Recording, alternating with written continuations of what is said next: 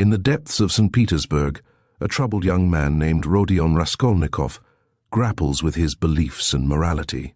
Driven by desperation and the allure of a grand philosophical theory, he commits a heinous crime that unravels his mind and spirit.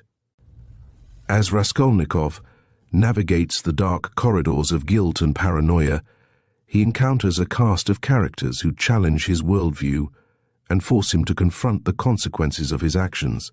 Join us as we delve into Fyodor Dostoyevsky's gripping exploration of crime, punishment, and the search for redemption.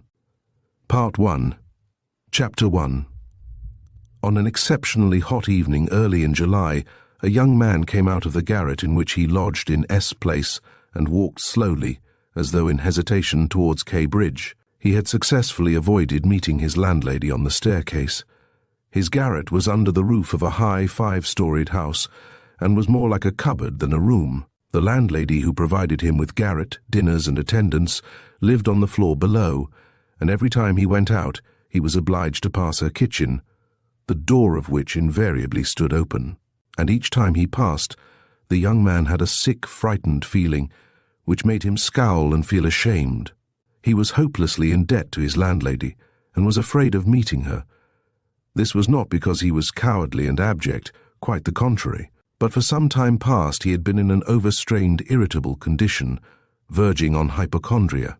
He had become so completely absorbed in himself and isolated from his fellows that he dreaded meeting not only his landlady, but anyone at all. He was crushed by poverty, but the anxieties of his position had of late ceased to weigh upon him. He had given up attending to matters of practical importance. He had lost all desire to do so. Nothing that any landlady could do had a real terror for him. But to be stopped on the stairs, to be forced to listen to her trivial, irrelevant gossip, to pestering demands for payment, threats and complaints, and to rack his brains for excuses, to prevaricate, to lie, no, rather than that, he would creep down the stairs like a cat and slip out unseen. This evening, however, on coming out into the street, he became acutely aware of his fears. I want to attempt a thing like that, and am frightened by these trifles, he thought with an odd smile. Yes, all is in a man's hands, and he lets it all slip from cowardice. That's an axiom. It would be interesting to know what it is men are most afraid of. Taking a new step, uttering a new word, is what they fear most. But I am talking too much. It's because I chatter that I do nothing. Or perhaps it is that I chatter because I do nothing. I've learned to chatter this last month, lying for days together in my den thinking. Of J-Jack, the giant killer. Why am I going there now? Am I capable of that? Is that serious? It is not serious at all. It's simply a fantasy to amuse myself, a plaything. Yes, maybe it is a plaything. The heat in the street was terrible, and the airlessness, the bustle and the plaster, scaffolding, bricks and dust all about him, and that special Petersburg stench, so familiar to all who are unable to get out of town in summer, all worked painfully upon the young man's already overwrought nerves.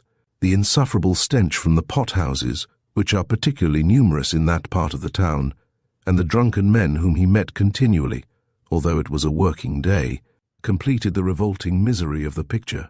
An expression of the profoundest disgust gleamed for a moment in the young man's refined face.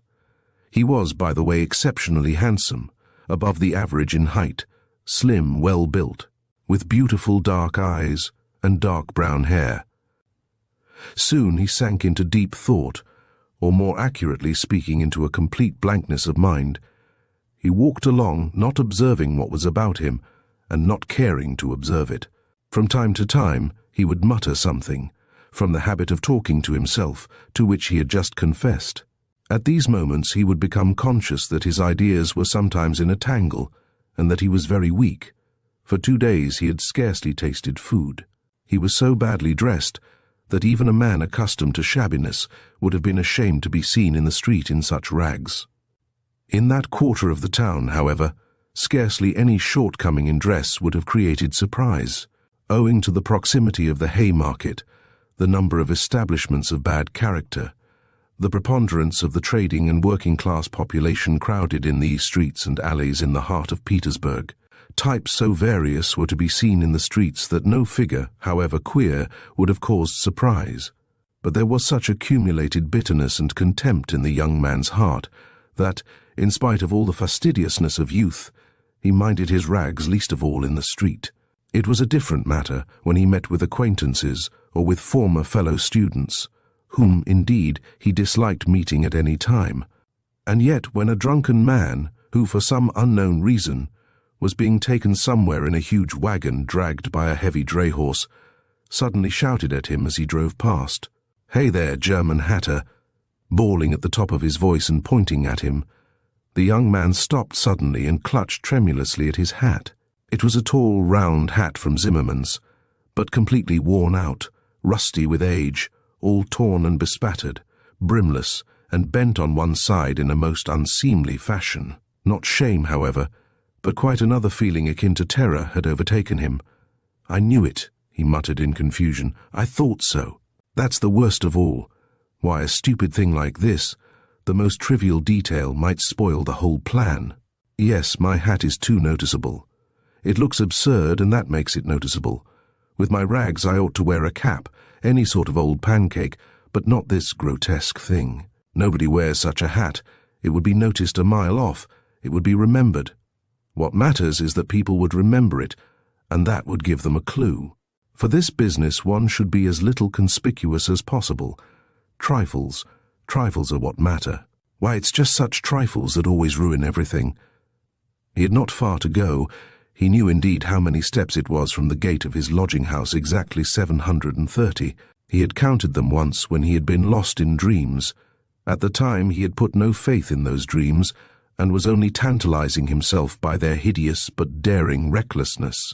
Now, a month later, he had begun to look upon them differently, and in spite of the monologues in which he jeered at his own impotence and indecision, he had involuntarily come to regard this hideous dream as an exploit to be attempted, although he still did not realize this himself. He was positively going now for a rehearsal of his project, and at every step his excitement grew more and more violent. With a sinking heart and a nervous tremor, he went up to a huge house which on one side looked onto the canal and on the other into the street. This house was let out in tiny tenements and was inhabited by working people of all kinds: tailors, locksmiths, cooks, Germans of sorts, girls picking up a living as best they could, petty clerks, etc. There was a continual coming and going through the two gates and in the two courtyards of the house. 3 or 4 doorkeepers were employed on the building. The young man was very glad to meet none of them, and at once slipped unnoticed through the door on the right and up the staircase. It was a back staircase, dark and narrow, but he was familiar with it already, and knew his way, and he liked all these surroundings. In such darkness even the most inquisitive eyes were not to be dreaded. If I am so scared now, what would it be if it somehow came to pass that I were really going to do it? He could not help asking himself as he reached the 4th story. There his progress was barred by some porters who were engaged in moving furniture out of a flat. He knew that the flat had been occupied by a German clerk in the civil service, and his family. This German was moving out then, and so the 4th floor on this staircase would be untenanted except by the old woman. "That's a good thing anyway," he thought to himself, as he rang the bell of the old woman's flat.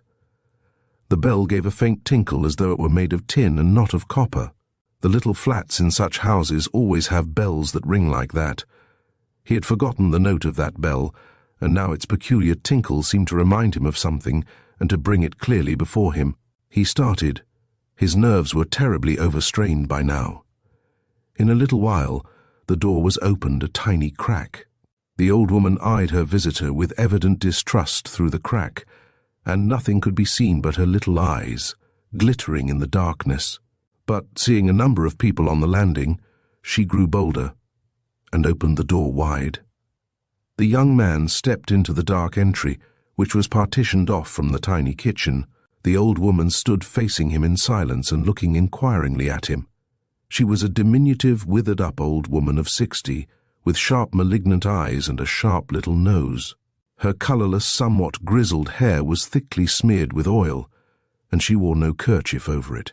Round her thin, long neck, which looked like a hen's leg, was knotted some sort of flannel rag, and in spite of the heat, there hung flapping on her shoulders a mangy fur cape, yellow with age.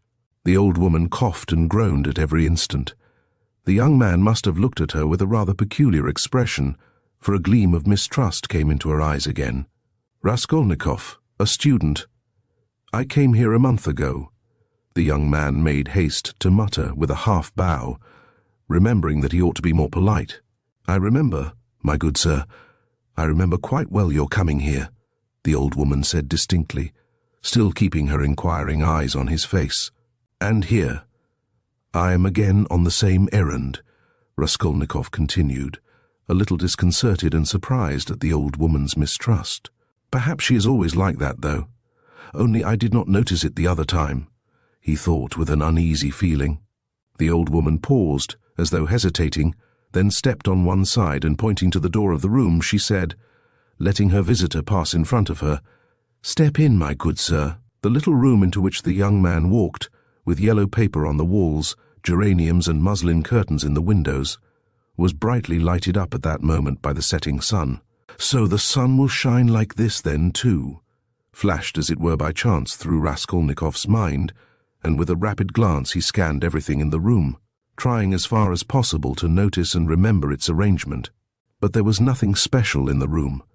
The furniture, all very old and of yellow wood, consisted of a sofa with a huge bent wooden back, an oval table in front of the sofa, a dressing table with a looking-glass fixed on it between the windows, chairs along the walls and 2 or 3 halfpenny prints in yellow frames, representing German damsels with birds in their hands. That was all. In the corner, a light was burning before a small icon. Everything was very clean. The floor and the furniture were brightly polished. Everything shone. Lizaveta's work, thought the young man. There was not a speck of dust to be seen in the whole flat. It's in the houses of spiteful old widows that one finds such cleanliness, Raskolnikov thought again, and he stole a curious glance at the cotton curtain over the door leading into another tiny room, in which stood the old woman's bed and chest of drawers, and into which he had never looked before. These 2 rooms made up the whole flat. "What do you want?" the old woman said severely, coming into the room and, as before, standing in front of him so as to look him straight in the face. "I've brought something to pawn here," and he drew out of his pocket an old-fashioned flat silver watch, on the back of which was engraved a globe. The chain was of steel. "But the time is up for your last pledge. The month was up the day before yesterday. I will bring you the interest for another month. Wait a little. But that's for me to do as I please, my good sir, to wait or to sell your pledge at once. How much will you give me for the watch, Alyona Ivanovna?" "You come with such trifles, my good sir, it's scarcely worth anything. I gave you 2 roubles last time for your ring, and one could buy it quite new at a jeweller's for 1.5 rubles. Give me 4 roubles for it, I shall redeem it. It was my father's. I shall be getting some money soon. 1.5 rubles, and interest in advance if you like." 1.5 rubles, cried the young man. "Please yourself." The old woman handed him back the watch. The young man took it, and was so angry that he was on the point of going away, but checked himself at once, remembering that there was nowhere else he could go, and that he had had another object also in coming. "Hand it over," he said roughly. The old woman fumbled in her pocket for her keys, and disappeared behind the curtain into the other room.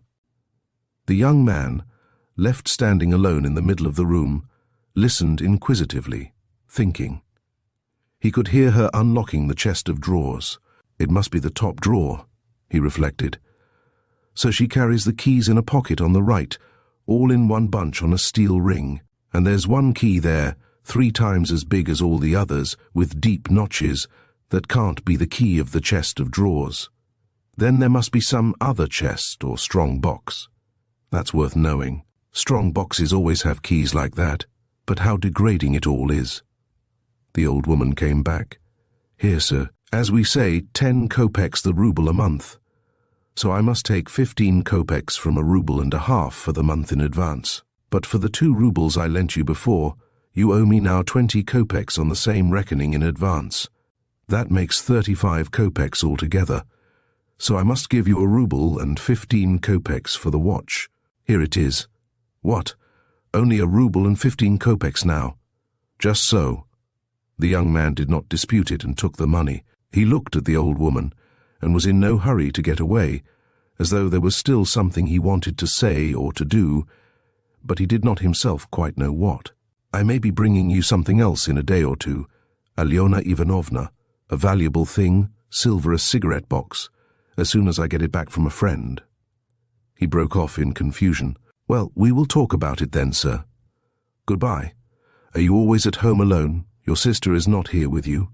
He asked her as casually as possible as he went out into the passage. What business is she of yours, my good sir? Oh, nothing particular, I simply asked. You are too quick. Good day, Alyona Ivanovna. Raskolnikov went out in complete confusion. This confusion became more and more intense. As he went down the stairs, he even stopped short, 2 or 3 times, as though suddenly struck by some thought. When he was in the street, he cried out, "Oh God, how loathsome it all is! And can I possibly? No, it's nonsense, it's rubbish," he added resolutely. "And how could such an atrocious thing come into my head? What filthy things my heart is capable of. Yes, filthy above all, disgusting, loathsome, loathsome. And for a whole month I've been." But no words, no exclamations could express his agitation, the feeling of intense repulsion, which had begun to oppress and torture his heart while he was on his way to the old woman, had by now reached such a pitch and had taken such a definite form that he did not know what to do with himself to escape from his wretchedness. He walked along the pavement like a drunken man, regardless of the passers-by, and jostling against them, and only came to his senses when he was in the next street. Looking round, he noticed that he was standing close to a tavern which was entered by steps leading from the pavement to the basement. At that instant 2 drunken men came out at the door, and abusing and supporting one another, they mounted the steps. Without stopping to think, Raskolnikov went down the steps at once. Till that moment he had never been into a tavern, but now he felt giddy and was tormented by a burning thirst. He longed for a drink of cold beer, and attributed his sudden weakness to the want of food. He sat down at a sticky little table in a dark and dirty corner, ordered some beer, and eagerly drank off the first glassful. At once he felt easier, and his thoughts became clear. "All that's nonsense," he said hopefully, "and there is nothing in it all to worry about. It's simply physical derangement. Just a glass of beer, a piece of dry bread, and in one moment the brain is stronger, the mind is clearer, and the will is firm. Phew, how utterly petty it all is." But in spite of this scornful reflection, he was by now looking cheerful, as though he were suddenly set free from a terrible burden, and he gazed round in a friendly way at the people in the room. But even at that moment he had a dim foreboding that this happier frame of mind was also not normal. There were few people at the time in the tavern. Besides the 2 drunken men he had met on the steps, a group consisting of about 5 men and a girl with a concertina had gone out at the same time. Their departure left the room quiet and rather empty. The persons still in the tavern were a man who appeared to be an artisan, drunk, but not extremely so, sitting before a pot of beer, and his companion, a huge, stout man with a grey beard, in a short, full-skirted coat. He was very drunk, and had dropped asleep on the bench. Every now and then, he began as though in his sleep, cracking his fingers, with his arms wide apart and the upper part of his body bounding about on the bench, while he hummed some meaningless refrain, trying to recall some such lines as these: "His wife a year he fondly loved his wife, a year he fondly loved," or suddenly waking up again. Walking along the crowded row, he met the one he used to know. But no one shared his enjoyment. His silent companion looked with positive hostility and mistrust at all these manifestations. There was another man in the room who looked somewhat like a retired government clerk. He was sitting apart, now and then sipping from his pot and looking round at the company. He, too, appeared to be in some agitation. Chapter 2. Raskolnikov was not used to crowds, and, as we said before, he avoided society of every sort, more especially of late. But now all at once he felt a desire to be with other people. Something new seemed to be taking place within him, and with it he felt a sort of thirst for company. He was so weary after a whole month of concentrated wretchedness and gloomy excitement that he longed to rest, if only for a moment, in some other world, whatever it might be. And, in spite of the filthiness of the surroundings, he was glad now to stay in the tavern. The master of the establishment was in another room, but he frequently came down some steps into the main room, his jaunty tarred boots with red turn-over tops coming into view each time before the rest of his person. He wore a full coat and a horribly greasy black satin waistcoat, with no cravat, and his whole face seemed smeared with oil like an iron lock. At the counter stood a boy of about 14, and there was another boy somewhat younger who handed whatever was wanted. On the counter lay some sliced cucumber, some pieces of dried black bread, and some fish, chopped up small, all smelling very bad. It was insufferably close, and so heavy with the fumes of spirits that 5 minutes in such an atmosphere might well make a man drunk. There are chance meetings with strangers that interest us from the first moment, before a word is spoken. Such was the impression made on Raskolnikov by the person sitting a little distance from him, who looked like a retired clerk. The young man often recalled this impression afterwards, and even ascribed it to presentiment. He looked repeatedly at the clerk, partly no doubt because the latter was staring persistently at him, obviously anxious to enter into conversation. At the other persons in the room, including the tavern-keeper, the clerk looked as though he were used to their company, and weary of it, showing a shade of condescending contempt for them as persons of station and culture inferior to his own, with whom it would be useless for him to converse. He was a man over 50, bald and grizzled, of medium height and stoutly built. His face, bloated from continual drinking, was of a yellow, even greenish, tinge, with swollen eyelids out of which keen reddish eyes gleamed like little slits. But there was something very strange in him. There was a light in his eyes as though of intense feeling, perhaps there were even thought and intelligence, but at the same time there was a gleam of something like madness. He was wearing an old and hopelessly ragged black dress coat, with all its buttons missing except one, and that one he had buttoned, evidently clinging to this last trace of respectability. A crumpled shirt front, covered with spots and stains, protruded from his canvas waistcoat. Like a clerk, he wore no beard nor moustache, but had been so long unshaven that his chin looked like a stiff greyish brush, and there was something respectable and like an official about his manner too. But he was restless.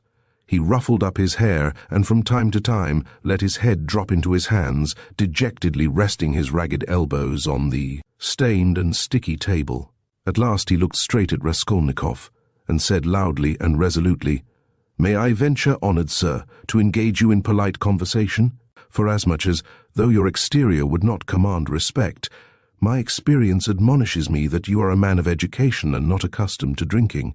I have always respected education when in conjunction with genuine sentiments, and I am besides a titular councillor in rank. Marmeladov, such is my name, titular councillor. I make bold to inquire. Have you been in the service?" "No, I am studying," answered the young man, somewhat surprised at the grandiloquent style of the speaker, and also at being so directly addressed, in spite of the momentary desire he had just been feeling for company of any sort. On being actually spoken to, he felt immediately his habitual irritable and uneasy aversion for any stranger who approached or attempted to approach him. "A student, then, or formerly a student," cried the clerk. "Just what I thought. I'm a man of experience, immense experience, sir," and he tapped his forehead with his fingers in self-approval. "You've been a student or have attended some learned institution. But allow me." He got up, staggered, took up his jug and glass, and sat down beside the young man, facing him a little sideways. He was drunk, but spoke fluently and boldly, only occasionally losing the thread of his sentences and drawling his words. He pounced upon Raskolnikov as greedily as though he too had not spoken to a soul for a month. "Honoured sir," he began almost with solemnity, "poverty is not a vice, that's a true saying. Yet I know too that drunkenness is not a virtue, and that that's even truer. But beggary, honoured sir, beggary is a vice.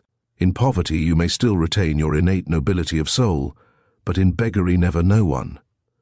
For beggary a man is not chased out of human society with a stick, he is swept out with a broom, so as to make it as humiliating as possible, and quite right too, for as much as in beggary, I am ready to be the first to humiliate myself.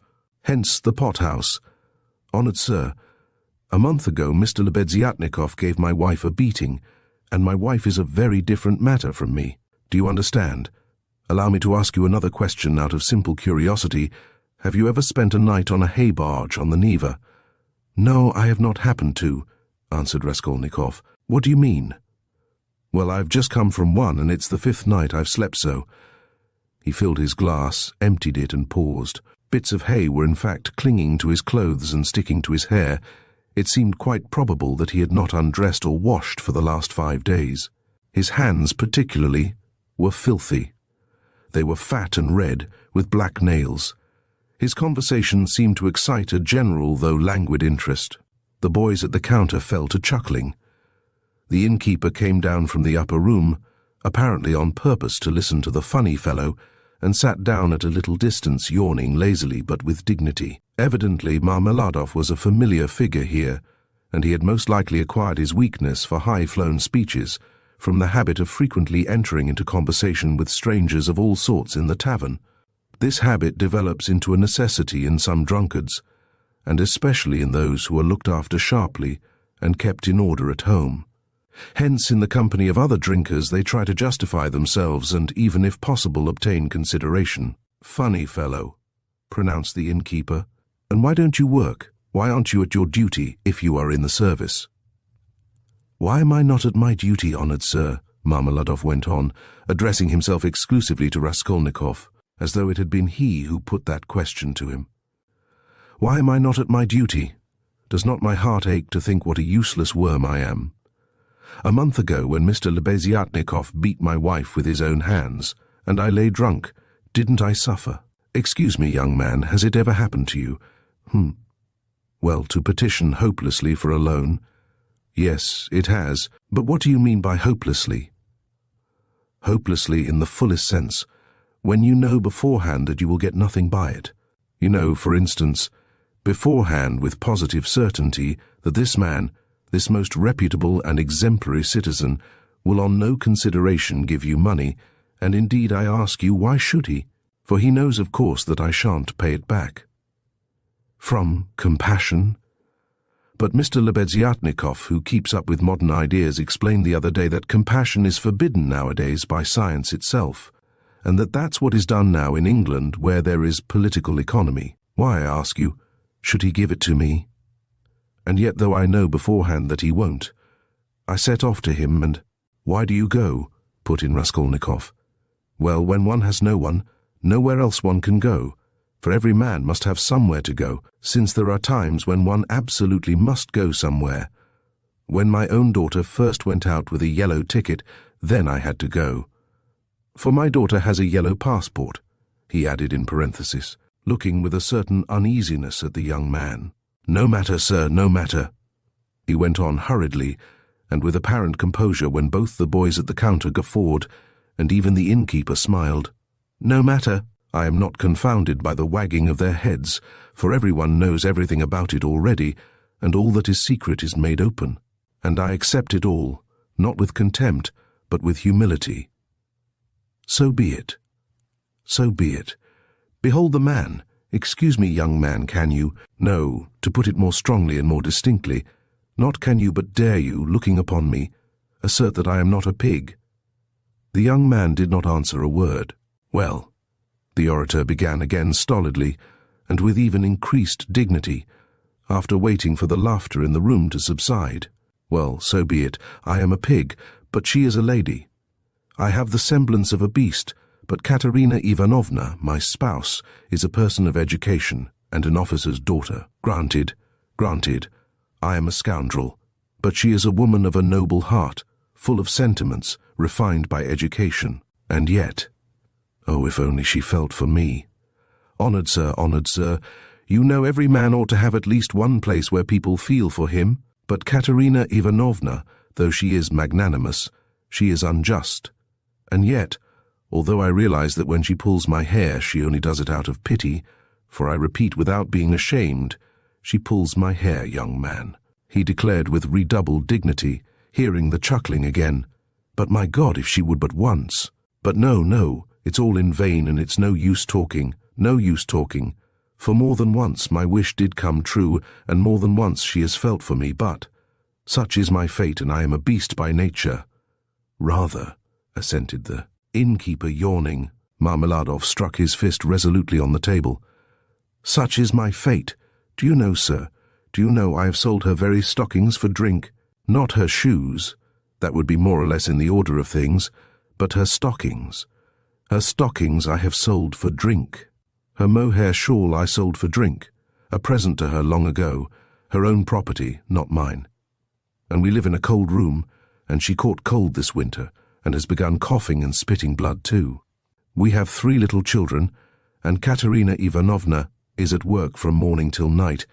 She is scrubbing and cleaning and washing the children, for she's been used to cleanliness from a child. But her chest is weak, and she has a tendency to consumption, and I feel it. Do you suppose I don't feel it? And the more I drink, the more I feel it. That's why I drink too. I try to find sympathy and feeling in drink. I drink so that I may suffer twice as much." And as though in despair he laid his head down on the table. "Young man," he went on, raising his head again, "in your face I seem to read some trouble of mind. When you came in I read it, and that was why I addressed you at once.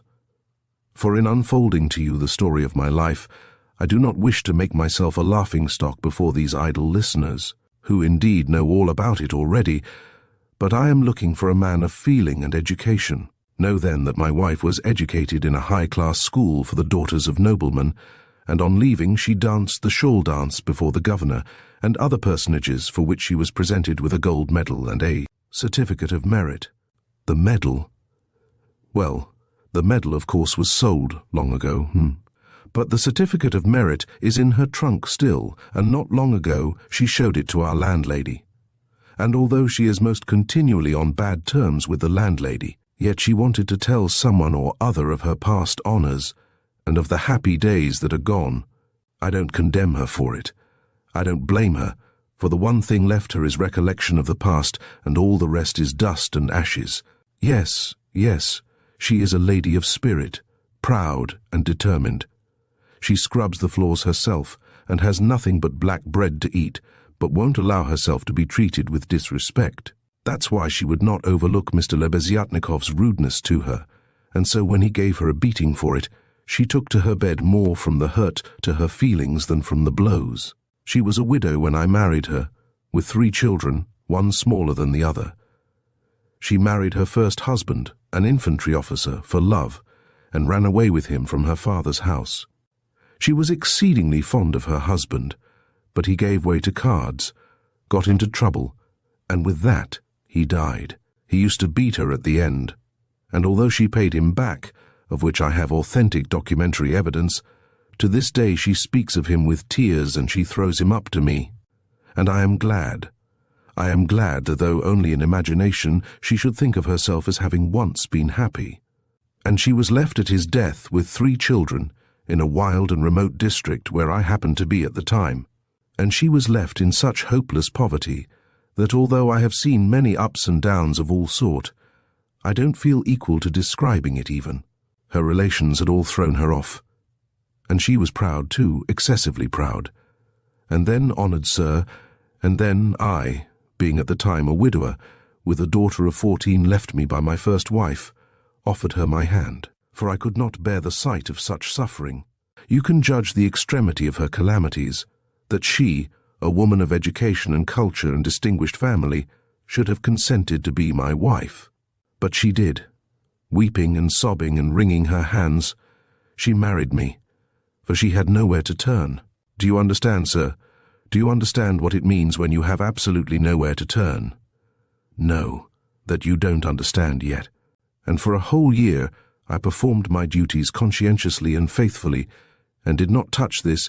He tapped the jug with his finger, for I have feelings, but even so I could not please her, And then I lost my place too, and that through no fault of mine but through changes in the office, and then I did touch it. It will be a year and a half ago soon since we found ourselves at last, after many wanderings and numerous calamities in this magnificent capital, adorned with innumerable monuments. Here I obtained a situation. I obtained it and I lost it again. Do you understand? This time it was through my own fault I lost it, for my weakness had come out. We have now part of a room at Amalia Fyodorovna Lipevexel's, and what we live upon and what we pay our rent with I could not say. There are a lot of people living there besides ourselves. Dirt and disorder, a perfect bedlam. Yes. And meanwhile my daughter by my first wife has grown up, and what my daughter has had to put up with from her stepmother while she was growing up, I won't speak of. For, though Katerina Ivanovna is full of generous feelings, she is a spirited lady, irritable and short-tempered. Yes, but it's no use going over that. Sonia, as you may well fancy, has had no education. I did make an effort 4 years ago to give her a course of geography and universal history, but as I was not very well up in those subjects myself, and we had no suitable books, and what books we had. Anyway, we have not even those now, so all our instruction came to an end. We stopped at Cyrus of Persia. Since she has attained years of maturity, she has read other books of romantic tendency, and of late she had read with great interest a book she got through Mr. Lebeziatnikov, Lewis's Physiology. Do you know it? And even recounted extracts from it to us, and that's the whole of her education. And now may I venture to address you, honoured sir, on my own account with a private question. Do you suppose that a respectable poor girl can earn much by honest work? Not 15 farthings a day can she earn, if she is respectable and has no special talent, and that without putting her work down for an instant. And what's more, Ivan Ivanitch Klopstock, the civil councillor, have you heard of him? Has not to this day paid her for the half-dozen linen shirts she made him, and drove her roughly away, stamping and reviling her, on the pretext that the shirt collars were not made like the pattern, and were put in askew. And there are the little ones hungry. And Katerina Ivanovna walking up and down and wringing her hands, her cheeks flushed red, as they always are in that disease. Here you live with us, says she, you eat and drink and are kept warm, and you do nothing to help. And much she gets to eat and drink when there is not a crust for the little ones for 3 days. I was lying at the time. Well, what of it? I was lying drunk, and I heard my Sonia speaking.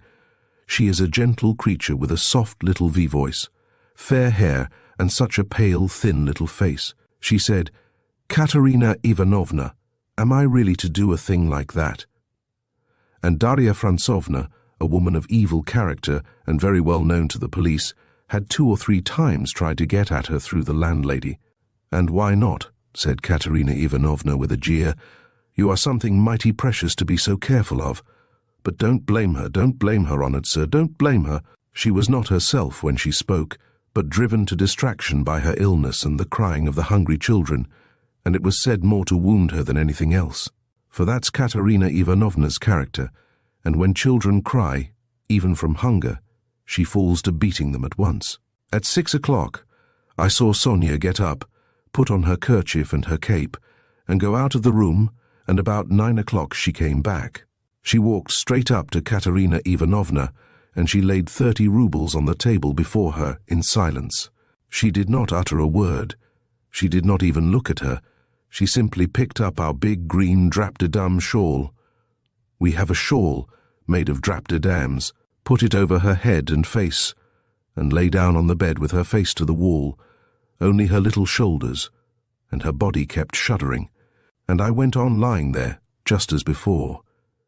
And then I saw, young man, I saw Katerina Ivanovna, in the same silence, go up to Sonia's little bed. She was on her knees all the evening kissing Sonia's feet, and would not get up, and then they both fell asleep in each other's arms. Together, yes. And Hugh lay drunk. Marmeladov stopped short, as though his voice had failed him. Then he hurriedly filled his glass, drank, and cleared his throat. Since then, sir, he went on, after a brief pause, since then, owing to an unfortunate occurrence and through information given by evil-intentioned persons, in all which Darya Frantsovna took a leading part on the pretext that she had been treated with want of respect. Since then my daughter Sofia Semyonovna has been forced to take a yellow ticket, and owing to that she is unable to go on living with us. For our landlady, Amalia Fyodorovna, would not hear of it, though she had backed up Darya Frantsovna before, and Mr. Lebeziatnikov too. All the trouble between him and Katerina Ivanovna was on Sonia's account. At first he was for making up to Sonia himself, and then all of a sudden he stood on his dignity. "How," said he, "can a highly educated man like me live in the same rooms with a girl like that?" And Katerina Ivanovna would not let it pass. She stood up for her. And so that's how it happened. And Sonia comes to us now, mostly after dark. She comforts Katerina Ivanovna and gives her all she can. She has a room at the Kapanamovs' the tailors. She lodges with them. Kapanamov is a lame man with a cleft palate, and all of his numerous family have cleft palates too. And his wife, too, has a cleft palate. They all live in one room, but Sonia has her own, partitioned off. Yes, very poor people, and all with cleft palates. Yes. Then I got up in the morning, and put on my rags, lifted up my hands to heaven, and set off to His Excellency Ivan Afanasyevich. His Excellency Ivan Afanasyevich. Do you know him? No? Well then, it's a man of God you don't know. He is wax. Wax before the face of the Lord, even as wax melteth. His eyes were dim when he heard my story. Marmeladov, once already you have deceived my expectations. I'll take you once more on my own responsibility. That's what he said, remember, he said, and now you can go. I kissed the dust at his feet in thought only, for in reality he would not have allowed me to do it, being a statesman and a man of modern political and enlightened ideas. I returned home, and when I announced that I'd been taken back into the service and should receive a salary, heavens, what a to-do there was. Marmeladov stopped again in violent excitement. At that moment, a whole party of revellers already drunk came in from the street, and the sounds of a hired concertina and the cracked piping voice of a child of 7 singing the Hamlet were heard in the entry. The room was filled with noise. The tavern keeper and the boys were busy with the newcomers. Marmeladov, paying no attention to the new arrivals, continued his story. He appeared by now to be extremely weak, but as he became more and more drunk, he became more and more talkative. The recollection of his recent success in getting the situation seemed to revive him, and was positively reflected in a sort of radiance on his face. Raskolnikov listened attentively. "That was 5 weeks ago, sir, yes. As soon as Katerina Ivanovna and Sonia heard of it, mercy on us, it was as though I stepped into the kingdom of heaven. It used to be, you can lie like a beast, nothing but abuse. Now they were walking on tiptoe, hushing the children. Semyon Zaharovitch is tired with his work at the office. He is resting. Shh. They made me coffee before I went to work and boiled cream for me. They began to get real cream for me, do you hear that? And how they managed to get together the money for a decent outfit, 11 rubles. 50 kopecks, I can't guess. Boots, cotton shirt fronts, most magnificent, a uniform. They got up all in splendid style, for 11 rubles and a half. The first morning I came back from the office, I found Katerina Ivanovna had cooked 2 courses for dinner soup and salt meat with horseradish, which we had never dreamed of till then. She had not any dresses, none at all, but she got herself up as though she were going on a visit, and not that she had anything to do it with. She smartened herself up with nothing at all.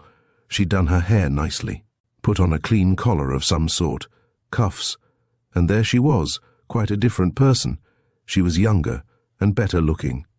Sonia, my little darling, had only helped with money for the time, she said. It won't do for me to come and see you too often. After dark, maybe, when no one can see. Do you hear? Do you hear? I lay down for a nap after dinner, and what do you think? Though Katerina Ivanovna had quarrelled to the last degree with our landlady Amalia Fyodorovna only a week before, she could not resist then asking her in to coffee. For 2 hours they were sitting, whispering together. "Semyon Zaharovitch is in the service again now and receiving a salary," says she, "and he went himself to His Excellency, and His Excellency himself came out to him, made all the others wait, and led Semyon Zaharovitch by the hand before everybody into his study. 'Do you hear? Do you hear?' 'To be sure,' says he. 'Semyon Zaharovitch, remembering your past services,' says he, 'and in spite of your propensity to that foolish weakness, since you promise now, and since moreover we've got on badly without you, do you hear, do you hear? And so,' says he, 'I rely now on your word as a gentleman.' And all that, let me tell you, she has simply made up for herself, and not simply out of wantonness, for the sake of bragging. No, she believes it all herself. She amuses herself with her own fancies, upon my word she does. And I don't blame her for it. No, I don't blame her. 6 days ago, when I brought her my first earnings in full 23 roubles, 40 kopecks altogether, she called me her poppet. 'Poppet,' said she, 'my little poppet.' And when we were by ourselves, you understand, you would not think me a beauty. You would not think much of me as a husband, would you? Well, she pinched my cheek. 'My little poppet,' said she. Marmeladov broke off, tried to smile, but suddenly his chin began to twitch. He controlled himself, however. The tavern, the degraded appearance of the man, the 5 nights in the hay-barge, and the pot of spirits, and yet this poignant love for his wife and children bewildered his listener. Raskolnikov listened intently, but with a sick sensation. He felt vexed that he had come here. "Honoured sir, cried Marmeladov, recovering himself. "Oh, sir, perhaps all this seems a laughing matter to you, as it does to others, and perhaps I am only worrying you with the stupidity of all the trivial details of my home life, but it is not a laughing matter to me, for I can feel it all. And the whole of that heavenly day of my life, and the whole of that evening, I passed in fleeting dreams of how I would arrange it all, and how I would dress all the children, and how I should give her rest, and how I should rescue my own daughter from dishonour and restore her to the bosom of her family. And a great deal more. Quite excusable, sir. Well then, sir." Marmeladov suddenly gave a sort of start, raised his head and gazed intently at his listener. "Well, on the very next day after all those dreams, that is to say, exactly 5 days ago in the evening, by a cunning trick, like a thief in the night, I stole from Katerina Ivanovna the key of her box, took out what was left of my earnings. How much it was I have forgotten, and now look at me, all of you. It's the 5th day since I left home, and they are looking for me there, and it's the end of my employment, and my uniform is lying in a tavern on the Egyptian bridge. I exchanged it for the garments I have on. And it's the end of everything." Marmeladov struck his forehead with his fist, clenched his teeth, closed his eyes and leaned heavily with his elbow on the table. But a minute later his face suddenly changed, and with a certain assumed slyness and affectation of bravado, he glanced at Raskolnikov, laughed, and said, "This morning I went to see Sonia. I went to ask her for a pick-me-up. He. You don't say she gave it to you," cried one of the newcomers. He shouted the words and went off into a guffaw. "This very quart was bought with her money," Marmeladov declared, addressing himself exclusively to Raskolnikov. 30 kopecks she gave me with her own hands, her last, all she had, as I saw. She said nothing. She only looked at me without a word, not on earth, but up yonder. They grieve over men, they weep, but they don't blame them, they don't blame them. But it hurts more when they don't blame. 30 kopecks, yes. And maybe she needs them now, eh? What do you think, my dear sir? For now she's got to keep up her appearance. It costs money, that smartness, that special smartness, you know. Do you understand? And there's pomatum, too, you see. She must have things, petticoats, starched ones, shoes, too, real jaunty ones to show off her foot when she has to step over a puddle. Do you understand, sir? Do you understand what all that smartness means? And here I, her own father, here I took 30 kopecks of that money for a drink, and I am drinking it, and I have already drunk it. Come, who will have pity on a man like me, eh? Are you sorry for me, sir, or not? Tell me, sir, are you sorry or not? He. He would have filled his glass, but there was no drink left. The pot was empty. "What are you to be pitied for?" shouted the tavern-keeper, who was again near them. Shouts of laughter and even oaths followed. The laughter and the oaths came from those who were listening, and also from those who had heard nothing, but were simply looking at the figure of the discharged government clerk. "To be pitied? Why am I to be pitied?"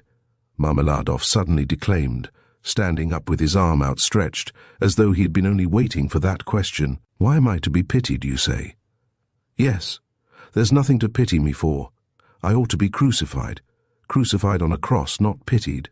Crucify me, O judge, crucify me, but pity me, and then I will go of myself to be crucified, for it's not merrymaking I seek, but tears and tribulation. Do you suppose, you that sell, that this pint of yours has been sweet to me? It was tribulation I sought at the bottom of it, tears and tribulation, and have found it, and I have tasted it. But he will pity us, who has had pity on all men, who has understood all men and all things. He is the one, he too is the judge. He will come in that day, and he will ask, 'Where is the daughter who gave herself for her cross, consumptive stepmother, and for the little children of another? Where is the daughter who had pity upon the filthy drunkard, her earthly father, undismayed by his beastliness?' And he will say, 'Come to me. I have already forgiven thee once. I have forgiven thee unst. Thy sins which are many are forgiven thee, for thou hast loved Mwuch.' And he will forgive my Sonia. He will forgive. I know it. I felt it in my heart when I was with her just now. And he will judge and will forgive all, the good and the evil, the wise and the meek. And when he is done with all of them, then he will summon us. 'You too come forth,' he will say. 'Come forth, ye drunkards, come forth, ye weak ones, come forth, ye children of shame.' And we shall all come forth without shame and shall stand before him. And he will say unto us, 'Ye are swine, made in the image of the beast and with his mark, but come ye also.' And the wise ones and those of understanding will say, 'O Lord, why dost thou receive these men?' And he will say, 'This is why I receive them, O ye wise, this is why I receive them, O ye of understanding, that not one of them believed himself to be worthy of this.' And he will hold out his hands to us, and we shall fall down before him, and we shall weep, and we shall understand all things. Then we shall understand all, and all will understand. Katerina Ivanovna even, she will understand. Lord, thy kingdom come." And he sank down on the bench, exhausted and helpless, looking at no one, apparently oblivious of his surroundings and plunged in deep thought. His words had created a certain impression. There was a moment of silence, but soon laughter and oaths were heard again. "That's his notion. Talked himself silly. A fine clerk he is." And so on, and so on. "Let us go, sir," said Marmeladov all at once, raising his head and addressing Raskolnikov. "Come along with me. Kozel's house," looking into the yard. "I'm going to Katerina Ivanovna time, I did." Raskolnikov had for some time been wanting to go, and he had meant to help him. Marmeladov was much unsteadier on his legs than in his speech, and leaned heavily on the young man. They had 200 or 300 paces to go. The drunken man was more and more overcome by dismay and confusion as they drew nearer the house. "It's not Katerina Ivanovna I am afraid of now," he muttered in agitation, "and that she will begin pulling my hair. What does my hair matter? Bother my hair, that's what I say. Indeed, it will be better if she does begin pulling it. That's not what I am afraid of. It's her eyes I am afraid, oof. Yes, her ease. The red on her cheeks, too, frightens me. And her breathing, too. Have you noticed how people in that disease breathe? When they are excited. I am frightened of the children's crying, too. For if Sonia has not taken them food, I don't know what's happened. I don't know. But blows I am not afraid, oof. No, sir, that such blows are not a pain to me, but even an enjoyment. In fact, I can't get on without it. It's better so. Let her strike me, it relieves her heart. It's better SSO. There is the house of Kozel, the cabinet maker, a German well-to-do. Lead the way. They went in from the yard and up to the 4th story. The staircase got darker and darker as they went up. It was nearly 11 o'clock, and although in summer in Petersburg there is no real night, yet it was quite dark at the top of the stairs. A grimy little door at the very top of the stairs stood ajar. A very poor-looking room about 10 paces long was lighted up by a candle end. The whole of it was visible from the entrance. It was all in disorder, littered up with rags of all sorts, especially children's garments. Across the furthest corner was stretched a ragged sheet. Behind it probably was the bed. There was nothing in the room except 2 chairs and a sofa covered with American leather, full of holes, before which stood an old deal kitchen table, unpainted and uncovered. At the edge of the table stood a smouldering tallow candle in an iron candlestick. It appeared that the family had a room to themselves, not part of a room, but their room was practically a passage. The door leading to the other rooms, or rather cupboards, into which Amalia Lipovexel's flat was divided, stood half open, and there was shouting, uproar and laughter within. People seemed to be playing cards and drinking tea there. Words of the most unceremonious kind flew out from time to time. Raskolnikov recognized Katerina Ivanovna at once. She was a rather tall, slim and graceful woman, terribly emaciated, with magnificent dark brown hair and with a hectic flush in her cheeks. She was pacing up and down in her little room, pressing her hands against her chest. Her lips were parched, and her breathing came in nervous, broken gasps. Her eyes glittered as in fever and looked about with a harsh, immovable stare, and that consumptive and excited face, with the last flickering light of the candle end playing upon it, made a sickening impression. She seemed to Raskolnikov about 30 years old, and was certainly a strange wife for Marmeladov. She had not heard them, and did not notice them coming in. She seemed to be lost in thought, hearing and seeing nothing. The room was close, but she had not opened the window. A stench rose from the staircase, but the door onto the stairs was not closed. From the inner rooms clouds of tobacco smoke floated in. She kept coughing, but did not close the door. The youngest child, a girl of 6, was asleep, sitting curled up on the floor with her head on the sofa. A boy a year older stood crying and shaking in the corner. Probably he had just had a beating. Beside him stood a girl of 9 years old, tall and thin, wearing a thin and ragged chemise with an ancient cashmere pelisse flung over her bare shoulders, long outgrown and barely reaching her knees. Her arm, as thin as a stick, was round her brother's neck. She was trying to comfort him, whispering something to him and doing all she could to keep him from whimpering again. At the same time, her large dark eyes, which looked larger still from the thinness of her frightened face, were watching her mother with alarm. Marmeladov did not enter the door, but dropped on his knees in the very doorway, pushing Raskolnikov in front of him. The woman, seeing a stranger, stopped indifferently facing him, coming to herself for a moment, and apparently wondering what he had come for. But evidently she decided that he was going into the next room, as he had to pass through hers to get there.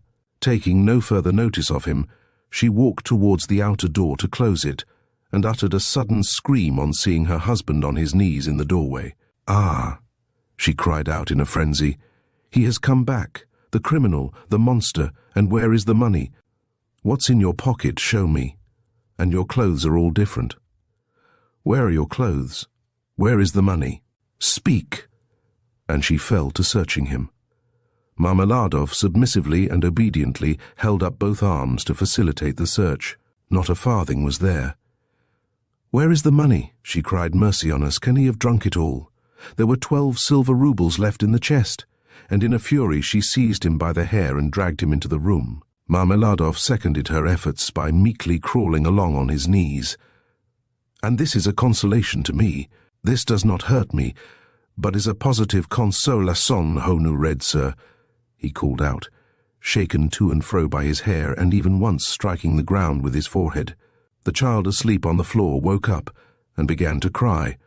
The boy in the corner, losing all control, began trembling and screaming and rushed to his sister in violent terror, almost in a fit. The eldest girl was shaking like a leaf. "He's drunk it! He's drunk it all!" the poor woman screamed in despair. "And his clothes are gone! And they are hungry, hungry!" Wringing her hands, she pointed to the children. "Oh, accursed life! And you, are you not ashamed?" She pounced all at once upon Raskolnikov. "From the tavern. Have you been drinking with him? You have been drinking with him too. Go away." The young man was hastening away without uttering a word. The inner door was thrown wide open, and inquisitive faces were peering in at it. Coarse, laughing faces with pipes and cigarettes and heads wearing caps thrust themselves in at the doorway. Further in could be seen figures in dressing gowns flung open, in costumes of unseemly scantiness, some of them with cards in their hands. They were particularly diverted when Marmeladov, dragged about by his hair, shouted that it was a consolation to him. They even began to come into the room. At last a sinister, shrill outcry was heard. This came from Amalia Lipovexel herself, pushing her way amongst them, and trying to restore order after her own fashion, and for the 100th time to frighten the poor woman by ordering her with coarse abuse to clear out of the room next day. As he went out, Raskolnikov had time to put his hand into his pocket, to snatch up the coppers he had received in exchange for his rouble in the tavern, and to lay them unnoticed on the window. Afterwards on the stairs he changed his mind and would have gone back. "What a stupid thing I've done," he thought to himself. "They have Sonia and I want it myself." But reflecting that it would be impossible to take it back now, and that in any case he would not have taken it, he dismissed it with a wave of his hand, and went back to his lodging. "Sonia wants pomatum too," he said as he walked along the street, and he laughed malignantly. "Such smartness costs money. And maybe Sonia herself will be bankrupt today, for there is always a risk hunting big game, digging for gold. They would all be without a crust tomorrow except for my money. Hurrah for Sonia. What a mine they've dug there. And they're making the most of it. Yes, they are making the most of it. They've wept over it and grown used to it. Man grows used to everything, the scoundrel." He sank into thought. "And what if I am wrong?" he cried suddenly after a moment's thought.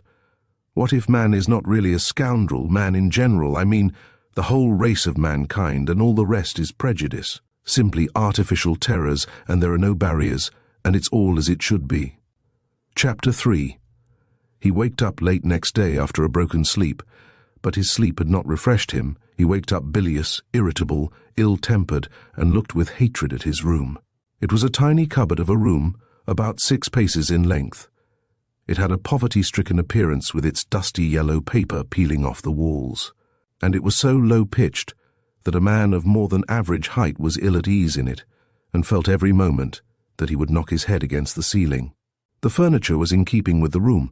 There were 3 old chairs, rather rickety, a painted table in the corner, on which lay a few manuscripts and books. The dust that lay thick upon them showed that they had been long untouched. A big, clumsy sofa occupied almost the whole of one wall and half the floor space of the room. It was once covered with chintz, but was now in rags and served Raskolnikov as a bed. Often he went to sleep on it, as he was, without undressing, without sheets, wrapped in his old student's overcoat, with his head on one little pillow, under which he heaped up all the linen he had, clean and dirty, by way of a bolster. A little table stood in front of the sofa. It would have been difficult to sink to a lower ebb of disorder, but to Raskolnikov, in his present state of mind, this was positively agreeable.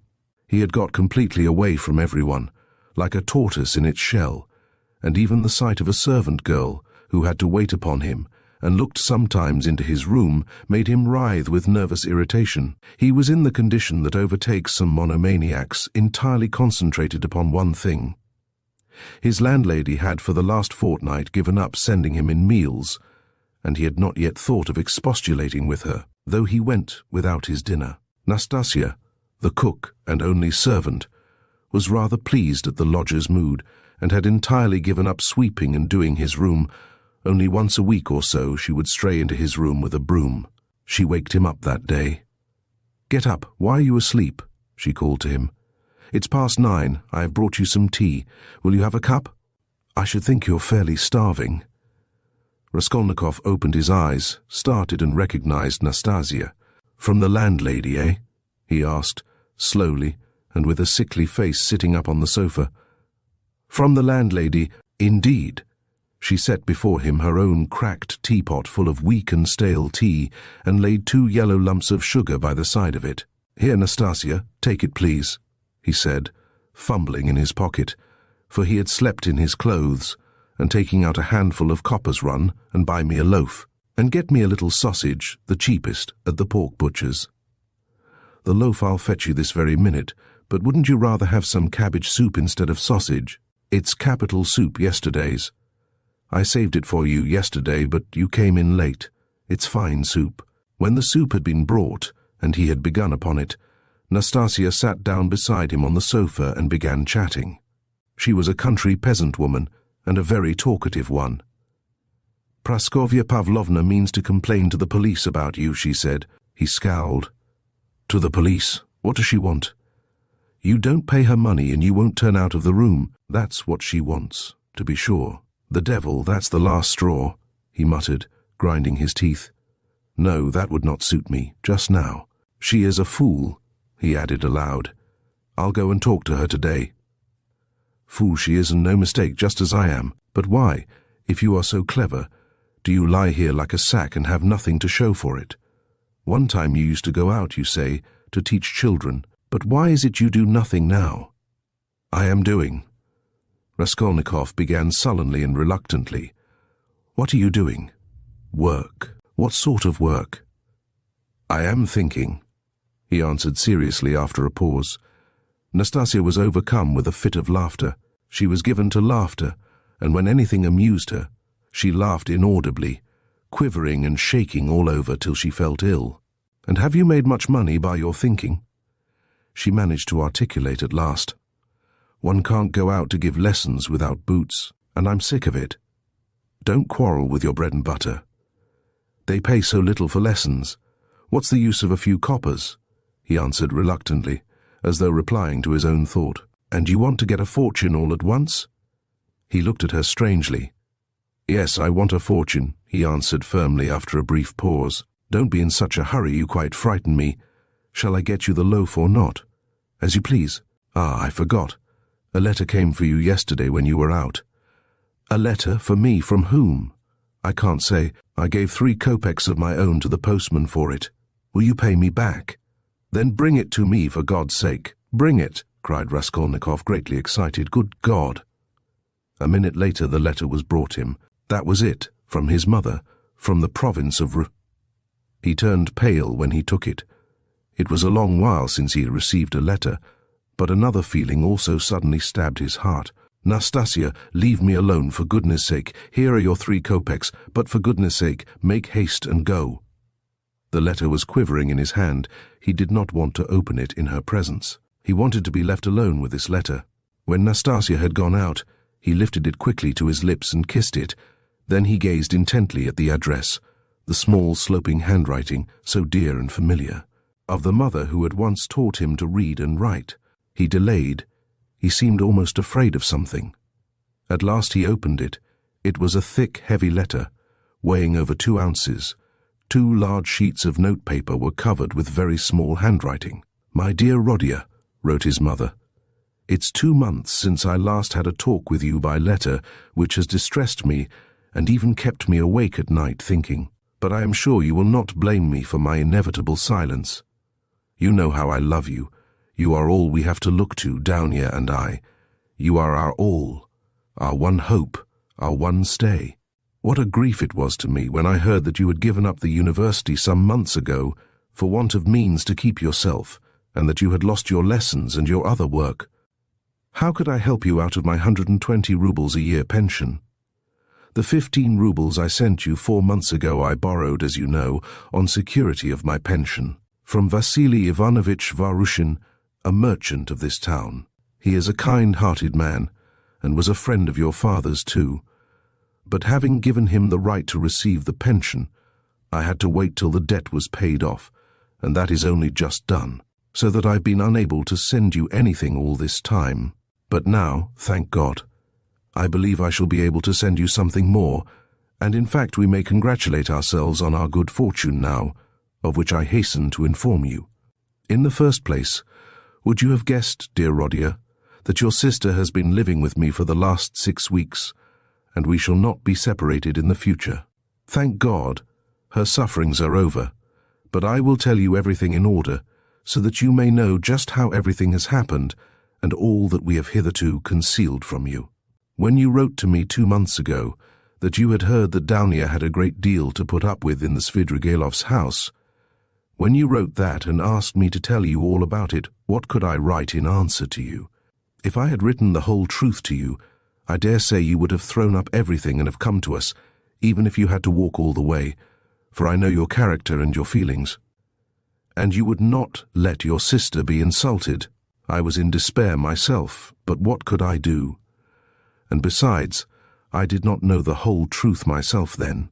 What made it all so difficult was that Downia received 100 rubles in advance when she took the place as governess in their family, on condition of part of her salary being deducted every month.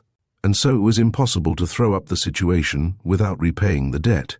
This sum, now I can explain it all to you, my precious Rodia, she took chiefly in order to send you 60 rubles, which you needed so terribly then, and which you received from us last year.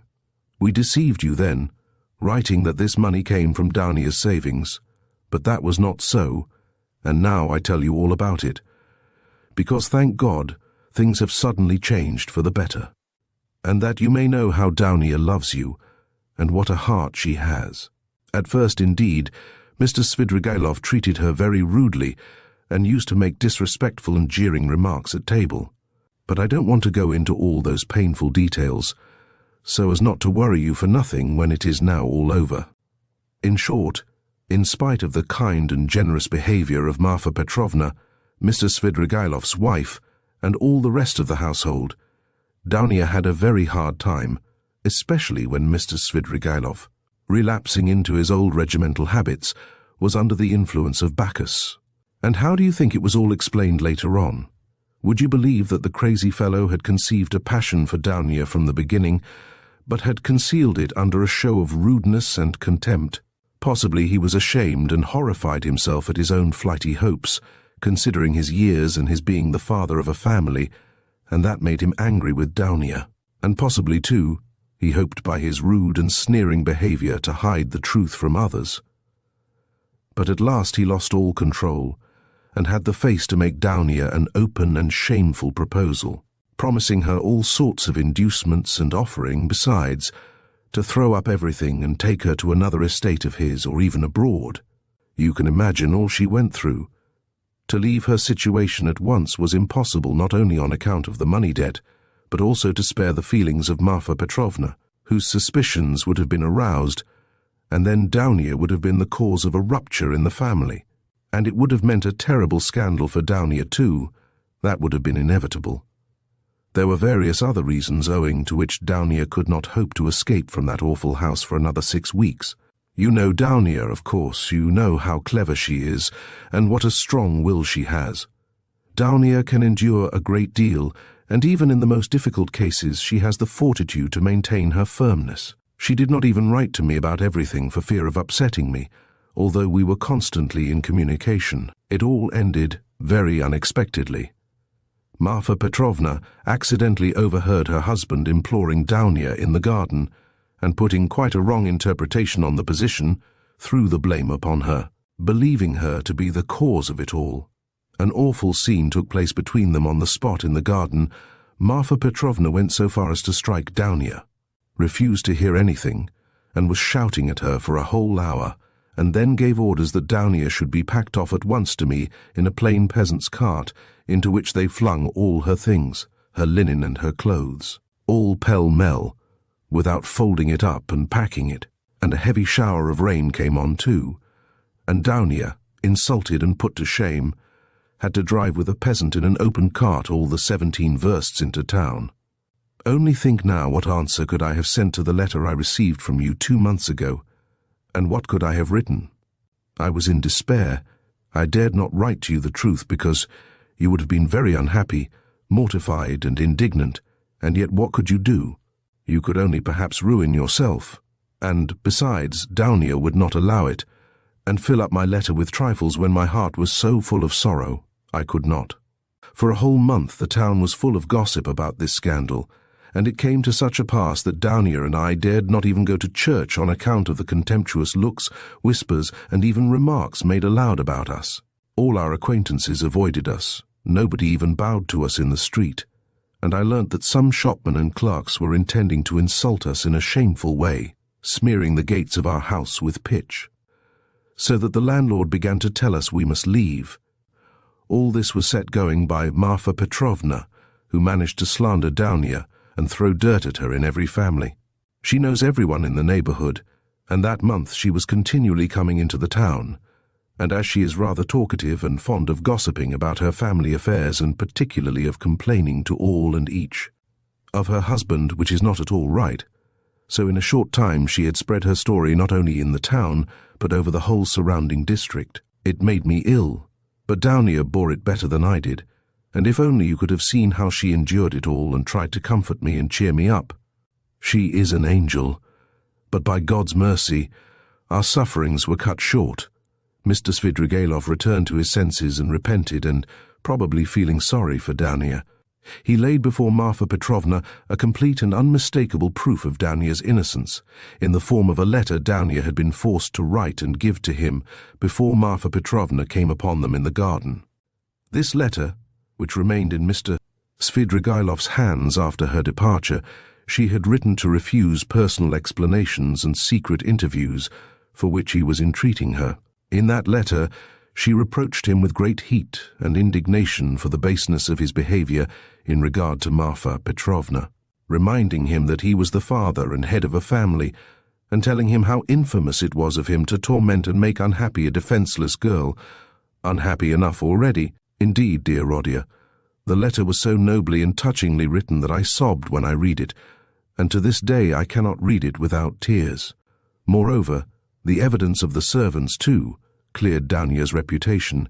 They had seen and known a great deal more than Mr. Svidrigailov had himself supposed, as indeed is always the case with servants. Marfa Petrovna was completely taken aback, and again crushed, as she said herself to us, but she was completely convinced of Dounia's innocence. The very next day, being Sunday, she went straight to the cathedral, knelt down and prayed with tears to Our Lady to give her strength to bear this new trial and to do her duty. Then she came straight from the cathedral to us, told us the whole story, wept bitterly, and fully penitent, she embraced Dounia and besought her to forgive her. The same morning, without any delay, she went round to all the houses in the town, and everywhere, shedding tears, she asserted in the most flattering terms Dounia's innocence and the nobility of her feelings and her behavior. What was more, she showed and read to everyone the letter in Dounia's own handwriting to Mr. Svidrigailov, and even allowed them to take copies of it, which I must say I think was superfluous. In this way, she was busy for several days in driving about the whole town, because some people had taken offence through precedence having been given to others, and therefore they had to take turns, so that in every house she was expected before she arrived, and everyone knew that on such and such a day Marfa Petrovna would be reading the letter in such and such a place, and people assembled for every reading of it, even many who had heard it several times already, both in their own houses and in other people's. In my opinion, a very great deal of all this was unnecessary, but that's Marfa Petrovna's character.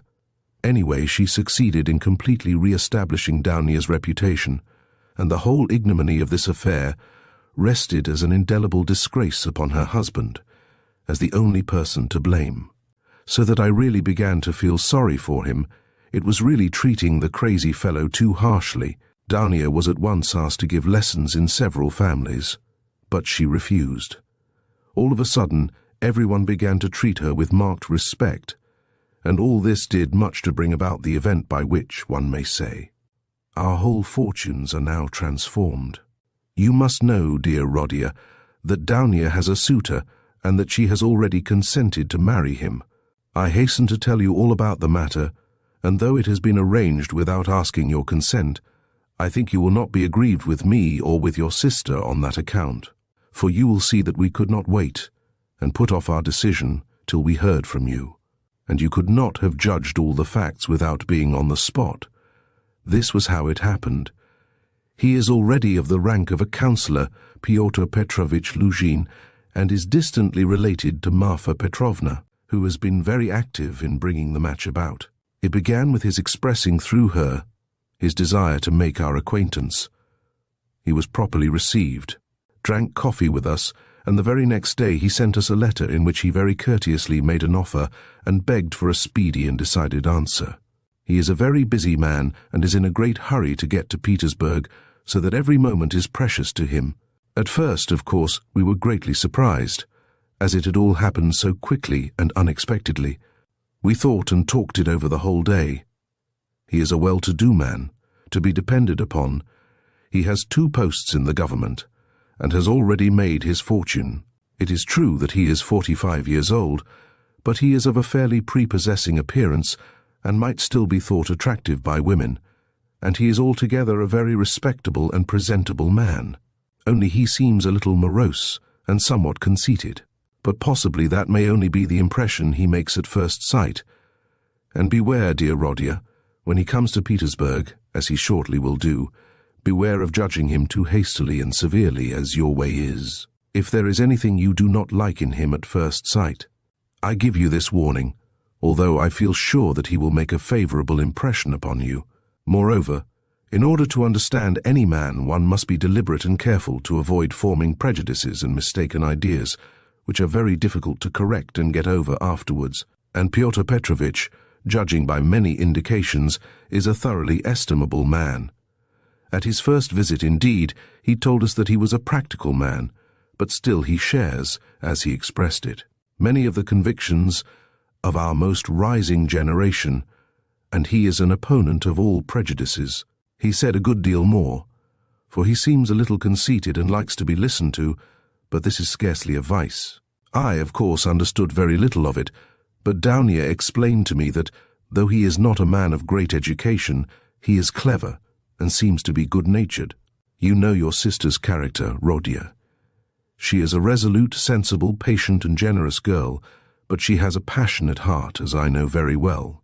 Of course, there is no great love either on his side or on hers, but Downia is a clever girl, and has the heart of an angel, and will make it her duty to make her husband happy, who on his side will make her happiness his care.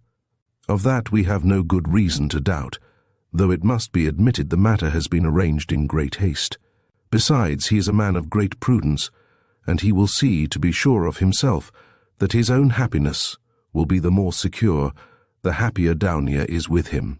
And as for some defects of character, for some habits and even certain differences of opinion, which indeed are inevitable even in the happiest marriages, Downia has said that, as regards all that, she relies on herself, that there is nothing to be uneasy about, and that she is ready to put up with a great deal if and only their future relationship can be an honorable and straightforward one.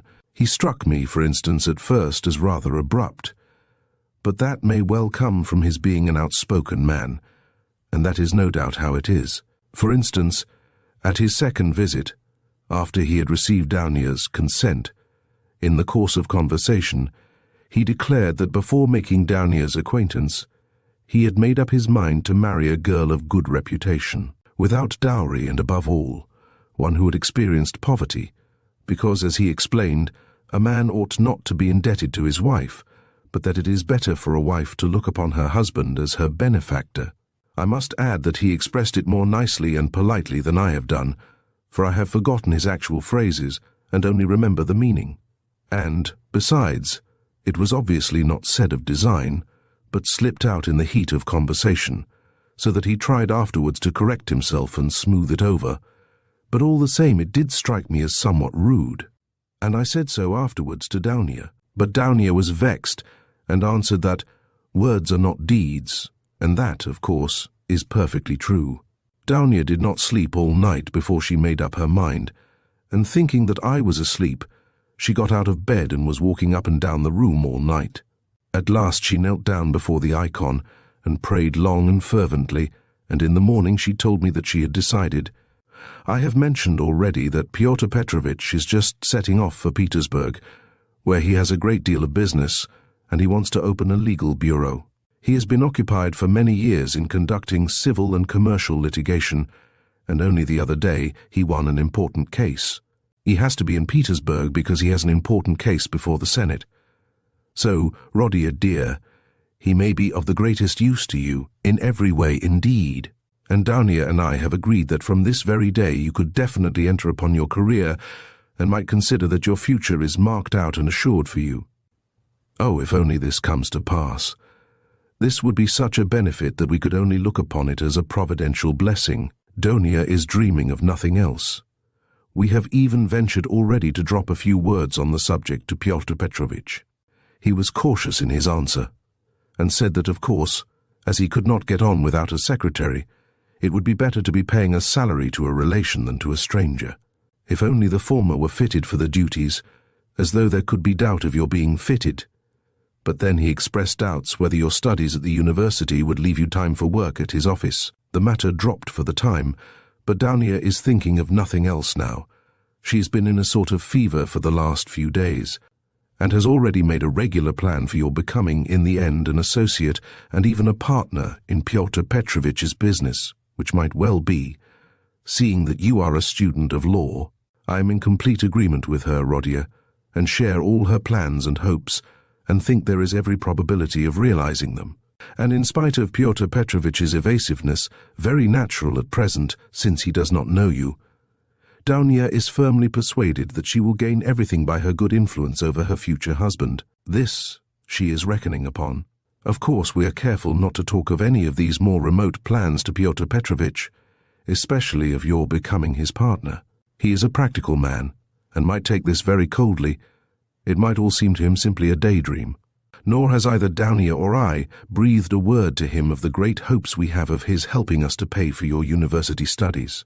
We have not spoken of it in the first place, because it will come to pass of itself later on, and he will no doubt without wasting words offer to do it of himself. As though he could refuse Downia that, the more readily since you may by your own efforts become his right hand in the office, and receive this assistance not as a charity, but as a salary earned by your own work. Downia wants to arrange it all like this, and I quite agree with her. And we have not spoken of our plans for another reason, that is, because I particularly wanted you to feel on an equal footing when you first meet him.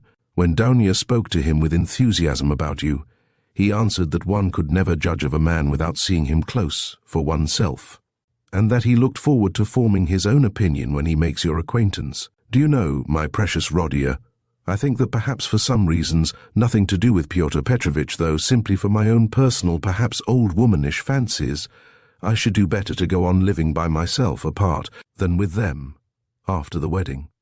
I am convinced that he will be generous and delicate enough to invite me, and to urge me to remain with my daughter for the future, and if he has said nothing about it hitherto, it is simply because it has been taken for granted, but I shall refuse.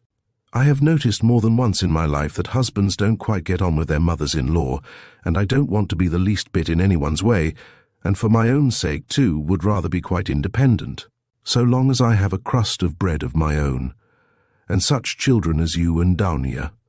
If possible, I would settle somewhere near you, for the most joyful piece of news, dear Rodia, I have kept for the end of my letter.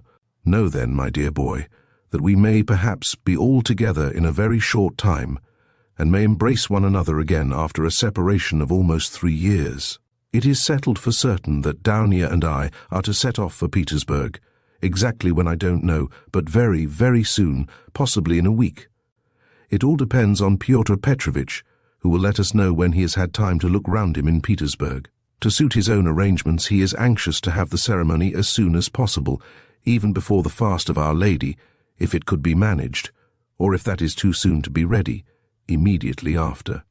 Oh, with what happiness I shall press you to my heart. Donia is all excitement at the joyful thought of seeing you. She said one day in joke that she would be ready to marry Pyotr Petrovitch for that alone. She is an angel. She is not writing anything to you now, and has only told me to write that she has so much to tell you that she is not going to take up her pen now, for a few lines would tell you nothing, and it would only mean upsetting herself. She bids me send you her love and innumerable kisses. But although we shall be meeting so soon, perhaps I shall send you as much money as I can in a day or two. Now that everyone has heard that Downia is to marry Pyotr Petrovitch, my credit has suddenly improved, and I know that Afanasy Ivanovitch will trust me now even to 75 rubles on the security of my pension. so that perhaps I shall be able to send you 25 or even 30 rubles. I would send you more, but I'm uneasy about our travelling expenses, for though Pyotr Petrovitch has been so kind as to undertake part of the expenses of the journey, that is to say, he has taken upon himself the conveyance of our bags and big trunk, which will be conveyed through some acquaintances of his, we must reckon upon some expense on our arrival in Petersburg, where we can't be left without a halfpenny, at least for the first few days. But we have calculated it all, Dounian and I, to the last penny, and we see that the journey will not cost very much. It is only 90 versts from us to the railway, and we have come to an agreement with a driver we know, so as to be in readiness. And from there Dounia and I can travel quite comfortably third class, so that I may very likely be able to send to you not 25 but 30 rubles. But enough. I have covered 2 sheets already, and there is no space left for more, our whole history. But so many events have happened. And now, my precious Rodia, I embrace you, and send you a mother's blessing till we meet. Love Dounia, your sister Rodia. Love her as she loves you, and understand that she loves you beyond everything, more than herself. She is an angel, and you, Rodia, you are everything to us, our one hope, our one consolation. If only you are happy, we shall be happy. Do you still say your prayers, Rodia, and believe in the mercy of our Creator and our Redeemer? I am afraid in my heart that you may have been visited by the new spirit of infidelity that is abroad today. If it is so, I pray for you. Remember, dear boy, how in your childhood, when your father was living, you used to lisp your prayers at my knee, and how happy we all were in those days. Goodbye till we meet then. I embrace you warmly, warmly, with many kisses. Yours till death, Pulcheria Raskolnikov.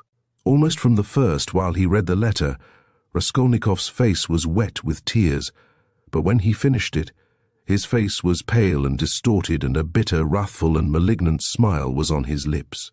He laid his head down on his threadbare, dirty pillow, and pondered a long time. His heart was beating violently, and his brain was in a turmoil. At last he felt cramped and stifled in the little yellow room that was like a cupboard or a box. His eyes and his mind craved for space. He took up his hat and went out, this time without dread of meeting anyone.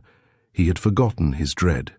He turned in the direction of the Vasilyevsky Ostrov, walking along Vasilyevsky Prospect, as though hastening on some business, but he walked, as his habit was, without noticing his way, muttering and even speaking aloud to himself, to the astonishment of the passers-by.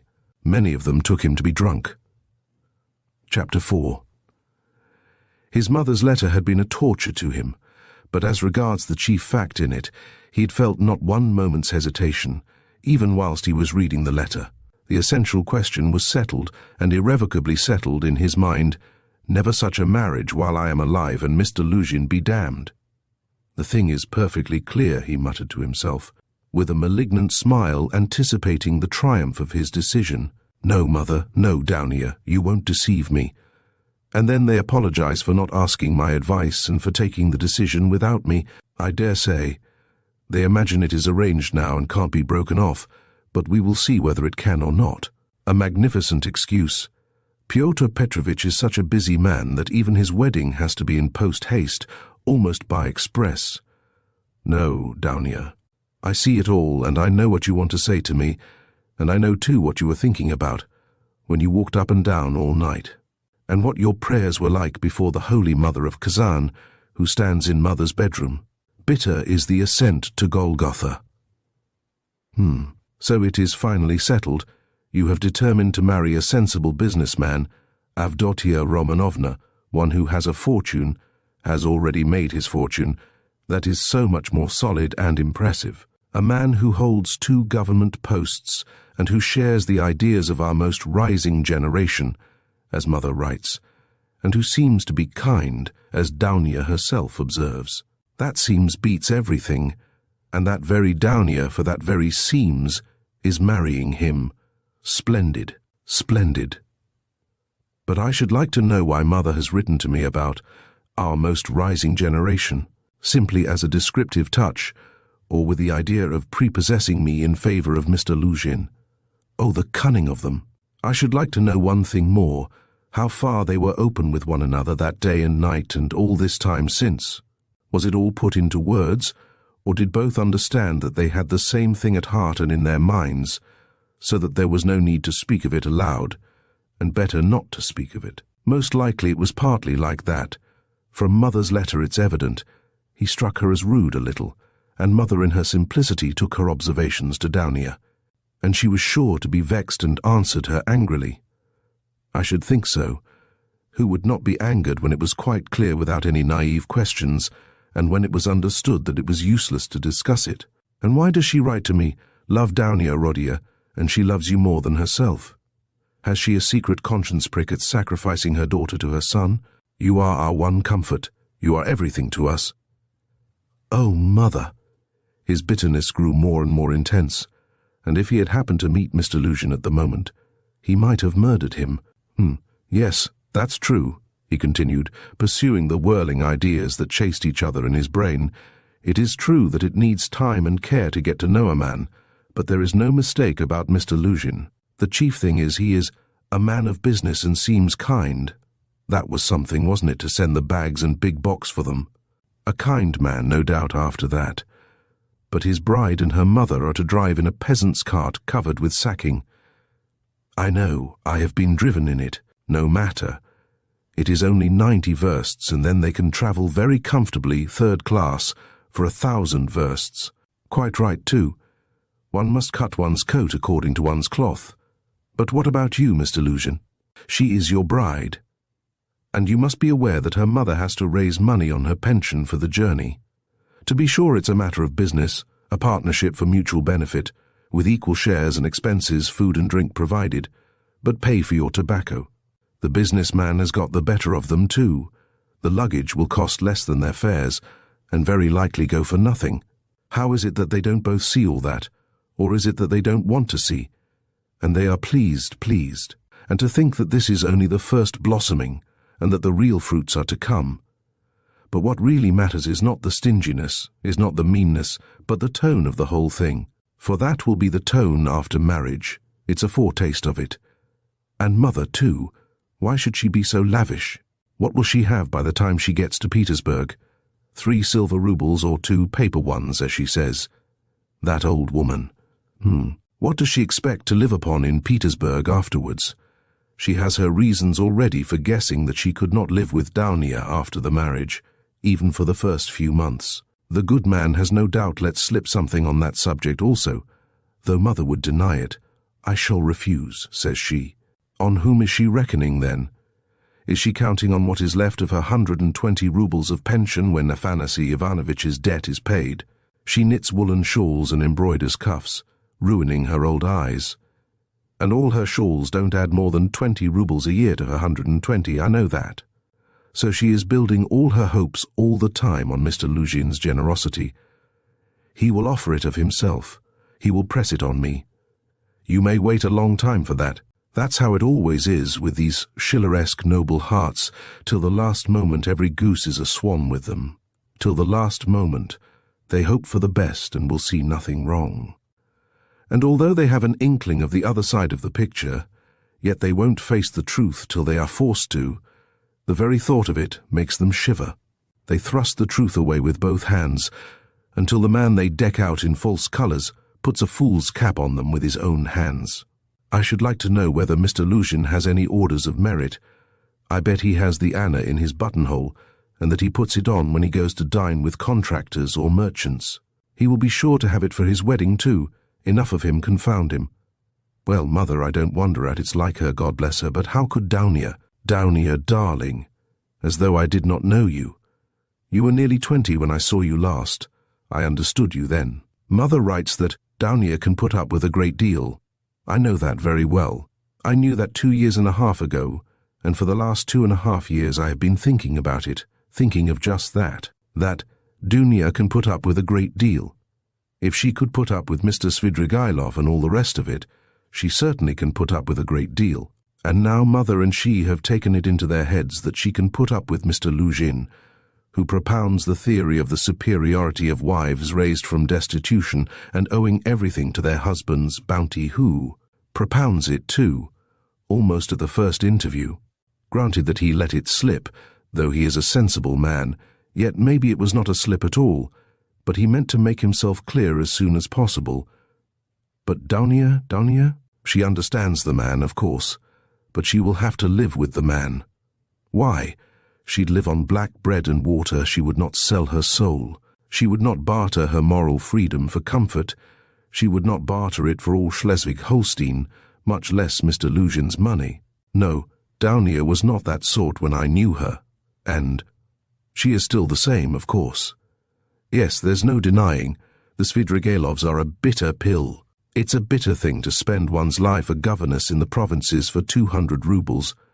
But I know she would rather be a laborer on a plantation or a let with a German master than degrade her soul and her moral dignity by binding herself forever to a man whom she does not respect and with whom she has nothing in common, for her own advantage. And if Mr. Lujin had been of unalloyed gold or one huge diamond, she would never have consented to become his legal concubine.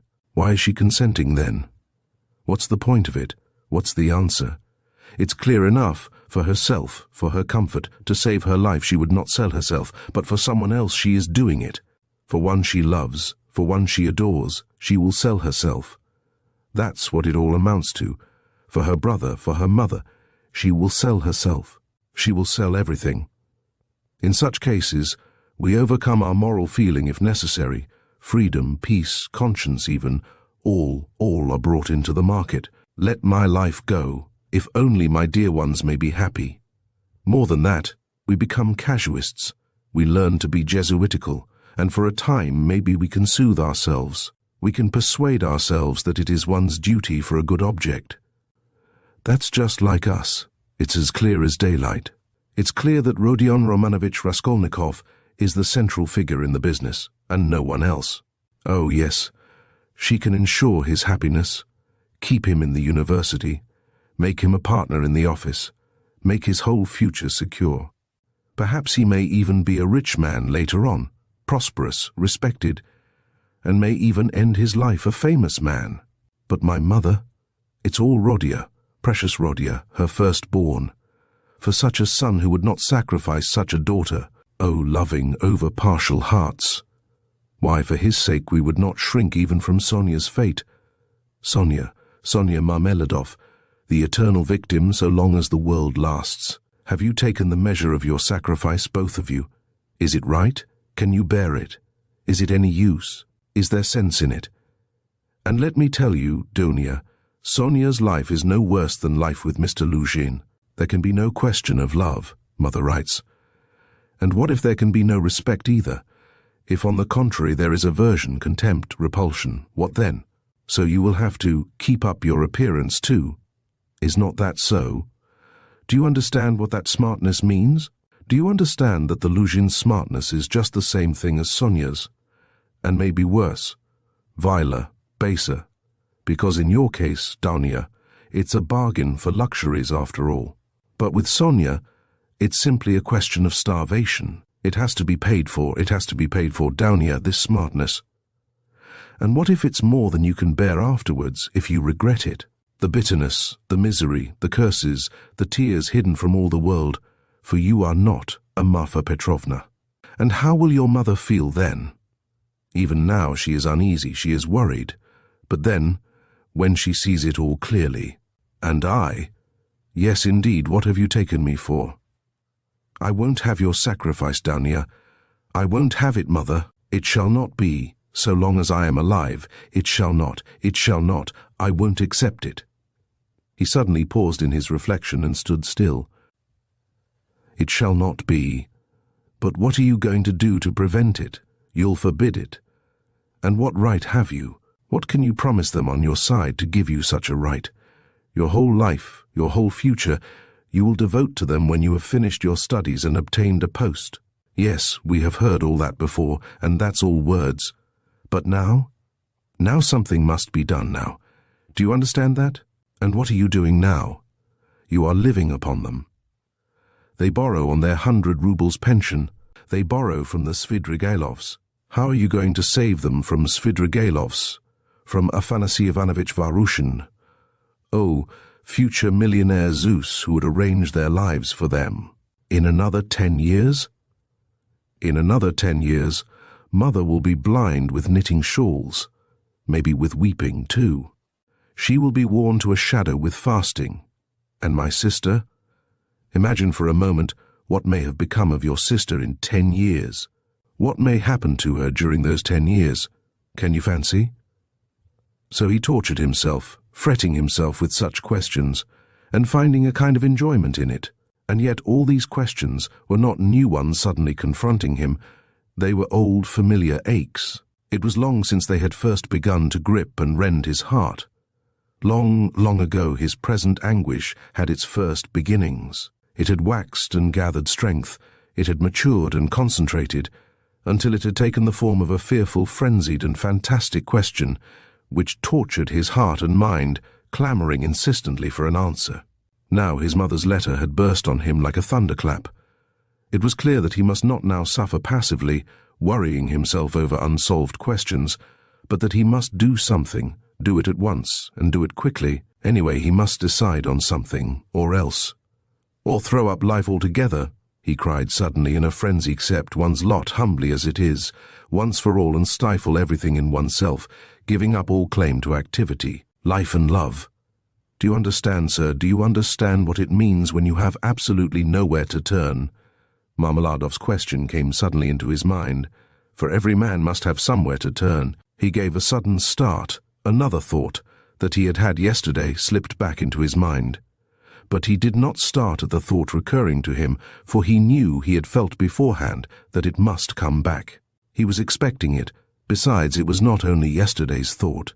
The difference was that a month ago, yesterday even, the thought was a mere dream, but now it appeared not a dream at all. It had taken a new menacing and quite unfamiliar shape. And he suddenly became aware of this himself. He felt a hammering in his head, and there was a darkness before his eyes. He looked round hurriedly. He was searching for something. He wanted to sit down and was looking for a seat. He was walking along the Quai Boulevard. There was a seat about 100 paces in front of him. He walked towards it as fast he could. But on the way he met with a little adventure which absorbed all his attention. Looking for the seat, he had noticed a woman walking some 20 paces in front of him, but at first he took no more notice of her than of other objects that crossed his path. It had happened to him many times going home not to notice the road by which he was going, and he was accustomed to walk like that. But there was at first sight something so strange about the woman in front of him that gradually his attention was riveted upon her, at first reluctantly, and as it were resentfully, and then more and more intently. He felt a sudden desire to find out what it was that was so strange about the woman. In the first place, she appeared to be a girl quite young, and she was walking in the great heat bareheaded and with no parasol or gloves, waving her arms about in an absurd way. She had on a dress of some light silky material, but put on strangely awry, not properly hooked up, and torn open at the top of the skirt, close to the waist. A great piece was rent and hanging loose. A little kerchief was flung about her bare throat, but lay slanting on one side. The girl was walking unsteadily too, stumbling and staggering from side to side. She drew Raskolnikov's whole attention at last. He overtook the girl at the seat, but, on reaching it, she dropped down on it, in the corner. She let her head sink on the back of the seat and closed her eyes, apparently in extreme exhaustion. Looking at her closely, he saw at once that she was completely drunk. It was a strange and shocking sight. He could hardly believe that he was not mistaken. He saw before him the face of a quite young, fair-haired girl, 16, perhaps not more than 15 years old, pretty little face, but flushed and heavy-looking, and, as it were, swollen. The girl seemed hardly to know what she was doing. She crossed one leg over the other, lifting it indecorously, and showed every sign of being unconscious that she was in the street. Raskolnikov did not sit down, but he felt unwilling to leave her, and stood facing her in perplexity. This boulevard was never much frequented, and now, at 2 o'clock, in the stifling heat, it was quite deserted. And yet on the further side of the boulevard, About 15 paces away, a gentleman was standing on the edge of the pavement. He too would apparently have liked to approach the girl with some object of his own. He too had probably seen her in the distance and had followed her, but found Raskolnikov in his way. He looked angrily at him, though he tried to escape his notice, and stood impatiently biding his time, till the unwelcome man in rags should have moved away. His intentions were unmistakable. The gentleman was a plump, thickly set man about 30, fashionably dressed, with a high colour, red lips and moustaches. Raskolnikov felt furious. He had a sudden longing to insult this fat dandy in some way. He left the girl for a moment and walked towards the gentleman. "Hey, you Svidrigailov, what do you want here?" he shouted, clenching his fists and laughing, spluttering with rage. "What do you mean?"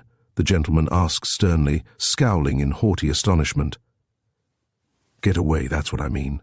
How dare you, you low fellow!" He raised his cane. Raskolnikov rushed at him with his fists, without reflecting that the stout gentleman was a match for two men like himself. But at that instant someone seized him from behind, and a police constable stood between them. "That's enough, gentlemen. No fighting, please, in a public place. What do you want? Who are you?" he asked Raskolnikov sternly, noticing his rags. Raskolnikov looked at him intently. He had a straightforward, sensible, soldierly face with grey moustaches and whiskers. "You are just the man I want," Raskolnikov cried, catching at his arm. "I am a student, Raskolnikov. You may as well know that too," he added, addressing the gentleman. "Come along, I have something to show you."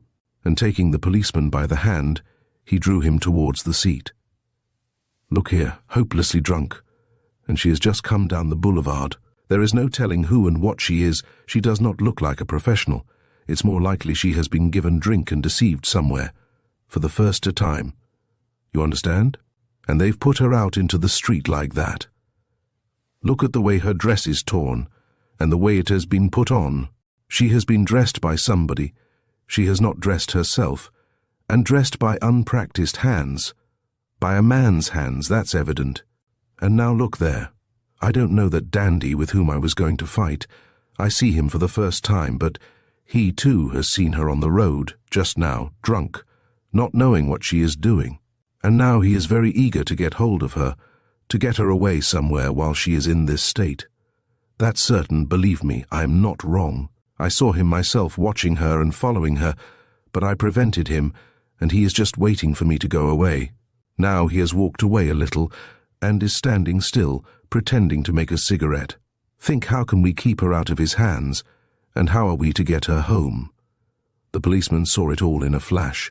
The stout gentleman was easy to understand. He turned to consider the girl. The policeman bent over to examine her more closely, and his face worked with genuine compassion. "Ah, what a pity," he said, shaking his head. "Why, she is quite a child.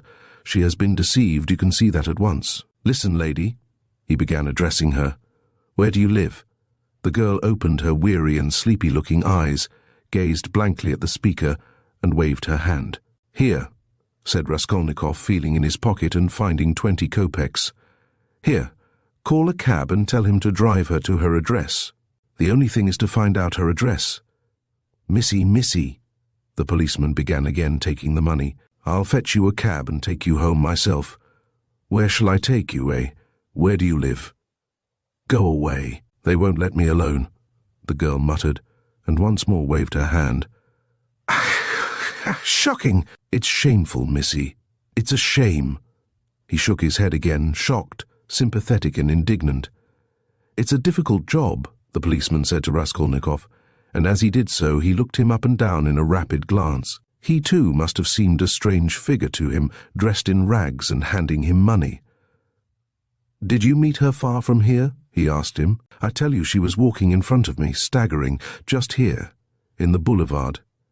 She only just reached the seat and sank down on it. Ah, the shameful things that are done in the world nowadays, God have mercy on us. An innocent creature like that, drunk already. She has been deceived, that's a sure thing. See how her dress has been torn too. Ah, the vice one sees nowadays. And as likely as not she belongs to gentlefolk too. Poor ones, maybe. There are many like that nowadays. She looks refined, too, as though she were a lady, and he bent over her once more. Perhaps he had daughters growing up like that, looking like ladies and refined with pretensions to gentility and smartness. The chief thing is, Raskolnikov persisted, to keep her out of this scoundrel's hands. Why should he outrage her? It's as clear as day what he is after. Ah, the brute. He is not moving off. Raskolnikov spoke aloud and pointed to him. The gentleman heard him, and seemed about to fly into a rage again, but thought better of it, and confined himself to a contemptuous look. He then walked slowly another 10 paces away, and again halted. "Keep her out of his hands we can," said the constable thoughtfully. "If only she'd tell us where to take her, but as it is—" "Missy, hey, Missy!" He bent over her once more. She opened her eyes fully all of a sudden, looked at him intently, as though realizing something, got up from the seat and walked away in the direction from which she had come. "Oh, shameful wretches, they won't let me alone," she said, waving her hand again. She walked quickly, though staggering as before. The dandy followed her, but along another avenue, keeping his eye on her. "Don't be anxious. I won't let him have her," the policeman said resolutely, and he set off after them. "Ah, the vice one sees nowadays," he repeated aloud, sighing. At that moment something seemed to sting Raskolnikov. In an instant a complete revulsion of feeling came over him. "Hey, here!" he shouted after the policeman. The latter turned round. "Let them be. What is it to do with you? Let her go. Let him amuse himself." He pointed at the dandy. "What is it to do with you?" The policeman was bewildered and stared at him open-eyed. Raskolnikov laughed. "Well!" ejaculated the policeman with a gesture of contempt, and he walked after the dandy and the girl, probably taking Raskolnikov for a madman or something even worse. "He has carried off my 20 kopecks," Raskolnikov murmured angrily when he was left alone. "Well, let him take as much from the other fellow to allow him to have the girl, and so let it end. And why did I want to interfere? Is it for me to help? Have I any right to help? Let them devour each other alive. What is it to me? How did I dare to give him 20 kopecks? Were they mine?" In spite of those strange words, he felt very wretched. He sat down on the deserted seat. His thoughts strayed aimlessly. He found it hard to fix his mind on anything at that moment. He longed to forget himself altogether, to forget everything, and then to wake up and begin life anew. "Poor girl," he said, looking at the empty corner where she had sat. "She will come to herself and weep, and then her mother will find out. She will give her a beating, a horrible, shameful beating, and then maybe turn her out of doors. And even if she does not, the Darya Fransovnas will get wind of it, and the girl will soon be slipping out on the sly here and there. Then there will be the hospital directly. That's always the luck of those girls with respectable mothers, who go wrong on the sly. And then, again the hospital, drink, the taverns, and more hospital, in 2 or 3 years a wreck, and her life over at 18 or 19. Have not I seen cases like that? And how have they been brought to it? Why, they've all come to it like that. Ugh! But what does it matter? That's as it should be, they tell us. A certain percentage, they tell us, must every year go. That way to the devil, I suppose, so that the rest may remain chaste and not be interfered with. A percentage! What splendid words they have. They are so scientific, so consolatory. Once you've said percentage, there's nothing more to worry about. If we had any other word, maybe we might feel more uneasy. But what if Downia were one of the percentage, of another one if not that one? But where am I going? He thought suddenly. Strange, I came out for something. As soon as I had read the letter, I came out. I was going to Vasilievsky Ostrov, to Razumihin. That's what it was. Now I remember. What for, though? And what put the idea of going to Razumihin into my head just now? That's curious. He wondered at himself. Razumihin was one of his old comrades at the university. It was remarkable that Raskolnikov had hardly any friends at the university. He kept aloof from everyone, went to see no one, and did not welcome anyone who came to see him, and indeed everyone soon gave him up. He took no part in the students' gatherings, amusements, or conversations. He worked with great intensity without sparing himself, and he was respected for this, but no one liked him. He was very poor, and there was a sort of haughty pride and reserve about him, as though he were keeping something to himself. He seemed to some of his comrades to look down upon them all as children, as though he were superior in development, knowledge and convictions, as though their beliefs and interests were beneath him. With Razumihin he had got on, or at least he was more unreserved and communicative with him.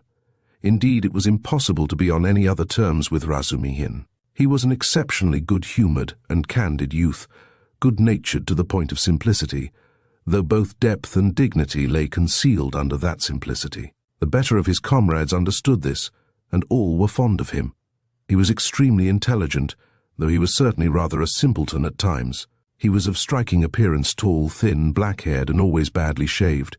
He was sometimes uproarious and was reputed to be of great physical strength.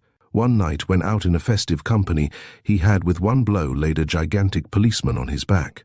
There was no limit to his drinking powers, but he could abstain from drink altogether. He sometimes went too far in his pranks, but he could do without pranks altogether. Another thing striking about Razumihin, no failure distressed him, and it seemed as though no unfavorable circumstances could crush him. He could lodge anywhere and bear the extremes of cold and hunger.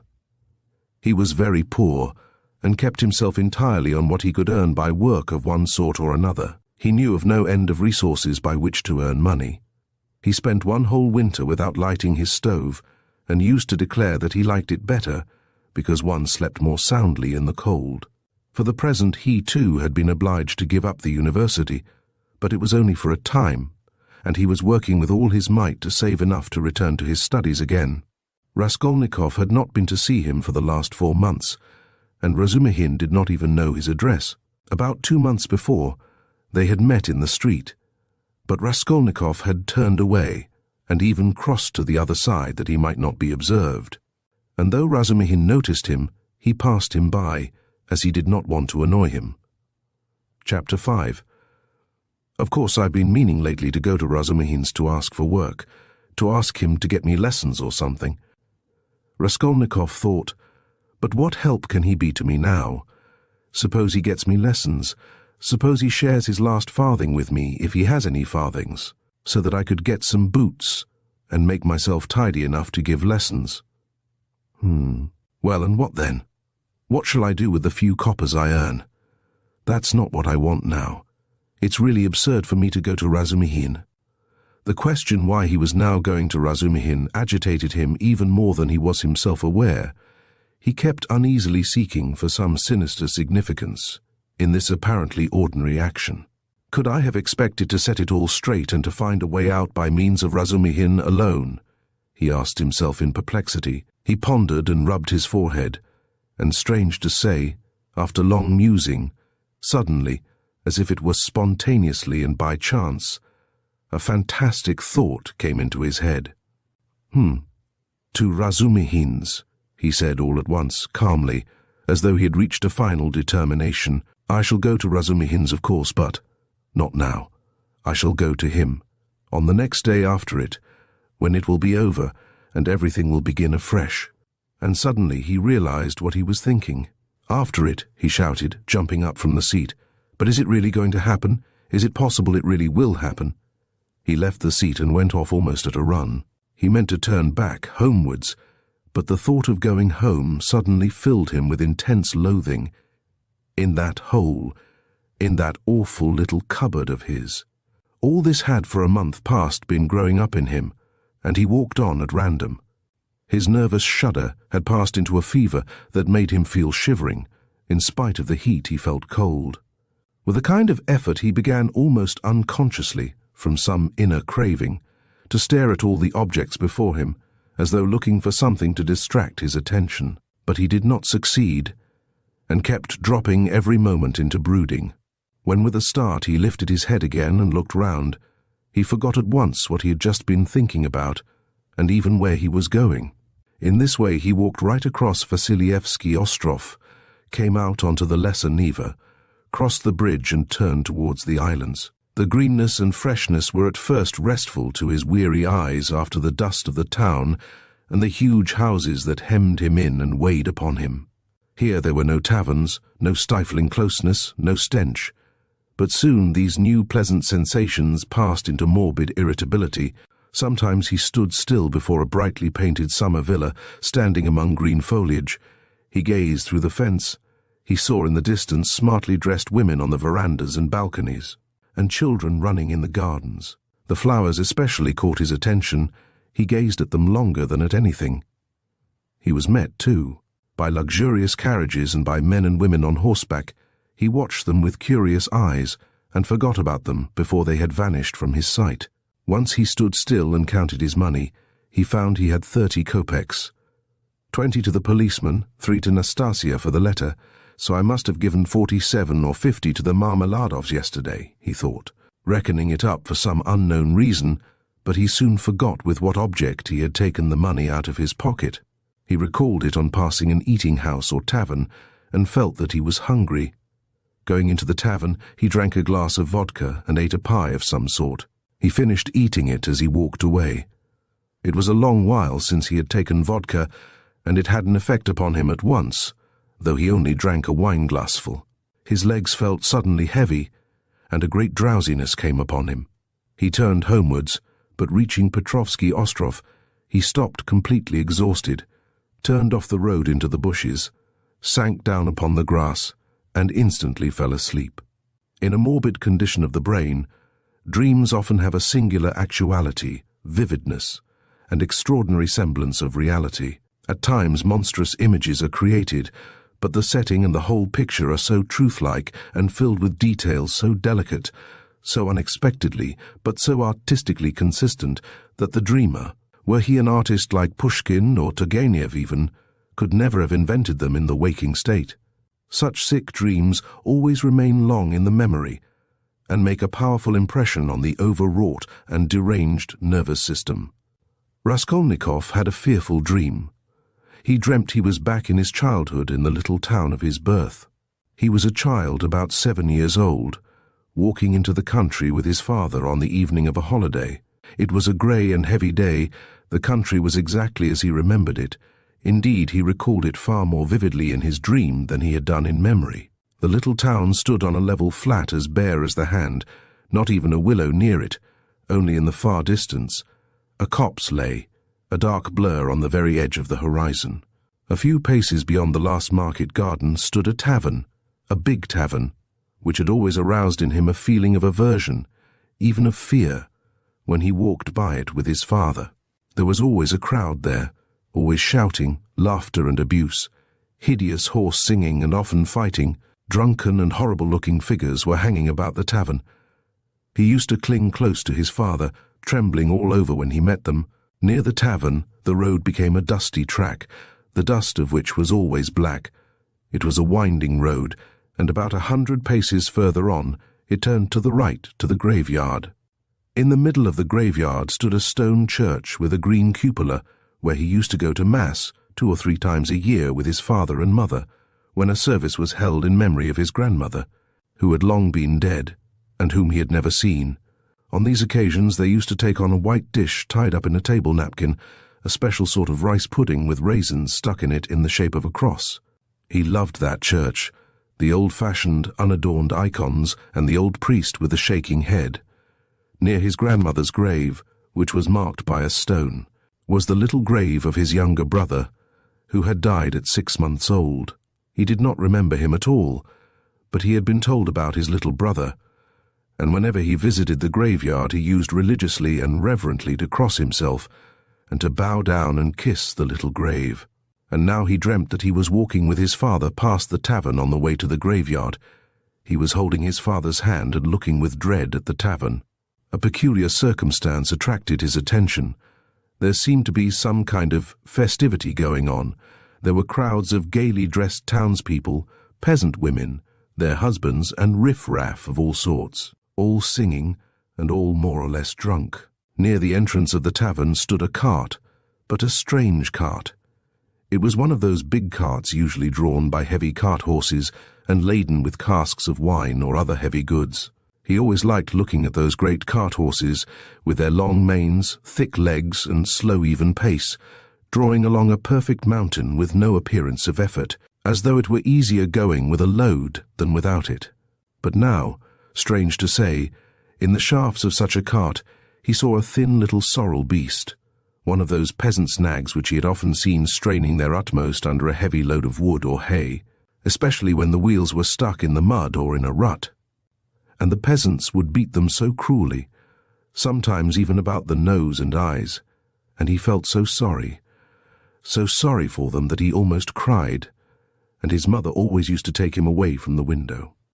All of a sudden there was a great uproar of shouting, singing, and the balalaika, and from the tavern a number of big and very drunken peasants came out, wearing red and blue shirts and coats thrown over their shoulders.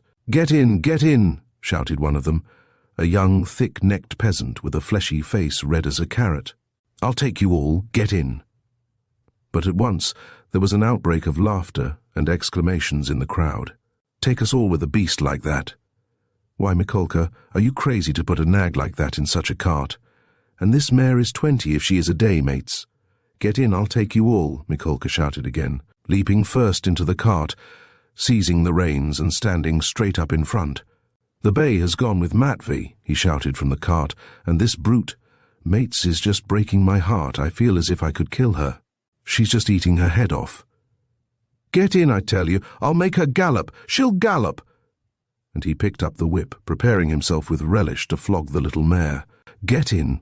Come along." The crowd laughed. "Do you hear? She'll gallop." Gallop indeed. She has not had a gallop in her for the last 10 years. She'll jog along. Don't you mind her, mates. Bring a whip, each of you. Get ready. All right. Give it to her. They all clambered into Mikolka's cart, laughing and making jokes. 6 men got in, and there was still room for more. They hauled in a fat, rosy-cheeked woman. She was dressed in red cotton, in a pointed, beaded headdress and thick leather shoes. She was cracking nuts and laughing. The crowd round them was laughing too, and indeed, how could they help laughing? That wretched nag was to drag all the cartload of them at a gallop. 2 young fellows in the cart were just getting whips ready to help Mikolka. With the cry of "now," the mare tugged with all her might, but far from galloping, could scarcely move forward. She struggled with her legs, gasping and shrinking from the blows of the 3 whips which were showered upon her like hail. The laughter in the cart and in the crowd was redoubled, but Mikolka flew into a rage and furiously thrashed the mare, as though he supposed she really could gallop. "Let me get in too, mates," shouted a young man in the crowd whose appetite was aroused. "Get in, all get in," cried Mikolka. "She will draw you all. I'll beat her to death." And he thrashed and thrashed at the mare, beside himself with fury. "Father, father," he cried. "Father, what are they doing? Father, they are beating the poor horse." Come along," said his father. "They are drunken and foolish. They are in fun. Come away, don't look." And he tried to draw him away, but he tore himself away from his hand, and beside himself with horror ran to the horse. The poor beast was in a bad way. She was gasping, standing still, then tugging again and almost falling. "Beat her to death," cried Mikolka. "It's come to that. I'll do for her." "What are you about? Are you a Christian, you devil?" shouted an old man in the crowd. "Did anyone ever see the like? A wretched nag like that pulling such a cartload," said another. "You'll kill her," shouted the third. "Don't meddle. It's my property. I'll do what I choose. Get in, more of you. Get in, all of you. I will have her go at a gallop." All at once laughter broke into a roar and covered everything. The mare, roused by the shower of blows, began feebly kicking. Even the old man could not help smiling. To think of a wretched little beast like that trying to kick. 2 lads in the crowd snatched up whips and ran to the mare to beat her about the ribs. 1 ran each side. "Hit her in the face, in the eyes," cried Mikolka. "Give us a song, mates," shouted someone in the cart, and everyone in the cart joined in a riotous song, jingling a tambourine and whistling. The woman went on cracking nuts and laughing. He ran beside the mare, ran in front of her, saw her being whipped across the eyes. Right in the eyes! He was crying. He felt choking. His tears were streaming. One of the men gave him a cut with the whip across the face. He did not feel it. Wringing his hands and screaming, he rushed up to the grey-headed old man with the grey beard, who was shaking his head in disapproval. One woman seized him by the hand and would have taken him away, but he tore himself from her and ran back to the mare. She was almost at the last gasp, but began kicking once more. "I'll teach you to kick," Mikolka shouted ferociously. He threw down the whip, bent forward, and picked up from the bottom of the cart a long, thick shaft. He took hold of one end with both hands, and with an effort brandished it over the mare. "He'll crush her," was shouted round him. "He'll kill her." "It's my property," shouted Mikolka, and brought the shaft down with a swinging blow. There was a sound of a heavy thud. "Thrash her! Thrash her! Why have you stopped?" shouted voices in the crowd, and Mikolka swung the shaft a second time, and it fell a second time on the spine of the luckless mare. She sank back on her haunches, but lurched forward and tugged forward with all her force. Tugged first on one side and then on the other, trying to move the cart. But the 6 whips were attacking her in all directions, and the shaft was raised again and fell upon her a third time, then a fourth, with heavy measured blows. Mikolka was in a fury that he could not kill her at one blow. "She's a tough one," was shouted in the crowd. "She'll fall in a minute, mates. There will soon be an end of her," said an admiring spectator in the crowd. "Fetch an axe to her, finish her off," shouted a third. "I'll show you, stand off," Mikolka screamed frantically. He threw down the shaft, stooped down in the cart, and picked up an iron crowbar. "Look out," he shouted, and with all his might he dealt a stunning blow at the poor mare. The blow fell. The mare staggered, sank back, tried to pull, but the bar fell again with a swinging blow on her back, and she fell on the ground like a log. "Finish her off," shouted Mikolka, and he leapt beside himself out of the cart. Several young men, also flushed with drink, seized anything they could come across, whips, sticks, poles, and ran to the dying mare. Mikolka stood on one side and began dealing random blows with the crowbar. The mare stretched out her head, drew a long breath, and died. "You butchered her," someone shouted in the crowd. "Why wouldn't she gallop then?" "My property," shouted Mikolka with bloodshot eyes, brandishing the bar in his hands. He stood as though regretting that he had nothing more to beat. "No mistake about it, you are not a Christian," many voices were shouting in the crowd. But the poor boy, beside himself, made his way, screaming, through the crowd to the sorrel nag, put his arms round her bleeding dead head and kissed it, kissed the eyes and kissed the lips. Then he jumped up and flew in a frenzy with his little fists out at Mikolka. At that instant his father, who had been running after him, snatched him up and carried him out of the crowd. "Come along, come, let us go home," he said to him. "Father, why did they kill the poor horse?" He sobbed, but his voice broke and the words came in shrieks from his panting chest. "They are drunk, they are brutal." "It's not our business," said his father. He put his arms round his father, but he felt choked. He tried to draw a breath, to cry out, and woke up. He waked up, gasping for breath, his hair soaked with perspiration, and stood up in terror. "Thank God that was only a dream," he said, sitting down under a tree and drawing deep breaths. "But what is it? Is it some fever coming on? Such a hideous dream." He felt utterly broken. Darkness and confusion were in his soul. He rested his elbows on his knees and leaned his head on his hands. "Good God," he cried, Can it be that I shall really take an axe, that I shall strike her on the head, split her skull open?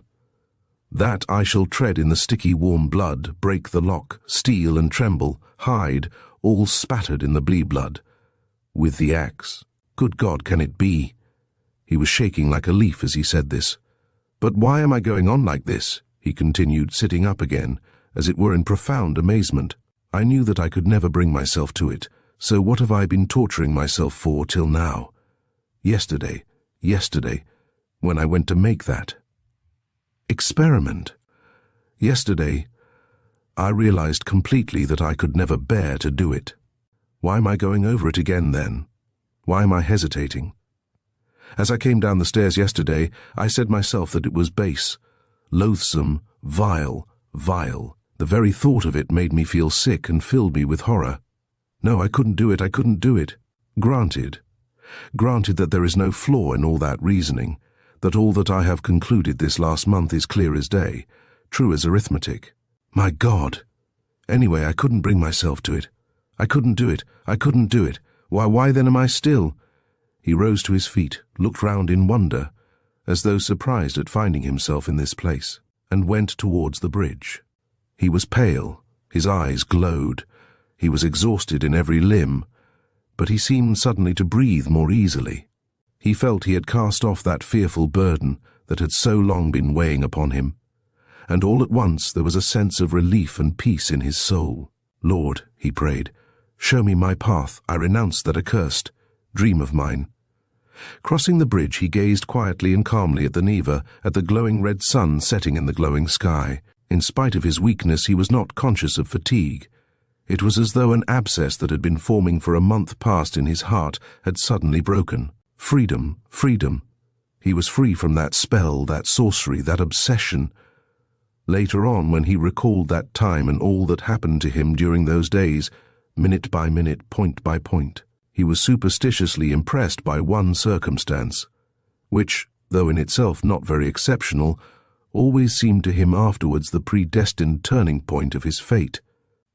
He could never understand and explain to himself why, when he was tired and worn out, when it would have been more convenient for him to go home by the shortest and most direct way. He had returned by the Haymarket, where he had no need to go. It was obviously and quite unnecessarily out of his way, though not much so. It is true that it happened to him dozens of times to return home without noticing what streets he passed through. But why? He was always asking himself, why had such an important, such a decisive, and at the same time such an absolutely chance meeting happened in the Haymarket, where he had moreover no reason to go, at the very hour, the very minute of his life when he was just in the very mood and in the very circumstances in which that meeting was able to exert the gravest and most decisive influence on his whole destiny, as though it had been lying in wait for him on purpose. It was about 9 o'clock when he crossed the Haymarket. At the tables and the barrows, at the booths and the shops, all the market people were closing their establishments, or clearing away and packing up their wares, and, like their customers, were going home. Rag-pickers and costermongers of all kinds were crowding round the taverns in the dirty and stinking courtyards of the Haymarket. Raskolnikov particularly liked this place and the neighbouring alleys, when he wandered aimlessly in the streets. Here his rags did not attract contemptuous attention, and one could walk about in any attire without scandalizing people. At the corner of an alley, a huckster and his wife had 2 tables set out with tapes, thread, cotton handkerchiefs, etc. They too had got up to go home, but were lingering in conversation with a friend who had just come up to them. This friend was Lizaveta Ivanovna, or, as everyone called her, Lizaveta, the younger sister of the old pawnbroker, Alyona Ivanovna, whom Raskolnikov had visited the previous day to pawn his watch and make his. He already knew all about Lizaveta, and she knew him a little too. She was a single woman of about 35, tall, clumsy, timid, submissive and almost idiotic. She was a complete slave and went in fear and trembling of her sister, who made her work day and night, and even beat her. She was standing with a bundle before the huckster and his wife, listening earnestly and doubtfully. They were talking of something with special warmth. The moment Raskolnikov caught sight of her, he was overcome by a strange sensation, as it were of intense astonishment, though there was nothing astonishing about this meeting. You could make up your mind for yourself, Lizaveta Ivanovna, the huckster was saying aloud. Come round tomorrow about 7. They will be here too. Tomorrow, said Lizaveta slowly and thoughtfully, as though unable to make up her mind. Upon my word, what a fright you are in of Alyona Ivanovna, gabbled the huckster's wife, a lively little woman. I look at you, you are like some little babe. And she is not your own sister either, nothing but a stepsister, and what a hand she keeps over you. But this time don't say a word to Alyona Ivanovna. Her husband interrupted. That's my advice, but come round to us without asking. It will be worth your while. Later on your sister herself may have a notion. Am I to come? About 7 o'clock tomorrow, and they will be here. You will be able to decide for yourself. And we'll have a cup of tea, added his wife. All right, I'll come, said Lizaveta, still pondering, and she began slowly moving away. Raskolnikov had just passed and heard no more. He passed softly, unnoticed, trying not to miss a word. His first amazement was followed by a thrill of horror, like a shiver running down his spine. He had suddenly quite unexpectedly learnt, that the next day at 7 o'clock, Lizaveta, the old woman's sister and only companion, would be away from home, and that therefore at 7 o'clock precisely the old woman would be left alone. He was only a few steps from his lodging. He went in like a man condemned to death. He thought of nothing and was incapable of thinking, but he felt suddenly in his whole being that he had no more freedom of thought, no will, and that everything was suddenly and irrevocably decided. Certainly, if he had to wait whole years for a suitable opportunity, he could not reckon on a more certain step towards the success of the plan than that which had just presented itself. In any case, it would have been difficult to find out beforehand, and with certainty, with greater exactness and less risk, and without dangerous inquiries and investigations, that next day at a certain time an old woman, on whose life an attempt was contemplated, would be at home and entirely alone. Chapter 6. Later on, Raskolnikov happened to find out why the huckster and his wife had invited Lizaveta. It was a very ordinary matter, and there was nothing exceptional about it. A family who had come to the town and been reduced to poverty were selling their household goods and clothes, all women's things. As the things would have fetched little in the market, they were looking for a dealer. This was Lizaveta's business. She undertook such jobs and was frequently employed, as she was very honest and always fixed a fair price and stuck to it. She spoke as a rule little, and as we have said already, she was very submissive and timid. But Raskolnikov had become superstitious of late. The traces of superstition remained in him long after, and were almost ineradicable. And in all this he was always afterwards disposed to see something strange and mysterious, as it were, the presence of some peculiar influences and coincidences. In the previous winter, a student he knew called Pokorev, who had left for Kharkov, had chanced in conversation to give him the address of Alyona Ivanovna, the old pawnbroker, in case he might want to pawn anything. For a long while he did not go to her, for he had lessons and managed to get along somehow. 6 weeks ago he had remembered the address. He had 2 articles that could be pawned, his father's old silver watch and a little gold ring with 3 red stones, a present from his sister at parting. He decided to take the ring. When he found the old woman, he had felt an insurmountable repulsion for her at the first glance, though he knew nothing special about her. He got 2 roubles from her and went into a miserable little tavern on his way home. He asked for tea, sat down and sank into deep thought. A strange idea was pecking at his brain like a chicken in the egg, and very, very much absorbed him. Almost beside him at the next table there was sitting a student, whom he did not know and had never seen, and with him a young officer. They had played a game of billiards and began drinking tea. All at once he heard the student mention to the officer the pawnbroker Alyona Ivanovna, and give him her address. This of itself seemed strange to Raskolnikov. He had just come from her, and here at once he heard her name. Of course it was a chance, but he could not shake off a very extraordinary impression, and here someone seemed to be speaking expressly for him. The student began telling his friend various details about Alyona Ivanovna. "She is first-rate," he said. "You can always get money from her. She is as rich as a Jew. She can give you 5,000 roubles at a time, and she is not above taking a pledge for a rouble. Lots of our fellows have had dealings with her. But she is an awful old harpy." And he began describing how spiteful and uncertain she was. How if you were only a day late with your interest, the pledge was lost. How she gave a quarter of the value of an article and took 5 and even 7% a month on it, and so on. The student chattered on, saying that she had a sister, Lizaveta, whom the wretched little creature was continually beating, and kept in complete bondage like a small child, though Lizaveta was at least 6 feet high. "There's a phenomenon for you," cried the student, and he laughed. They began talking about Lizaveta. The student spoke about her with a peculiar relish, and was continually laughing, and the officer listened with great interest and asked him to send Lizaveta to do some mending for him. Raskolnikov did not miss a word, and learned everything about her. Lizaveta was younger than the old woman and was a half-sister, being the child of a different mother. She was 35. She worked day and night for her sister, and besides doing the cooking and the washing, she did sewing and worked as a charwoman and gave her sister all she earned. She did not dare to accept an order or job of any kind without her sister's permission. The old woman had already made her will, and Lizaveta knew of it, and by this will she would not get a farthing. Nothing but the movables, chairs, and so on. All the money was left to a monastery in the province of Ni, that prayers might be said for her in perpetuity.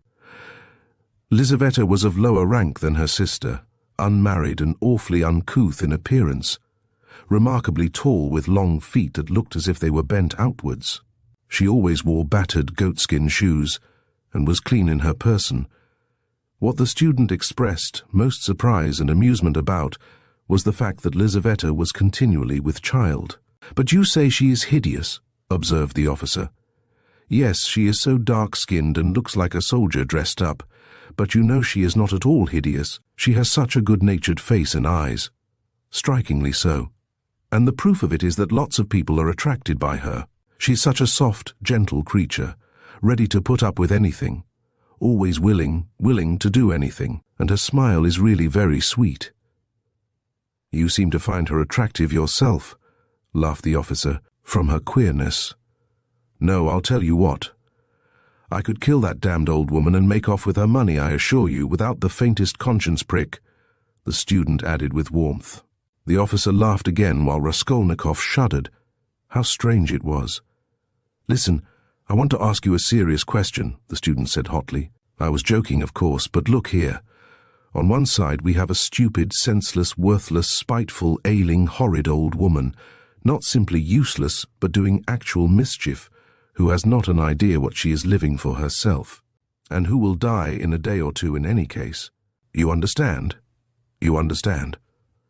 Yes, I understand," answered the officer, watching his excited companion attentively. "Well, listen then. On the other side, fresh young lives thrown away for want of help, and by thousands, on every side. 100,000 good deeds could be done and helped, on that old woman's money, which will be buried in a monastery. Hundreds, thousands perhaps, might be set on the right path, dozens of families saved from destitution, from ruin, from vice, from the lock hospitals, and all with her money. Kill her, take her money, and with the help of it devote oneself to the service of humanity and the good of all. What do you think? Would not one tiny crime be wiped out by thousands of good deeds? For one life, thousands would be saved from corruption and decay. One death, and 100 lives in exchange. It's simple arithmetic. Besides, what value has the life of that sickly, stupid, ill-natured old woman in the balance of existence? No more than the life of a louse, of a black beetle, less in fact because the old woman is doing harm. She's wearing out the lives of others.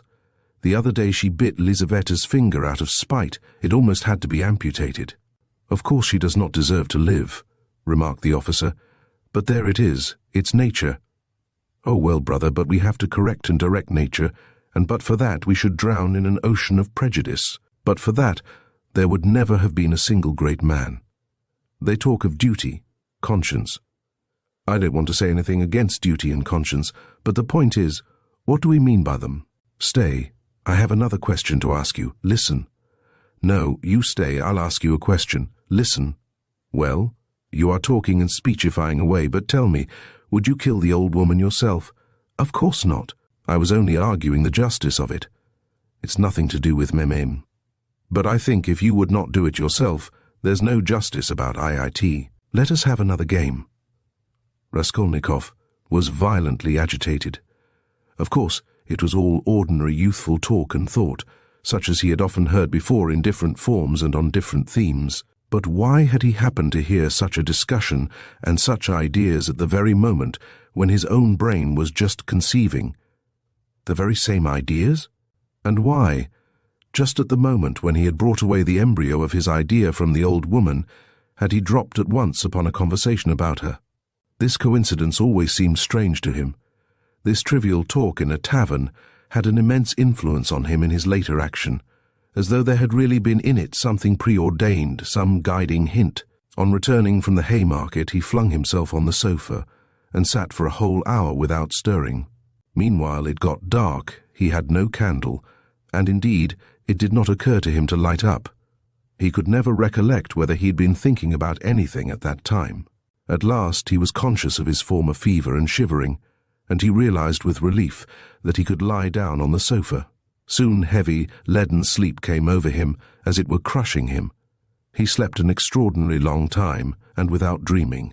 Nastasia, coming into his room at 10 o'clock the next morning, had difficulty in rousing him. She brought him in tea and bread. The tea was again the second brew, and again in her own teapot. "My goodness, how he sleeps!" she cried indignantly, "and he is always asleep." He got up with an effort. His head ached. He stood up, took a turn in his garret, and sank back on the sofa again. "Going to sleep again?" cried Nastasia. "Are you ill, eh?" He made no reply. "Do you want some tea?" "Afterwards," he said with an effort, closing his eyes again and turning to the wall. Nastasia stood over him.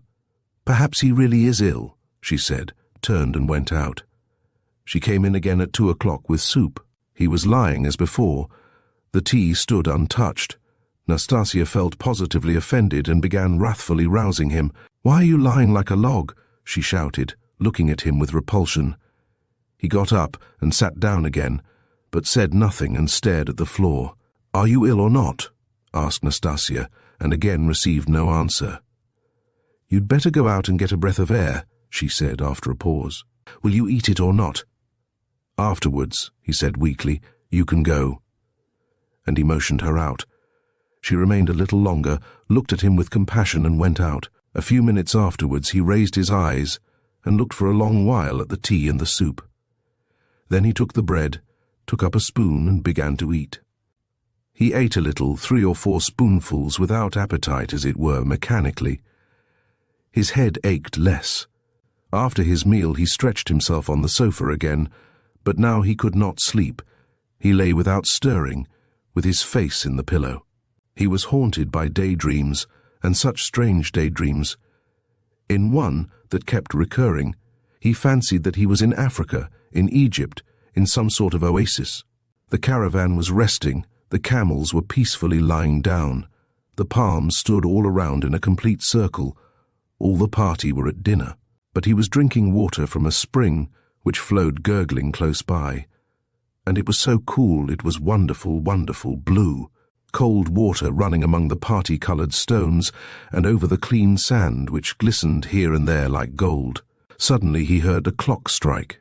He started, roused himself, raised his head, looked out of the window, and seeing how late it was, suddenly jumped up wide awake as though someone had pulled him off the sofa.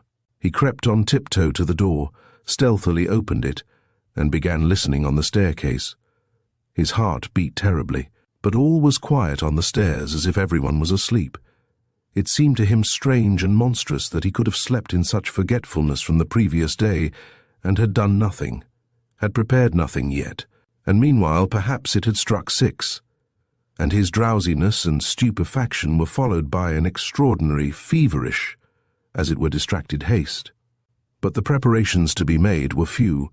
He concentrated all his energies on thinking of everything and forgetting nothing, and his heart kept beating and thumping so that he could hardly breathe. First he had to make a noose and sew it into his overcoat, a work of a moment. He rummaged under his pillow and picked out amongst the linen stuffed away under it a worn-out, old, unwashed shirt. From its rags he tore a long strip, a couple of inches wide and about 16 inches long. He folded this strip in 2, took off his wide, strong summer overcoat of some stout cotton material, his only outer garment, and began sewing the 2 ends of the rag on the inside under the left armhole. His hands shook as he sewed, but he did it successfully, so that nothing showed outside when he put the coat on again. The needle and thread he had got ready long before, and they lay on his table in a piece of paper. As for the noose, it was a very ingenious device of his own. The noose was intended for the axe. It was impossible for him to carry the axe through the street in his hands, and if hidden under his coat, he would still have had to support it with his hand, which would have been noticeable. Now he had only to put the head of the axe in the noose, and it would hang quietly under his arm on the inside. Putting his hand in his coat pocket, he could hold the end of the handle all the way, so that it did not swing, and as the coat was very full, a regular sack in fact, it could not be seen from outside that he was holding something with the hand that was in the pocket. This noose, too, he had designed a fortnight before. When he had finished with this, he thrust his hand into a little opening between his sofa and the floor, fumbled in the left corner, and drew out the pledge, which he had got ready long before and hidden there. This pledge was, however, only a smoothly planed piece of wood the size and thickness of a silver cigarette case. He picked up this piece of wood in one of his wanderings in a courtyard, where there was some sort of a workshop.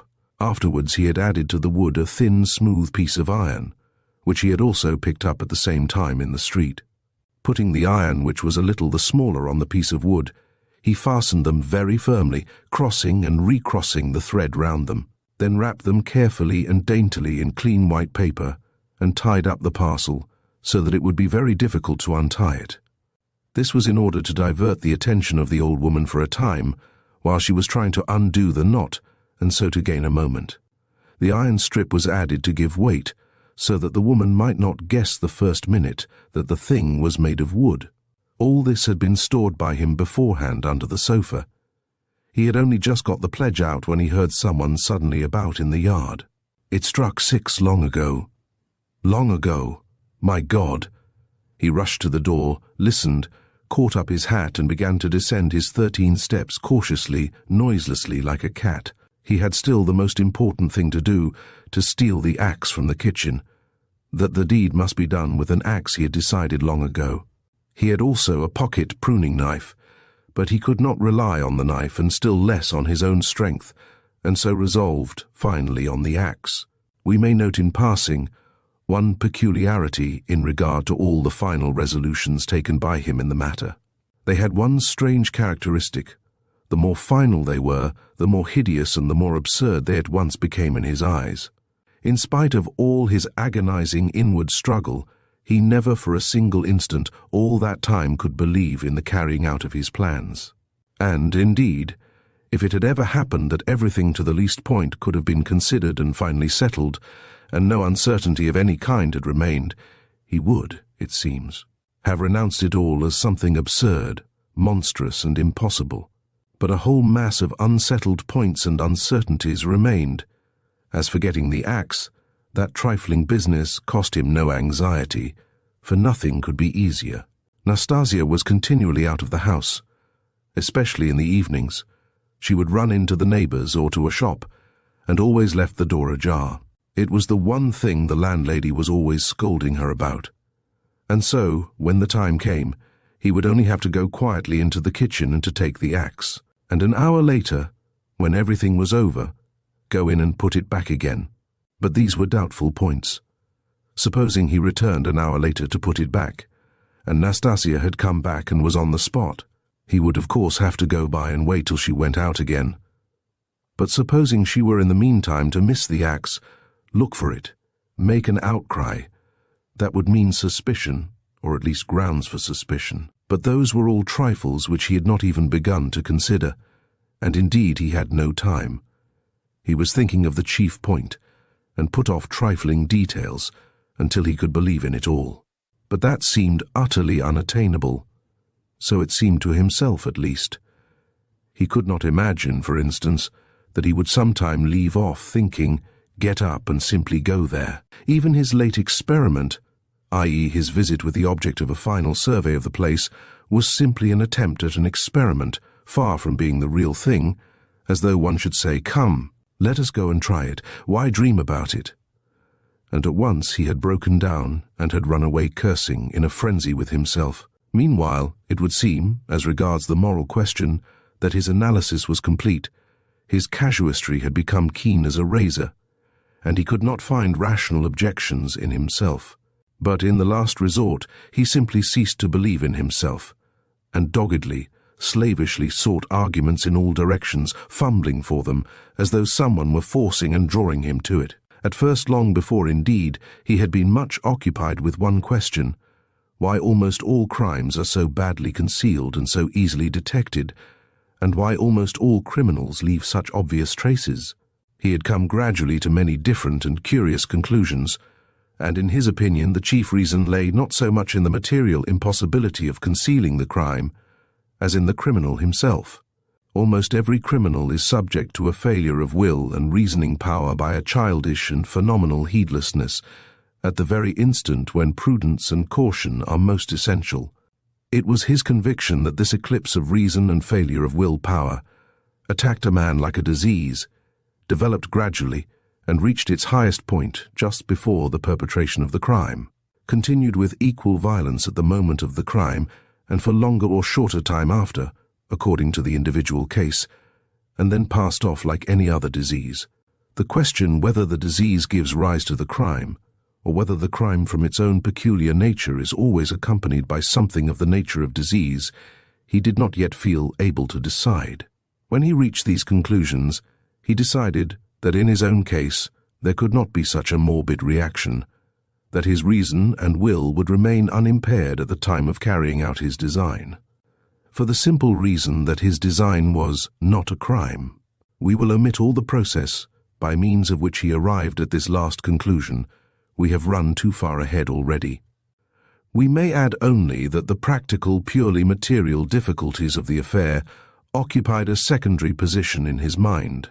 One has but to keep all one's willpower and reason to deal with them, and they will all be overcome at the time when once one has familiarized oneself with the minutest details of the business.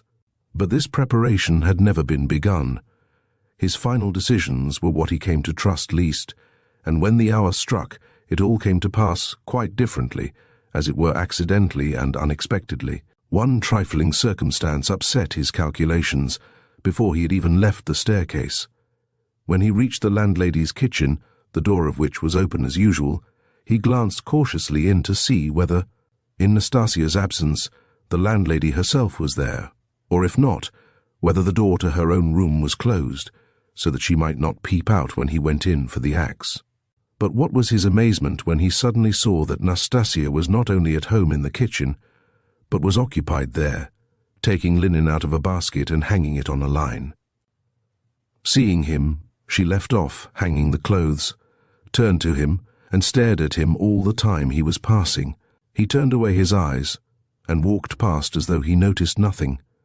But it was the end of everything. He had not the axe. He was overwhelmed. What made me think, he reflected as he went under the gateway, what made me think that she would be sure not to be at home at that moment? Why did I assume this so certainly? He was crushed and even humiliated. He could have laughed at himself in his anger. A dull animal rage boiled within him. He stood hesitating in the gateway. To go into the street, to go a walk for appearance sake was revolting. To go back to his room, even more revolting. And what a chance I have lost forever, he muttered, standing aimlessly in the gateway, just opposite the porter's little dark room, which was also open. Suddenly he started. From the porter's room, 2 paces away from him, something shining under the bench to the right caught his eye. He looked about him. Nobody. He approached the room on tiptoe, went down 2 steps into it, and in a faint voice called the porter. Yes, not at home. Somewhere near, though, in the yard, for the door is wide open. He dashed to the axe, it was an axe, and pulled it out from under the bench, where it lay between 2 chunks of wood. At once, before going out, he made it fast in the noose. He thrust both hands into his pockets and went out of the room. No one had noticed him. When reason fails, the devil helps, he thought with a strange grin. This chance raised his spirits extraordinarily. He walked along quietly and sedately, without hurry, to avoid awakening suspicion. He scarcely looked at the passers-by, tried to escape looking at their faces at all, and to be as little noticeable as possible. Suddenly he thought of his hat. Good heavens! I had the money the day before yesterday, and did not get a cap to wear instead. A curse rose from the bottom of his soul. Glancing out of the corner of his eye into a shop, he saw by a clock on the wall that it was 10 minutes past 7. He had to make haste, and at the same time to go some way round, so as to approach the house from the other side. When he had happened to imagine all this beforehand, He had sometimes thought that he would be very much afraid, but he was not very much afraid now, was not afraid at all indeed. His mind was even occupied by irrelevant matters, but by nothing for long. As he passed the Yusupov garden, he was deeply absorbed in considering the building of great fountains, and of their refreshing effect on the atmosphere in all the squares. By degrees he passed to the conviction that if the summer garden were extended to the field of Mars, and perhaps joined to the garden of the Mihailovsky Palace, it would be a splendid thing and a great benefit to the town. Then he was interested by the question why in all great towns men are not simply driven by necessity, but in some peculiar way inclined to live in those parts of the town where there are no gardens nor fountains, where there is most dirt and smell and all sorts of nastiness.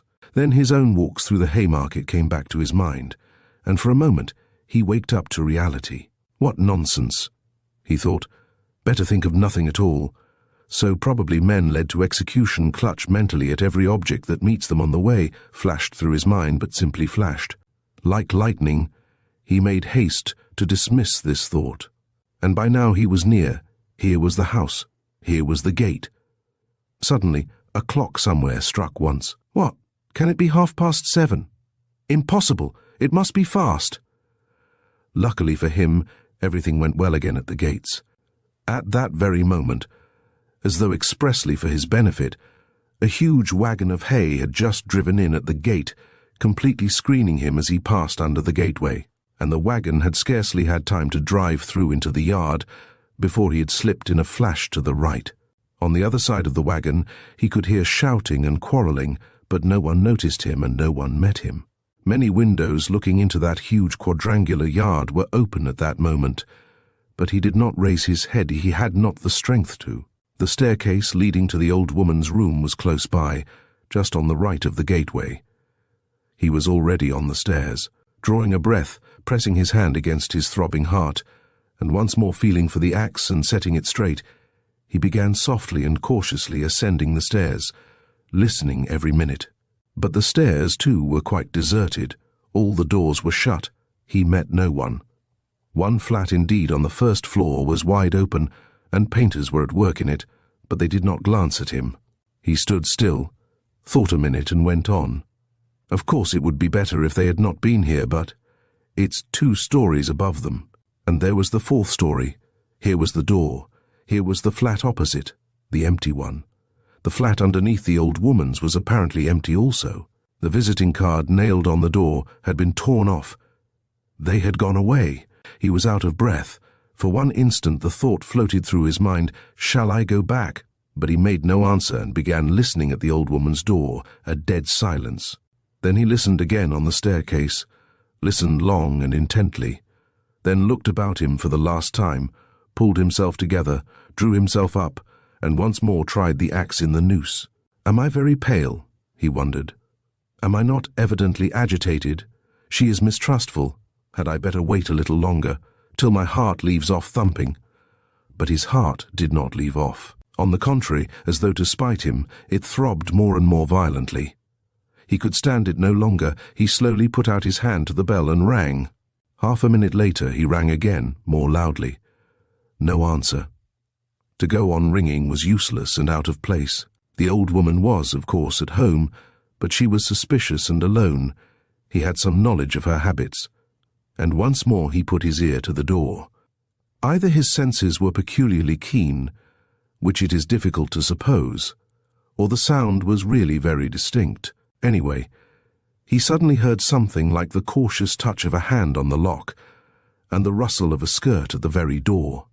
Someone was standing stealthily close to the lock, and just as he was doing on the outside was secretly listening within, and seemed to have her ear to the door. He moved a little on purpose and muttered something aloud that he might not have the appearance of hiding, then rang a 3rd time, but quietly, soberly, and without impatience, recalling it afterwards. That moment stood out in his mind vividly, distinctly, forever. He could not make out how he had had such cunning, for his mind was as it were clouded at moments, and he was almost unconscious of his body. An instant later he heard the latch unfastened. Chapter.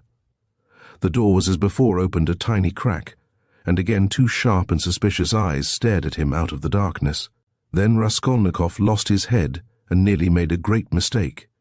Fearing the old woman would be frightened by their being alone, and not hoping that the sight of him would disarm her suspicions, he took hold of the door and drew it towards him to prevent the old woman from attempting to shut it again.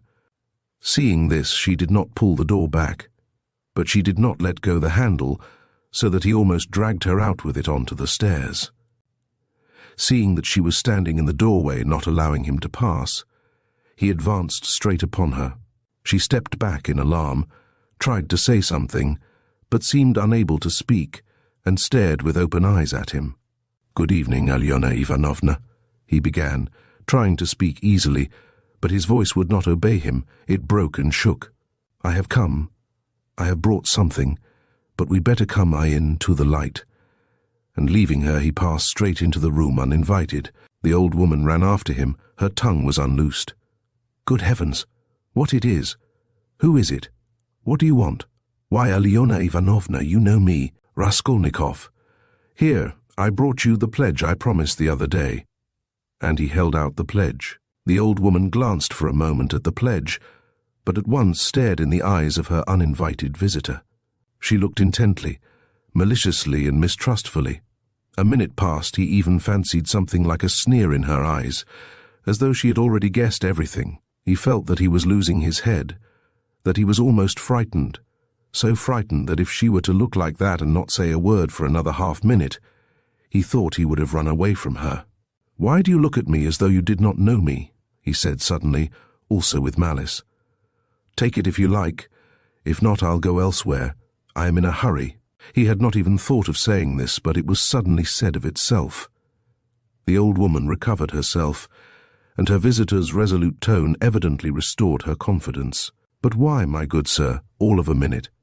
What is it?" she asked, looking at the pledge. "The silver cigarette case, I spoke of it last time, you know." She held out her hand. "But how pale you are, to be sure, and your hands are trembling too. Have you been bathing or what?" "Fever," he answered abruptly. "You can't help getting pale." "If you've nothing to eat," he added, with difficulty articulating the words. His strength was failing him again, but his answer sounded like the truth. The old woman took the pledge. "What is it?" she asked once more, scanning Raskolnikov intently and weighing the pledge in her hand. "A thing. Cigarette case. Silver. Look at it. It does not seem somehow like silver. How he has wrapped it up." Trying to untie the string and turning to the window, to the light, all her windows were shut. In spite of the stifling heat, she left him altogether for some seconds and stood with her back to him. He unbuttoned his coat and freed the axe from the noose, but did not yet take it out altogether, simply holding it in his right hand under the coat. His hands were fearfully weak. He felt them every moment growing more numb and more wooden.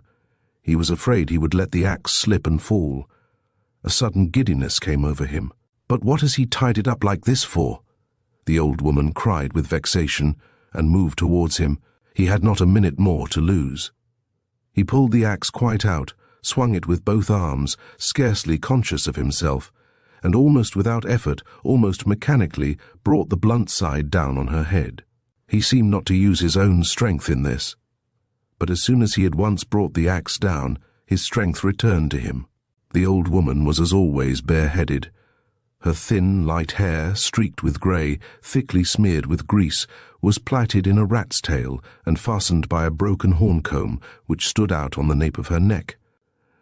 As she was so short, the blow fell on the very top of her skull. She cried out, but very faintly, and suddenly sank all of a heap on the floor, raising her hands to her head. In one hand she still held a pledge. Then he dealt her another and another blow with a blunt side and on the same spot. The blood gushed as from an overturned glass. The body fell back. He stepped back, let it fall, and at once bent over her face. She was dead. Her eyes seemed to be starting out of their sockets. The brow and the whole face were drawn and contorted convulsively. He laid the axe on the ground near the dead body and felt at once in her pocket, trying to avoid the streaming body, the same right-hand pocket from which she had taken the key on his last visit.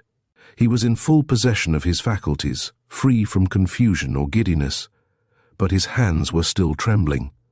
He remembered afterwards that he had been particularly collected and careful, trying all the time not to get smeared with blood. He pulled out the keys at once. They were all, as before, in one bunch on a steel ring. He ran at once into the bedroom with them. It was a very small room with a whole shrine of holy images.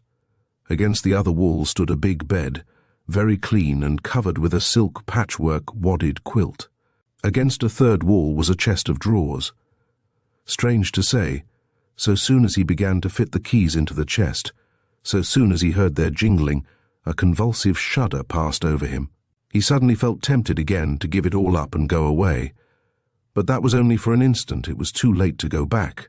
He positively smiled at himself when suddenly another terrifying idea occurred to his mind.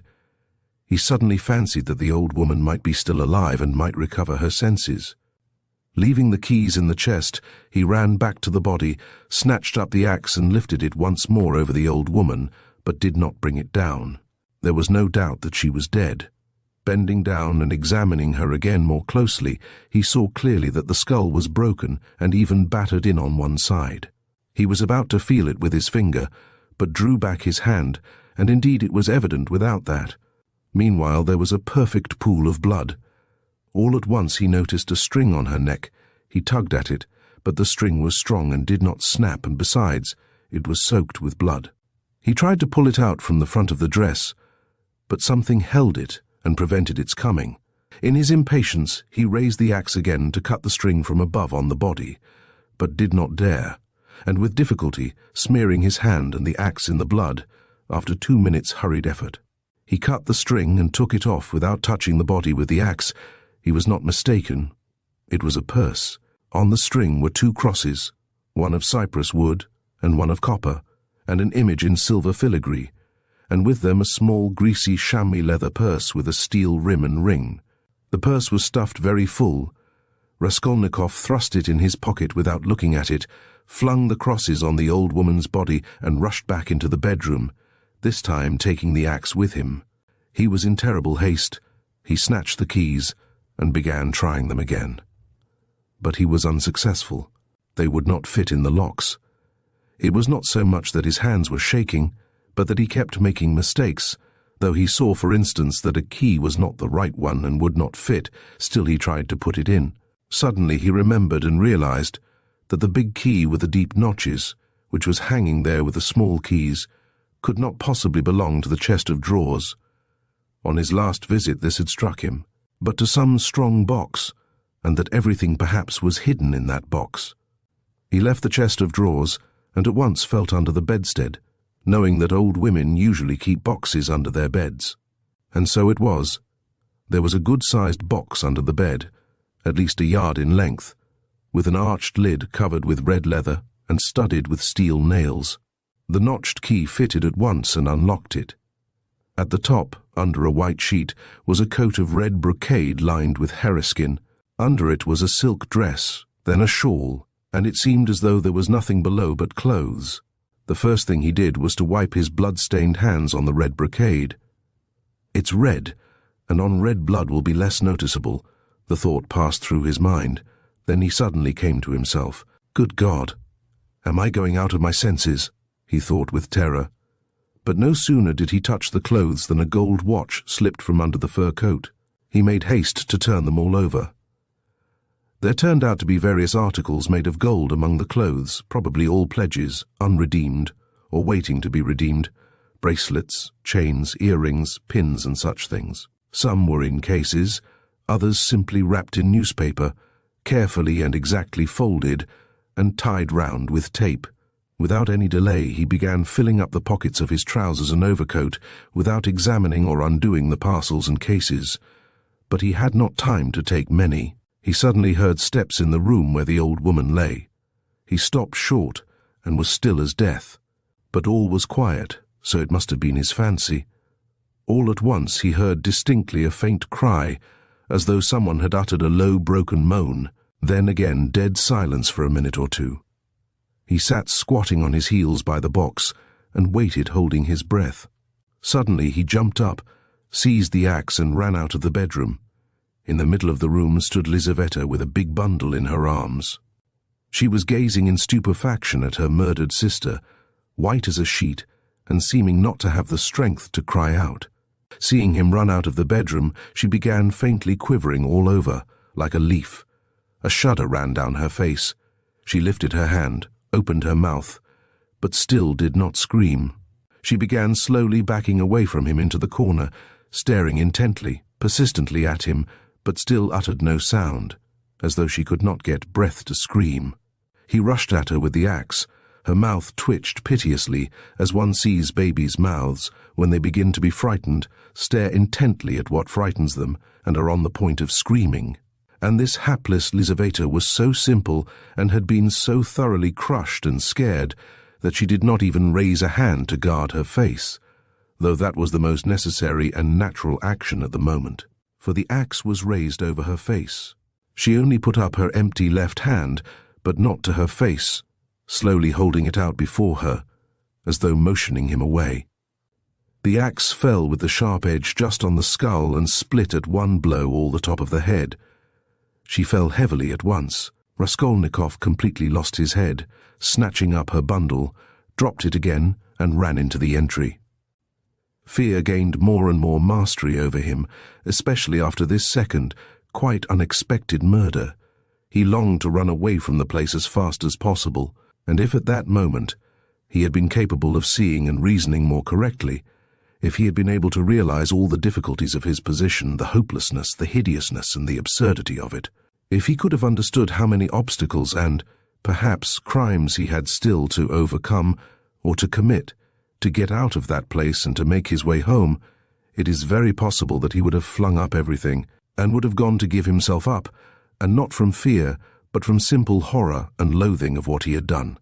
The feeling of loathing especially surged up within him and grew stronger every minute. He would not now have gone to the box or even into the room for anything in the world, but a sort of blankness, even dreaminess, had begun by degrees to take possession of him.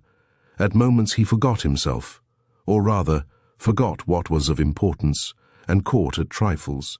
Glancing, however, into the kitchen and seeing a bucket half full of water on a bench, he bethought him of washing his hands and the axe. His hands were sticky with blood.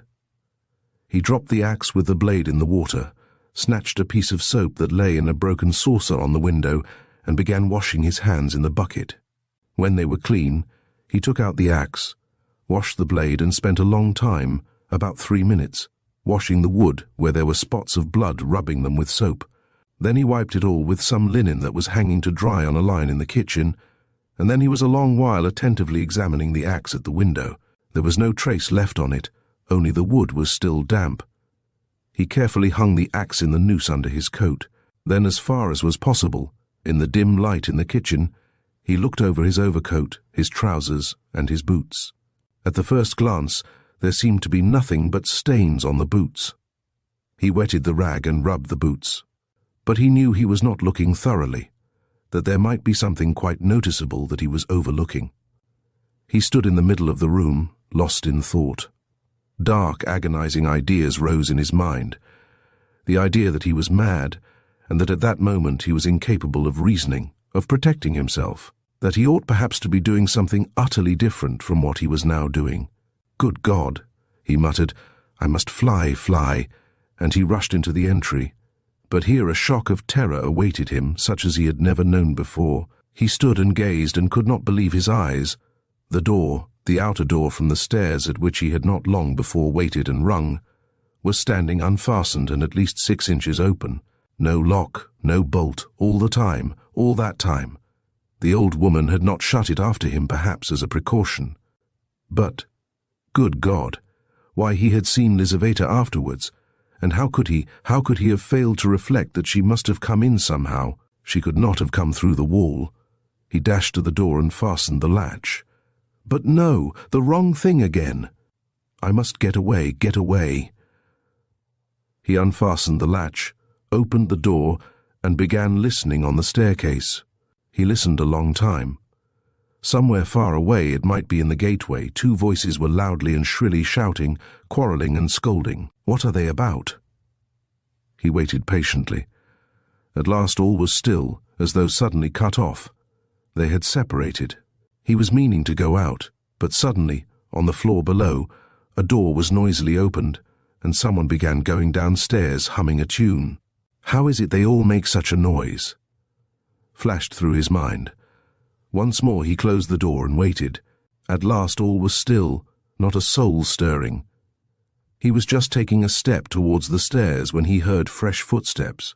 The steps sounded very far off, at the very bottom of the stairs, but he remembered quite clearly and distinctly that from the first sound he began for some reason to suspect that this was someone coming there, to the 4th floor, to the old woman. Why? Were the sounds somehow peculiar, significant? The steps were heavy, even and unhurried. Now he had passed the 1st floor, now he was mounting higher, it was growing more and more distinct. He could hear his heavy breathing. And now the 3rd story had been reached. Coming here.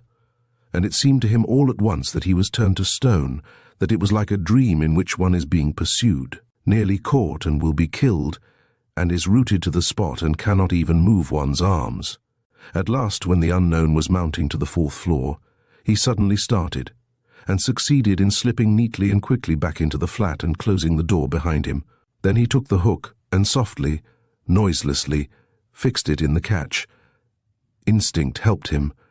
When he had done this, he crouched holding his breath by the door. The unknown visitor was by now also at the door. They were now standing opposite one another, as he had just before been standing with the old woman, when the door divided them and he was listening. The visitor panted several times. He must be a big fat man, thought Raskolnikov, squeezing the axe in his hand. It seemed like a dream indeed. The visitor took hold of the bell and rang it loudly. As soon as the tin bell tinkled, Raskolnikov seemed to be aware of something moving in the room. For some seconds he listened quite seriously. The unknown rang again, waited, and suddenly tugged violently and impatiently at the handle of the door.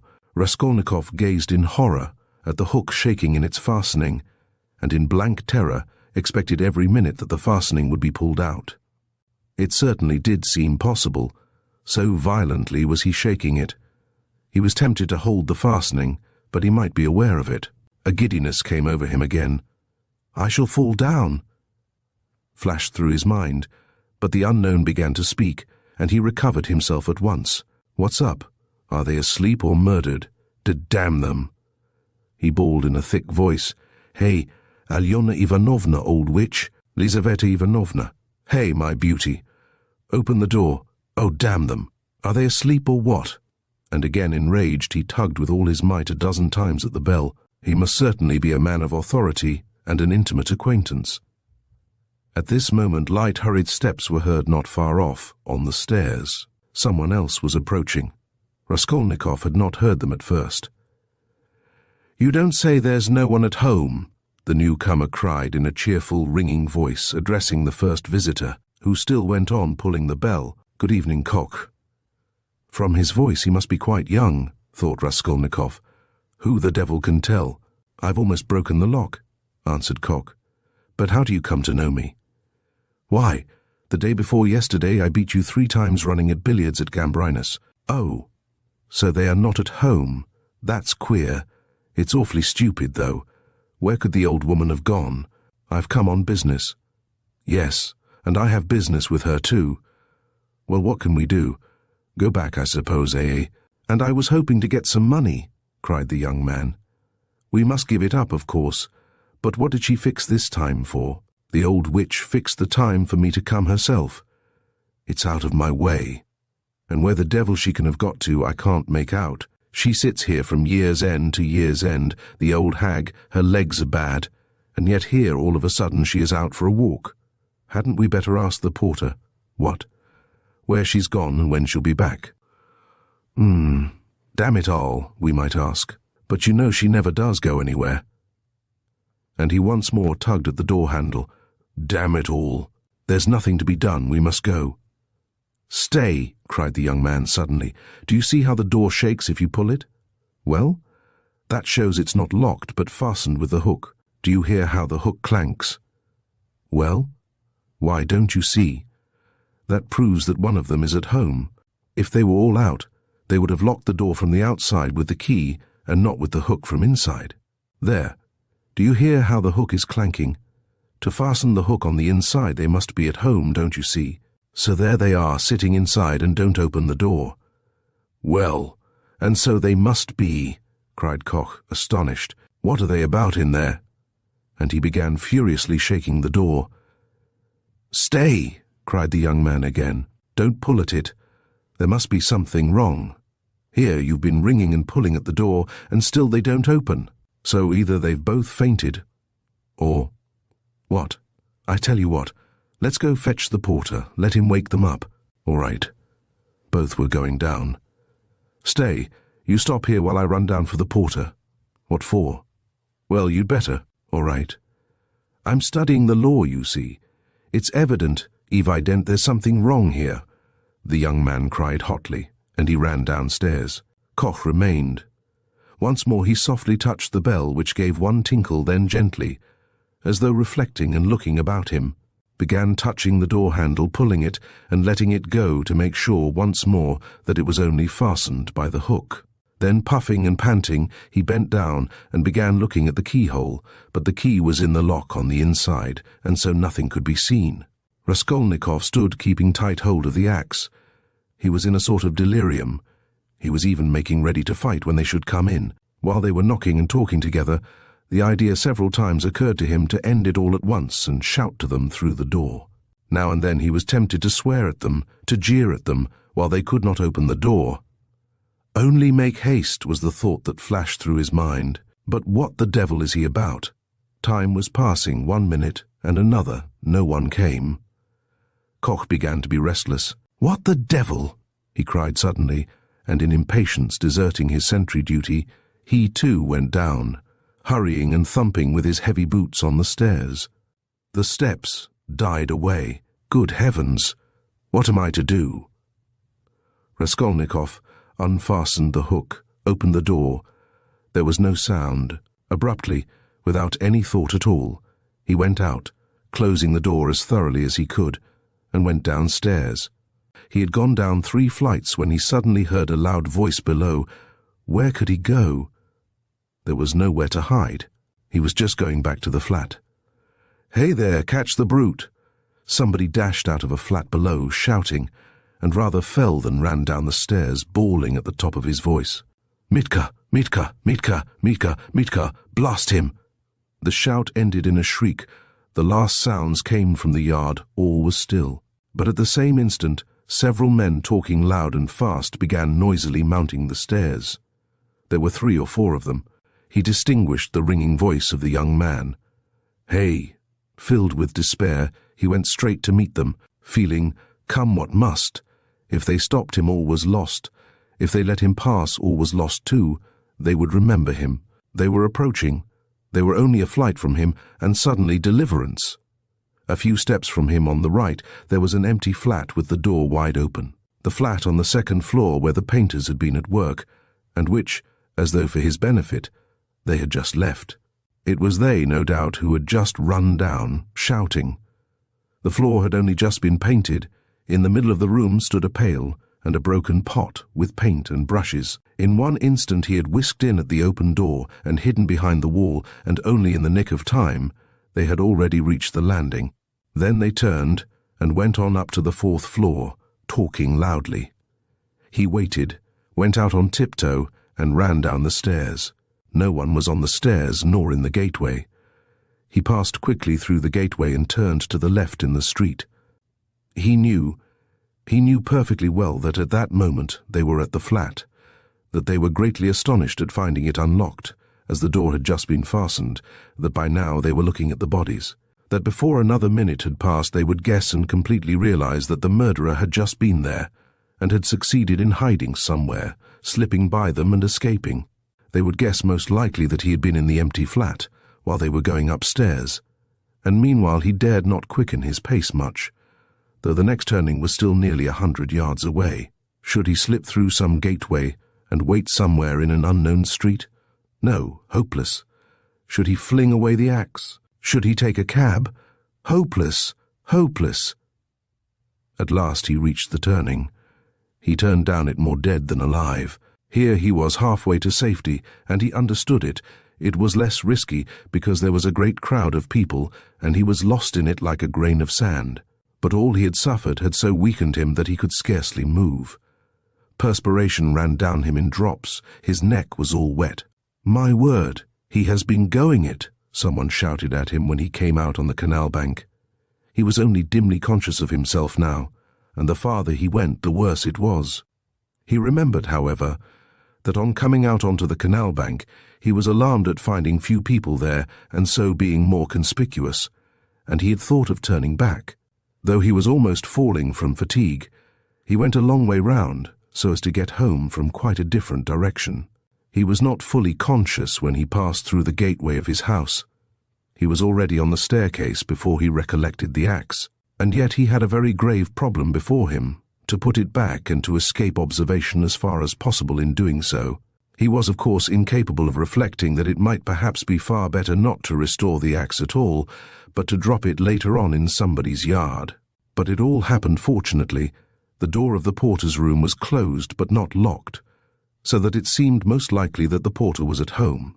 But he had so completely lost all power of reflection that he walked straight to the door and opened it. If the porter had asked him, "What do you want?" he would perhaps have simply handed him the axe.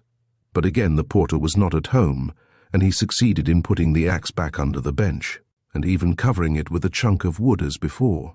He met no one, not a soul. Afterwards, on the way to his room, the landlady's door was shut. When he was in his room, he flung himself on the sofa just as he did not sleep, but sank into blank forgetfulness. If anyone had come into his room then, he would have jumped up at once and screamed. Scraps and shreds of thoughts were simply swarming in his brain, but he could not catch at one, he could not rest on one, in spite of all his efforts. Part 2, Chapter 8. So he lay a very long while. Now and then he seemed to wake up, and at such moments he noticed that it was far into the night, but it did not occur to him to get up. At last he noticed that it was beginning to get light. He was lying on his back, still dazed from his recent oblivion. Fearful, despairing cries rose shrilly from the street, sounds which he heard every night indeed, under his window after 2 o'clock. They woke him up now. "Ah, the drunken men are coming out of the taverns," he thought. "It's past 2 o'clock." And at once he leaped up, as though someone had pulled him from the sofa. What? Past 2 o'clock? He sat down on the sofa, and instantly recollected everything. All at once, in one flash, he recollected everything. For the first moment he thought he was going mad. A dreadful chill came over him, but the chill was from the fever that had begun long before in his sleep. Now he was suddenly taken with violent shivering, so that his teeth chattered, and all his limbs were shaking. He opened the door and began listening. Everything in the house was asleep. With amazement he gazed at himself, and everything in the room around him, wondering how he could have come in the night before without fastening the door, and have flung himself on the sofa without undressing, without even taking his hat off. It had fallen off and was lying on the floor near his pillow. If anyone had come in, what would he have thought? That I'm drunk, but... He rushed to the window. There was light enough, and he began hurriedly looking himself all over from head to foot, all his clothes. Were there no traces? But there was no doing it like that. Shivering with cold, he began taking off everything and looking over again. He turned everything over to the last threads and rags, and mistrusting himself, went through his search 3 times. But there seemed to be nothing, no trace, except in one place, where some thick drops of congealed blood were clinging to the frayed edge of his trousers. He picked up a big clasp knife and cut off the frayed threads. There seemed to be nothing more. Suddenly he remembered that the purse and the things he had taken out of the old woman's box were still in his pockets. He had not thought till then of taking them out and hiding them. He had not even thought of them while he was examining his clothes. What next? Instantly he rushed to take them out and fling them on the table. When he had pulled out everything, and turned the pocket inside out to be sure there was nothing left, he carried the whole heap to the corner. The paper had come off the bottom of the wall, and hung there in tatters. He began stuffing all the things into the hole under the paper. They're in, all out of sight, and the purse too, he thought gleefully, getting up and gazing blankly at the hole which bulged out more than ever. Suddenly he shuddered all over with horror. "My God," he whispered in despair. "What's the matter with me? Is that hidden? Is that the way to hide things?" He had not reckoned on having trinkets to hide.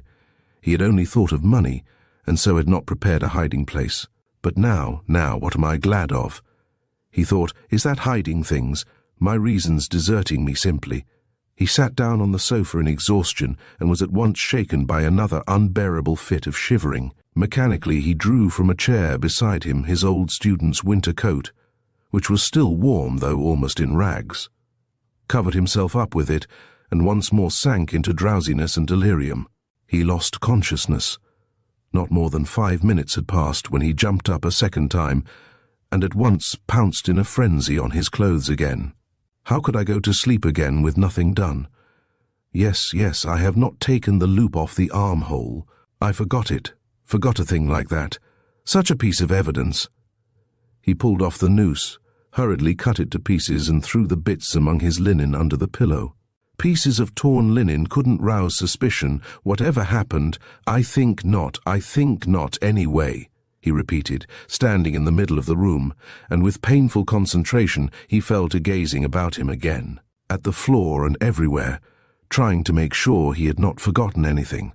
The conviction that all his faculties, even memory, and the simplest power of reflection were failing him, began to be an insufferable torture. Surely it isn't beginning already.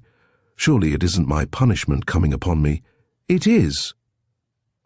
The frayed rags he had cut off his trousers were actually lying on the floor in the middle of the room, where anyone coming in would see them. "What is the matter with me?" he cried again, like one distraught.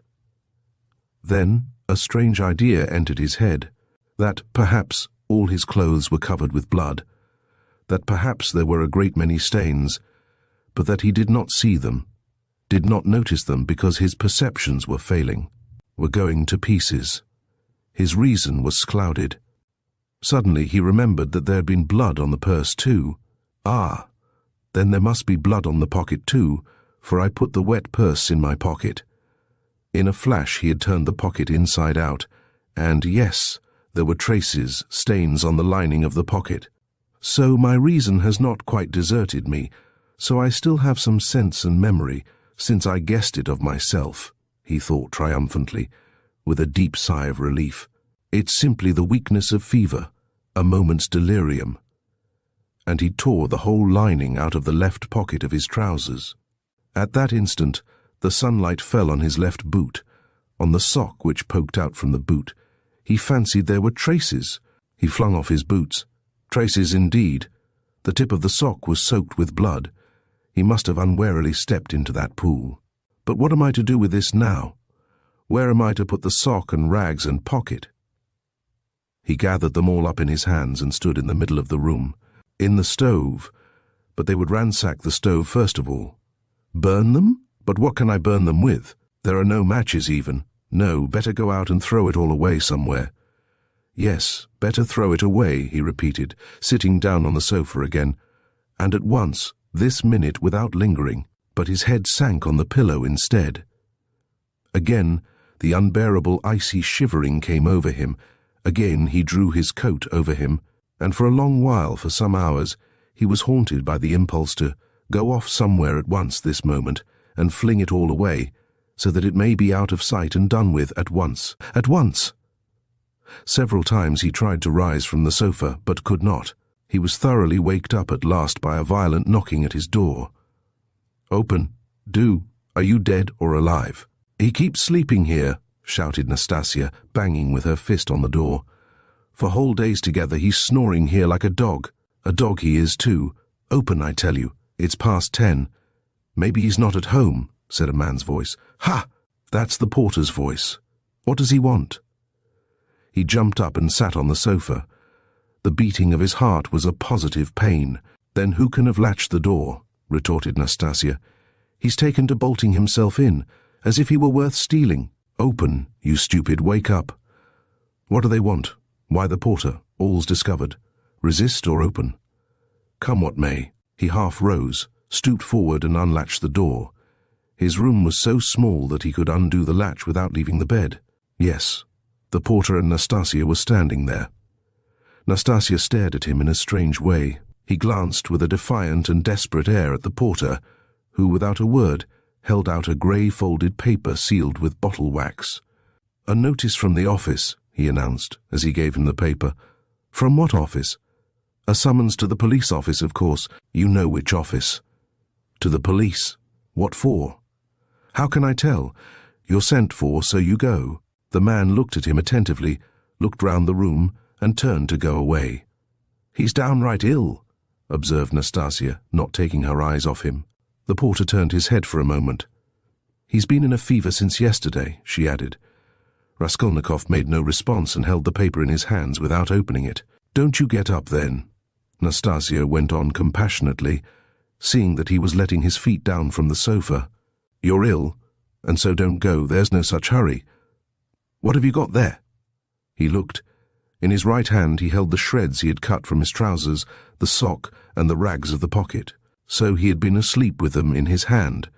Afterwards, reflecting upon it, he remembered that, half waking up in his fever, he had grasped all this tightly in his hand, and so fallen asleep again. "Look at the rags he's collected and sleeps with them, as though he has got hold of a treasure." And Nastasia went off into her hysterical giggle. Instantly he thrust them all under his great coat and fixed his eyes intently upon her. Far as he was from being capable of rational reflection at that moment, he felt that no one would behave like that with a person who was going to be arrested. But the police? "You'd better have some tea." "Yes, I'll bring it. There's some left." "No, I'm going. I'll go at once," he muttered, getting onto his feet. "Why, you'll never get downstairs." "Yes, I'll go." "As you please." She followed the porter out. At once he rushed to the light to examine the sock and the rags. There are stains, but not very noticeable, all covered with dirt, and rubbed and already discoloured. No one who had no suspicion could distinguish anything. Nastasia from a distance could not have noticed, thank God. Then with a tremor he broke the seal of the notice and began reading. He was a long while reading, before he understood. It was an ordinary summons from the district police station to appear that day at 9:30 at the office of the district superintendent. But when has such a thing happened? I never have anything to do with the police. And why just today? He thought in agonizing bewilderment. Good God, only get it over soon. He was flinging himself on his knees to pray, but broke into laughter, not at the idea of prayer, but at himself. He began, hurriedly dressing. If I'm lost, I am lost, I don't care. Shall I put the sock on? He suddenly wondered.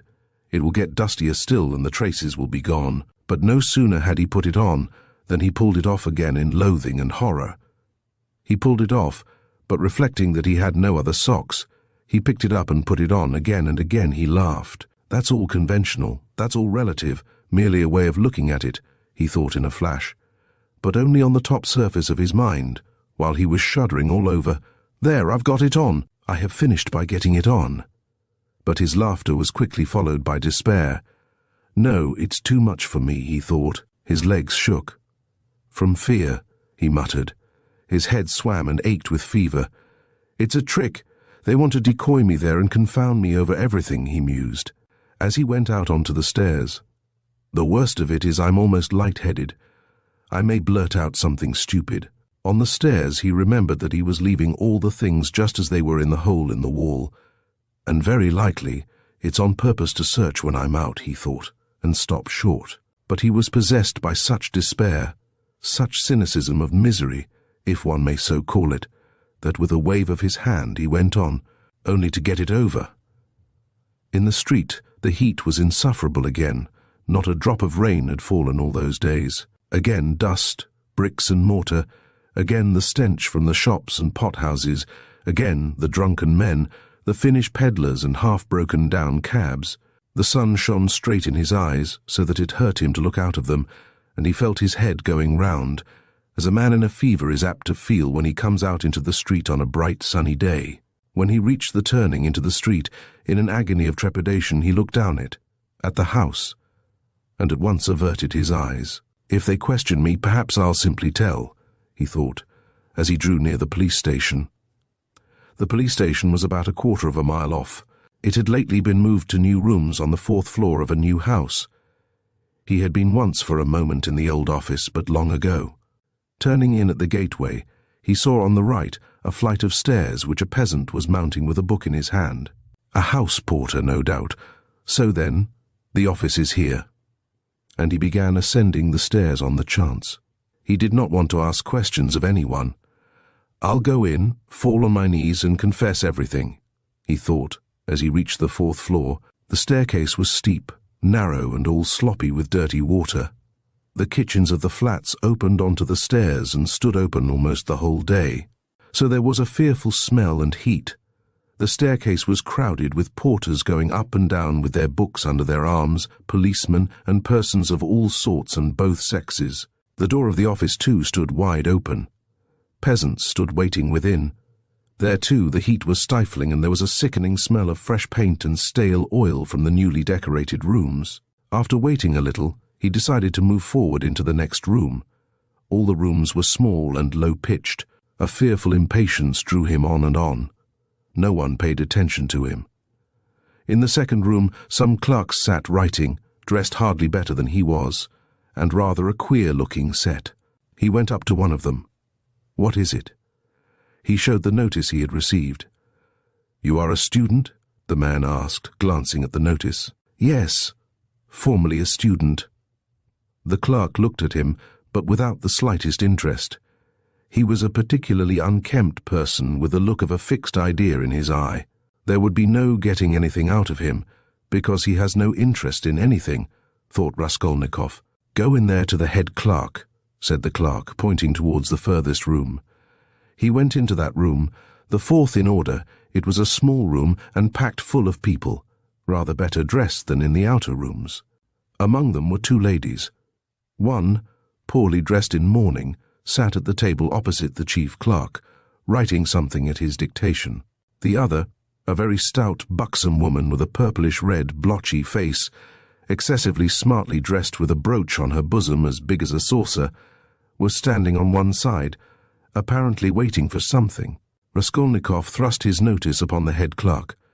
The latter glanced at it, said, "Wait a minute," and went on attending to the lady in mourning. He breathed more freely. It can't be that. By degrees he began to regain confidence.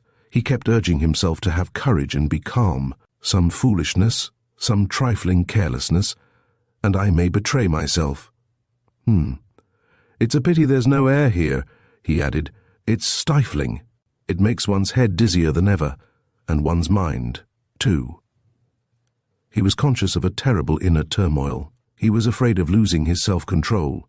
He tried to catch at something and fix his mind on it, something quite irrelevant, but he could not succeed in this at all. Yet the head clerk greatly interested him. He kept hoping to see through him and guess something from his face. He was a very young man, about 22, with a dark, mobile face that looked older than his years. He was fashionably dressed and foppish, with his hair parted in the middle, well-combed and pomaded, and wore a number of rings on his well-scrubbed fingers and a gold chain on his waistcoat. He said a couple of words in French to a foreigner who was in the room, and said them fairly correctly. "Louise Ivanovna, you can sit down," he said casually to the gaily dressed, purple-faced lady, who was still standing as though not venturing to sit down, though there was a chair beside her. "Ich danke," said the latter, and softly, with a rustle of silk, she sank into the chair. Her light blue dress trimmed with white lace floated about the table like an air balloon and filled almost half the room. She smelt of scent. But she was obviously embarrassed at filling half the room and smelling so strongly of scent, and though her smile was impudent as well as cringing, it betrayed evident uneasiness. The lady in mourning had done at last and got up. All at once, with some noise, an officer walked in very jauntily, with a peculiar swing of his shoulders at each step. He tossed his cockaded cap on the table and sat down in an easy chair. The small lady positively skipped from her seat on seeing him, and fell to curtsying in a sort of ecstasy. But the officer took not the smallest notice of her, and she did not venture to sit down again in his presence. He was the assistant superintendent. He had a reddish moustache that stood out horizontally on each side of his face, and extremely small features, expressive of nothing much except a certain insolence. He looked askance and rather indignantly at Raskolnikov. He was so very badly dressed, and in spite of his humiliating position, his bearing was by no means in keeping with his clothes. Raskolnikov had unwarily fixed a very long and direct look on him, so that he felt positively affronted. "What do you want?" he shouted, apparently astonished that such a ragged fellow was not annihilated by the majesty of his glance. "I was summoned by a notice." Raskolnikov faltered. For the recovery of money due from the student head clerk interfered hurriedly, tearing himself from his papers. "Here," and he flung Raskolnikov a document and pointed out the place. "Read that." "Money? What money?" thought Raskolnikov. "But, then, it's certainly not that," and he trembled with joy. He felt sudden, intense, indescribable relief. A load was lifted from his back. "And pray, what time were you directed to appear, sir?" shouted the assistant superintendent, seeming for some unknown reason more and more aggrieved. "You are told to come at 9, and now it's 12. "The notice was only brought me a quarter of an hour ago," Raskolnikov answered loudly over his shoulder. To his own surprise, he too grew suddenly angry, and found a certain pleasure in it. "And it's enough that I have come here ill with fever. Kindly refrain from shouting." "I'm not shouting. I'm speaking very quietly. It's you who are shouting at me. I'm a student, and allow no one to shout at me." The assistant superintendent was so furious that for the first minute he could only splutter inarticulately. He leaped up from his seat. "Be silent. You are in a government office. Don't be impudent, sir." "You're in a government office too," cried Raskolnikov, "and you're smoking a cigarette as well as shouting, so you are showing disrespect to all of us." He felt an indescribable satisfaction at having said this. The head clerk looked at him with a smile. The angry assistant superintendent was obviously disconcerted. "That's not your business," he shouted at last with unnatural loudness. "Kindly make the declaration demanded of you." "Show him." "Alexander Grigorievich, there is a complaint against you. You don't pay your debts. You're a fine bird." But Raskolnikov was not listening now. He had eagerly clutched at the paper, in haste to find an explanation. He read it once and a second time, and still did not understand. "What is this?" he asked the head clerk. "It is for the recovery of money on an IOU, a writ. You must either pay it, with all expenses, costs and so on, or give a written declaration when you can pay it, and at the same time an undertaking not to leave the capital without payment, and nor to sell or conceal your property. The creditor is at liberty to sell your property and proceed against you according to the law. But I am not in debt to anyone. That's not our business. Here, an IOU for 115 rubles, legally attested and due for payment, has been brought us for recovery, given by you to the widow of the assessor Zarnitsyn 9 months ago, and paid over by the widow Zarnitsyn to one Mr. Chebarov. We therefore summon you hereupon." "But she is my landlady." "And what if she is your landlady?" The head clerk looked at him with a condescending smile of compassion, and at the same time with a certain triumph, as at a novice under fire for the first time, as though he would say, "Well, how do you feel now?" But what did he care now for an IOU, for a writ of recovery? Was that worth worrying about now? Was it worth attention even? He stood, he read, he listened, he answered, he even asked questions himself, but all mechanically. The triumphant sense of security, of deliverance from overwhelming danger, that was what filled his whole soul that moment, without thought for the future, without analysis, without suppositions or surmises, without doubts and without questioning. It was an instant of full, direct, purely instinctive joy. But at that very moment, something like a thunderstorm took place in the office. The assistant superintendent, still shaken by Raskolnikov's disrespect, still fuming and obviously anxious to keep up his wounded dignity, pounced on the unfortunate smart lady, who had been gazing at him ever since he came in with an exceedingly silly smile. "You shameful hussy!" he shouted suddenly at the top of his voice.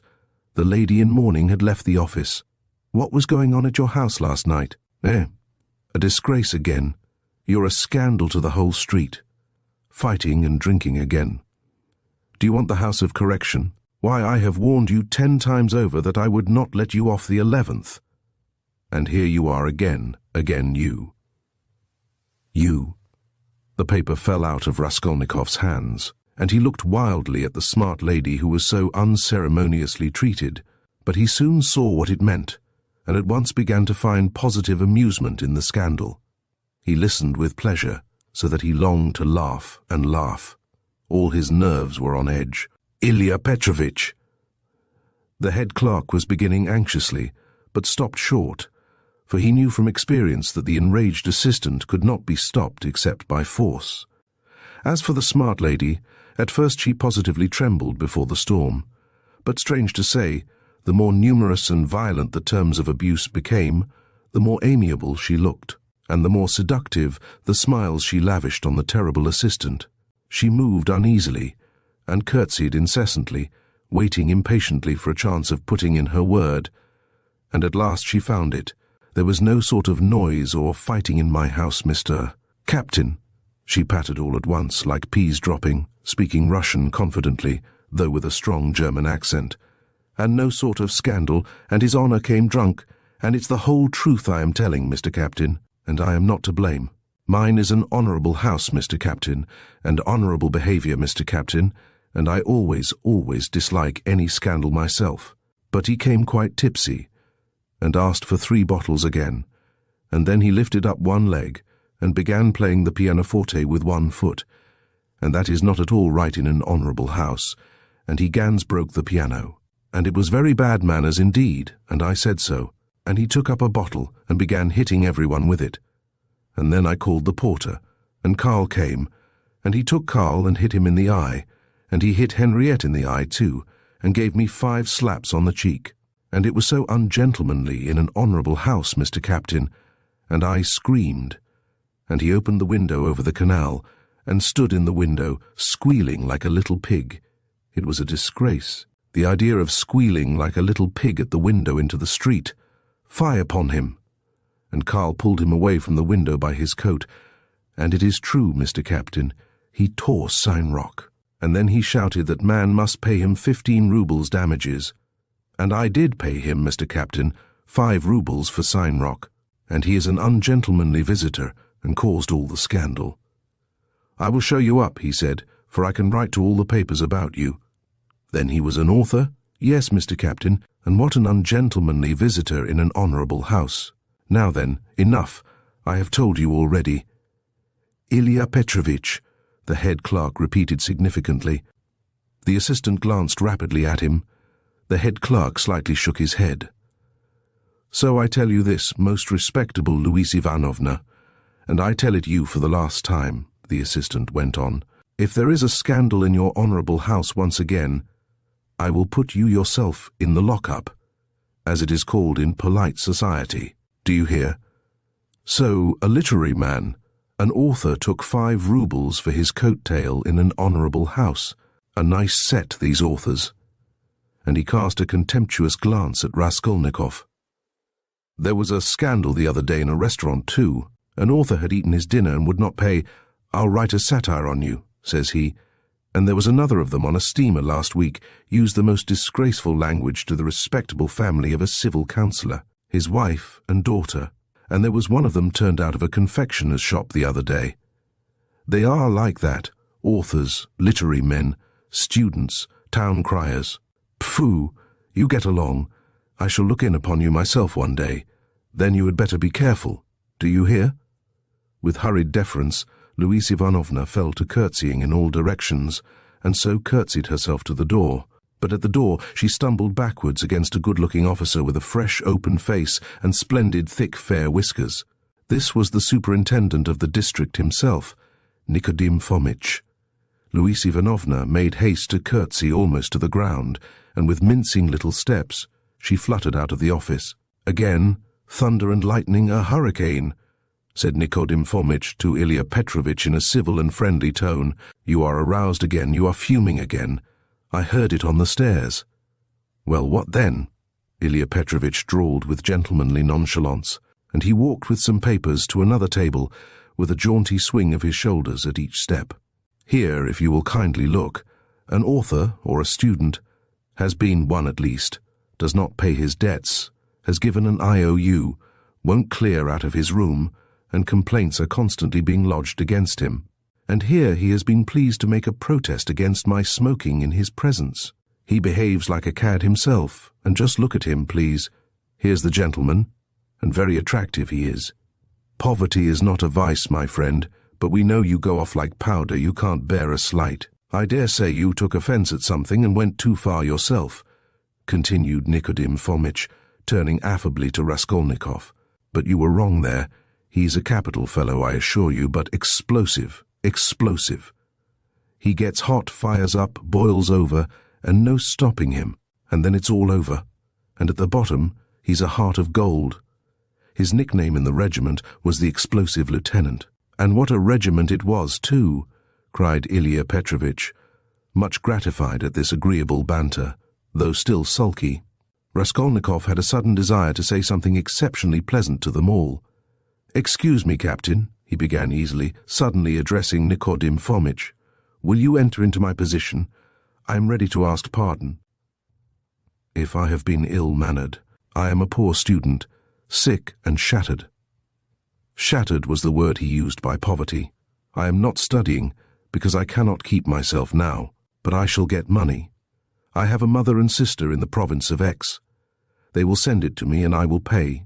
My landlady is a good-hearted woman, but she is so exasperated at my having lost my lessons and not paying her for the last 4 months that she does not even send up my dinner. And I don't understand this IOU at all. She is asking me to pay her on this IOU. How am I to pay her?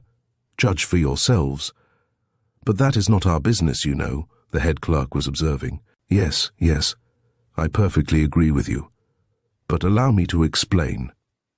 Raskolnikov put in again, still addressing Nicodim Fomitch, but trying his best to address Ilya Petrovitch also, though the latter persistently appeared to be rummaging among his papers and to be contemptuously oblivious of him.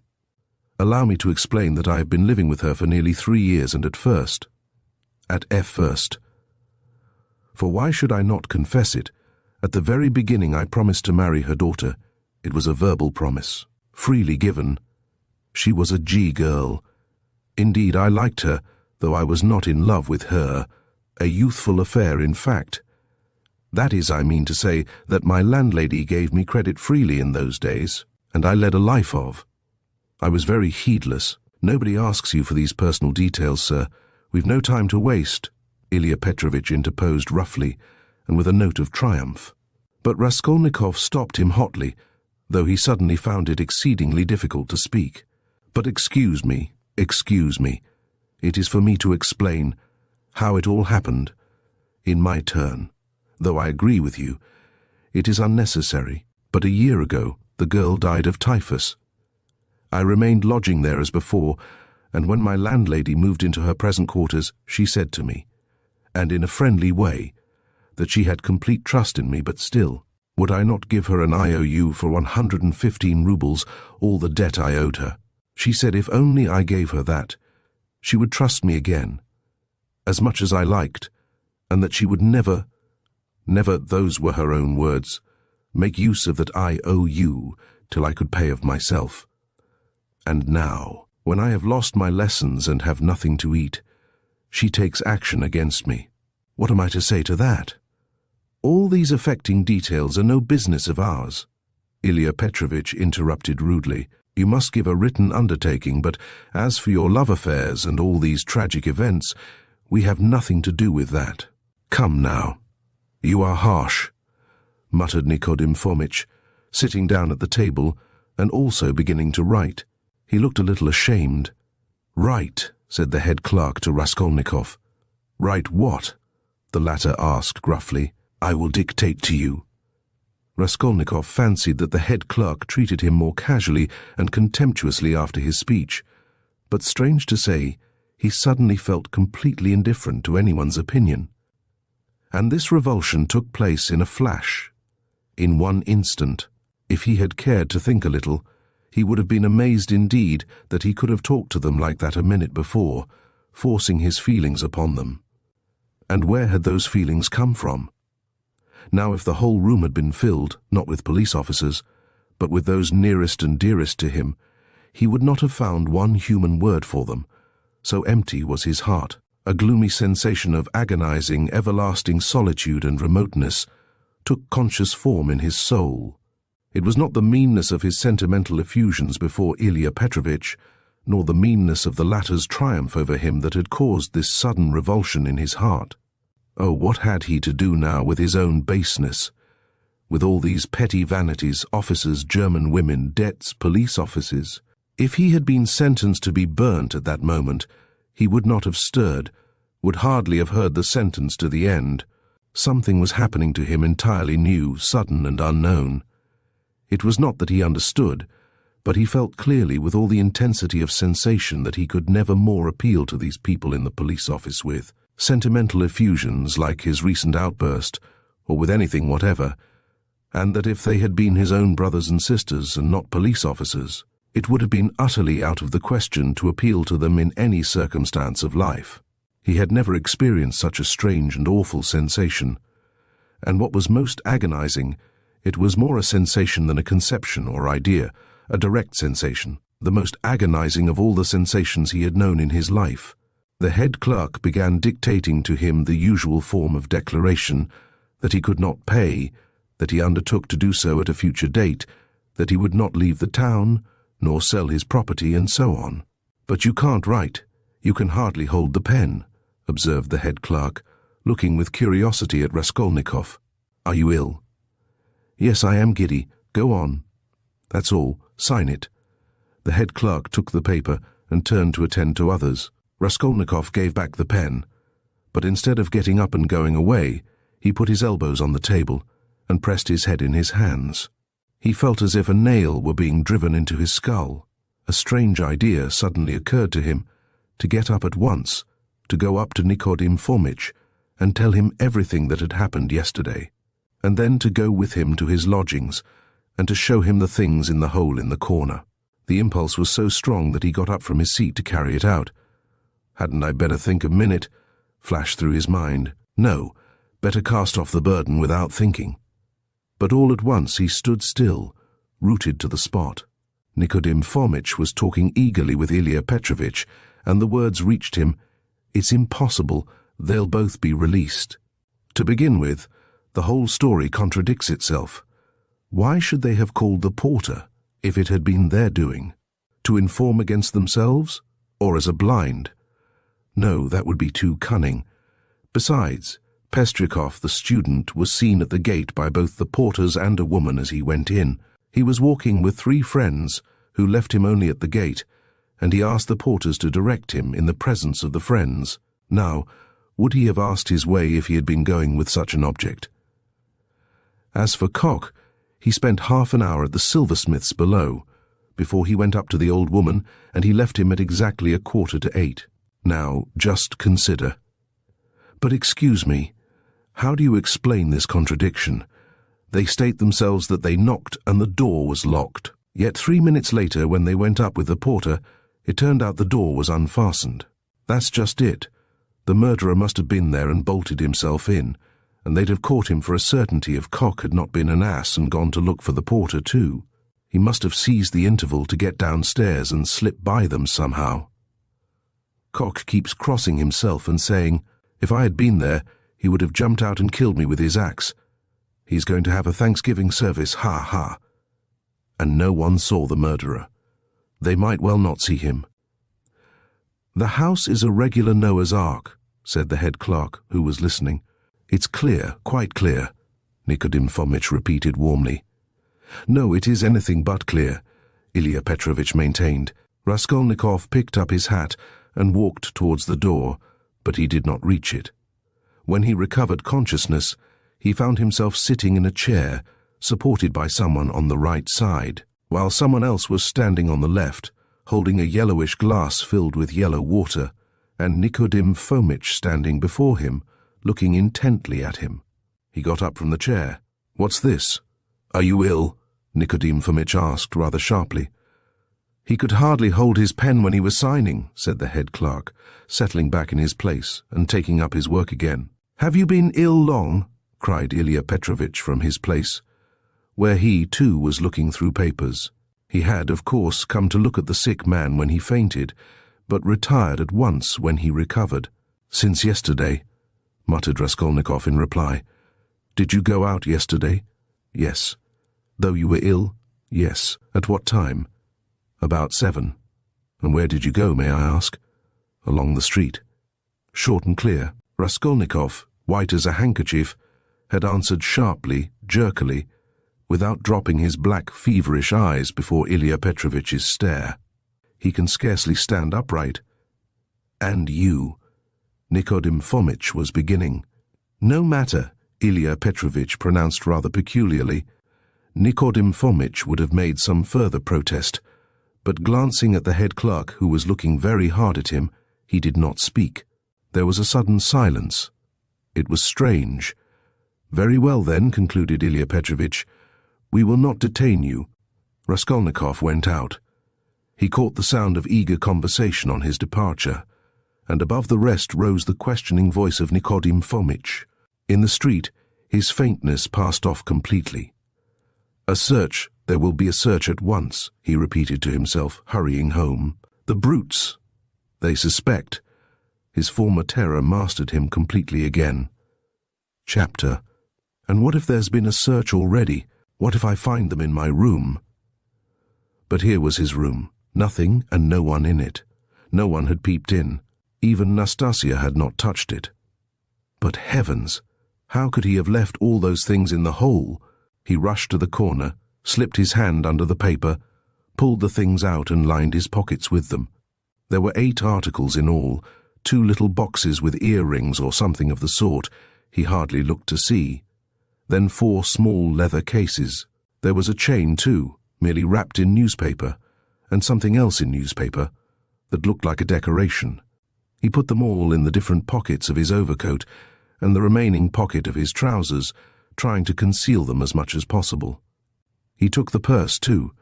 Then he went out of his room, leaving the door open. He walked quickly and resolutely, and though he felt shattered, he had his senses about him. He was afraid of pursuit. He was afraid that in another half hour, another quarter of an hour perhaps, instructions would be issued for his pursuit, and so at all costs he must hide all traces before then. He must clear everything up while he still had some strength, some reasoning power left him. Where was he to go? That had long been settled. Fling them into the canal, and all traces hidden in the water, the thing would be at an end. So he had decided in the night of his delirium, when several times he had had the impulse to get up and go away, to make haste and get rid of it all. But to get rid of it turned out to be a very difficult task. He wandered along the bank of the Ekaterininsky Canal for half an hour or more, and looked several times at the steps running down to the water, but he could not think of carrying out his plan. Either rafts stood at the step's edge, and women were washing clothes on them, or boats were moored there, and people were swarming everywhere. Moreover, he could be seen and noticed from the banks on all sides. It would look suspicious for a man to go down on purpose, stop, and throw something into the water. And what if the boxes were to float instead of sinking? And of course they would. Even as it was, everyone he met seemed to stare and look round, as if they had nothing to do but to watch him. Why is it, or can it be my fancy? He thought. At last the thought struck him that it might be better to go to the Neva. There were not so many people there, he would be less observed, and it would be more convenient in every way. Above all, it was further off. He wondered how he could have been wandering for a good half hour, worried and anxious in this dangerous past without thinking of it before. And that half hour he had lost over an irrational plan, simply because he had thought of it in delirium. He had become extremely absent and forgetful, and he was aware of it. He certainly must make haste. He walked towards the Neva along Vet Prospect, but on the way another idea struck him. Why to the Neva? Would it not be better to go somewhere far off, to the islands again, and there hide the things in some solitary place, in a wood or under a bush, and mark the spot perhaps? And though he felt incapable of clear judgment, the idea seemed to him a sound one. But he was not destined to go there. For coming out of Prospect towards the square, he saw on the left a passage leading between 2 blank walls to a courtyard. On the right hand, the blank, unwhitewashed wall of a 4-storied house stretched far into the court. On the left, a wooden hoarding ran parallel with it for 20 paces into the court, and then turned sharply to the left. Here was a deserted, fenced-off place where rubbish of different sorts was lying. At the end of the court, the corner of a low, smutty stone shed, apparently part of some workshop, peeped from behind the hoarding.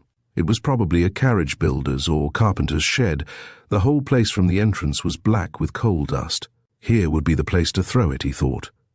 Not seeing anyone in the yard, he slipped in, and at once saw near the gate a sink, such as is often put in yards where there are many workmen or cab drivers, and on the hoarding above had been scribbled in chalk the time-honoured witticism, "Standing here strictly forbidden." This was all the better, for there would be nothing suspicious about his going in. Here I could throw it all in a heap and get away.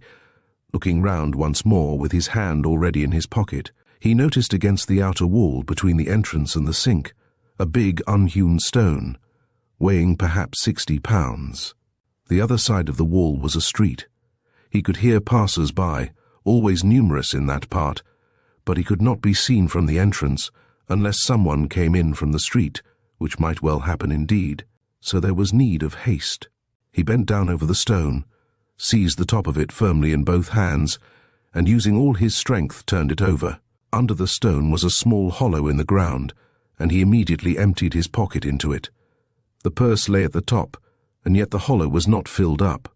Then he seized the stone again, and with one twist turned it back, so that it was in the same position again, though it stood a very little higher. But he scraped the earth about it, and pressed it at the edges with his foot. Nothing could be noticed. Then he went out, and turned into the square. Again an intense, almost unbearable joy overwhelmed him for an instant, as it had in the police office. I have buried my tracks. And who can think of looking under that stone? It has been lying there most likely ever since the house was built, and will lie as many years more, and if it were found, who would think of me? It is all over. No clue. And he laughed. Yes, he remembered that he began laughing a thin, nervous, noiseless laugh, and went on laughing all the time he was crossing the square. But when he reached the Quai Boulevard, where 2 days before he had come upon that girl, his laughter suddenly ceased. Other ideas crept into his mind. He felt all at once that it would be loathsome to pass that seat on which, after the girl was gone, he had sat and pondered, and that it would be hateful too, to meet that whiskered policeman to whom he had given the 20 kopecks. Damn him! He walked, looking about him angrily and distractedly. All his ideas now seemed to be circling round some single point, and he felt that there really was such a point, and that now, he was left facing that point, and for the first time, indeed, during the last 2 months. Damn it all, he thought suddenly, in a fit of ungovernable fury. If it has begun, then it has begun. Hang the new life. Good Lord, how stupid it is. And what lies I told today. How despicably I fawned upon that wretched Ilya Petrovitch. But that is all folly. What do I care for them all, and my fawning upon them? It is not that at all. It is not that at all. Suddenly he stopped. A new, utterly unexpected and exceedingly simple question perplexed and bitterly confounded him. If it all has really been done deliberately and not idiotically, if I really had a certain and definite object, how is it I did not even glance into the purse and don't know what I had there, for which I have undergone these agonies, and have deliberately undertaken this base, filthy, degrading business? And here I wanted at once to throw into the water the purse together with all the things which I had not seen either. How's that? Yes, that was so. That was all so. Yet he had known it all before, and it was not a new question for him, even when it was decided in the night without hesitation and consideration, as though so it must be, as though it could not possibly be otherwise. Yes, he had known it all, and understood it all. It surely had all been settled even yesterday at the moment when he was bending over the box and pulling the jewel cases out of it. Yes, so it was. It is because I am very ill, he decided grimly at last. I have been worrying and fretting myself, and I don't know what I am doing. Yesterday, and the day before yesterday, and all this time, I have been worrying myself. I shall get well, and I shall not worry. But what if I don't get well at all? Good God, how sick I am of it all." He walked on without resting. He had a terrible longing for some distraction, but he did not know what to do, what to attempt. A new overwhelming sensation was gaining more and more mastery over him.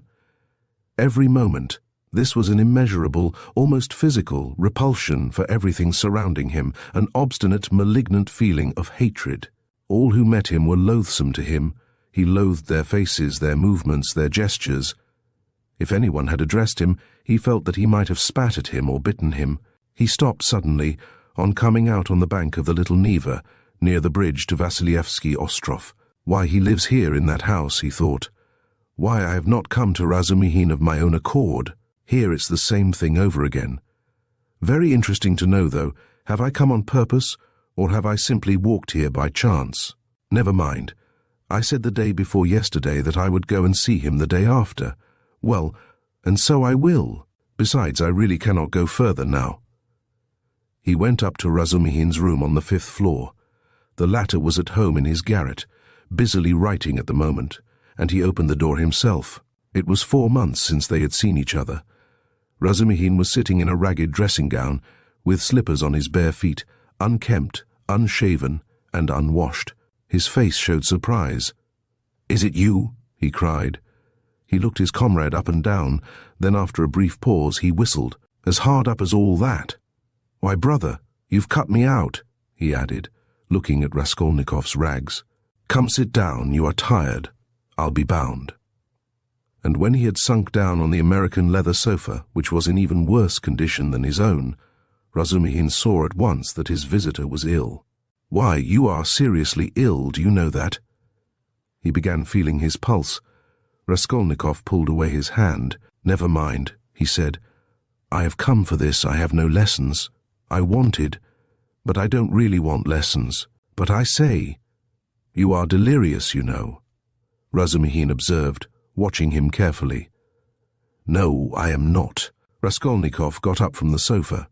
As he had mounted the stairs to Razumihin's, he had not realized that he would be meeting his friend face to face. Now, in a flash, he knew that what he was least of all disposed for at that moment was to be face to face with anyone in the wide world. His spleen rose within him. He almost choked with rage at himself as soon as he crossed Razumihin's threshold. "Goodbye," he said abruptly, and walked to the door. "Stop, stop, you queer fish." "I don't want to," said the other, again pulling away his hand. "Then why the devil have you come? Are you mad or what? Why, this is almost insulting. I won't let you go like that." "Well then, I came to you because I know no one but you who could help. To begin, because you are kinder than anyone clever, I mean, and can judge. And now I see that I want nothing. Do you hear? Nothing at all. No one's services, no one's sympathy. I am by myself, alone. Come, that's enough. Leave me alone. Stay a minute, you sweep. You are a perfect madman. As you like, for all I care. I have no lessons, do you see, and I don't care about that. But there's a bookseller, Heruvimov, and he takes the place of a lesson. I would not exchange him for 5 lessons. He's doing publishing of a kind, and issuing natural science manuals, and what a circulation they have. The very titles are worth the money. You always maintained that I was a fool, but by Jove, my boy, there are greater fools than I am. Now he is setting up for being advanced. Not that he has an inkling of anything, but, of course, I encourage him.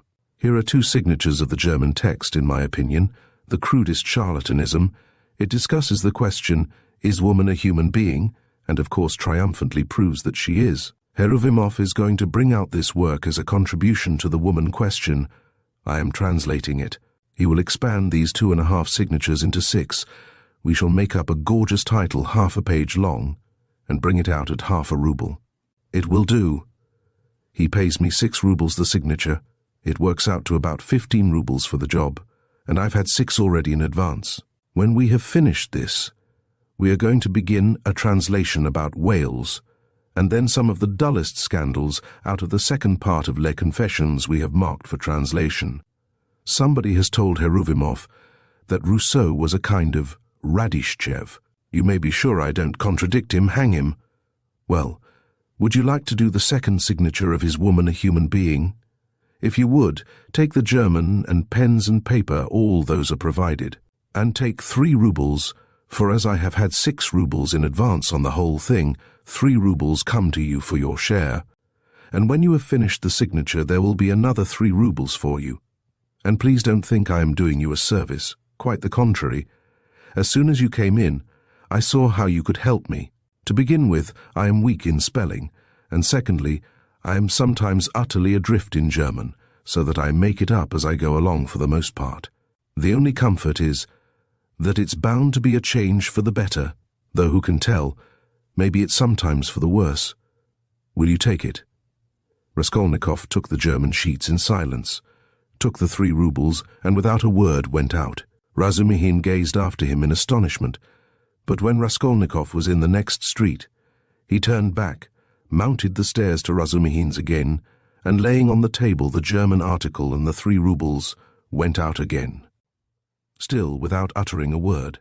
"Are you raving, or what?" Razumihin shouted, roused to fury at last. "What farce is this? You'll drive me crazy too. What did you come to see me for, damn you?" "I don't want translation," muttered Raskolnikov from the stairs.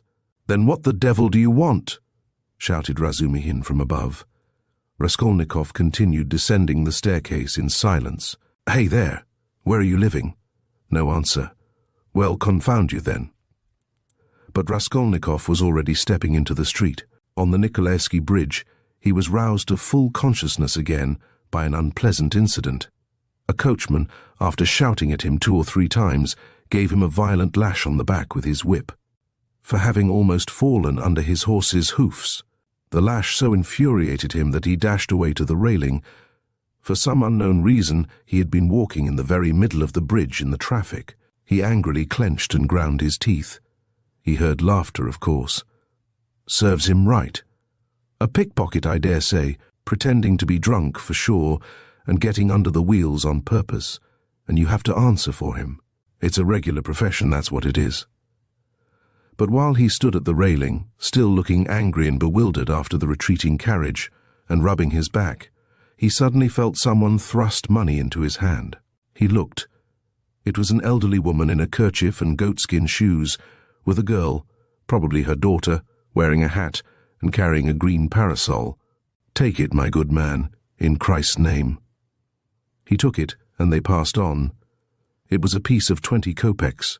From his dress and appearance they might well have taken him for a beggar asking alms in the streets, and the gift of the 20 kopecks he doubtless owed to the blow, which made them feel sorry for him. He closed his hand on the 20 kopecks, walked on for 10 paces, and turned facing the Neva, looking towards the palace. The sky was without a cloud, and the water was almost bright blue, which is so rare in the Neva. The cupola of the cathedral, which is seen at its best from the bridge about 20 paces from the chapel, glittered in the sunlight, and in the pure air every ornament on it could be clearly distinguished. The pain from the lash went off, and Raskolnikov forgot about it. One uneasy and not quite definite idea occupied him now completely. He stood still and gazed long and intently into the distance. This spot was especially familiar to him. When he was attending the university, he had hundreds of times, generally on his way home, stood still on this spot, gazed at this truly magnificent spectacle, and almost always marveled at a vague and mysterious emotion it roused in him. It left him strangely cold. This gorgeous picture was for him blank and lifeless. He wondered every time at his somber and enigmatic impression, and, mistrusting himself, put off finding the explanation of it. He vividly recalled those old doubts and perplexities, and it seemed to him that it was no mere chance that he recalled them now. It struck him as strange and grotesque that he should have stopped at the same spot as before, as though he actually imagined he could think the same thoughts, be interested in the same theories and pictures that had interested him so short a time ago. He felt it almost amusing, and yet it wrung his heart. Deep down, hidden far away out of sight, all that seemed to him now, all his old past, his old thoughts, his old problems and theories, his old impressions, and that picture, and himself, and all. He felt as though he were flying upwards, and everything were vanishing from his sight. Making an unconscious movement with his hand, he suddenly became aware of the piece of money in his fist. He opened his hand, stared at the coin, and with a sweep of his arm flung it into the water. Then he turned and went home. It seemed to him he had cut himself off from everyone and from everything at that moment.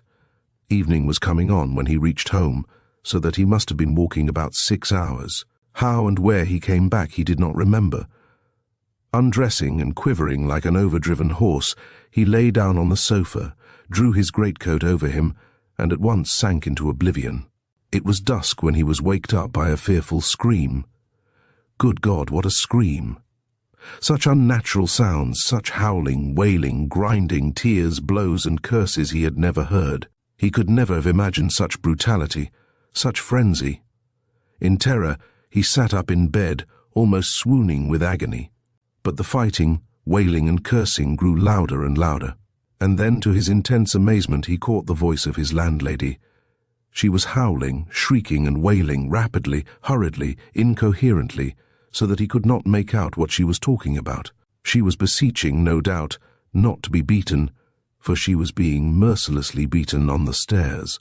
The voice of her assailant was so horrible from spite and rage that it was almost a croak, but he too was saying something, and just as quickly and indistinctly, hurrying and spluttering. All at once, Raskolnikov trembled. He recognized the voice. It was the voice of Ilya Petrovitch. Ilya Petrovitch here and beating the landlady? He is kicking her, banging her head against the steps. That's clear. That can be told from the sounds, from the cries and the thuds. How is it? Is the world topsy-turvy? He could hear people running in crowds from all the stories and all the staircases. He heard voices, exclamations, knocking, doors banging. But why, and how could it be? He repeated, thinking seriously that he had gone mad. But no, he heard too distinctly, and they would come to him then next, for no doubt it's all about Tat, about yesterday. Good God! He would have fastened his door with the latch, but he could not lift his hand. Besides, it would be useless. Terror gripped his heart like ice, tortured him, and numbed him.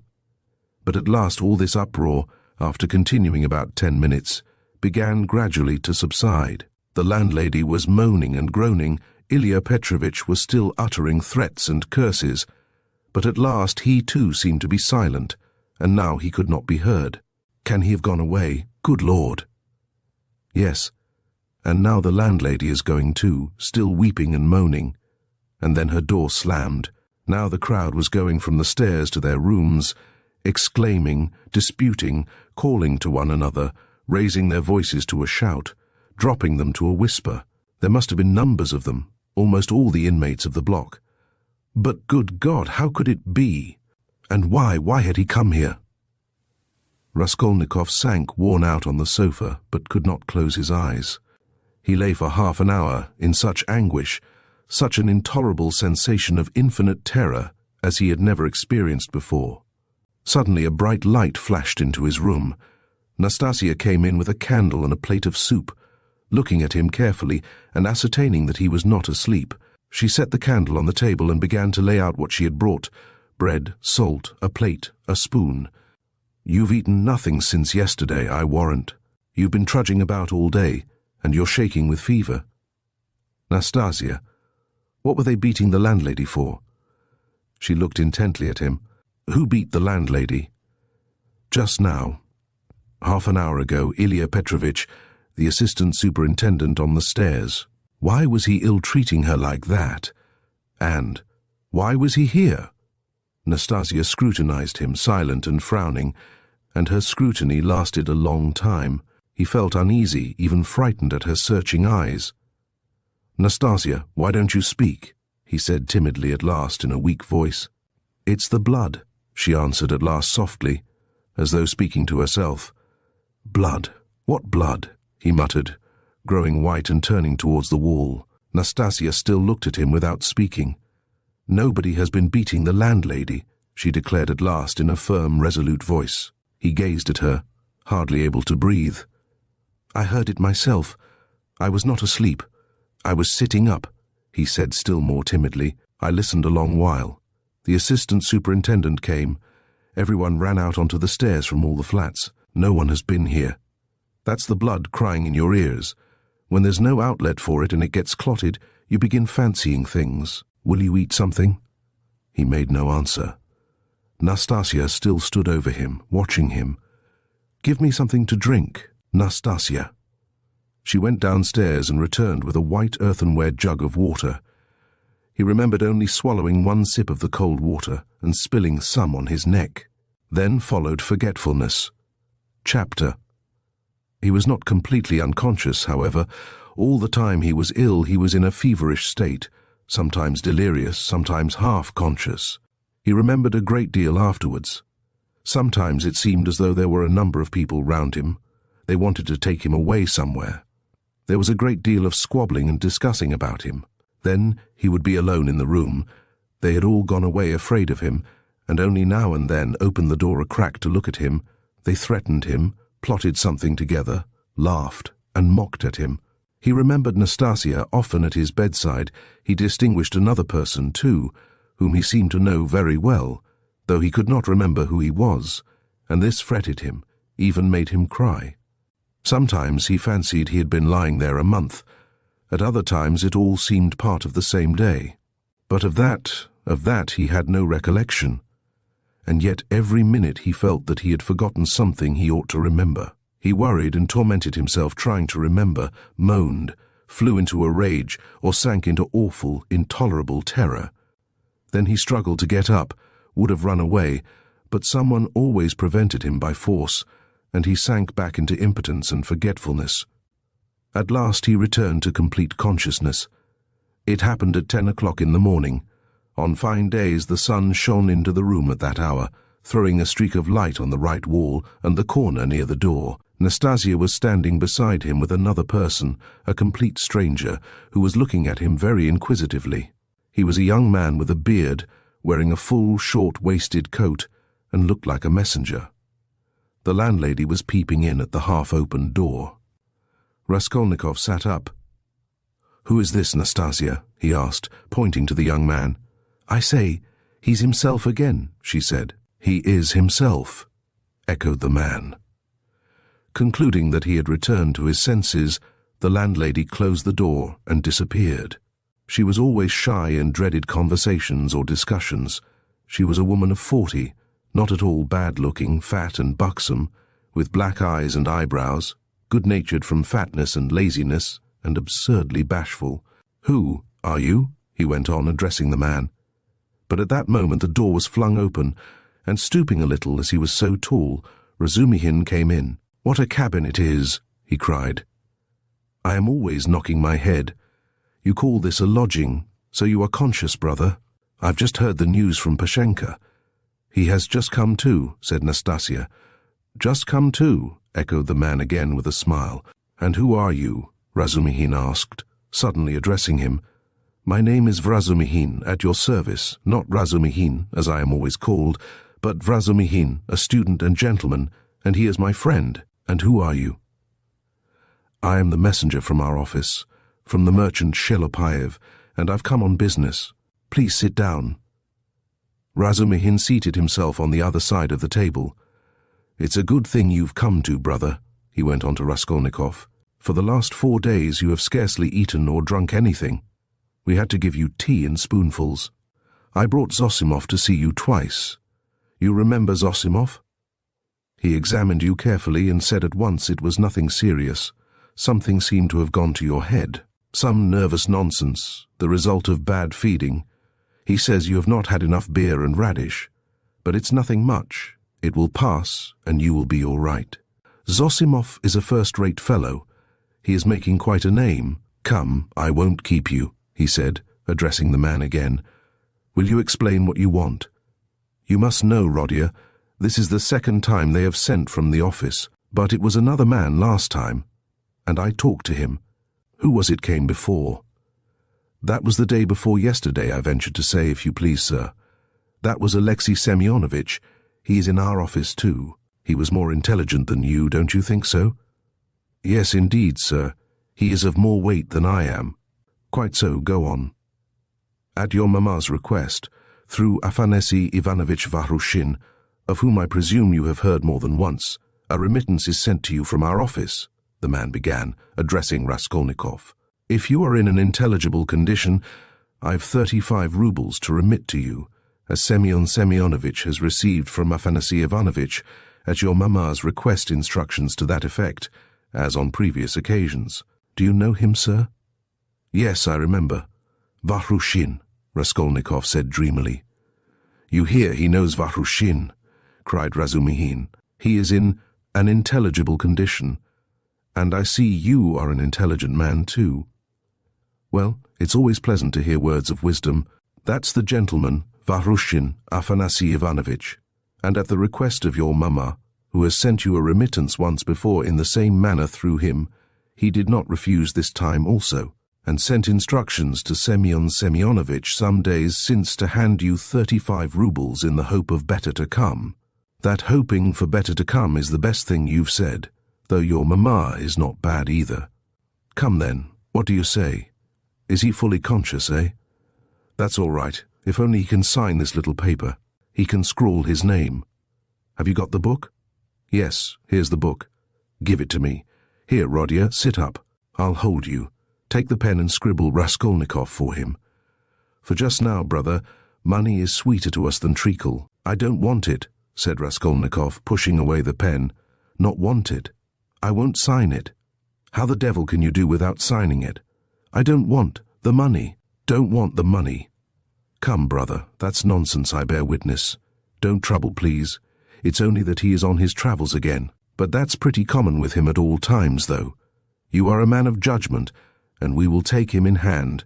That is, more simply, take his hand, and he will sign it. Here. But I can come another time. No, no, why should we trouble you? You are a man of judgment. Now, Rodia, don't keep your visitor. You see he is waiting, and he made ready to hold Raskolnikov's hand in earnest. Stop. I'll do it alone, said the latter, taking the pen and signing his name. The messenger took out the money and went away. Bravo. And now, brother, are you hungry? Yes, answered Raskolnikov. Is there any soup? Some of yesterday's, answered Nastasia, who was still standing there, with potatoes and rice in it. Yes. I know it by heart. Bring soup and give us some tea. Very well. Raskolnikov looked at all this with profound astonishment and a dull, unreasoning terror. He made up his mind to keep quiet and see what would happen. I believe I'm not wandering. I believe it's reality, he thought. In a couple of minutes, Nastasia returned with the soup and announced that the tea would be ready directly. With the soup, she brought 2 spoons, 2 plates, salt, pepper, mustard for the beef, and so on. The table was set as it had not been for a long time. The cloth was clean. It would not be amiss, Nastasia, if Praskovya Pavlovna were to send us up a couple of bottles of beer. We could empty them.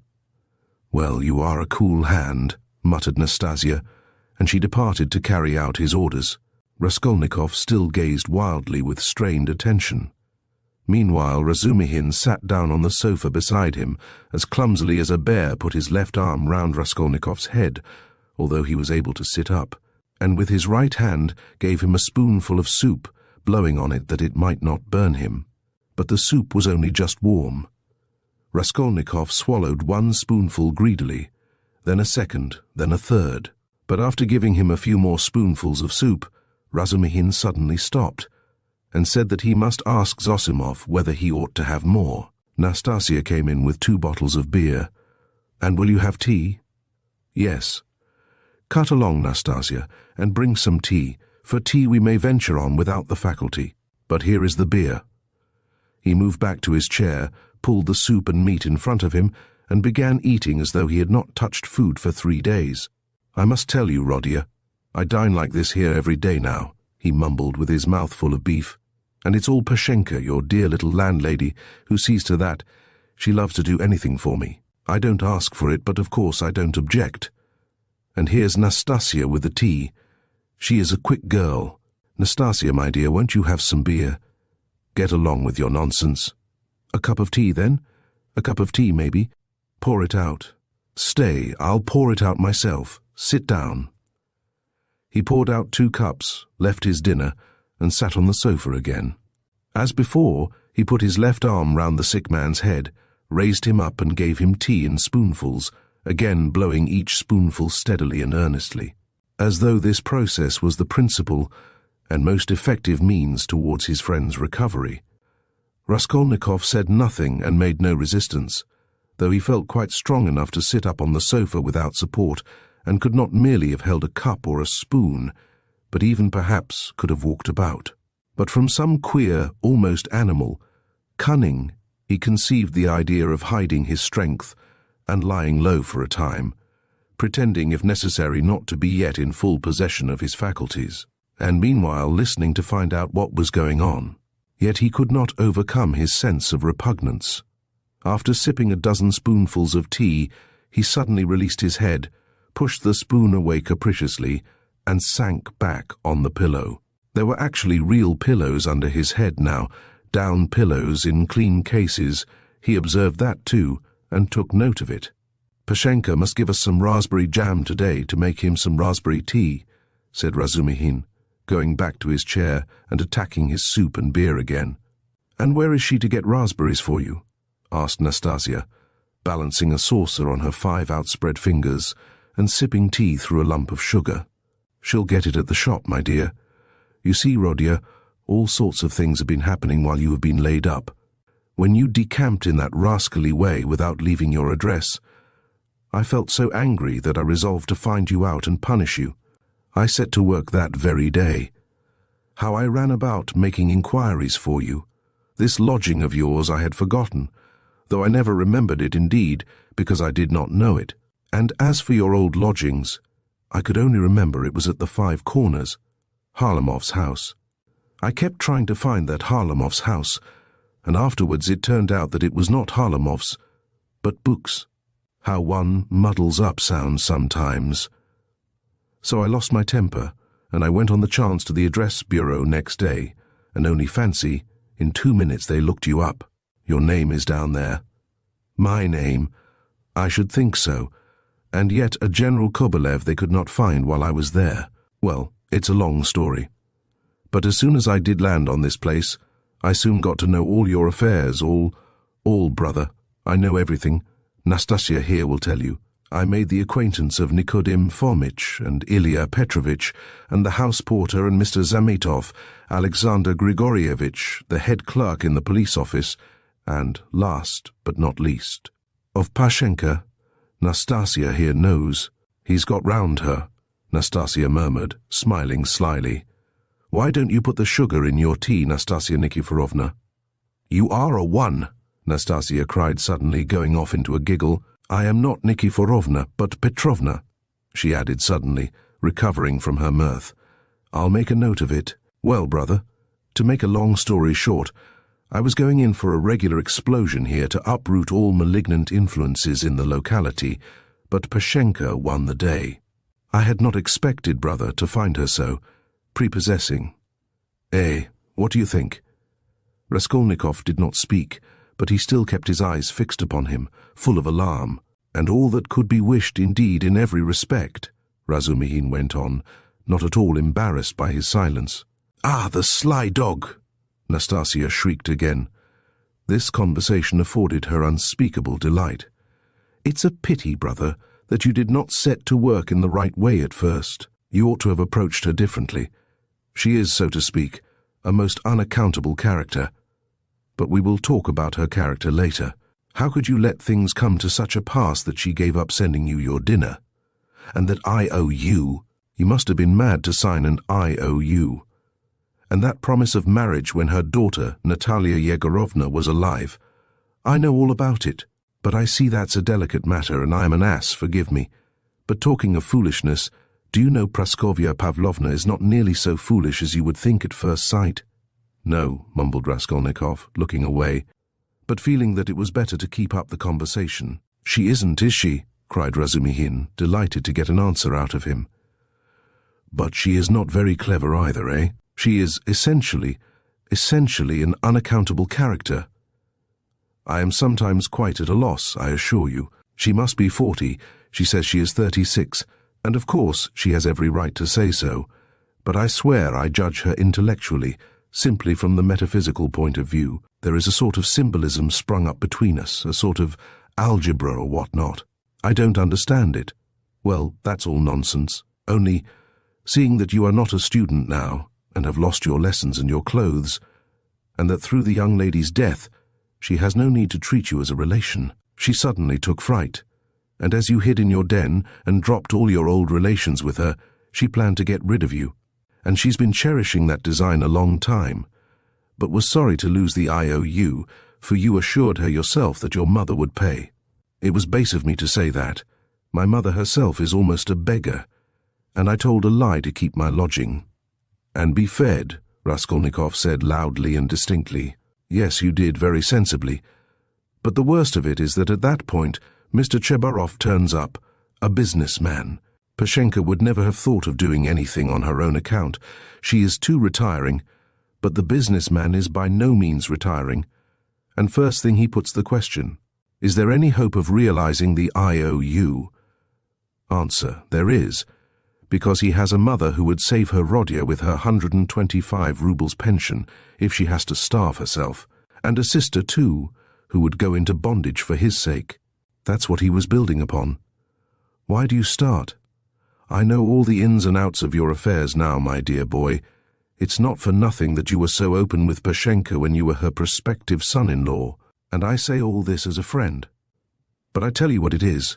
An honest and sensitive man is open, and a businessman listens and goes on eating you up. Well, then she gave the IOU by way of payment to this Chebarov, and without hesitation he made a formal demand for payment.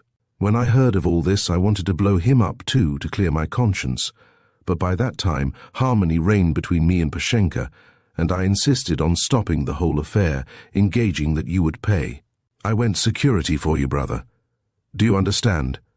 We called Chebarov, flung him 10 rubles and got the IOU back from him, and here I have the honor of presenting it to you. She trusts your word now. Here, take it. You see, I have torn it. Razumihin put the note on the table. Raskolnikov looked at him and turned to the wall without uttering a word. Even Razumihin felt a twinge. I see, brother, he said a moment later, that I've been playing the fool again. I thought I should amuse you with my chatter, and I believe I have only made you cross. Was it you I did not recognize when I was delirious? Raskolnikov asked, after a moment's pause without turning his head.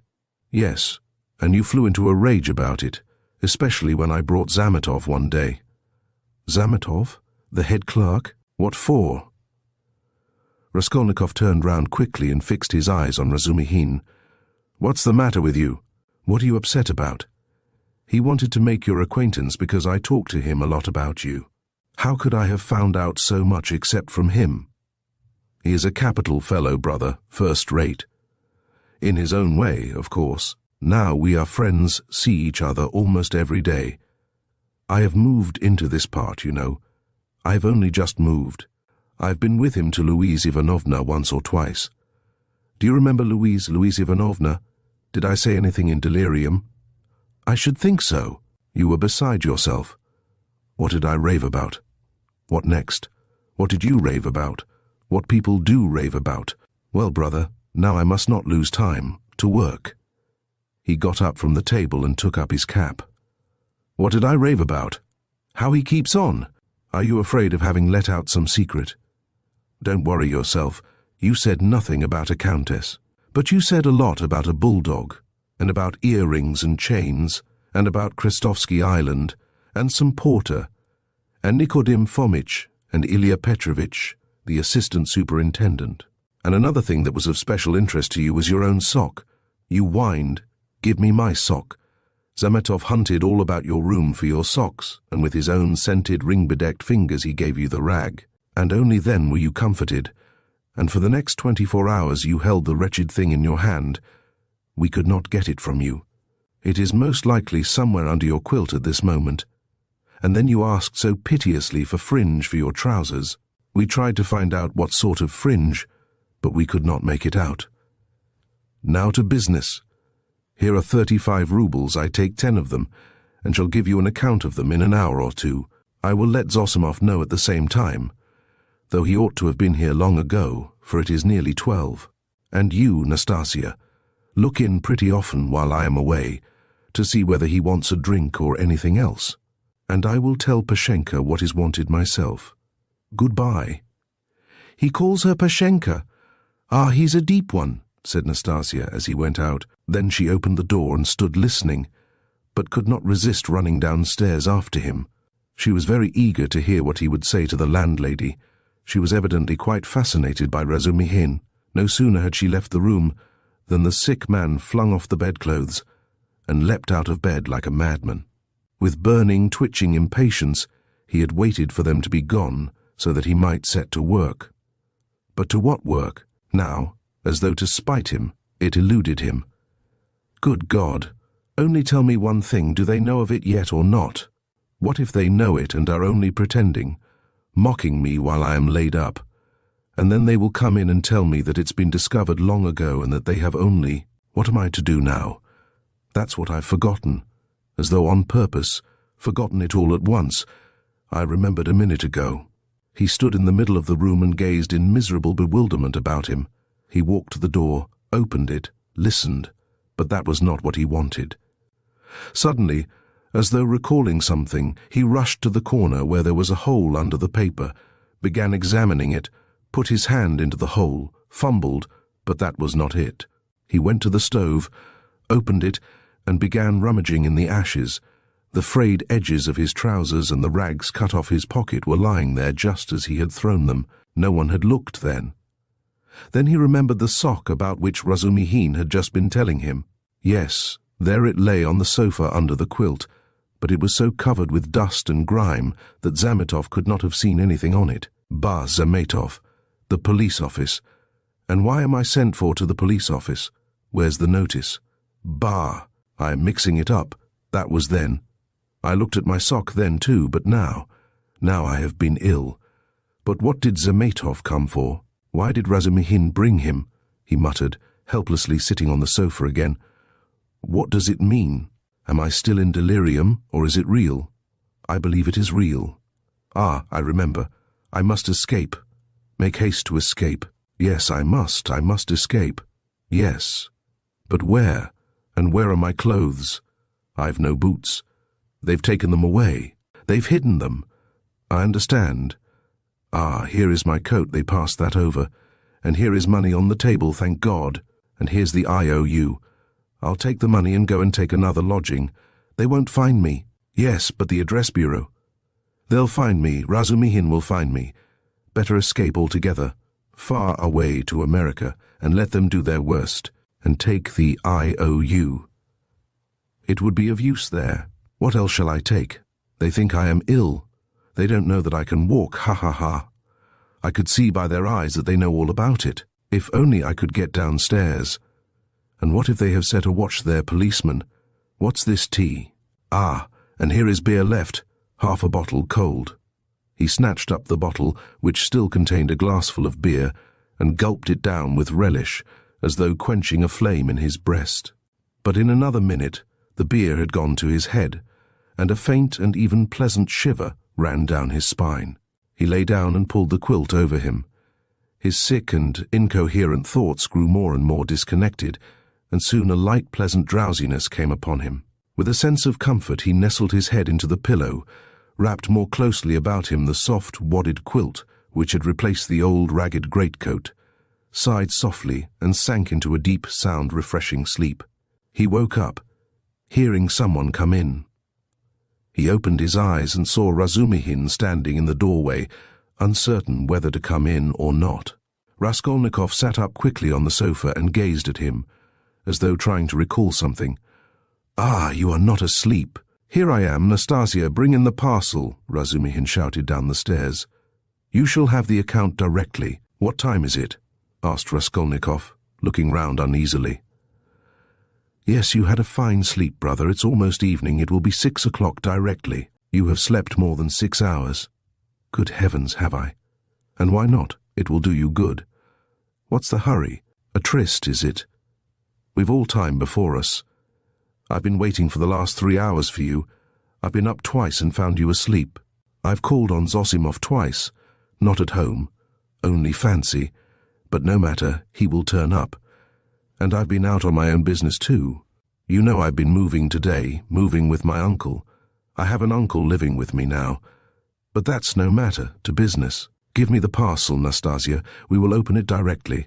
And how do you feel now, brother? I am quite well. I am not ill. Razumihin, have you been here long? I tell you, I've been waiting for the last 3 hours. No, before. How do you mean? How long have you been coming here? Why, I told you all about it this morning. Don't you remember? Raskolnikov pondered.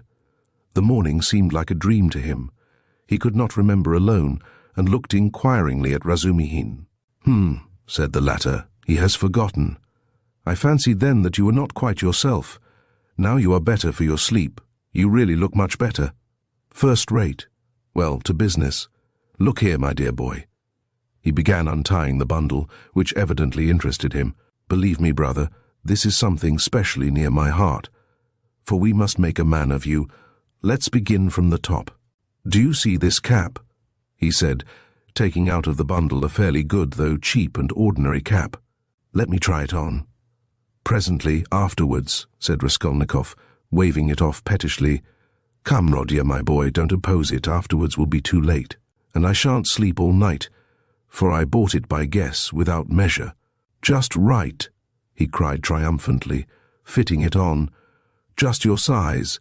A proper head covering is the first thing in dress and a recommendation in its own way. Tolstyakov, a friend of mine, is always obliged to take off his pudding basin when he goes into any public place where other people wear their hats or caps. People think he does it from slavish politeness, but it's simply because he is ashamed of his bird's nest. He is such a boastful fellow. Look, Nastasia, here are 2 specimens of headgear. This Palmerston he took from the corner Raskolnikov's old battered hat, which for some unknown reason he called a Palmerston. Or this jewel. Guess the price, Rodya. What do you suppose I paid for it, Nastasia? He said, turning to her, seeing that Raskolnikov did not speak. 20 kopecks, no more, I dare say, answered Nastasia.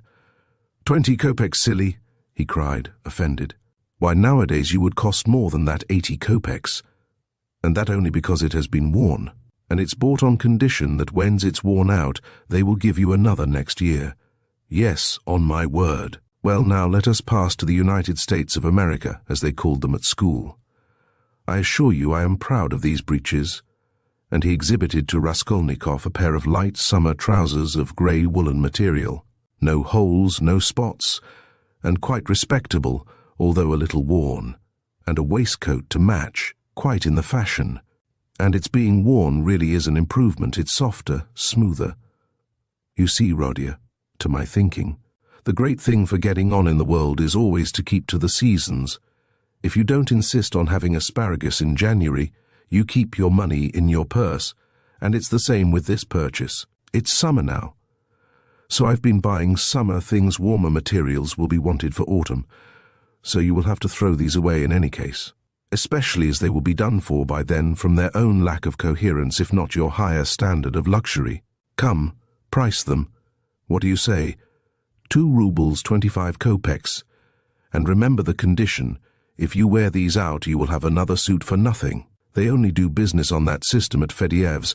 If you've bought a thing once, you are satisfied for life, for you will never go there again of your own free will. Now for the boots. What do you say? You see that they are a bit worn, but they'll last a couple of months. For it's foreign work and foreign leather. The secretary of the English embassy sold them last week. He had only worn them 6 days, but he was very short of cash. Price 1.5 rubles. A bargain? But perhaps they won't fit, observed Nastasia. Not fit, just look. And he pulled out of his pocket Raskolnikov's old broken boot, stiffly coated with dry mud. I did not go empty-handed. They took the size from this monster. We all did our best. And as to your linen, your landlady has seen to that. Here, to begin with, are 3 shirts, hempen but with a fashionable front. Well, now then, 80 kopecks the cap, 2 rubles. 25 kopecks the suit together, 3 rubles, 5 kopecks. 1.5 rubles for the boots you see. They are very good. And that makes 4 rubles, 55 kopecks, 5 rubles for the underclothes. They were bought in the lot, which makes exactly 9 rubles 55 kopecks. 45 kopecks change in coppers. Will you take it? And so, Rodion, you are set up with a complete new rig-out, for your overcoat will serve, and even has a style of its own. That comes from getting one's clothes from Sharma's. As for your socks and other things, I leave them to you. We've 25 rubles left. And as for Pashenka and paying for your lodging, don't you worry. I tell you, she'll trust you for anything. And now, brother, let me change your linen, for I dare say you will throw off your illness with your shirt. Let me be. I don't want to. Raskolnikov waved him off. He had listened with disgust to Razumihin's efforts to be playful about his purchases. Come, brother, don't tell me I've been trudging around for nothing, Razumihin insisted. Nastasia, don't be bashful, but help me, that's it. And in spite of Raskolnikov's resistance, he changed his linen. The latter sank back on the pillows, and for a minute or two said nothing. It will be long before I get rid of them, he thought. What money was all that bought with? He asked at last, gazing at the wall. Money? Why, your own. What the messenger brought from Varushin, your mother sent it. Have you forgotten that too? I remember now, said Raskolnikov, after a long, sullen silence. Razumihin looked at him, frowning and uneasy. The door opened, and a tall, stout man whose appearance seemed familiar to Raskolnikov came in. Chapter 11. Zosimov was a tall, fat man with a puffy, colourless, clean-shaven face and straight flaxen hair. He wore spectacles and a big gold ring on his fat finger. He was 27. He had on a light grey fashionable loose coat, light summer trousers, and everything about him loose. Fashionable and spick and span, his linen was irreproachable. His watch chain was massive. In manner he was slow and, as it were, nonchalant, and at the same time studiously free and easy. He made efforts to conceal his self-importance, but it was apparent at every instant. All his acquaintances found him tedious, but said he was clever at his work. I've been to you twice today, brother. You see, he's come to himself, cried Razumihin. I see. And how do we feel now, eh? Said Zosimov to Raskolnikov, watching him carefully and sitting down at the foot of the sofa. He settled himself as comfortably as he could. He is still depressed, Razumihin went on. We've just changed his linen, and he almost cried. That's very natural. You might have put it off if he did not wish it. His pulse is first rate. Is your head still aching, eh? I am well. I am perfectly well, Raskolnikov declared positively and irritably. He raised himself on the sofa and looked at them with glittering eyes, but sank back onto the pillow at once and turned to the wall. Zosimov watched him intently. Very good. Going on all right, he said lazily. Has he eaten anything? They told him and asked what he might have. He may have anything. Soup to tea, mushrooms and cucumbers. Of course, you must not give him. He'd better not have meat either, Aunt. But no need to tell you that. Razumihin and he looked at each other. No more medicine or anything. I'll look at him again tomorrow. Perhaps today even. But never mind. Tomorrow evening I shall take him for a walk, said Razumihin. We are going to the Yusupov garden and then to the Palais de Cristal. I would not disturb him tomorrow at all, but I don't know. A little, maybe. But we'll see. Ach, what a nuisance. I've got a housewarming party tonight. It's only a step from here. Couldn't he come? He could lie on the sofa. You are coming, Razumihin said to Zosimov. Don't forget you promised. All right, only rather later. What are you going to do? Oh, nothing, tea, vodka, herrings. There will be a pie, just our friends. And who? All neighbours here, almost all new friends, except my old uncle, and he is new too. He only arrived in Petersburg yesterday to see to some business of his. We meet once in 5 years. What is he? He's been stagnating all his life as a district postmaster. Gets a little pension. He is 65, not worth talking about, but I am fond of him. Porfiry Petrovitch, the head of the investigation department here. But you know him. Is he a relation of yours too? A very distant one. But why are you scowling? Because you quarrelled once. Won't you come then? I don't care a damn for him. So much the better. Well, there will be some students, a teacher, a government clerk, a musician, an officer, and Zametov. Do tell me, please, what you or—" Zosimov nodded at Raskolnikov, "can have in common with this Zametov."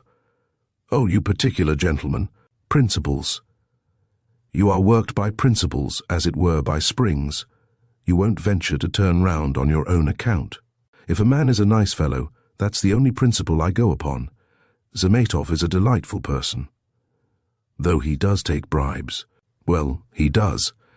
And what of it?" "I don't care if he does take bribes," Razumihin cried with unnatural irritability. "I don't praise him for taking bribes.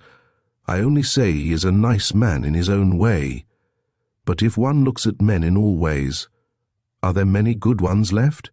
Why, I am sure I shouldn't be worth a baked onion myself, perhaps with you thrown in.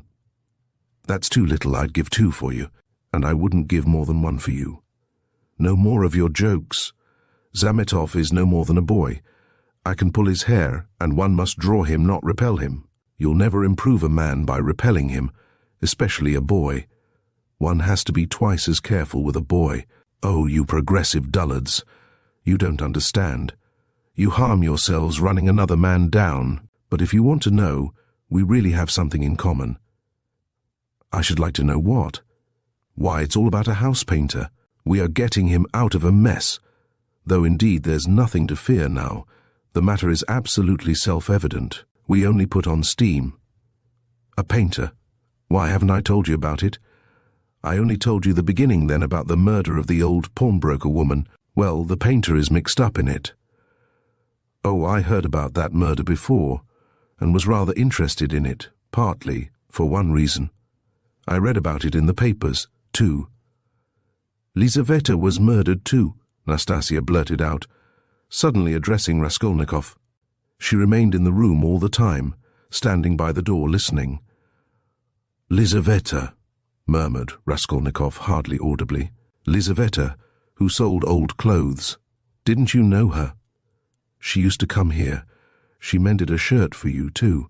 Raskolnikov turned to the wall where in the dirty yellow paper he picked out one clumsy white flower with brown lines on it and began examining how many petals there were in it, how many scallops in the petals, and how many lines on them. He felt his arms and legs as lifeless as though they had been cut off. He did not attempt to move, but stared obstinately at the flower. "But what about the painter?" Zosimov interrupted Nastasia's chatter with marked displeasure. She sighed and was silent. "Why, he was accused of the murder," Razumihin went on hotly. "Was there evidence against him then? Evidence indeed, evidence that was no evidence, and that's what we have to prove. It was just as they pitched on those fellows, Koch and Pesriakov, at first. Phoo! How stupidly it's all done. It makes one sick, though it's not one's business. Pesriakov may be coming tonight. By the way, Rodia, you've heard about the business already. It happened before you were ill, the day before you fainted at the police office while they were talking about it." Zosimov looked curiously at Raskolnikov. He did not stir. "But I say, Razumihin, I wonder at you. What a busybody you are," Zosimov observed. "Maybe I am, but we will get him off anyway," shouted Razumihin, bringing his fist down on the table. "What's the most offensive is not their lying. One can always forgive lying. Lying is a delightful thing, for it leads to truth. What is offensive is that they lie and worship their own lying. I respect Porfiry, but what threw them out at first? The door was locked, and when they came back with the porter, it was open. So it followed that Koch and Pesriakov were the murderers. That was their logic. But don't excite yourself, they simply detained them. They could not help that. And by the way, I've met that man, Koch. He used to buy unredeemed pledges from the old woman, eh? Yes, he is a swindler. He buys up bad debts, too. He makes a profession of it. But enough of him. Do you know what makes me angry? It's their sickening, rotten, petrified routine. And this case might be the means of introducing a new method. One can show from the psychological data alone how to get on the track of the real man. We have facts, they say, but facts are not everything. At least half the business lies in how you interpret them. Can you interpret them, then? Anyway, one can't hold one's tongue when one has a feeling, a tangible feeling. That one might be a help if only. Do you know the details of the case? I'm waiting to hear about the painter. Oh yes, well here's the story. Early on the third day after the murder, when they were still dandling Koch and Pestriakov, though they accounted for every step they took, and it was as plain as a pikestaff, an unexpected fact turned up. A peasant called Dushkin, who keeps a dram shop facing the house, brought to the police office a jeweller's case containing some gold earrings, and told a long rigmarole. The day before yesterday, just after 8 o'clock, mark the day and the hour, a journeyman house painter, Nikolai, who had been in to see me already that day, brought me this box of gold earrings and stones, and asked me to give him 2 rubles for them. When I asked him where he got them, he said that he picked them up in the street. I did not ask him anything more. I am telling you Dushkin's story. I gave him a note, a ruble, that is, for I thought if he did not pawn it with me, he would with another. It would all come to the same thing. He'd spend it on drink, so the thing had better be with me. The further you hide it, the quicker you will find it, and if anything turns up, if I hear any rumors, I'll take it to the police. Of course, that's all taradiddle. He lies like a horse. For I know this Dushkin. He's a pawnbroker and a receiver of stolen goods. And he did not cheat Nikolai out of a 30-ruble trinket in order to give it to the police. He was simply afraid. But no matter, to return to Dushkin's story.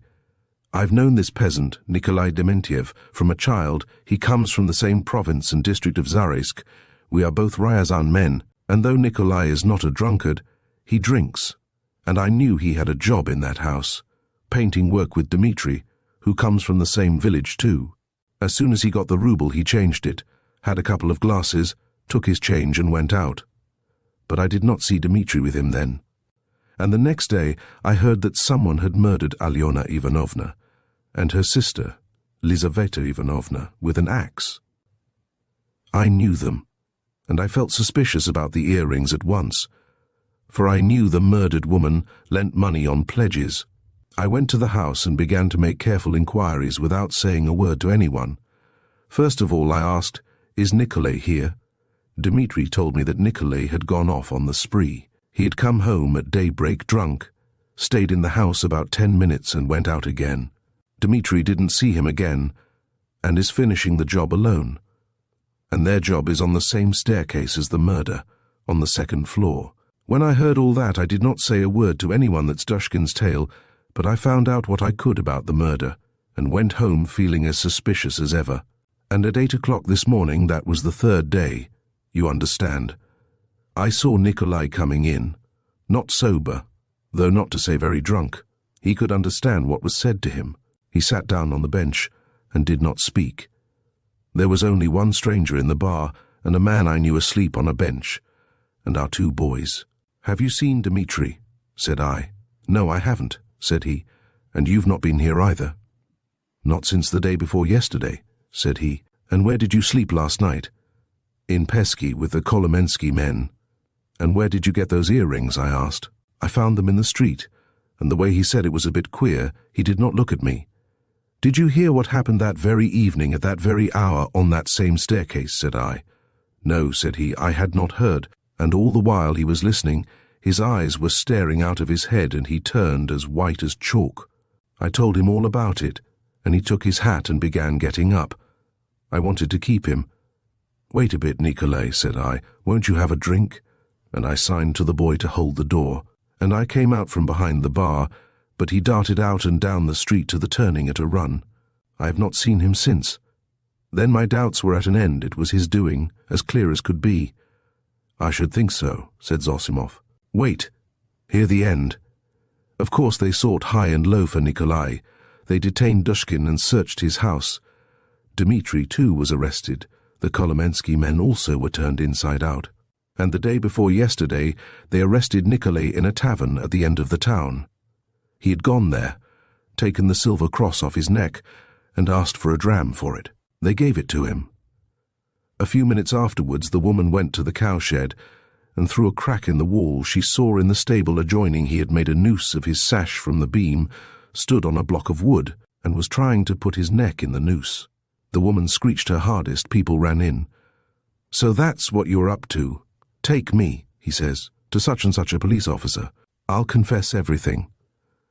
Well, they took him to that police station that is here, with a suitable escort. So they asked him this and that, how old he is, 22 and so on. At the question, when you were working with Dmitri, didn't you see anyone on the staircase at such and such a time? Answer, to be sure folks may have gone up and down, but I did not notice them. And didn't you hear anything, any noise? And so on. We heard nothing special. And did you hear, Nikolay, that on the same day widow so-and-so and her sister were murdered and robbed? I never knew a thing about it. The first I heard of it was from Afanasy Pavlovitch the day before yesterday. And where did you find the earrings? I found them on the pavement. Why didn't you go to work with Dmitri the other day? Because I was drinking. And where were you drinking? Oh, in such and such a place. Why did you run away from Dushkin's? Because I was awfully frightened. What were you frightened of? That I should be accused. How could you be frightened if you felt free from guilt? Now, Zosimov, you may not believe me. That question was put literally in those words. I know it for a fact. It was repeated to me exactly. What do you say to that? Well, anyway, there's the evidence. I'm not talking of the evidence now. I am talking about that question, of their own idea of themselves. Well, so they squeezed and squeezed him, and he confessed, I did not find it in the street, but in the flat where I was painting with Dmitri. And how was that? Why, Dmitri and I were painting there all day, and we were just getting ready to go, and Dmitri took a brush and painted my face, and he ran off and I after him. I ran after him, shouting my hardest, and at the bottom of the stairs I ran right against the porter and some gentlemen, and how many gentlemen were there I don't remember. And the porter swore at me, and the other porter swore too, and the porter's wife came out and swore at us too. And a gentleman came into the entry with a lady, and he swore at us too, for Dmitri and I lay right across the way. I got hold of Dmitri's hair and knocked him down and began beating him. And Dmitri too caught me by the hair and began beating me. But we did it all not for temper, but in a friendly way, for sport. And then Dmitri escaped and ran into the street, and I ran after him, but I did not catch him, and went back to the flat alone. I had to clear up my things. I began putting them together, expecting Dmitri to come, and there in the passage, in the corner by the door, I stepped on the box. I saw it lying there wrapped up in paper. I took off the paper, saw some little hooks, undid them, and in the box were the earrings. Behind the door? Lying behind the door? Behind the door? Raskolnikov cried suddenly, staring with a blank look of terror at Razumihin, and he slowly sat up on the sofa, leaning on his hand. Yes, why? What's the matter? What's wrong? Razumihin too got up from his seat. Nothing, Raskolnikov answered faintly, turning to the wall. All was silent for a while. He must have waked from a dream, Razumihin said at last, looking inquiringly at Zosimov. The latter slightly shook his head. Well, go on, said Zosimov. What next? What next? As soon as he saw the earrings, forgetting Dmitri and everything, he took up his cap and ran to Dushkin and, as we know, got a rouble from him. He told a lie saying he found them in the street and went off drinking. He keeps repeating his old story about the murder. I know nothing of it, never heard of it till the day before yesterday. And why didn't you come to the police till now? I was frightened. And why did you try to hang yourself? From anxiety. What anxiety? That I should be accused of it. Well, that's the whole story. And now what do you suppose they deduced from that? Why, there's no supposing. There's a clue, such as it is, a fact. You wouldn't have your painter set free. Now they've simply taken him for the murderer. They haven't a shadow of doubt. That's nonsense. You are excited. But what about the earrings? You must admit that, if on the very same day and hour earrings from the old woman's box have come into Nikolay's hands, they must have come there somehow. That's a good deal in such a case. How did they get there? How did they get there? Cried Razumihin. How can you, a doctor, whose duty it is to study man and who has more opportunity than anyone else for studying human nature, how can you fail to see the character of the man in the whole story? Don't you see at once that the answers he has given in the examination are the holy truth? They came into his hand precisely as he has told us. He stepped on the box and picked it up. The holy truth. But didn't he own himself that he told a lie at first? Listen to me. Listen attentively. The porter, and Koch, and Pestriakov, and the other porter, and the wife of the first porter, and the woman who was sitting in the porter's lodge, and the man, Kryukov, who had just got out of a cab at that minute, and went in at the entry with a lady on his arm, that is 8 or 10 witnesses, agree that Nikolai had Dmitri on the ground, was lying on him beating him, while Dmitri hung on to his hair, beating him too. They lay right across the way, blocking the thoroughfare. They were sworn at on all sides, while they, like children, the very words of the witnesses were falling over one another, squealing, fighting and laughing with the funniest faces, and chasing one another like children. They ran into the street. Now take careful note. The bodies upstairs were warm, you understand, warm when they found them. If they, or Nikolai alone, had murdered them and broken open the boxes, or simply taken part in the robbery. Allow me to ask you one question. Do their state of mind, their squeals and giggles and childish scuffling at the gate fit in with axes, bloodshed, fiendish cunning, robbery? They'd just killed them, not 5 or 10 minutes before, for the bodies were still warm, and at once leaving the flat open, knowing that people would go there at once, flinging away their booty. They rolled about like children, laughing and attracting general attention. And there are a dozen witnesses to swear to that. Of course it is strange. It's impossible indeed, but no, brother, no buts. And if the earrings being found in Nikolai's hands at the very day and hour of the murder constitutes an important piece of circumstantial evidence against him, although the explanation given by him accounts for it, and therefore it does not tell seriously against him, one must take into consideration the facts which prove him innocent, especially as they are facts that cannot be denied. And do you suppose, from the character of our legal system, that they will accept, or that they are in a position to accept, this fact resting simply on a psychological impossibility as irrefutable and conclusively breaking down the circumstantial evidence for the prosecution? No, they won't accept it, they certainly won't, because they found the jewel case and the man tried to hang himself, which he could not have done if he hadn't felt guilty. That's the point, that's what excites me. You must understand. Oh, I see you are excited. Wait a bit. I forgot to ask you, what proof is there that the box came from the old woman? That's been proved, said Razumihin with apparent reluctance, frowning. Koch recognized the jewel case and gave the name of the owner, who proved conclusively that it was his. That's bad. Now another point. Did anyone see Nikolai at the time that Koch and Pestriakov were going upstairs at first, and is there no evidence about that? Nobody did see him, Razumihin answered with vexation. That's the worst of it. Even Koch and Pestriakov did not notice them on their way upstairs, though, indeed, their evidence could not have been worth much.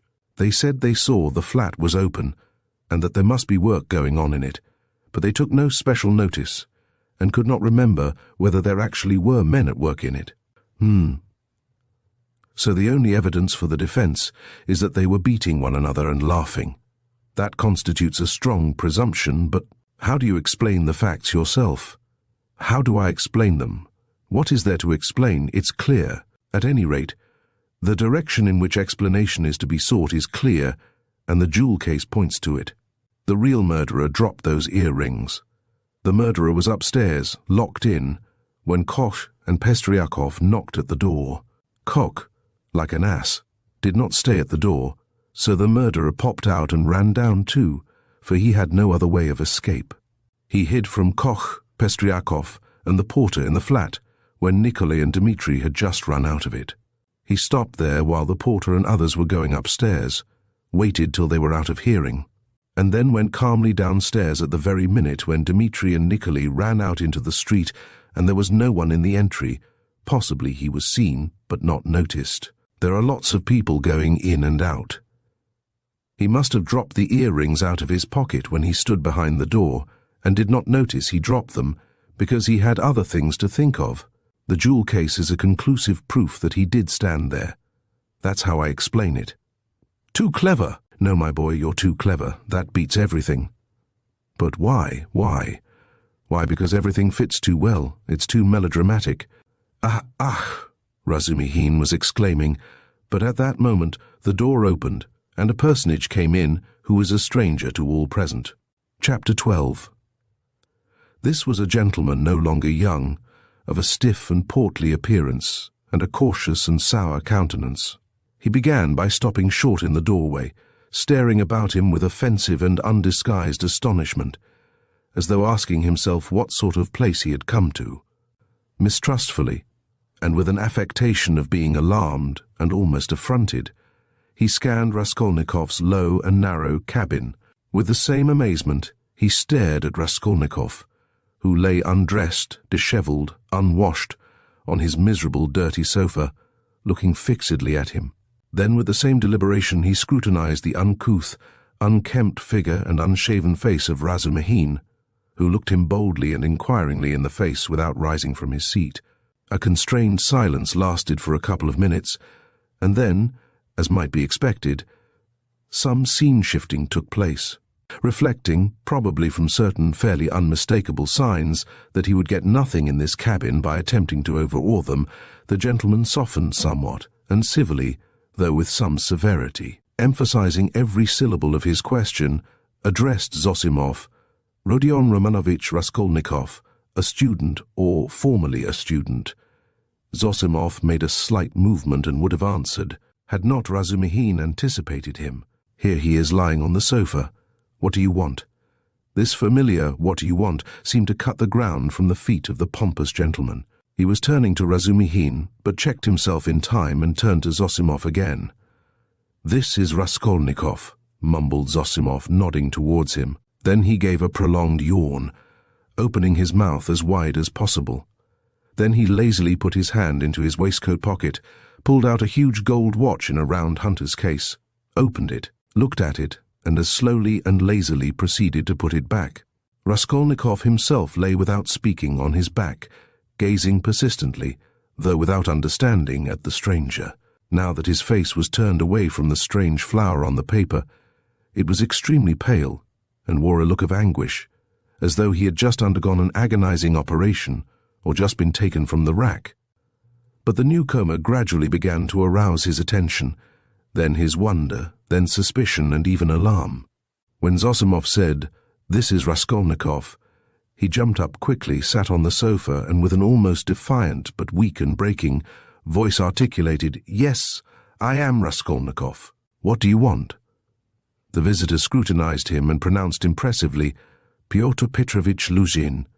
I believe I have reason to hope that my name is not wholly unknown to you." But Raskolnikov, who had expected something quite different, gazed blankly and dreamily at him, making no reply, as though he heard the name of Pyotr Petrovitch for the first time. "Is it possible that you can up to the present have received no information?" asked Pyotr Petrovitch, somewhat disconcerted. In reply, Raskolnikov sank languidly back on the pillow, put his hands behind his head, and gazed at the ceiling. A look of dismay came into Lujin's face. Zosimov and Razumihin stared at him more inquisitively than ever, and at last he showed unmistakable signs of embarrassment. "I had presumed and calculated," he faltered, "that a letter posted more than 10 days, if not a fortnight ago." "I say, why are you standing in the doorway?" Razumihin interrupted suddenly. "If you've something to say, sit down. Nastasia and you are so crowded. Nastasia, make room. Here's a chair, thread your way in." He moved his chair back from the table, made a little space between the table and his knees, and waited in a rather cramped position for the visitor to thread his way in. The minute was so chosen that it was impossible to refuse, and the visitor squeezed his way through, hurrying and stumbling. Reaching the chair, he sat down, looking suspiciously at Razumihin. "No need to be nervous," the latter blurted out. "Rodya has been ill for the last 5 days and delirious for 3, but now he is recovering and has got an appetite.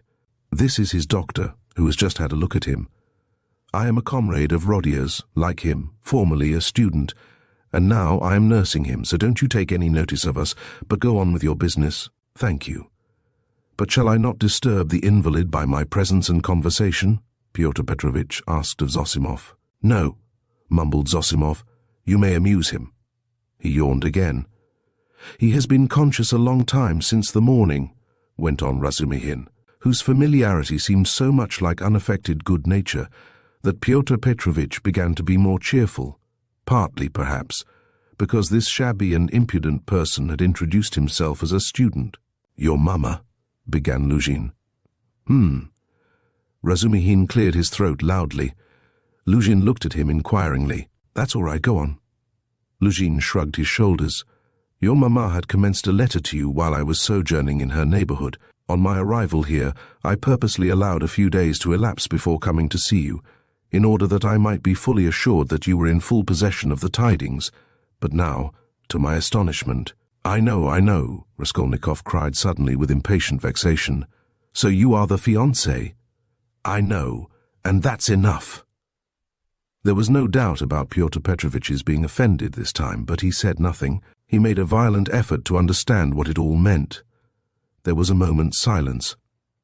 Meanwhile, Raskolnikov, who had turned a little towards him when he answered, began suddenly staring at him again with marked curiosity, as though he had not had a good look at him yet, or as though something new had struck him. He rose from his pillow on purpose to stare at him. There certainly was something peculiar in Pyotr Petrovitch's whole appearance, something which seemed to justify the title of fiancé so unceremoniously applied to him.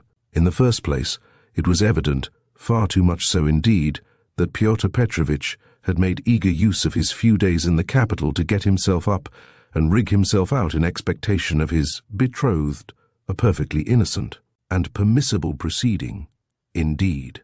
Even his own, perhaps too complacent, consciousness of the agreeable improvement in his appearance might have been forgiven in such circumstances, seeing that Pyotr Petrovitch had taken up the role of fiancé. All his clothes were fresh from the tailor's and were all right, except for being too new and too distinctly appropriate. Even the stylish new round hat had the same significance. Pyotr Petrovitch treated it too respectfully and held it too carefully in his hands. The exquisite pair of lavender gloves, Real Louvain, told the same tale, if only from the fact of his not wearing them but carrying them in his hand for show. Light and youthful colours predominated in Pyotr Petrovitch's attire.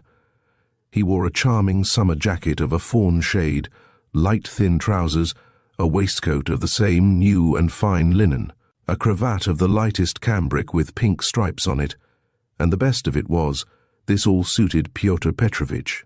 His very fresh and even handsome face looked younger than his 45 years at all times. His dark mutton-chop whiskers made an agreeable setting on both sides, growing thickly upon his shining, clean-shaven chin. Even his hair, touched here and there with grey, though it had been combed and curled at a hairdresser's, did not give him a stupid appearance, as curled hair usually does, by inevitably suggesting a German on his wedding day. If there really was something unpleasing and repulsive in his rather good-looking and imposing countenance, it was due to quite other causes. After scanning Mr. Lujin unceremoniously, Raskolnikov smiled malignantly, sank back on the pillow, and stared at the ceiling as before. But Mr. Lujin hardened his heart and seemed determined to take no notice of their oddities. "I feel the greatest regret at finding you in this situation," he began, again breaking the silence with an effort. "If I had been aware of your illness, I should have come earlier. But you know what business is. I have, too, a very important legal affair in the Senate, not to mention other preoccupations which you may well conjecture. I am expecting your mamma and sister any minute." Raskolnikov made a movement and seemed about to speak. His face showed some excitement. Pyotr Petrovitch paused, waited, but as nothing followed, he went on. "Any minute. I have found a lodging for them on their arrival." "Where?" asked Raskolnikov weakly. "Very near here, in Bakalaev's house." "That's in Voskresensky," put in Razumihin. "There are 2 stories of rooms, let by a merchant called Yushin. I've been there. Yes, rooms. A disgusting place, filthy, stinking, and what's more, of doubtful character. Things have happened there, and there are all sorts of queer people living there, and I went there about a scandalous business. It's cheap, though. I could not, of course, find out so much about it, for I am a stranger in Petersburg myself, Pyotr Petrovitch replied huffily. However, the 2 rooms are exceedingly clean, and as it is for so short a time. I have already taken a permanent, that is, our future flat, he said, addressing Raskolnikov, and I am having it done up, and meanwhile I am myself cramped for room in a lodging with my friend Andrei Semyonovitch Lebeziatnikov, in the flat of Madame Lippevexel. It was he who told me of Bakalaev's house, too. Lebeziatnikov, said Raskolnikov slowly, as if recalling something. Yes, Andrei Semyonovitch Lebeziatnikov, a clerk in the ministry. Do you know him? Yes. No, Raskolnikov answered. Excuse me, I fancied so from your inquiry. I was once his guardian, a very nice young man and advanced. I like to meet young people. One learns new things from them. Lujin looked round hopefully at them all. How do you mean? Asked Razumihin. In the most serious and essential matters, Pyotr Petrovitch replied, as though delighted at the question. You see, it's 10 years since I visited Petersburg. All the novelties, reforms, ideas have reached us in the provinces, but to see it all more clearly one must be in Petersburg, and it's my notion that you observe and learn most by watching the younger generation. And I confess, I am delighted. At what? Your question is a wide one. I may be mistaken, but I fancy I find clearer views more, so to say, criticism, more practicality. That's true, Zosimov let drop. Nonsense. There's no practicality. Razumihin flew at him. Practicality is a difficult thing to find. It does not drop down from heaven. And for the last 200 years we have been divorced from all practical life. Ideas, if you like, are fermenting, he said to Pyotr Petrovitch, and desire for good exists, though it's in a childish form. And honesty you may find, although there are crowds of brigands. Anyway, there's no practicality. Practicality goes well shod. I don't agree with you, Pyotr Petrovitch replied, with evident enjoyment. Of course, people do get carried away and make mistakes, but one must have indulgence. Those mistakes are merely evidence of enthusiasm for the cause and of abnormal external environment. If little has been done, the time has been but short. Of means I will not speak. It's my personal view, if you care to know, that something has been accomplished already. New valuable ideas, new valuable works are circulating in the place of our old dreamy and romantic authors. Literature is taking a maturer form. Many injurious prejudices have been rooted up and turned into ridicule.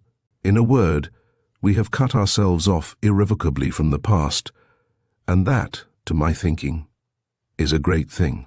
He's learnt it by heart to show off, Raskolnikov pronounced suddenly. What? Asked Pyotr Petrovitch, not catching his words, but he received no reply. That's all true, Zosimov hastened to interpose. Isn't it so? Pyotr Petrovitch went on, glancing affably at Zosimov. You must admit, he went on, addressing Razumihin with a shade of triumph and superciliousness. He almost added, young man, that there is an advance, or as they say now, progress in the name of science and economic truth. A commonplace. No, not a commonplace. Hitherto, for instance, if I were told, love thy neighbour, what came of it? Pyotr Petrovitch went on, perhaps with excessive haste. It came to my tearing my coat in half to share with my neighbour, and we both were left half naked. As a Russian proverb has it, catch several hares and you won't catch one. Science now tells us, love yourself before all men, for everything in the world rests on self-interest. You love yourself and manage your own affairs properly, and your coat remains whole. Economic truth adds that the better private affairs are organized in society, the more whole coats. So to say, the firmer are its foundations, and the better is the common welfare organized too. Therefore, in acquiring wealth solely and exclusively for myself, I am acquiring, so to speak, for all, and helping to bring to pass my neighbour's getting a little more than a torn coat, and that not from private personal liberality, but as a consequence of the general advance. The idea is simple, but unhappily it has been a long time reaching us, being hindered by idealism and sentimentality, and yet it would seem to want very little wit to perceive it. Excuse me, I've very little wit myself, Razumihin cut in sharply, and so let us drop it. I began this discussion with an object, but I've grown so sick during the last 3 years of this chattering to amuse oneself, of this incessant flow of commonplaces, always the same, that, by Jove, I blush even when other people talk like that. You are in a hurry, no doubt, to exhibit your requirements, and I don't blame you. That's quite pardonable. I only wanted to find out what sort of man you are, for so many unscrupulous people have got hold of the progressive cause of late and have so distorted in their own interests everything they touched, that the whole cause has been dragged in the mire. That's enough. Excuse me, sir, said Lujin, affronted, and speaking with excessive dignity. Do you mean to suggest so unceremoniously that I too— Oh, my dear sir, how could I? Come, that's enough, Razumihin concluded, and he turned abruptly to Zosimov to continue their previous conversation. Pyotr Petrovitch had the good sense to accept the disavowal. He made up his mind to take leave in another minute or two. I trust our acquaintance, he said, addressing Raskolnikov, may, upon your recovery, and in view of the circumstances of which you are aware, become closer. Above all, I hope for your return to health. Raskolnikov did not even turn his head. Pyotr Petrovitch began getting up from his chair. One of her customers must have killed her, Zosimov declared positively. Not a doubt of it, replied Razumihin. Porfiry doesn't give his opinion, but is examining all who have left pledges with her there. Examining them? Raskolnikov asked aloud. Yes. What then? Nothing. How does he get hold of them? Asked Zosimov. Koch has given the names of some of them. Other names are on the wrappers of the pledges, and some have come forward of themselves. It must have been a cunning and practised ruffian. The boldness of it, the coolness. That's just what it wasn't, interposed Razumihin. That's what throws you all off the scent. But I maintain that he is not cunning, not practised, and probably this was his first crime. The supposition that it was a calculated crime and a cunning criminal doesn't work. Suppose him to have been inexperienced, and it's clear that it was only a chance that saved him. And chance may do anything. Why, he did not foresee obstacles, perhaps, and how did he set to work? He took jewels worth 10 or 20 rubles, stuffing his pockets with them, ransacked the old woman's trunks, her rags, and they found 1,500 rubles besides notes, in a box in the top drawer of the chest. He did not know how to rob, he could only murder. It was his first crime, I assure you, his first crime. He lost his head, and he got off more by luck than good counsel. You are talking of the murder of the old pawnbroker, I believe, Pyotr Petrovitch put in, addressing Zosimov. He was standing, hat and gloves in hand, but before departing, he felt disposed to throw off a few more intellectual phrases. He was evidently anxious to make a favourable impression, and his vanity overcame his prudence. Yes, you've heard of it? Oh, yes, being in the neighbourhood. Do you know the details? I can't say that, but another circumstance interests me in the case, the whole question, so to say. Not to speak of the fact that crime has been greatly on the increase among the lower classes during the last 5 years, not to speak of the cases of robbery and arson everywhere. What strikes me as the strangest thing is that in the higher classes, too, crime is increasing proportionately. In one place one hears of a student's robbing the mail on the high road. In another place people of good social position forge false banknotes. In Moscow of late a whole gang has been captured who used to forge lottery tickets, and one of the ringleaders was a lecturer in universal history. Then our secretary abroad was murdered from some obscure motive of gain. And if this old woman, the pawnbroker, has been murdered by someone of a higher class in society, for peasants don't pawn gold trinkets. How are we to explain this demoralization of the civilized part of our society? There are many economic changes, put in Zosimov. How are we to explain it? Razumihin caught him up. It might be explained by our inveterate impracticality. How do you mean? What answer had your lecturer in Moscow to make to the question why he was forging notes? Everybody is getting rich one way or another, so I want to make haste to get rich too. I don't remember the exact words, but the upshot was that he wants money for nothing, without waiting or working. We've grown used to having everything ready-made, to walking on crutches, to having our food chewed for us. Then the great hour struck, and every man showed himself in his true colours. The emancipation of the serfs in 1861 is meant, translator's note, but morality, and so to speak, principles. But why do you worry about it?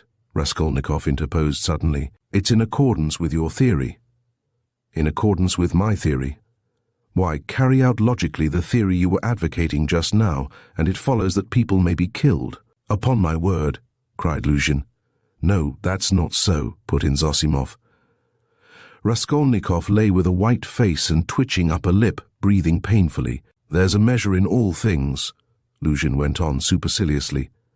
Economic ideas are not an incitement to murder, and one has but to suppose. And is it true? Raskolnikov interposed once more suddenly, again in a voice quivering with fury and delight in insulting him. Is it true that you told her within an hour of her acceptance that what pleased you most was that she was a beggar, because it was better to raise a wife from poverty so that you may have complete control over her, and reproach her with your being her benefactor?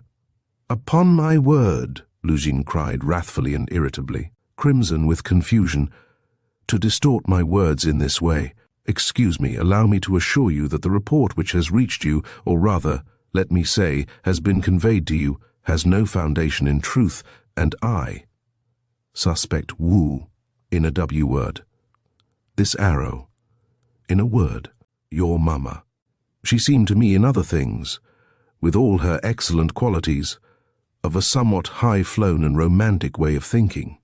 But I was 1,000 miles from supposing that she would misunderstand and misrepresent things in so fanciful a way. And indeed, I tell you what, cried Raskolnikov, raising himself on his pillow and fixing his piercing, glittering eyes upon him. I tell you what? What? Lujin stood still, waiting with a defiant and offended face. Silence lasted for some seconds. Why, if ever again you dare to mention a single W word about my mother, I shall send you flying downstairs. What's the matter with you? Cried Razumihin. So that's how it is. Lujin turned pale and bit his lip. Let me tell you, sir, he began deliberately, doing his utmost to restrain himself but breathing hard. At the first moment I saw you, you were ill-disposed to me, but I remained here on purpose to find out more. I could forgive a great deal in a sick man and a connection, but you, never after Tis. I am not ill, cried Raskolnikov, so much the worse. Go to hell! But Lujin was already leaving without finishing his speech. Squeezing between the table and the chair, Razumihin got up this time to let him pass. Without glancing at anyone, and not even nodding to Zosimov, who had for some time been making signs to him to let the sick man alone, he went out, lifting his hat to the level of his shoulders to avoid crushing it as he stooped to go out of the door. And even the curve of his spine was expressive of the horrible insult he had received. How could you, Razumihin said, shaking his head in perplexity. Let me alone, all of you, Raskolnikov cried in a frenzy. Will you ever leave off tormenting me? I am not afraid of you. I am not afraid of anyone now. Get away from me. I want to be alone. Come along, said Zosimov, nodding to Razumihin. But we can't leave him like this. Come along, Zosimov repeated insistently, and he went out. Razumihin thought a minute, and ran to overtake him. It might be worse not to obey him, said Zosimov on the stairs. He mustn't be irritated. What's the matter with him? If only he could get some favorable shock, that's what would do it. At first he was better. You know he has got something on his mind, some fixed idea weighing on him. I'm very much afraid so he must have. Perhaps it's that gentleman, Pyotr Petrovitch. From his conversation I gather he is going to marry his sister, and that he had received a letter about it just before his illness. Yes, confound the man. He may have upset the case altogether, but have you noticed he takes no interest in anything? He does not respond to anything except one point on which he seems excited. That's the murder. Yes, Razumihin agreed. I noticed that too. He is interested, frightened. It gave him a shock on the day he was ill in the police office. He fainted. Tell me more about that this evening, and I'll tell you something afterwards. He interests me very much. In half an hour I'll go and see him again. There'll be no inflammation, though. Thanks, and I'll wait with Pashenka meantime, and we'll keep watch on him through Nastasia. Raskolnikov, left alone, looked with impatience and misery at Nastasia, but she still lingered. "Won't you have some tea now?" she asked. "Later. I am sleepy. Leave me." He turned abruptly to the wall. Nastasia went out. Chapter 13. But as soon as she went out, he got up, latched the door, undid the parcel which Razumihin had brought in that evening, and had tied up again, and began dressing. Strange to say, he seemed immediately to have become perfectly calm, not a trace of his recent delirium, nor of the panic fear that had haunted him of late. It was the first moment of a strange, sudden calm. His movements were precise and definite. A firm purpose was evident in them. "Today, today," he muttered to himself. He understood that he was still weak, but his intense spiritual concentration gave him strength and self-confidence. He hoped, moreover, that he would not fall down in the street. When he had dressed in entirely new clothes, he looked at the money lying on the table, and after a moment's thought put it in his pocket. It was 25 roubles. He took also all the copper change from the 10 roubles spent by Razumihin on the clothes. Then he softly unlatched the door, went out, slipped downstairs and glanced in at the open kitchen door. Nastasia was standing with her back to him, blowing up the landlady's samovar. She heard nothing. Who would have dreamed of his going out, indeed? A minute later he was in the street. It was nearly 8 o'clock. The sun was setting. It was as stifling as before, but he eagerly drank in the stinking, dusty town air. His head felt rather dizzy. A sort of savage energy gleamed suddenly in his feverish eyes and his wasted, pale and yellow face. He did not know and did not think where he was going. He had one thought only, that all this must be ended today, once for all, immediately, that he would not return home without it, because he would not go on living like that. How? With what to make an end? He had not an idea about it. He did not even want to think of it. He drove away thought. Thought tortured him. All he knew, all he felt, was that everything must be changed one way or another. He repeated with desperate and immovable self-confidence and determination. From old habit he took his usual walk in the direction of the Haymarket. A dark-haired young man with a barrel organ was standing in the road in front of a little general shop and was grinding out a very sentimental song. He was accompanying a girl of 15, who stood on the pavement in front of him. She was dressed up in a crinoline, a mantle and a straw hat with a flame-coloured feather in it, all very old and shabby. In a strong and rather agreeable voice, cracked and coarsened by street singing, she sang in hope of getting a copper from the shop. Raskolnikov joined 2 or 3 listeners, took out a 5-kopeck piece, and put it in the girl's hand. She broke off abruptly on a sentimental high note, shouted sharply to the organ grinder, "Come on," and both moved on to the next shop. "Do you like street music?" said Raskolnikov, addressing a middle-aged man standing idly by him. The man looked at him, startled and wondering. "I love to hear singing to a street organ," said Raskolnikov, and his manner seemed strangely out of keeping with the subject. "I like it on cold, dark, damp autumn evenings. They must be damp, when all the passers-by have pale green, sickly faces, or better still, when wet snow is falling straight down. When there's no wind, you know what I mean? And the street lamps shine through it. I don't know." "Excuse me," muttered the stranger, frightened by the question and Raskolnikov's strange manner, and he crossed over to the other side of the street. Raskolnikov walked straight on and came out at the corner of the Haymarket, where the huckster and his wife had talked with Lizaveta, but they were not there now. Recognizing the place, he stopped, looked round and addressed a young fellow in a red shirt who stood gaping before a corn chandler's shop. "Isn't there a man who keeps a booth with his wife at this corner?" "All sorts of people keep booths here," answered the young man, glancing superciliously at Raskolnikov. "What's his name?" "What he was christened. Aren't you a Zarisky man too?" "Which province?" The young man looked at Raskolnikov again. "It's not a province, Your Excellency, but a district." "Graciously forgive me, Your Excellency." "Is that a tavern at the top there?" "Yes. It's an eating house, and there's a billiard room, and you'll find princesses there too." "La!" Raskolnikov crossed the square. In that corner there was a dense crowd of peasants. He pushed his way into the thickest part of it, looking at the faces. He felt an unaccountable inclination to enter into conversation with people, but the peasants took no notice of him. They were all shouting in groups together. He stood and thought a little, and took a turning to the right, in the direction of Fifth.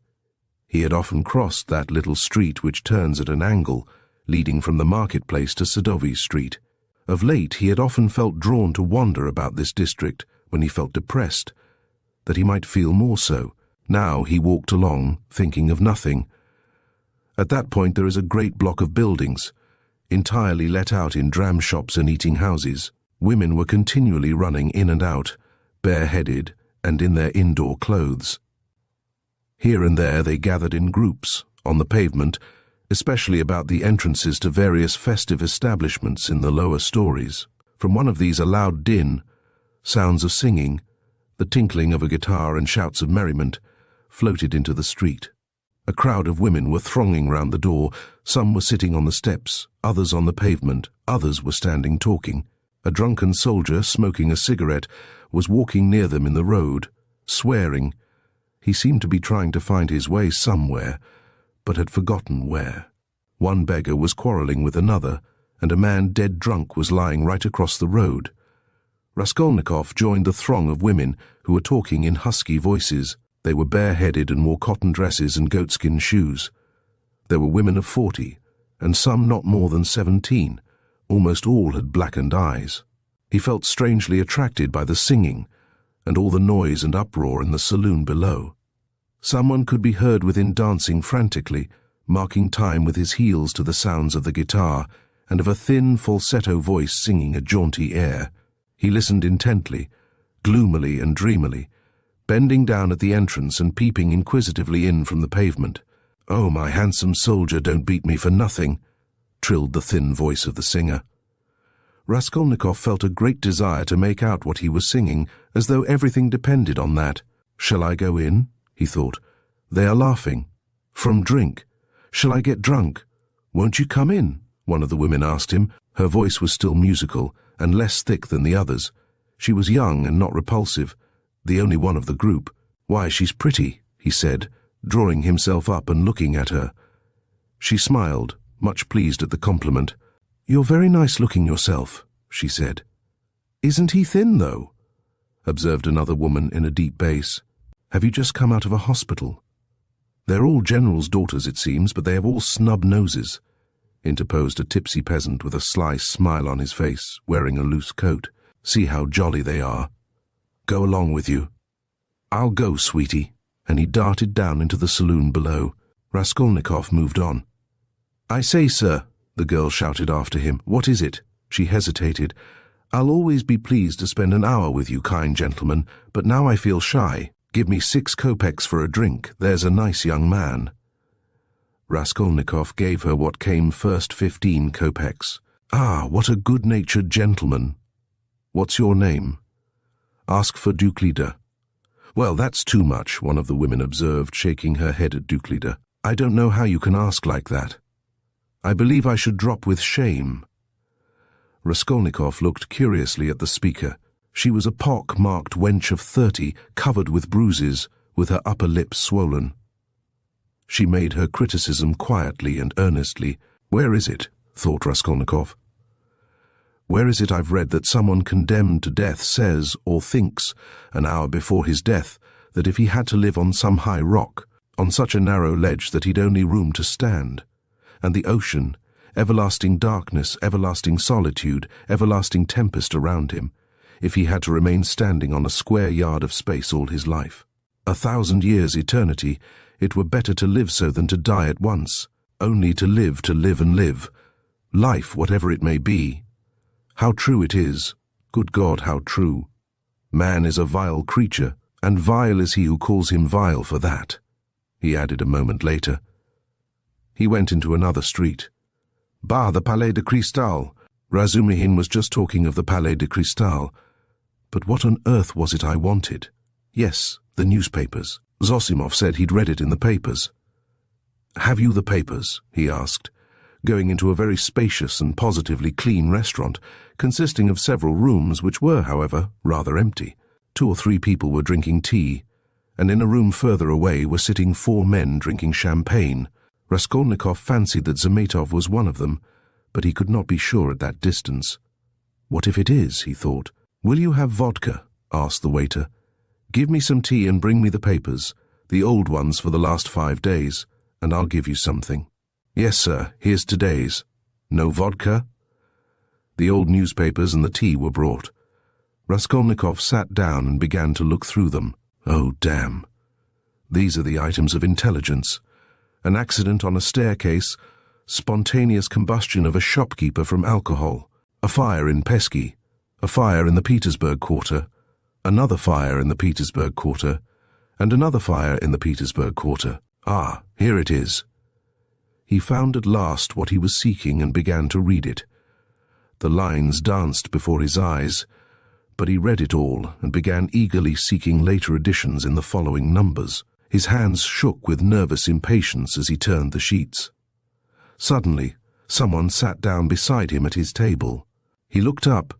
It was the head clerk Zametov, looking just the same, with the rings on his fingers and the watch chain, with the curly black hair, parted and pomaded, with the smart waistcoat, rather shabby coat, and doubtful linen. He was in a good humour. At least he was smiling very gaily and good-humouredly. His dark face was rather flushed from the champagne he had drunk. "What do you hear?"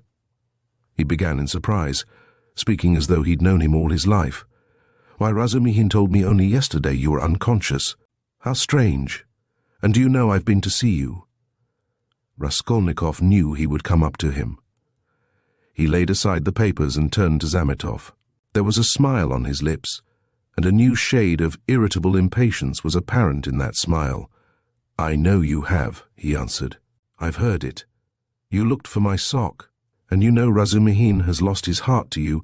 He says you've been with him to Louise Ivanovna's, you know, the woman you tried to befriend, for whom you winked to the explosive lieutenant and he would not understand.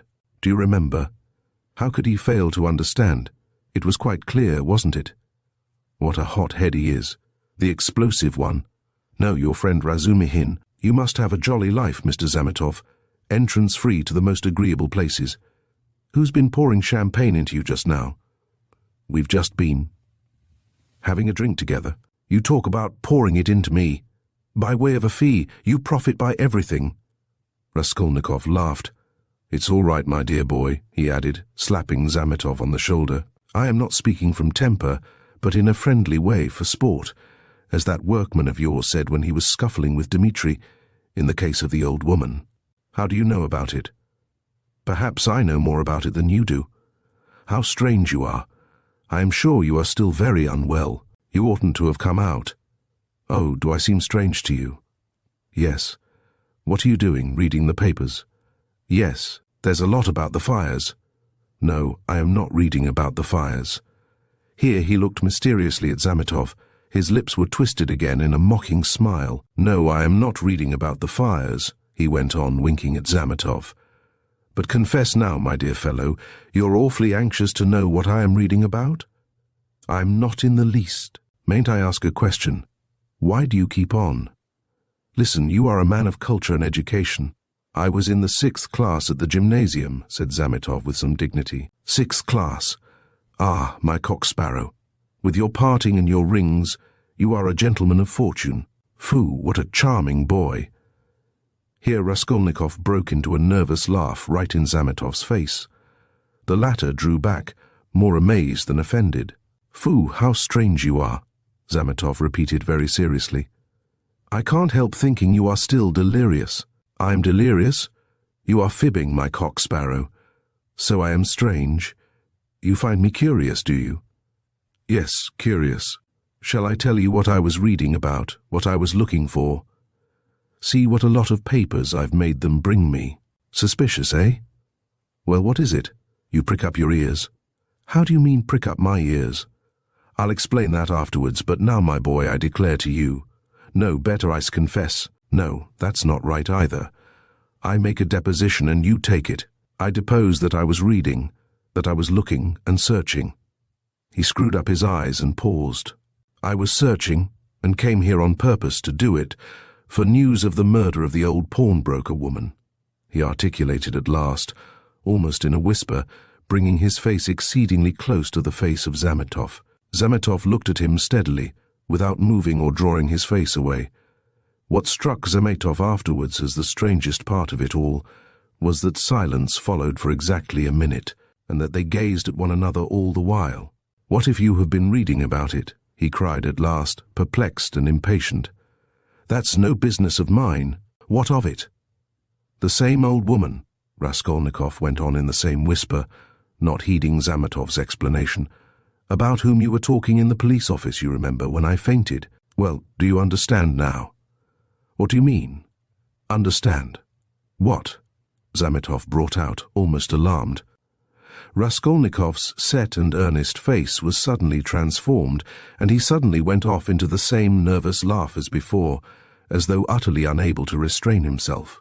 And in one flash he recalled with extraordinary vividness of sensation a moment in the recent past, that moment when he stood with the axe behind the door, while the latch trembled and the men outside swore and shook it. And he had a sudden desire to shout at them, to swear at them, to put out his tongue at them, to mock them, to laugh and laugh and laugh. "You are either mad or—" began Zametov, and he broke off, as though stunned by the idea that had suddenly flashed into his mind. Or what? What? Come, tell me." "Nothing," said Zametov, getting angry. "It's all nonsense." Both were silent. After his sudden fit of laughter, Raskolnikov became suddenly thoughtful and melancholy. He put his elbow on the table and leaned his head on his hand. He seemed to have completely forgotten Zametov. The silence lasted for some time. "Why don't you drink your tea?" "It's getting cold," said Zametov. "What, tea?" "Oh, yes."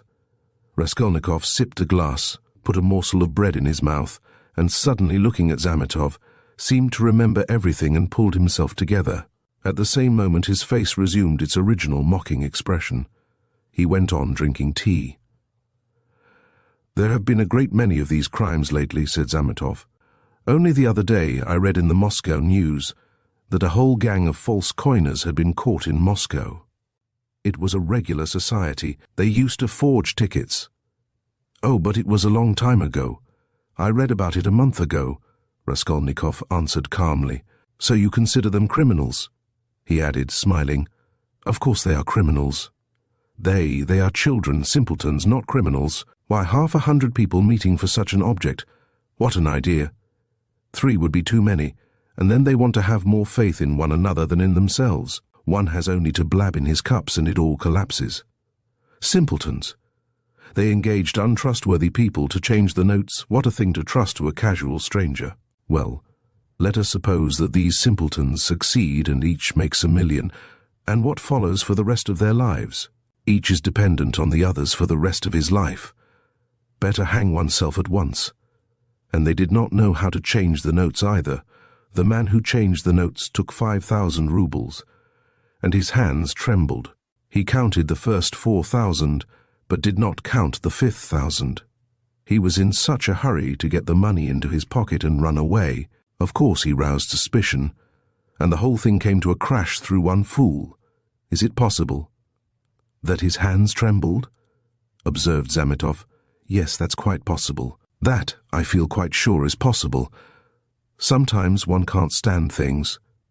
Can't stand that? Why, could you stand it then? No, I couldn't. For the sake of 100 rubles to face such a terrible experience? To go with false notes into a bank where it's their business to spot that sort of thing? No, I should not have the face to do it. Would you? Raskolnikov had an intense desire again to put his tongue out. Shivers kept running down his spine. I should do it quite differently, Raskolnikov began. This is how I would change the notes. I'd count the first 1,000 3 or 4 times backwards and forwards, looking at every note, and then I'd set to the second 1,000. I'd count that halfway through, and then hold some 50-ruble note to the light, then turn it, then hold it to the light again to see whether it was a good one. I'm afraid, I would say, a relation of mine lost 25 rubles the other day through a false note, and then I'd tell them the whole story.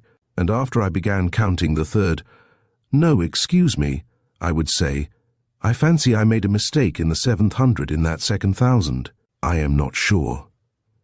and so I would give up the 3,000 and go back to the second, and so on to the end. And when I had finished, I'd pick out one from the 5th and one from the 2,000, and take them again to the light and ask again, "Change them, please," and put the clerk into such a stew that he would not know how to get rid of me. When I'd finished and had gone out, I'd come back, "No, excuse me," and ask for some explanation. That's how I do it. "Foo, what terrible things you say," said Zametov, laughing. "But all that is only talk. I dare say when it came to deeds you'd make a slip. I believe that even a practiced, desperate man cannot always reckon on himself, much less you and I. To take an example near home, that old woman murdered in our district. The murderer seems to have been a desperate fellow. He risked everything in open daylight, was saved by a miracle, but his hands shook too. He did not succeed in robbing the place. He couldn't stand it. That was clear from the—" Raskolnikov seemed offended. "Clear? Why don't you catch him then?" he cried, maliciously gibing at Zametov. "Well, they will catch him." "Who? You? Do you suppose you could catch him? You've a tough job. A great point for you is whether a man is spending money or not. If he had no money and suddenly begins spending, he must be the man, so that any child can mislead you. The fact is they always do that, though," answered Zametov. "A man will commit a clever murder at the risk of his life, and then at once he goes drinking in a tavern. They are caught spending money. They are not all as cunning as you are. You wouldn't go to a tavern, of course." Raskolnikov frowned and looked steadily at Zametov. "You seem to enjoy the subject, and would like to know how I should behave in that case too?" he asked with displeasure. "I should like to," Zametov answered firmly and seriously. Somewhat too much earnestness began to appear in his words and looks. "Very much? Very much. All right then, this is how I should behave," Raskolnikov began, again bringing his face close to Zametov's, again staring at him and speaking in a whisper, so that the latter positively shuddered. "This is what I should have done. I should have taken the money and jewels. I should have walked out of there and have gone straight to some deserted place with fences round it and scarcely anyone to be seen. Some kitchen garden or place of that sort. I should have looked out beforehand some stone weighing 100 weight or more, which had been lying in the corner from the time the house was built. I would lift that stone. There would sure to be a hollow under it, and I would put the jewels and money in that hole. Then I'd roll the stone back, so that it would look as before, would press it down with my foot and walk away. And for a year or two, 3 maybe, I would not touch it. And, well, they could search.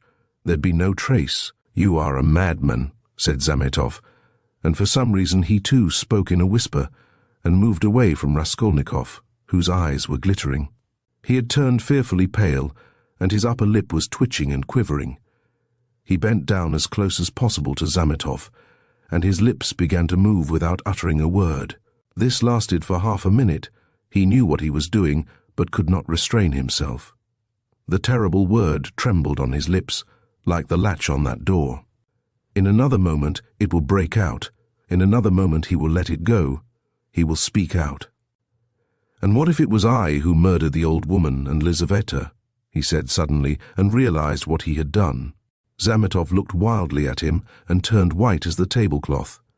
His face wore a contorted smile. "But is it possible?" he brought out faintly. Raskolnikov looked wrathfully at him. "Own up that you believed it. Yes, you did." "Not a bit of it. I believe it less than ever now," Zametov cried hastily. "I've caught my cock-sparrow." "So you did believe it before, if now you believe less than ever?" "Not at all," cried Zametov, obviously embarrassed. "Have you been frightening me so as to lead up to this?" "You don't believe it, then? What were you talking about behind my back when I went out of the police office? And why did the explosive lieutenant question me after I fainted?" "Hey there," he shouted to the waiter, getting up and taking his cap. "How much?" 30 kopecks, the latter replied, running up. "And there is 20 kopecks for vodka. See what a lot of money." He held out his shaking hand to Zametov with notes in it. Red notes and blue, 25 rubles. "Where did I get them? And where did my new clothes come from? You know I had not a kopeck. You've cross-examined my landlady, I'll be bound. Well, that's enough. Assay's cause. Till we meet again." He went out, trembling all over from a sort of wild hysterical sensation in which there was an element of insufferable rapture. Yet he was gloomy and terribly tired. His face was twisted as after a fit. His fatigue increased rapidly. Any shock, any irritating sensation stimulated and revived his energies at once, but his strength failed as quickly when the stimulus was removed. Zametov, left alone, sat for a long time in the same place, plunged in thought. Raskolnikov had unwittingly worked a revolution in his brain on a certain point and had made up his mind for him conclusively. Ilya Petrovitch is a blockhead, he decided. Raskolnikov had hardly opened the door of the restaurant when he stumbled against Razumihin on the steps. They did not see each other till they almost knocked against each other. For a moment, they stood looking each other up and down. Razumihin was greatly astounded. Then anger, real anger, gleamed fiercely in his eyes. "So here you are," he shouted at the top of his voice. "You ran away from your bed, and here I've been looking for you under the sofa. We went up to the garret. I almost beat Nastasia on your account, and here he is after all. Rodia, what is the meaning of it? Tell me the whole truth. Confess, do you hear?" "It means that I'm sick to death of you all, and I want to be alone," Raskolnikov answered calmly. "Alone? When you are not able to walk, when your face is as white as a sheet and you are gasping for breath. Idiot! What have you been doing in the Palais de Cristal? Own up at once." "Let me go," said Raskolnikov, and tried to pass him. This was too much for Razumihin. He gripped him firmly by the shoulder. "Let you go? You dare tell me to let you go? Do you know what I'll do with you directly? I'll pick you up, tie you up in a bundle, carry you home under my arm and lock you up." "Listen, Razumihin," Raskolnikov began quietly, apparently calm. "Can't you see that I don't want your benevolence? A strange desire you have to shower benefits on a man who curses them, who feels them a burden, in fact. Why did you seek me out at the beginning of my illness? Maybe I was very glad to die. Didn't I tell you plainly enough today that you were torturing me, that I was? Sick of you. You seem to want to torture people. I assure you that all that is seriously hindering my recovery because it's continually irritating me. You saw Zosimov went away just now to avoid irritating me. You leave me alone too, for goodness sake. What right have you, indeed, to keep me by force? Don't you see that I am in possession of all my faculties now? How can I persuade you not to persecute me with your kindness? I may be ungrateful, I may be mean. Only let me be, for God's sake, let me be. Let me be, let me be," he began calmly, gloating beforehand over the venomous phrases he was about to utter, but finished, panting for breath, in a frenzy, as he had been with Lujin. Razumihin stood a moment, thought, and let his hand drop. "Well, go to hell then," he said gently and thoughtfully. "Stay," he roared, as Raskolnikov was about to move. "Listen to me. Let me tell you that you are all a set of babbling, posing idiots. If you've any little trouble, you brood over it like a hen over an egg. And you are plagiarists even in that. There isn't a sign of independent life in you. You are made of spermaceti ointment, and you've lymph in your veins instead of blood. I don't believe in any one of you. In any circumstances, the first thing for all of you is to be unlike a human being." "Stop!" he cried with redoubled fury, noticing that Raskolnikov was again making a movement. "Hear me out. You know I'm having a house warming this evening. I dare say they've arrived by now, but I left my uncle there. I just ran in to receive the guests. And if you weren't a fool, a common fool, a perfect fool, if you were an original instead of a translation. You see, Rodia, I recognize you're a clever fellow, but you're a fool. And if you weren't a fool, you'd come round to me this evening instead of wearing out your boots in the street. Since you have gone out, there's no help for it. I'd give you a snug easy chair, my landlady has one, a cup of tea, company, or you could lie on the sofa, any way you would be with us. Zosimov will be there too. Will you come? No. Rubbish, Razumihin shouted, out of patience. How do you know? You can't answer for yourself. You don't know anything about it. Thousands of times I've fought tooth and nail with people and run back to them afterwards. One feels ashamed and goes back to a man. So remember, Pochinkov's house on the 3rd story. Why, Mr. Razumihin, I do believe you'd let anybody beat you from sheer benevolence. Beat? Whom? Me. I'd twist his nose off at the mere idea. Pochinkov's house, Babushkin's flat. I shall not come, Razumihin. Raskolnikov turned and walked away. I bet you will, Razumihin shouted after him. I refuse to know you if you don't. Stay, hey, is Zametov in there? Yes. Did you see him? Yes. Talk to him? Yes. What about? Confound you, don't tell me then. Pochinkov's house, 47, Babushkin's flat, remember? Raskolnikov walked on and turned the corner into Sadovy Street. Razumihin looked after him thoughtfully. Then, with a wave of his hand, he went into the house, but stopped short of the stairs. Confound it, he went on almost aloud. He talked sensibly, but yet, I am a fool. As if madmen didn't talk sensibly. And this was just what Zosimov seemed afraid of. He struck his finger on his forehead. What if? How could I let him go off alone? He may drown himself. Ah, what a blunder! I can't. And he ran back to overtake Raskolnikov, but there was no trace of him. With a curse he returned with rapid steps to the Palais de Cristal to question Zametov. Raskolnikov walked straight to X Bridge, stood in the middle, and leaning both elbows on the rail stared into the distance. On parting with Razumihin, he felt so much weaker that he could scarcely reach this place. He longed to sit or lie down somewhere in the street. Bending over the water, he gazed mechanically at the last pink flush of the sunset, at the row of houses growing dark in the gathering twilight, at one distant attic window on the left bank, flashing as though on fire in the last rays of the setting sun, at the darkening water of the canal, and the water seemed to catch his attention. At last red circles flashed before his eyes. The houses seemed moving, the passers-by, the canal banks, the carriages, all danced before his eyes. Suddenly he started, saved again perhaps from swooning by an uncanny and hideous sight. He became aware of someone standing on the right side of him. He looked and saw a tall woman with a kerchief on her head, with a long yellow wasted face and red sunken eyes. She was looking straight at him, but obviously she saw nothing and recognized no one. Suddenly she leaned her right hand on the parapet, lifted her right leg over the railing, then her left, and threw herself into the canal. The filthy water parted and swallowed up its victim for a moment, but an instant later the drowning woman floated to the surface, moving slowly with the current, her head and legs in the water. Her skirt inflated like a balloon over her back.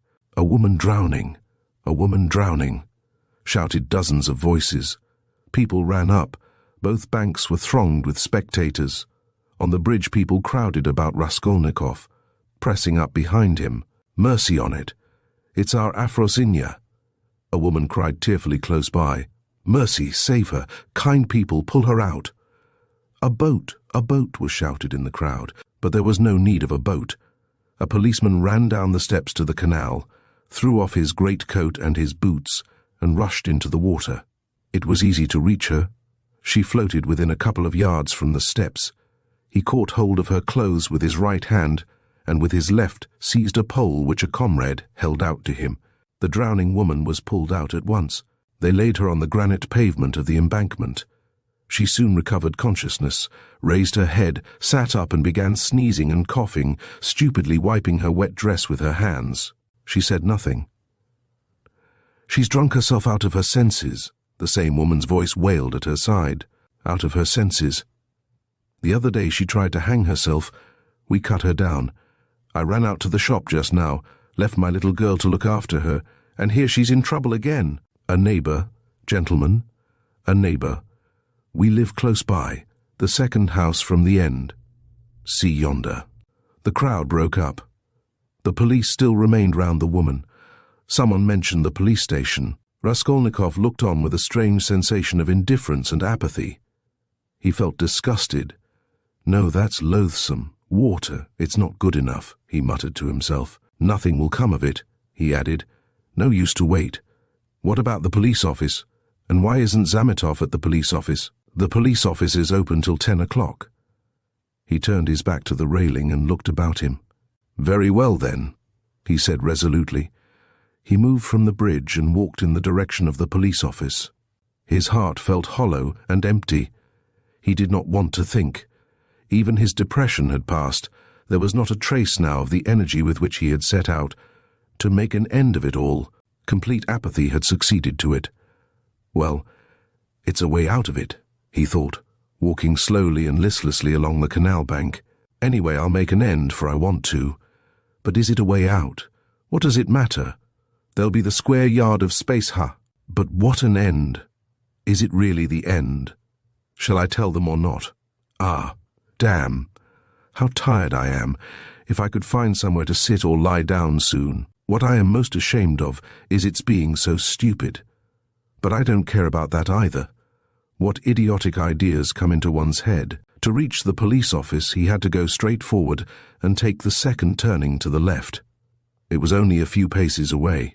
But at the first turning he stopped, and after a minute's thought, turned into a side street and went 2 streets out of his way, possibly without any object, or possibly to delay a minute and gain time. He walked, looking at the ground. Suddenly someone seemed to whisper in his ear. He lifted his head and saw that he was standing at the very gate of the house. He had not passed it. He had not been near it since that evening. An overwhelming, unaccountable prompting drew him on. He went into the house, passed through the gateway, then into the first entrance on the right, and began mounting the familiar staircase to the 4th story. The narrow, steep staircase was very dark. He stopped at each landing and looked round him with curiosity. On the first landing, the framework of the window had been taken out. That wasn't so then, he thought. Here was the flat on the 2nd story where Nikolay and Dmitri had been working. It's shut up and the door newly painted, so it's to let. Then the 3rd story and the 4th. Here! He was perplexed to find the door of the flat wide open. There were men there. He could hear voices. He had not expected that. After brief hesitation, he mounted the last stairs and went into the flat. It, too, was being done up. There were workmen in it. This seemed to amaze him. He somehow fancied that he would find everything as he left it, even perhaps the corpses in the same places on the floor. And now, bare walls, no furniture. It seemed strange. He walked to the window and sat down on the window sill. There were 2 workmen, both young fellows, but one much younger than the other. They were papering the walls with a new white paper covered with lilac flowers instead of the old dirty yellow one. Raskolnikov for some reason felt horribly annoyed by this. He looked at the new paper with dislike, as though he felt sorry to have it all so changed. The workmen had obviously stayed beyond their time, and now they were hurriedly rolling up their paper and getting ready to go home. They took no notice of Raskolnikov's coming in. They were talking. Raskolnikov folded his arms and listened. "She comes to me in the morning," said the elder to the younger, "very early, all dressed up. 'Why are you preening and prinking?' says I. 'I am ready to do anything to please you, Tit Vassilitch.' That's a way of going on. And she dressed up like a regular fashion book." "And what is a fashion book?" the younger one asked. He obviously regarded the other as an authority. "A fashion book is a lot of pictures coloured, and they come to the tailors here every Saturday, by post from abroad, to show folks how to dress, the male sex, as well as the female. They're pictures. The gentlemen are generally wearing fur coats, and for the ladies' fluffles, they're beyond anything you can fancy. There's nothing you can't find in Petersburg," the younger cried enthusiastically. "Except father and mother, there's everything." "Except them, there's everything to be found, my boy," the elder declared sententiously. Raskolnikov got up and walked into the other room where the strong box, the bed, and the chest of drawers had been. The room seemed to him very tiny without furniture in it. The paper was the same. The paper in the corner showed where the case of icons had stood. He looked at it and went to the window. The elder workman looked at him askance. "What do you want?" he asked suddenly. Instead of answering, Raskolnikov went into the passage and pulled the bell. The same cracked note. He rang it a second and a third time. He listened and remembered. The hideous and agonizingly fearful sensation he had felt then began to come back more and more vividly. He shuddered at every ring, and it gave him more and more satisfaction. "Well, what do you want? Who are you?" the workman shouted, going out to him. Raskolnikov went inside again. "I want to take a flat," he said. I am looking round. It's not the time to look at rooms at night, and you ought to come up with the porter. The floors have been washed. Will they be painted? Raskolnikov went on. Is there no blood? What blood? Why, the old woman and her sister were murdered here. There was a perfect pool there. But who are you? The workman cried, uneasy. Who am I? Yes. You want to know? Come to the police station, I'll tell you. The workman looked at him in amazement. It's time for us to go. We are late. Come along, Alyoshka. We must lock up, said the elder workman. Very well, come along, said Raskolnikov indifferently, and going out first he went slowly downstairs. Hey, porter! He cried in the gateway. At the entrance several people were standing, staring at the passers-by, the two porters, a peasant woman, a man in a long coat, and a few others. Raskolnikov went straight up to them. What do you want? Asked one of the porters. Have you been to the police office? I've just been there. What do you want? Is it open? Of course. Is the assistant there? He was there for a time. What do you want? Raskolnikov made no reply, but stood beside them, lost in thought. He's been to look at the flat, said the elder workman, coming forward. Which flat? Where we are at work. Why have you washed away the blood? Says he. There has been a murder here, says he, and I've come to take it. And he began ringing at the bell, all but broke it. Come to the police station, says he. I'll tell you everything there. He wouldn't leave us. The porter looked at Raskolnikov, frowning and perplexed. Who are you? He shouted as impressively as he could. I am Rodion Romanovitch Raskolnikov, formerly a student. I live in Shil's house, not far from here. Flat number 14, ask the porter, he knows me. Raskolnikov said all this in a lazy, dreamy voice, not turning round, but looking intently into the darkening street. Why have you been to the flat? To look at it. What is there to look at? Take him straight to the police station. The man in the long coat jerked in abruptly. Raskolnikov looked intently at him over his shoulder and said in the same slow, lazy tones, Come along. Yes, take him. The man went on more confidently. Why was he going into that? What's in his mind, eh? He's not drunk, but God knows what's the matter with him, muttered the workman. But what do you want? The porter shouted again, beginning to get angry in earnest. Why are you hanging about? You funk the police station then, said Raskolnikov jeeringly. How funk it? Why are you hanging about? He's a rogue, shouted the peasant woman. Why waste time talking to him? Cried the other porter, a huge peasant in a full open coat and with keys on his belt. Get along. He is a rogue and no mistake. Get along. And seizing Raskolnikov by the shoulder, he flung him into the street. He lurched forward, but recovered his footing, looked at the spectators in silence, and walked away. Strange man, observed the workman. There are strange folks about nowadays, said the woman. You should have taken him to the police station all the same, said the man in the long coat. Better have nothing to do with him, decided the big porter. A regular rogue. Just what he wants, you may be sure, but once take him up, you won't get rid of him. We know the sort. Shall I go there or not? Thought Raskolnikov, standing in the middle of the thoroughfare at the crossroads, and he looked about him, as though expecting from someone a decisive word, but no sound came. All was dead and silent like the stones on which he walked, dead to him alone. All at once at the end of the street, 200 yards away, in the gathering dusk he saw a crowd and heard talk and shouts. In the middle of the crowd stood a carriage. A light gleamed in the middle of the street. What is it? Raskolnikov turned to the right and went up to the crowd. He seemed to clutch at everything and smiled coldly when he recognized it, for he had fully made up his mind to go to the police station and knew that it would all soon be over. Chapter 14. An elegant carriage stood in the middle of the road with a pair of spirited grey horses. There was no one in it, and the coachman had got off his box and stood by. The horses were being held by the bridle. A mass of people had gathered round, the police standing in front. One of them held a lighted lantern which he was turning on something lying close to the wheels. Everyone was talking, shouting, exclaiming. The coachman seemed at a loss and kept repeating, "What a misfortune! Good Lord, what a misfortune!" Raskolnikov pushed his way in as far as he could, and succeeded at last in seeing the object of the commotion and interest. On the ground, a man who had been run over lay apparently unconscious and covered with blood. He was very badly dressed, but not like a workman. Blood was flowing from his head and face. His face was crushed, mutilated and disfigured. He was evidently badly injured. "Merciful heaven," wailed the coachman. "What more could I do? If I'd been driving fast or had not shouted to him, but I was going quietly, not in a hurry.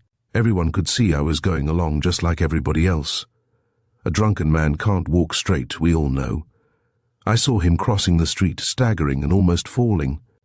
I shouted again, and a second and a third time. Then I held the horses in, but he fell straight under their feet.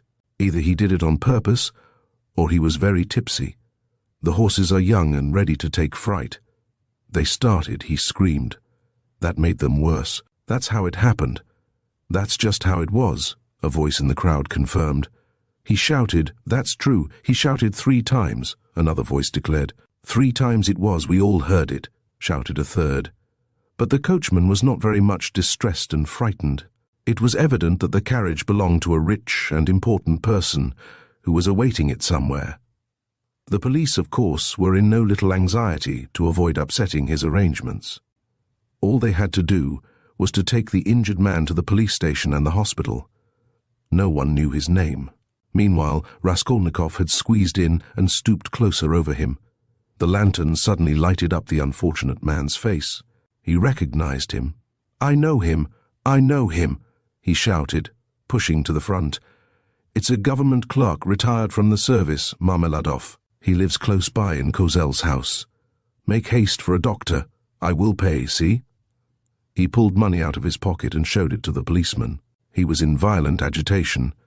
The police were glad that they had found out who the man was. Raskolnikov gave his own name and address, and, as earnestly as if it had been his father, he besought the police to carry the unconscious Marmeladov to his lodging at once. "Just here, 3 houses away," he said eagerly. "The house belongs to Kozel, a rich German. He was going home, no doubt drunk. I know him. He is a drunkard. He has a family there, a wife, children. He has 1 daughter. It will take time to take him to the hospital, and there is sure to be a doctor in the house. I'll pay. At least he will be looked after at home. They will help him at once, but he'll die before you get him to the hospital." He managed to slip something unseen into the policeman's hand. But the thing was straightforward and legitimate, and in any case, help was closer here. They raised the injured man. People volunteered to help. Kozel's house was 30 yards away. Raskolnikov walked behind, carefully holding Marmeladov's head and showing the way. This way, this way. We must take him upstairs head foremost. Turn round. I'll pay. I'll make it worth your while, he muttered. Katerina Ivanovna had just begun, as she always did at every free moment, walking to and fro in her little room from window to stove and back again, with her arms folded across her chest, talking to herself and coughing. Of late she had begun to talk more than ever to her eldest girl, Polenka, a child of 10, who, though there was much she did not understand, understood very well that her mother needed her, and so always watched her with her big clever eyes, and strove her utmost to appear to understand. This time Polenka was undressing her little brother, who had been unwell all day and was going to bed. The boy was waiting for her to take off his shirt, which had to be washed at night. He was sitting straight and motionless on a chair, with a silent, serious face, with his legs stretched out straight before him, heels together, and toes turned out. He was listening to what his mother was saying to his sister, sitting perfectly still with pouting lips and wide-open eyes, just as all good little boys have to sit when they are undressed to go to bed. A little girl, still younger, dressed literally in rags, stood at the screen, waiting for her turn. The door onto the stairs was open to relieve them a little from the clouds of tobacco smoke which floated in from the other rooms and brought on long, terrible fits of coughing in the poor, consumptive woman. Katerina Ivanovna seemed to have grown even thinner during that week, and the hectic flush on her face was brighter than ever. "You wouldn't believe, you can't imagine, Polenka," she said, walking about the room.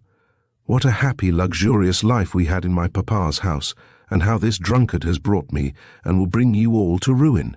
Papa was a civil colonel and only a step from being a governor, so that everyone who came to see him said, "We look upon you, Ivan Mikhailovich, as our governor." When.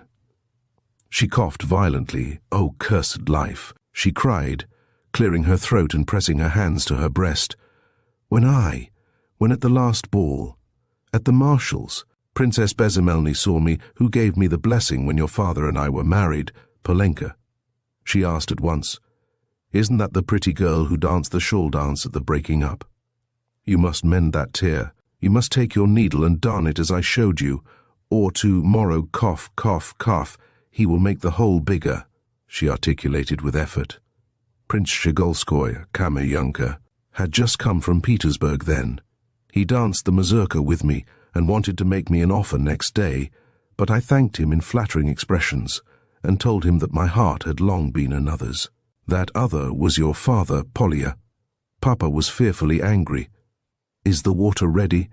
Give me the shirt and the stockings." "Lida," said she to the youngest one, "you must manage without your chemise tonight, and lay your stockings out with it. I'll wash them together. How is it that drunken vagabond doesn't come in? He has worn his shirt till it looks like a dishclout. He has torn it to rags. I do it all together, so as not to have to work 2 nights running. Oh dear. Cough, cough, cough, cough. Again. What's this?" she cried, noticing a crowd in the passage and the men who were pushing into her room carrying a burden. "What is it? What are they bringing? Mercy on us." "Where are we to put him?" asked the policeman, looking round when Marmeladov, unconscious and covered with blood, had been carried in. "On the sofa. Put him straight on the sofa with his head this way," Raskolnikov showed him. "Run over in the road. Drunk," someone shouted in the passage. Katerina Ivanovna stood, turning white and gasping for breath. The children were terrified. Little Lida screamed, rushed to Polenka and clutched at her, trembling all over. Having laid Marmeladov down, Raskolnikov flew to Katerina Ivanovna. "For God's sake, be calm, don't be frightened," he said, speaking quickly. "He was crossing the road and was run over by a carriage. Don't be frightened. He will come to... I told them bring him here. I've been here already, you remember. He will come to... I'll pay. He's done it this time," Katerina Ivanovna cried despairingly, and she rushed to her husband. Raskolnikov noticed at once that she was not one of those women who swoon easily. She instantly placed under the luckless man's head a pillow, which no one had thought of, and began undressing and examining him. She kept her head, forgetting herself, biting her trembling lips and stifling the screams which were ready to break from her. Raskolnikov, meanwhile, induced someone to run for a doctor. There was a doctor, it appeared, next door but one. "I've sent for a doctor," he kept assuring Katerina Ivanovna. "Don't be uneasy, I'll pay. Haven't you water? And give me a napkin or a towel, anything, as quick as you can. He is injured, but not killed, believe me. We shall see what the doctor says." Katerina Ivanovna ran to the window. There, on a broken chair in the corner, a large earthenware basin full of water had been stood, in readiness for washing her children's and husband's linen that night. This washing was done by Katerina Ivanovna at night at least twice a week, if not oftener. For the family had come to such a pass that they were practically without change of linen, and Katerina Ivanovna could not endure uncleanliness, and, rather than see dirt in the house, she preferred to wear herself out at night, working beyond her strength when the rest were asleep, so as to get the wet linen hung on a line and dry by the morning.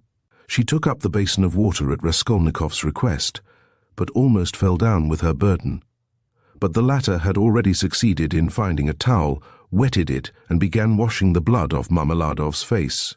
Katerina Ivanovna stood by, breathing painfully and pressing her hands to her breast. She was in need of attention herself. Raskolnikov began to realize that he might have made a mistake in having the injured man brought here. The policeman, too, stood in hesitation. "Polenka," cried Katerina Ivanovna, "run to Sonia. Make haste. If you don't find her at home, leave word that her father has been run over, and that she is to come here at once. When she comes in, run, Polenka, there, put on the shawl." "Run your fastest," cried the little boy on the chair suddenly. after which he relapsed into the same dumb rigidity, with round eyes, his heels thrust forward and his toes spread out. Meanwhile, the room had become so full of people that you couldn't have dropped a pin. The policeman left, all except one, who remained for a time, trying to drive out the people who came in from the stairs. Almost all Madame Lipovexel's lodgers had streamed in from the inner rooms of the flat. At first they were squeezed together in the doorway, but afterwards they overflowed into the room. Katerina Ivanovna flew into a fury. "You might let him die in peace at least," she shouted at the crowd.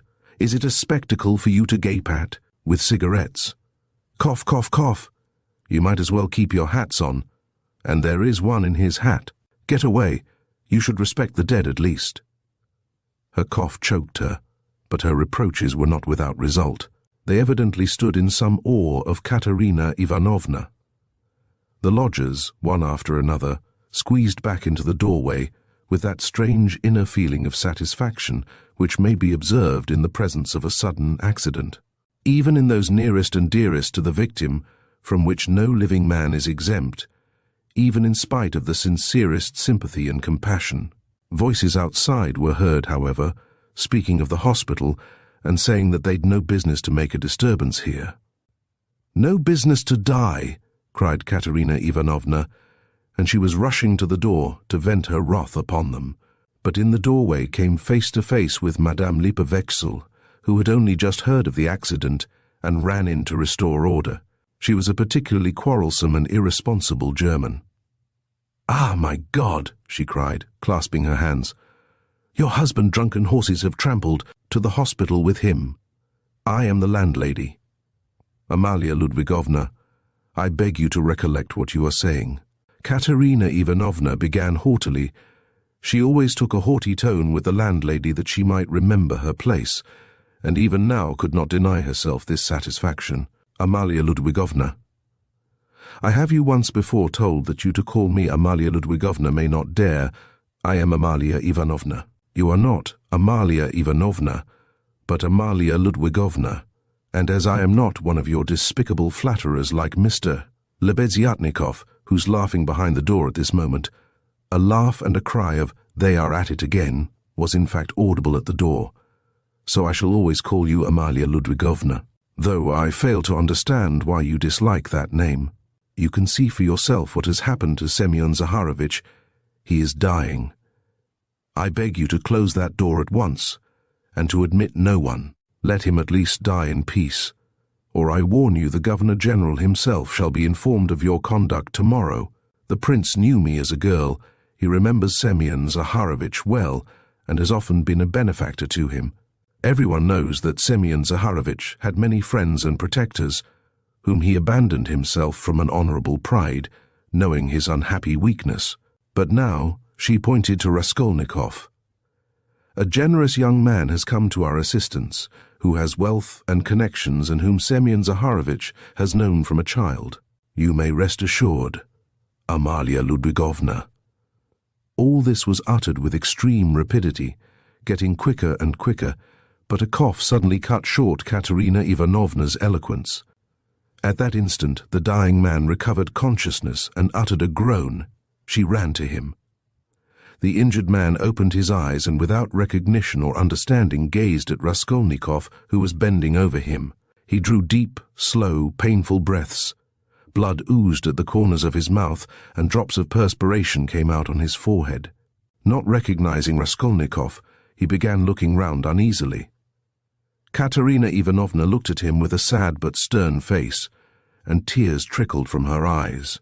"My God, his whole chest is crushed. How he is bleeding," she said in despair. "We must take off his clothes. Turn a little, Semyon Zaharovich, if you can," she cried to him. Marmeladov recognized her. "A priest," he articulated huskily. Katerina Ivanovna walked to the window, laid her head against the window frame and exclaimed in despair, "Oh, cursed life! A priest!" the dying man said again after a moment's silence. "They've gone for him," Katerina Ivanovna shouted to him. He obeyed her shout and was silent. With sad and timid eyes he looked for her. She returned and stood by his pillow. He seemed a little easier, but not for long. Soon his eyes rested on little Lida. his favorite, who was shaking in the corner, as though she were in a fit and staring at him with her wondering childish eyes. "Ah," he signed towards her uneasily. He wanted to say something. "What now?" cried Katerina Ivanovna. "Barefoot, barefoot," he muttered, indicating with frenzied eyes the child's bare feet.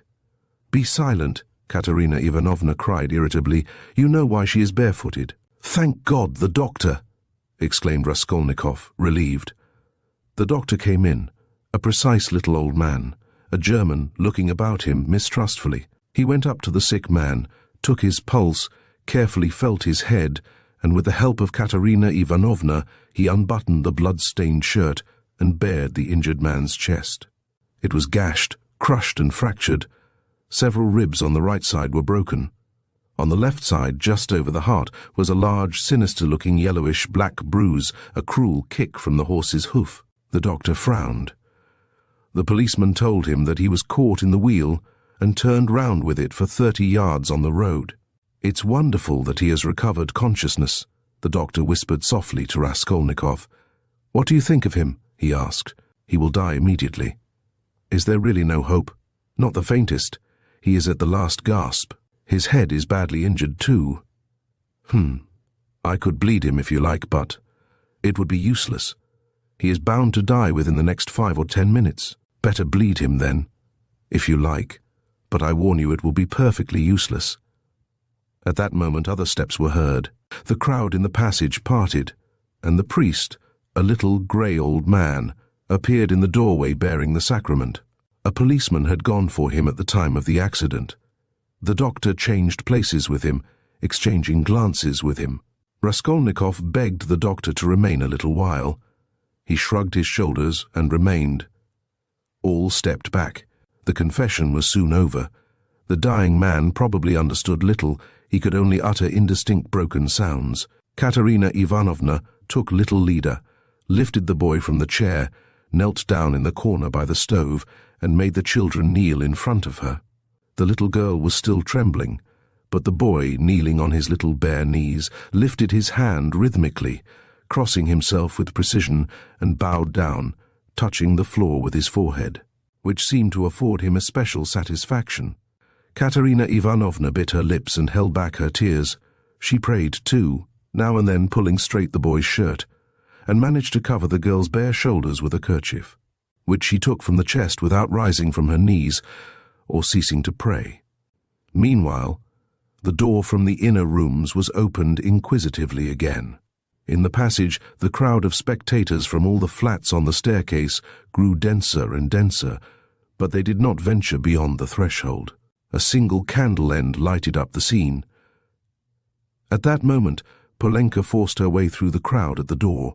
She came in panting from running so fast, took off her kerchief, looked for her mother, went up to her and said, "She's coming. I met her in the street." Her mother made her kneel beside her.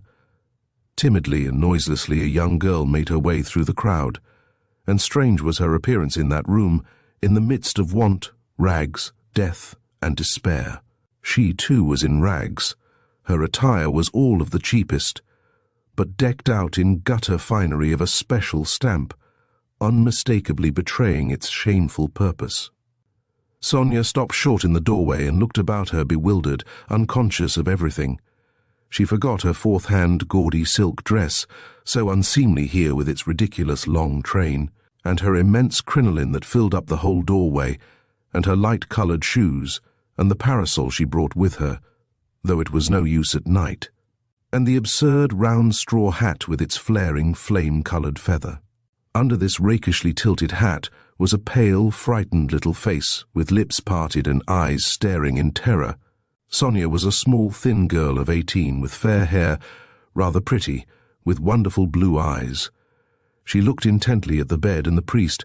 She too was out of breath with running. At last whispers, some words in the crowd probably, reached her. She looked down and took a step forward into the room, still keeping close to the door. The service was over. Katerina Ivanovna went up to her husband again. The priest stepped back and turned to say a few words of admonition and consolation to Katerina Ivanovna on leaving. "What am I to do with these?" she interrupted sharply and irritably, pointing to the little ones. God is merciful, look to the Most High for succor, the priest began. Ach, he is merciful, but not to us. That's a sin, madam, observed the priest, shaking his head. And isn't that a sin? Cried Katerina Ivanovna, pointing to the dying man. Perhaps those who have involuntarily caused the accident will agree to compensate you, at least for the loss of his earnings. You don't understand, cried Katerina Ivanovna, angrily waving her hand. And why should they compensate me? Why, he was drunk and threw himself under the horses. What earnings? He brought us in nothing but misery. He drank everything away, the drunkard. He robbed us to get drink. He wasted their lives and mine for drink. And thank God he's dying. One less to keep. You must forgive in the hour of death. That's a sin, madam. Such feelings are a great sin. Katerina Ivanovna was busy with the dying man. She was giving him water, wiping the blood and sweat from his head, setting his pillow straight, and had only turned now and then for a moment to address the priest. Now she flew at him almost in a frenzy. Ah, father, that's words and only words. Forgive. If he'd not been run over, he'd have come home today drunk and his only shirt dirty and in rags, and he'd have fallen asleep like a log, and I should have been sousing and rinsing till daybreak, washing his rags and the children's, and then drying them by the window, and as soon as it was daylight, I should have been darning them. That's how I spend my nights. What's the use of talking of forgiveness? I have forgiven as it is. A terrible hollow cough interrupted her words. She put her handkerchief to her lips and showed it to the priest, pressing her other hand to her aching chest. The handkerchief was covered with blood. The priest bowed his head and said nothing. Marmeladov was in the last agony. He did not take his eyes off the face of Katerina Ivanovna, who was bending over him again. He kept trying to say something to her. He began moving his tongue with difficulty and articulating indistinctly, but Katerina Ivanovna, understanding that he wanted to ask her forgiveness, called peremptorily to him, "Be silent.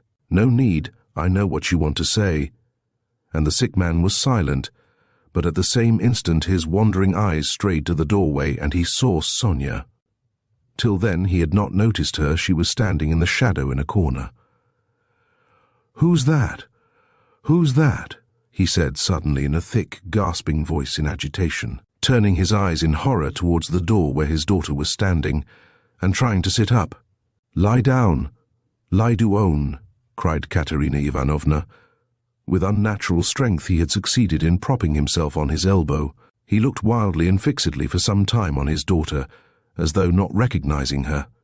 He had never seen her before in such attire. Suddenly he recognized her, crushed and ashamed in her humiliation and gaudy finery, meekly awaiting her turn to say goodbye to her dying father. His face showed intense suffering.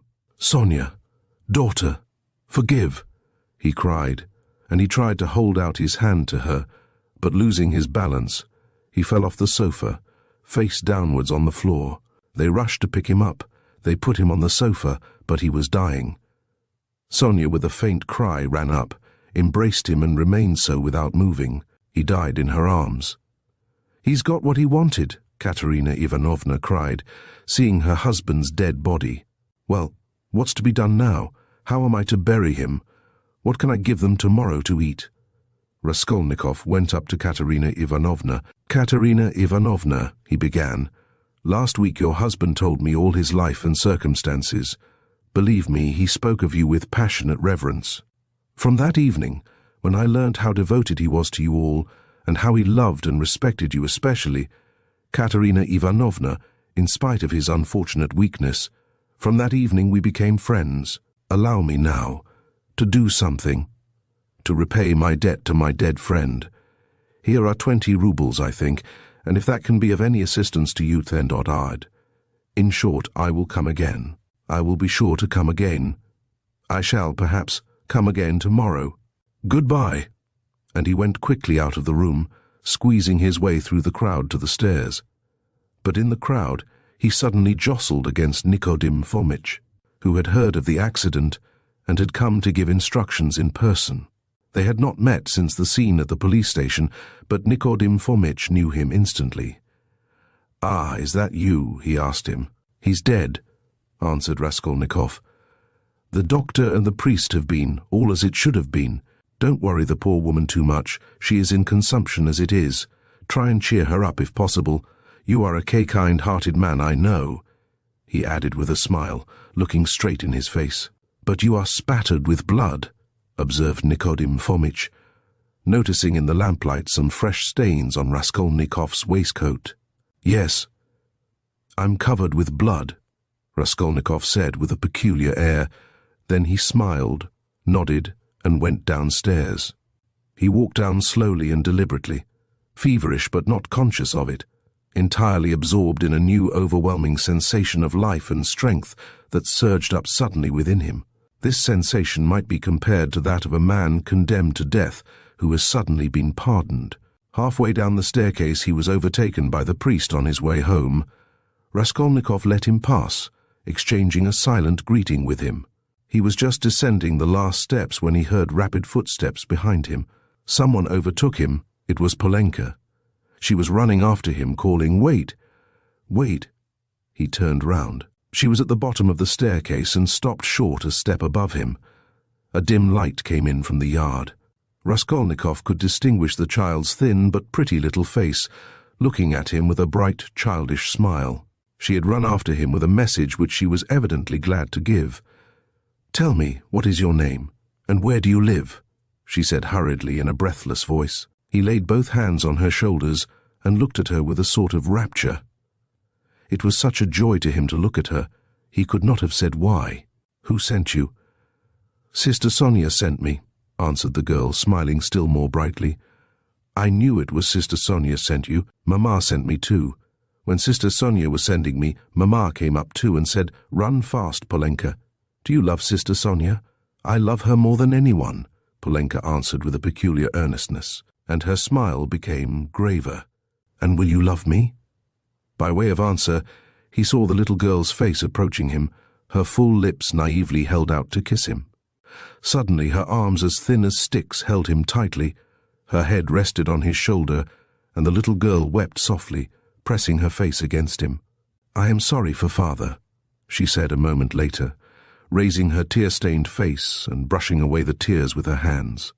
"It's nothing but misfortunes now," she added suddenly, with that peculiarly sedate air which children try hard to assume when they want to speak like grown-up people. "Did your father love you?" "He loved Lida most," she went on very seriously without a smile, exactly like grown-up people. "He loved her because she is little and because she is ill too, and he always used to bring her presents. But he taught us to read and me grammar and scripture too," she added with dignity, "and mother never used to say anything, but we knew that she liked it and father knew it too. And mother wants to teach me French, for it's time my education began. And do you know your prayers?" "Of course we do. We knew them long ago.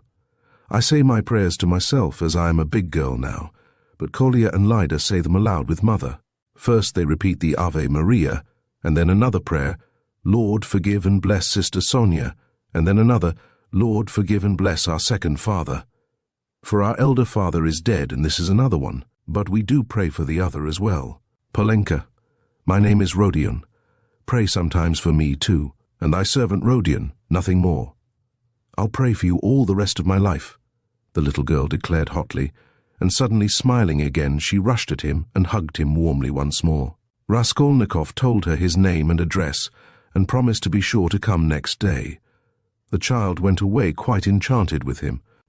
It was past 10 when he came out into the street. In 5 minutes he was standing on the bridge at the spot where the woman had jumped in. "Enough," he pronounced resolutely and triumphantly. "I've done with fancies, imaginary terrors and phantoms. Life is real. Haven't I lived just now? My life has not yet died with that old woman. The kingdom of heaven to her. And now enough, madam, leave me in peace. Now for the reign of reason and light, and of will and of strength. And now we will see, we will try our strength," he added defiantly, as though challenging some power of darkness. "And I was ready to consent to live in a square of space. I am very weak at this moment, but I believe my illness is all over. I knew it would be over when I went out. By the way, Pochinkov's house is only a few steps away. I certainly must go to Razumihin, even if it were not close by. Let him win his bet. Let us give him some satisfaction, too. No matter. Strength is what one wants. You can get nothing without it, and strength must be won by strength. That's what they don't know, he added proudly and self-confidently, and he walked with flagging footsteps from the bridge. Pride and self-confidence grew continually stronger in him. He was becoming a different man every moment. What was it had happened to work this revolution in him? He did not know himself. Like a man catching at a straw, he suddenly felt that he too could live, that there was still life for him, that his life had not died with the old woman. Perhaps he was in too great a hurry with his conclusions, but he did not think of that. But I did ask her to remember thy servant Rodion in her prayers. The idea struck him. Well, that was, in case of emergency, he added, and laughed himself at his boyish sally. He was in the best of spirits. He easily found Razumihin. The new lodger was already known at Pochinkov's, and the porter at once showed him the way. Halfway upstairs he could hear the noise and animated conversation of a big gathering of people. The door was wide open on the stairs. He could hear exclamations and discussion. Razumihin's room was fairly large. The company consisted of 15 people. Raskolnikov stopped in the entry, where 2 of the landlady's servants were busy behind a screen with 2 samovars, bottles, plates, and dishes of pie and savouries, brought up from the landlady's kitchen. Raskolnikov sent in for Razumihin. He ran out delighted.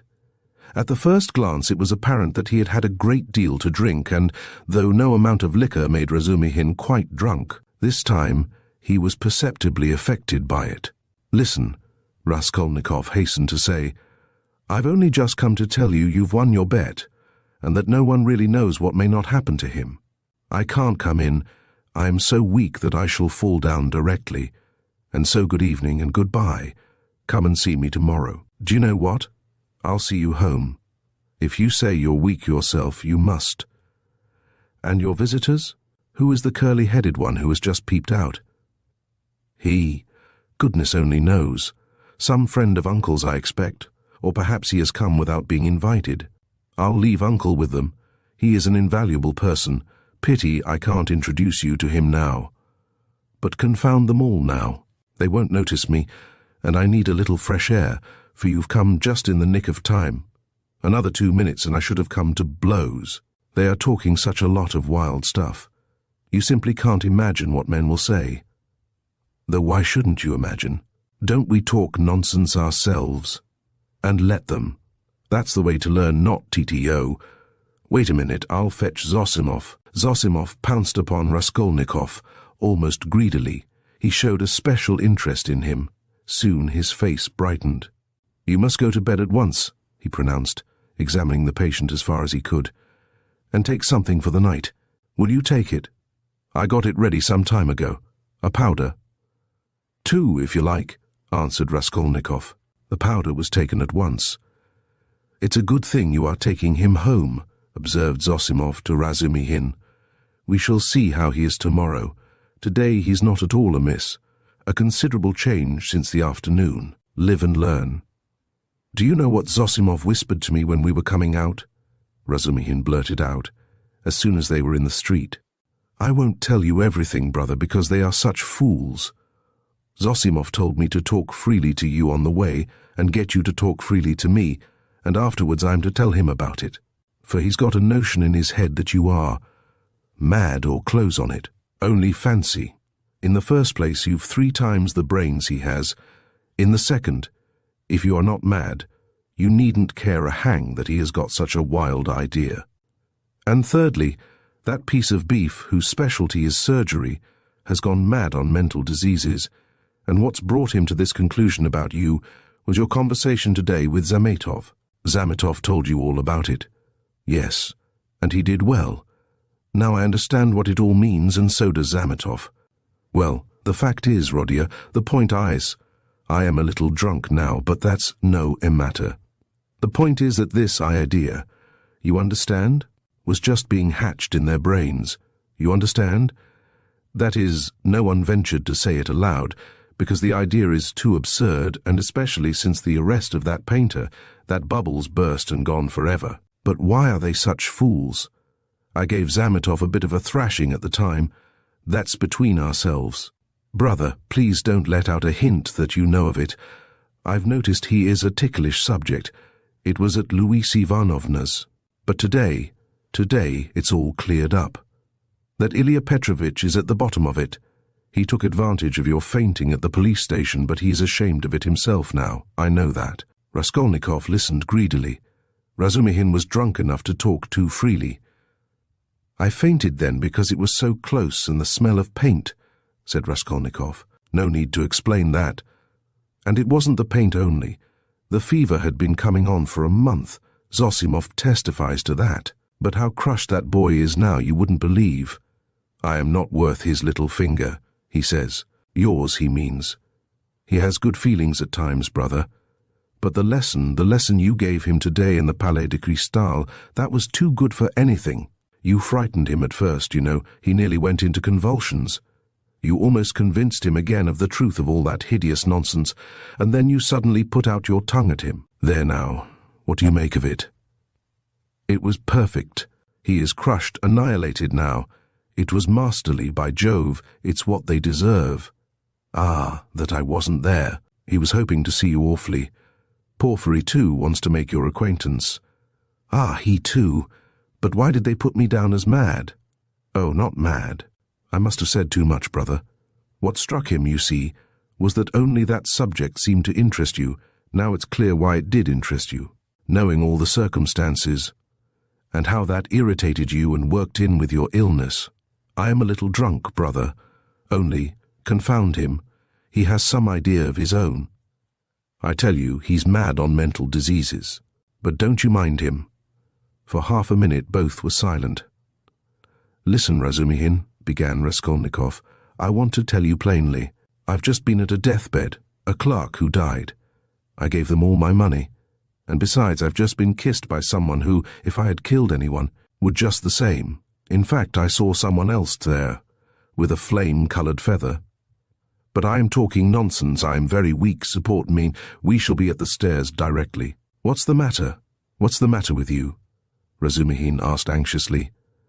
I am a little giddy, but that's not the point. I am so sad, like a woman. Look, what's that?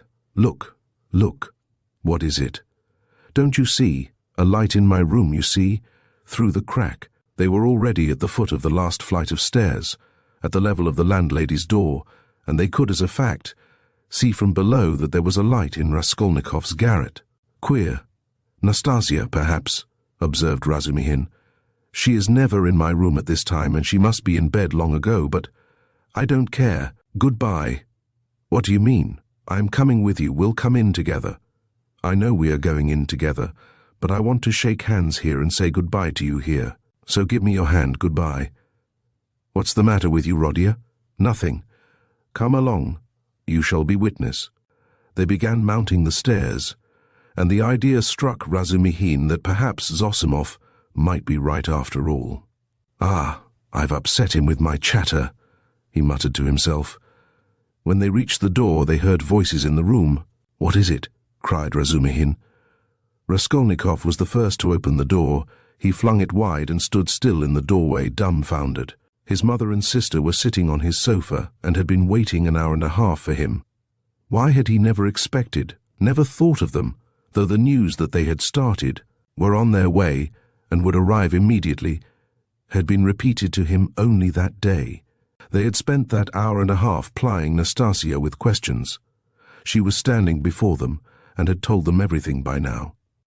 They were beside themselves with alarm when they heard of his running away today, ill, and as they understood from her story, delirious. Good heavens, what had become of him? Both had been weeping, both had been in anguish for that hour and a half. A cry of joy, of ecstasy, greeted Raskolnikov's entrance. Both rushed to him, but he stood like one dead.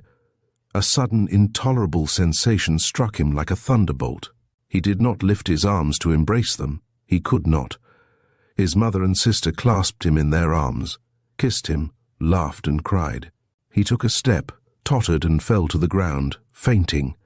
Anxiety, cries of horror, moans. Razumihin, who was standing in the doorway, flew into the room, seized the sick man in his strong arms, and in a moment had him on the sofa. "It's nothing, nothing," he cried to the mother and sister. "It's only a faint, a mere trifle. Only just now the doctor said he was much better, that he is perfectly well. Water! See, he is coming to himself. He's all right again."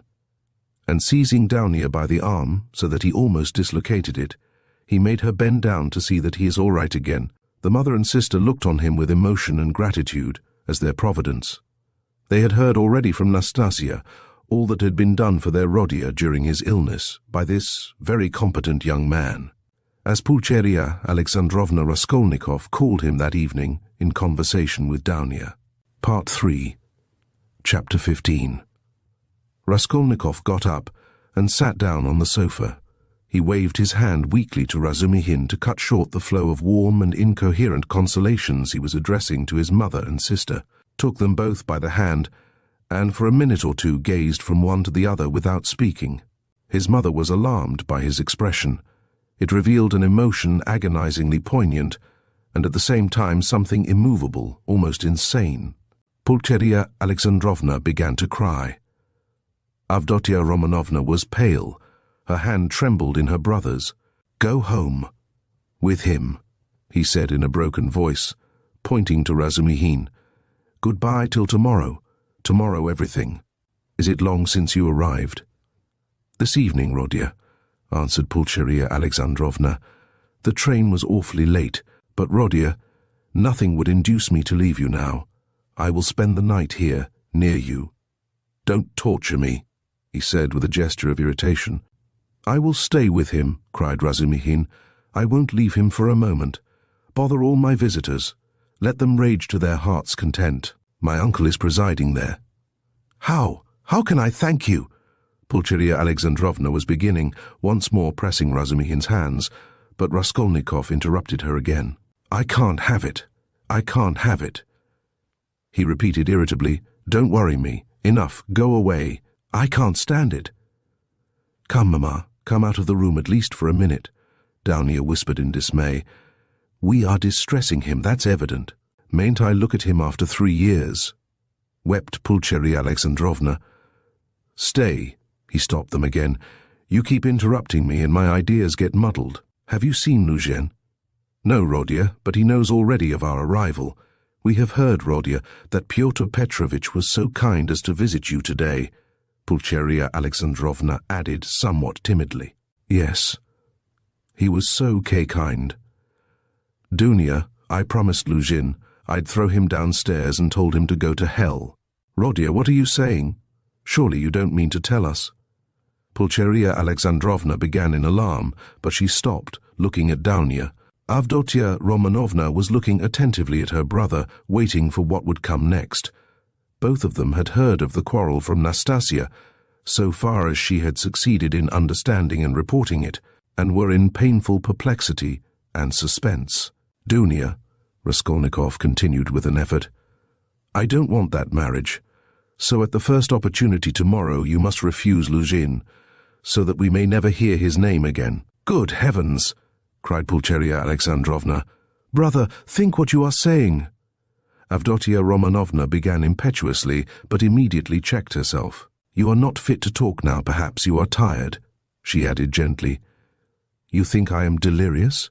No, you are marrying Lujin for my sake. But I won't accept the sacrifice. And so write a letter before tomorrow, to refuse him. Let me read it in the morning, and that will be the end of it."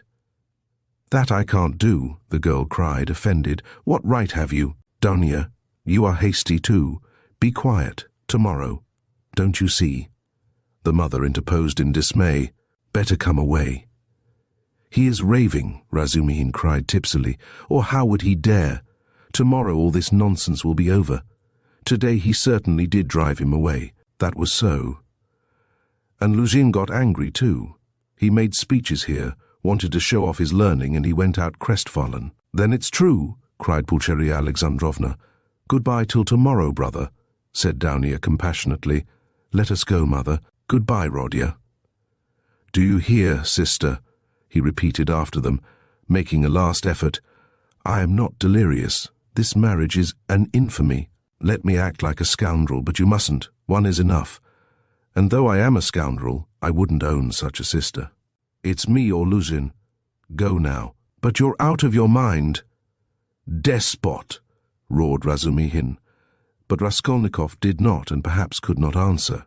He lay down on the sofa and turned to the wall, utterly exhausted. Avdotia Romanovna looked with interest at Razumihin. Her black eyes flashed. Razumihin positively started at her glance. Pulcheria Alexandrovna stood overwhelmed.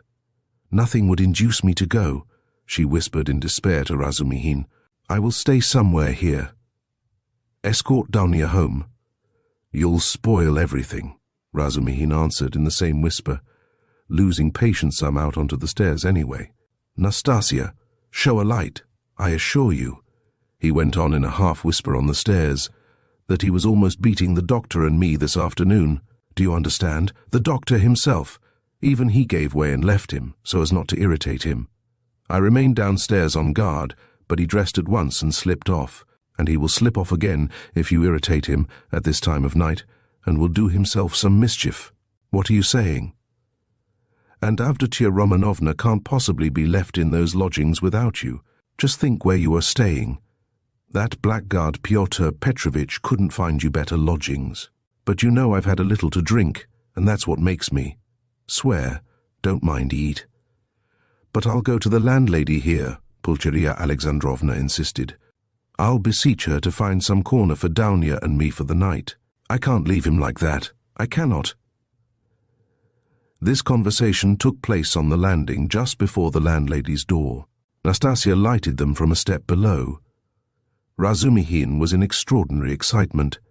Half an hour earlier, while he was bringing Raskolnikov home, he had indeed talked too freely, but he was aware of it himself, and his head was clear in spite of the vast quantities he had imbibed. Now he was in a state bordering on ecstasy, and all that he had drunk seemed to fly to his head with redoubled effect. He stood with the two ladies, seizing both by their hands, persuading them, and giving them reasons with astonishing plainness of speech, and at almost every word he uttered, probably to emphasize his arguments. He squeezed their hands painfully, as in a vice.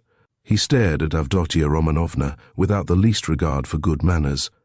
They sometimes pulled their hands out of his huge bony paws, but far from noticing what was the matter, he drew them all the closer to him. If they'd told him to jump head foremost from the staircase, he would have done it without thought or hesitation in their service. Though Pulcheria Alexandrovna felt that the young man was really too eccentric, and pinched her hand too much, in her anxiety over her Rodia she looked on his presence as providential, and was unwilling to notice all his peculiarities.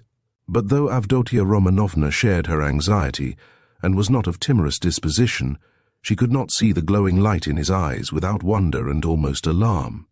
It was only the unbounded confidence inspired by Nastasia's account of her brother's queer friend which prevented her from trying to run away from him and to persuade her mother to do the same. She realized, too, that even running away was perhaps impossible now. 10 minutes later, however, she was considerably reassured. It was characteristic of Razumihin that he showed his true nature at once, whatever mood he might be in, so that people quickly saw the sort of man they had to deal with. "You can't go to the landlady, that's perfect nonsense," he cried. "If you stay, though you are his mother, you'll drive him to a frenzy, and then goodness knows what will happen. Listen, I'll tell you what I'll do. Nastasia will stay with him now, and I'll conduct you both home. You can't be in the streets alone. Petersburg is an awful place in that way. But no matter. Then I'll run straight back here, and a quarter of an hour later, on my word of honor, I'll bring you news how he is, whether he is asleep, and all that. Then, listen, then I'll run home in a twinkling. I've a lot of friends there, all drunk. I'll fetch Zosimov, that's the doctor who is looking after him. He is there too, but he is not drunk. He is not drunk. He is never drunk. I'll drag him to Rodia, and then to you, so that you'll get 2 reports in the hour. From the doctor, you understand, from the doctor himself. That's a very different thing from my account of him." If there's anything wrong, I swear I'll bring you here myself, but if it's all right, you go to bed. And I'll spend the night here, in the passage. He won't hear me. And I'll tell Zosimov to sleep at the landlady's, to be at hand. Which is better for him, you or the doctor. So come home then. But the landlady is out of the question. It's all right for me, but it's out of the question for you. She wouldn't take you, for she's a fool. She'd be jealous on my account of Avdotia Romanovna, and of you too, if you want to know. Of Avdotia Romanovna, certainly. She is an absolutely unaccountable character. But I am a fool too. No matter. Come along, do you trust me? Come, do you trust me or not? Let us go, mother, said Avdotia Romanovna. He will certainly do what he has promised. He has saved Rodion already, and if the doctor really will consent to spend the night here, what could be better? You see, you understand me, because you are an angel. Razumihin cried in ecstasy. Let us go! Nastasia! Fly upstairs and sit with him with a light. I'll come in a quarter of an hour. Though Pulcheria Alexandrovna was not perfectly convinced, she made no further resistance. Razumihin gave an arm to each and drew them down the stairs. He still made her uneasy, as though he was competent and good-natured. Was he capable of carrying out his promise? He seemed in such a condition. Ah, I see you think I'm in such a condition. Razumihin broke in upon her thoughts, guessing them, as he strolled along the pavement with huge steps, so that the two ladies could hardly keep up with him, a fact he did not observe, however. Nonsense. That is, I am drunk like a fool, but that's not it. I am not drunk from wine. It's seeing you has turned my head. But don't mind me. Don't take any notice. I am talking nonsense. I am not worthy of you. I am utterly unworthy of you. The minute I've taken you home, I'll pour a couple of pailfuls of water over my head in the gutter here, and then I shall be all right. If only you knew how I love you both. Don't laugh, and don't be angry. You may be angry with anyone, but not with me. I am his friend, and therefore I am your friend too. I want to be. I had a presentiment. Last year there was a moment, though it wasn't a presentiment really, for you seemed to have fallen from heaven, and I expect I shan't sleep all night. Zosimov was afraid a little time ago that he would go mad. That's why he mustn't be irritated. What do you say? Cried the mother. Did the doctor really say that? Asked Avdotia Romanovna, alarmed. Yes, but it's not so, not a bit of it. He gave him some medicine, a powder. I saw it, and then you're coming here. Ah, it would have been better if you had come tomorrow. It's a good thing we went away. And in an hour Zosimov himself will report to you about everything. He is not drunk, and I shan't be drunk. And what made me get so tight? Because they got me into an argument, damn them. I've sworn never to argue. They talk such trash. I almost came to blows. I've left my uncle to preside. Would you believe? They insist on complete absence of individualism, and that's just what they relish. Not to be themselves. To be as unlike themselves as they can. That's what they regard as the highest point of progress, if only their nonsense were their own, but as it is.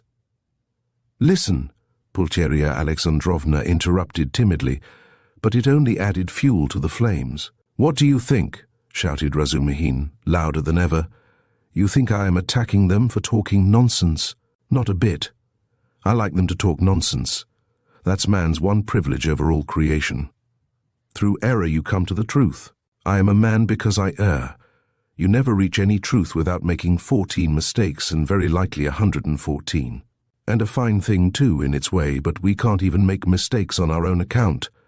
Talk nonsense, but talk your own nonsense, and I'll kiss you for it. To go wrong in one's own way is better than to go right in someone else's. In the first case you're a man. In the second you're no better than a bird. Truth won't escape you, but life can be cramped. There have been examples. And what are we doing now? In science, development, thought, invention, ideals, aims, liberalism, judgment, experience, and everything, we are still in the preparatory class at school. We prefer to live on other people's ideas. It's what we are used to. Am I right? Am I right? Cried Razumihin, pressing and shaking the two ladies' hands. "Oh, mercy, I do not know," cried poor Pulcheria Alexandrovna. "Yes, yes, though I don't agree with you in everything," added Avdotia Romanovna earnestly, and at once uttered a cry, for he squeezed her hand so painfully. "Yes, you say yes. Well, after that, you, he cried in a transport, "you are a fount of goodness, purity, sense, and perfection. Give me your hand. You give me yours too. I want to kiss your hands here at once, on my knees." And he fell on his knees on the pavement, fortunately at that time deserted. "Leave off, I entreat you. What are you doing?" Pulcheria Alexandrovna cried, greatly distressed. Get up," said Downia, laughing, though she too was upset. "Not for anything till you let me kiss your hands. That's it. Enough. I get up and will go on. I am a luckless fool. I am unworthy of you and drunk, and I am ashamed. I am not worthy to love you. But to do homage to you is the duty of every man who is not a perfect beast. And I've done homage. Here are your lodgings. And for that alone Rodia was right in driving your Pyotr Petrovitch away. How dare he? How dare he put you in such lodgings? It's a scandal. Do you know the sort of people they take in here? And you his betrothed. You are his betrothed. Yes? Well, then I'll tell you your fiancé is a scoundrel. Excuse me, Mr. Razumihin, you are forgetting. Pulcheria Alexandrovna was beginning. Yes, you are right, I did forget myself. I am ashamed of it. Razumihin made haste to apologize. But you can't be angry with me for speaking so, for I speak sincerely and not because. That would be disgraceful. In fact, not because I'm in. Well, anyway, I won't say why I daren't, but we all saw today when he came in that that man is not of our sort. Not because he had his hair curled at the barber's, not because he was in such a hurry to show his wit, but because he is a spy, a speculator, because he is a skinflint and a buffoon. That's evident.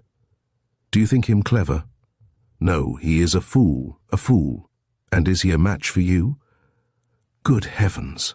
Do you see, ladies? He stopped suddenly on the way upstairs to their rooms. Though all my friends there are drunk, yet they are all honest, and though we do talk a lot of trash, and I do too, yet we shall talk our way to the truth at last, for we are on the right path, while Pyotr Petrovitch is not on the right path. Though I've been calling them all sorts of names just now, I do respect them all. Though I don't respect Zametov, I like him, for he is a puppy, and that bullock Zosimov, because he is an honest man and knows his work. But enough, it's all said and forgiven. Is it forgiven? Well then, let's go on. I know this corridor. I've been here. There was a scandal here at number 3. Where are you here? Which number? 8? Well, lock yourselves in for the night then. Don't let anybody in. In a quarter of an hour I'll come back with news, and half an hour later I'll bring Zosimov, you'll see. Goodbye, I'll run. Good heavens, Downia, what is going to happen? Said Pulcheria Alexandrovna, addressing her daughter with anxiety and dismay. Don't worry yourself, mother, said Downia, taking off her hat and cape. God has sent this gentleman to our aid, though he has come from a drinking party. We can depend on him, I assure you, and all that he has done for Rodia. Ah, Downia, goodness knows whether he will come. How could I bring myself to leave Rodia? And how different I had fancied our meeting. How sullen he was, as though not pleased to see us. Tears came into her eyes. No, it's not that, mother. You didn't see, you were crying all the time. He is quite unhinged by serious illness. That's the reason. Ah, that illness! What will happen? What will happen? And how he talked to you, Downia, said the mother, looking timidly at her daughter, trying to read her thoughts and already half consoled by Downia's standing up for her brother, which meant that she had already forgiven him. I am sure he will think better of it tomorrow, she added, probing her further. And I am sure that he will say the same tomorrow. About that, Avdotia Romanovna said finally, and of course there was no going beyond that, for this was a point which Pulcheria Alexandrovna was afraid to discuss. Downia went up and kissed her mother. The latter warmly embraced her without speaking. Then she sat down to wait anxiously for Razumihin's return, timidly watching her daughter, who walked up and down the room with her arms folded, lost in thought. This walking up and down when she was thinking was a habit of Avdotia Romanovna's, and the mother was always afraid to break in on her daughter's mood at such moments. Razumihin, of course, was ridiculous in his sudden drunken infatuation for Avdotia Romanovna, yet apart from his eccentric condition, many people would have thought it justified if they had seen Avdotia Romanovna, especially at that moment when she was walking to and fro with folded arms, pensive and melancholy. Avdotia Romanovna was remarkably good-looking. She was tall, strikingly well-proportioned, strong and self-reliant. The latter quality was apparent in every gesture, though it did not in the least detract from the grace and softness of her movements. In face she resembled her brother, but she might be described as really beautiful. Her hair was dark brown, a little lighter than her brother's. There was a proud light in her almost black eyes, and yet at times a look of extraordinary kindness. She was pale, but it was a healthy pallor. Her face was radiant with freshness and vigor. Her mouth was rather small. The full red lower lip projected a little, as did her chin. It was the only irregularity in her beautiful face, but it gave it a peculiarly individual and almost haughty expression. Her face was always more serious and thoughtful than gay, but how well smiles, how well youthful, light-hearted, irresponsible laughter suited her face. It was natural enough that a warm, open, simple-hearted, honest giant like Razumihin, who had never seen anyone like her and was not quite sober at the time, should lose his head immediately. Besides, as chance would have it, he saw Dounia for the first time transfigured by her love for her brother and her joy at meeting him. Afterwards, he saw her lower lip quiver with indignation at her brother's insolent, cruel and ungrateful words, and his fate was sealed. He had spoken the truth, moreover, when he blurted out in his drunken talk on the stairs that Praskovya Pavlovna, Raskolnikov's eccentric landlady, would be jealous of Pulcheria Alexandrovna as well as of Avdotia Romanovna on his account. Although Pulcheria Alexandrovna was 43, her face still retained traces of her former beauty. She looked much younger than her age, indeed, which is almost always the case with women who retain serenity of spirit, sensitiveness and pure sincere warmth of heart to old age. We may add in parenthesis that to preserve all this is the only means of retaining beauty to old age. Her hair had begun to grow grey and thin. There had long been little crow's foot wrinkles round her eyes. Her cheeks were hollow and sunken from anxiety and grief, and yet it was a handsome face. She was Dounia over again, 20 years older, but without the projecting underlip.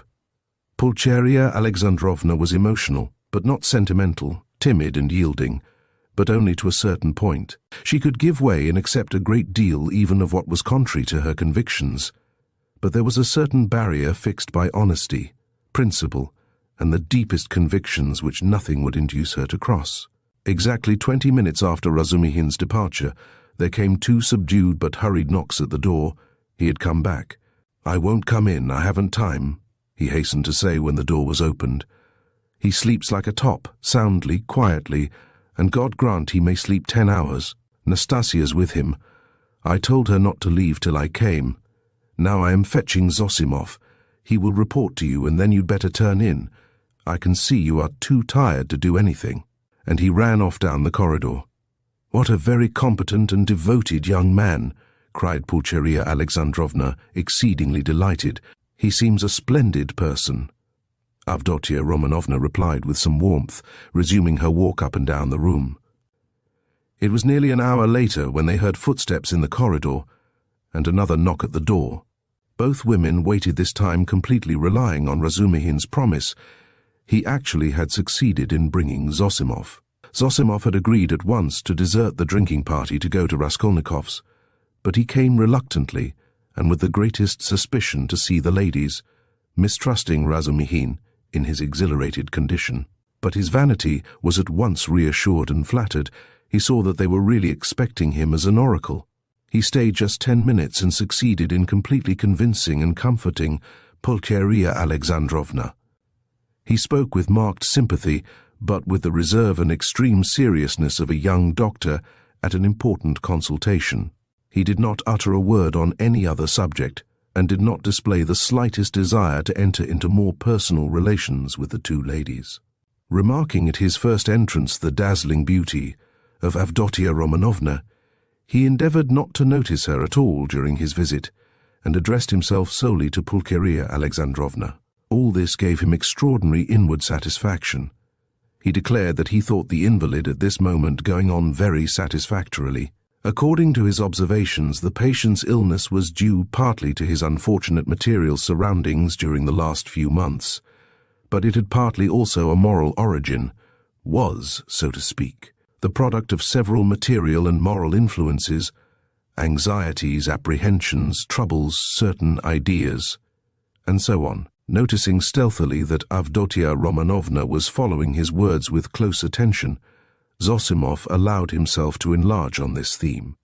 On Pulcheria Alexandrovna's anxiously and timidly inquiring as to some suspicion of insanity, he replied with a composed and candid smile that his words had been exaggerated, that certainly the patient had some fixed idea, something approaching a monomania. He, Zosimov, was now particularly studying this interesting branch of medicine, but that it must be recollected that until today the patient had been in delirium and that no doubt the presence of his family would have a favourable effect on his recovery and distract his mind. If only all fresh shocks can be avoided, he added significantly. Then he got up, took leave with an impressive and affable bow, while blessings, warm gratitude and entreaties were showered upon him, and Avdotia Romanovna spontaneously offered her hand to him. He went out exceedingly pleased with his visit, and still more so with himself. "We'll talk tomorrow. Go to bed at once," Razumihin said in conclusion, following Zosimov out. "I'll be with you tomorrow morning as early as possible with my report." "That's a fetching little girl, Avdotia Romanovna," remarked Zosimov, almost licking his lips as they both came out into the street. "Fetching? You said fetching?" roared Razumihin, and he flew at Zosimov and seized him by the throat. "If you ever dare. Do you understand? Do you understand?" he shouted, shaking him by the collar and squeezing him against the wall. "Do you hear?" "Let me go, you drunken devil," said Zosimov, struggling, and when he had let him go, he stared at him and went off into a sudden guffaw. Razumihin stood facing him in gloomy and earnest reflection. "Of course I am an ass," he observed, sombre as a storm cloud, "but still, you are another." "No, brother, not at all such another. I am not dreaming of any folly." They walked along in silence, and only when they were close to Raskolnikov's lodgings, Razumihin broke the silence in considerable anxiety. "Listen," he said. "You're a first-rate fellow, but among your other failings you're a loose fish that I know, and a dirty one too. You are a feeble, nervous wretch, and a mass of whims. You're getting fat and lazy and can't deny yourself anything, and I call that dirty because it leads one straight into the dirt. You've let yourself get so slack that I don't know how it is you are still a good, even a devoted doctor. You, a doctor, sleep on a feather bed and get up at night to your patients. In another 3 or 4 years you won't get up for your patients. But, hang it all, that's not the point. You are going to spend tonight in the landlady's flat here. Hard work I've had to persuade her, and I'll be in the kitchen. So here's a chance for you to get to know her better. It's not as you think. There's not a trace of anything of the sort, brother. But I don't think. Here you have modesty, brother, silence, bashfulness, a savage virtue, and yet she's sighing and melting like wax, simply melting. Save me from her, by all that's unholy. She's most prepossessing. I'll repay you, I'll do anything." Zosimov laughed more violently than ever. "Well, you are smitten, but what am I to do with her? It won't be much trouble, I assure you. Talk any rot you like to her, as long as you sit by her and talk.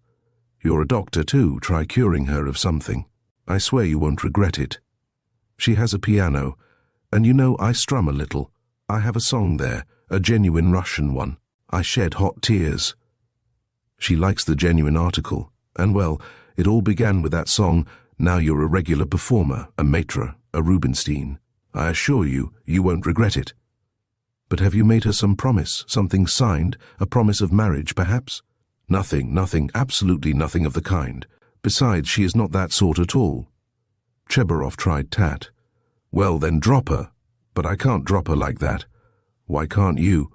Well, I can't, that's all about it. There's an element of attraction here, brother. Then why have you fascinated her?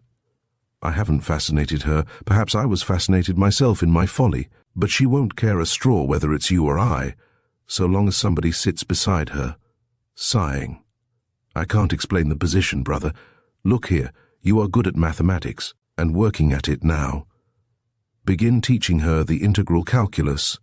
Upon my soul, I'm not joking, I'm in earnest. It'll be just the same to her. She will gaze at you and sigh for a whole year together. I talked to her once for 2 days at a time about the Prussian House of Lords, for one must talk of something she just sighed and perspired. And you mustn't talk of love. She's bashful to hysterics. But just let her see you can't tear yourself away, that's enough. It's fearfully comfortable, you're quite at home. You can read, sit, lie about, write. You may even venture on a kiss, if you're careful. But what do I want with her? Ach, I can't make you understand. You see, you are made for each other. I have often been reminded of you. You'll come to it in the end, so does it matter whether it's sooner or later? There's the feather bed element here, brother, ach.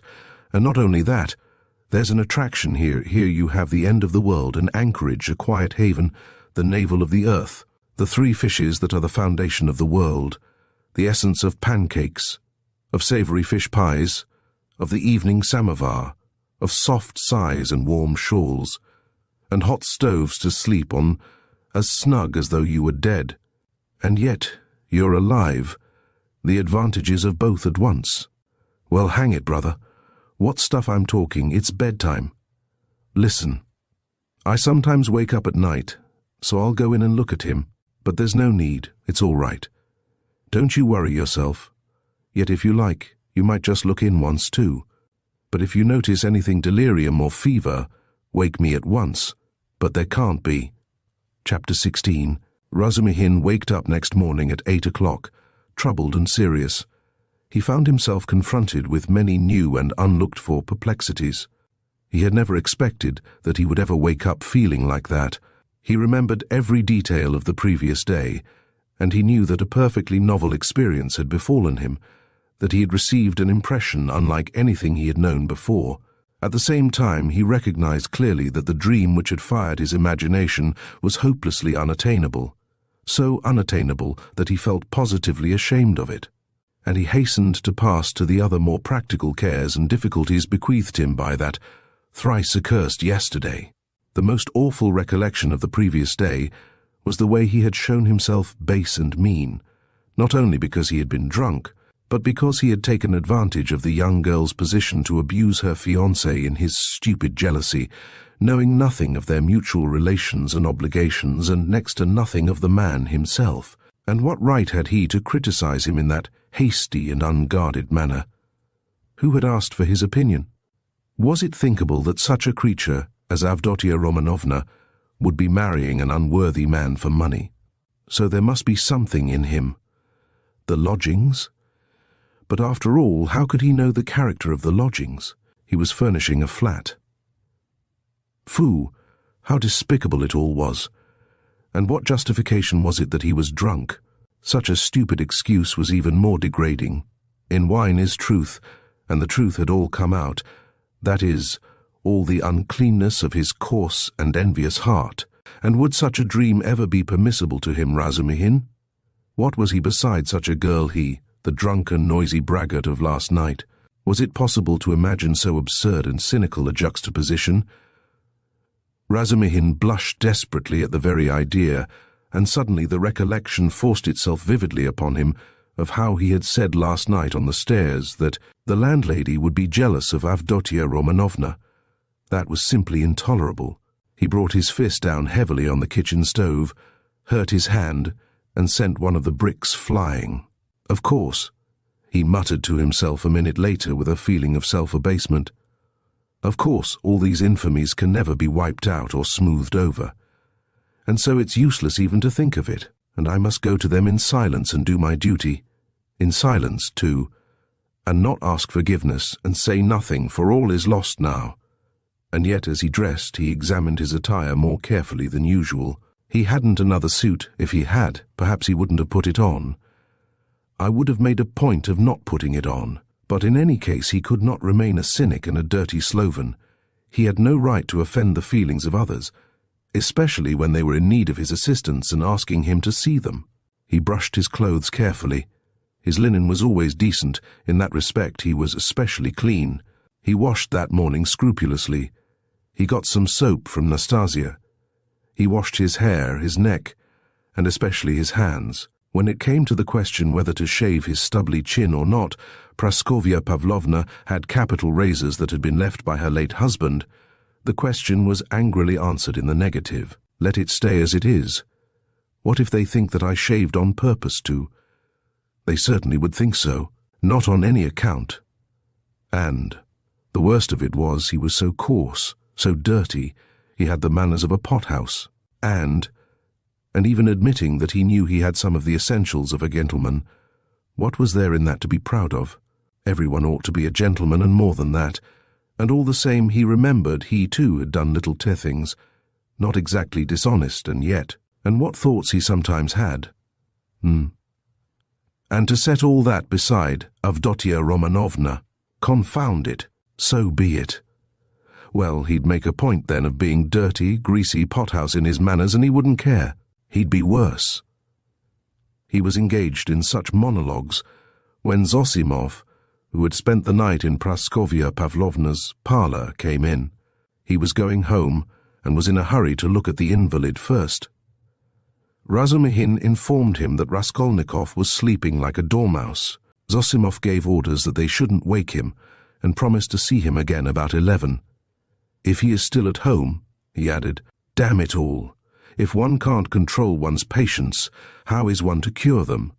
Do you know whether he will go to them, or whether they are coming here? They are coming, I think, said Razumihin, understanding the object of the question, and they will discuss their family affairs, no doubt. I'll be off. You, as the doctor, have more right to be here than I. But I'm not a father-confessor. I shall come and go away. I've plenty to do besides looking after them. One thing worries me, interposed Razumihin, frowning. On the way home I talked a lot of drunken nonsense to him, all sorts of things, and amongst them that you were afraid that he might become insane. You told the ladies so too. I know it was stupid. You may beat me if you like. Did you think so seriously? That's nonsense, I tell you. How could I think it seriously? You yourself described him as a monomaniac when you fetched me to him. And we added fuel to the fire yesterday. You did, that is, with your story about the painter. It was a nice conversation, when he was, perhaps, mad on that very point. If only I'd known what happened then at the police station, and that some wretch had insulted him with this suspicion. I would not have allowed that conversation yesterday. These monomaniacs will make a mountain out of a molehill, and see their fancies as solid realities. As far as I remember, it was Zametov's story that cleared up half the mystery to my mind.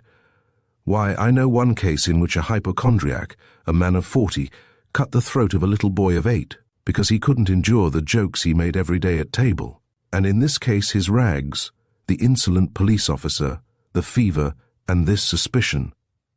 All that working upon a man half frantic with hypochondria, and with his morbid exceptional vanity.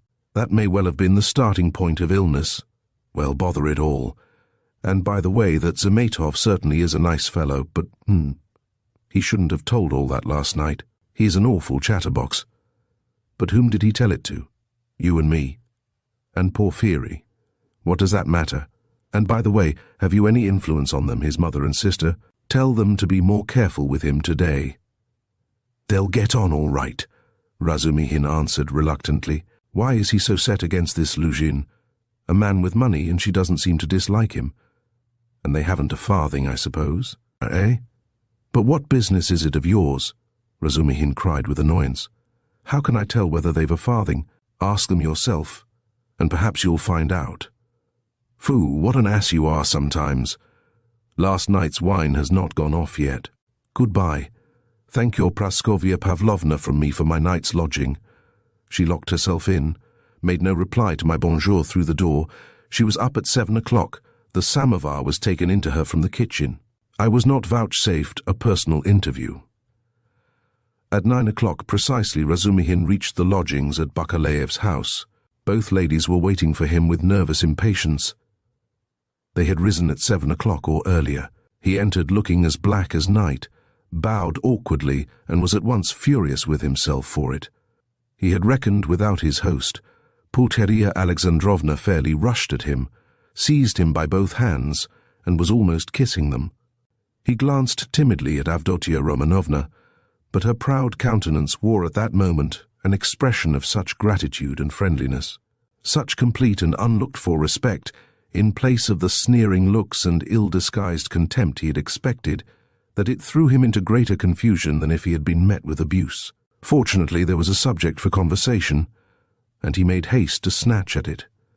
Hearing that everything was going well, and that Rodia had not yet waked, Pulcheria Alexandrovna declared that she was glad to hear it, because she had something which it was very, very necessary to talk over beforehand. Then followed an inquiry about breakfast, and an invitation to have it with them. They had waited to have it with him. Avdotia Romanovna rang the bell.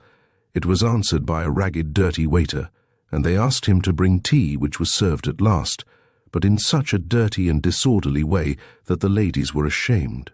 Razumihin vigorously attacked the lodgings, but, remembering Lujin, stopped in embarrassment, and was greatly relieved by Pulcheria Alexandrovna's questions, which showered in a continual stream upon him. He talked for 3/4 of an hour, being constantly interrupted by their questions, and succeeded in describing to them all the most important facts he knew of the last year of Raskolnikov's life, concluding with a circumstantial account of his illness. He omitted, however, many things, which were better omitted, including the scene at the police station with all its consequences. They listened eagerly to his story, and when he thought he had finished and satisfied his listeners, he found that they considered he had hardly begun. Tell me, what do you think?" "Excuse me, I still don't know your name," Pulcheria Alexandrovna put in hastily. "Dmitri Prokofitch." "I should like very, very much to know Dmitri Prokofitch, how he looks. On things in general now, that is, how can I explain what are his likes and dislikes? Is he always so irritable? Tell me, if you can, what are his hopes and, so to say, his dreams? Under what influences is he now? In a word, I should like." "Ah, mother, how can he answer all that at once?" observed Dounia. "Good heavens, I had not expected to find him in the least like this, Dmitri Prokofitch." "Naturally," answered Razumihin. "I have no mother, but my uncle comes every year, and almost every time he can scarcely recognize me, even in appearance, though he is a clever man, and your 3 years' separation means a great deal. What am I to tell you? I have known Rodion for 1.5 years. He is morose, gloomy, proud and haughty, and of late, and perhaps for a long time before, he has been suspicious and fanciful. He has a noble nature and a kind heart. He does not like showing his feelings, and would rather do a cruel thing than open his heart freely. Sometimes, though, he is not at all morbid, but simply cold and inhumanly callous. It's as though he were alternating between 2 characters. Sometimes he is fearfully reserved. He says he is so busy that everything is a hindrance, and yet he lies in bed doing nothing.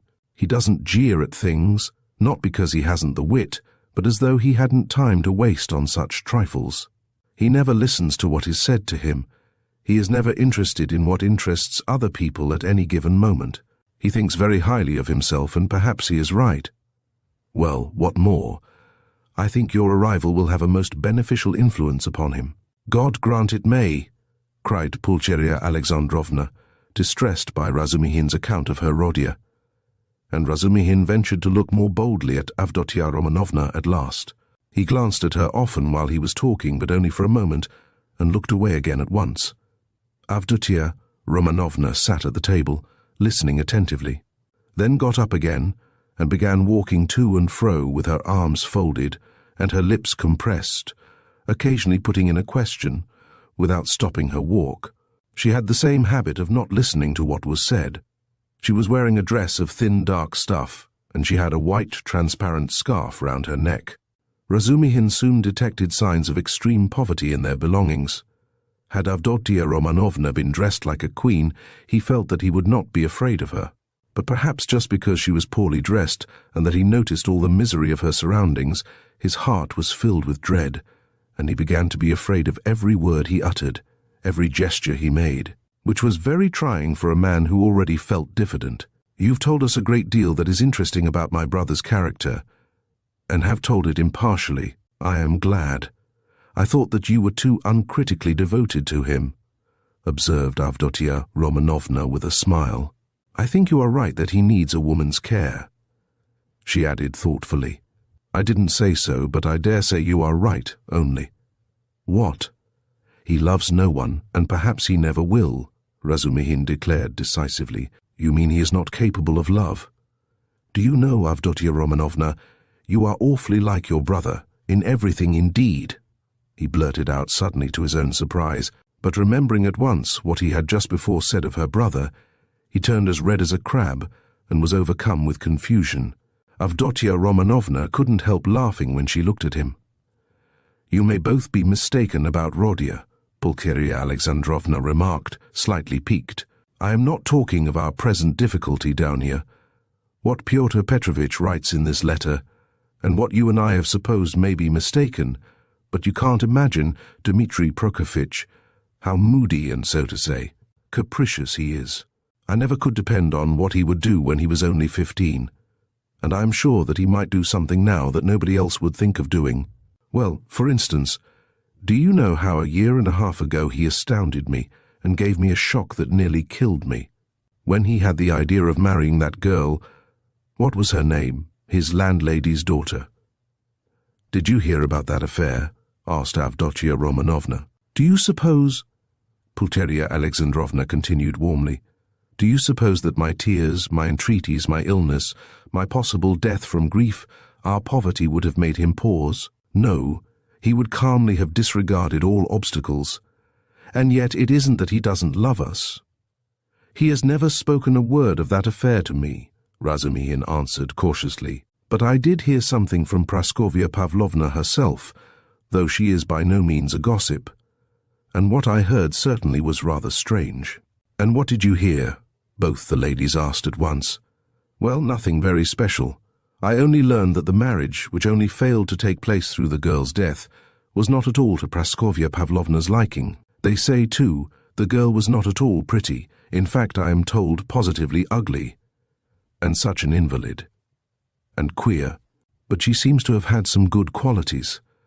She must have had some good qualities, or it's quite inexplicable. She had no money either, and he wouldn't have considered her money. But it's always difficult to judge in such matters. I'm sure she was a good girl," Avdotia Romanovna observed briefly.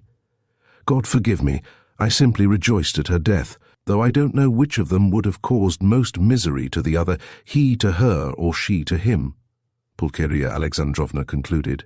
Then she began tentatively questioning him about the scene on the previous day with Lujin, hesitating and continually glancing at Daunia, obviously to the latter's annoyance. This incident, more than all the rest, evidently caused her uneasiness, even consternation.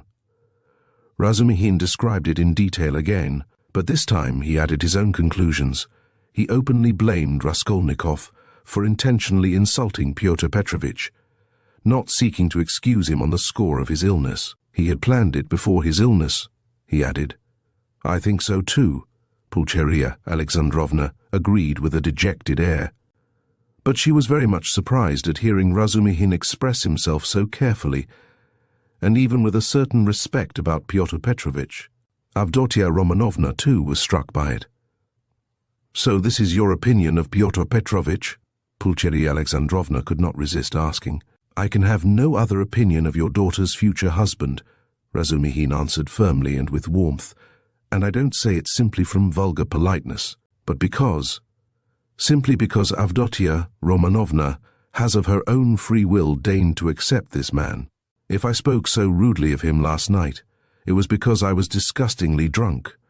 And mad besides, yes, mad, crazy. I lost my head completely, and this morning I am ashamed of it." He crimsoned and ceased speaking. Avdotia Romanovna flushed, but did not break the silence, She had not uttered a word from the moment they began to speak of Lujin.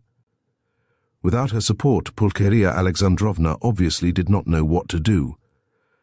At last, faltering and continually glancing at her daughter, she confessed that she was exceedingly worried by one circumstance. "You see, Dmitri Prokofitch," she began. "I'll be perfectly open with Dmitri Prokofitch, Donia." "Of course, mother," said Avdotia Romanovna emphatically. "This is what it is," she began in haste, as though the permission to speak of her trouble lifted a weight off her mind. "Very early this morning, we got a note from Pyotr Petrovitch, in reply to our letter announcing our arrival. He promised to meet us at the station. Instead of that, he sent a servant to bring us the address of these lodgings and to show us the way, and he sent a message that he would be here himself this morning. But this morning, this note came from him. You'd better read it yourself. There is one point in it which worries me very much. You will soon see what that is, and tell me your candid opinion, Dmitri Prokofitch. You know Rodia's character better than anyone, and no one can advise us better than you can. Donia, I must tell you, made her decision at once. But I still don't feel sure how to act, and I've been waiting for your opinion." Razumihin opened the note, which was dated the previous evening, and read as follows. "Dear Madam, Pulcheria Alexandrovna, I have the honor to inform you that owing to unforeseen obstacles I was rendered unable to meet you at the railway station. I sent a very competent person with the same object in view. I likewise shall be deprived of the honor of an interview with you tomorrow morning by business in the Senate that does not admit of delay, and also that I may not intrude on your family circle while you are meeting your son and Avdotia Romanovna, her brother. I shall have the honor of visiting you and paying you my respects at your lodgings not later than tomorrow evening at 8 o'clock precisely, and herewith I venture to present my earnest and, I may add, imperative request that Rodion Romanovitch may not be present at our interview, as he offered me a gross and unprecedented affront on the occasion of my visit to him in his illness yesterday, and moreover, since I desire from you personally an indispensable and circumstantial explanation upon a certain point, in regard to which I wish to learn your own interpretation. I have the honor to inform you, in anticipation, that if, in spite of my request, I meet Rodion Romanovitch, I shall be compelled to withdraw immediately, and then you have only yourself to blame. I write on the assumption that Rodion Romanovitch, who appeared so ill at my visit, suddenly recovered 2 hours later, and so, being able to leave the house, may visit you also. I was confirmed in that belief by the testimony of my own eyes in the lodging of a drunken man who was run over and has since died, to whose daughter, a young woman of notorious behavior, he gave 25 roubles on the pretext of the funeral, which gravely surprised me, knowing what pains you were at to raise that sum. Herewith expressing my special respect to your estimable daughter, Avdotia Romanovna, I beg you to accept the respectful homage of your humble servant P. Lujin." "What am I to do now, Dmitri Prokofitch?" began Pulcheria Alexandrovna, almost weeping. "How can I ask Rodia not to come?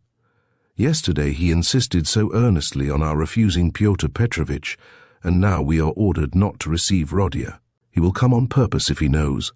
And what will happen then?" "Act on Avdotia Romanovna's decision," Razumihin answered calmly at once. "Oh dear me," she says. Goodness knows what she says. She doesn't explain her object. She says that it would be best, at least, not that it would be best, but that it's absolutely necessary that Rodia should make a point of being here at 8 o'clock, and that they must meet. I didn't want even to show him the letter, but to prevent him from coming by some stratagem with your help, because he is so irritable. Besides, I don't understand about that drunkard who died and that daughter, and how he could have given the daughter all the money. Which cost you such sacrifice, mother?" put in Avdotia Romanovna. "He was not himself yesterday," Razumihin said thoughtfully. "If you only knew what he was up to in a restaurant yesterday, though there was sense in it too. He did say something as we were going home yesterday evening, about a dead man and a girl, but I didn't understand a word. But last night, I myself. The best thing, mother, will be for us to go to him ourselves, and there I assure you we shall see at once what's to be done. Besides, it's getting late, good heavens, it's past 10, she cried, looking at a splendid gold-enamelled watch which hung round her neck on a thin Venetian chain, and looked entirely out of keeping with the rest of her dress. A present from her, thought Razumihin. "We must start, Dounia, we must start," her mother cried in a flutter. "He will be thinking we are still angry after yesterday, from our coming so late. Merciful heavens!"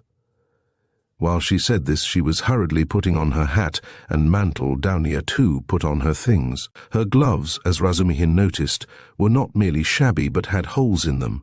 And yet this evident poverty gave the two ladies an air of special dignity, which is always found in people who know how to wear poor clothes. Razumihin looked reverently at Dounia and felt proud of escorting her. The queen who mended her stockings in prison, he thought, must have looked then every inch a queen, and even more a queen than at sumptuous banquets and levees. "My God!" exclaimed Pulcheria Alexandrovna. "Little did I think that I should ever fear seeing my son, my darling, darling Rodia. I am afraid, Dmitri Prokofitch," she added, glancing at him timidly. "Don't be afraid, mother," said Dounia, kissing her. "Better have faith in him." "Oh dear, I have faith in him, but I haven't slept all night," exclaimed the poor woman. They came out into the street. "Do you know, Dounia, when I dozed a little this morning, I dreamed of Marfa Petrovna. She was all in white. She came up to me, took my hand and shook her head at me, but so sternly as though she were blaming me. Is that a good omen? Oh dear me! You don't know, Dmitri Prokofitch, that Marfa Petrovna's dead. No, I didn't know. Who is Marfa Petrovna? She died suddenly, and only fancy." "Afterwards, Mamma," put in Dounia. "He doesn't know who Marfa Petrovna is." "Ah, you don't know? And I was thinking that you knew all about us. Forgive me, Dmitri Prokofitch. I don't know what I am thinking about these last few days. I look upon you really as a providence for us, and so I took it for granted that you knew all about us. I look on you as a relation. Don't be angry with me for saying so. Dear me, what's the matter with your right hand? Have you knocked it?"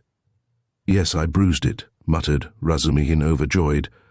"I sometimes speak too much from the heart, so that Dounia finds fault with me. But dear me, what a cupboard he lives in. I wonder whether he is awake. Does this woman, his landlady, consider it a room? Listen, you say he does not like to show his feelings, so perhaps I shall annoy him with my weaknesses? Do advise me, Dmitri Prokofitch. How am I to treat him? I feel quite distracted, you know. Don't question him too much about anything if you see him frown. Don't ask him too much about his health. He doesn't like that. Ah, Dmitri Prokofitch, how hard it is to be a mother. But here are the stairs. What an awful staircase." "Mother, you are quite pale. Don't distress yourself, darling," said Dounia, caressing her. Then, with flashing eyes, she added, "He ought to be happy at seeing you, and you are tormenting yourself so. Wait, I'll peep in and see whether he has waked up."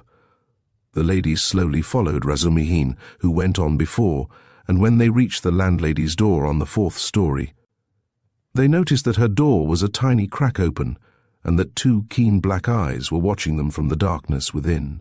When their eyes met, the door was suddenly shut with such a slam that Pulcheria Alexandrovna almost cried out.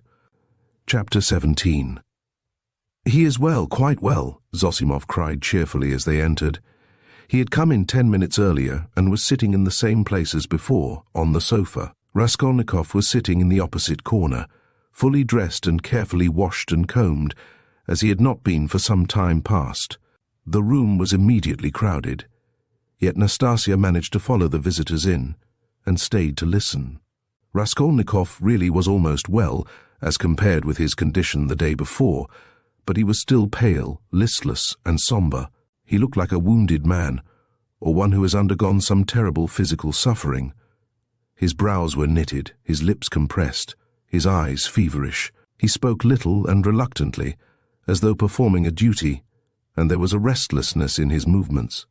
He only wanted a sling on his arm or a bandage on his finger to complete the impression of a man with a painful abscess or a broken arm.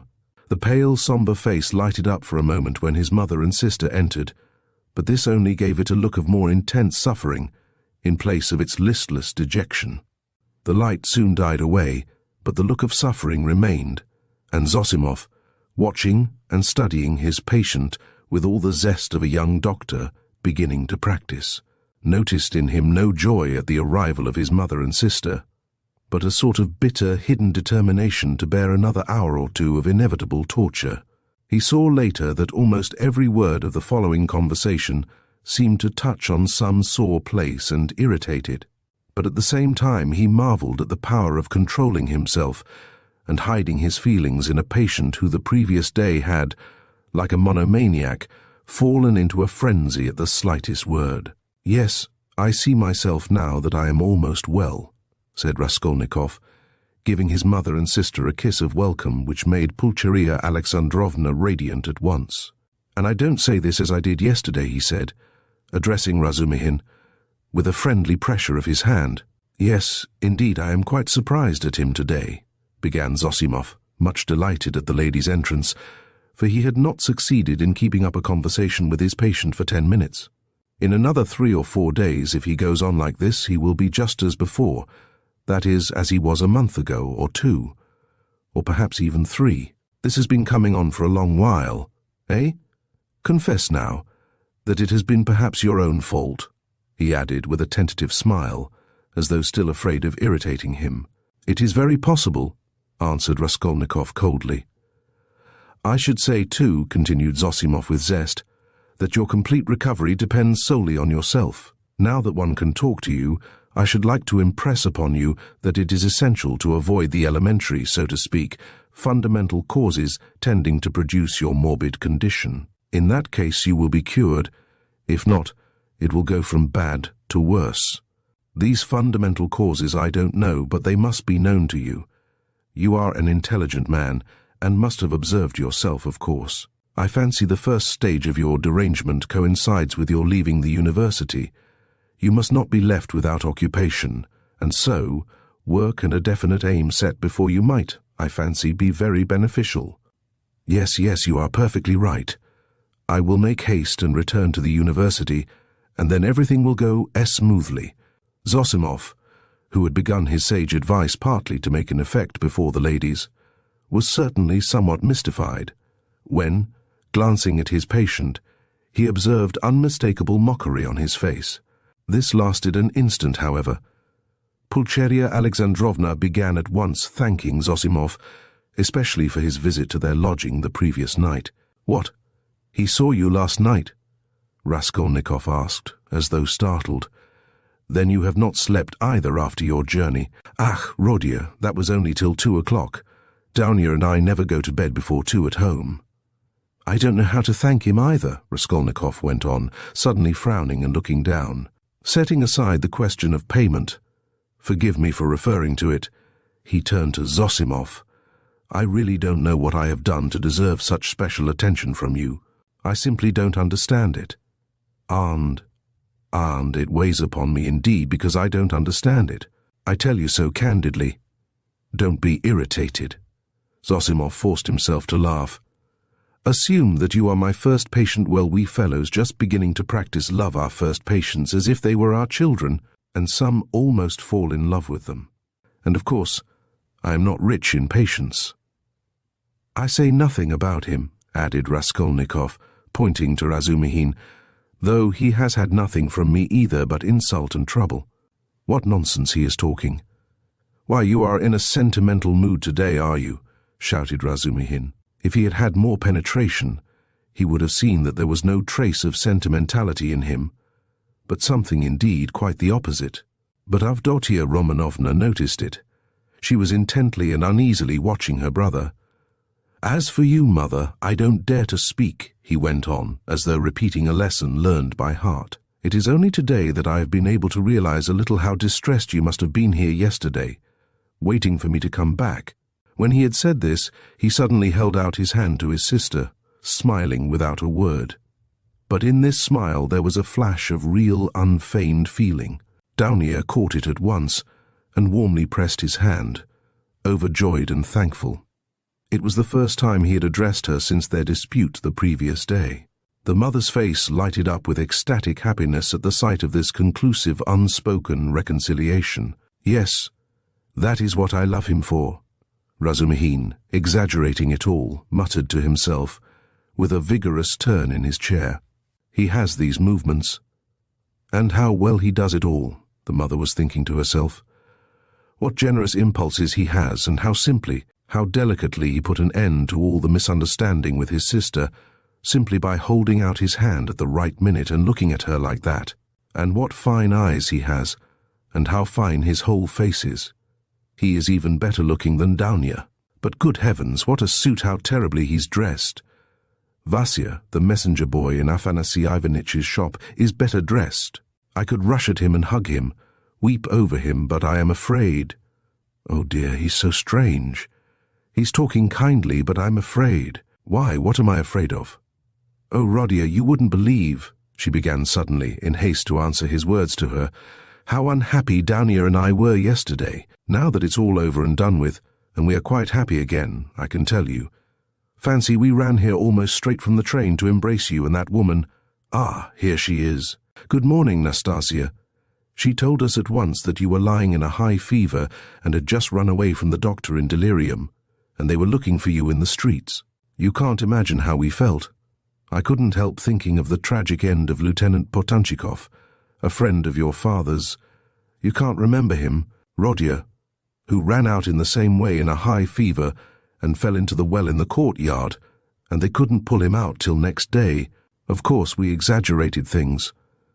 We were on the point of rushing to find Pyotr Petrovitch to ask him to help, because we were alone, utterly alone, she said plaintively, and stopped short. Suddenly, recollecting it was still somewhat dangerous to speak of Pyotr Petrovitch, although we are quite happy again. Yes, yes, of course it's very annoying, Raskolnikov muttered in reply, but with such a preoccupied and inattentive air that Dounia gazed at him in perplexity. What else was it I wanted to say? He went on, trying to recollect. Oh yes, mother, and you too, Dounia. Please don't think that I didn't mean to come and see you today and was waiting for you to come first. What are you saying, Rodia? Cried Pulcheria Alexandrovna.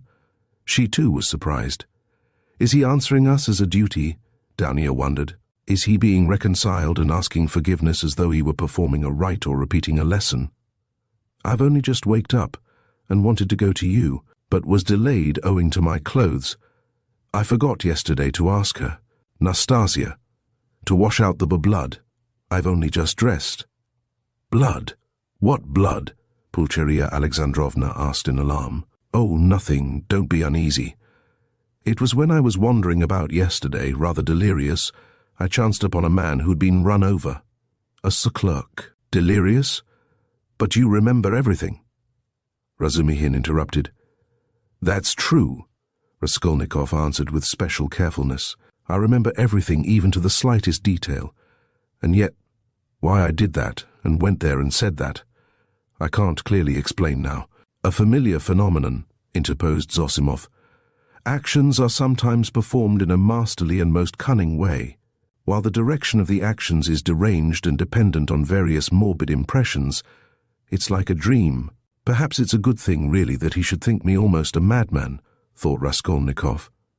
Why, people in perfect health act in the same way too, observed Dounia, looking uneasily at Zosimov. There is some truth in your observation, the latter replied. In that sense we are certainly all not infrequently like madmen, but with the slight difference that the deranged are somewhat madder, for we must draw a line. A normal man, it is true, hardly exists. Among dozens, perhaps hundreds of thousands, hardly one is to be met with. At the word madman, carelessly dropped by Zosimov in his chatter on his favourite subject, everyone frowned. Raskolnikov sat seeming not to pay attention, plunged in thought with a strange smile on his pale lips. He was still meditating on something. Well, what about the man who was run over? I interrupted you, Razumihin cried hastily. What? Raskolnikov seemed to wake up. Oh, I got spattered with blood helping to carry him to his lodging. By the way, Mamma, I did an unpardonable thing yesterday. I was literally out of my mind. I gave away all the money you sent me to his wife for the funeral. She's a widow now, in consumption, a poor creature. 3 little children starving, nothing in the house. There's a daughter, too. Perhaps you'd have given it yourself if you'd seen them. But I had no right to do it, I admit, especially as I knew how you needed the money yourself. To help others one must have the right to do it, or else crevez chien si vous n'êtes pas contents. He laughed. That's right, isn't it, Downia? No, it's not, answered Downia firmly. Bah! You too have ideals, he muttered, looking at her almost with hatred and smiling sarcastically. I ought to have considered that. Well, that's praiseworthy, and it's better for you, and if you reach a line you won't overstep, you will be you unhappy.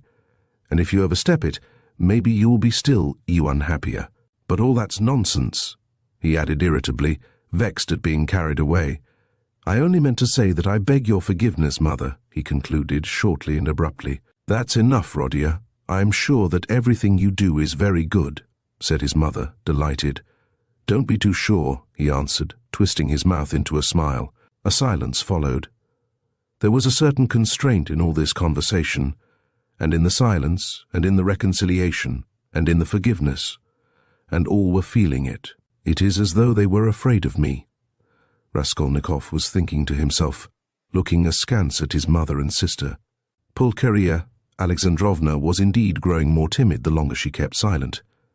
Yet in their absence I seemed to love them so much, flashed through his mind. Do you know, Rodia, Marfa Petrovna is dead, Pulcheria Alexandrovna suddenly blurted out. What Marfa Petrovna?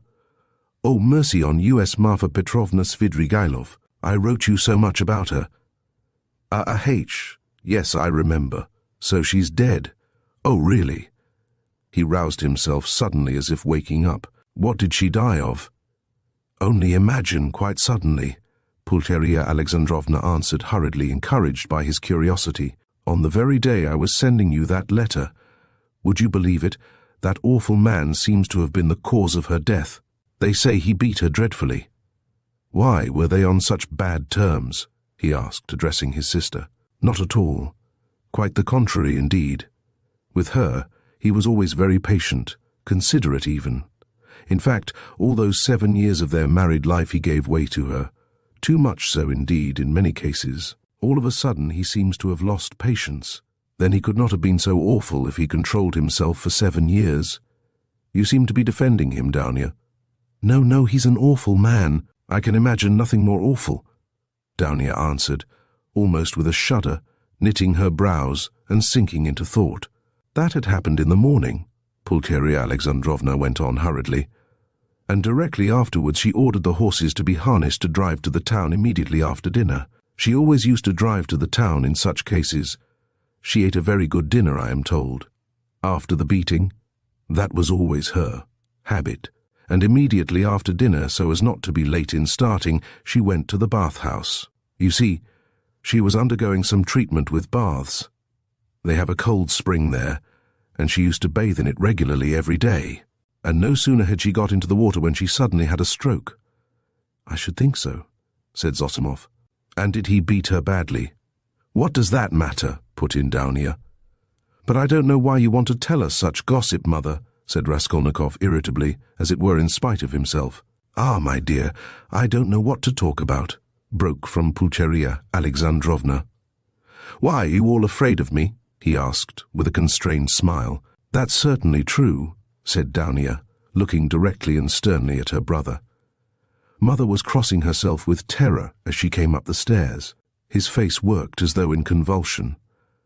Ah, what are you saying, Downia? Don't be angry, please, Rodia. Why did you say that, Downia? Pulcheria Alexandrovna began, overwhelmed.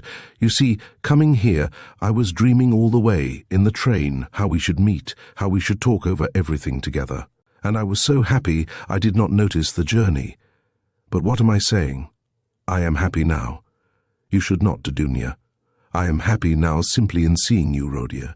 Hush, mother, he muttered in confusion, not looking at her but pressing her hand.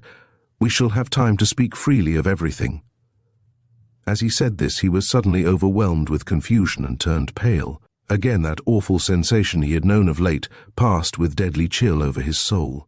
Again it became suddenly plain and perceptible to him that he had just told a fearful lie, that he would never now be able to speak freely of everything, that he would never again be able to speak of anything to anyone.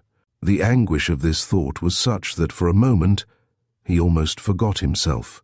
He got up from his seat, and not looking at anyone, walked towards the door. "What are you about?" cried Razumihin, clutching him by the arm. He sat down again and began looking about him in silence. They were all looking at him in perplexity. "But what are you all so dull for?" he shouted, suddenly and quite unexpectedly. "Do say something!" "What's the use of sitting like this? Come, do speak. Let us talk. We meet together and sit in silence. Come, anything." "Thank God, I was afraid the same thing as yesterday was beginning again," said Pulcheria Alexandrovna, crossing herself. "What is the matter, Rodya?" asked Avdotia Romanovna distrustfully. "Oh, nothing, I remembered something," he answered, and suddenly laughed. "Well, if you remembered something, that's all right. I was beginning to think," muttered Zosimov, getting up from the sofa. "It is time for me to be off. I will look in again, perhaps, if I can." He made his bows and went out. "What an excellent man," observed Pulcheria Alexandrovna. "Yes, excellent, splendid, well-educated, intelligent," Raskolnikov began, suddenly speaking with surprising rapidity and a liveliness he had not shown till then. "I can't remember where I met him before my illness. I believe I have met him somewhere, and this is a good man too." He nodded at Razumihin. "Do you like him, Dounia?" he asked her, and suddenly, for some unknown reason, laughed. "Very much," answered Dounia. "Fool, what a pig you are!" Razumihin protested, blushing in terrible confusion, and he got up from his chair. Pulcheria Alexandrovna smiled faintly, but Raskolnikov laughed aloud. "Where are you off to?" "I must go." "You need not at all. Stay. Zosimov has gone, so you must. Don't go. What's the time? Is it 12 o'clock? What a pretty watch you have got, Dounia. But why are you all silent again? I do all the talking." "It was a present from Marfa Petrovna," answered Dounia. "And a very expensive one," added Pulcheria Alexandrovna. "Ah, what a big one! Hardly like a lady's." "I like that sort," said Dounia. "So it is not a present from her," thought Razumihin, and was unreasonably delighted. "I thought it was Lujin's present," observed Raskolnikov. "No, he has not made Dounia any presents yet." And do you remember, Mother? I was in love and wanted to get married," he said suddenly, looking at his mother, who was disconcerted by the sudden change of subject and the way he spoke of it. "Oh, yes, my dear." Pulcheria Alexandrovna exchanged glances with Dounia and Razumihin. Yes. What shall I tell you? I don't remember much indeed. She was such a sickly girl," he went on, growing dreamy and looking down again, "quite an invalid. She was fond of giving alms to the poor, and was always dreaming of a nunnery, and once she burst into tears when she began talking to me about it. Yes, I remember. I remember very well. She was an ugly little thing. I really don't know what drew me to her then. I think it was because she was always ill. If she had been lame or hunchback, I believe I should have liked her better still." He smiled dreamily. "Yes, it was a sort of spring delirium." "No, it was not only spring delirium," said Dounia with warm feeling. He fixed a strained, intent look on his sister, but did not hear or did not understand her words. Then, completely lost in thought, he got up, went up to his mother, kissed her, went back to his place and sat down. "You love her even now?" said Pulcheria Alexandrovna, touched. "Her? Now? Oh, yes. You ask about her? No. That's all now, as it were, in another world. And so long ago. And indeed everything happening here seems somehow far away." He looked attentively at them. "You now. I seem to be looking at you from 1,000 miles away, but goodness knows why we are talking of that. And what's the use of asking about it?" he added with annoyance, and biting his nails, fell into dreamy silence again. "What a wretched lodging you have, Rodya. It's like a tomb," said Pulcheria Alexandrovna, suddenly breaking the oppressive silence. "I am sure it's quite half through your lodging you have become so melancholy." "My lodging," he answered listlessly. "Yes, the lodging had a great deal to do with it. I thought that too." "If only you knew, though, what a strange thing you said just now, Mother," he said, laughing strangely. "A little more, and their companionship, this mother and this sister, with him after 3 years' absence, this intimate tone of conversation, in face of the utter impossibility of really speaking about anything, would have been beyond his power of endurance. But there was one urgent matter which must be settled one way or the other that day, so he had decided when he woke. Now he was glad to remember it as a means of escape.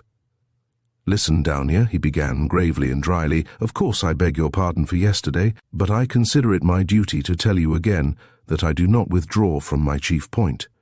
It is me or Lujin. If I am a scoundrel, you must not be. One is enough. If you marry Lujin, I cease at once to look on you as a sister." Rodia, it is the same as yesterday again," Pulcheria Alexandrovna cried mournfully. "And why do you call yourself a scoundrel? I can't bear it. You said the same yesterday." "Brother," Downia answered firmly, and with the same dryness, "in all this there is a mistake on your part. I thought it over at night, and found out the mistake. It is all because you seem to fancy I am sacrificing myself to someone and for someone. That is not the case at all. I am simply marrying for my own sake, because things are hard for me. Though, of course, I shall be glad if I succeed in being useful to my family, but that is not the chief motive for my decision." "She is lying," he thought to himself, biting his nails vindictively. "Proud creature. She won't admit she wants to do it out of charity. Too haughty. Oh, base characters. They even love as though they hate. Oh, how to hate them all. In fact," continued Downia, "I am marrying Pyotr Petrovitch because of two evils I choose the less. I intend to do honestly all he expects of me, so I am not deceiving him.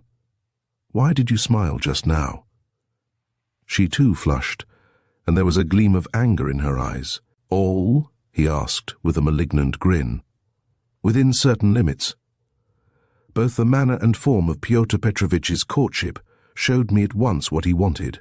He may, of course, think too well of himself, but I hope he esteems me too. Why are you laughing again? And why are you blushing again? You are lying, sister. You are intentionally lying, simply from feminine obstinacy, simply to hold your own against me. You cannot respect Lujin. I have seen him and talked with him. So you are selling yourself for money, and so in any case you are acting basely, and I am glad at least that you can blush for it." "It is not true. I am not lying," cried Downia, losing her composure. "I would not marry him if I were not convinced that he esteems me and thinks highly of me. I would not marry him if I were not firmly convinced that I can respect him. Fortunately, I can have convincing proof of it this very day. And such a marriage is not a vileness, as you say. And even if you were right, if I really had determined on a vile action, is it not merciless on your part to speak to me like that? Why do you demand of me a heroism that perhaps you have not either? It is despotism. It is tyranny. If I ruin anyone, it is only myself. I am not committing a murder. Why do you look at me like that? Why are you so pale? Rodia, darling, what's the matter?" "Good heavens, you have made him faint," cried Pulcheria Alexandrovna. "No, nonsense, it's nothing. A little giddiness, not fainting. You have fainting on the brain." Yes, what was I saying? Oh, yes. In what way will you get convincing proof today that you can respect him, and that he esteems you as you said, I think you said today? "Mother, show Rodia Pyotr Petrovitch's letter," said Downia. With trembling hands, Pulcheria Alexandrovna gave him the letter. He took it with great interest, but before opening it, he suddenly looked with a sort of wonder at Downia. "It is strange," he said, slowly, as though struck by a new idea. "What am I making such a fuss for? What is it all about? Marry whom you like." He said this as though to himself, but said it aloud, and looked for some time at his sister, as though puzzled. He opened the letter at last, still with the same look of strange wonder on his face. Then, slowly and attentively, he began reading, and read it through twice. Pulcheria Alexandrovna showed marked anxiety, and all indeed expected something particular. "What surprises me," he began after a short pause, handing the letter to his mother, but not addressing anyone in particular, "is that he is a businessman, a lawyer, and his conversation is pretentious indeed, and yet he writes such an uneducated letter. They all started. They had expected something quite different. But they all write like that, you know, Razumihin observed abruptly. Have you read it? Yes. We showed him, Rodya. We consulted him just now, Pulcheria Alexandrovna began, embarrassed. That's just the jargon of the courts, Razumihin put in. Legal documents are written like that to this day. Legal? Yes, it's just legal business language, not so very uneducated and not quite educated business language. Pyotr Petrovitch makes no secret of the fact that he had a cheap education. He is proud indeed of having made his own way, Avdotia Romanovna observed, somewhat offended by her brother's tone. Well, if he's proud of it, he has reason, I don't deny it. You seem to be offended, sister, at my making only such a frivolous criticism on the letter, and to think that I speak of such trifling matters on purpose to annoy you. It is quite the contrary. An observation apropos of the style occurred to me that is by no means irrelevant as things stand. There is one expression, blame yourselves, put in very significantly and plainly, and there is besides a threat that he will go away at once if I am present. That threat to go away is equivalent to a threat to abandon you both if you are disobedient, and to abandon you now after summoning you to Petersburg. Well, what do you think? Can one resent such an expression from Lujin, as we should if he pointed to Razumihin had written it, or Zosimov, or one of us? No, answered Downia with more animation. I saw clearly that it was too naively expressed, and that perhaps he simply has no skill in writing. That is a true criticism, brother. I did not expect, indeed. It is expressed in legal style, and sounds coarser than perhaps he intended. But I must disillusion you a little. There is one expression in the letter, one slander about me, and rather a contemptible one. I gave the money last night to the widow, a woman in consumption, crushed with trouble, and not on the pretext of the funeral, but simply to pay for the funeral, and not to the daughter, a young woman, as he writes, of notorious behavior, whom I saw last night for the first time in my life, but to the widow. In all this I see a too hasty desire to slander me and to raise dissension between us. It is expressed again in legal jargon, that is to say, with a too obvious display of the aim, and with a very naive eagerness. He is a man of intelligence, but to act sensibly, intelligence is not enough. It all shows the man, and I don't think he has a great esteem for you. I tell you this simply to warn you, because I sincerely wish for your good. Downia did not reply. Her resolution had been taken. She was only awaiting the evening. Then what is your decision, Rodya? Asked Pulcheria Alexandrovna, who was more uneasy than ever at the sudden new businesslike tone of his talk. What decision? You see, Pyotr Petrovitch writes that you are not to be with us this evening, and that he will go away if you come. So will you come? That, of course, is not for me to decide, but for you first, if you are not offended by such a request, and secondly by Downia, if she too is not offended. I will do what you think best, he added dryly. Downia has already decided, and I fully agree with her, Pulcheria Alexandrovna hastened to declare. I decided to ask you, Rodya, to urge you not to fail to be with us at this interview, said Downia. Will you come? Yes. I will ask you, too, to be with us at 8 o'clock, she said, addressing Razumihin. Mother, I am inviting him, too. Quite right, Downia. Well, since you have decided, added Pulcheria Alexandrovna, so be it. I shall feel easier myself. I do not like concealment and deception. Better let us have the whole truth. Pyotr Petrovitch may be angry or not, now.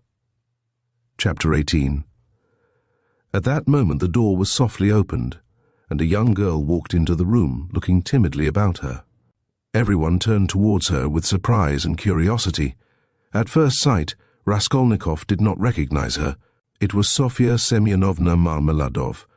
He had seen her yesterday for the first time, but at such a moment, in such surroundings and in such a dress, that his memory retained a very different image of her. Now she was a modestly and poorly dressed young girl, very young indeed, almost like a child, with a modest and refined manner, with a candid but somewhat frightened-looking face. She was wearing a very plain indoor dress, and had on a shabby old-fashioned hat, but she still carried a parasol. Unexpectedly finding the room full of people, she was not so much embarrassed as completely overwhelmed with shyness, like a little child. She was even about to retreat. "Oh, it's you," said Raskolnikov, extremely astonished, and he too was confused.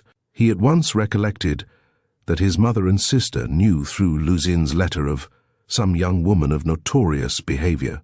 He had only just been protesting against Lujin's calumny and declaring that he had seen the girl last night for the first time, and suddenly she had walked in.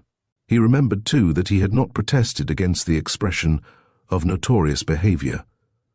All this passed vaguely and fleetingly through his brain, but looking at her more intently, he saw that the humiliated creature was so humiliated that he felt suddenly sorry for her. When she made a movement to retreat in terror, it sent a pang to his heart. "I did not expect you," he said hurriedly, with a look that made her stop. "Please sit down. You come, no doubt, from Katerina Ivanovna. Allow me, not there. Sit here."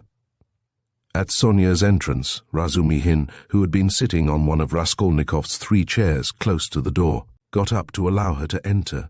Raskolnikov had at first shown her the place on the sofa where Zosimov had been sitting, but feeling that the sofa which served him as a bed was too familiar a place, he hurriedly motioned her to Razumihin's chair.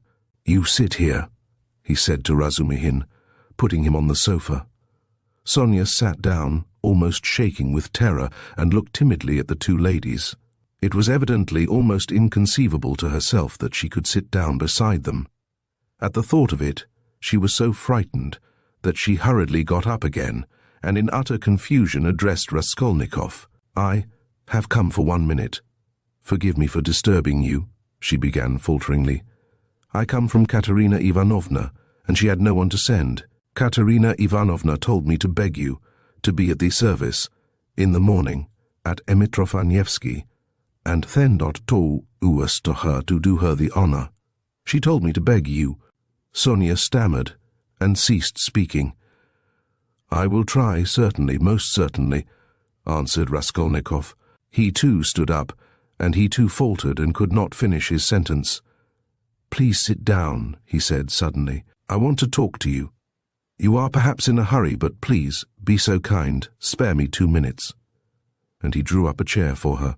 Sonia sat down again, and again timidly she took a hurried, frightened look at the 2 ladies, and dropped her eyes. Raskolnikov's pale face flushed, a shudder passed over him, his eyes glowed.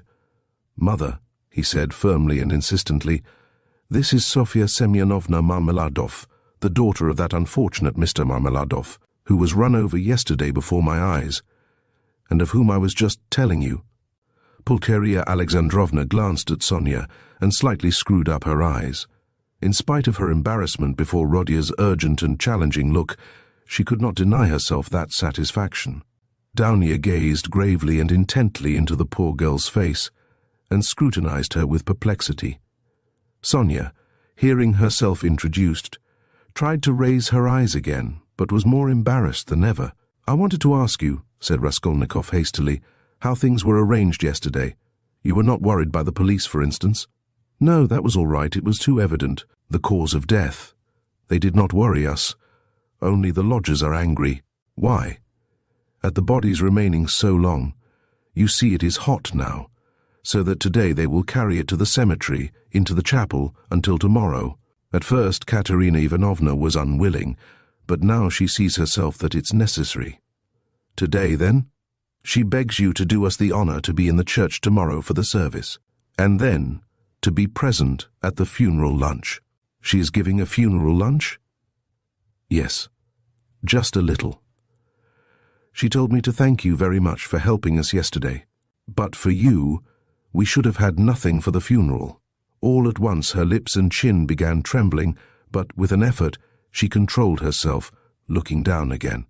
During the conversation, Raskolnikov watched her carefully. She had a thin, very thin, pale little face, rather irregular and angular, with a sharp little nose and chin. She could not have been called pretty, but her blue eyes were so clear, and when they lighted up, there was such a kindliness and simplicity in her expression that one could not help being attracted. Her face and her whole figure, indeed, had another peculiar characteristic. In spite of her 18 years, she looked almost a little girl, almost a child. and in some of her gestures, this childishness seemed almost absurd. But has Katerina Ivanovna been able to manage with such small means? Does she even mean to have a funeral lunch? Raskolnikov asked, persistently keeping up the conversation. The coffin will be plain, of course, and everything will be plain, so it won't cost much. Katerina Ivanovna and I have reckoned it all out, so that there will be enough left. And Katerina Ivanovna was very anxious it should be so. You know one can't. It's a comfort to her. She is like that, you know. I understand, you understand, of course. Why do you look at my room like that? My mother has just said it is like a tomb. You gave us everything yesterday, Sonia said suddenly, in reply, in a loud, rapid whisper, and again she looked down in confusion. Her lips and chin were trembling once more. She had been struck at once by Raskolnikov's poor surroundings, and now these words broke out spontaneously. A silence followed.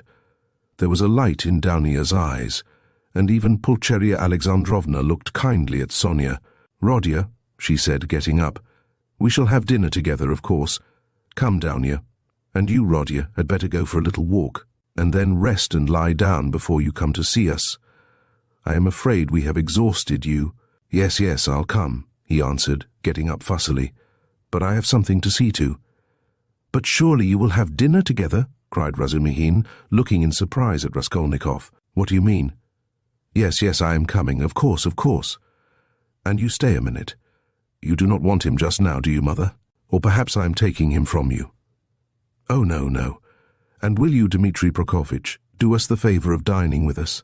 "Please do," added Downia. Razumihin bowed, positively radiant. For one moment they were all strangely embarrassed. "Goodbye, Rodia, that is till we meet. I do not like saying goodbye. Goodbye, Nastasia." "Ah, I have said goodbye again." Pulcheria Alexandrovna meant to greet Sonia too, but it somehow failed to come off, and she went in a flutter out of the room. But Avdotia Romanovna seemed to await her turn, and following her mother out, gave Sonia an attentive, courteous bow. Sonia, in confusion, gave a hurried, frightened curtsy. There was a look of poignant discomfort in her face, as though Avdotia Romanovna's courtesy and attention were oppressive and painful to her. "Donia, goodbye," called Raskolnikov in the passage. "Give me your hand." "Why, I did give it to you. Have you forgotten?" said Downia, turning warmly and awkwardly to him. "Never mind, give it to me again," and he squeezed her fingers warmly. Downia smiled, flushed, pulled her hand away, and went off quite happy.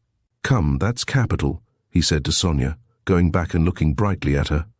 "God give peace to the dead. The living have still to live. That is right, isn't it?" Sonia looked surprised at the sudden brightness of his face. He looked at her for some moments in silence. The whole history of the dead father floated before his memory in those moments. "Heavens, Donia," Pulcheria Alexandrovna began, as soon as they were in the street, "I really feel relieved myself at coming away more at ease. How little did I think yesterday in the train that I could ever be glad of that. I tell you again, Mother, he is still very ill. Don't you see it? Perhaps worrying about us upset him. We must be patient, and much, much can be forgiven." "Well, you were not very patient." Pulcheria Alexandrovna caught her up, hotly and jealously. "Do you know, Downia, I was looking at you two. You are the very portrait of him, and not so much in face as in soul. You are both melancholy, both morose and hot-tempered, both haughty and both generous. Surely he can't be an egoist, Downia, eh? When I think of what is in store for us this evening, my heart sinks. Don't be uneasy, Mother. What must be, will be. Donia, only think what a position we are in. What if Pyotr Petrovitch breaks it off?" Poor Pulcheria Alexandrovna blurted out incautiously. "He won't be worth much if he does," answered Downia sharply and contemptuously. "We did well to come away," Pulcheria Alexandrovna hurriedly broke in. "He was in a hurry about some business or other. If he gets out and has a breath of air, it is fearfully close in his room. But where is one to get a breath of air here? The very streets here feel like shut-up rooms. Good heavens! What a town! Stay. This side, they will crush you carrying something. Why, it is a piano they have got, I declare. How they push. I am very much afraid of that young woman too. What young woman, mother? Why, that's Sofia Semyonovna who was there just now. Why? I have a presentiment, Dounia. Well, you may believe it or not, but as soon as she came in, that very minute, I felt that she was the chief cause of the trouble. Nothing of the sort, cried Dounia in vexation. What nonsense with your presentiments, mother. He only made her acquaintance the evening before, and he did not know her when she came in. Well, you will see. She worries me, but you will see, you will see. I was so frightened. She was gazing at me with those eyes. I could scarcely sit still in my chair when he began introducing her, do you remember? It seems so strange, but Pyotr Petrovitch writes like that about her, and he introduces her to us, to you, so he must think a great deal of her. People will write anything. We were talked about and written about, too. Have you forgotten? I am sure that she is a good girl, and that it is all nonsense. God grant it may be. And Pyotr Petrovitch is a contemptible slanderer, Dounia snapped out suddenly. Pulcheria Alexandrovna was crushed. The conversation was not resumed. I will tell you what I want with you, said Raskolnikov, drawing Razumihin to the window. Then I will tell Katerina Ivanovna that you are coming, Sonia said hurriedly, preparing to depart. 1 minute, Sofia Semyonovna. We have no secrets. You are not in our way. I want to have another word or two with you. Listen. He turned suddenly to Razumihin again. You know that. What's his name? Porfiry Petrovitch. I should think so. He is a relation. Why? Added the latter with interest. Is not he managing that case? You know, about that murder? You were speaking about it yesterday. Yes, well? Razumihin's eyes opened wide. He was inquiring for people who had pawned things, and I have some pledges there. 2 trifles a ring my sister gave me as a keepsake when I left home, and my father's silver watch. They are only worth 5 or 6 rubles altogether, but I value them. So what am I to do now? I do not want to lose the things, especially the watch. I was quaking just now, for fear Mother would ask to look at it when we spoke of Donia's watch. It is the only thing of Father's left us. She would be ill if it were lost. You know what women are. So tell me what to do. I know I ought to have given notice at the police station, but would it not be better to go straight to Porfiry? Eh? What do you think? The matter might be settled more quickly. You see, Mother may ask for it before dinner. Certainly not to the police station. Certainly to Porfiry, Razumihin shouted in extraordinary excitement. Well, how glad I am. Let us go at once. It is a couple of steps. We shall be sure to find him. Very well, let us go, and he will be very, very glad to make your acquaintance. I have often talked to him of you at different times. I was speaking of you yesterday. Let us go. So you knew the old woman? So that's it. It is all turning out splendidly. Oh yes, Sofia Ivanovna. Sofia Semyonovna, corrected Raskolnikov. Sofia Semyonovna, this is my friend Razumihin, and he is a good man. If you have to go now, Sonia was beginning, not looking at Razumihin at all, and still more embarrassed. Let us go, decided Raskolnikov. I will come to you today, Sofia Semyonovna. Only tell me where you live. He was not exactly ill at ease, but seemed hurried, and avoided her eyes. Sonia gave her address, and flushed as she did so. They all went out together. Don't you lock up? Asked Razumihin, following him onto the stairs. Never, answered Raskolnikov. I have been meaning to buy a lock for these 2 years. People are happy who have no need of locks, he said, laughing, to Sonia. They stood still in the gateway. Do you go to the right, Sofia Semyonovna? How did you find me, by the way? He added, as though he wanted to say something quite different. He wanted to look at her soft, clear eyes, but this was not easy. Why, you gave your address to Polenka yesterday. Polenka? Oh, yes, Polenka, that is the little girl. She is your sister. Did I give her the address? Why, had you forgotten? No, I remember. I had heard my father speak of you, only I did not know your name, and he did not know it. And now I came, and as I had learnt your name, I asked today, where does Mr. Raskolnikov live? I did not know you had only a room too. Goodbye. I will tell Katerina Ivanovna." She was extremely glad to escape at last.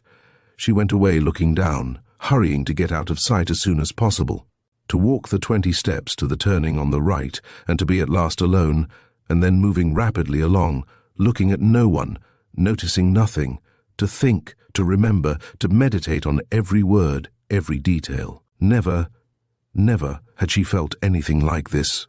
Dimly and unconsciously, a whole new world was opening before her. She remembered suddenly that Raskolnikov meant to come to her that day, perhaps at once. Only not today, please. Not today. She kept muttering with a sinking heart, as though entreating someone, like a frightened child. Mercy, to me, to that room. He will see, oh dear.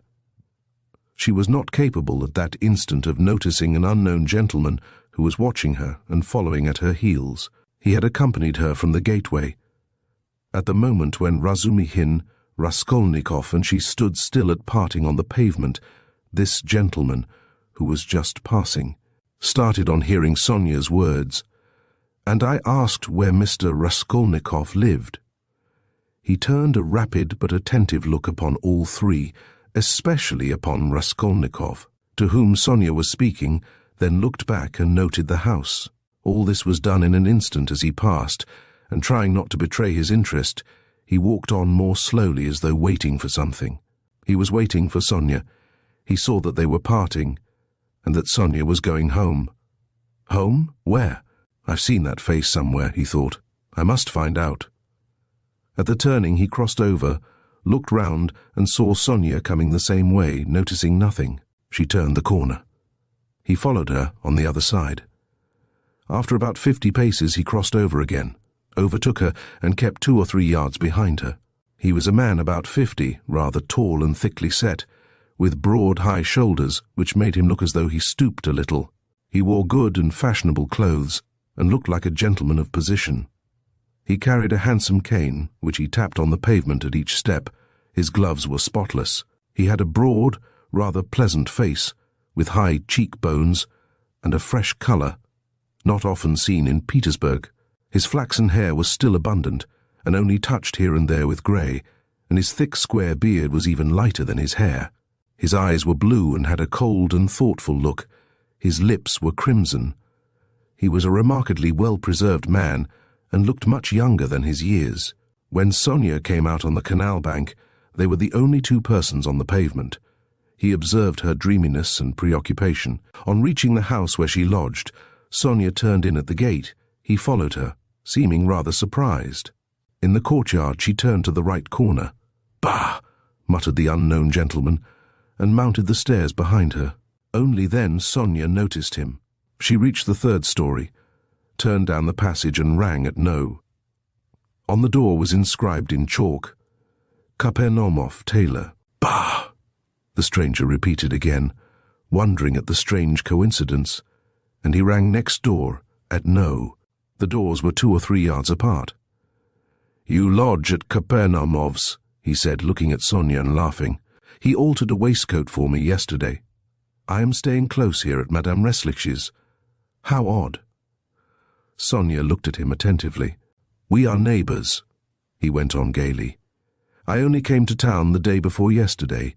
Goodbye for the present." Sonia made no reply. The door opened, and she slipped in. She felt for some reason ashamed and uneasy. On the way to Porfiry's, Razumihin was obviously excited. "That's capital, brother," he repeated several times. "And I am glad. I am glad." "What are you glad about?" Raskolnikov thought to himself. "I didn't know that you pledged things at the old woman's, too. And was it long ago? I mean, was it long since you were there? What a simple-hearted fool he is. When was it?"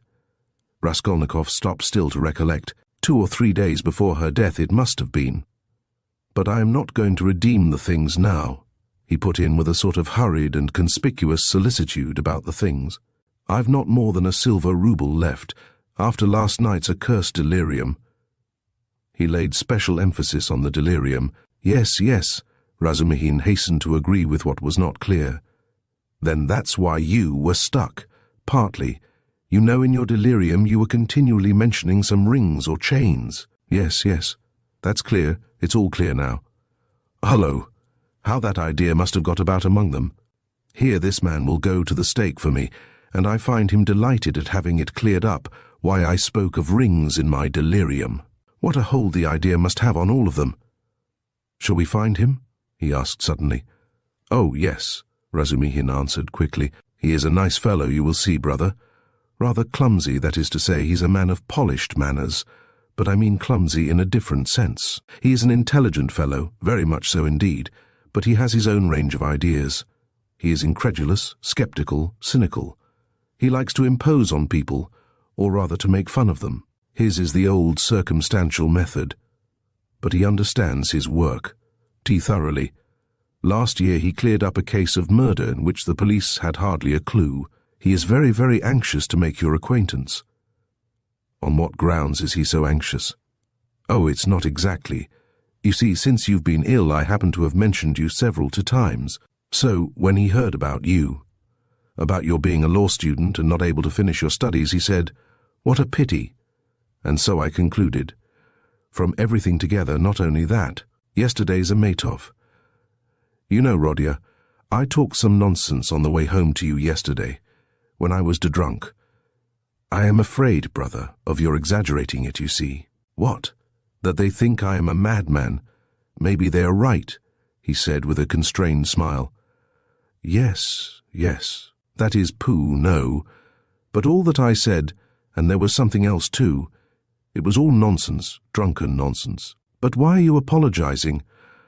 I am so sick of it all, Raskolnikov cried with exaggerated irritability. It was partly assumed, however.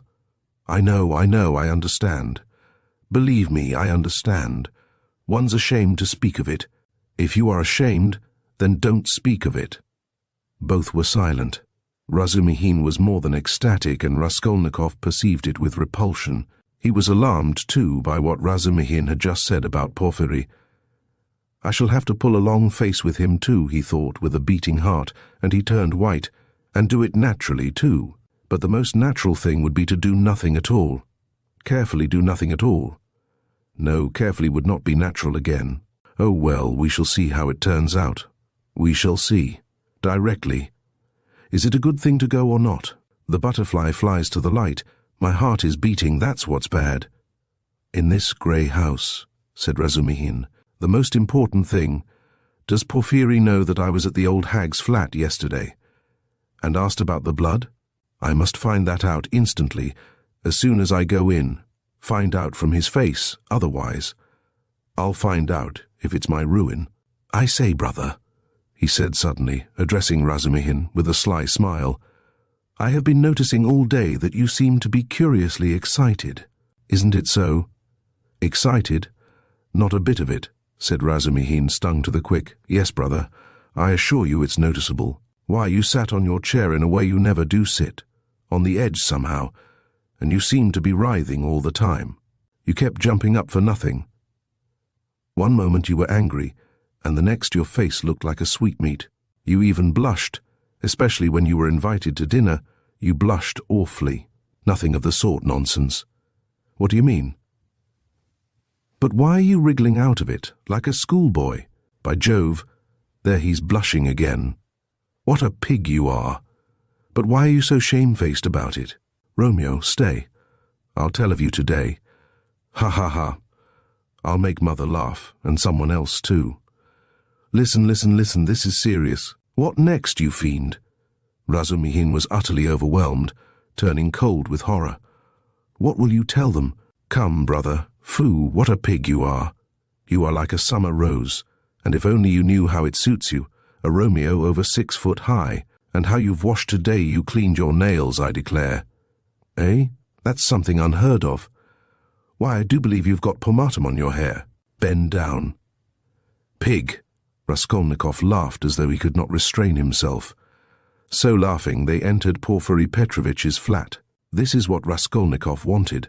From within they could be heard laughing as they came in, still guffawing in the passage. Not a word here or aisle. Brain you, Razumihin whispered furiously, seizing Raskolnikov by the shoulder. Chapter 19.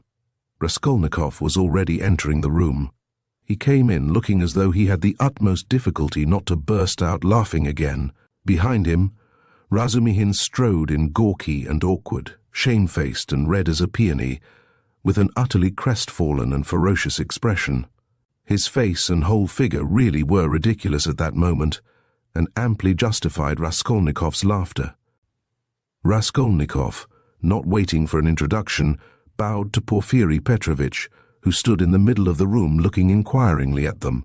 He held out his hand and shook hands, still apparently making desperate efforts to subdue his mirth and utter a few words to introduce himself. But he had no sooner succeeded in assuming a serious air and muttering something when he suddenly glanced again, as though accidentally, at Razumihin, and could no longer control himself. His stifled laughter broke out the more irresistibly the more he tried to restrain it. The extraordinary ferocity with which Razumihin received this spontaneous mirth gave the whole scene the appearance of most genuine fun and naturalness. Razumihin strengthened this impression as though on purpose. "Fool! You fiend!" he roared, waving his arm, which at once struck a little round table with an empty tea-glass on it. Everything was sent flying and crashing. "But why break chairs, gentlemen? You know it's a loss to the crown," Porfiry Petrovitch quoted gaily. Raskolnikov was still laughing, with his hand in Porfiry Petrovitch's, but anxious not to overdo it, awaited the right moment to put a natural end to it. Razumihin, completely put to confusion by upsetting the table and smashing the glass, gazed gloomily at the fragments, cursed and turned sharply to the window, where he stood looking out with his back to the company, with a fiercely scowling countenance, seeing nothing. Porfiry Petrovitch laughed and was ready to go on laughing, but obviously looked for explanations. Zametov had been sitting in the corner, but he rose at the visitor's entrance, and was standing in expectation with a smile on his lips, though he looked with surprise, and even it seemed incredulity at the whole scene, and at Raskolnikov with a certain embarrassment. Zametov's unexpected presence struck Raskolnikov unpleasantly. "I've got to think of that," he thought. "Excuse me, please," he began, affecting extreme embarrassment. "Raskolnikov." "Not at all. Very pleasant to see you. And how pleasantly you've come in. Why, won't he even say good morning?" Porfiry Petrovitch nodded at Razumihin. "Upon my honor, I don't know why he is in such a rage with me. I only told him as we came along that he was like Romeo, and proved it. And that was all, I think." "Pig," ejaculated Razumihin without turning round. "There must have been very grave grounds for it, if he is so furious at the word." Porfiry laughed. "Oh, you sharp lawyer, damn you all," snapped Razumihin, and suddenly bursting out laughing himself, he went up to Porfiry with a more cheerful face as though nothing had happened. "That'll do. We are all fools. To come to business. This is my friend Rodion Romanovitch Raskolnikov. In the first place, he has heard of you and wants to make your acquaintance, and secondly, he has a little matter of business with you." "Bah! Zametov, what brought you here? Have you met before? Have you known each other long?" "What does this mean?" thought Raskolnikov uneasily. Zametov seemed taken aback, but not very much so. "Why, it was at your rooms we met yesterday," he said easily. "Then I have been spared the trouble. All last week he was begging me to introduce him to you. Porfiry and you have sniffed each other out without me. Where is your tobacco?" Porfiry Petrovitch was wearing a dressing gown, very clean linen, and trodden-down slippers. He was a man of about 35, short, stout even to corpulence, and clean-shaven. He wore his hair cut short and had a large round head, particularly prominent at the back. His soft, round, rather snub-nosed face was of a sickly yellowish colour, but had a vigorous and rather ironical expression. It would have been good-natured except for a look in the eyes, which shone with a watery, mawkish light under almost white, blinking eyelashes. The expression of those eyes was strangely out of keeping with his somewhat womanish figure, and gave it something far more serious than could be guessed at first sight. As soon as Porfiry Petrovitch heard that his visitor had a little matter of business with him, he begged him to sit down on the sofa, and sat down himself on the other end, waiting for him to explain his business. with that careful and over-serious attention which is at once oppressive and embarrassing, especially to a stranger, and especially if what you are discussing is, in your opinion, of far too little importance for such exceptional solemnity. But in brief and coherent phrases, Raskolnikov explained his business clearly and exactly, and was so well satisfied with himself that he even succeeded in taking a good look at Porfiry. Porfiry Petrovitch did not once take his eyes off him. Razumihin, sitting opposite at the same table, listened warmly and impatiently, looking from one to the other every moment with rather excessive interest. "Fool," Raskolnikov swore to himself.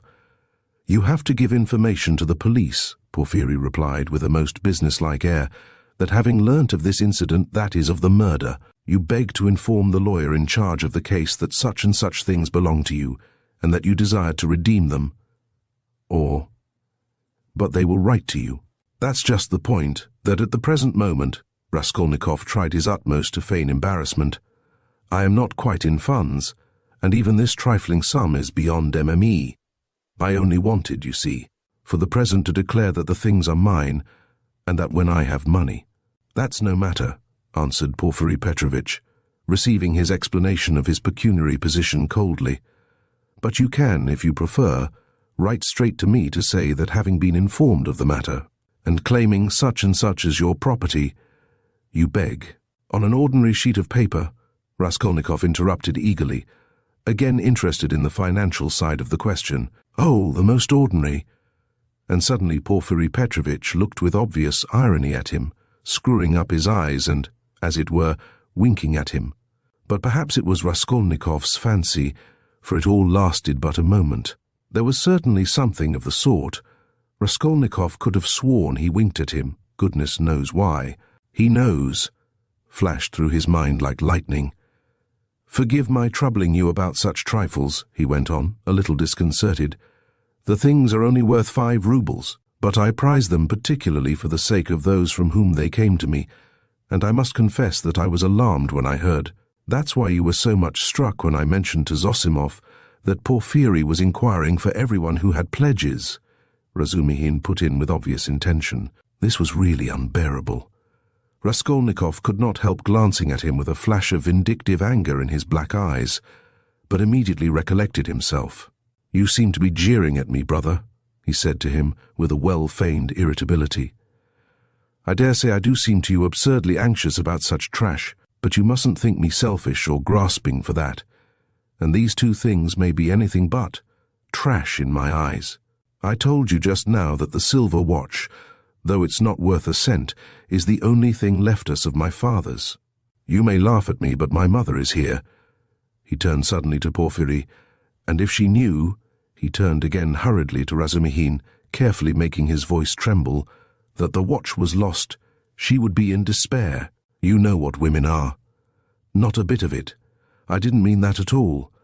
Quite the contrary," shouted Razumihin, distressed. "Was it right? Was it natural? Did I overdo it?" Raskolnikov asked himself in a tremor. "Why did I say that about women?" "Oh, your mother is with you?" Porfiry Petrovitch inquired. "Yes." "When did she come?" "Last night." Porfiry paused as though reflecting. "Your things would not in any case be lost," he went on calmly and coldly. "I have been expecting you here for some time." And as though that was a matter of no importance, he carefully offered the ashtray to Razumihin, who was ruthlessly scattering cigarette ash over the carpet. Raskolnikov shuddered, but Porfiry did not seem to be looking at him, and was still concerned with Razumihin's cigarette. "What? Expecting him? Why did you know that he had pledges?" cried Razumihin. Porfiry Petrovitch addressed himself to Raskolnikov. "Your things, the ring and the watch, were wrapped up together, and on the paper your name was legibly written in pencil, together with the date on which you left them with her." "How observant you are!" Raskolnikov smiled awkwardly, doing his very utmost to look him straight in the face, but he failed, and suddenly added, "I say that because I suppose there were a great many pledges, that it must be difficult to remember them all, but you remember them all so clearly, and. Stupid feeble, he thought. Why did I add that? But we know all who had pledges, and you are the only one who hasn't come forward. Porfiry answered with hardly perceptible irony. "I haven't been quite well." "I heard that too. I heard indeed that you were in great distress about something. You look pale still." "I am not pale at all. No, I am quite well," Raskolnikov snapped out rudely and angrily, completely changing his tone. His anger was mounting. He could not repress it. "And in my anger I shall betray myself," flashed through his mind again. "Why are they torturing me?" "Not quite well," Razumihin caught him up. "What next? He was unconscious and delirious all yesterday. Would you believe, Porfiry, as soon as our backs were turned, he dressed, though he could hardly stand, and gave us the slip, and went off on a spree somewhere till midnight, delirious all the time. Would you believe it? Extraordinary. Really delirious. You don't say so." Porfiry shook his head in a womanish way. "Nonsense. Don't you believe it, but you don't believe it anyway." Raskolnikov let slip in his anger. But Porfiry Petrovitch did not seem to catch those strange words. "But how could you have gone out if you hadn't been delirious?" Razumihin got hot suddenly. "What did you go out for? What was the object of it? And why on the sly? Were you in your senses when you did it? Now that all danger is over, I can speak plainly." "I was awfully sick of them yesterday." Raskolnikov addressed Porfiry suddenly with a smile of insolent defiance. "I ran away from them to take lodgings where they wouldn't find me, and took a lot of money with me. Mr. Zametov there saw it. I say, Mr. Zametov, was I sensible or delirious yesterday? Settle our dispute." He could have strangled Zametov at that moment. So hateful were his expression and his silence to him. "In my opinion, you talked sensibly and even artfully, but you were extremely irritable," Zametov pronounced dryly. "And Nikodim Fomitch was telling me today," put in Porfiry Petrovitch, "that he met you very late last night in the lodging of a man who had been run over." "And there," said Razumihin. "Weren't you mad then? You gave your last penny to the widow for the funeral. If you wanted to help, give 15 or 20 even, but keep 3 rubles for yourself at least." But he flung away all the 25 at once. "Maybe I found a treasure somewhere and you know nothing of it. So that's why I was liberal yesterday. Mr. Zametovnus, I've found a treasure. Excuse us, please, for disturbing you for half an hour with such trivialities," he said, turning to Porfiry Petrovitch with trembling lips. "We are boring you, aren't we?" "Oh no, quite the contrary, quite the contrary. If only you knew how you interest me. It's interesting to look on and listen, and I am really glad you have come forward at last." "But you might give us some tea." "My throat's dry," cried Razumihin. "Capital idea. Perhaps we will all keep you company. Wouldn't you like something more essential before tea? Get along with you." Porfiry Petrovitch went out to order tea. Raskolnikov's thoughts were in a whirl. He was in terrible exasperation. "The worst of it is they don't disguise it. They don't care to stand on ceremony. And how, if you didn't know me at all, did you come to talk to Nikodim Fomitch about me? So they don't care to hide that they are tracking me like a pack of dogs. They simply spit in my face." He was shaking with rage. "Come, strike me openly. Don't play with me like a cat with a mouse. It's hardly civil, Porfiry Petrovitch, but perhaps I won't allow it. I shall get up and throw the whole truth in your ugly faces, and you'll see how I despise you." He could hardly breathe. "And what if it's only my fancy? What if I am mistaken, and through inexperience I get angry and don't keep up my nasty part? Perhaps it's all unintentional. All their phrases are the usual ones, but there is something about them. It all might be said, but there is something. Why did he say bluntly, 'with her'? Why did Zametov add that I spoke artfully? Why do they speak in that tone? Yes, the tone. Razumihin is sitting here. Why does he see nothing? That innocent blockhead never does see anything. Feverish again. Did Porfiry wink at me just now? Of course it's nonsense. What could he wink for? Are they trying to upset my nerves, or are they teasing me? Either it's ill fancy or they know. Even Zametov is rude. Is Zametov rude? Zametov has changed his mind. I foresaw he would change his mind. He is at home here, while it's my first visit. Porfiry does not consider him a visitor, sits with his back to him. They're as thick as thieves, no doubt, over me. Not a doubt they were talking about me before we came. Do they know about the flat? If only they'd make haste. When I said that I ran away to take a flat, he let it pass. I put that in cleverly about a flat. It may be of use afterwards. Delirious indeed. Ha ha ha. He knows all about last night. He didn't know of my mother's arrival. The hag had written the date on in pencil. You are wrong. You won't catch me. There are no facts. It's all supposition. You produce facts. The flat even isn't a fact, but delirium. I know what to say to them. Do they know about the flat? I won't go without finding out. What did I come for? But my being angry now maybe is a fact. Fool, how irritable I am. Perhaps that's right. To play the invalid. He is feeling me. He will try to catch me. Why did I come? All this flashed like lightning through his mind. Porfiry Petrovitch returned quickly. He became suddenly more jovial.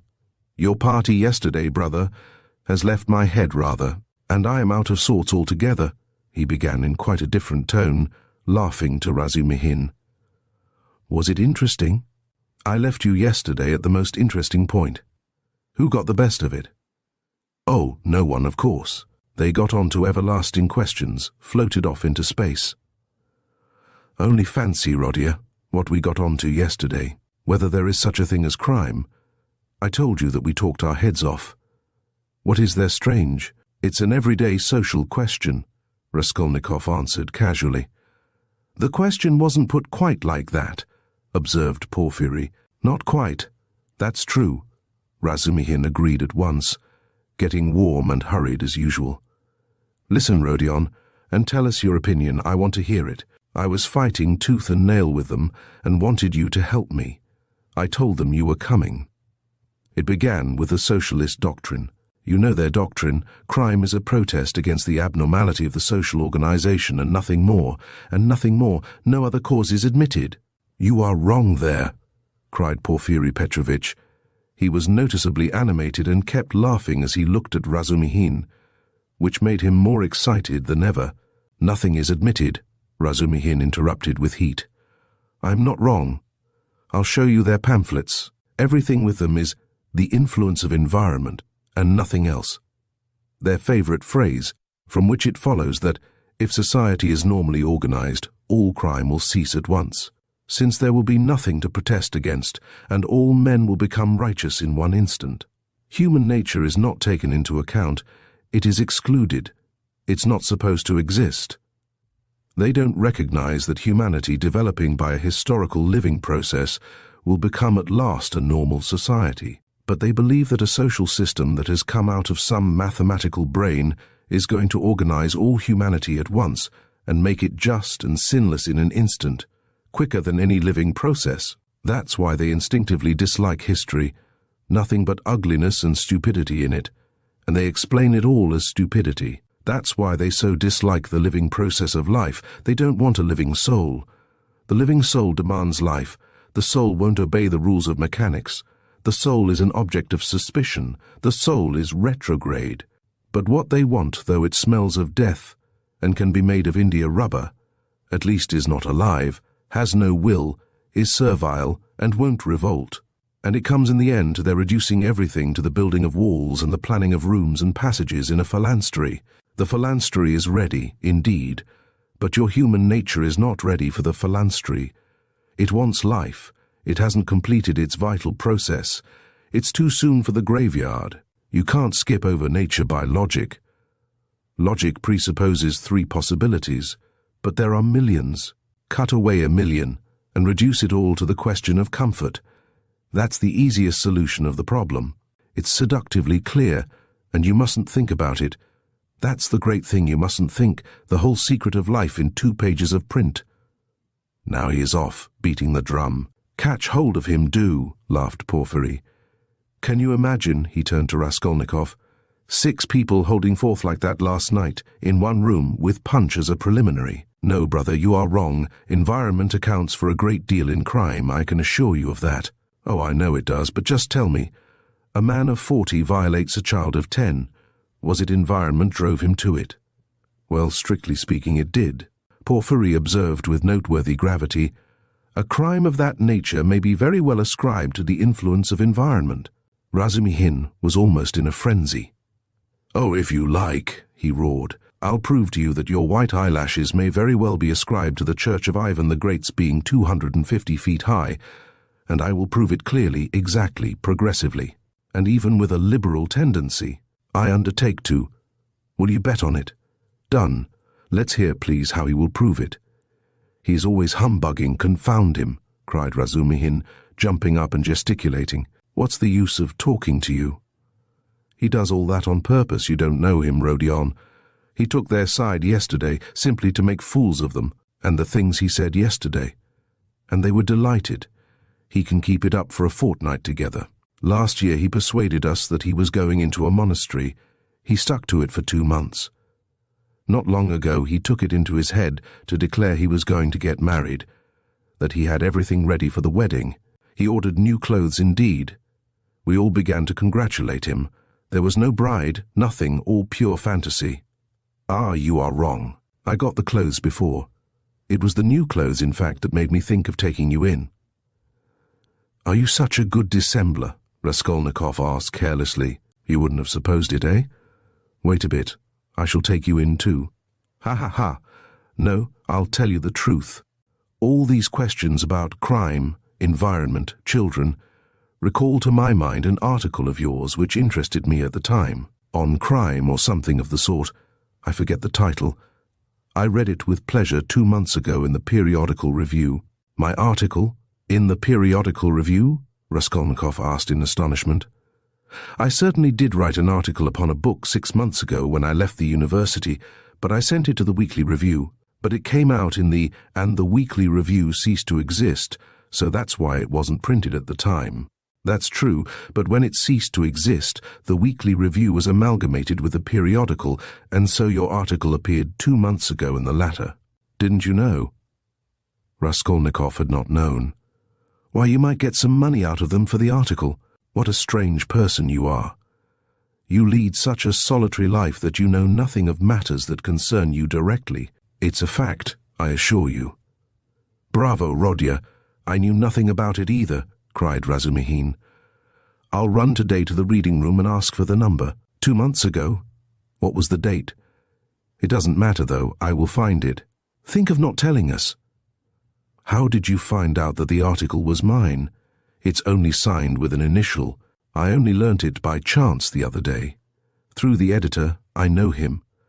I was very much interested. I analyzed, if I remember, the psychology of a criminal before and after the crime." "Yes, and you maintain that the perpetration of a crime is always accompanied by illness. Very, very original, but it was not that part of your article that interested me so much, but an idea at the end of the article which I regret to say you merely suggested without working it out clearly. There is, if you recollect, a suggestion that there are certain persons who can, that is, not precisely are able to, but have a perfect right to commit breaches of morality and crimes, and that the law is not for them." Raskolnikov smiled at the exaggerated and intentional distortion of his idea. "What? What do you mean? A right to crime? But not because of the influence of environment?" Razumihin inquired with some alarm even. "No, not exactly because of it," answered Porfiry. "In his article, all men are divided into ordinary and extraordinary. Ordinary men have to live in submission, have no right to transgress the law because, don't you see, they are ordinary. But extraordinary men have a right to commit any crime and to transgress the law in any way, just because they are extraordinary. That was your idea, if I'm not mistaken." "What do you mean? That can't be right," Razumihin muttered in bewilderment. Raskolnikov smiled again. He saw the point at once and knew where they wanted to drive him. He decided to take up the challenge. "That wasn't quite my contention," he began simply and modestly. "Yet I admit that you have stated it almost correctly, perhaps, if you like, perfectly so." It almost gave him pleasure to admit this. "The only difference is that I don't contend that extraordinary people are always bound to commit breaches of morals, as you call it. In fact, I doubt whether such an argument could be published. I simply hinted that an extraordinary man has the right. That is not an official right, but an inner right to decide in his own conscience to overstep certain obstacles, and only in case it is essential for the practical fulfillment of his idea, sometimes perhaps of benefit to the whole of humanity. You say that my article isn't definite. I am ready to make it as clear as I can. Perhaps I am right in thinking you want me to very well. I maintain that if the discoveries of Kepler and Newton could not have been made known except by sacrificing the lives of 1, a dozen, 100 or more men, Newton would have had the right, would indeed have been in duty bound, to eliminate the dozen or the 100 men for the sake of making his discoveries known to the whole of humanity. But it does not follow from that Newton had a right to murder people right and left, and to steal every day in the market. Then, I remember, I maintain in my article that legislators and leaders of men, such as Lycurgus, Solon, Mahomet, Napoleon, and so on, were all without exception criminals, from the very fact that, making a new law, they transgressed the ancient one, handed down from their ancestors and held sacred by the people, and they did not stop short at bloodshed either. If that bloodshed, often of innocent persons fighting bravely in defense of ancient law, were of use to their cause, it's remarkable, in fact, that the majority, indeed, of these benefactors and leaders of humanity were guilty of terrible carnage. In short, I maintain that all great men, or even men a little out of the common, that is to say capable of giving some new word, must from their very nature be criminals, more or less, of course. Otherwise it's hard for them to get out of the common rut, and to remain in the common rut is what they can't submit to from their very nature again, and to my mind they ought not indeed to submit to it. You see that there is nothing particularly new in all that. The same thing has been printed and read 1,000 times before. As for my division of people into ordinary and extraordinary, I acknowledge that it's somewhat arbitrary, but I don't insist upon exact numbers. I only believe in my leading idea that men are in general divided by a law of nature into 2 categories: inferior, ordinary, that is, so to say, material that serves only to reproduce its kind, and men who have the gift or the talent to utter a new word.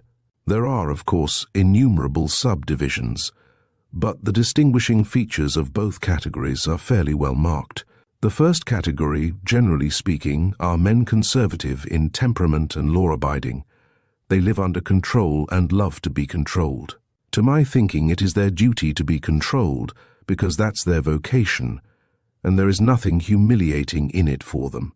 The second category. All transgress the law. They are destroyers or disposed to destruction according to their capacities. The crimes of these men are of course relative and varied. For the most part they seek in very varied ways the destruction of the present for the sake of the better. But if such a one is forced for the sake of his idea to step over a corpse or wade through blood, he can, I maintain, find within himself, in his conscience, a sanction for wading through blood that depends on the idea and its dimensions. Note that. It's only in that sense I speak of their right to crime in my article. You remember it began with the legal question. There's no need for such anxiety, however. The masses will scarcely ever admit this right.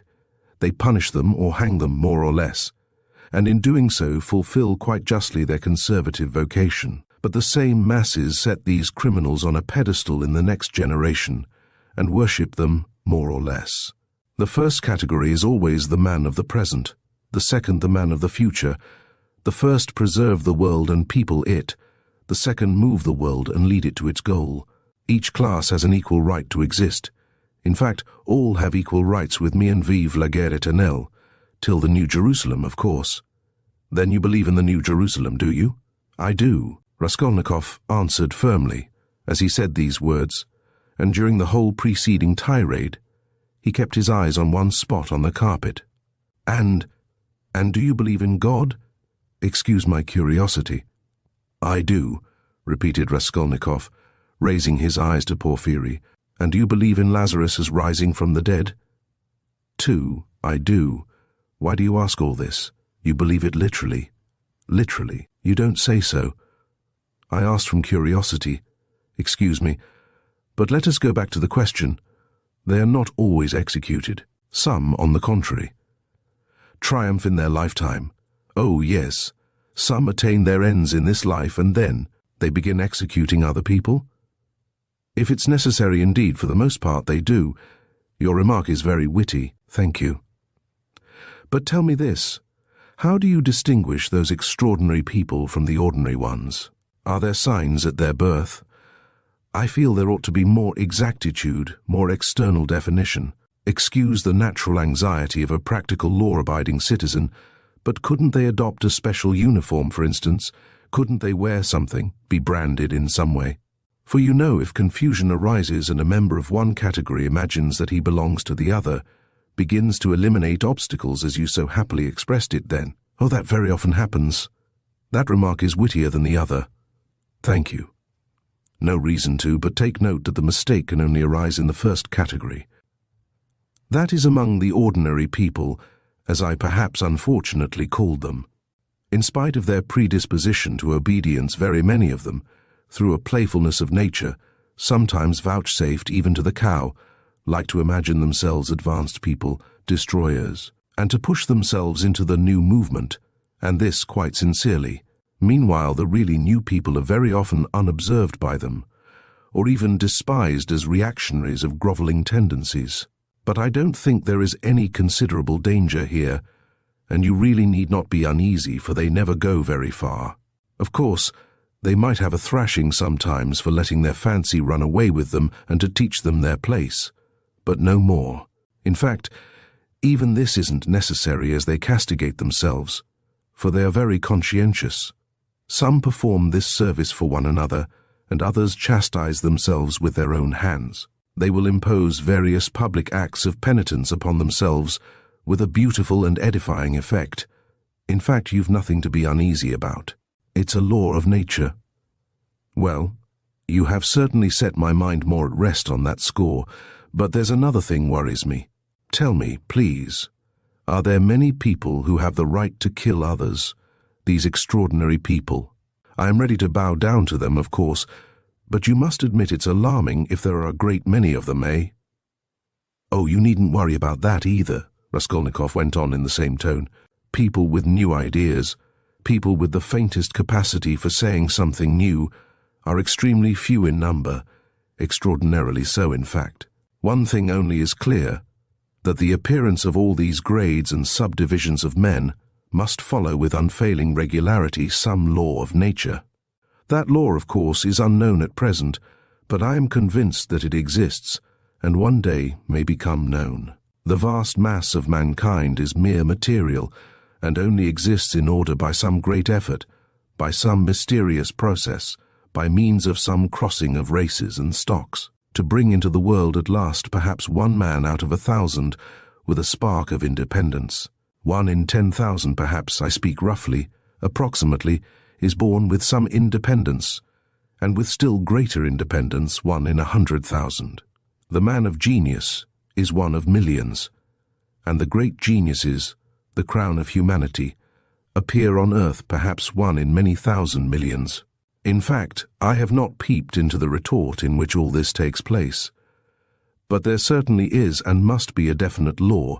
It cannot be a matter of chance. Why, both joking? Razumihin cried at last. There you sit, making fun of one another. Are you serious, Rodya? Raskolnikov raised his pale and almost mournful face and made no reply, and the unconcealed, persistent, nervous and discourteous sarcasm of Porfiry seemed strange to Razumihin beside that quiet and mournful face. Well, brother, if you are really serious, you are right, of course, in saying that it's not new, that it's like what we've read and heard 1,000 times already.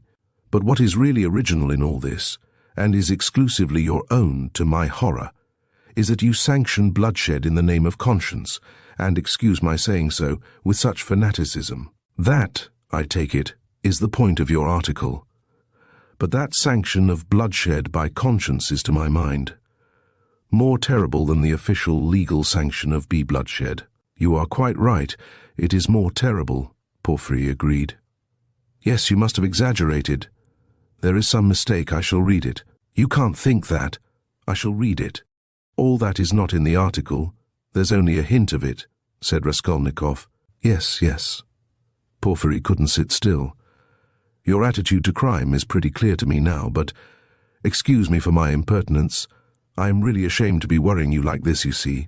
You've removed my anxiety as to the 2 grades getting mixed, but There are various practical possibilities that make me uneasy. What if some man or youth imagines that he is a Lycurgus, or Mahomet, a future one of course, and suppose he begins to remove all obstacles. He has some great enterprise before him and needs money for it, and tries to get IAT. Do you see? Zametov gave a sudden guffaw in his corner. Raskolnikov did not even raise his eyes to him. I must admit, he went on calmly, that such cases certainly must arise. The vain and foolish are particularly apt to fall into that snare, young people especially. Yes, you see. Well then. What then? Raskolnikov smiled in reply. That's not my fault. So it is, and so it always will be. He said just now, he nodded at Razumihin, that I sanction bloodshed. Society is too well protected by prisons, banishment, criminal investigators, penal servitude. There's no need to be uneasy. You have but to catch the thief. And what if we do catch him? Then he gets what he deserves. You are certainly logical, but what of his conscience? Why do you care about that? Simply from humanity. If he has a conscience, he will suffer for his mistake. That will be his punishment as well as the prison. But the real geniuses, asked Razumihin, frowning, those who have the right to murder, oughtn't they to suffer at all even for the blood they've shed? Why the word ought? It's not a matter of permission or prohibition. He will suffer if he is sorry for his victim. Pain and suffering are always inevitable for a large intelligence and a deep heart. The really great men must, I think, have great sadness on earth, he added dreamily, not in the tone of the conversation. He raised his eyes, looked earnestly at them all, smiled, and took his cap. He was too quiet by comparison with his manner at his entrance, and he felt this. Everyone got up. Well, you may abuse me, be angry with me if you like, Porfiry Petrovitch began again, but I can't resist. Allow me one little question. I know I am troubling you. There is just one little notion I want to express, simply that I may not forget it. Very good. Tell me your little notion. Raskolnikov stood waiting, pale and grave before him. Well, you see, I really don't know how to express it properly. It's a playful psychological idea. When you were writing your article, surely you couldn't have helped, fancying yourself, just a little, an extraordinary man, uttering a new word in your sense. That's so, isn't it? Quite possibly, Raskolnikov answered contemptuously. Razumihin made a movement, and, if so, could you bring yourself in case of worldly difficulties and hardship, or for some service to humanity, to overstep obstacles? For instance, to rob and murder. And again he winked with his left eye, and laughed noiselessly just as before. If I did, I certainly should not tell you, Raskolnikov answered with defiant and haughty contempt. No, I was only interested on account of your article from a literary point of view. Phoo, how obvious and insolent that is, Raskolnikov thought with repulsion. Allow me to observe, he answered dryly, that I don't consider myself a Mahomet or a Napoleon, nor any personage of that kind, and not being one of them, I cannot tell you how I should act. Oh, come, don't we all think ourselves Napoleons now in Russia? Porfiry Petrovitch said with alarming familiarity. Something peculiar betrayed itself in the very intonation of his voice. Perhaps it was one of these future Napoleons who did for Alyona Ivanovna last week? Zametov blurted out from the corner. Raskolnikov did not speak, but looked firmly and intently at Porfiry. Razumihin was scowling gloomily. He seemed before this to be noticing something. He looked angrily around. There was a minute of gloomy silence.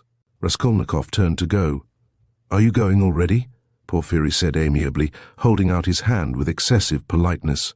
Very, very glad of your acquaintance. As for your request, have no uneasiness.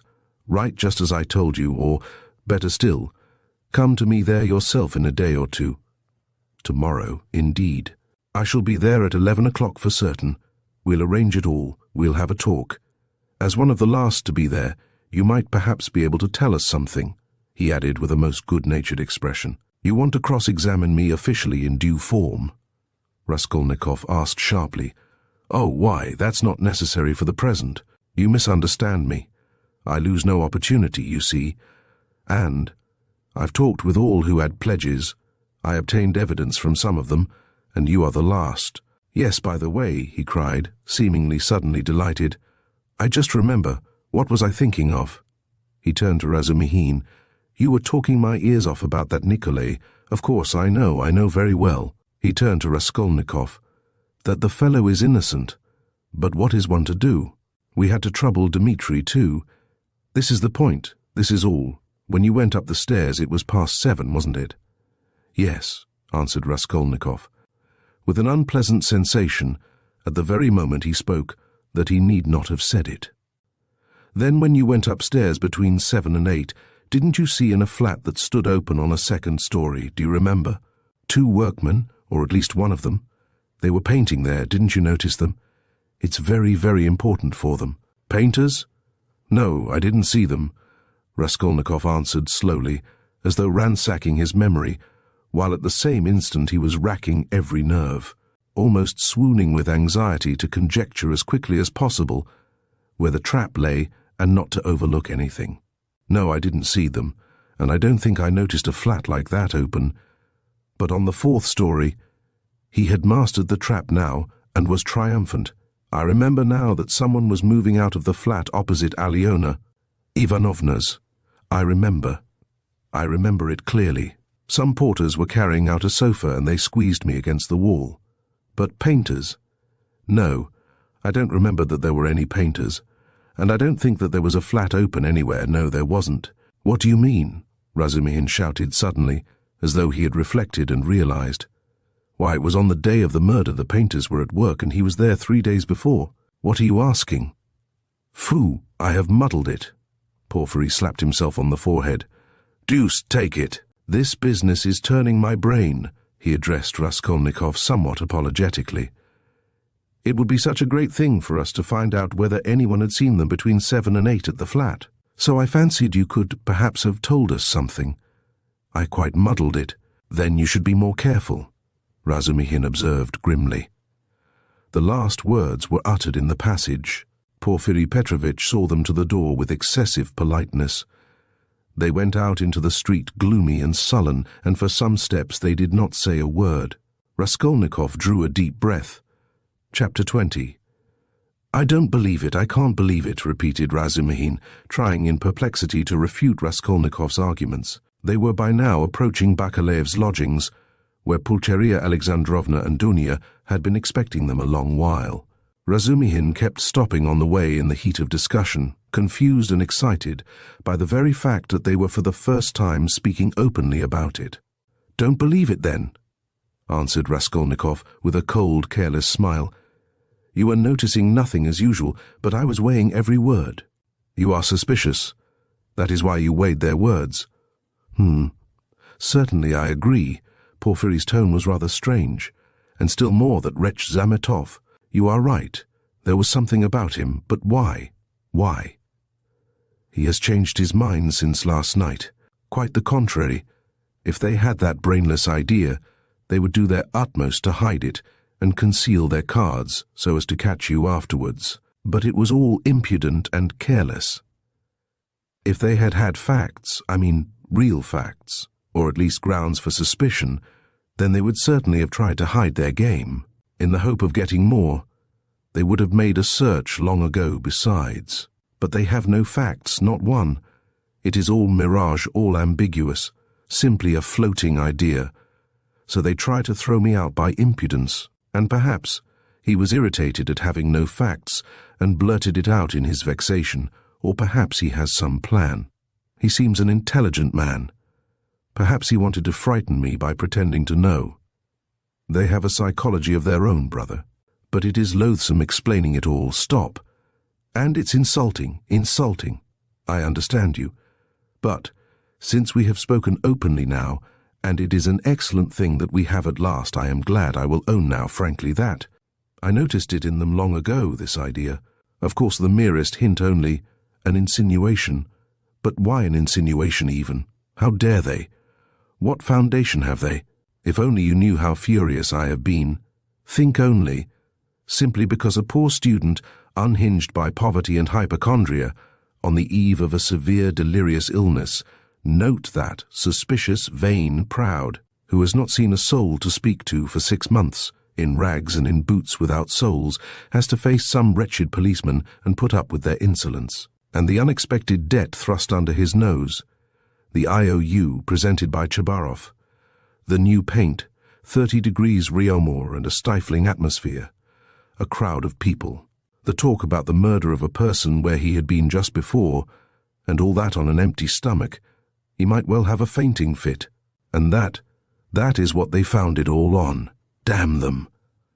I understand how annoying it is, but in your place, Rodion, I would laugh at them, or better still, spit in their ugly faces, and spit a dozen times in all directions. I'd hit out in all directions, neatly too, and so I'd put an end to it. Damn them! Don't be downhearted. It's a shame. He really has put it well, though, Raskolnikov thought. Damn them. But the cross-examination again tomorrow, he said with bitterness. Must I really enter into explanations with them? I feel vexed as it is, that I condescended to speak to Zamitov yesterday in the restaurant. Damn it! I will go myself to Porfiry. I will squeeze it out of him. As one of the family, he must let me know the ins and outs of it all. And as for Zamitov... At last he sees through him, thought Raskolnikov. Stay, cried Razumihin, seizing him by the shoulder again. Stay. You were wrong. I have thought it out. You are wrong. How was that a trap? You say that the question about the workman was a trap, but if you had done that, could you have said you had seen them painting the flat? And the workman? On the contrary, you would have seen nothing, even if you had seen it. Who would own it against himself? If I had done that thing, I should certainly have said that I had seen the workman in the flat. Raskolnikov answered, with reluctance and obvious disgust, but why speak against yourself? Because only peasants, or the most inexperienced novices, deny everything flatly at examinations. If a man is ever so little developed and experienced, he will certainly try to admit all the external facts that can't be avoided, but will seek other explanations of them, will introduce some special, unexpected turn. That will give them another significance and put them in another light. Porfiry might well reckon that I should be sure to answer so, and say I had seen them to give an air of truth, and then make some explanation. But he would have told you at once that the workman could not have been there 2 days before, and that therefore you must have been there on the day of the murder at 8 o'clock, and so he would have caught you over a detail. Yes, that is what he was reckoning on, that I should not have time to reflect, and should be in a hurry to make the most likely answer, and so would forget that the workman could not have been there 2 days before. But how could you forget it? Nothing easier. It is in just such stupid things clever people are most easily caught. The more cunning a man is, the less he suspects that he will be caught in a simple thing. The more cunning a man is, the simpler the trap he must be caught in. Porfiry is not such a fool as you think. He is a knave, then, if that is so. Raskolnikov could not help laughing, but at the very moment he was struck by the strangeness of his own frankness, and the eagerness with which he had made this explanation, though he had kept up all the preceding conversation with gloomy repulsion, obviously with a motive, from necessity. I'm getting a relish for certain aspects, he thought to himself. But almost at the same instant he became suddenly uneasy, as though an unexpected and alarming idea had occurred to him. His uneasiness kept on increasing. They had just reached the entrance to Bakalaev's. "Go in alone," said Raskolnikov suddenly. "I will be back directly." "Where are you going?" "Why, we are just here." "I can't help it. I will come in half an hour." "Tell them." "Say what you like. I will come with you." "You too want to torture me," he screamed, with such bitter irritation, such despair in his eyes that Razumihin's hands dropped. He stood for some time on the steps, looking gloomily at Raskolnikov striding rapidly away in the direction of his lodging. At last, gritting his teeth and clenching his fist, he swore he would squeeze Porfiry like a lemon that very day, and went up the stairs to reassure Pulcheria Alexandrovna, who was by now alarmed at their long absence. When Raskolnikov got home, his hair was soaked with sweat and he was breathing heavily. He went rapidly up the stairs, walked into his unlocked room, and at once fastened the latch. Then in senseless terror he rushed to the corner, to that hole under the paper where he had put the things, put his hand in, and for some minutes felt carefully in the hole, in every crack and fold of the paper. Finding nothing, he got up and drew a deep breath. As he was reaching the steps of Bakalayev's, he suddenly fancied that something, a chain, a stud or even a bit of paper in which they had been wrapped with the old woman's handwriting on it, might somehow have slipped out and been lost in some crack, and then might suddenly turn up as unexpected, conclusive evidence against him. He stood as though lost in thought, and a strange, humiliated, half-senseless smile strayed on his lips. He took his cap at last and went quietly out of the room. His ideas were all tangled. He went dreamily through the gateway. "Here he is himself," shouted a loud voice. He raised his head. The porter was standing at the door of his little room and was pointing him out to a short man who looked like an artisan, wearing a long coat and a waistcoat, and looking at a distance remarkably like a woman. He stooped, and his head in a greasy cap hung forward. From his wrinkled, flabby face he looked over 50. His little eyes were lost in fat, and they looked out grimly, sternly and discontentedly. "What is it?" Raskolnikov asked, going up to the porter. The man stole a look at him from under his brows, and he looked at him attentively, deliberately.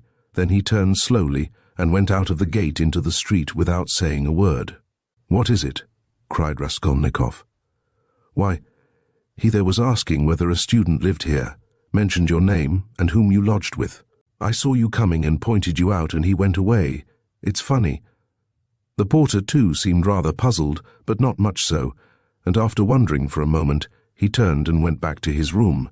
Raskolnikov ran after the stranger, and at once caught sight of him walking along the other side of the street with the same even, deliberate step, with his eyes fixed on the ground, as though in meditation. He soon overtook him, but for some time walked behind him. At last, moving on to a level with him, he looked at his face. The man noticed him at once, looked at him quickly, but dropped his eyes again, and so they walked for a minute side by side without uttering a word. "You were inquiring for me." "Of the porter?" Raskolnikov said at last, but in a curiously quiet voice. The man made no answer. He didn't even look at him. Again they were both silent. "Why do you come and ask for Mum and say nothing? What's the meaning of it?" Raskolnikov's voice broke, and he seemed unable to articulate the words clearly. The man raised his eyes this time, and turned a gloomy, sinister look at Raskolnikov. "Murderer," he said suddenly in a quiet but clear and distinct voice. Raskolnikov went on walking beside him. His legs felt suddenly weak. A cold shiver ran down his spine, and his heart seemed to stand still for a moment, then suddenly began throbbing as though it were set free. So they walked for about 100 paces, side by side in silence. The man did not look at him. "What do you mean? What is? Who is a murderer?" muttered Raskolnikov hardly audibly. "You are a murderer," the man answered still more articulately and emphatically, with a smile of triumphant hatred, and again he looked straight into Raskolnikov's pale face and stricken eyes. They had just reached the crossroads. The man turned to the left without looking behind him. Raskolnikov remained standing, gazing after him. He saw him turn round 50 paces away and look back at him, still standing there. Raskolnikov could not see clearly, but he fancied that he was again smiling the same smile of cold hatred and triumph. With slow, faltering steps, with shaking knees, Raskolnikov made his way back to his little garret, feeling chilled all over. He took off his cap and put it on the table, and for 10 minutes he stood without moving. Then he sank exhausted on the sofa, and with a weak moan of pain he stretched himself on it. So he lay for half an hour. He thought of nothing. Some thoughts or fragments of thoughts, some images without order or coherence floated before his mind, faces of people he had seen in his childhood or met somewhere once, whom he would never have recalled. The belfry of the church at 5th, the billiard table in a restaurant and some officers playing billiards, the smell of cigars in some underground tobacco shop, a tavern room, a back staircase quite dark, all sloppy with dirty water and strewn with eggshells, and the Sunday bells floating in from somewhere. The images followed one another, whirling like a hurricane. Some of them he liked and tried to clutch at, but they faded, and all the while there was an oppression within him, but it was not overwhelming. Sometimes it was even pleasant. The slight shivering still persisted, but that too was an almost pleasant sensation. He heard the hurried footsteps of Razumihin. He closed his eyes and pretended to be asleep. Razumihin opened the door and stood for some time in the doorway as though hesitating. Then he stepped softly into the room and went cautiously to the sofa. Raskolnikov heard Nastasia's whisper, "Don't disturb him. Let him sleep. He can have his dinner later." "Quite so," answered Razumihin. Both withdrew carefully and closed the door. Another half-hour passed. Raskolnikov opened his eyes, turned on his back again, clasping his hands behind his head. Who is he? Who is that man who sprang out of the earth? Where was he? What did he see? He has seen it all, that's clear. Where was he then? And from where did he see? Why has he only now sprung out of the earth? And how could he see? Is it possible? Continued Raskolnikov, turning cold and shivering. And the jewel case Nikolai found behind the door, was that possible? A clue? You miss an infinitesimal line, and you can build it into a pyramid of evidence. A fly flew by and saw it. Is it possible? He felt with sudden loathing how weak, how physically weak he'd become. I ought to have known it, he thought with a bitter smile. And how dared I, knowing myself, knowing how I should be, take up an axe and shed blood? I ought to have known beforehand. But I did know, he whispered in despair. At times he came to a standstill at some thought. No, those men are not made so. The real master, to whom all is permitted, storms Toulon, makes a massacre in Paris, forgets an army in Egypt, wastes 500,000 men in the Moscow expedition, and gets off with a jest at Vilna. And altars are set up to him after his death, and so all is permitted. No, such people, it seems, are not of flesh but of bronze. One sudden irrelevant idea almost made him laugh. Napoleon, the pyramids, Waterloo, and a wretched, skinny old woman, a pawnbroker with a red trunk under her bed. It's a nice hash for Porfiry Petrovitch to digest. How can they digest it? It's too inartistic. A Napoleon creep under an old woman's bed. Ugh, how loathsome. At moments he felt he was raving. He sank into a state of feverish excitement. The old woman is of no consequence, he thought, hotly and incoherently. The old woman was a mistake, perhaps, but she is not what matters. The old woman was only an illness. I was in a hurry to overstep. I didn't kill a human being, but a principle. I killed the principle, but I didn't overstep. I stopped on this side. I was only capable of killing, and it seems I wasn't even capable of that. Principle? Why was that fool Razumihin abusing the socialists? They are industrious, commercial people. The happiness of all is their case. No, life is only given to me once, and I shall never have it again. I don't want to wait for the happiness of all. I want to live myself, or else better not live at all. I simply couldn't pass by my mother starving, keeping my rouble in my pocket, while I waited for the happiness of all. I am putting my little brick into the happiness of all, and so my heart is at peace. Ha ha! Why have you let me slip? I only live once, I too want. I am an aesthetic louse and nothing more, he added suddenly, laughing like a madman. Yes, I am certainly a louse, he went on, clutching at the idea, gloating over it and playing with it with vindictive pleasure. In the first place, because I can reason that I am one, and secondly, because for a month past I have been troubling benevolent Providence, calling it to witness that not for my own fleshly lusts did I undertake it, but with a grand and noble object, ha ha. Thirdly, because I aimed at carrying it out as justly as possible, weighing, measuring, and calculating. Of all the lice I picked out the most useless one, and proposed to take from her only as much as I needed for the first step, no more nor less. So the rest would have gone to a monastery, according to her will, ha ha.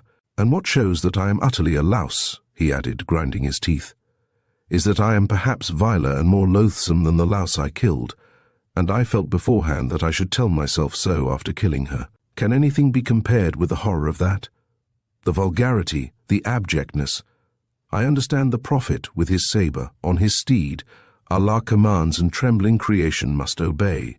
The prophet is right. He is right when he sets a battery across the street and blows up the innocent and the guilty without deigning to explain. It's for you to obey, trembling creation, and not to have desires, for that's not for you. I shall never, never forgive the old woman. His hair was soaked with sweat, his quivering lips were parched. His eyes were fixed on the ceiling. Mother, sister, how I loved them. Why do I hate them now? Yes, I hate them. I feel a physical hatred for them. I can't bear them near me. I went up to my mother and kissed her, I remember, to embrace her and think if she only knew. Shall I tell her then? That's just what I might DDO. She must be the same as I am, he added, straining himself to think, as it were struggling with delirium. Ah, how I hate the old woman now. I feel I should kill her again if she came to life. Poor Lizaveta. Why did she come in? It's strange, though. Why is it I scarcely ever think of her, as though I hadn't killed her? Lizaveta, Sonia, poor gentle things with gentle eyes. Dear women, why don't they weep? Why don't they moan? They give up everything. Their eyes are soft and gentle. Sonia, Sonia, gentle Sonia. He lost consciousness. It seemed strange to him that he didn't remember how he got into the street. It was late evening. The twilight had fallen and the full moon was shining more and more brightly, but there was a peculiar breathlessness in the air. There were crowds of people in the street. Workmen and business people were making their way home. Other people had come out for a walk. There was a smell of mortar, dust and stagnant water. Raskolnikov walked along, mournful and anxious. He was distinctly aware of having come out with a purpose, of having to do something in a hurry, but what it was he had forgotten. Suddenly he stood still and saw a man standing on the other side of the street, beckoning to him. He crossed over to him, but at once the man turned and walked away with his head hanging, as though he had made no sign to him. Stay, did he really beckon? Raskolnikov wondered, but he tried to overtake him. When he was within 10 paces he recognized him and was frightened. It was the same man with stooping shoulders in the long coat. Raskolnikov followed him at a distance. His heart was beating. They went down a turning. The man still did not look round. Does he know I am following him? Thought Raskolnikov. The man went into the gateway of a big house. Raskolnikov hastened to the gate and looked in to see whether he would look round and sign to him. In the courtyard the man did turn round and again seemed to beckon him. Raskolnikov at once followed him into the yard, but the man was gone. He must have gone up the first staircase. Raskolnikov rushed after him. He heard slow, measured steps 2 flights above. The staircase seemed strangely familiar. He reached the window on the first floor. The moon shone through the panes with a melancholy and mysterious light. Then he reached the second floor. Bah! This is the flat where the painters were at work. But how was it he did not recognize it at once? The steps of the man above had died away. So he must have stopped or hidden somewhere. He reached the 3rd story. Should he go on? There was a stillness that was dreadful, but he went on. The sound of his own footsteps scared and frightened him. How dark it was! The man must be hiding in some corner here. Ah! The flat was standing wide open. He hesitated and went in. It was very dark and empty in the passage, as though everything had been removed. He crept on tiptoe into the parlour, which was flooded with moonlight. Everything there was as before: the chairs, the looking-glass, the yellow sofa, and the pictures in the frames. A huge, round, copper-red moon looked in at the windows. It's the moon that makes it so still, weaving some mystery, thought Raskolnikov. He stood and waited a long while, and the more silent the moonlight, the more violently his heart beat, till it was painful, and still the same hush. Suddenly he heard a momentary sharp crack, like the snapping of a splinter, and all was still again. A fly flew up suddenly and struck the window-pane with a plaintive buzz. At that moment he noticed in the corner between the window and the little cupboard something like a cloak hanging on the wall. Why is that cloak here? He thought. It wasn't there before.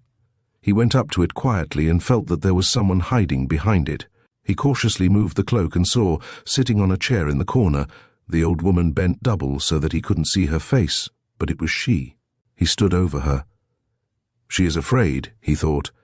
He stealthily took the axe from the noose and struck her one blow, then another on the skull. But strange to say, she did not stir, as though she were made of wood. He was frightened, bent down nearer and tried to look at her, but she, too, bent her head lower.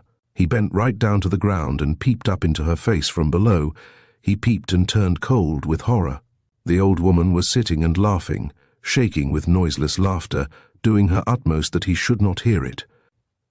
Suddenly, he fancied that the door from the bedroom was opened a little, and that there was laughter and whispering within.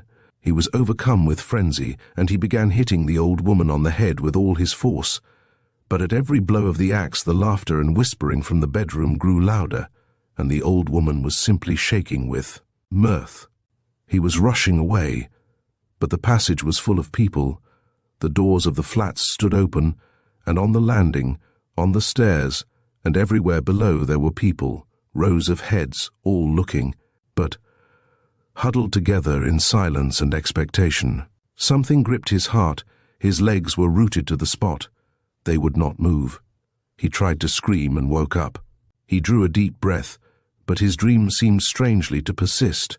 His door was flung open, and a man whom he had never seen stood in the doorway watching him intently. Raskolnikov had hardly opened his eyes, and he instantly closed them again. He lay on his back without stirring. Is it still a dream? He wondered, and again raised his eyelids hardly perceptibly. The stranger was standing in the same place, still watching him. He stepped cautiously into the room, carefully closing the door after him, went up to the table, paused a moment, still keeping his eyes on Raskolnikov, and noiselessly seated himself on the chair by the sofa. He put his hat on the floor beside him, and leaned his hands on his cane and his chin on his hands. It was evident that he was prepared to wait indefinitely. As far as Raskolnikov could make out from his stolen glances, he was a man no longer young, stout, with a full, fair, almost whitish beard. 10 minutes passed. It was still light, but beginning to get dusk. There was complete stillness in the room. Not a sound came from the stairs.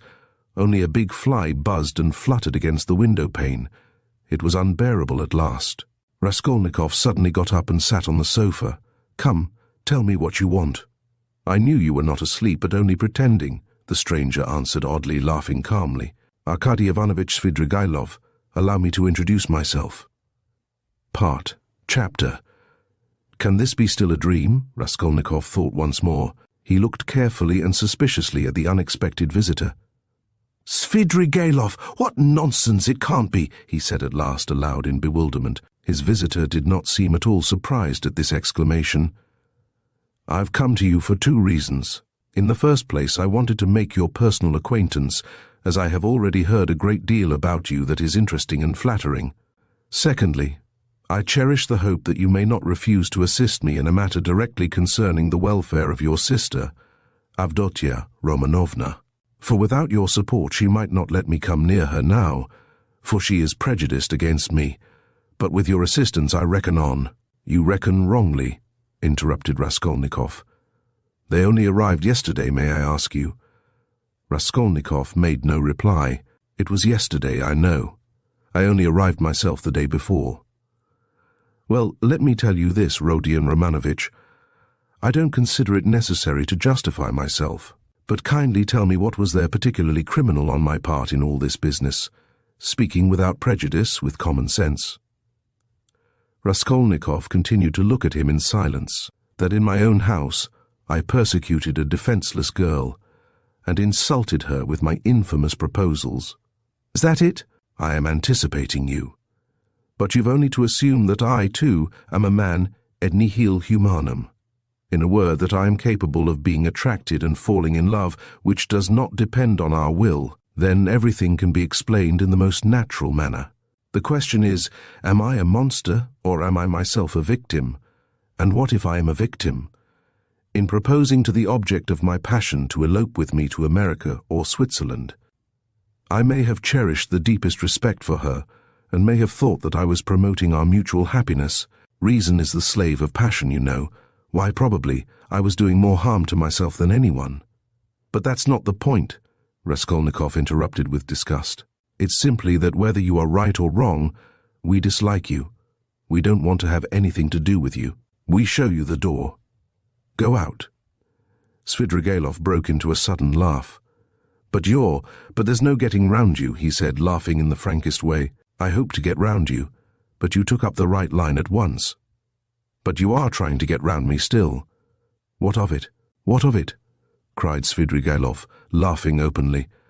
"But this is what the French call bonne guerre, and the most innocent form of deception. But still you have interrupted me, one way or another. I repeat again, there would never have been any unpleasantness except for what happened in the garden. Marfa Petrovna."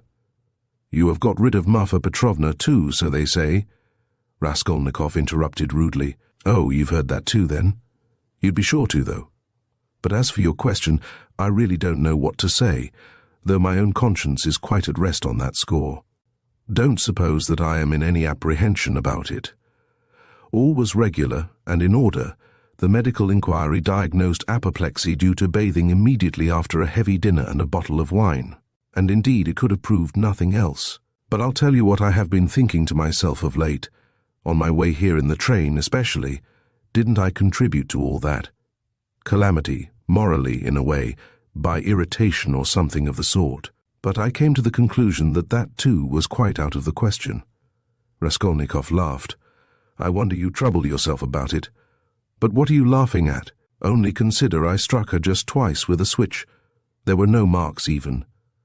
Don't regard me as a cynic, please. I am perfectly aware how atrocious it was of me and all that.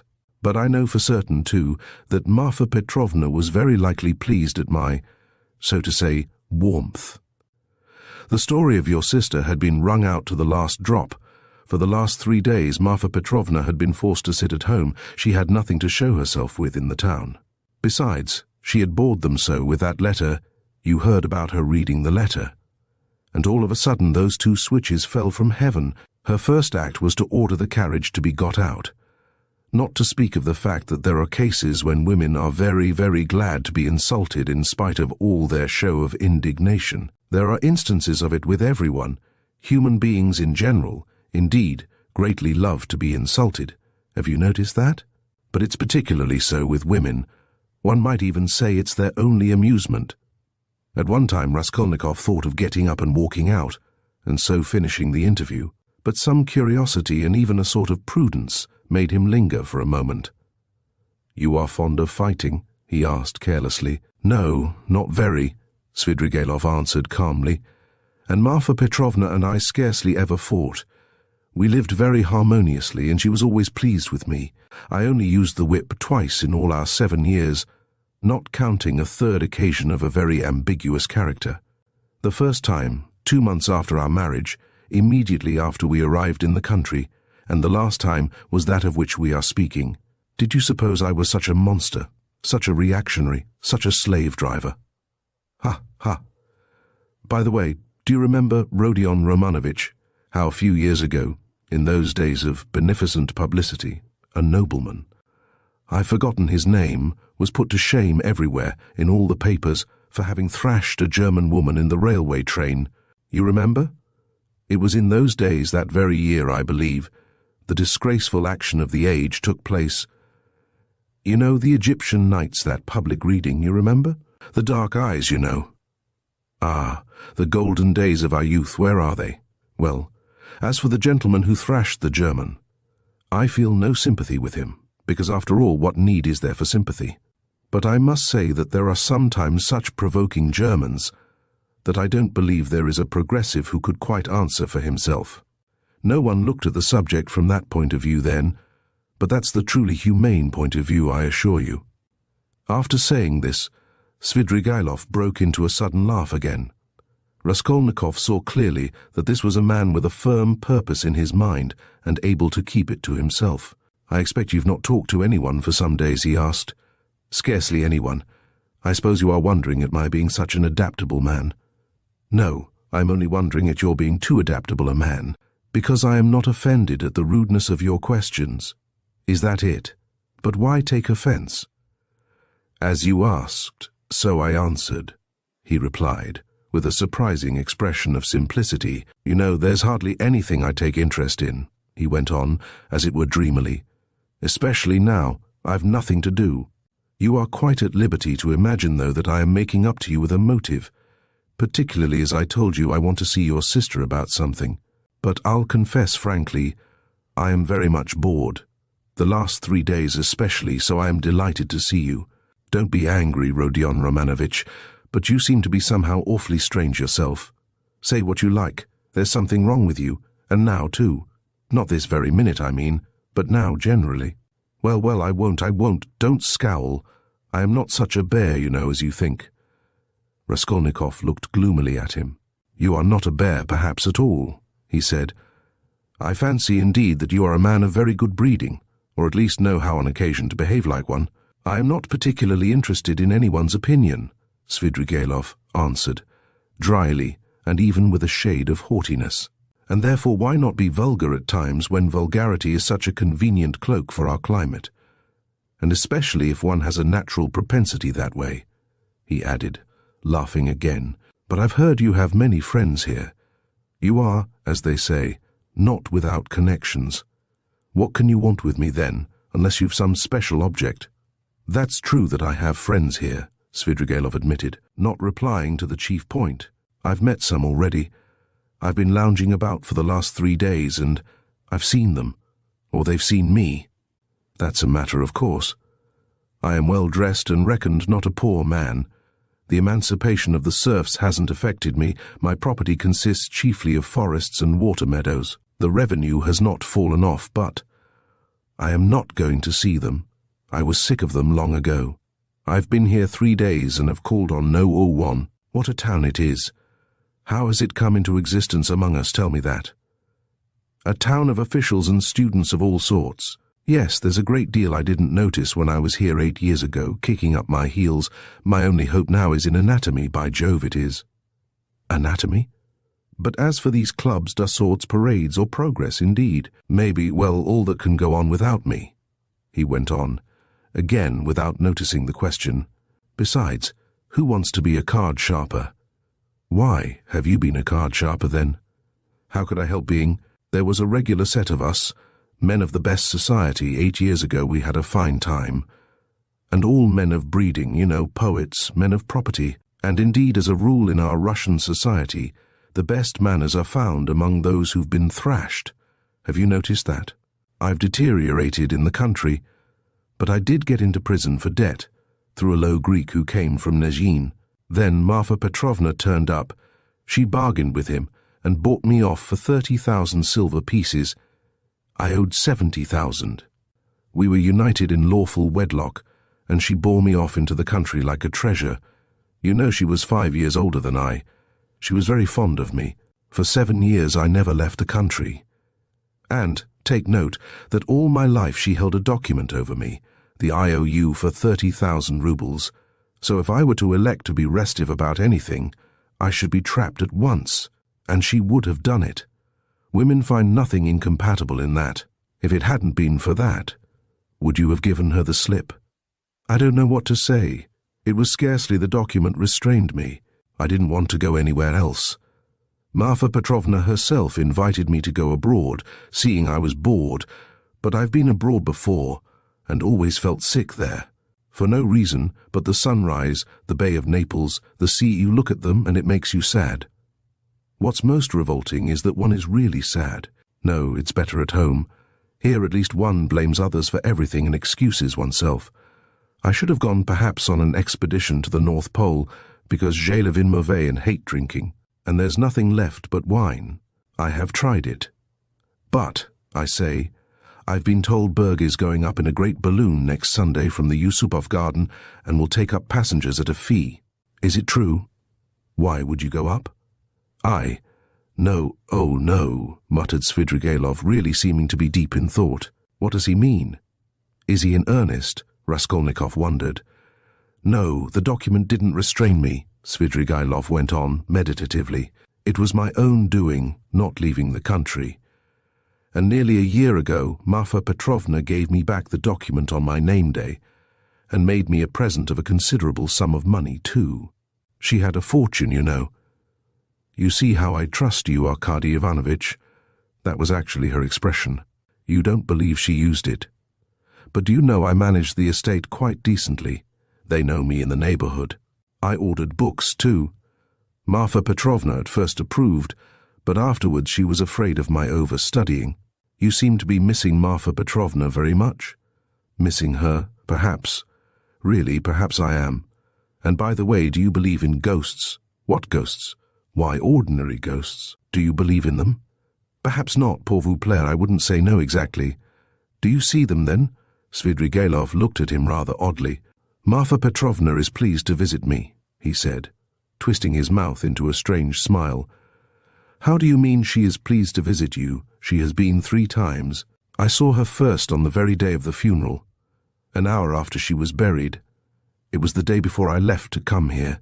The second time was the day before yesterday, at daybreak, on the journey at the station of Malaya Vishera, and the third time was 2 hours ago in the room where I am staying. I was alone. Were you awake? Quite awake. I was wide awake every time. She comes, speaks to me for a minute, and goes out at the door, always at the door. I can almost hear her. What made me think that something of the sort must be happening to you? Raskolnikov said suddenly. At the same moment, he was surprised at having said it. He was much excited. What? Did you think so? Svidrigailov asked in astonishment. Did you really? Didn't I say that there was something in common between us, eh? You never said so, Raskolnikov cried sharply and with heat. Didn't I? No, I thought I did. When I came in and saw you lying with your eyes shut, pretending, I said to myself at once, here's the man. What do you mean by the man? What are you talking about? Cried Raskolnikov. What do I mean? I really don't know. Svidrigailov muttered ingenuously, as though he too were puzzled. For a minute they were silent. They stared in each other's faces. That's all nonsense, Raskolnikov shouted with vexation. What does she say when she comes to you? She? Would you believe it? She talks of the silliest trifles, and man is a strange creature. It makes me angry. The first time she came in, I was tired, you know, the funeral service, the funeral ceremony, the lunch afterwards. At last I was left alone in my study. I lighted a cigar and began to think. She came in at the door. You've been so busy today, Arkady Ivanovitch. You have forgotten to wind the dining-room clock, she said. All those 7 years I've wound that clock every week, and if I forgot it she would always remind me. The next day I set off on my way here. I got out at the station at daybreak. I'd been asleep, tired out. With my eyes half open, I was drinking some coffee. I looked up, and there was suddenly Marfa Petrovna sitting beside me with a pack of cards in her hands. Shall I tell your fortune for the journey, Arkady Ivanovitch? She was a great hand at telling fortunes. I shall never forgive myself for not asking her to. I ran away in a fright, and besides, the bell rang. I was sitting today, feeling very heavy after a miserable dinner from a cookshop. I was sitting smoking. All of a sudden, Marfa Petrovna again. She came in very smart, in a new green silk dress with a long train. Good day, Arkady Ivanovitch. How do you like my dress? Aniska can't make like this. Aniska was a dressmaker in the country, one of our former serf girls who had been trained in Moscow, a pretty wench. She stood turning round before me. I looked at the dress, and then I looked carefully, very carefully at her face. I wonder you trouble to come to me about such trifles, Marfa Petrovna. Good gracious, you won't let one disturb you about anything. To tease her, I said, I want to get married, Marfa Petrovna. That's just like you, Arkady Ivanovitch. It does you very little credit to come looking for a bride when you've hardly buried your wife. And if you could make a good choice at least, but I know it won't be for your happiness or hers. You will only be a laughing-stock to all good people. Then she went out, and her train seemed to rustle. Isn't it nonsense, eh? But perhaps you are telling lies, Raskolnikov put in. I rarely lie, answered Svidrigailov thoughtfully, apparently not noticing the rudeness of the question. And in the past, have you ever seen ghosts before? Yes, I have seen them, but only once in my life, 6 years ago. I had a serf, Filka. Just after his burial, I called out, forgetting, Filka, my pipe. He came in and went to the cupboard where my pipes were. I sat still and thought, he's doing it out of revenge. because we had a violent quarrel just before his death. How dare you come in with a hole in your elbow, I said. Go away, you scamp. He turned and went out and never came again. I didn't tell Marfa Petrovna at the time. I wanted to have a service sung for him, but I was ashamed. You should go to a doctor. I know I am not well without your telling me, though I don't know what's wrong. I believe I am 5 times as strong as you are. I didn't ask you whether you believe that ghosts are seen, but whether you believe that they exist. No, I won't believe it, Raskolnikov cried with positive anger. What do people generally say? Muttered Svidrigailov, as though speaking to himself, looking aside and bowing his head. They say, you are ill, so what appears to you is only unreal fantasy. But that's not strictly logical. I agree that ghosts only appear to the sick, but that only proves that they are unable to appear except to the sick, not that they don't exist. Nothing of the sort, Raskolnikov insisted irritably. No? You don't think so? Svidrigailov went on, looking at him deliberately. But what do you say to this argument? Help me with it. Ghosts are, as it were, shreds and fragments of other worlds, the beginning of them. A man in health has, of course, no reason to see them, because he is above all a man of this earth, and is bound for the sake of completeness and order to live only in this life. But as soon as one is ill, as soon as the normal earthly order of the organism is broken, one begins to realize the possibility of another world. And the more seriously ill one is, the closer becomes one's contact with that other world, so that as soon as the man dies he steps straight into that world. I thought of that long ago. If you believe in a future life, you could believe in that too. I don't believe in a future life, said Raskolnikov. Svidrigailov sat lost in thought. And what if there are only spiders there, or something of that sort? He said suddenly. He is a madman, thought Raskolnikov. We always imagine eternity as something beyond our conception, something vast, vast. But why must it be vast? Instead of all that, what if it's one little room, like a bathhouse in the country, black and grimy and spiders in every corner, and that's all eternity is? I sometimes fancy it like that. Can it be you can imagine nothing juster and more comforting than that? Raskolnikov cried, with a feeling of anguish. Juster? And how can we tell perhaps that is just? And do you know it's what I would certainly have made it, answered Svidrigailov, with a vague smile. This horrible answer sent a cold chill through Raskolnikov. Svidrigailov raised his head, looked at him, and suddenly began laughing. Only think, he cried. Half an hour ago we had never seen each other. We regarded each other as enemies. There is a matter unsettled between us. We've thrown it aside, and away we've gone into the abstract. Wasn't I right in saying that we were birds of a feather? Kindly allow me, Raskolnikov went on irritably, to ask you to explain why you have honored me with your visit. And I am in a hurry. I have no time to waste. I want to go out. By all means, by all means. Your sister, Avdotia Romanovna, is going to be married to Mr. Lujin, Pyotr Petrovitch. Can you refrain from any question about my sister and from mentioning her name? I can't understand how you dare utter her name in my presence if you really are Svidrigailov. Why, but I've come here to speak about her. How can I avoid mentioning her? Very good, speak, but make haste. I am sure that you must have formed your own opinion of this Mr. Lujin, who is a connection of mine through my wife, if you have only seen him for half an hour, or heard any facts about him. He is no match for Avdotia Romanovna. I believe Avdotia Romanovna is sacrificing herself generously and imprudently for the sake of her family. I fancied from all I had heard of you that you would be very glad if the match could be broken off without the sacrifice of worldly advantages. Now I know you personally, I am convinced of it. All this is very naive. Excuse me, I should have said impudent on your part, said Raskolnikov. You mean to say that I am seeking my own ends? Don't be uneasy, Rodion Romanovitch. If I were working for my own advantage, I would not have spoken out so directly. I am not quite a fool. I will confess something psychologically curious about that. Just now, defending my love for Avdotia Romanovna, I said I was myself the victim.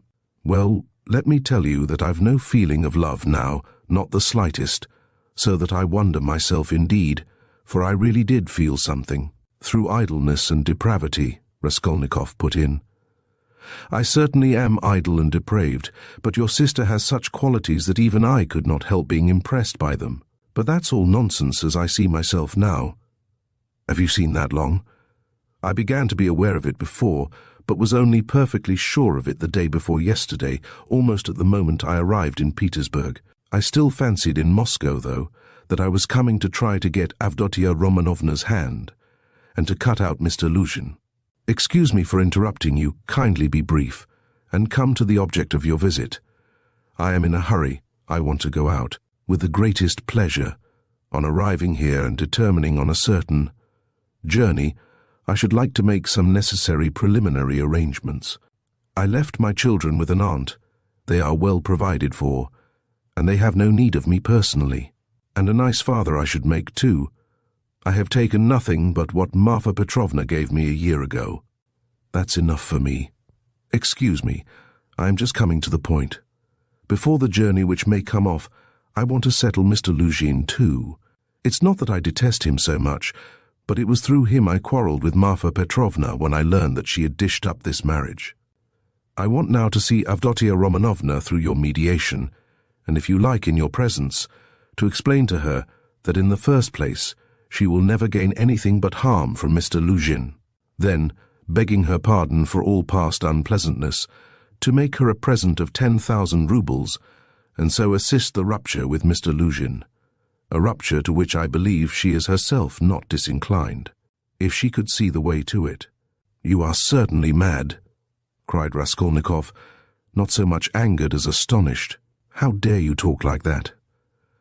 I knew you would scream at me, but in the first place, though I am not rich, this 10,000 roubles is perfectly free. I have absolutely no need for it. If Avdotia Romanovna does not accept it, I shall waste it in some more foolish way. That's the first thing. Secondly, my conscience is perfectly easy. I make the offer with no ulterior motive. You may not believe it, but in the end, Avdotia Romanovna, and you will know. The point is that I did actually cause your sister, whom I greatly respect, some trouble and unpleasantness, and so, sincerely regretting it, I want not to compensate, not to repay her for the unpleasantness, but simply to do something to her advantage, to show that I am not, after all, privileged to do nothing but harm. If there were a millionth fraction of self-interest in my offer, I should not have made it so openly, and I should not have offered her 10,000 only, when 5 weeks ago I offered her more. Besides, I may, perhaps, very soon marry a young lady, and that alone ought to prevent suspicion of any design on Avdotia Romanovna. In conclusion, let me say that in marrying Mr. Lujin, she is taking money just the same, only from another man. Don't be angry, Rodion Romanovitch. Think it over coolly and quietly. Svidrigailov himself was exceedingly cool and quiet as he was saying this. I beg you to say no more, said Raskolnikov. In any case, this is unpardonable impertinence. Not in the least. Then a man may do nothing but harm to his neighbour in this world, and is prevented from doing the tiniest bit of good by trivial conventional formalities. That's absurd. If I died, for instance, and left that sum to your sister in my will, surely she wouldn't refuse it. Very likely she would. Oh no, indeed. However, if you refuse it, so be it, though 10,000 roubles is a capital thing to have on occasion. In any case, I beg you to repeat what I have said to Avdotia Romanovna. No, I won't. In that case, Rodion Romanovitch, I shall be obliged to try and see her myself and worry her by doing so. And if I do tell her, will you not try to see her? I don't know really what to say. I should like very much to see her once more. Don't hope for it. I'm sorry, but you don't know me. Perhaps we may become better friends. You think we may become friends? And why not? Svidrigailov said, smiling. He stood up and took his hat. I didn't quite intend to disturb you, and I came here without reckoning on it. Though I was very much struck by your face this morning. Where did you see me this morning? Raskolnikov asked uneasily. I saw you by chance. I kept fancying there is something about you like me, but don't be uneasy. I am not intrusive. I used to get on all right with card sharpers, and I never bored Prince Verby. a great personage who is a distant relation of mine. And I could write about Raphael's Madonna in Madame Prilukov's album, and I never left Marfa Petrovna's side for 7 years, and I used to stay the night at Vyazemsky's house in the Haymarket in the old days. And I may go up in a balloon with Berg, perhaps. Oh, all right. Are you starting soon on your travels, may I ask? What travels? Why, on that journey, you spoke of it yourself. A journey? Oh, yes. I did speak of a journey. Well, that's a wide subject. If only you knew what you are asking, he added, and gave a sudden, loud, short laugh. Perhaps I'll get married instead of the journey. They're making a match for me. Here? Yes. How have you had time for that? But I am very anxious to see Avdotia Romanovna once. I earnestly beg it. Well, goodbye for the present.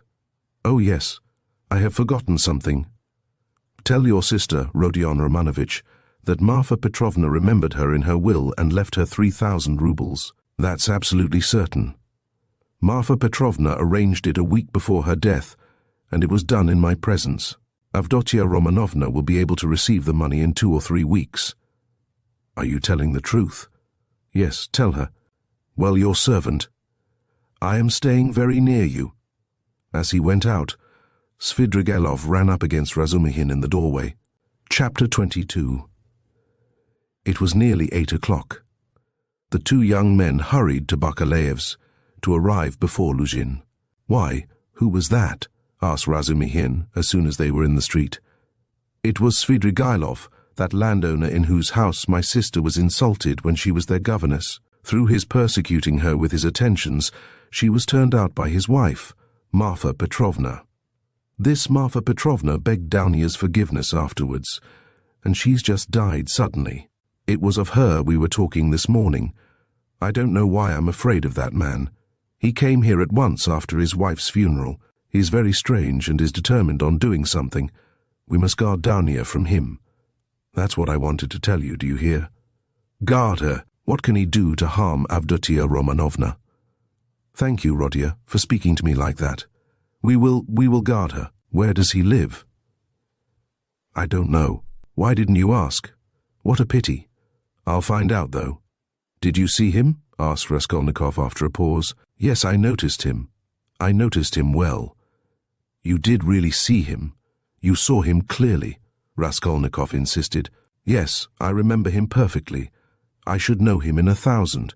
I have a good memory for faces. They were silent again. That's all right, muttered Raskolnikov. Do you know, I keep thinking that it may have been an hallucination. What do you mean? I don't understand you. Well, you all say, Raskolnikov went on, twisting his mouth into a smile, that I am mad. I thought just now that perhaps I really am mad and have only seen a phantom. What do you mean? Why, who can tell? Perhaps I am really mad, and perhaps everything that happened all these days may be only imagination. Ach, Rodia, you have been upset again. But what did he say? What did he come for? Raskolnikov did not answer. Razumihin thought a minute. Now let me tell you my story, he began. I came to you, you were asleep. Then we had dinner, and then I went to Porfiry's. Zametov was still with him. I tried to begin, but it was no use. I couldn't speak in the right way. They don't seem to understand and can't understand, but are not a bit ashamed. I drew Porfiry to the window and began talking to him, but it was still no use. He looked away, and I looked away. At last I shook my fist in his ugly face and told him as a cousin I'd brain him. He merely looked at me. I cursed and came away. That was all. It was very stupid. To Zametov I didn't say a word. But you see, I thought I'd made a mess of it.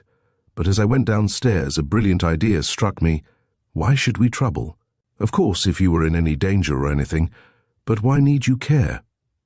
You needn't care a hang for them. We shall have a laugh at them afterwards. And if I were in your place, I'd mystify them more than ever. How ashamed they'll be afterwards. Hang them. We can thrash them afterwards, but let's laugh at them now. To be sure, answered Raskolnikov. But what will you say tomorrow? He thought to himself. Strange to say, till that moment it had never occurred to him to wonder what Razumihin would think when he knew. As he thought it, Raskolnikov looked at him. Razumihin's account of his visit to Porfiry had very little interest for him. So much had come and gone since then. In the corridor they came upon Lujin.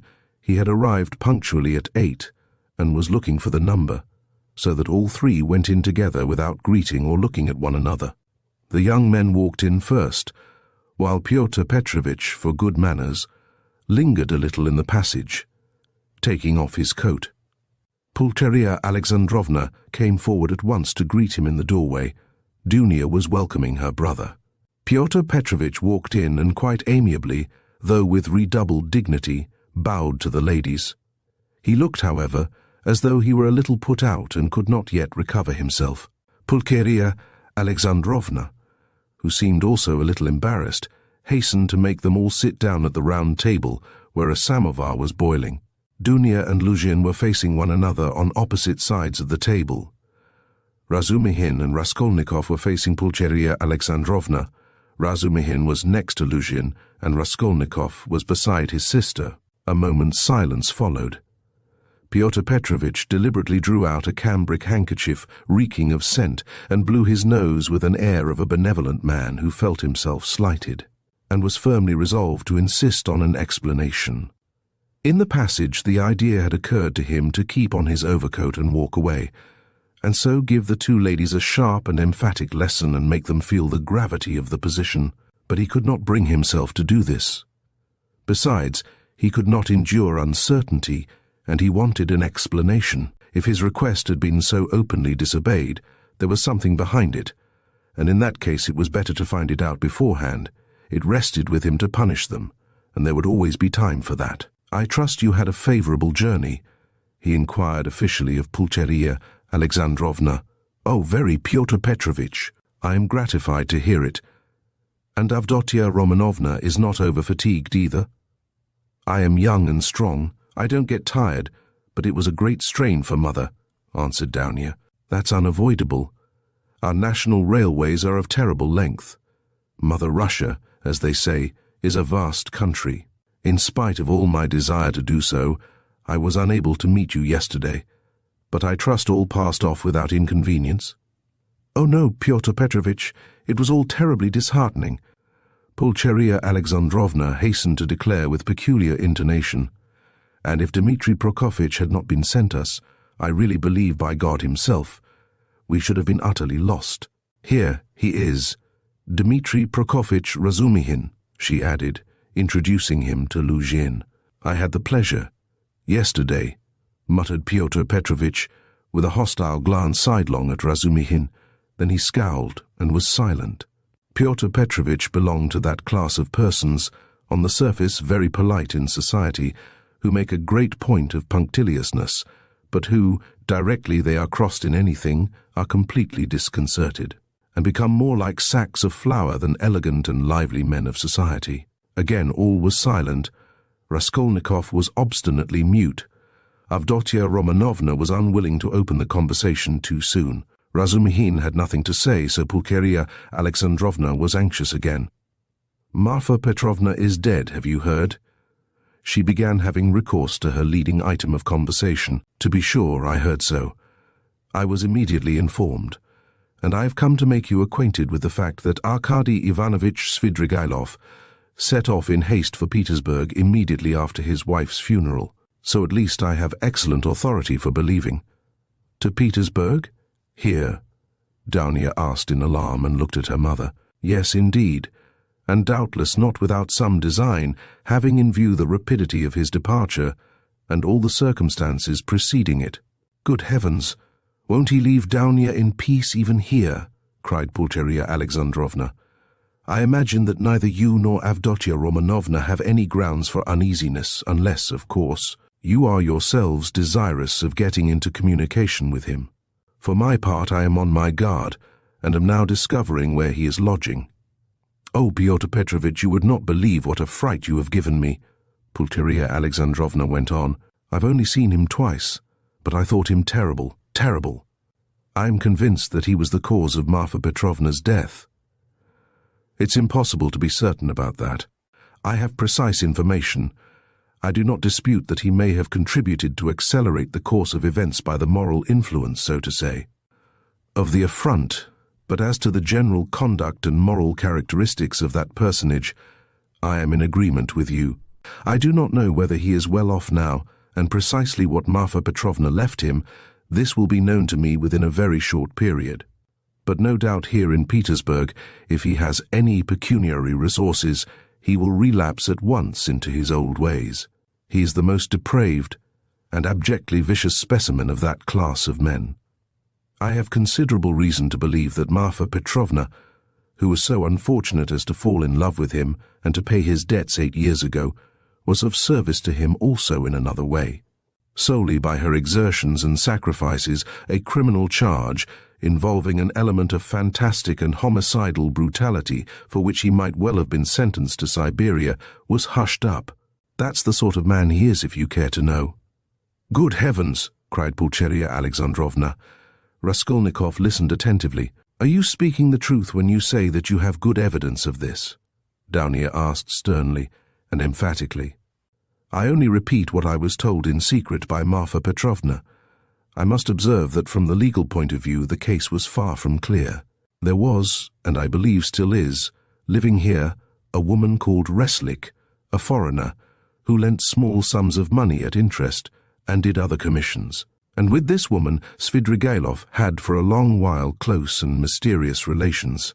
She had a relation, a niece, I believe, living with her, a deaf and dumb girl of 15, or perhaps not more than 14. Reslik hated this girl and grudged her every crust. She used to beat her mercilessly. One day the girl was found hanging in the garret. At the inquest the verdict was suicide. After the usual proceedings the matter ended, but later on information was given that the child had been cruelly outraged by Svidrigailov. It is true, this was not clearly established. The information was given by another German woman of loose character whose word could not be trusted. No statement was actually made to the police. Thanks to Marfa Petrovna's money and exertions, it did not get beyond gossip. And yet the story is a very significant one. You heard, no doubt, of Rodion Romanovitch, when you were with them, the story of the servant Philip who died of ill treatment he received 6 years ago, before the abolition of serfdom. I heard, on the contrary, that this Philip hanged himself. Quite so, but what drove him, or rather perhaps disposed him, to suicide was the systematic persecution and severity of Mr. Svidrigailov. I don't know that, answered Downia dryly.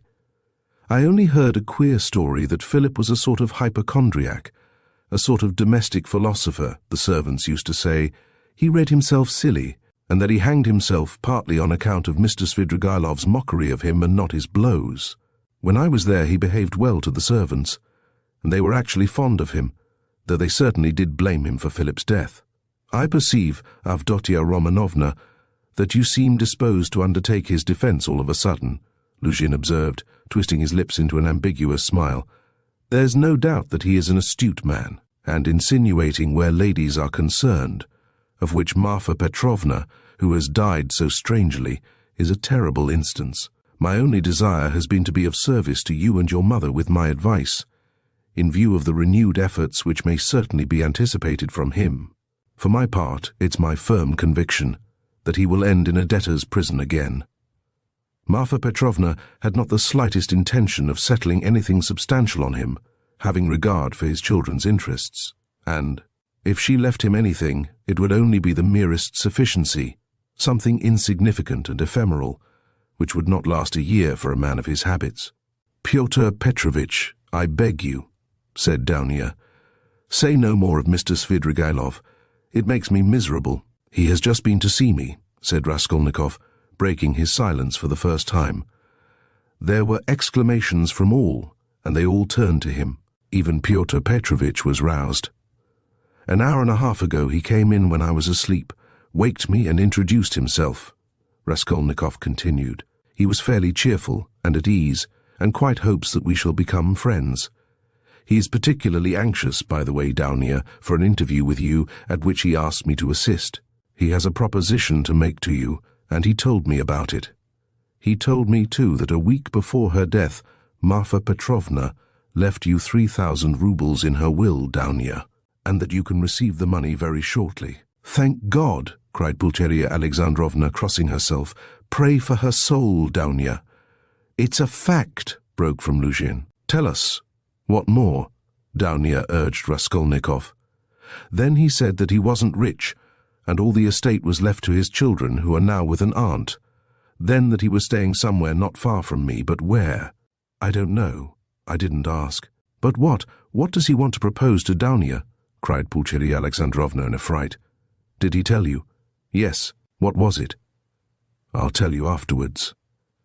Raskolnikov ceased speaking and turned his attention to his tea. Pyotr Petrovitch looked at his watch.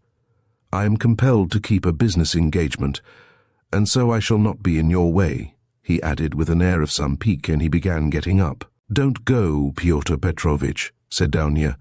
"You intended to spend the evening. Besides, you wrote yourself that you wanted to have an explanation with Mother."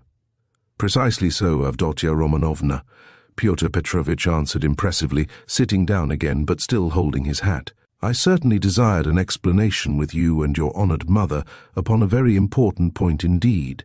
But as your brother cannot speak openly in my presence of some proposals of Mr. Svidrigailov, I too do not desire, and am not able to speak openly, in the presence of others, of certain matters of the greatest gravity. Moreover, my most weighty and urgent request has been disregarded." Assuming an aggrieved air, Lujin relapsed into dignified silence. "Your request that my brother should not be present at our meeting was disregarded solely at my insistence," said Dounia. "You wrote that you had been insulted by my brother. I think that this must be explained at once, and you must be reconciled. And if Rodion really has insulted you, then he should and will apologize." Pyotr Petrovitch took a stronger line. "There are insults, Avdotia Romanovna, which no good will can make us forget. There is a line in everything which it is dangerous to overstep, and when it has been overstepped, there is no return." "That wasn't what I was speaking of exactly, Pyotr Petrovitch," Dounia interrupted with some impatience. "Please understand that our whole future depends now on whether all this is explained and set right as soon as possible. I tell you frankly at the start that I cannot look at it in any other light, and if you have the least regard for me, all this business must be ended today, however hard that may be. I repeat that if my brother is to blame, he will ask your forgiveness." "I am surprised at your putting the question like that," said Lujin, getting more and more irritated. "Esteeming and, so to say, adoring you, I may at the same time, very well indeed, be able to dislike some member of your family. Though I lay claim to the happiness of your hand, I cannot accept duties incompatible with—" "Ah, don't be so ready to take offence, Pyotr Petrovitch," Dounia interrupted with feeling, "and be the sensible and generous man I have always considered, and wish to consider you to be. I've given you a great promise. I am your betrothed. Trust me in this matter, and believe me, I shall be capable of judging impartially. My assuming the part of judge is as much a surprise for my brother as for you. When I insisted on his coming to our interview today after your letter, I told him nothing of what I meant to do. Understand that, if you are not reconciled, I must choose between you. It must be either you or he. That is how the question rests on your side and on his. I don't want to be mistaken in my choice, and I must not be. For your sake, I must break off with my brother. For my brother's sake, I must break off with you. I can find out for certain now whether he is a brother to me, and I want to know it. And of you, whether I am dear to you, whether you esteem me, whether you are the husband for me." "Avdotia Romanovna," Lujin declared huffily, "your words are of too much consequence to me. I will say more. They are offensive in view of the position I have the honor to occupy in relation to you. To say nothing of your strange and offensive setting me on a level with an impertinent boy, you admit the possibility of breaking your promise to me. You say you or he, showing thereby of how little consequence I am in your eyes. I cannot let this pass, considering the relationship and the obligations existing between us." "What?" cried Dounia, flushing. "I set your interest beside all that has hitherto been most precious in my life, what has made up the whole of my life, and here you are offended at my making too little account of you." Raskolnikov smiled sarcastically. Razumihin fidgeted. But Pyotr Petrovitch did not accept the reproof. On the contrary, at every word he became more persistent and irritable, as though he relished it. Love for the future partner of your life, for your husband, ought to outweigh your love for your brother, he pronounced sententiously, and in any case I cannot be put on the same level, although I said so emphatically that I would not speak openly in your brother's presence. Nevertheless, I intend now to ask your honoured mother for a necessary explanation on a point of great importance closely affecting my dignity. Your son, he turned to Pulcheria Alexandrovna, yesterday in the presence of Mr. Razutkin, or I think that's it? Excuse me, I've forgotten your surname. He bowed politely to Razumihin, insulted me by misrepresenting the idea I expressed to you in a private conversation, drinking coffee, that is. That marriage with a poor girl who has had experience of trouble is more advantageous from the conjugal point of view than with one who has lived in luxury, since it is more profitable for the moral character.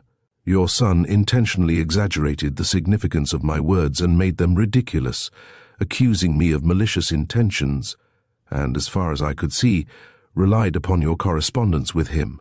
I shall consider myself happy, Pulcheria Alexandrovna, if it is possible for you to convince me of an opposite conclusion and thereby considerately reassure me.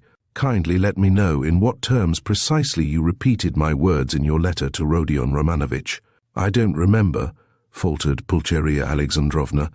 I repeated them as I understood them. I don't know how Rodia repeated them to you. Perhaps he exaggerated. He could not have exaggerated them, except at your instigation. Pyotr Petrovitch, Pulcheria Alexandrovna declared with dignity, the proof that Daunia and I did not take your words in a very bad sense is the fact that we are here. Good, mother, said Daunia approvingly. Then this is my fault again, said Lujin aggrieved. Well, Pyotr Petrovitch, you keep blaming Rodion, but you yourself have just written what was false about him. Pulcheria Alexandrovna added, gaining courage. I don't remember writing anything false. You wrote, Raskolnikov said sharply, not turning to Lujin, that I gave money yesterday not to the widow of the man who was killed, as was the fact, but to his daughter, whom I had never seen till yesterday. You wrote this to make dissension between me and my family, and for that object added coarse expressions about the conduct of a girl whom you don't know. All that is mean slander. Excuse me, sir, said Lujin, quivering with fury. I enlarged upon your qualities and conduct in my letter solely in response to your sister's and mother's inquiries how I found you, and what impression you made on me. As for what you've alluded to in my letter, be so good as to point out one word of falsehood, show, that is, that you didn't throw away your money, and that there are not worthless persons in that family, however unfortunate. To my thinking, you, with all your virtues, are not worth the little finger of that unfortunate girl at whom you throw stones. Would you go so far, then, as to let her associate with your mother and sister? I have done so already, if you care to know. I made her sit down today with mother and Daunia.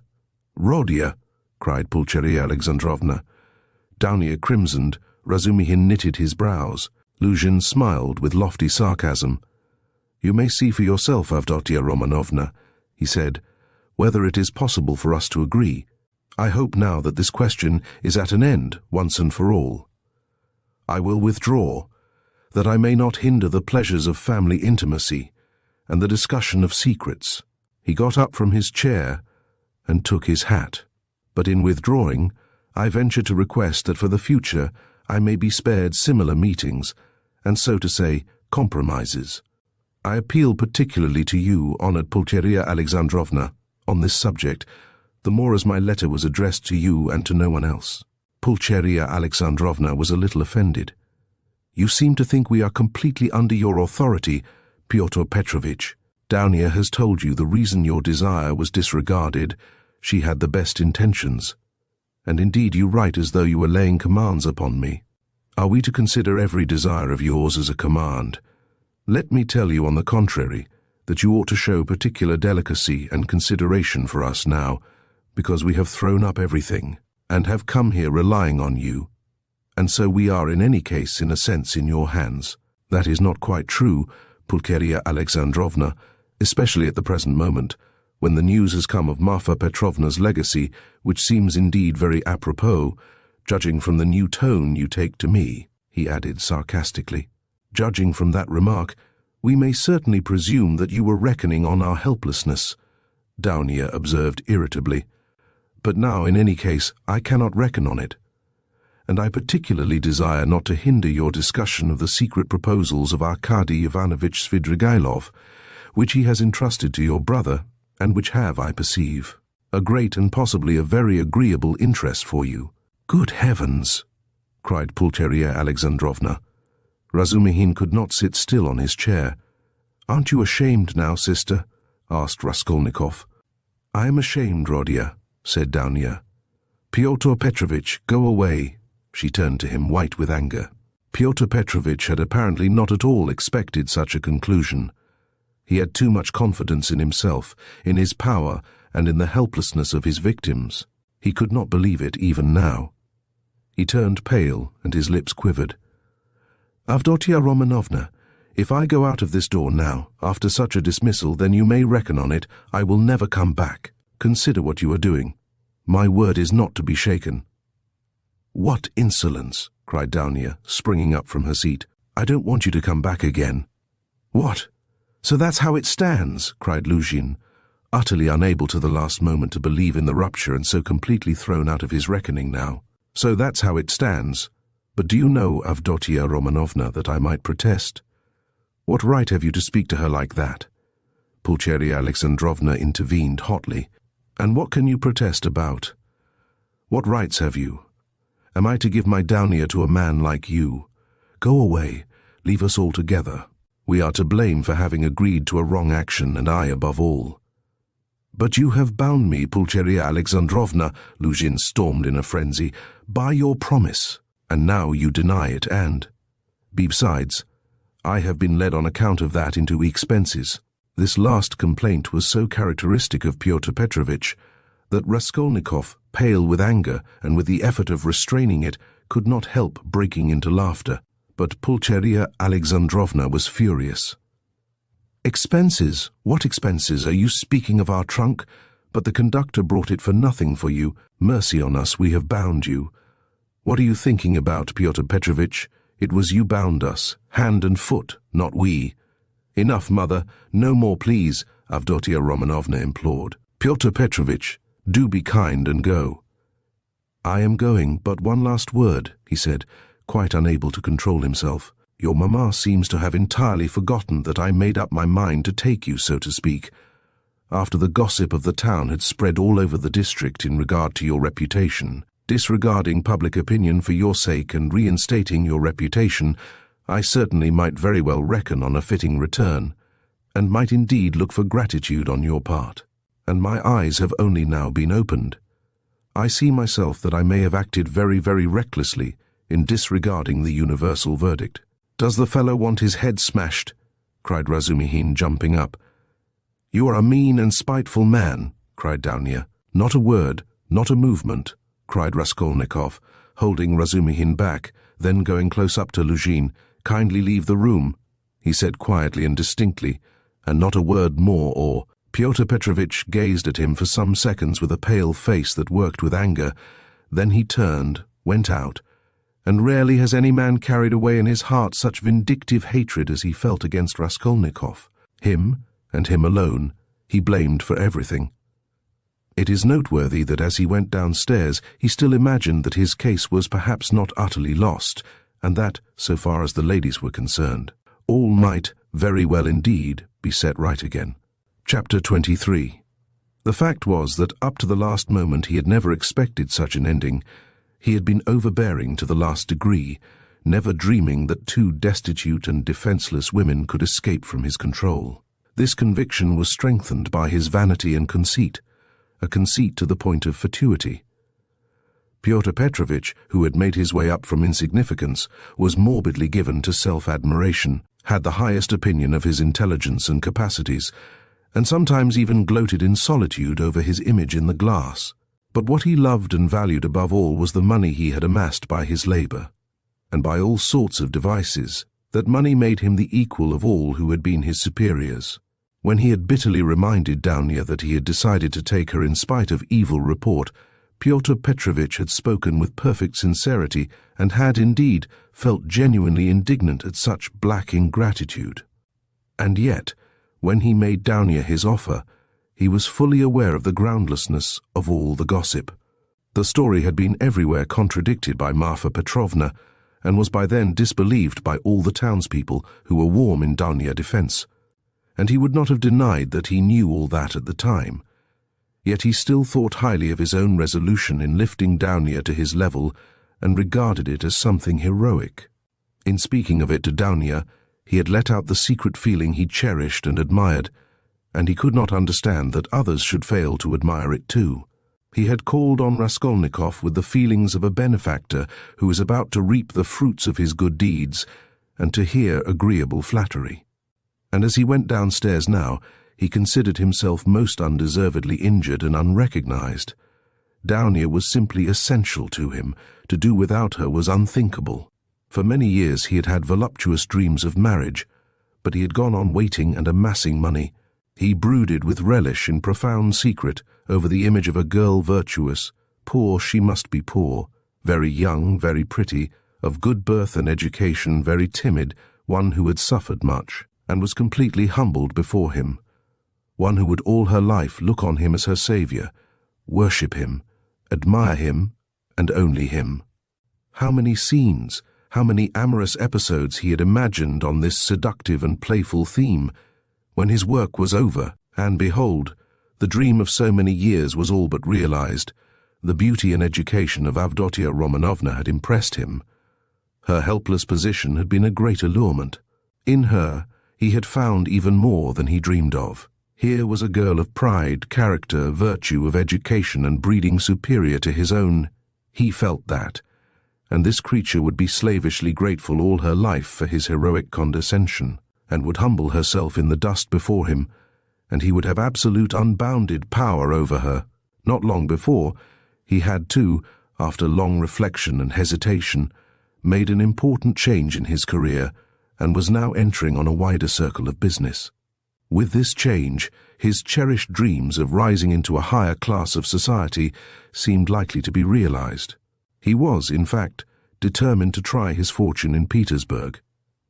He knew that women could do a very great deal.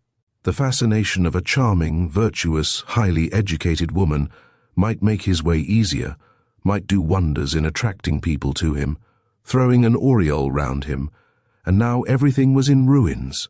This sudden, horrible rupture affected him like a clap of thunder. It was like a hideous joke, an absurdity. He had only been a tiny bit masterful, had not even time to speak out, had simply made a joke, been carried away, and it had ended so seriously. And of course, too, he did love Dounia in his own way. He already possessed her in his dreams, and all at once, no. The next day, the very next day, it must all be set right, smoothed over, settled. Above all, he must crush that conceited milksop who was the cause of it all. With a sick feeling, he could not help recalling Razumihin too, but he soon reassured himself on that score, as though a fellow like that could be put on a level with him. The man he really dreaded in earnest was Svidrigailov. He had, in short, a great deal to attend Tito. "No, I am more to blame than anyone," said Dounia, kissing and embracing her mother. "I was tempted by his money, but on my honor, brother, I had no idea he was such a base man. If I had seen through him before, nothing would have tempted me. Don't blame me, brother." "God has delivered us. God has delivered us," Pulcheria Alexandrovna muttered, but half-consciously, as though scarcely able to realize what had happened. They were all relieved, and in 5 minutes they were laughing.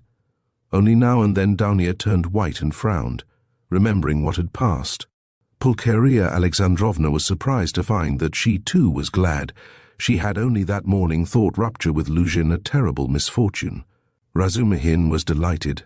He did not yet dare to express his joy fully, but he was in a fever of excitement, as though a ton weight had fallen off his heart. Now he had the right to devote his life to them, to serve them. Anything might happen now, but he felt afraid to think of further possibilities, and dared not let his imagination range. but Raskolnikov sat still in the same place, almost sullen and indifferent.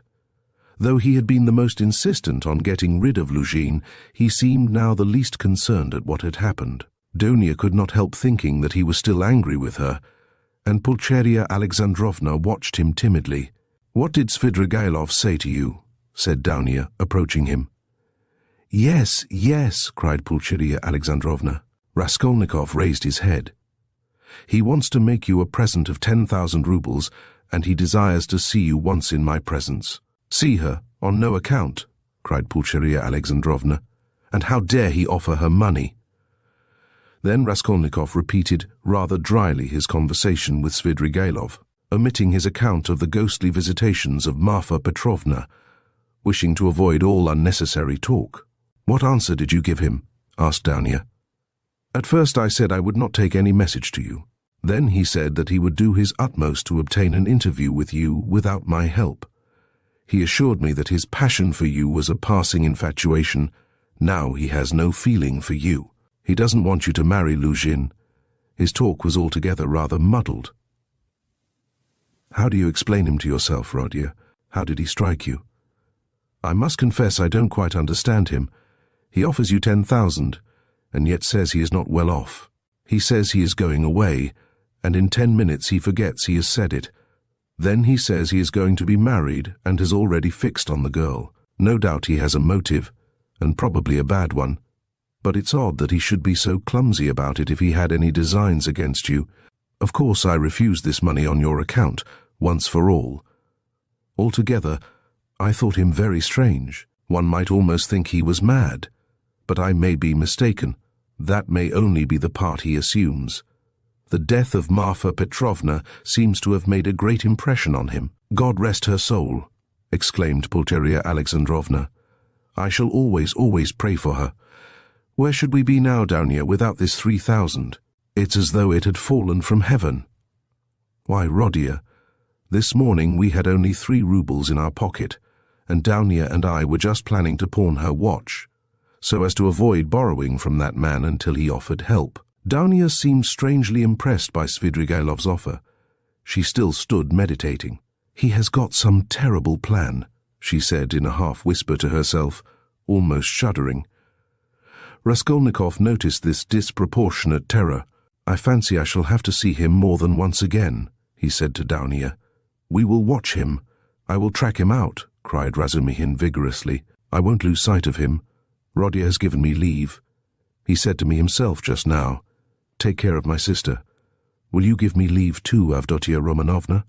Donia smiled and held out her hand, but the look of anxiety did not leave her face.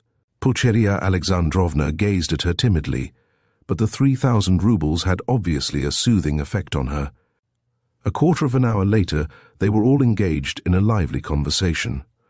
Even Raskolnikov listened attentively for some time, though he did not talk. Razumihin was the speaker. "And why? Why should you go away?" He flowed on ecstatically. "And what are you to do in a little town? The great thing is, you are all here together, and you need one another. You do need one another, believe me. For a time, anyway. Take me into partnership, and I assure you we'll plan a capital enterprise. Listen, I'll explain it all in detail to you, the whole project. It all flashed into my head this morning, before anything had happened. I tell you what, I have an uncle. I must introduce him to you, a most accommodating and respectable old man. This uncle has got a capital of 1,000 roubles, and he lives on his pension, and has no need of that money. For the last 2 years he has been bothering me to borrow it from him and pay him 6%. Interest. I know what that means. He simply wants to help me. Last year I had no need of it, but this year I resolved to borrow it as soon as he arrived. Then you lend me another 1,000 of your 3, and we have enough for a start. So we'll go into partnership. And what are we going to do?" Then Razumihin began to unfold his project, and he explained at length that almost all our publishers and booksellers know nothing at all of what they are selling, and for that reason they're usually bad publishers, and that any decent publications pay as a rule and give a profit, sometimes a considerable one. Razumihin had indeed been dreaming of setting up as a publisher. For the last 2 years he had been working in publishers' offices and knew 3 European languages well. Though he had told Raskolnikov 6 days before that he was schwach in German, with an object of persuading him to take half his translation and half the payment for it. He had told a lie then, and Raskolnikov knew he was lying. Why should we let our chance slip when we have one of the chief means of success money of our own? Cried Razumihin warmly. Of course there will be a lot of work, but we will work. You, Avdotia Romanovna, I, Rodion. You get a splendid profit on some books nowadays, and the great point of the business is that we shall know just what wants translating, and we shall be translating, publishing, learning all at once. I can be of use because I have experience. For nearly 2 years I've been scuttling about among the publishers, and now I know every detail of their business. You need not be a saint to make pots, believe me. And why should we let our chance slip? Why, I know, and I kept the secret 2 or 3 books, which one might get 100 rubles simply for thinking of translating. And publishing, indeed, and I would not take 500 for the very idea of one of them. And what do you think? If I were to tell a publisher, I dare say he'd hesitate.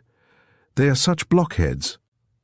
And as for the business side, printing, paper, selling, you trust to me, I know my way about. We'll begin in a small way and go on to a large. In any case, it will get us our living, and we shall get back our capital. Downia's eyes shone. I like what you are saying, Dmitri Prokofitch, she said. I know nothing about it, of course, put in Pulcheria Alexandrovna. It may be a good idea, but again, God knows. It's new and untried. Of course, we must remain here at least for a time. She looked at Rodia. What do you think, brother? Said Downia.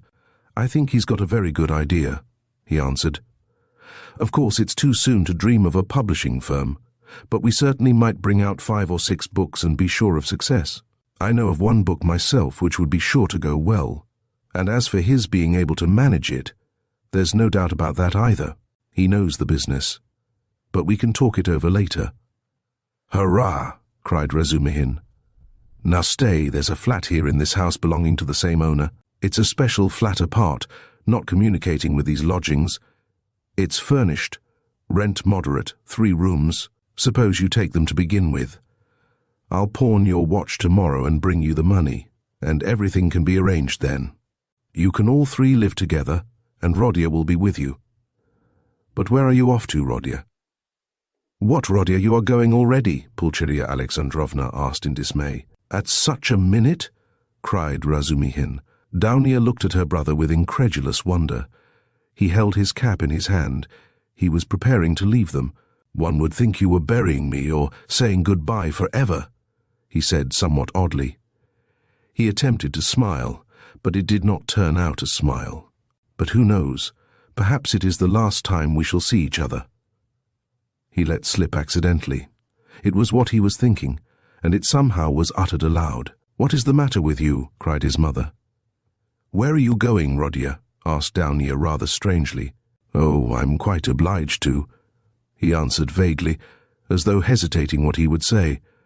But there was a look of sharp determination in his white face. I meant to say, as I was coming here, I meant to tell you, mother, and you, Dounia, that it would be better for us to part for a time. I feel ill, I am not at peace. I will come afterwards, I will come of myself. When it's possible, I remember you and love you. Leave me alone. I decided this even before. I'm absolutely resolved on it. Whatever may come to me, whether I come to ruin or not, I want to be alone. Forget me altogether. It's better. Don't inquire about me. When I can, I'll come of myself, or I'll send for you. Perhaps it will all come back, but now if you love me, give me up. Else I shall begin to hate you. I feel it. Goodbye. Good God! Cried Pulcheria Alexandrovna. Both his mother and his sister were terribly alarmed. Razumihin was also. Rodia, be reconciled with us. Let us be as before, cried his poor mother. He turned slowly to the door and slowly went out of the room. Downia overtook him. Brother, what are you doing to mother? She whispered, her eyes flashing with indignation. He looked dully at her. "No matter, I shall come, I'm coming," he muttered in an undertone, as though not fully conscious of what he was saying, and he went out of the room. "Wicked, heartless egoist," cried Downia. "He is insane, but not heartless. He is mad. Don't you see it? You're heartless after that," Razumihin whispered in her ear, squeezing her hand tightly. "I shall be back directly," he shouted to the horror-stricken mother, and he ran out of the room. Raskolnikov was waiting for him at the end of the passage. "I knew you would run after me," he said. "Go back to them, be with them tomorrow and always. Perhaps I shall come, if I can. Goodbye." And without holding out his hand, he walked away. "But where are you going? What are you doing? What's the matter with you? How can you go on like this?" Razumihin muttered, at his wit's end. Raskolnikov stopped once more. "Once for all, never ask me about anything. I have nothing to tell you. Don't come to see me. Maybe I'll come here. Leave me, but don't leave them. Do you understand me?" It was dark in the corridor. They were standing near the lamp. For a minute, they were looking at one another in silence. Razumihin remembered that minute all his life. Raskolnikov's burning and intent eyes grew more penetrating every moment, piercing into his soul, into his consciousness. Suddenly Razumihin started. Something strange, as it were, passed between them. Some idea, some hint, as it were, slipped, something awful, hideous, and suddenly understood on both sides. Razumihin turned pale. "Do you understand now?" said Raskolnikov, his face twitching nervously. "Go back, go to them," he said suddenly, and turning quickly, he went out of the house. I will not attempt to describe how Razumihin went back to the ladies, how he soothed them, how he protested that Rodion needed rest in his illness, protested that Rodion was sure to come, that he would come every day, that he was very, very much upset, that he must not be irritated, that he, Razumihin, would watch over him, would get him a doctor, the best doctor, a consultation. In fact, from that evening, Razumihin took his place with them as a son and a brother. Chapter 24. Raskolnikov went straight to the house on the canal bank where Sonia lived. It was an old green house of 3 stories. He found the porter and obtained from him vague directions as to the whereabouts of Kapernaumov, the tailor. Having found in the corner of the courtyard the entrance to the dark and narrow staircase, he mounted to the 2nd floor and came out into a gallery that ran round the whole 2nd story over the yard. While he was wandering in the darkness, uncertain where to turn for Kapernaumov's door, a door opened 3 paces from him, he mechanically took hold of it. "Who is there?" a woman's voice asked uneasily. "It's I, come to see you," answered Raskolnikov, and he walked into the tiny entry. On a broken chair stood a candle in a battered copper candlestick. "It's you! Good heavens!" cried Sonia weakly, and she stood rooted to the spot. "Which is your room? This way?" And Raskolnikov, trying not to look at her, hastened in. A minute later Sonia too came in with the candle, set down the candlestick and, completely disconcerted, stood before him inexpressibly agitated and apparently frightened by his unexpected visit. The colour rushed suddenly to her pale face and tears came into her eyes. She felt sick and ashamed and happy too. Raskolnikov turned away quickly and sat on a chair by the table. He scanned the room in a rapid glance. It was a large but exceedingly low-pitched room, the only one let by the Kapernaumovs, to whose rooms a closed door led in the wall on the left. In the opposite side on the right-hand wall was another door, always kept locked. That led to the next flat, which formed a separate lodging. Sonia's room looked like a barn. It was a very irregular quadrangle, and this gave it a grotesque appearance.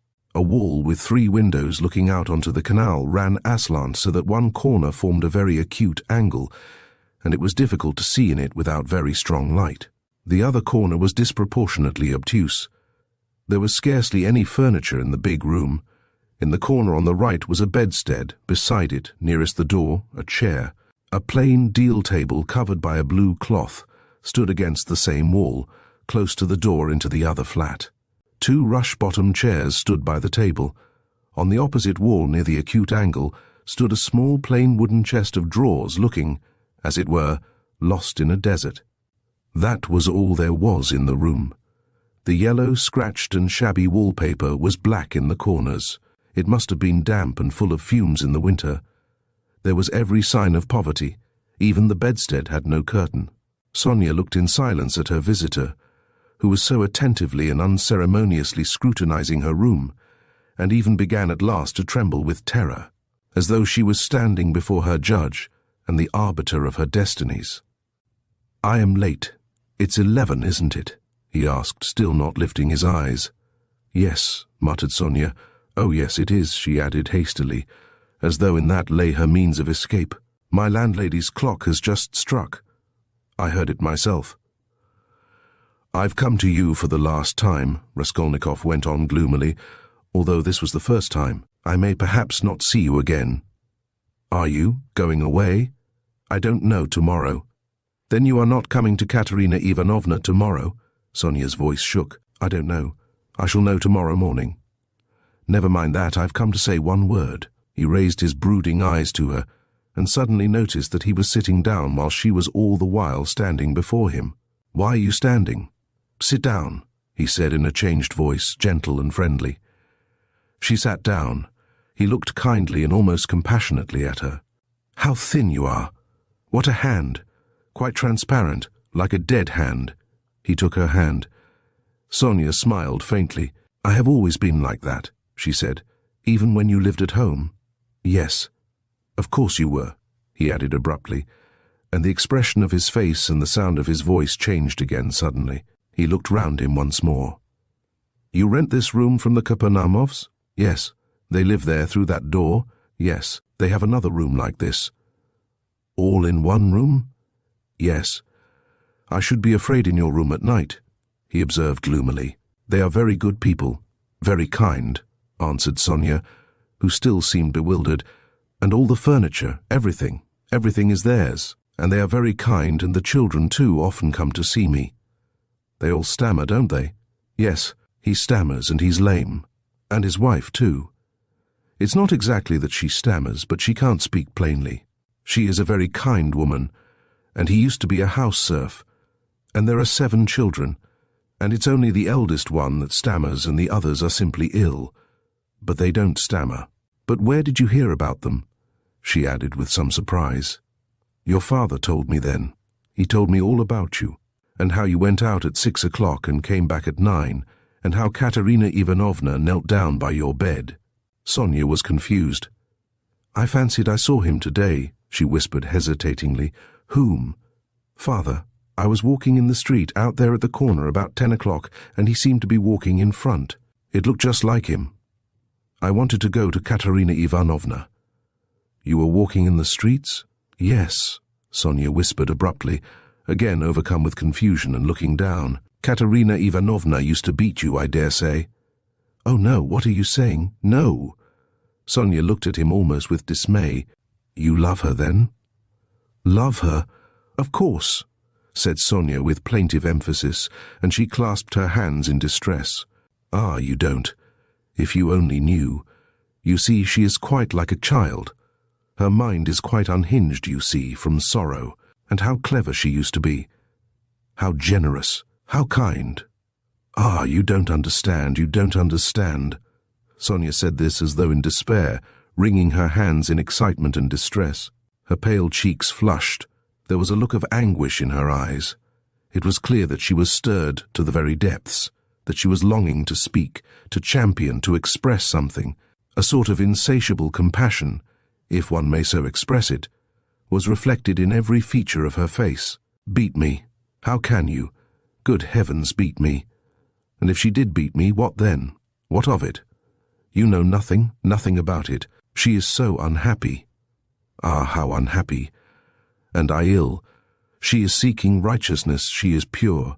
She has such faith that there must be righteousness everywhere, and she expects it. And if you were to torture her, she wouldn't do wrong.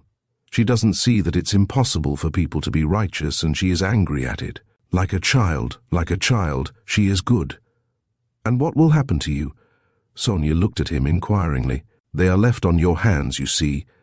They were all on your hands before, though, and your father came to you to beg for drink. Well, how will it be now?" "I don't know," Sonia articulated mournfully. "Will they stay there?" "I don't know. They are in debt for the lodging.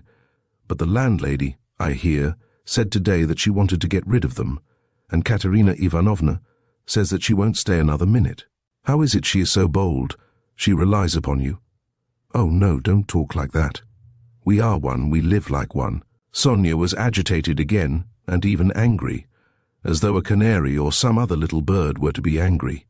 And what could she do? What could she do? She persisted, getting hot and excited. And how she cried today. Her mind is unhinged, haven't you noticed it? At one minute she's worrying like a child that everything should be right tomorrow, the lunch and all that. Then she is wringing her hands, spitting blood, weeping, and all at once she will begin knocking her head against the wall in despair. Then she will be comforted again. She builds all her hopes on you. She says that you will help her now, and that she will borrow a little money somewhere, and go to her native town with me and set up a boarding school for the daughters of gentlemen, and take me to superintend it, and we will begin a new splendid life. And she kisses and hugs me, comforts me, and you know she has such faith in her fancies. One can't contradict her. And all the day long she has been washing, cleaning, mending. She dragged the wash-tub into the room with her feeble hands and sank on the bed, gasping for breath. We went this morning to the shops to buy shoes for Polenka and Lida, for theirs are quite worn out. Only the money we'd reckoned wasn't enough, not nearly enough. And she picked out such dear little boots, for she has taste, you don't know. And there in the shop she burst out crying before the shopman because she hadn't enough. I was sad to see her. "Well, after that I can understand your living like this," Raskolnikov said with a bitter smile. "And aren't you sorry for them? Aren't you sorry?" Sonia flew at him again. "Why, I know you gave your last penny yourself, though you'd seen nothing of it, and if you'd seen everything, oh dear. And how often I've brought her to tears. Only last week. Yes, only a week before his death. I was cruel, and how often I've done it.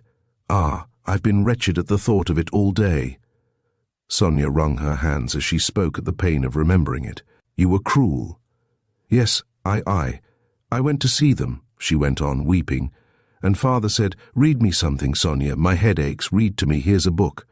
He had a book he had got from Andrei Semyonovich Lebeziatnikov. He lives there. He always used to get hold of such funny books. And I said, 'I can't stay,' as I didn't want to read. And I'd gone in chiefly to show Katerina Ivanovna some collars. Lizaveta, the peddler, sold me some collars and cuffs, cheap, pretty, new, embroidered ones. Katerina Ivanovna liked them very much. She put them on and looked at herself in the glass and was delighted with them. 'Make me a present of them, Sonia,' she said. 'Please do.'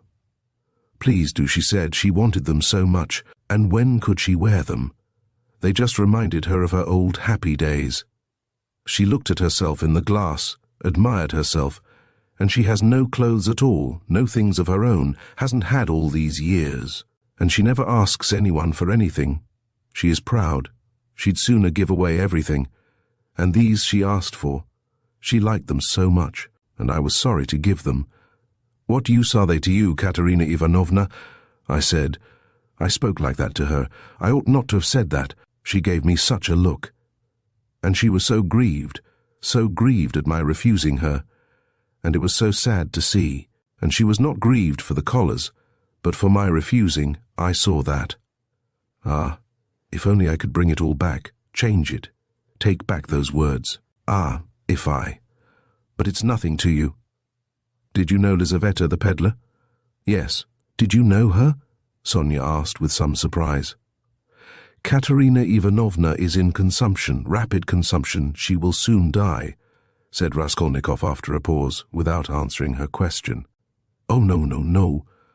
And Sonia unconsciously clutched both his hands as though imploring that she should not. But it will be better if she does die. No, not better, not at all better, Sonia unconsciously repeated in dismay. And the children? What can you do except take them to live with you? Oh, I don't know, cried Sonia, almost in despair, and she put her hands to her head. It was evident that that idea had very often occurred to her before, and he had only roused it again. And what if even now, while Katerina Ivanovna is alive, you get ill and are taken to the hospital? What will happen then? He persisted pitilessly. How can you? That cannot be. And Sonia's face worked with awful terror. Cannot be? Raskolnikov went on with a harsh smile. You are not insured against it, are you? What will happen to them then?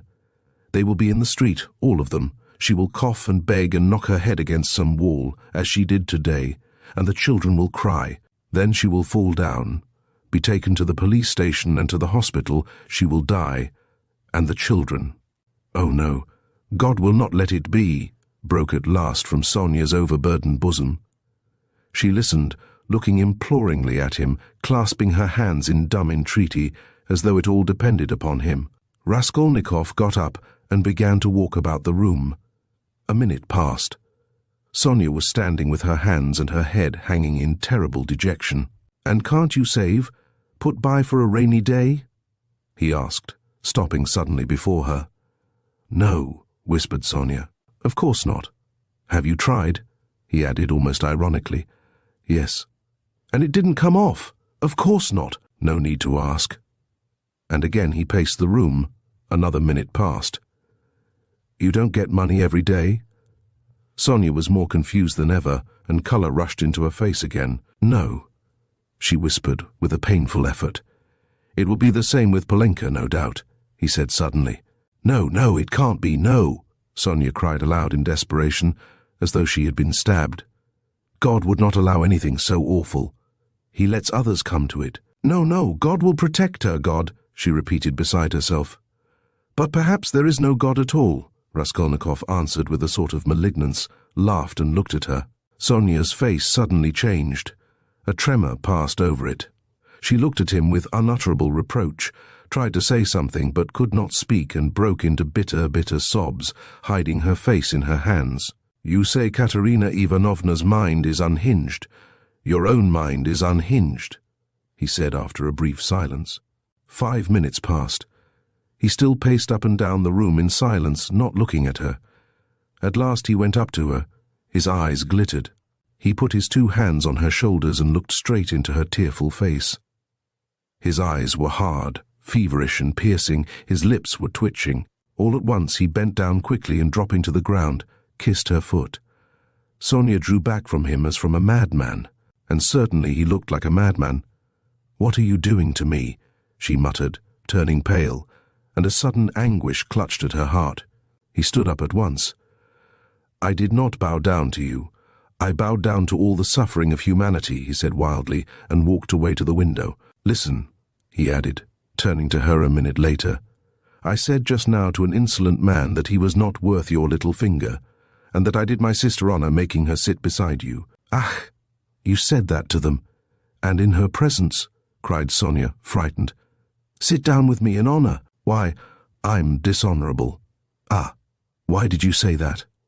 "It was not because of your dishonour and your sin I said that of you, but because of your great suffering. But you are a great sinner, that's true," he added almost solemnly, "and your worst sin is that you have destroyed and betrayed yourself for nothing. Isn't that fearful? Isn't it fearful that you are living in this filth which you loathe so, and at the same time you know yourself you've only to open your eyes, that you are not helping anyone by it, not saving anyone from anything? Tell me," he went on almost in a frenzy, "how this shame and degradation can exist in you side by side with other opposite holy feelings? It would be better, 1,000 times better and wiser, to leap into the water and end it all." "But what would become of them?" Sonia asked faintly, gazing at him with eyes of anguish, but not seeming surprised at his suggestion. Raskolnikov looked strangely at her. He read it all in her face, so she must have had that thought already, perhaps many times, and earnestly she had thought out in her despair how to end it, and so earnestly, that now she scarcely wondered at his suggestion. She had not even noticed the cruelty of his words. The significance of his reproaches and his peculiar attitude to her shame she had, of course, not noticed either, and that too was clear to him. But he saw how monstrously the thought of her disgraceful, shameful position was torturing her, and had long tortured her. What? he thought, could hitherto have hindered her from putting an end to it. Only then he realized what those poor little orphan children and that pitiful half-crazy Katerina Ivanovna, knocking her head against the wall in her consumption, meant for Sonia. But, nevertheless, it was clear to him again that with her character and the amount of education she had after all received, she could not in any case remain so. He was still confronted by the question, how could she have remained so long in that position without going out of her mind, since she could not bring herself to jump into the water? Of course he knew that Sonia's position was an exceptional case, though unhappily not unique and not infrequent indeed. But that very exceptionalness, her tinge of education, her previous life might, one would have thought, have killed her at the first step on that revolting path. What held her up? Surely not depravity. All that infamy had obviously only touched her mechanically. Not one drop of real depravity had penetrated to her heart, he saw that. He saw through her as she stood before him. There are three ways before her, he thought: the canal, the madhouse, or, at last, to sink into depravity which obscures the mind and turns the heart to stone. The last idea was the most revolting, but he was a skeptic. He was young, abstract, and therefore cruel, and so he could not help believing that the last end was the most likely. But can that be true? He cried to himself. Can that creature who has still preserved the purity of her spirit be consciously drawn at last into that sink of filth and iniquity? Can the process already have begun? Can it be that she has only been able to bear it till now because vice has begun to be less loathsome to her? No, no, that cannot be, he cried, as Sonia had just before. No, what has kept her from the canal till now is the idea of sin, and they, the children, and if she has not gone out of her mind. But who says she has not gone out of her mind? Is she in her senses? Can one talk, can one reason as she does? How can she sit on the edge of the abyss of loathsomeness into which she is slipping and refuse to listen when she is told of danger? Does she expect a miracle? No doubt she does. Doesn't that all mean madness? He stayed obstinately at that thought. He liked that explanation indeed better than any other. He began looking more intently at her. So you pray to God a great deal, Sonia? He asked her. Sonia did not speak. He stood beside her, waiting for an answer. What should I be without God? She whispered rapidly, forcibly, glancing at him with suddenly flashing eyes and squeezing his hand. Ah, so that is it, he thought. And what does God do for you? He asked, probing her further. Sonia was silent a long while, as though she could not answer. Her weak chest kept heaving with emotion. Be silent. Don't ask. You don't deserve, she cried suddenly, looking sternly and wrathfully at him. That's it, he repeated to himself. He does everything, she whispered quickly, looking down again. That's the way out. That's the explanation, he decided, scrutinizing her with eager curiosity, with a new, strange, almost morbid feeling. He gazed at that pale, thin, irregular, angular little face, those soft blue eyes, which could flash with such fire, such stern energy, that little body still shaking with indignation and anger, and it all seemed to him more and more strange, almost impossible. She is a religious maniac, he repeated to himself. There was a book lying on the chest of drawers. He had noticed it every time he paced up and down the room. Now he took it up and looked at it. It was the New Testament in the Russian translation. It was bound in leather, old and worn. Where did you get that? He called to her across the room. She was still standing in the same place, 3 steps from the table. It was brought me, she answered, as it were unwillingly, not looking at him. Who brought it? Lizaveta. I asked her for it. Lizaveta. Strange, he thought. Everything about Sonia seemed to him stranger and more wonderful every moment. He carried the book to the candle and began to turn over the pages. Where is the story of Lazarus? He asked suddenly. Sonia looked obstinately at the ground and would not answer. She was standing sideways to the table. Where is the raising of Lazarus? Find it for me, Sonia. She stole a glance at him. You are not looking in the right place. It's in the 4th Gospel, she whispered sternly, without looking at him. Find it and read it to me, he said. He sat down with his elbow on the table, leaned his head on his hand and looked away sullenly, prepared to listen. "In 3 weeks' time they'll welcome me in the madhouse. I shall be there if I am not in a worse place," he muttered to himself. Sonia heard Raskolnikov's request distrustfully and moved hesitatingly to the table. She took the book, however. "Haven't you read it?" she asked, looking up at him across the table. Her voice became sterner and sterner. "Long ago, when I was at school. Read. And haven't you heard it in church?" "Too. Haven't been. Do you often go?" "No," whispered Sonia. Raskolnikov smiled. "I understand. And you won't go to your father's funeral tomorrow?" "Yes, I shall. I was at church last week too. I had a requiem service." "For whom?" "For Lizaveta.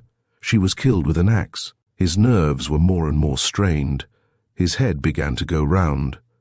"Were you friends with Lizaveta?" "Yes, she was good. She used to come, not often. She couldn't. We used to read together and talk. She will see God." The last phrase sounded strange in his ears. And here was something new again, the mysterious meetings with Lizaveta, and both of them religious maniacs. "I shall be a religious maniac myself soon. It's infectious. Read," he cried irritably and insistently. Sonia still hesitated. Her heart was throbbing. She hardly dared to read to him.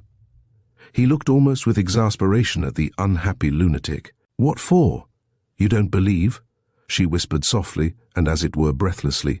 "Read. I want you to," he persisted. "You used to read to Lizaveta." Sonia opened the book and found the place. Her hands were shaking, her voice failed her. Twice she tried to begin and could not bring out the first syllable. "Now a certain man was sick named Lazarus of Bethany." She forced herself at last to read, but at the third word, her voice broke like an overstrained string. There was a catch in her breath. Raskolnikov saw in part why Sonia could not bring herself to read to him, and the more he saw this, the more roughly and irritably he insisted on her doing so. He understood only too well how painful it was for her to betray and unveil all that was her own. He understood that these feelings really were her secret treasure, which she had kept perhaps for years, perhaps from childhood, while she lived with an unhappy father and a distracted stepmother crazed by grief, in the midst of starving children and unseemly abuse and reproaches. But at the same time, he knew now, and knew for certain that, although it filled her with dread and suffering, yet she had a tormenting desire to read, and to read to him that he might hear it, and to read now whatever might come of it. He read this in her eyes, he could see it in her intense emotion. She mastered herself, controlled the spasm in her throat, and went on reading the 11th chapter of St. John. She went on to the 19th verse. "And many of the Jews came to Martha and Mary to comfort them concerning their brother. Then Martha, as soon as she heard that Jesus was coming, went and met him, but Mary sat still in the house. Then said Martha unto Jesus, Lord, if thou hadst been here, my brother had not died. But I know that even now whatsoever thou wilt ask of God, God will give it thee." Then she stopped again, with a shamefaced feeling that her voice would quiver and break again. Jesus said unto her, Thy brother shall rise again. Martha saith unto him, I know that he shall rise again in the resurrection at the last day. Jesus said unto her, I am the resurrection and the life. He that believeth in me, though he were dead, yet shall he live. And whosoever liveth and believeth in me shall never die. Believest thou this? She saith unto him, and drawing a painful breath, Sonia read distinctly and forcibly, as though she were making a public confession of faith. Yea, Lord, I believe that thou art the Christ, the Son of God, which should come into the world. She stopped and looked up quickly at him, but controlling herself went on reading. Raskolnikov sat without moving, his elbows on the table and his eyes turned away. She read to the 32nd verse. Then when Mary was come where Jesus was and saw him, she fell down at his feet, saying unto him, Lord, if thou hadst been here, my brother had not died. When Jesus therefore saw her weeping, and the Jews also weeping which came with her, he groaned in the spirit and was troubled, and said, Where have ye laid him? They said unto him, Lord, come and see. Jesus wept. Then said the Jews, Behold how he loved him. And some of them said, Could not this man which opened the eyes of the blind have caused that even this man should not have died? Raskolnikov turned and looked at her with emotion. Yes, he had known it. She was trembling in a real physical fever. He had expected it. She was getting near the story of the greatest miracle, and a feeling of immense triumph came over her. Her voice rang out like a bell. Triumph and joy gave it power. The lines danced before her eyes, but she knew what she was reading by heart. At the last verse, Could not this man which opened the eyes of the blind? Dropping her voice, she passionately reproduced the doubt, the reproach and censure of the blind, disbelieving Jews, who in another moment would fall at his feet as though struck by thunder, sobbing and believing. And he too is blinded and unbelieving. He too will hear. He too will believe. Yes, yes. At once now, was what she was dreaming, and she was quivering with happy anticipation. Jesus, therefore, again groaning in himself, cometh to the grave. It was a cave, and a stone lay upon it. Jesus said, Take ye away the stone. Martha, the sister of him that was dead, saith unto him, Lord, by this time he stinketh, for he hath been dead 4 days. She laid emphasis on the word 4. Jesus saith unto her, Said I not unto thee, that if thou wouldest believe, thou shouldest see the glory of God? Then they took away the stone from the place where the dead was laid. And Jesus lifted up his eyes and said, Father, I thank thee that thou hast heard me, and I knew that thou hearest me always. But because of the people which stand by I said it, that they may believe that thou hast sent me. And when he thus had spoken, he cried with a loud voice, Lazarus, come forth. And he that was dead came forth. She read loudly, cold and trembling with ecstasy, as though she were seeing it before her eyes. Bound hand and foot with grave clothes, and his face was bound about with a napkin. Jesus saith unto them, Loose him and let him go. Then many of the Jews which came to Mary and had seen the things which Jesus did believed on him. She could read no more, closed the book and got up from her chair quickly. That is all about the raising of Lazarus, she whispered severely and abruptly, and turning away she stood motionless, not daring to raise her eyes to him. She still trembled feverishly. The candle end was flickering out in the battered candlestick, dimly lighting up in the poverty-stricken room the murderer and the harlot who had so strangely been reading together the eternal book. 5 minutes or more passed. I came to speak of something, Raskolnikov said aloud, frowning. He got up and went to Sonia. She lifted her eyes to him in silence. His face was particularly stern, and there was a sort of savage determination in it. I have abandoned my family today, he said, my mother and sister. I am not going to see them. I've broken with them completely. What for? Asked Sonia, amazed. Her recent meeting with his mother and sister had left a great impression which she could not analyze. She heard his news almost with horror. I have only you now, he added. Let us go together. I've come to you. We are both accursed. Let us go our way together. His eyes glittered as though he were mad, Sonia thought, in her turn. Go where? She asked in alarm, and she involuntarily stepped back. How do I know? I only know it's the same road. I know that and nothing more. It's the same goal. She looked at him and understood nothing. She knew only that he was terribly, infinitely unhappy. No one of them will understand if you tell them, but I have understood. I need you. That is why I have come to you. I don't understand, whispered Sonia. You'll understand later. Haven't you done the same? You too have transgressed, have had the strength to transgress. You have laid hands on yourself. You have destroyed a life. Your own, it's all the same. You might have lived in spirit and understanding, but you'll end in the Haymarket. But you won't be able to stand it. And if you remain alone, you'll go out of your mind like me. You are like a mad creature already. So we must go together on the same road. Let us go. What for? What's all this for? Said Sonia, strangely and violently agitated by his words. What for? Because you can't remain like this, that's why. You must look things straight in the face at last, and not weep like a child and cry that God won't allow it. What will happen if you should really be taken to the hospital tomorrow? She is mad and in consumption. She'll soon die, and the children? Do you mean to tell me Polenka won't come to grief? Haven't you seen children here at the street corners sent out by their mothers to beg? I found out where those mothers live, and in what surroundings. Children can't remain children there. At 7, the child is vicious and a thief. Yet children, you know, are the image of Christ. Theirs is the kingdom of heaven. He bade us honor and love them. They are the humanity of the future. What's to be done? What's to be done? Repeated Sonia, weeping hysterically and wringing her hands. What's to be done? Break what must be broken, once for all, that's all, and take the suffering on oneself. What, you don't understand? You'll understand later. Freedom and power, and above all, power. Over all trembling creation and all the ant-heap. That's the goal, remember that.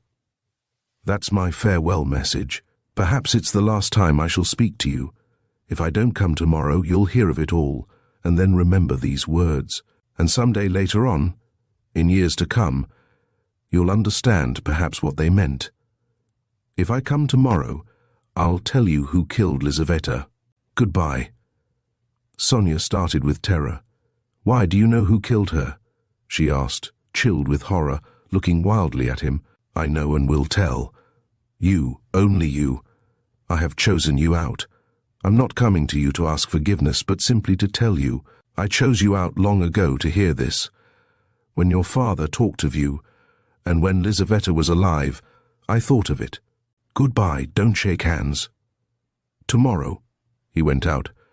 Sonia gazed at him as at a madman, but she herself was like one insane and felt it. Her head was going round. Good heavens!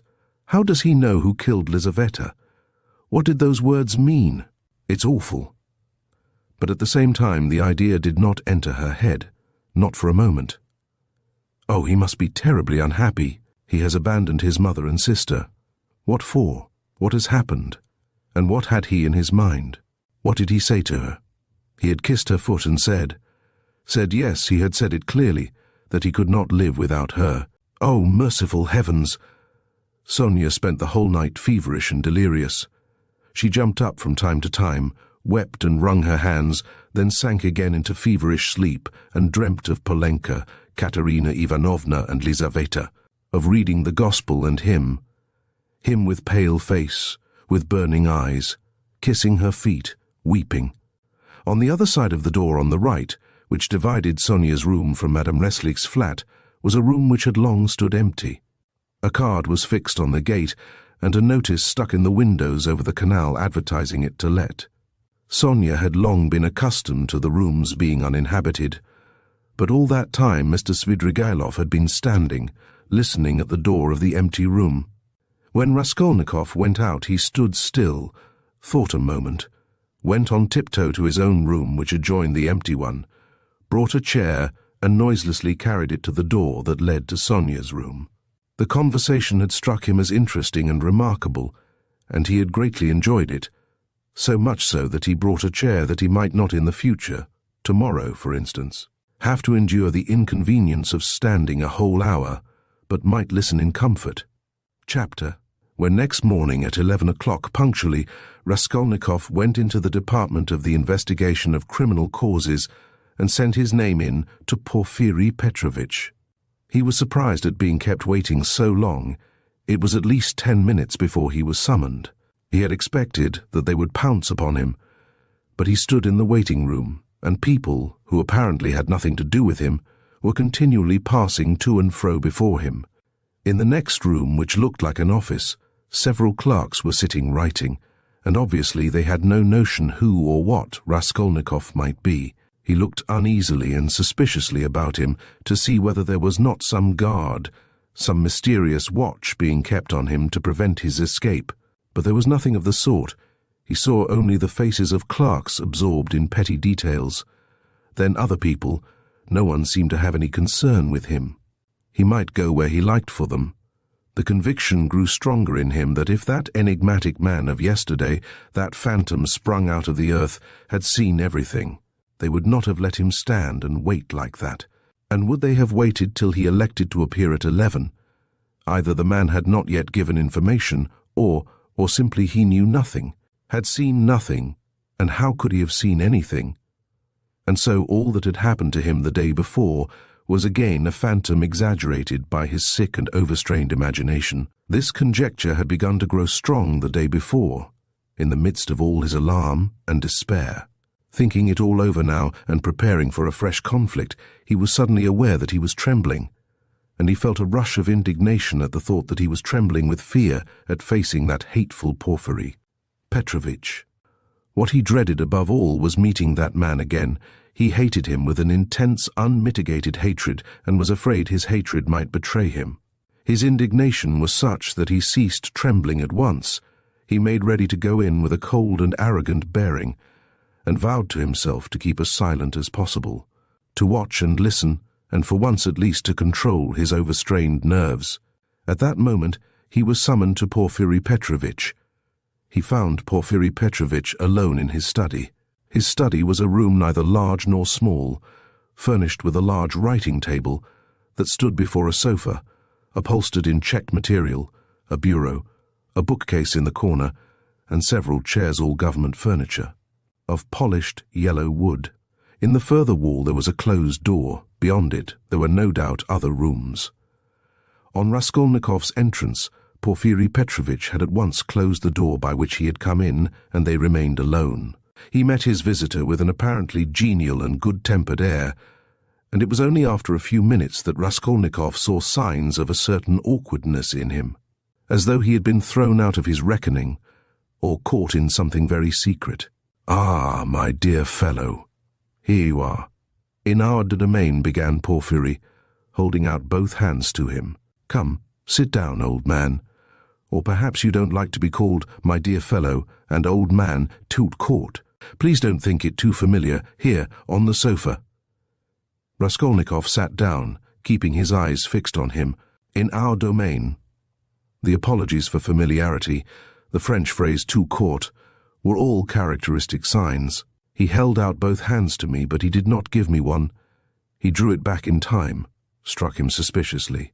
Both were watching each other, but when their eyes met, quick as lightning, they looked away. "I brought you this paper, about the watch. Here it is. Is it all right, or shall I copy it again?" "What? A paper?" Yes, don't be uneasy, it's all right," Porfiry Petrovitch said as though in haste, and after he had said it, he took the paper and looked at it. "Yes, it's all right. Nothing more is needed," he declared with the same rapidity, and he laid the paper on the table. A minute later, when he was talking of something else, he took it from the table and put it on his bureau. "I believe you said yesterday you would like to question me, formally, about my acquaintance with the murdered woman?" Raskolnikov was beginning again. Why did I put in "I believe" pass through his mind in a flash? Why am I so uneasy at having put in that "I believe" came in a second flash, and he suddenly felt that his uneasiness at the mere contact with Porfiry, at the first words, at the first looks, had grown in an instant to monstrous proportions, and that this was fearfully dangerous. His nerves were quivering, his emotion was increasing. It's bad. I shall say too much again. Yes.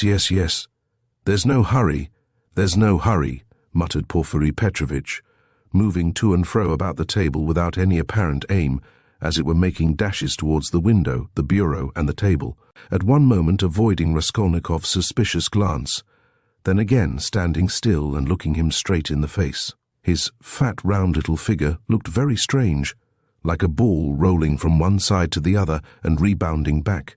"We've plenty of time. Do you smoke? Have you your own? Here, a cigarette," he went on, offering his visitor a cigarette. "You know I am receiving you here, but my own quarters are through there. You know, my government quarters. But I am living outside for the time. I had to have some repairs done here.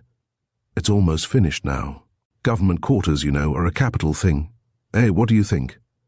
"Yes, a capital thing," answered Raskolnikov, looking at him almost ironically. "A capital thing, repeated Porfiry Petrovitch, as though he had just thought of something quite different. "Yes, a capital thing," he almost shouted at last, suddenly staring at Raskolnikov and stopping short 2 steps from him. This stupid repetition was too incongruous in its ineptitude with the serious, brooding and enigmatic glance he turned upon his visitor. But this stirred Raskolnikov's spleen more than ever, and he could not resist an ironical and rather incautious challenge. "Tell me, please," he asked suddenly, looking almost insolently at him, and taking a kind of pleasure in his own insolence. "I believe it's a sort of legal rule, a sort of legal tradition for all investigating lawyers to begin their attack from afar, with a trivial, or at least an irrelevant subject, so as to encourage, or rather, to divert the man they are cross-examining, to disarm his caution, and then all at once to give him an unexpected knock-down blow with some fatal question. Isn't that so? It's a sacred tradition, mentioned, I fancy, in all the manuals of the art." "Yes, yes. Why, do you imagine that was why I spoke about government quarters, eh?" And as he said this, Porfiry Petrovitch screwed up his eyes and winked. A good-humoured, crafty look passed over his face. The wrinkles on his forehead were smoothed out. His eyes contracted, his features broadened, and he suddenly went off into a nervous, prolonged laugh, shaking all over and looking Raskolnikov straight in the face. The latter forced himself to laugh too, but when Porfiry, seeing that he was laughing, broke into such a guffaw that he turned almost crimson, Raskolnikov's repulsion overcame all precaution. He left off laughing, scowled, and stared with hatred at Porfiry, keeping his eyes fixed on him, while his intentionally prolonged laughter lasted. There was lack of precaution on both sides, however, for Porfiry Petrovitch seemed to be laughing in his visitor's face, and to be very little disturbed at the annoyance with which the visitor received it.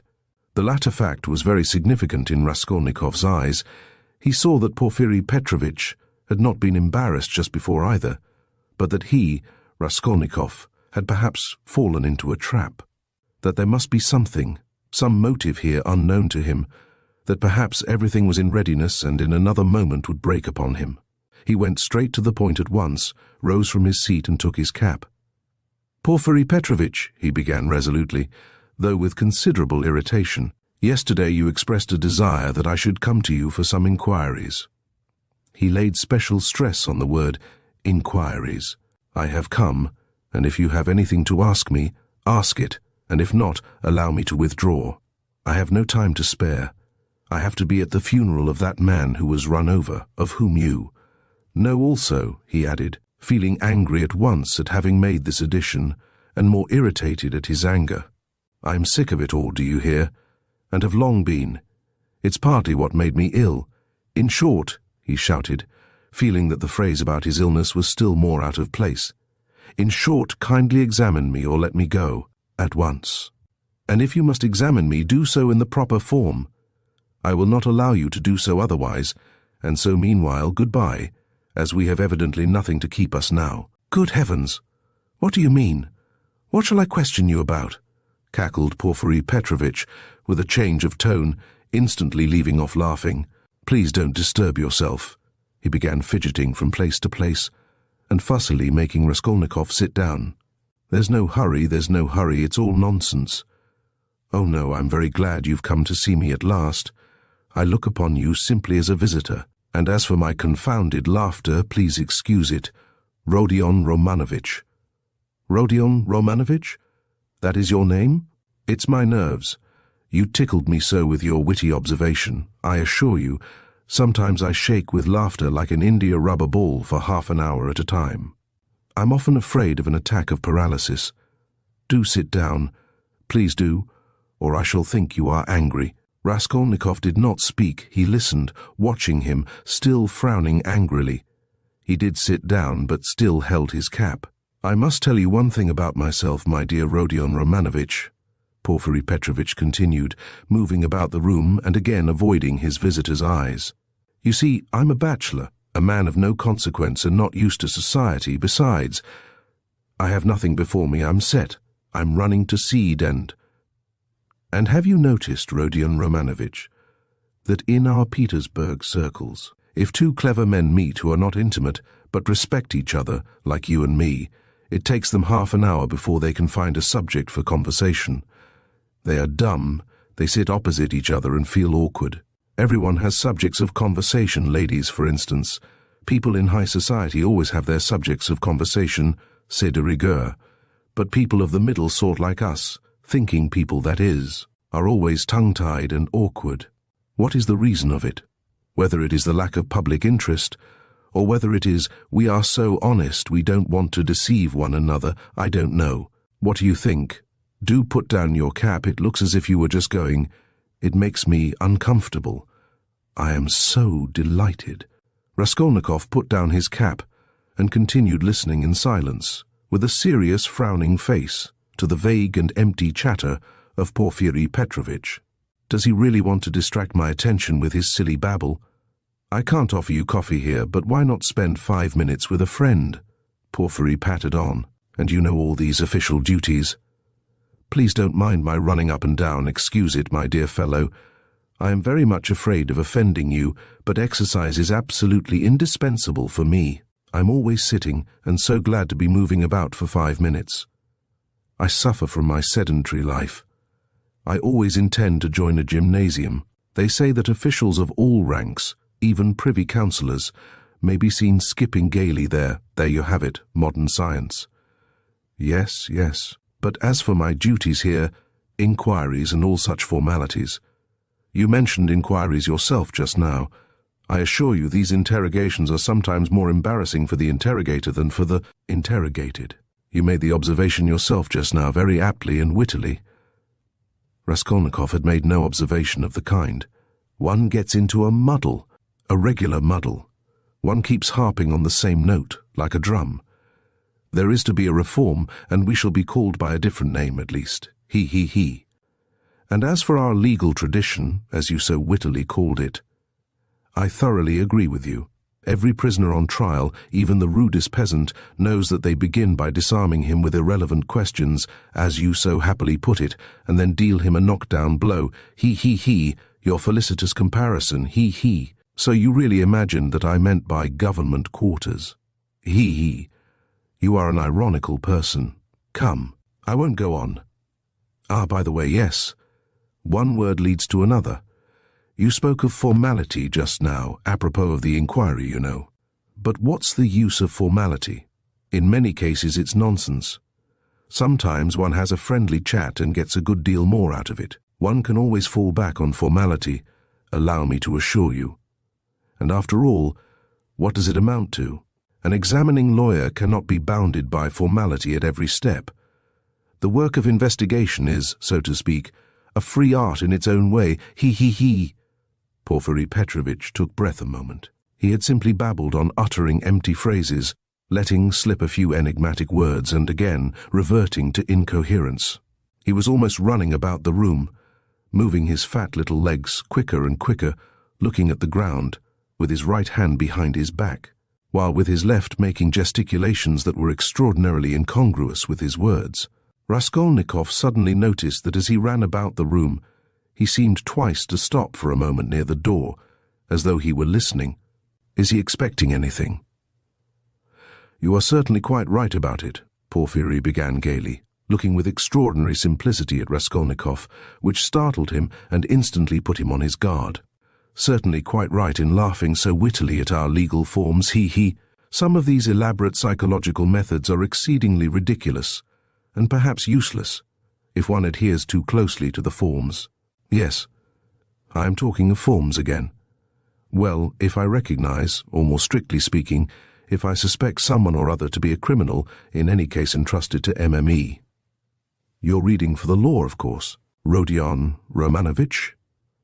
Yes, I was. Well, then it is a precedent for you for the future, though don't suppose I should venture to instruct you after the articles you publish about crime. No, I simply make bold to state it.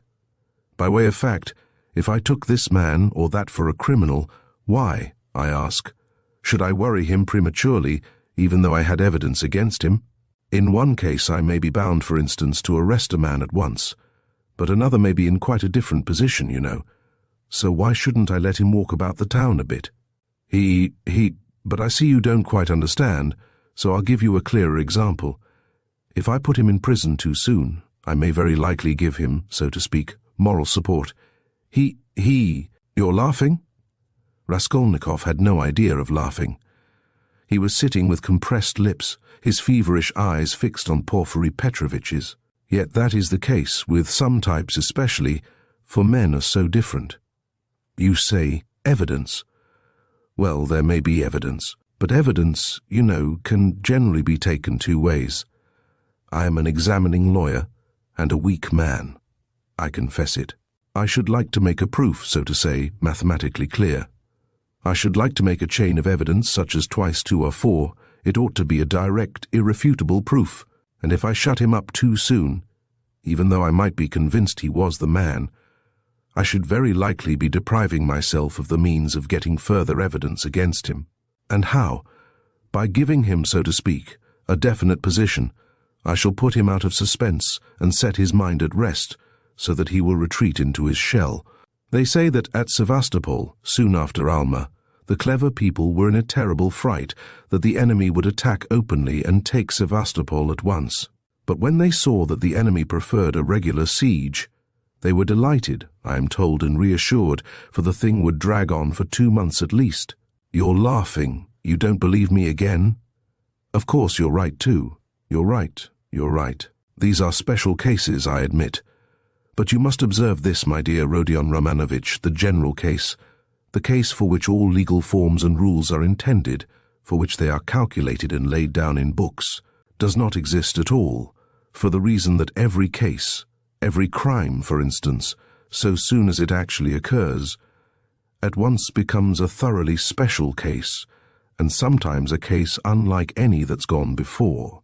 Very comic cases of that sort sometimes occur. If I leave one man quite alone, if I don't touch him and don't worry him, but let him know or at least suspect every moment that I know all about it and am watching him day and night, and if he is in continual suspicion and terror, he'll be bound to lose his head. He'll come of himself, or maybe do something which will make it as plain as twice two are four. It's delightful. It may be so with a simple peasant, but with one of our sort, an intelligent man cultivated on a certain side, it's a dead certainty. For, my dear fellow, it's a very important matter to know on what side a man is cultivated. And then there are nerves. There are nerves. You have overlooked them.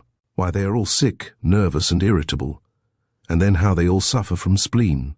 That, I assure you, is a regular goldmine for us. And it's no anxiety to me, his running about the town free. Let him walk about for a bit. I know well enough that I've caught him and that he won't escape me. Where could he escape to, he? Abroad, perhaps? A Pole will escape abroad, but not here, especially as I am watching and have taken measures. Will he escape into the depths of the country, perhaps?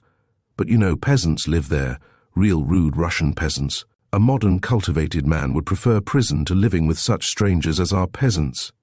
He. But that's all nonsense, and on the surface. It's not merely that he has nowhere to run to. He is psychologically unable to escape me, he.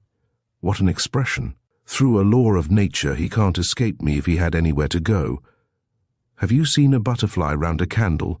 That's how he will keep circling and circling round me. Freedom will lose its attractions. He'll begin to brood. He'll weave a tangle round himself. He'll worry himself to death. What's more, he will provide me with a mathematical proof if I only give him long enough interval.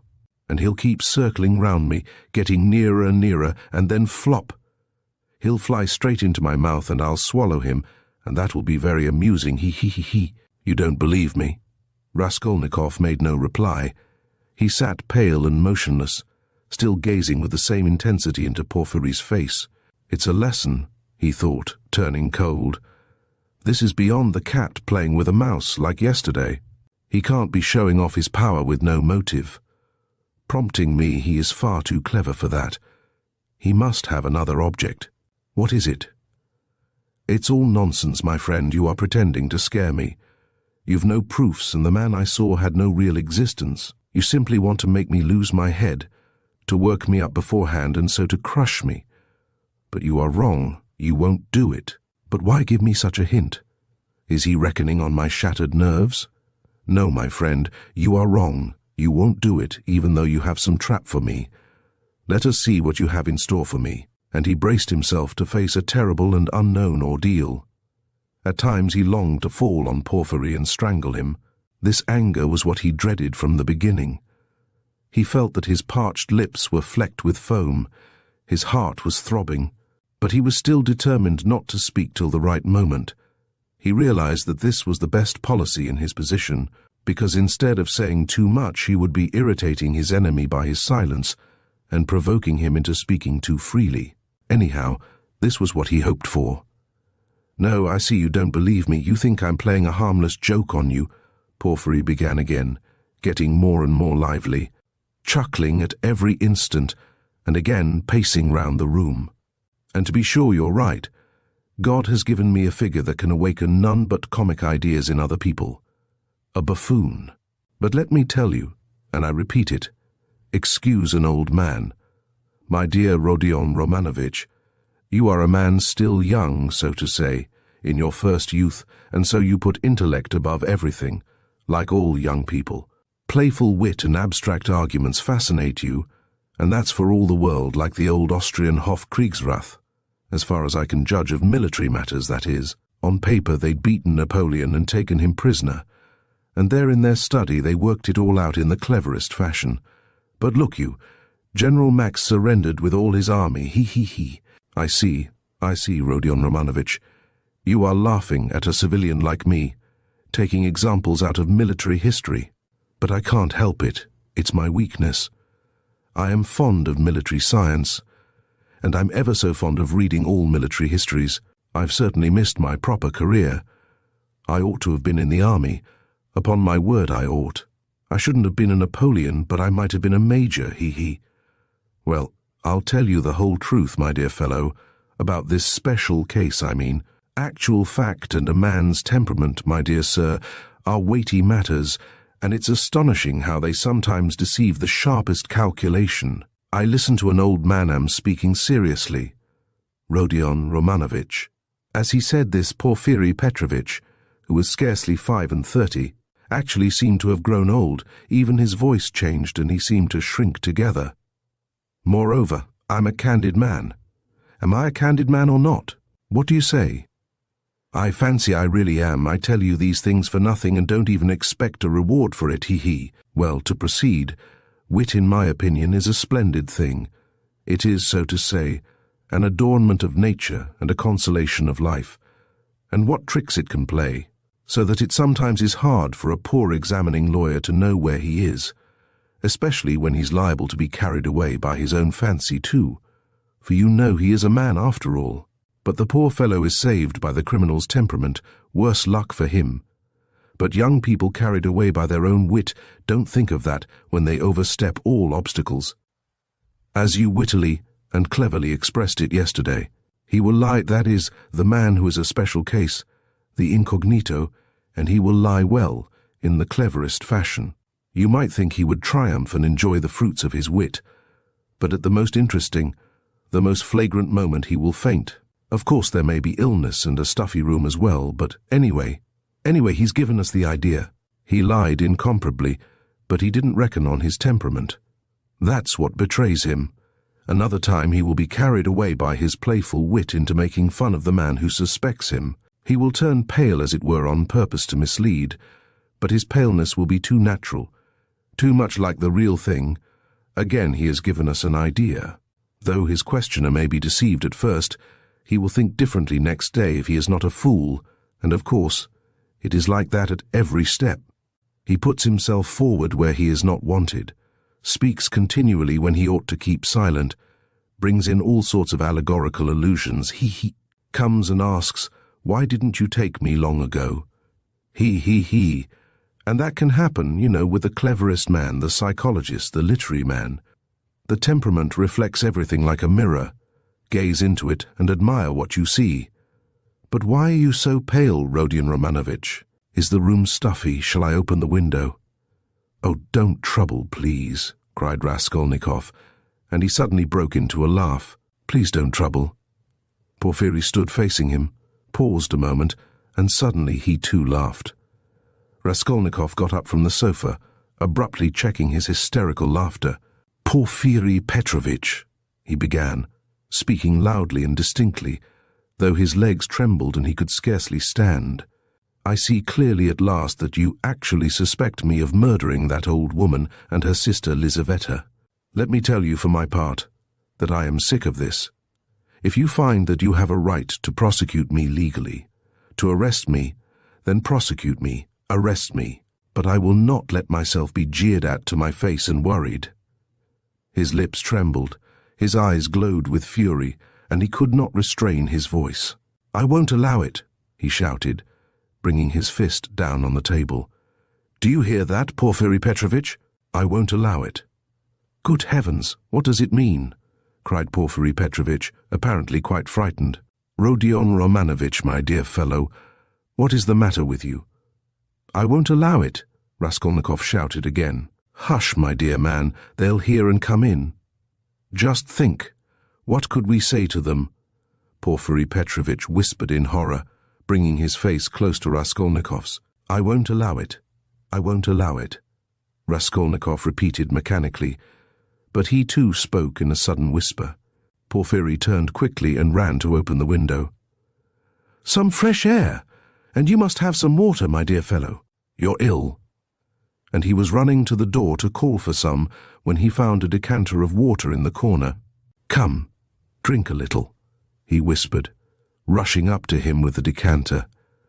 "It will be sure to do you good." Porfiry Petrovitch's alarm and sympathy were so natural that Raskolnikov was silent and began looking at him with wild curiosity. He did not take the water, however. "Rodion Romanovitch, my dear fellow, you'll drive yourself out of your mind, I assure you. Ek. Have some water, do drink a little." He forced him to take the glass. Raskolnikov raised it mechanically to his lips, but set it on the table again with disgust. "Yes, you've had a little attack. You'll bring back your illness again, my dear fellow." Porfiry Petrovitch cackled with friendly sympathy, though he still looked rather disconcerted. "Good heavens, you must take more care of yourself." "Dmitri Prokofitch was here, came to see me yesterday. I know, I've a nasty, ironical temper, but what they made of it. Good heavens, he came yesterday after you'd been. We dined and he talked and talked away, and I could only throw up my hands in despair. Did he come from you? But do sit down, for mercy's sake, sit down." "No, not from me, but I knew he went to you and why he went," Raskolnikov answered sharply. "You knew?" "I knew. What of it?" "Why this, Rodion Romanovitch, that I know more than that about you. I know about everything. I know how you went to take a flat at night when it was dark, and how you rang the bell and asked about the blood, so that the workman and the porter did not know what to make of it. Yes, I understand your state of mind at that time. But you'll drive yourself mad like that, upon my word. You'll lose your head. You're full of generous indignation at the wrongs you've received, first from destiny and then from the police officers. And so you rush from one thing to another to force them to speak out and make an end of it all, because you are sick of all this suspicion and foolishness. That's so, isn't it? I have guessed how you feel, haven't I? Only in that way you'll lose your head, and Razumihin's too. He's too good a man for such a position, you must know that. You are ill, and he is good, and your illness is infectious for him. I'll tell you about it when you are more yourself. But do sit down, for goodness sake. Please rest. You look shocking. Do sit down." Raskolnikov sat down. He no longer shivered. He was hot all over. In amazement, he listened with strained attention to Porfiry Petrovitch, who still seemed frightened as he looked after him with friendly solicitude. But he did not believe a word he said, though he felt a strange inclination to believe. Porfiry's unexpected words about the flat had utterly overwhelmed him. How can it be he knows about the flat then, he thought suddenly, and he tells it me himself? Yes, in our legal practice there was a case almost exactly similar, a case of morbid psychology. Porfiry went on quickly. A man confessed to murder and how he kept it up. It was a regular hallucination. He brought forward facts. He imposed upon everyone, and why? He had been partly, but only partly, unintentionally, the cause of a murder, and when he knew that he had given the murderers the opportunity, he sank into dejection. It got on his mind and turned his brain. He began imagining things, and he persuaded himself that he was the murderer. But at last the High Court of Appeal went into it, and the poor fellow was acquitted and put under proper care. Thanks to the Court of Appeal. Tut, tut, tut. Why, my dear fellow, you may drive yourself into delirium if you have the impulse to work upon your nerves, to go ringing bells at night and asking about blood. I've studied all this morbid psychology in my practice. A man is sometimes tempted to jump out of a window or from a belfry, just the same with bell ringing. It's all illness, Rodion Romanovitch. You have begun to neglect your illness. You should consult an experienced doctor. What's the good of that fat fellow? You are light-headed. You were delirious when you did all this. For a moment Raskolnikov felt everything going round. Is it possible, flashed through his mind, that he is still lying? He can't be. He rejected that idea, feeling to what a degree of fury it might drive him, feeling that that fury might drive him mad. I was not delirious. I knew what I was doing, he cried, straining every faculty to penetrate Porfiry's game. I was quite myself, do you hear? Yes, I hear and understand. You said yesterday you were not delirious, you were particularly emphatic about it. I understand all you can tell me. Listen, Rodion Romanovitch, my dear fellow. If you were actually a criminal, or were somehow mixed up in this damnable business, would you insist that you were not delirious but in full possession of your faculties? And so emphatically and persistently? Would it be possible? Quite impossible to my thinking. If you had anything on your conscience, you certainly ought to insist that you were delirious. That's so, isn't it? There was a note of slyness in this inquiry. Raskolnikov drew back on the sofa as Porfiry bent over him and stared in silent perplexity at him. Another thing about Razumihin. You certainly ought to have said that he came of his own accord, to have concealed your part in it. But you don't conceal it. You lay stress on his coming at your instigation. Raskolnikov had not done so. A chill went down his back. You keep telling lies, he said slowly and weakly, twisting his lips into a sickly smile. You are trying again to show that you know all my game, that you know all I shall say beforehand, he said, conscious himself that he was not weighing his words as he ought. You want to frighten me, or you are simply laughing at me. He still stared at him as he said this, and again there was a light of intense hatred in his eyes. You keep lying, he said. You know perfectly well that the best policy for the criminal is to tell the truth as nearly as possible, to conceal as little as possible. I don't believe you. What a wily person you are, Porfiry tittered. There's no catching you. You've a perfect monomania, so you don't believe me. But still you do believe me. You believe a quarter. I'll soon make you believe the whole, because I have a sincere liking for you and genuinely wish you good. Raskolnikov's lips trembled. Yes, I do, went on Porfiry, touching Raskolnikov's arm genially. You must take care of your illness. Besides, your mother and sister are here now. You must think of them. You must soothe and comfort them, and you do nothing but frighten them.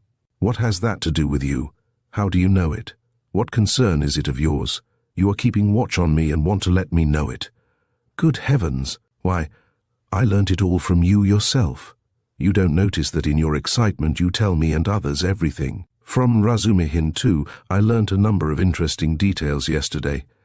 No, you interrupted me, but I must tell you that, for all your wit, your suspiciousness makes you lose the common-sense view of things. To return to bell-ringing, for instance, I, an examining lawyer, have betrayed a precious thing like that, a real fact, for it is a fact worth having, and you see nothing in it. Why, if I had the slightest suspicion of you, should I have acted like that? No, I should first have disarmed your suspicions and not let you see I knew of that fact, should have diverted your attention and suddenly have dealt you a knockdown blow, your expression saying, "And what were you doing, sir, pray, at 10 or nearly 11 at the murdered woman's flat? And why did you ring the bell? And why did you ask about blood? And why did you invite the porters to go with you to the police station, to the lieutenant? That's how I ought to have acted if I had a grain of suspicion of you. I ought to have taken your evidence in due form, searched your lodging and perhaps have arrested you too.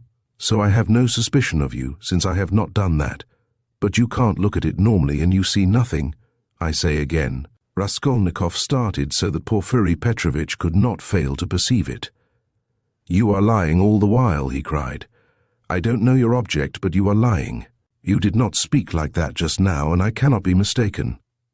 "I am lying," Porfiry repeated, apparently incensed, but preserving a good-humoured and ironical face. as though he were not in the least concerned at Raskolnikov's opinion of him.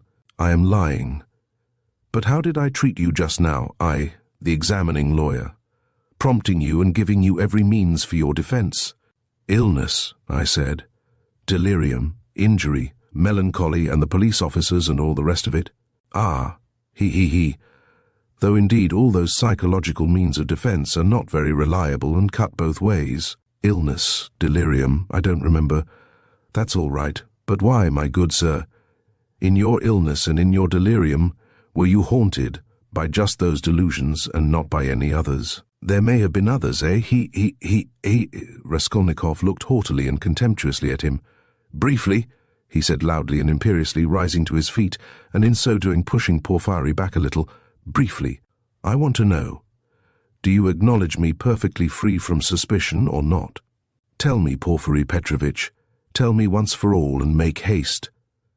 "What a business I'm having with you," cried Porfiry, with a perfectly good-humoured, sly and composed face.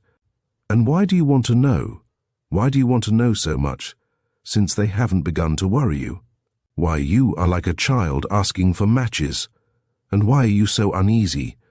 Why do you force yourself upon us, eh? I repeat," Raskolnikov cried furiously, "that I can't put up with it."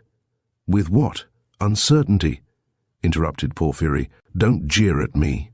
I won't have it. I tell you I won't have it. I can't and I won't. Do you hear? Do you hear?" he shouted, bringing his fist down on the table again. "Hush, hush, they'll overhear.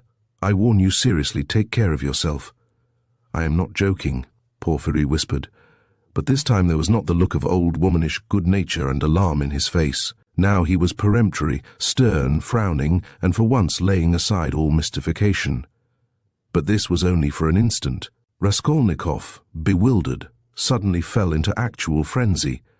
But, strange to say, he again obeyed the command to speak quietly, though he was in a perfect paroxysm of fury. "I will not allow myself to be tortured," he whispered, instantly recognizing with hatred that he could not help obeying the command and driven to even greater fury by the thought. "Arrest me, search me, but kindly act in due form and don't play with me, don't dare." "Don't worry about the form," Porfiry interrupted with the same sly smile, as it were, gloating with enjoyment over Raskolnikov. "I invited you to see me quite in a friendly way. I don't want your friendship, and I spit on it. Do you hear? And here. I take my cap and go. What will you say now if you mean to arrest me?" He took up his cap and went to the door. "And won't you see my little surprise?" chuckled Porfiry, again taking him by the arm and stopping him at the door. He seemed to become more playful and good-humoured, which maddened Raskolnikov. "What surprise?" he asked, standing still and looking at Porfiry in alarm. "My little surprise? It's sitting there behind the door, he pointed to the locked door. "I locked him in that he should not escape." "What is it? Where? What?" Raskolnikov walked to the door and would have opened it, but it was locked. "It's locked. Here is the key." And he brought a key out of his pocket. "You are lying," roared Raskolnikov without restraint. "You lie, you damned Punchinello." And he rushed at Porfiry, who retreated to the other door, not at all alarmed. "I understand it all. You are lying and mocking, so that I may betray myself to you." "Why, you could not betray yourself any further, my dear Rodion Romanovitch. You are in a passion. Don't shout. I shall call the clerks." "You are lying. Call the clerks.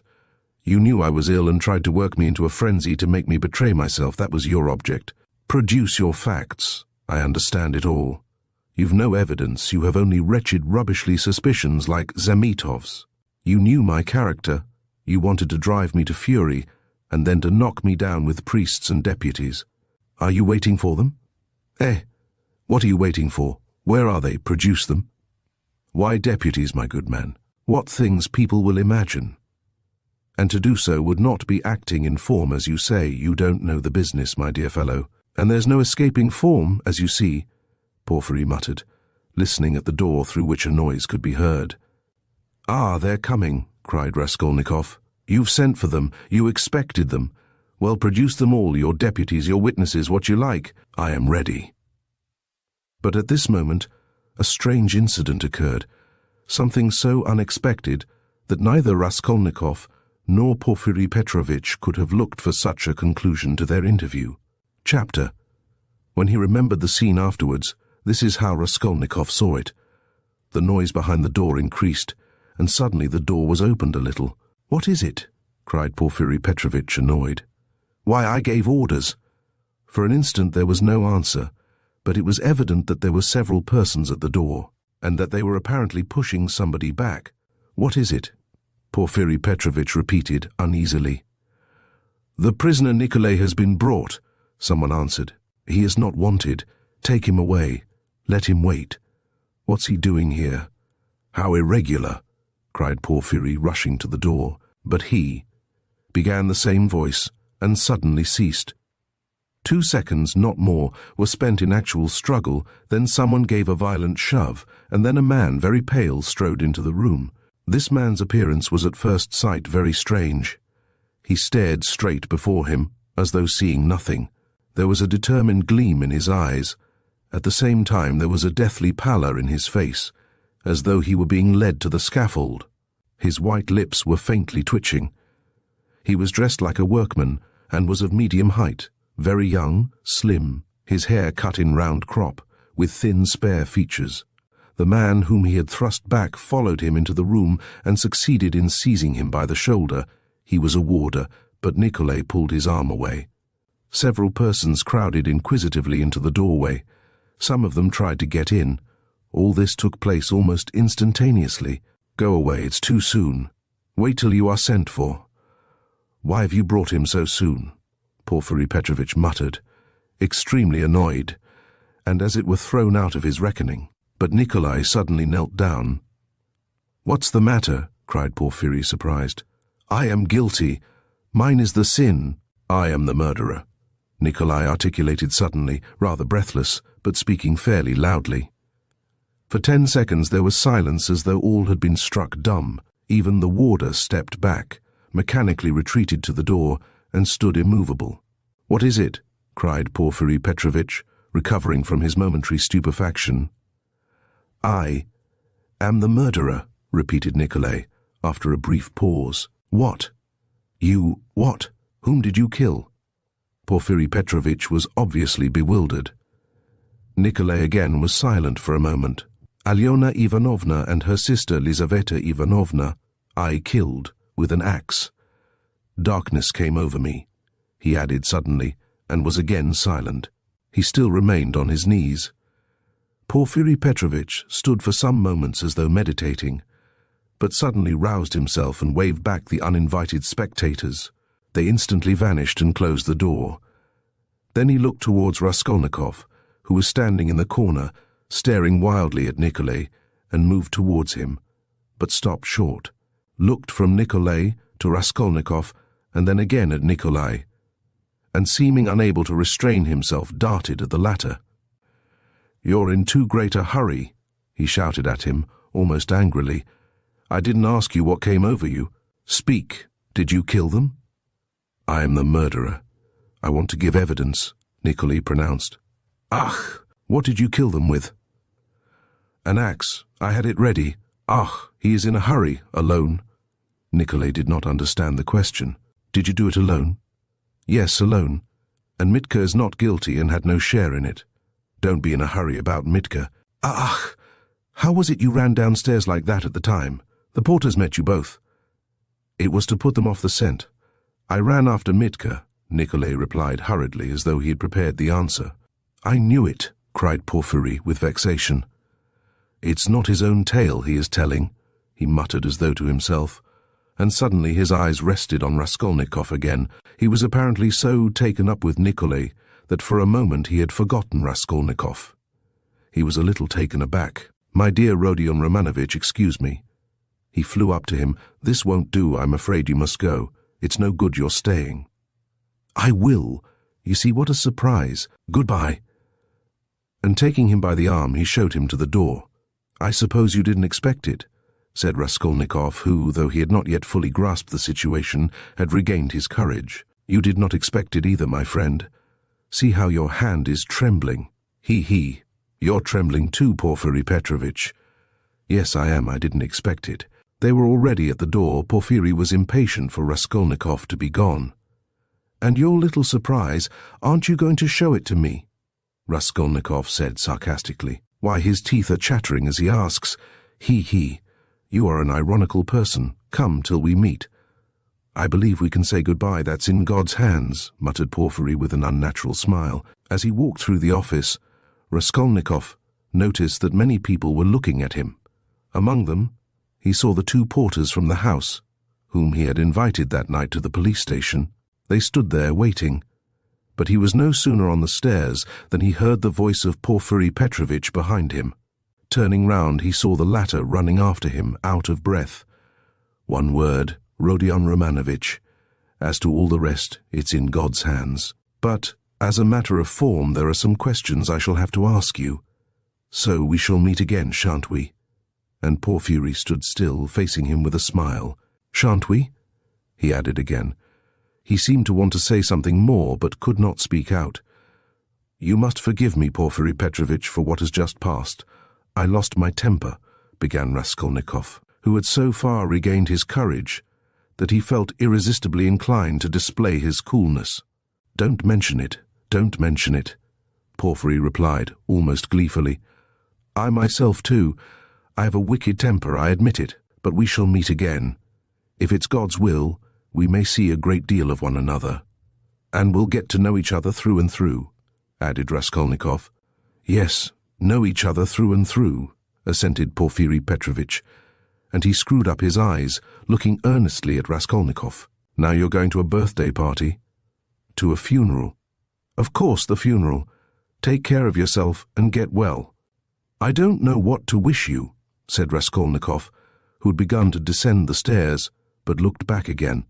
"I should like to wish you success, but your office is such a comical one." "Why comical?" Porfiry Petrovitch had turned to go, but he seemed to prick up his ears at this. "Why, how you must have been torturing and harassing that poor Nikolay psychologically after your fashion till he confessed. You must have been at him day and night, proving to him that he was the murderer.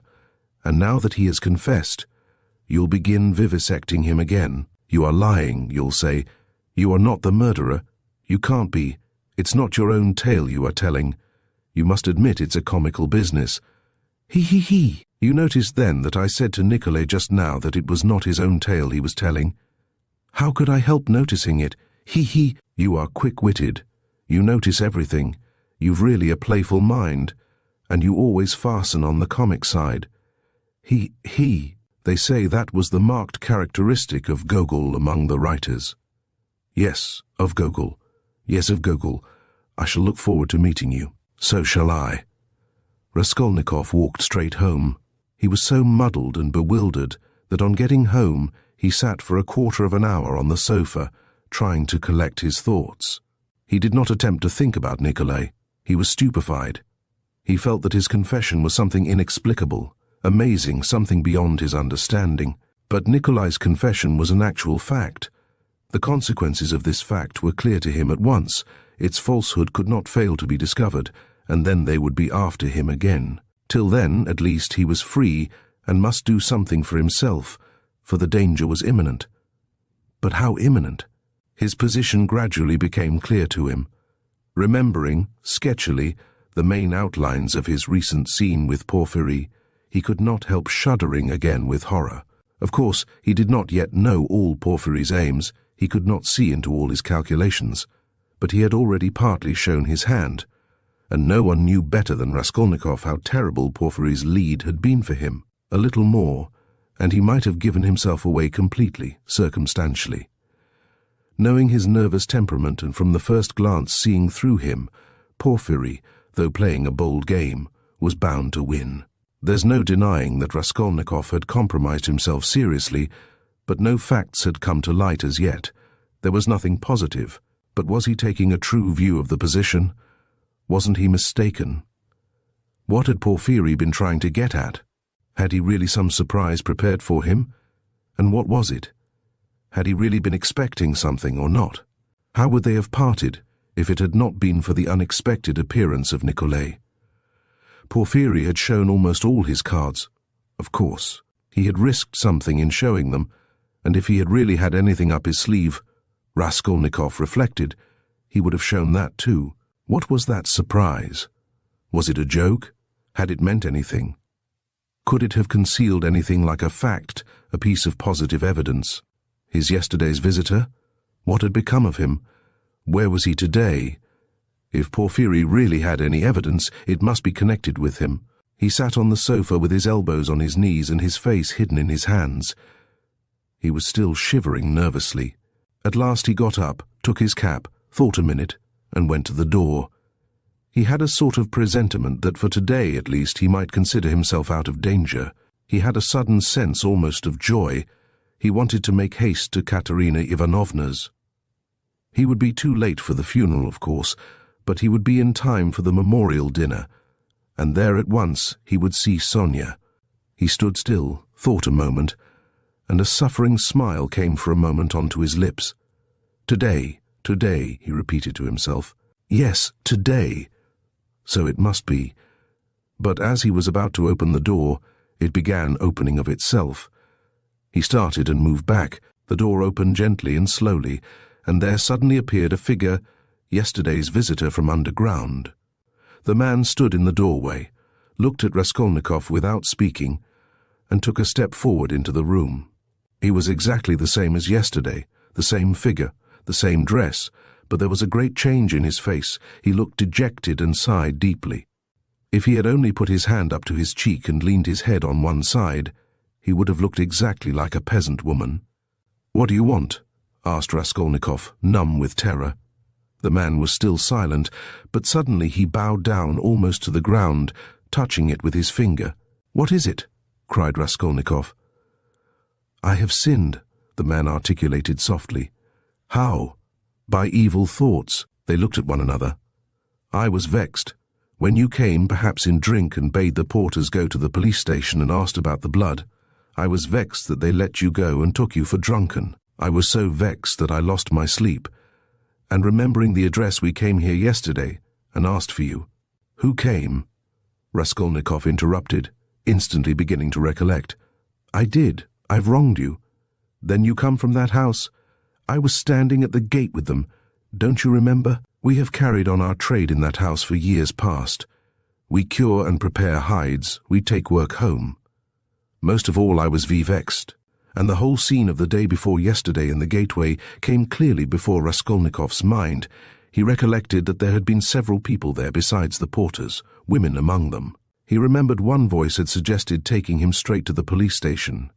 He could not recall the face of the speaker, and even now he did not recognize it. But he remembered that he had turned round and made him some answer. So this was the solution of yesterday's horror. The most awful thought was that he had been actually almost lost, had almost done for himself on account of such a trivial circumstance. So this man could tell nothing except his asking about the flat and the bloodstains.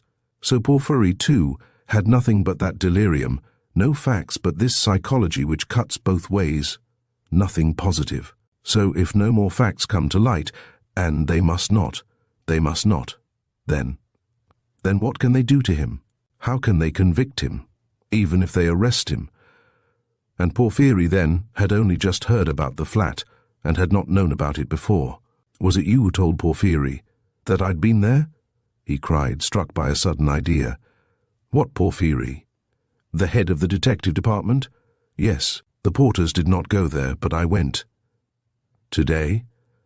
"I got there 2 minutes before you, and I heard it all, how he worried you." "Where? What? When?" "Why, in the next room. I was sitting there all the time." "What? Why, then you were the surprise. But how could it happen? Upon my word." "I saw that the porters did not want to do what I said," began the man. "For it's too late," said they, "and maybe he'll be angry that we did not come at the time. I was vexed and I lost my sleep, and I began making inquiries. And finding out yesterday where to go, I went today. The first time I went, he wasn't there. When I came an hour later, he couldn't see me. I went the third time, and they showed me in. I informed him of everything, just as it happened, and he began skipping about the room and punching himself on the chest. What do you scoundrels mean by it? If I'd known about it, I should have arrested him." Then he ran out, called somebody, and began talking to him in the corner. Then he turned to me, scolding and questioning me. He scolded me a great deal, and I told him everything. And I told him that you didn't dare to say a word in answer to me yesterday, and that you didn't recognize me. And he fell to running about again and kept hitting himself on the chest, and getting angry and running about. And when you were announced, he told me to go into the next room. "Sit there a bit," he said. "Don't move, whatever you may hear." And he set a chair there for me and locked me in. "Perhaps," he said, "I may call you." And when Nikolay had been brought, he let me out as soon as you were gone. "I shall send for you again and question you," he said. "And did he question Nikolay while you were there?" "He got rid of me as he did of you before he spoke to Nikolay." The man stood still and again suddenly bowed down, touching the ground with his finger. "Forgive me for my evil thoughts and my slander." "May God forgive you," answered Raskolnikov, and as he said this, the man bowed down again, but not to the ground, turned slowly and went out of the room. "It all cuts both ways, now it all cuts both ways," repeated Raskolnikov, and he went out more confident than ever. "Now we'll make a fight for it," he said, with a malicious smile, as he went down the stairs. His malice was aimed at himself. With shame and contempt he recollected his cowardice. Part 5. Chapter 27. The morning that followed the fateful interview with Dounia and her mother brought sobering influences to bear on Pyotr Petrovitch. Intensely unpleasant as it was, he was forced little by little to accept as a fact, beyond recall, what had seemed to him only the day before fantastic and incredible. The black snake of wounded vanity had been gnawing at his heart all night. When he got out of bed, Pyotr Petrovitch immediately looked in the looking-glass. He was afraid that he had jaundice. However, his health seemed unimpaired so far, and looking at his noble, clear-skinned countenance, which had grown fattish of late, Pyotr Petrovitch for an instant was positively comforted in the conviction that he would find another bride, and perhaps even a better one. But coming back to the sense of his present position, he turned aside and spat vigorously, which excited a sarcastic smile in Andrei Semyonovitch Lebeziatnikov, the young friend with whom he was staying. That smile Pyotr Petrovitch noticed, and at once set it down against his young friend's account. He had set down a good many points against him of late. His anger was redoubled when he reflected that he ought not to have told Andrei Semyonovitch about the result of yesterday's interview. That was the second mistake he had made in temper, through impulsiveness and irritability. Moreover, all that morning one unpleasantness followed another. He even found a hitch awaiting him in his legal case in the Senate. He was particularly irritated by the owner of the flat, which had been taken in view of his approaching marriage, and was being redecorated at his own expense.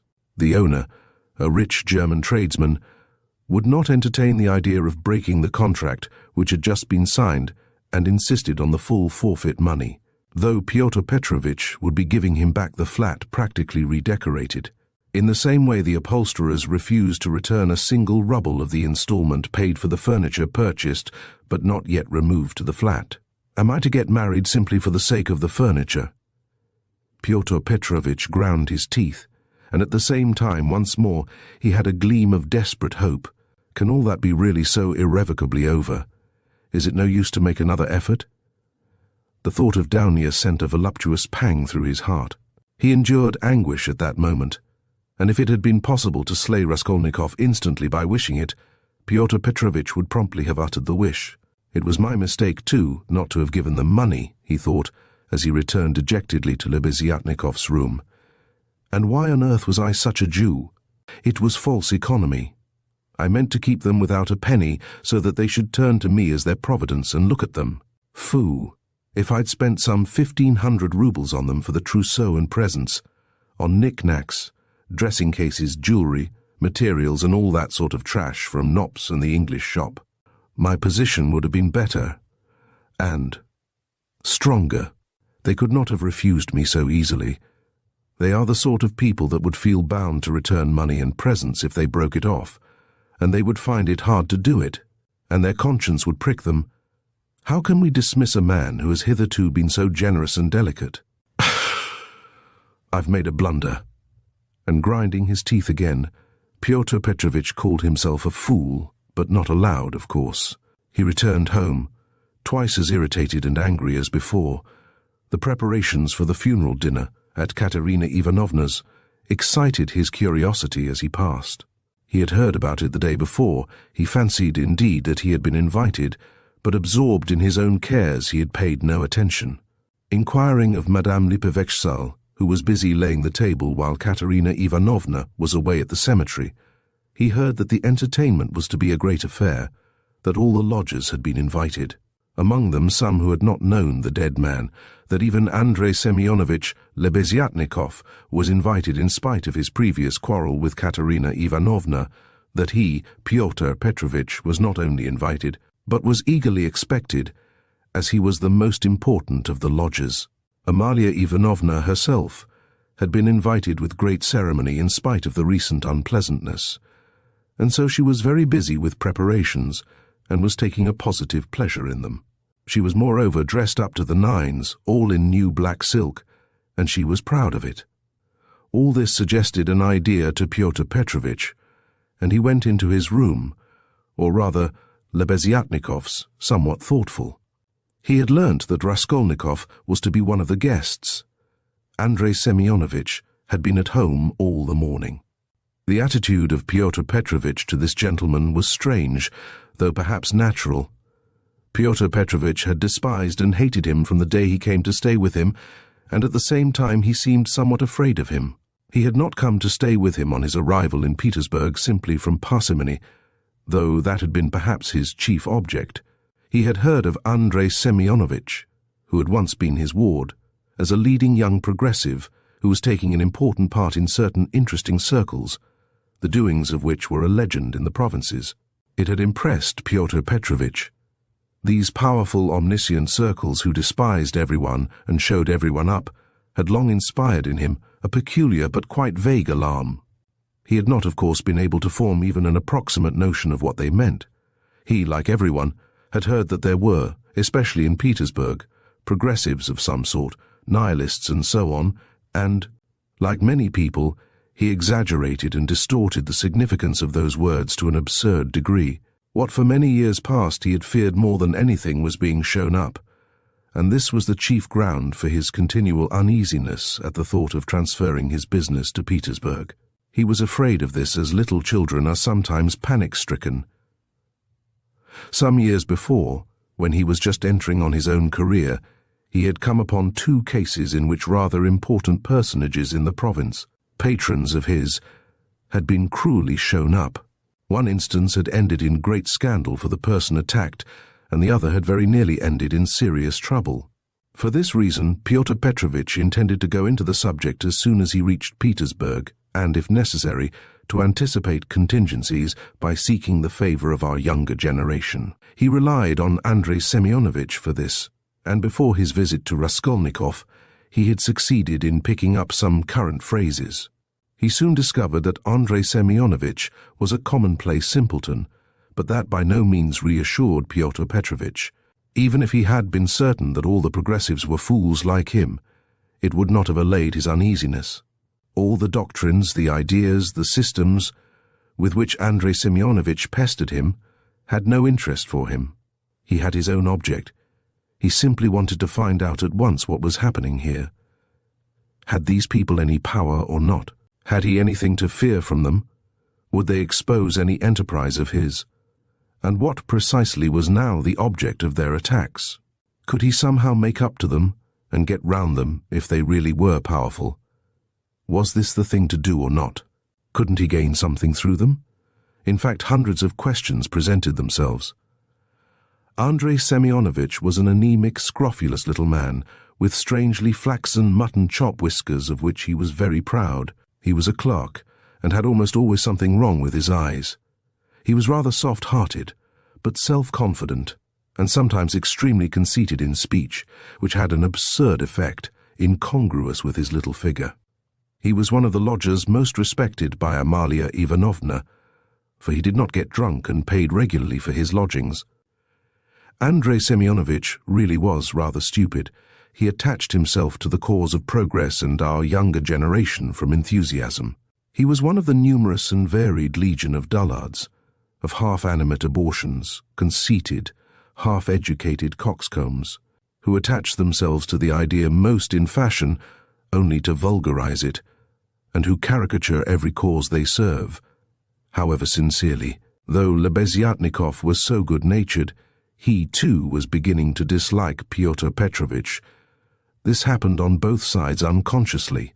However simple Andrei Semyonovitch might be, he began to see that Pyotr Petrovitch was duping him and secretly despising him, and that he was not the right sort of man. He had tried expounding to him the system of Fourier and the Darwinian theory, but of late Pyotr Petrovitch began to listen too sarcastically and even to be rude.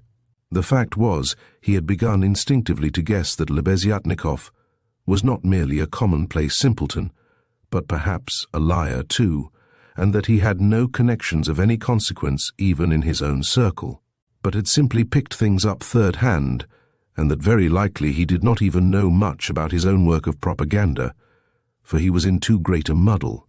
A fine person he would be to show anyone up. It must be noted, by the way, that Pyotr Petrovitch had, during those 10 days, eagerly accepted the strangest praise from Andrei Semyonovitch. He had not protested, for instance, when Andrei Semyonovitch belauded him for being ready to contribute to the establishment of the new commune, or to abstain from christening his future children, or to acquiesce if Daunia were to take a lover a month after marriage, and so on. Pyotr Petrovitch so enjoyed hearing his own praises that he did not disdain even such virtues when they were attributed to him. Pyotr Petrovitch had had occasion that morning to realize some 5% bonds, and now he sat down to the table and counted over bundles of notes. Andrei Semyonovitch, who hardly ever had any money, walked about the room pretending to himself to look at all those banknotes with indifference and even contempt. Nothing would have convinced Pyotr Petrovitch that Andrei Semyonovitch could really look on the money unmoved, and the latter on his side. Kept thinking bitterly that Pyotr Petrovitch was capable of entertaining such an idea about him, and was, perhaps, glad of the opportunity of teasing his young friend by reminding him of his inferiority and the great difference between them. He found him incredibly inattentive and irritable, though he, Andrei Semyonovitch, began enlarging on his favorite subject, the foundation of a new special commune.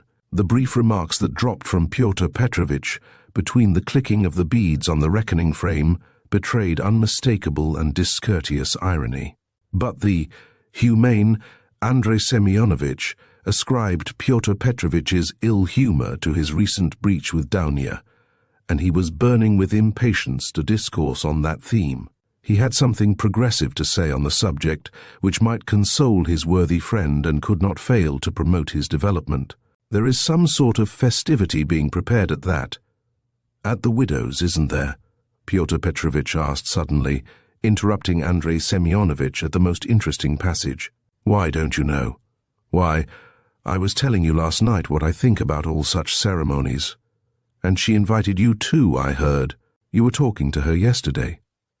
I should never have expected that beggarly fool would have spent on this feast all the money she got from that other fool, Raskolnikov. I was surprised just now as I came through at the preparations there, the wines.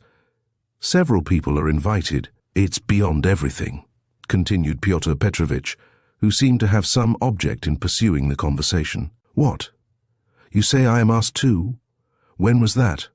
I don't remember, but I shan't go. Why should I? I only said a word to her in passing yesterday of the possibility of her obtaining a year's salary as a destitute widow of a government clerk. I suppose she has invited me on that account, hasn't she? I don't intend to go either, said Lebeziatnikov. I should think not after giving her a thrashing. You might well hesitate, Who thrashed? Whom? Cried Lebeziatnikov, flustered and blushing. Why, you thrashed Katerina Ivanovna a month ago. I heard so yesterday. So that's what your convictions amount to. And the woman question, too, wasn't quite sound, And Pyotr Petrovitch, as though comforted, went back to clicking his beads. It's all slander and nonsense, cried Lebeziatnikov, who was always afraid of allusions to the subject. It was not like that at all. It was quite different. You've heard it wrong. It's a libel. I was simply defending myself. She rushed at me first with her nails. She pulled out all my whiskers. It's permissible for anyone, I should hope, to defend himself, and I never allow anyone to use violence to me on principle, for it's an act of despotism. What was I to do? I simply pushed her back. He, Lujin went on, laughing maliciously. You keep on like that because you are out of humor yourself. But that's nonsense, and it has nothing whatever to do with the woman question. You don't understand. I used to think, indeed, that if women are equal to men in all respects, even in strength as is maintained now, there ought to be equality in that too. Of course, I reflected afterwards that such a question ought not really to arise, for there ought not to be fighting, and in the future society fighting is unthinkable, and that it would be a queer thing to seek for equality in fighting. I am not so stupid, though of course there is if fighting. There won't be later, but at present there is. Confound it, how muddled one gets with you. It's not on that account that I am not going. I am not going on principle, not to take part in the revolting convention of memorial dinners, that's why, though of course one might go to laugh at it. I am sorry there won't be any priests at it. I should certainly go if there were. Then you would sit down at another man's table and insult it, and those who invited you. Eh? Certainly not insult, but protest. I should do it with a good object. I might indirectly assist the cause of enlightenment and propaganda. It's a duty of every man to work for enlightenment and propaganda, and the more harshly, perhaps, the better. I might drop a seed, an idea, and something might grow up from that seed. How should I be insulting them? They might be offended at first, but afterwards they'd see I'd done them a service. You know, Terebieva, who is in the community now, was blamed because when she left her family and devoted to herself, she wrote to her father and mother that she wouldn't go on living conventionally and was entering on a free marriage, and it was said that that was too harsh, that she might have spared them and have written more kindly. I think that's all nonsense, and there's no need of softness.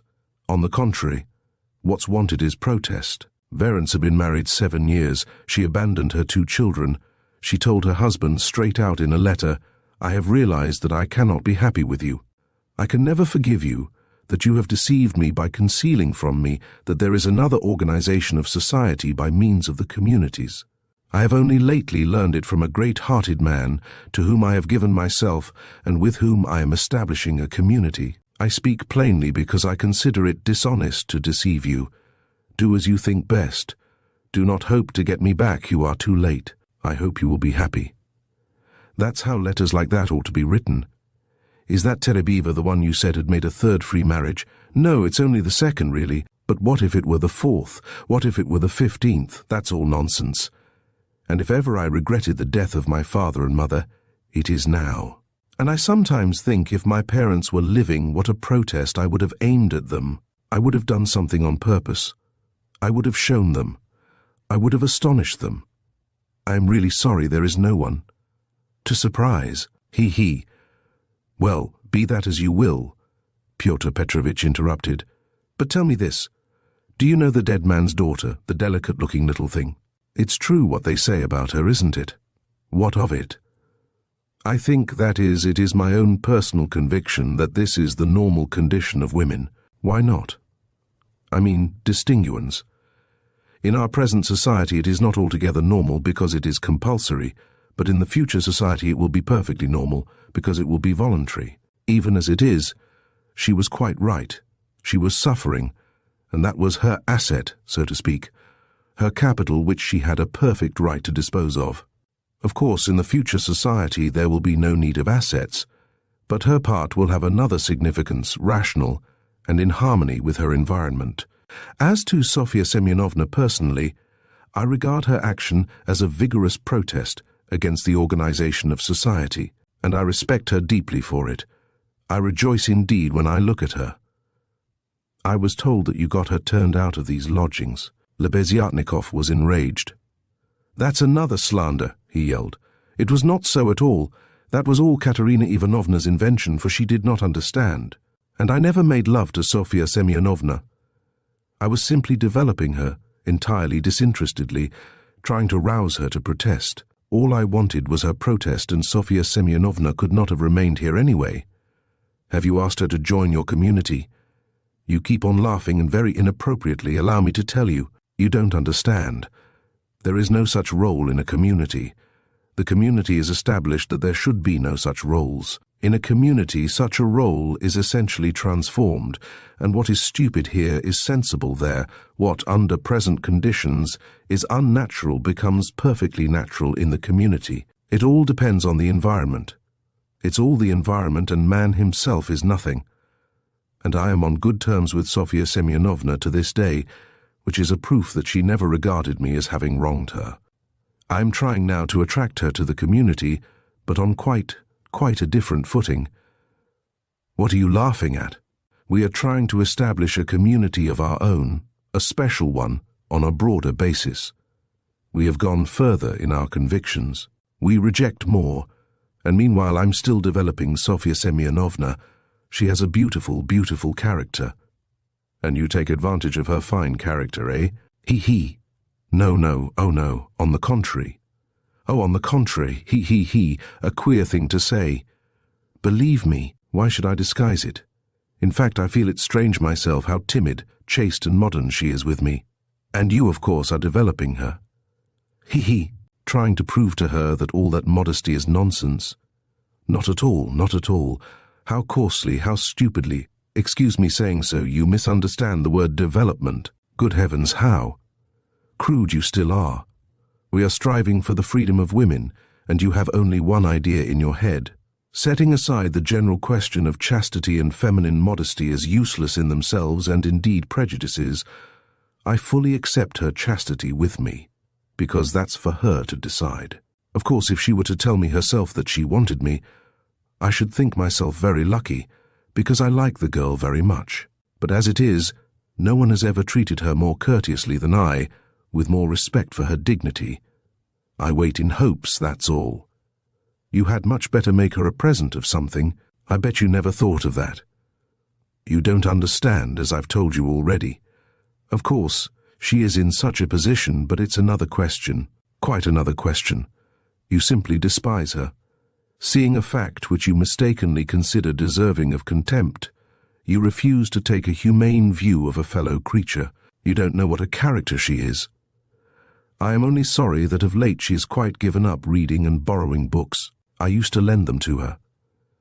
I am sorry, too, that with all the energy and resolution in protesting, which she has already shown once, she has little self-reliance, little, so to say, independence, so as to break free from certain prejudices and certain foolish ideas. Yet she thoroughly understands some questions, for instance, about kissing of hands, that is, that it's an insult to a woman for a man to kiss her hand, because it's a sign of inequality. We had a debate about it, and I described it to her. She listened attentively to an account of the workmen's associations in France, too. Now I'm explaining the question of coming into the room in the future society. And what's that, pray? We had a debate lately on the question, has a member of the community the right to enter another member's room, whether man or woman, at any time? And we decided that he has. It might be at an inconvenient moment. Lebeziatnikov was really angry. You are always thinking of something unpleasant, he cried with aversion. Tifo, how vexed I am that when I was expounding our system, I referred prematurely to the question of personal privacy. It's always a stumbling block to people like you. They turn it into ridicule before they understand it. And how proud they are of it, too. TFO, I've often maintained that that question should not be approached by a novice till he has a firm faith in the system. And tell me, please, what do you find so shameful even in cesspools? I should be the first to be ready to clean out any cesspool you like. And it's not a question of self-sacrifice. It's simply work, honorable, useful work which is as good as any other, and much better than the work of a Raphael and a Pushkin, because it is more useful.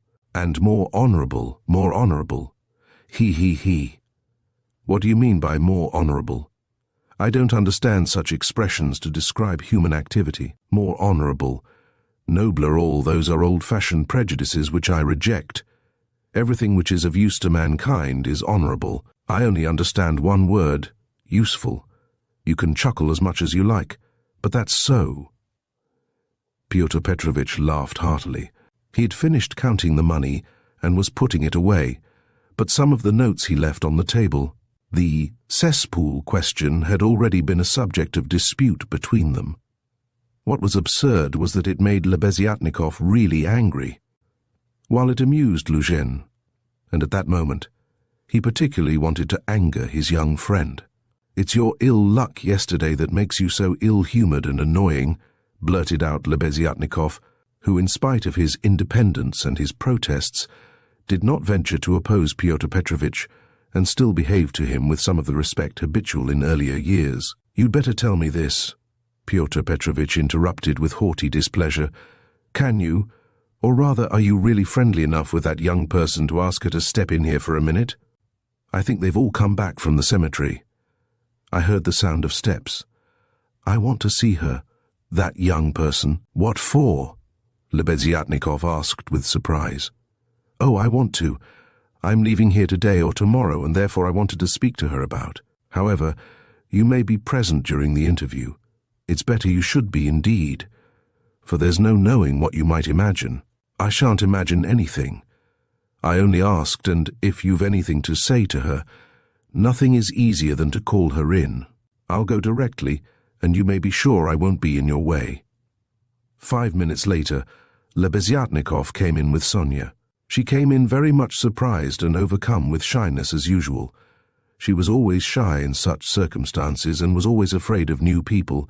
She had been as a child, and was even more so now.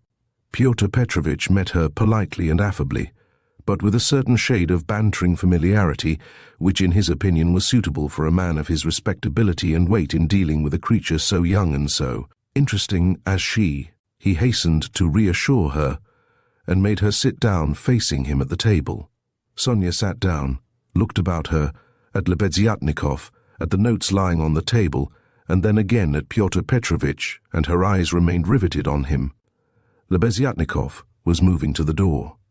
Pyotr Petrovitch signed to Sonia to remain seated, and stopped Lebeziatnikov. "Is Raskolnikov in there? Has he come?" he asked him in a whisper. "Raskolnikov, yes. Why? Yes, he is there. I saw him just come in." "Why?" "Well, I particularly beg you to remain here with us and not to leave me alone with this young woman. I only want a few words with her, but God knows what they may make of it. I shouldn't like Raskolnikov to repeat anything. You understand what I mean?" "I understand." Lebeziatnikov saw the point. "Yes, you are right. Of course, I am convinced personally that you have no reason to be uneasy, but still you are right. Certainly I'll stay. I'll stand here at the window and not be in your way. I think you are right." Pyotr Petrovitch returned to the sofa, sat down opposite Sonia, looked attentively at her, and assumed an extremely dignified, even severe expression, as much as to say, "Don't you make any mistake, madam?" Sonia was overwhelmed with embarrassment. "In the first place, Sofya Semyonovna, will you make my excuses to your respected mamma? That's right, isn't it? Katerina Ivanovna stands in the place of a mother to you." Pyotr Petrovitch began with great dignity, though affably. It was evident that his intentions were friendly. "Quite so, yes, the place of a mother," Sonia answered timidly and hurriedly. "Then will you make my apologies to her? Through inevitable circumstances I am forced to be absent, and shall not be at the dinner, in spite of your mamma's kind invitation." "Yes, I'll tell her, at once." And Sonia hastily jumped up from her seat. "Wait, that's not all," Pyotr Petrovitch detained her, smiling at her simplicity and ignorance of good manners. "And you know me little, my dear Sofya Semyonovna. If you suppose I would have ventured to trouble a person like you for a matter of so little consequence affecting myself only, I have another object." Sonia sat down hurriedly. Her eyes rested again for an instant on the grey and rainbow-coloured notes that remained on the table, but she quickly looked away and fixed her eyes on Pyotr Petrovitch. She felt it horribly indecorous, especially for her, to look at another person's money. She stared at the gold eyeglass, which Pyotr Petrovitch held in his left hand, and at the massive and extremely handsome ring with a yellow stone on his middle finger.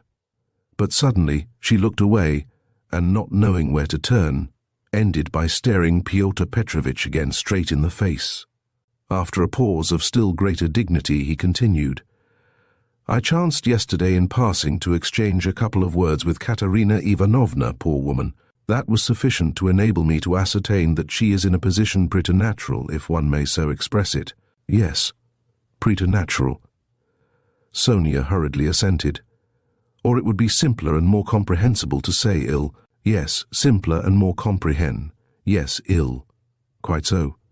So then, from a feeling of humanity and, so to speak, compassion, I should be glad to be of service to her in any way, foreseeing her unfortunate position. I believe the whole of this poverty-stricken family depends now entirely on you. Allow me to ask," Sonia rose to her feet, "did you say something to her yesterday of the possibility of a pension, because she told me you had undertaken to get her one? Was that true?" "Not in the slightest, and indeed it's an absurdity. I merely hinted at her obtaining temporary assistance as the widow of an official who had died in the service, if only she has patronage. But apparently your late parent had not served his full term, and had not indeed been in the service at all of late. In fact, if there could be any hope, it would be very ephemeral, because there would be no claim for assistance in that case, far from it. And she is dreaming of a pension already, A go-ahead lady. Yes, she is. For she is credulous and good-hearted, and she believes everything from the goodness of her heart, and she is like Tat. Yes, you must excuse her," said Sonia, and again she got up to go. "But you haven't heard what I have to say." "No, I haven't heard," muttered Sonia. "Then sit down." She was terribly confused. She sat down again a third time. Seeing her position with her unfortunate little ones, I should be glad, as I have said before, so far as lies in my power, to be of service. That is, so far as is in my power, not more. One might, for instance, get up a subscription for her, or a lottery, something of the sort, such as is always arranged in such cases by friends or even outsiders desirous of assisting people. It was of that I intended to speak to you. It might be done. Yes, yes. God will repay you for it, faltered Sonia, gazing intently at Pyotr Petrovitch. It might be, but we will talk of it later. We might begin it today. We will talk it over this evening and lay the foundation, so to speak. Come to me at 7 o'clock. Mr. Lebeziatnikov, I hope, will assist us. But there is one circumstance of which I ought to warn you beforehand, and for which I venture to trouble you, Sofya Semyonovna, to come here. In my opinion, money cannot be, indeed, it's unsafe to put it into Katerina Ivanovna's own hands. The dinner today is a proof of that, though she has not, so to speak, a crust of bread for tomorrow and, well, boots or shoes or anything. She has bought today Jamaica rum, and even, I believe, Madeira and coffee. I saw it as I passed through. Tomorrow it will all fall upon you again. They won't have a crust of bread. It's absurd, really, and so, to my thinking, a subscription ought to be raised so that the unhappy widow should not know of the money, but only you, for instance. Am I right? I don't know. This is only today, once in her life. She was so anxious to do honor, to celebrate the memory, and she is very sensible. But just as you think, and I shall be very, they will all be, and God will reward. And the orphans. Sonia burst into tears. Very well, then. Keep it in mind. And now will you accept for the benefit of your relation the small sum that I am able to spare from me personally? I am very anxious that my name should not be mentioned in connection with it. Here, having so to speak anxieties of my own, I cannot do more. And Pyotr Petrovitch held out to Sonia a 10-ruble note carefully unfolded.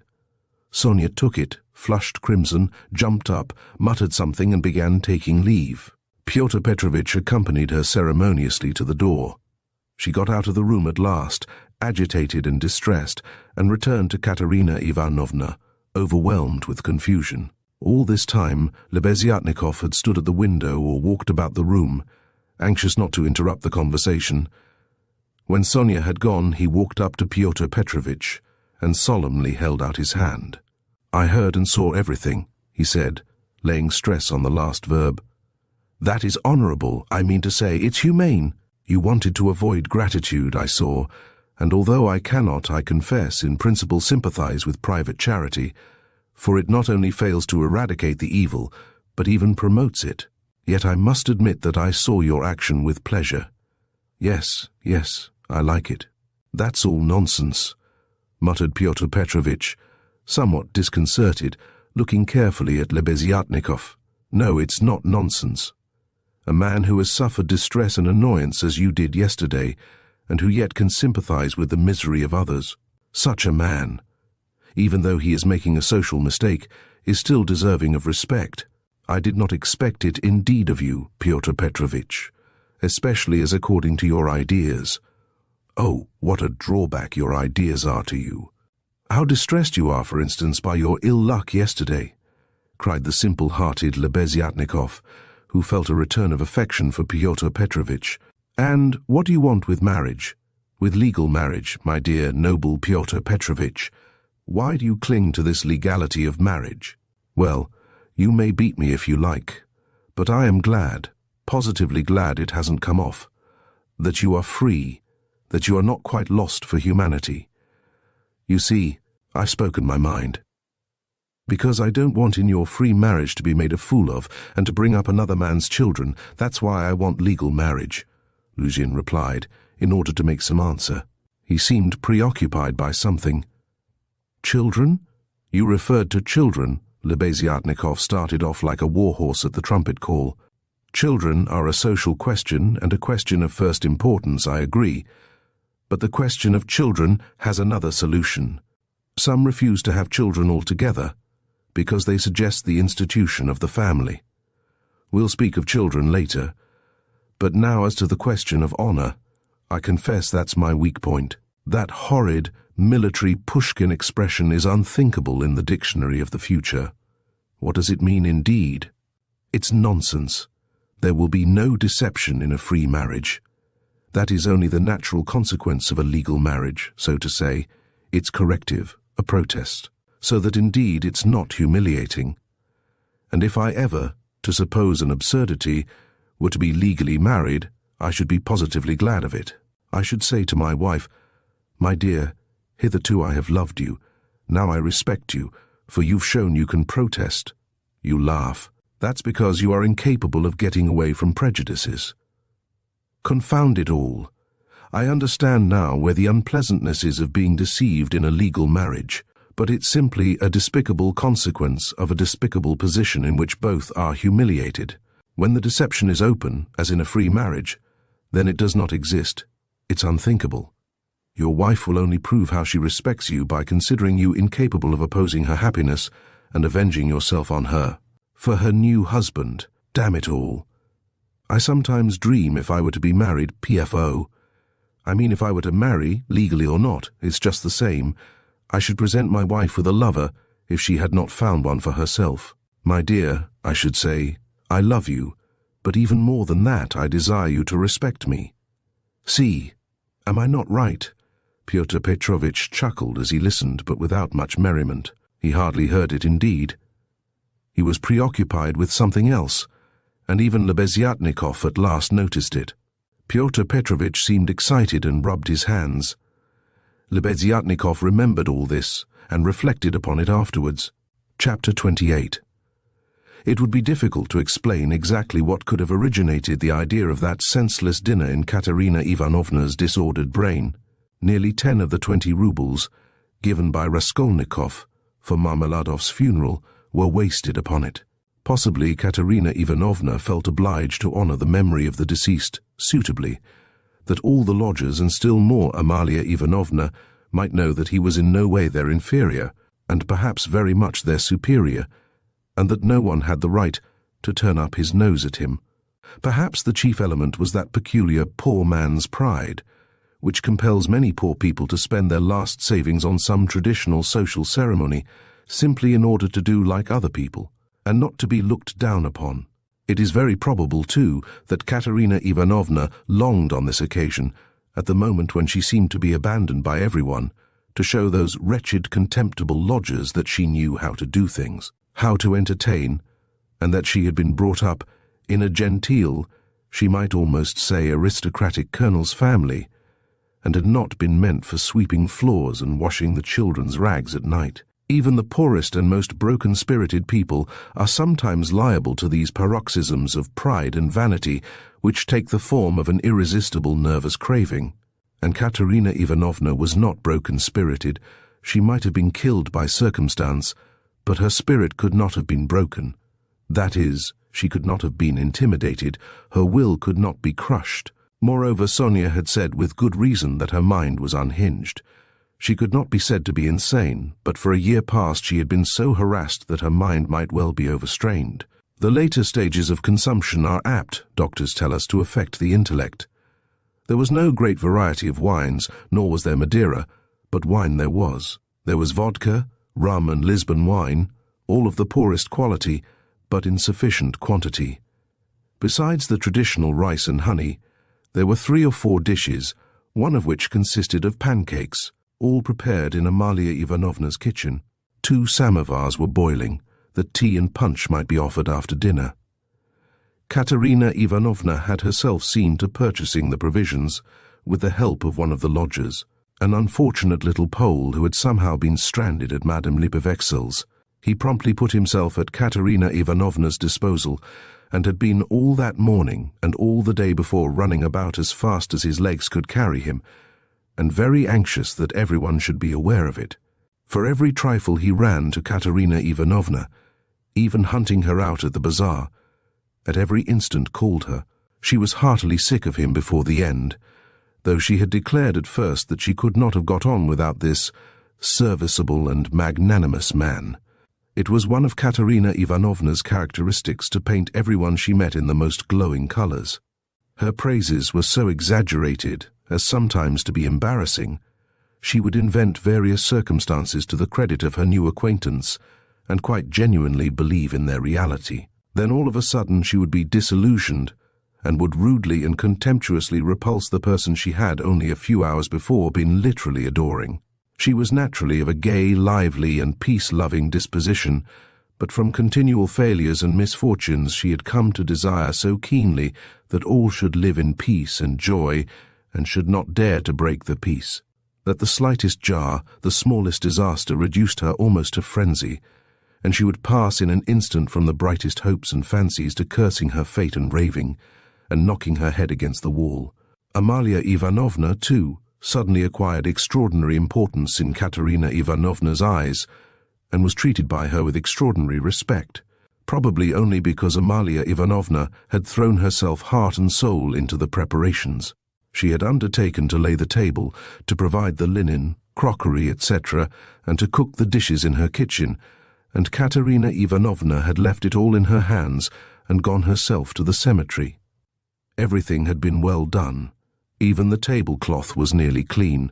The crockery, knives, forks, and glasses were, of course, of all shapes and patterns, lent by different lodgers, but the table was properly laid at the time fixed, and Amalia Ivanovna, feeling she had done her work well, had put on a black silk dress and a cap with new mourning ribbons, and met the returning party with some pride. This pride, though justifiable, displeased Katerina Ivanovna for some reason, as though the table could not have been laid except by Amalia Ivanovna. She disliked the cap with new ribbons, too. Could she be stuck up, the stupid German, because she was mistress of the house, and had consented as a favor to help her poor lodgers? As a favor? Fancy that. Katerina Ivanovna's father, who had been a colonel and almost a governor, had sometimes had the table set for 40 persons, and then anyone like Amalia Ivanovna, or rather Ludwigovna, would not have been allowed into the kitchen. Katerina Ivanovna, however, put off expressing her feelings for the time, and contented herself with treating her coldly, though she decided inwardly that she would certainly have to put Amalia Ivanovna down and set her in her proper place, for goodness only knew what she was fancying herself. Katerina Ivanovna was irritated too by the fact that hardly any of the lodgers invited had come to the funeral, except the Pole who had just managed to run into the cemetery, while to the memorial dinner the poorest and most insignificant of them had turned up, the wretched creatures, many of them not quite sober. The older and more respectable of them all, as if by common consent, stayed away. Pyotr Petrovitch Lujin, for instance, who might be said to be the most respectable of all the lodgers, did not appear, though Katerina Ivanovna had the evening before told all the world, that is Amalia Ivanovna, Polenka, Sonia and the Pole, that he was the most generous, noble-hearted man with a large property and vast connections, who had been a friend of her first husband's and a guest in her father's house, and that he had promised to use all his influence to secure her a considerable pension. It must be noted that when Katerina Ivanovna exalted anyone's connections and fortune, it was without any ulterior motive, quite disinterestedly, for the mere pleasure of adding to the consequence of the person praised. Probably taking his cue from Lujin, that contemptible wretch Lebeziatnikov had not turned up either. What did he fancy himself? He was only asked out of kindness and because he was sharing the same room with Pyotr Petrovitch and was a friend of his, so that it would have been awkward not to invite him. Among those who failed to appear were the genteel lady and her old maidish daughter, who had only been lodgers in the house for the last fortnight, but had several times complained of the noise and uproar in Katerina Ivanovna's room, especially when Marmeladov had come back drunk. Katerina Ivanovna heard this from Amalia Ivanovna, who, quarrelling with Katerina Ivanovna and threatening to turn the whole family out of doors, had shouted at her that they were not worth the foot of the honourable lodgers whom they were disturbing. Katerina Ivanovna determined now to invite this lady and her daughter, whose foot she was not worth, and who had turned away haughtily when she casually met them, so that they might know that she was more noble in her thoughts and feelings and did not harbour malice, and might see that she was not accustomed to her way of living.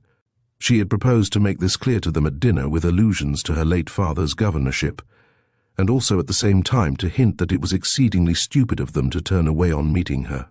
The fat Colonel Major, he was really a discharged officer of low rank, was also absent, but it appeared that he had been not himself for the last 2 days.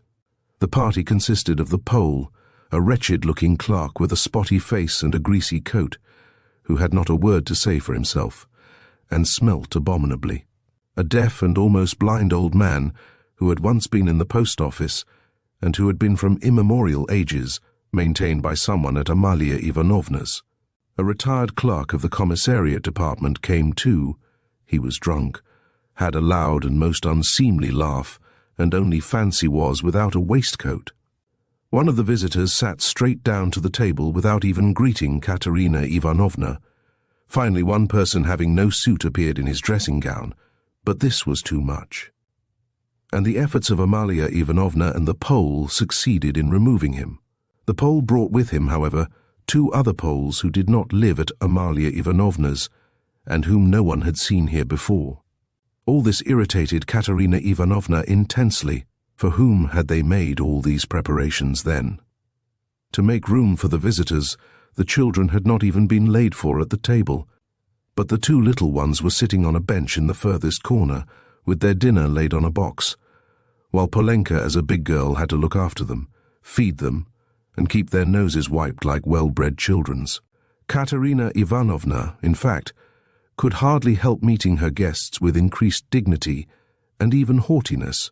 She stared at some of them with special severity and loftily invited them to take their seats. Rushing to the conclusion that Amalia Ivanovna must be responsible for those who were absent, she began treating her with extreme nonchalance, which the latter promptly observed and resented. Such a beginning was no good omen for the end. All were seated at last.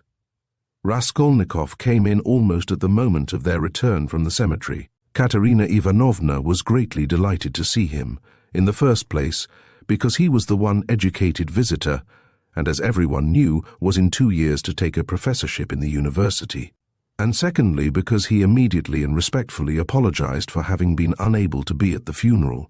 She positively pounced upon him, and made him sit on her left hand.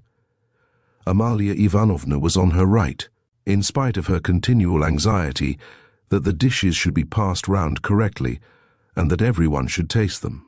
In spite of the agonizing cough, which interrupted her every minute, and seemed to have grown worse during the last few days, she hastened to pour out in a half-whisper to Raskolnikov all her suppressed feelings and her just indignation at the failure of the dinner. interspersing her remarks with lively and uncontrollable laughter at the expense of her visitors and especially of her landlady. "It's all that cuckoo's fault, you know whom I mean." Her. Katerina Ivanovna nodded towards the landlady. "Look at her. She's making round eyes. She feels that we are talking about her and can't understand. Pafoo, the owl. Ha ha. Cough, cough, cough.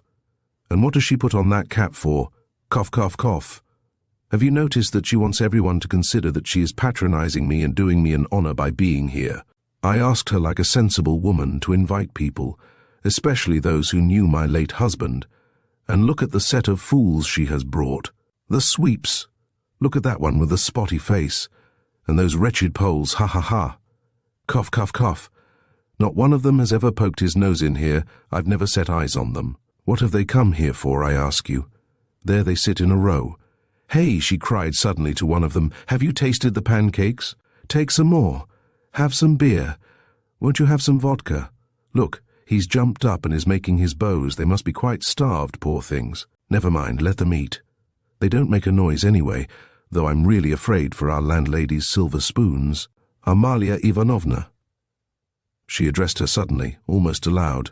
If your spoon should happen to be stolen, I won't be responsible, I warn you. Ha ha ha! She laughed, turning to Raskolnikov, and again nodding towards the landlady in high glee at her sally. She didn't understand. She didn't understand again. Look how she sits with her mouth open. An owl, a real owl. An owl in new ribbons, ha ha ha. Here her laugh turned again to an insufferable fit of coughing that lasted 5 minutes. Drops of perspiration stood out on her forehead, and her handkerchief was stained with blood. She showed Raskolnikov the blood in silence, and as soon as she could get, her breath began whispering to him again with extreme animation and a hectic flush on her cheeks. Do you know, I gave her the most delicate instructions, so to speak, for inviting that lady and her daughter. You understand of whom I am speaking? It needed the utmost delicacy, the greatest nicety. But she has managed things so that that fool, that conceited baggage, that provincial nonentity, simply because she is the widow of a major, and has come to try and get a pension and to fray out her skirts in the government offices, because at 50 she paints her face, everybody knows it. A creature like that did not think fit to come, and has not even answered the invitation, which the most ordinary good manners required. I can't understand why Pyotr Petrovitch has not come. But where's Sonia? Where has she gone? Ah, there she is at last. What is it, Sonia? Where have you been?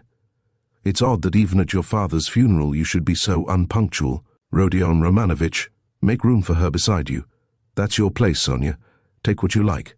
Have some of the cold entree with jelly, that's the best. They'll bring the pancakes directly. Have they given the children some? Polenka, have you got everything? Cough, cough, cough. That's all right. Be a good girl, Lida. And Kolya, don't fidget with your feet. Sit like a little gentleman. What are you saying, Sonia? Sonia hastened to give her Pyotr Petrovitch's apologies, trying to speak loud enough for everyone to hear, and carefully choosing the most respectful phrases which she attributed to Pyotr Petrovitch. She added that Pyotr Petrovitch had particularly told her to say that, as soon as he possibly could, he would come immediately to discuss business alone with her, and to consider what could be done for her, etc., etc. Sonia knew that this would comfort Katerina Ivanovna, would flatter her and gratify her pride. She sat down beside Raskolnikov. She made him a hurried bow, glancing curiously at him. But for the rest of the time she seemed to avoid looking at him or speaking to him. She seemed absent-minded, though she kept looking at Katerina Ivanovna, trying to please her. Neither she nor Katerina Ivanovna had been able to get mourning. Sonia was wearing dark brown, and Katerina Ivanovna had on her only dress, a dark striped cotton one. The message from Pyotr Petrovitch was very successful.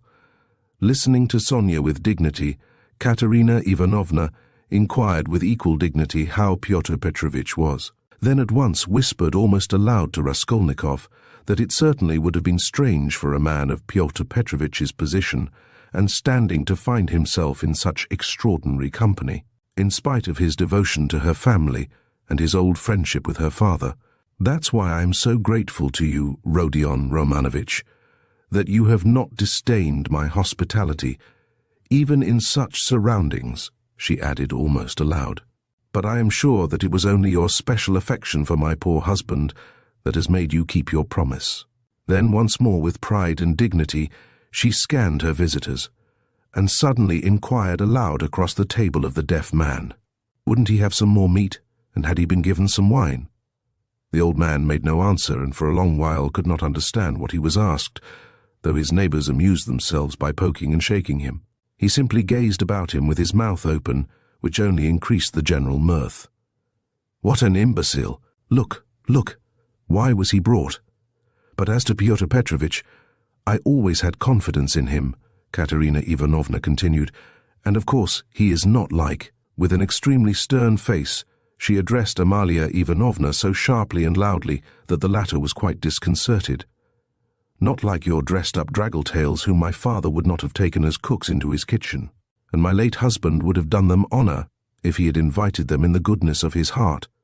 Yes, he was fond of drink, he was fond of it, he did drink," cried the commissariat clerk, gulping down his 12th glass of vodka. "My late husband certainly had that weakness, and everyone knows it." Katerina Ivanovna attacked him at once. "But he was a kind and honorable man, who loved and respected his family. The worst of it was his good nature made him trust all sorts of disreputable people, and he drank with fellows who were not worth the sole of his shoe. Would you believe it, Rodion Romanovitch? They found a gingerbread cock in his pocket. He was dead drunk, but he did not forget the children." "A cock? Did you say a cock?" shouted the commissariat clerk. Katerina Ivanovna did not vouchsafe a reply. She sighed, lost in thought. "No doubt you think, like everyone, that I was too severe with him," she went on, addressing Raskolnikov. "But that's not so. He respected me very much. He was a kind-hearted man, and how sorry I was for him sometimes. He would sit in a corner and look at me. I used to feel so sorry for him. I used to want to be kind to him, and then would think to myself, 'Be kind to him, and he will drink again.' It was only by severity that you could keep him within bounds." "Yes, he used to get his hair pulled pretty often," roared the commissariat clerk again, swallowing another glass of vodka. "Some fools would be the better for a good drubbing, as well as having their hair pulled." "I am not talking of my late husband now," Katerina Ivanovna snapped at him.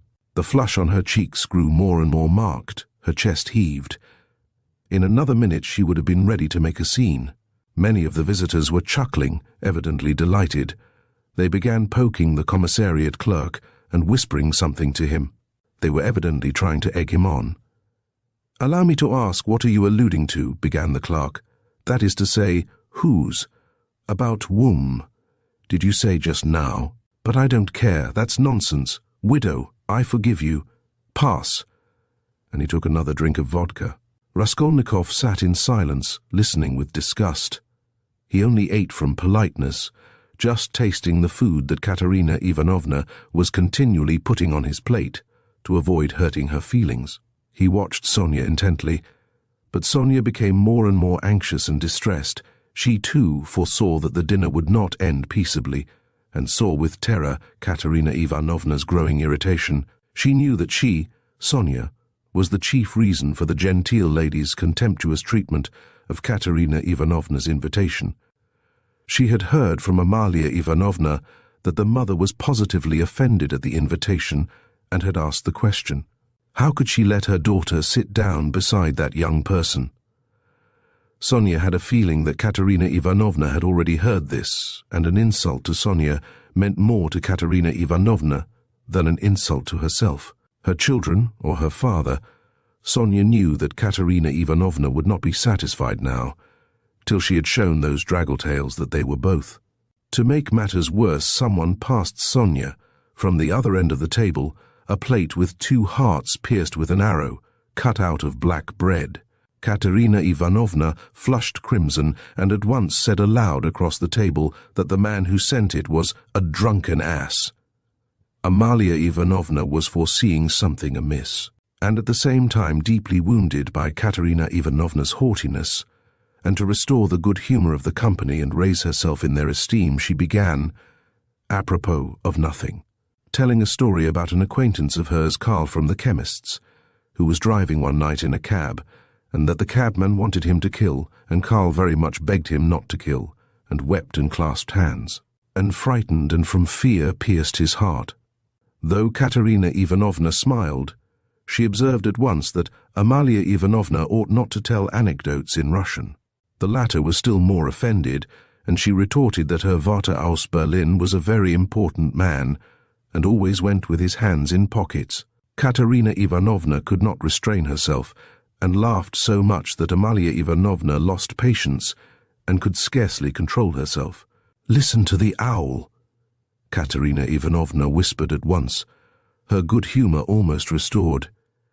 She meant to say he kept his hands in his pockets, but she said he put his hands in people's pockets. Cough, cough. "And have you noticed, Rodion Romanovitch, that all these Petersburg foreigners, the Germans especially, are all stupider than we? Can you fancy any one of us telling how Karl from the chemist's pierced his heart from fear, and that the idiot, instead of punishing the cabman, clasped his hands and wept and much begged? Ah, the fool! And you know she fancies it's very touching and does not suspect how stupid she is. To my thinking, the drunken commissariat clerk is a great deal cleverer. Anyway, one can see that he has addled his brains with drink. But you know, these foreigners are always so well behaved and serious. Look how she sits glaring. She is angry, ha-ha. Cough, cough, cough." Regaining her good humour, Katerina Ivanovna began at once telling Raskolnikov that when she had obtained her pension, she intended to open a school for the daughters of gentlemen in her native town T. This was the first time she had spoken to him of the project, and she launched out into the most alluring details. It suddenly appeared that Katerina Ivanovna had in her hands the very certificate of honour of which Marmeladov had spoken to Raskolnikov in the tavern, when he told him that Katerina Ivanovna, his wife, had danced the shawl dance before the governor and other great personages on leaving school. This certificate of honour was obviously intended now to prove Katerina Ivanovna's right to open a boarding school, but she had armed herself with it chiefly with the object of overwhelming those two stuck-up draggle-tails if they came to the dinner, and proving incontestably that Katerina Ivanovna was of the most noble, she might even say aristocratic family, a colonel's daughter, and was far superior to certain adventuresses who have been so much to the fore of late. The certificate of honour immediately passed into the hands of the drunken guests, and Katerina Ivanovna did not try to retain it, for it actually contained the statement en toutes lettres that her father was of the rank of a major and also a companion of an order, so that she really was almost the daughter of a colonel. Warming up, Katerina Ivanovna proceeded to enlarge on the peaceful and happy life they would lead on the gymnasium teachers whom she would engage to give lessons in her boarding school. One a most respectable old Frenchman, one Mangot, who had taught Katerina Ivanovna herself in old days, and was still living in T, and would no doubt teach in her school on moderate terms. Next she spoke of Sonia, who would go with her to and help her in all her plans. At this someone at the further end of the table gave a sudden guffaw. Though Katerina Ivanovna tried to appear to be disdainfully unaware of it, she raised her voice and began at once speaking with conviction of Sonia's undoubted ability to assist her, of her gentleness, patience, devotion, generosity and good education, tapping Sonia on the cheek and kissing her warmly twice. Sonia flushed crimson, and Katerina Ivanovna suddenly burst into tears, immediately observing that she was nervous and silly, that she was too much upset, that it was time to finish, and as the dinner was over, it was time to hand round the tea.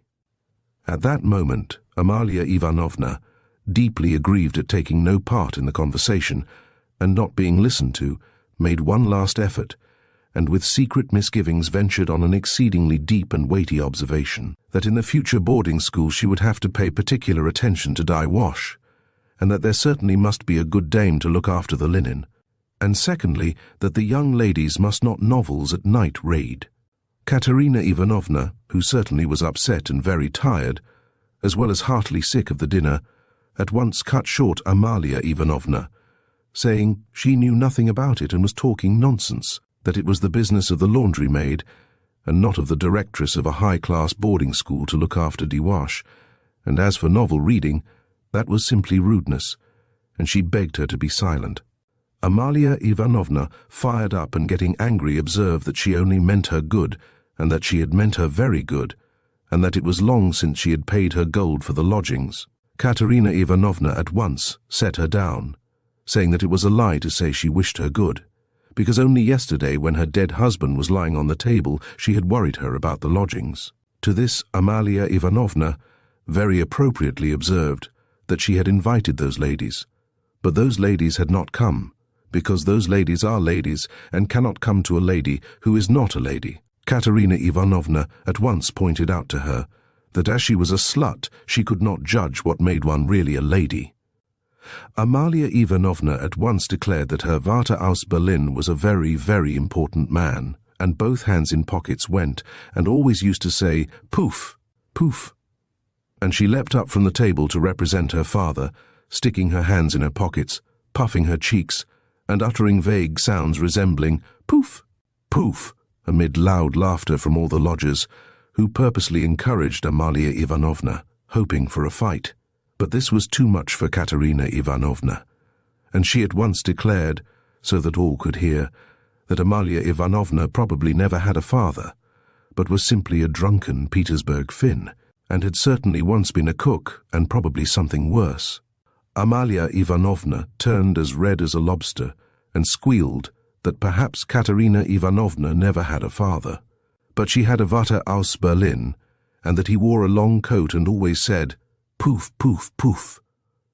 Katerina Ivanovna observed contemptuously that all knew what her family was, and that on that very certificate of honor it was stated in print that her father was a colonel, while Amalia Ivanovna's father, if she really had one, was probably some Finnish milkman, but that probably she never had a father at all, since it was still uncertain whether her name was Amalia Ivanovna or Amalia Ludwigovna. At this Amalia Ivanovna, lashed to fury, struck the table with her fist, and shrieked that she was Amalia Ivanovna, and not Ludwigovna, that her Vater was named Johann, and that he was a burgomeister, and that Katerina Ivanovna's Vater was quite never a burgomeister.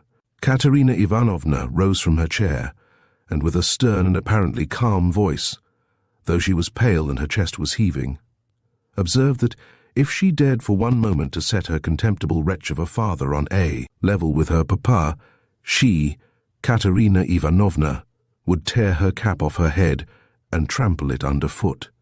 Amalia Ivanovna ran about the room, shouting at the top of her voice that she was mistress of the house, and that Katerina Ivanovna should leave the lodgings that minute. Then she rushed for some reason to collect the silver spoons from the table.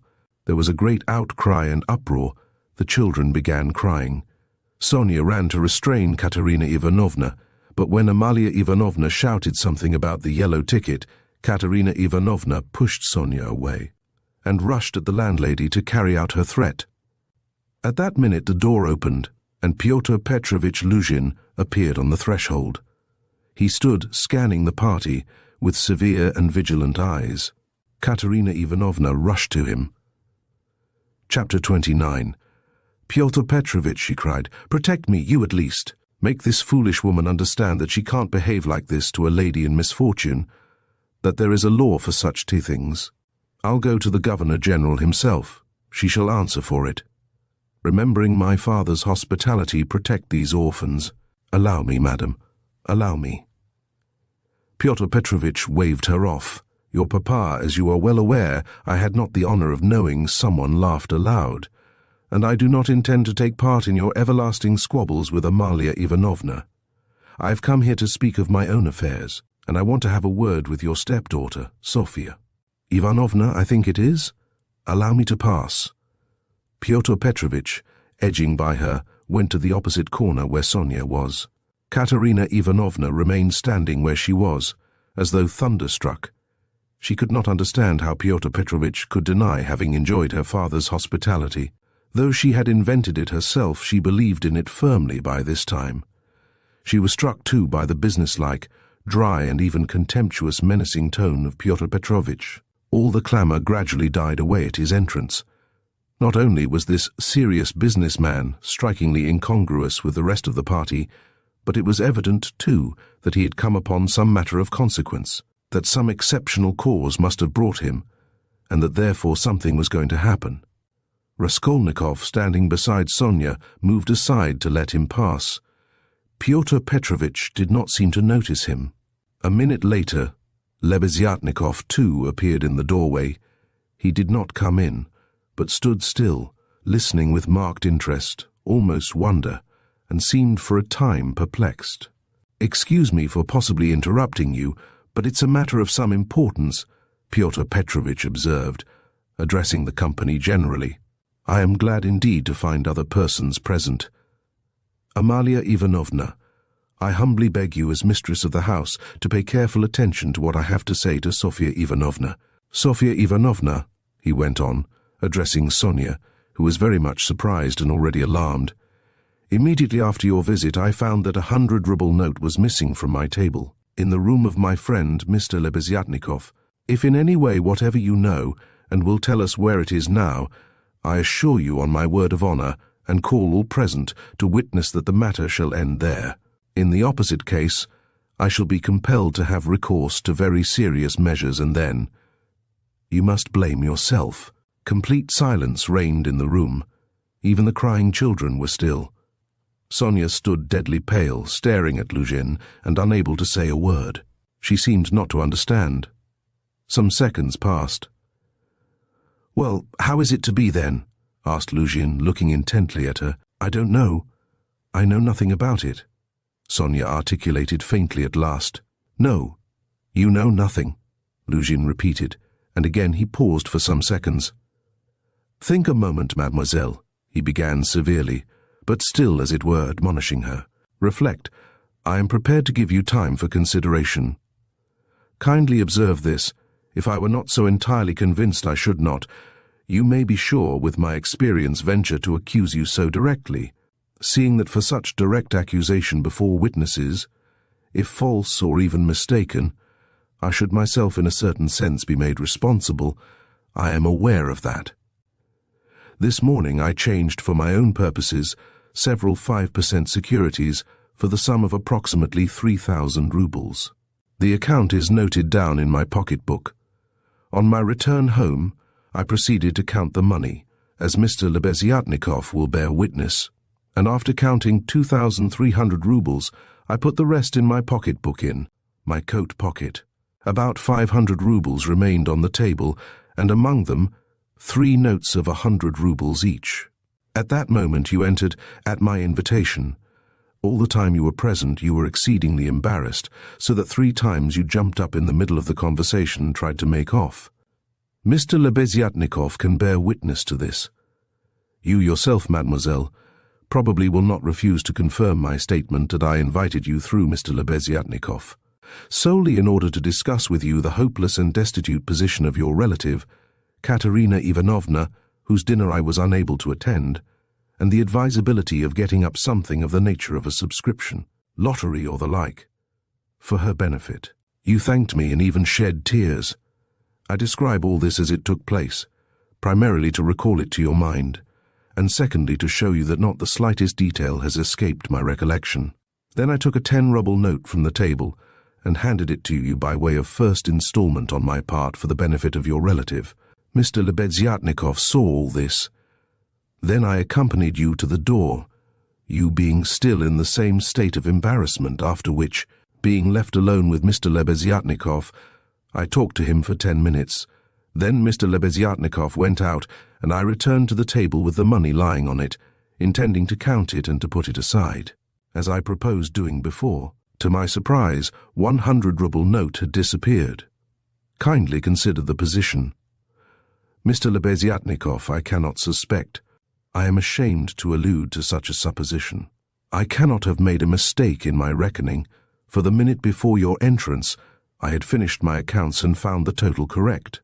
You will admit that, recollecting your embarrassment, your eagerness to get away, and the fact that you kept your hands for some time on the table, and taking into consideration your social position and the habits associated with it, I was, so to say, with horror and positively against my will, compelled to entertain a suspicion, a cruel but justifiable suspicion.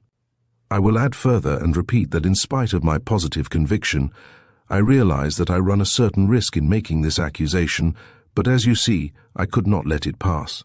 I have taken action, and I will tell you why, solely, madam, solely, owing to your black ingratitude. Why? I invite you for the benefit of your destitute relative. I present you with my donation of 10 rubles, and you, on the spot, repay me for all that with such an action. It is too bad. You need a lesson. Reflect. Moreover, like a true friend, I beg you, and you could have no better friend at this moment. Think what you are doing, otherwise I shall be immovable. Well, what do you say? I have taken nothing, Sonia whispered in terror. You gave me 10 rubles, here it is, take it. Sonia pulled her handkerchief out of her pocket, untied a corner of it, took out the 10-ruble note and gave it to Lujin. And the 100 rubles you do not confess to taking? He insisted reproachfully, not taking the note. Sonia looked about her. All were looking at her with such awful, stern, ironical, hostile eyes. She looked at Raskolnikov. He stood against the wall, with his arms crossed, looking at her with glowing eyes. Good God! Broke from Sonia. Amalia Ivanovna, we shall have to send word to the police, and therefore I humbly beg you meanwhile to send for the house porter, Lujin said softly and even kindly. Gott de Barmherzig! I knew she was the thief, cried Amalia Ivanovna, throwing up her hands. You knew it? Lujin caught her up. Then I suppose you had some reason before this for thinking so. I beg you, worthy Amalia Ivanovna, to remember your words which have been uttered before witnesses. There was a buzz of loud conversation on all sides. All were in movement. What? Cried Katerina Ivanovna, suddenly realizing the position, and she rushed at Lujin. What? You accuse her of stealing? Sonia? Ah, the wretches, the wretches! And running to Sonia, she flung her wasted arms round her and held her as in a vice. Sonia, how dared you take 10 rubles from him? Foolish girl, give it to me. Give me the 10 rubles at once here. And snatching the note from Sonia, Katerina Ivanovna crumpled it up and flung it straight into Lujin's face. It hit him in the eye and fell on the ground. Amalia Ivanovna hastened to pick it up. Pyotr Petrovitch lost his temper. Hold that mad woman, he shouted. At that moment, several other persons, besides Lebeziatnikov, appeared in the doorway, among them the 2 ladies. What? Mad? Am I mad? Idiot, shrieked Katerina Ivanovna. You are an idiot yourself, pettifogging lawyer, base man. Sonia, take his money. Sonia, a thief. Why, she'd give away her last penny. And Katerina Ivanovna broke into hysterical laughter. Did you ever see such an idiot? She turned from side to side. And you too. She suddenly saw the landlady. And you too, sausage-eater. You declare that she is a thief, you trashy Prussian hen's leg in a crinoline. She hasn't been out of this room. She came straight from you, you wretch, and sat down beside me. Everyone saw her. She sat here, by Rodion Romanovitch. Search her. Since she's not left the room, the money would have to be on her. Search her, search her. But if you don't find it, then excuse me, my dear fellow, you'll answer for it. I'll go to our sovereign, to our gracious Tsar himself, and throw myself at his feet, today, this minute. I am alone in the world. They would let me in. Do you think they wouldn't? You're wrong. I will get in. I will get in. You reckoned on her meekness. You relied upon that. But I am not so submissive, let me tell you. You've gone too far yourself. Search her, search her. And Katerina Ivanovna, in a frenzy, shook Lujin and dragged him towards Sonia. I am ready. I'll be responsible. But calm yourself, madam, calm yourself. I see that you are not so submissive. Well, but as to that, Lujin muttered, that ought to be before the police, though indeed there are witnesses enough as it is. I am ready. But in any case, it's difficult for a man, on account of her 6, but with the help of Amalia Ivanovna, though, of course, it's not the way to do tea things. How is it to be done? As you will. Let anyone who likes search her, cried Katerina Ivanovna. Sonia, turn out your pockets. See. Look, monster, the pocket is empty. Here was her handkerchief. Here is the other pocket. Look, do you see? Do you see?" And Katerina Ivanovna turned, or rather snatched both pockets inside out. But from the right pocket, a piece of paper flew out, and describing a parabola in the air fell at Lujin's feet. Everyone saw it, several cried out. Pyotr Petrovitch stooped down, picked up the paper in 2 fingers, lifted it where all could see it and opened it. It was a 100-ruble note folded in 8. Pyotr Petrovitch held up the note, showing it to everyone. "Thief! Out of my lodging! Police, police!" yelled Amalia Ivanovna. "They must to Siberia be sent away!" Exclamations arose on all sides. Raskolnikov was silent, keeping his eyes fixed on Sonia, except for an occasional rapid glance at Lujin. Sonia stood still, as though unconscious. She was hardly able to feel surprise. Suddenly the colour rushed to her cheeks. She uttered a cry and hid her face in her hands. "No, it wasn't I. I didn't take it. I know nothing about it," she cried with a heart-rending wail, and she ran to Katerina Ivanovna, who clasped her tightly in her arms, as though she would shelter her from all the world. "Sonia! Sonia! I don't believe it! You see, I don't believe it!" she cried in the face of the obvious fact, swaying her to and fro in her arms like a baby, kissing her face continually, then snatching at her hands and kissing them too. "You took it! How stupid these people are! Oh dear! You are fools, fools!" she cried, addressing the whole room. You don't know what a heart she has, what a girl she is. She'd take it, She'd sell her last rag. She'd go barefoot to help you if you needed it. That's what she is. She has the yellow passport because my children were starving. She sold herself for us. Ah, husband, husband, do you see? Do you see? What a memorial dinner for you. Merciful heavens, defend her. Why are you all standing still?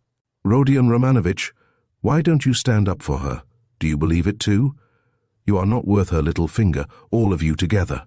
Good God, defend her now at least. The wail of the poor, consumptive, helpless woman seemed to produce a great effect on her audience.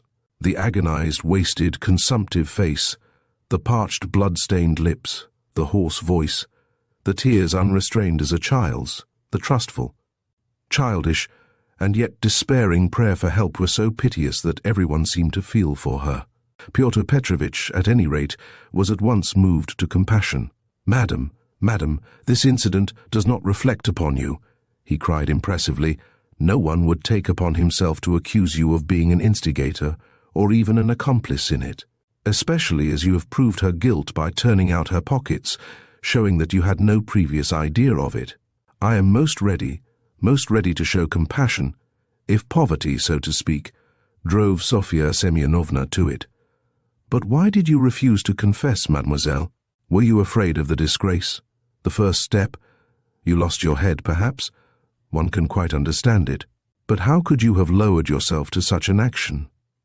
Gentlemen," he addressed the whole company, "gentlemen, compassionate, and, so to say, commiserating these people, I am ready to overlook it even now in spite of the personal insult lavished upon me.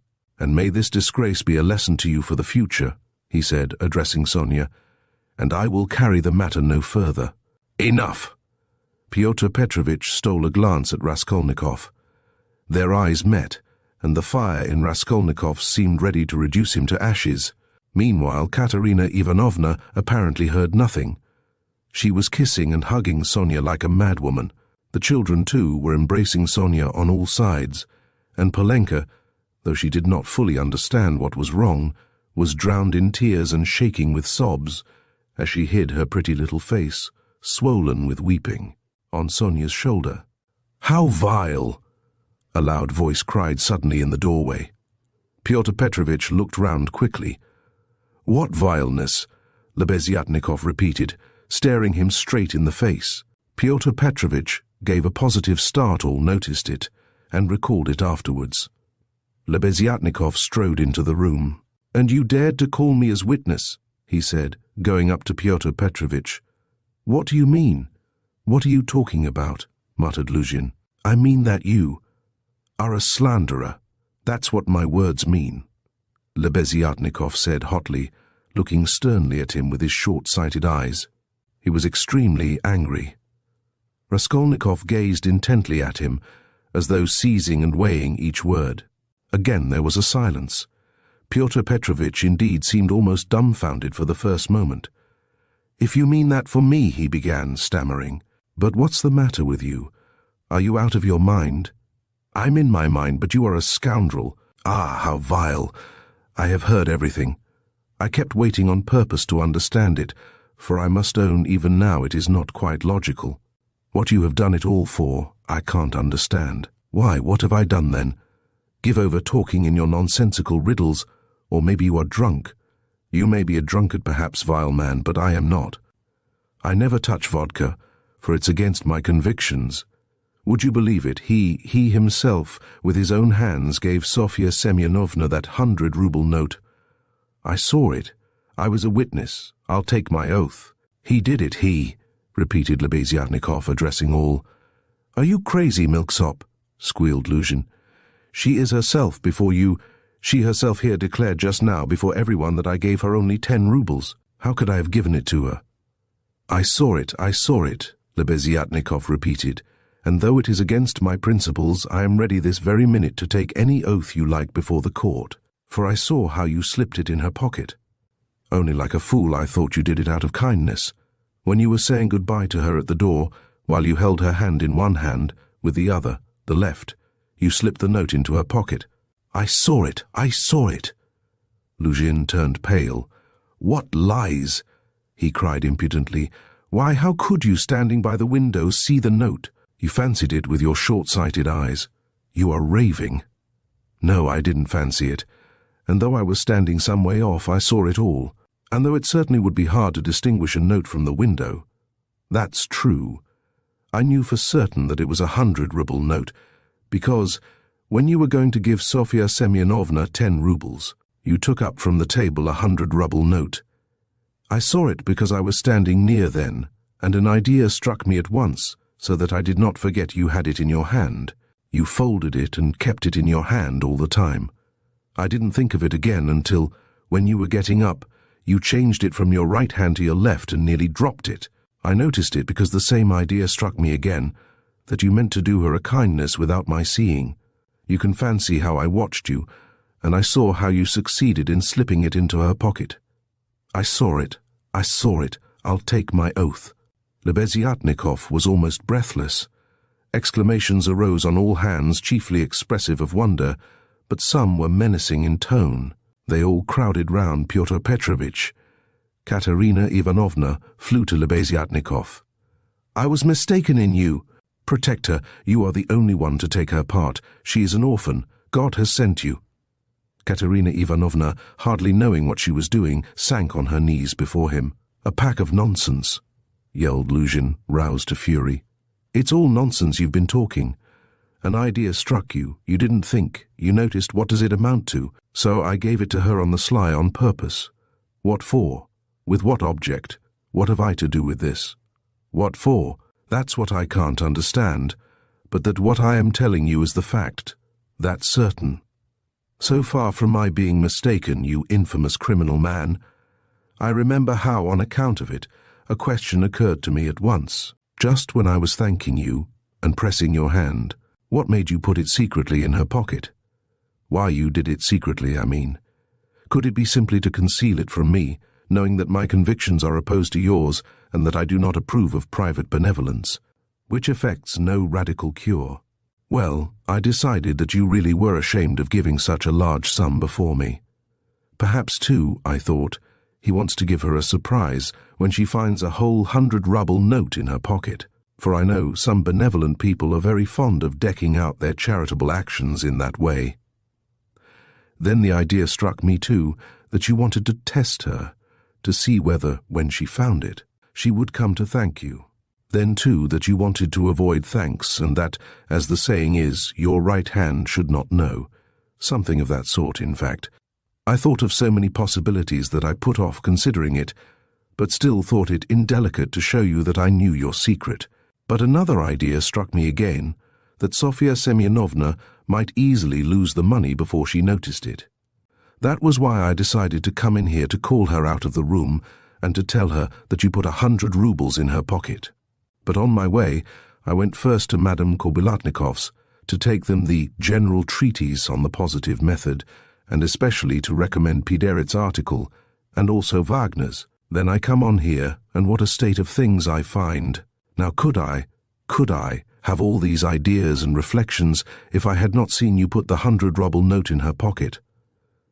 When Lebeziatnikov finished his long-winded harangue with a logical deduction at the end, he was quite tired, and the perspiration streamed from his face. He could not, alas, even express himself correctly in Russian, though he knew no other language, so that he was quite exhausted, almost emaciated after this heroic exploit. But his speech produced a powerful effect. He had spoken with such vehemence, with such conviction that everyone obviously believed him. Pyotr Petrovitch felt that things were going badly with him. "What is it to do with me if silly ideas did occur to you?" he shouted. "That's no evidence. You may have dreamt it, that's all. And I tell you, you are lying, sir. You are lying and slandering from some spite against me, simply from pique, because I did not agree with your free-thinking, godless, social propositions." But this retort did not benefit Pyotr Petrovitch. Murmurs of disapproval were heard on all sides. "Ah, that's your line now, is it?" cried Lebeziatnikov. "That's nonsense. Call the police and I'll take my oath.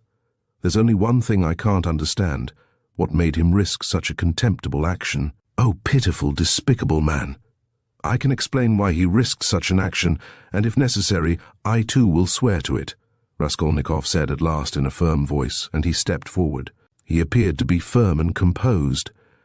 Everyone felt clearly, from the very look of him, that he really knew about it, and that the mystery would be solved.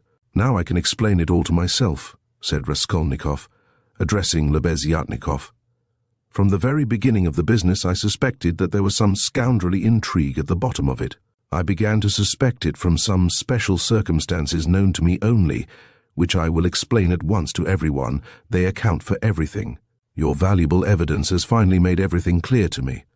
I beg all to listen. This gentleman," he pointed to Lujin, "was recently engaged to be married to a young lady, my sister, Rodion Romanovitch Raskolnikov. But coming to Petersburg, he quarrelled with me the day before yesterday, at our first meeting, and I drove him out of my room. I have 2 witnesses to prove it. He is a very spiteful man.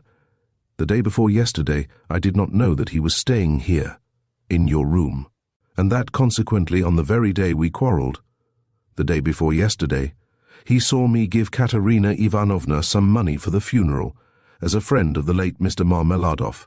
He at once wrote a note to my mother and informed her that I had given away all my money, not to Katerina Ivanovna but to Sofia Semyonovna, and referred in a most contemptible way to the character of Sofia Semyonovna. That is, hinted at the character of my attitude to Sofia Semyonovna. All this, you understand, was with the object of dividing me from my mother and sister, by insinuating that I was squandering on unworthy objects the money which they had sent me, and which was all they had. Yesterday evening, before my mother and sister and in his presence, I declared that I had given the money to Katerina Ivanovna for the funeral, and not to Sofia Semyonovna, and that I had no acquaintance with Sofia Semyonovna, and had never seen her before indeed. At the same time I added that he, Pyotr Petrovitch Lujin, with all his virtues, was not worth Sofia Semyonovna's little finger, though he spoke so ill of her. To his question, would I let Sofia Semyonovna sit down beside my sister, I answered that I had already done so that day. Irritated that my mother and sister were unwilling to quarrel with me at his insinuations, he gradually began being unpardonably rude to them. A final rupture took place, and he was turned out of the house. All this happened yesterday evening. Now I beg your special attention. Consider, if he had now succeeded in proving that Sofia Semyonovna was a thief, he would have shown to my mother and sister that he was almost right in his suspicions, that he had reason to be angry at my putting my sister on a level with Sofia Semyonovna, that in attacking me he was protecting and preserving the honor of my sister, his betrothed. In fact, he might even, through all this, have been able to estrange me from my family, and no doubt he hoped to be restored to favor with them, to say nothing of revenging himself on me personally, for he has grounds for supposing that the honor and happiness of Sofia Semyonovna are very precious to me. That was what he was working for. That's how I understand it, That's the whole reason for it, and there can be no other." It was like this, or somewhat like this, that Raskolnikov wound up his speech, which was followed very attentively, though often interrupted by exclamations from his audience.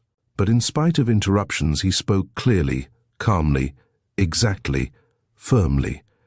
His decisive voice, his tone of conviction, and his stern face made a great impression on everyone. "Yes, yes, that's it," Lebeziatnikov assented gleefully. "That must be it, for he asked me as soon as Sofya Semyonovna came into our room, whether you were here, whether I had seen you among Katerina Ivanovna's guests. He called me aside to the window and asked me in secret. It was essential for him that you should be here. That's it, that's it." Lujin smiled contemptuously and did not speak, but he was very pale. He seemed to be deliberating on some means of escape. Perhaps he would have been glad to give up everything and get away, but at the moment this was scarcely possible. It would have implied admitting the truth of the accusations brought against him. Moreover, the company, which had already been excited by drink, was now too much stirred to allow it. The commissariat clerk, though indeed he had not grasped the whole position, was shouting louder than anyone, and was making some suggestions very unpleasant to Lujin. But not all those present were drunk. Lodgers came in from all the rooms. The three Poles were tremendously excited and were continually shouting at him, "The pan is A," and muttering threats in Polish. Sonia had been listening with strained attention, though she too seemed unable to grasp it all. She seemed as though she had just returned to consciousness. She did not take her eyes off Raskolnikov, feeling that all her safety lay in him. Katerina Ivanovna breathed hard and painfully, and seemed fearfully exhausted. Amalia Ivanovna stood looking more stupid than anyone, with her mouth wide open, unable to make out what had happened. She only saw that Pyotr Petrovitch had somehow come to grief. Raskolnikov was attempting to speak again, but they did not let him. Everyone was crowding round Lujin with threats and shouts of abuse. But Pyotr Petrovitch was not intimidated. Seeing that his accusation of Sonia had completely failed, he had recourse to insolence. "Allow me, gentlemen, allow me. Don't squeeze, let me pass," he said, making his way through the crowd. "And no threats, if you please. I assure you it will be useless. You will gain nothing by it. On the contrary, you'll have to answer, gentlemen, for violently obstructing the course of justice. The thief has been more than unmasked, and I shall prosecute. Our judges are not so blind and not so drunk, and will not believe the testimony of two notorious infidels, agitators, and atheists, who accuse me from motives of personal revenge which they are foolish enough to admit. Yes, allow me to pass. Don't let me find a trace of you in my room. Kindly leave at once, and everything is at an end between us. When I think of the trouble I've been taking, the way I've been expounding, all this fortnight. I told you myself today that I was going. When you tried to keep me, now I will simply add that you are a fool. I advise you to see a doctor for your brains and your short sight. Let me pass, gentlemen." He forced his way through, but the commissariat clerk was unwilling to let him off so easily. He picked up a glass from the table, brandished it in the air, and flung it at Pyotr Petrovitch. But the glass flew straight at Amalia Ivanovna. She screamed, and the clerk, overbalancing, fell heavily under the table. Pyotr Petrovitch made his way to his room, and half an hour later had left the house. Sonia, timid by nature, had felt before that day that she could be ill-treated more easily than anyone, and that she could be wronged with impunity. Yet till that moment she had fancied that she might escape misfortune by care, gentleness, and submissiveness before everyone. Her disappointment was too great. She could, of course, bear with patience, and almost without murmur anything, even this, but for the first minute she felt it too bitter. In spite of her triumph and her justification, when her first terror and stupefaction had passed, and she could understand it all clearly, the feeling of her helplessness and of the wrong done to her made her heart throb with anguish, and she was overcome with hysterical weeping. At last, unable to bear any more, she rushed out of the room and ran home, almost immediately after Lujin's departure. When amidst loud laughter the glass flew at Amalia Ivanovna, it was more than the landlady could endure. With a shriek, she rushed like a fury at Katerina Ivanovna, considering her to blame for everything. Out of my lodgings at once, quick march." And with these words she began snatching up everything she could lay her hands on that belonged to Katerina Ivanovna and throwing it on the floor. Katerina Ivanovna, pale, almost fainting and gasping for breath, jumped up from the bed where she had sunk in exhaustion and darted at Amalia Ivanovna. But the battle was too unequal. The landlady waved her away like a feather. "What? As though that godless calumny was not enough, this vile creature attacks me. What? On the day of my husband's funeral I am turned out of my lodging. After eating my bread and salt she turns me into the street with my orphans. Where am I to go?" wailed the poor woman, sobbing and gasping. "Good God!" she cried with flashing eyes. "Is there no justice upon earth? Whom should you protect if not us orphans?" "We shall see. There is law and justice on earth, there is. I will find it. Wait a bit, godless creature. Polenka, stay with the children, I'll come back. Wait for me, if you have to wait in the street. We will see whether there is justice on earth."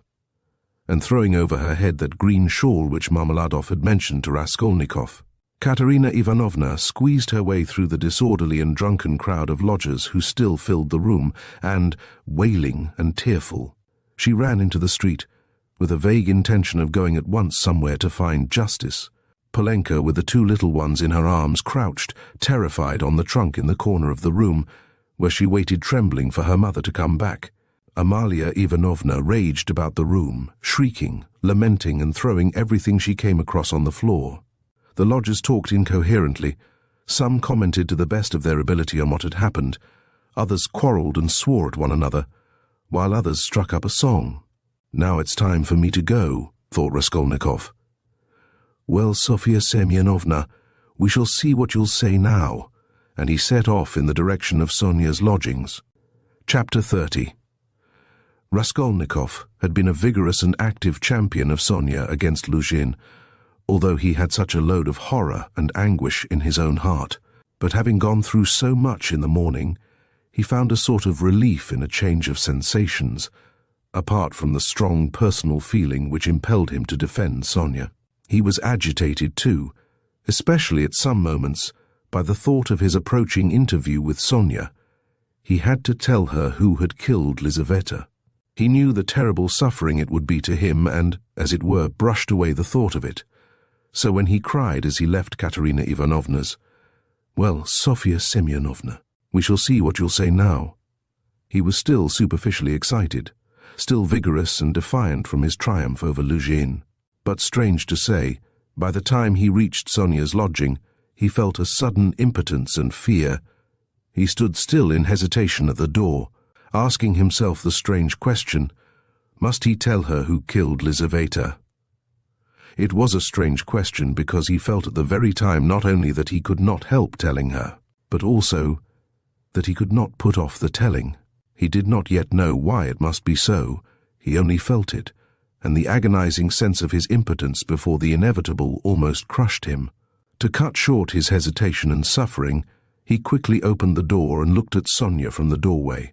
She was sitting with her elbows on the table and her face in her hands, but seeing Raskolnikov, she got up at once and came to meet him as though she were expecting him. "What would have become of me but for you?" she said quickly, meeting him in the middle of the room. Evidently she was in haste to say this to him. It was what she had been waiting for. Raskolnikov went to the table and sat down on the chair from which she had only just risen. She stood facing him 2 steps away, just as she had done the day before. "Well, Sonia?" he said, and felt that his voice was trembling. "It was all due to your social position and the habits associated with it. Did you understand that just now?" Her face showed her distress. "Only don't talk to me as you did yesterday," she interrupted him. "Please don't begin it. There is misery enough without that." She made haste to smile, afraid that he might not like the reproach. "I was silly to come away from there. What is happening there now? I wanted to go back directly, but I kept thinking that you would come." He told her that Amalia Ivanovna was turning them out of their lodging, and that Katerina Ivanovna had run off somewhere to seek justice. "My God!" cried Sonia. "Let's go at once," and she snatched up her cape. It's everlastingly the same thing, said Raskolnikov irritably. You've no thought except for them. Stay a little with me. But, Katerina Ivanovna, you won't lose Katerina Ivanovna. You may be sure she'll come to you herself since she has run out, he added peevishly. If she doesn't find you here, you'll be blamed for it. Sonia sat down in painful suspense. Raskolnikov was silent, gazing at the floor and deliberating. This time Lujin did not want to prosecute you, he began, not looking at Sonia. But if he had wanted to, if it had suited his plans, he would have sent you to prison if it had not been for Lebeziatnikov and me. Ah? Yes, she assented in a faint voice. Yes, she repeated, preoccupied and distressed. But I might easily not have been there, and it was quite an accident Lebeziatnikov's turning up. Sonia was silent. And if you'd gone to prison, what then? Do you remember what I said yesterday? Again she did not answer. He waited. I thought you would cry out again. Don't speak of it, leave off. Raskolnikov gave a laugh, but rather a forced one. What, silence again? He asked a minute later. We must talk about something, you know. It would be interesting for me to know how you would decide a certain problem, as Lebeziatnikov would say. He was beginning to lose the thread. No, really, I'm serious. Imagine, Sonia, that you had known all Lujin's intentions beforehand. Known, that is, for a fact, that they would be the ruin of Katerina Ivanovna and the children and yourself thrown in, since you don't count yourself for anything, Polenka too. For she'll go the same way. Well, if suddenly it all depended on your decision whether he or they should go on living, that is, whether Lujin should go on living and doing wicked things, or Katerina Ivanovna should die, how would you decide which of them was to die, I ask you? Sonia looked uneasily at him. There was something peculiar in this hesitating question, which seemed approaching something in a roundabout way. I felt that you were going to ask some question like that, she said, looking inquisitively at him. I dare say you did. But how is it to be answered? Why do you ask about what could not happen? Said Sonia reluctantly. Then it would be better for Lujin to go on living and doing wicked things? You haven't dared to decide even that. But I can't know the divine providence. And why do you ask what can't be answered? What's the use of such foolish questions? How could it happen that it should depend on my decision? Who has made me a judge to decide who is to live and who is not to live? Oh, if the divine providence is to be mixed up in it, there is no doing anything, Raskolnikov grumbled morosely. You'd better say straight out what you want, Sonia cried in distress. You are leading up to something again. Can you have come simply to torture me? She could not control herself, and began crying bitterly. He looked at her in gloomy misery. 5 minutes passed. Of course you're right, Sonia, he said softly at last. He was suddenly changed. His tone of assumed arrogance and helpless defiance was gone. Even his voice was suddenly weak. I told you yesterday that I was not coming to ask forgiveness, and almost the first thing I've said is to ask forgiveness.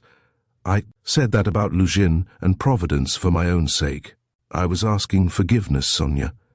He tried to smile, but there was something helpless and incomplete in his pale smile.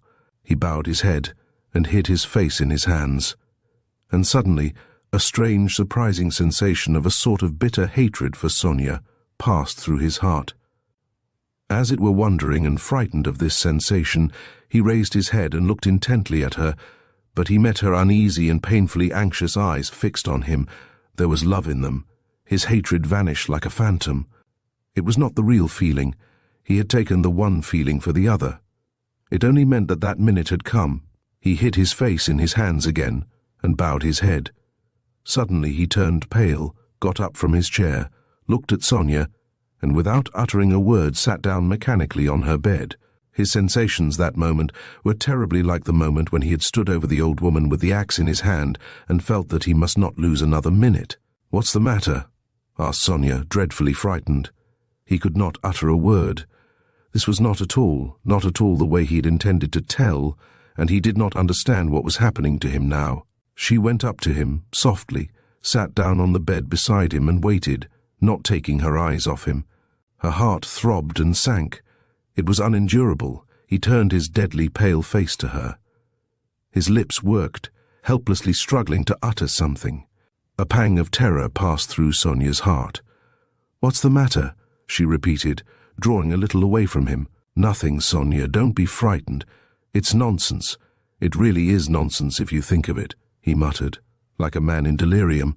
Why have I come to torture you? He added suddenly, looking at her. Why, really?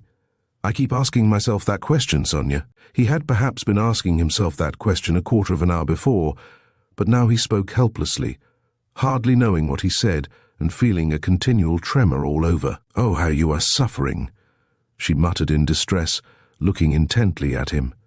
It's all nonsense. Listen, Sonia. He suddenly smiled, a pale, helpless smile for 2 seconds. You remember what I meant to tell you yesterday? Sonia waited uneasily. I said as I went away that perhaps I was saying goodbye forever, but that if I came today I would tell you who killed Lizaveta. She began trembling all over. Well, here I've come to tell you. Then you really meant it yesterday? She whispered with difficulty. How do you know? She asked quickly, as though suddenly regaining her reason. Sonia's face grew paler and paler, and she breathed painfully. I know. She paused a minute. Have they found him? She asked timidly. No. Then how do you know about? She asked again, hardly audibly, and again after a minute's pause. He turned to her and looked very intently at her. Guess, he said, with the same distorted, helpless smile. A shudder passed over her. But you, why do you frighten me like this? She said, smiling like a child. I must be a great friend of his. Since I know, Raskolnikov went on, still gazing into her face as though he could not turn his eyes away. He did not mean to kill that Lizaveta. Shh! Killed her accidentally. He meant to kill the old woman when she was alone, and he went there. And then Lizaveta came in. He killed her too. Another awful moment passed. Both still gazed at one another. You can't guess then? He asked suddenly, feeling as though he were flinging himself down from a steeple. No, whispered Sonia. Take a good look. As soon as he had said this again, the same familiar sensation froze his heart. He looked at her, and all at once seemed to see in her face the face of Lizaveta. He remembered clearly the expression in Lizaveta's face when he approached her with the axe, and she stepped back to the wall, putting out her hand with childish terror in her face, looking as little children do when they begin to be frightened of something, looking intently and uneasily at what frightens them, shrinking back and holding out their little hands on the point of crying.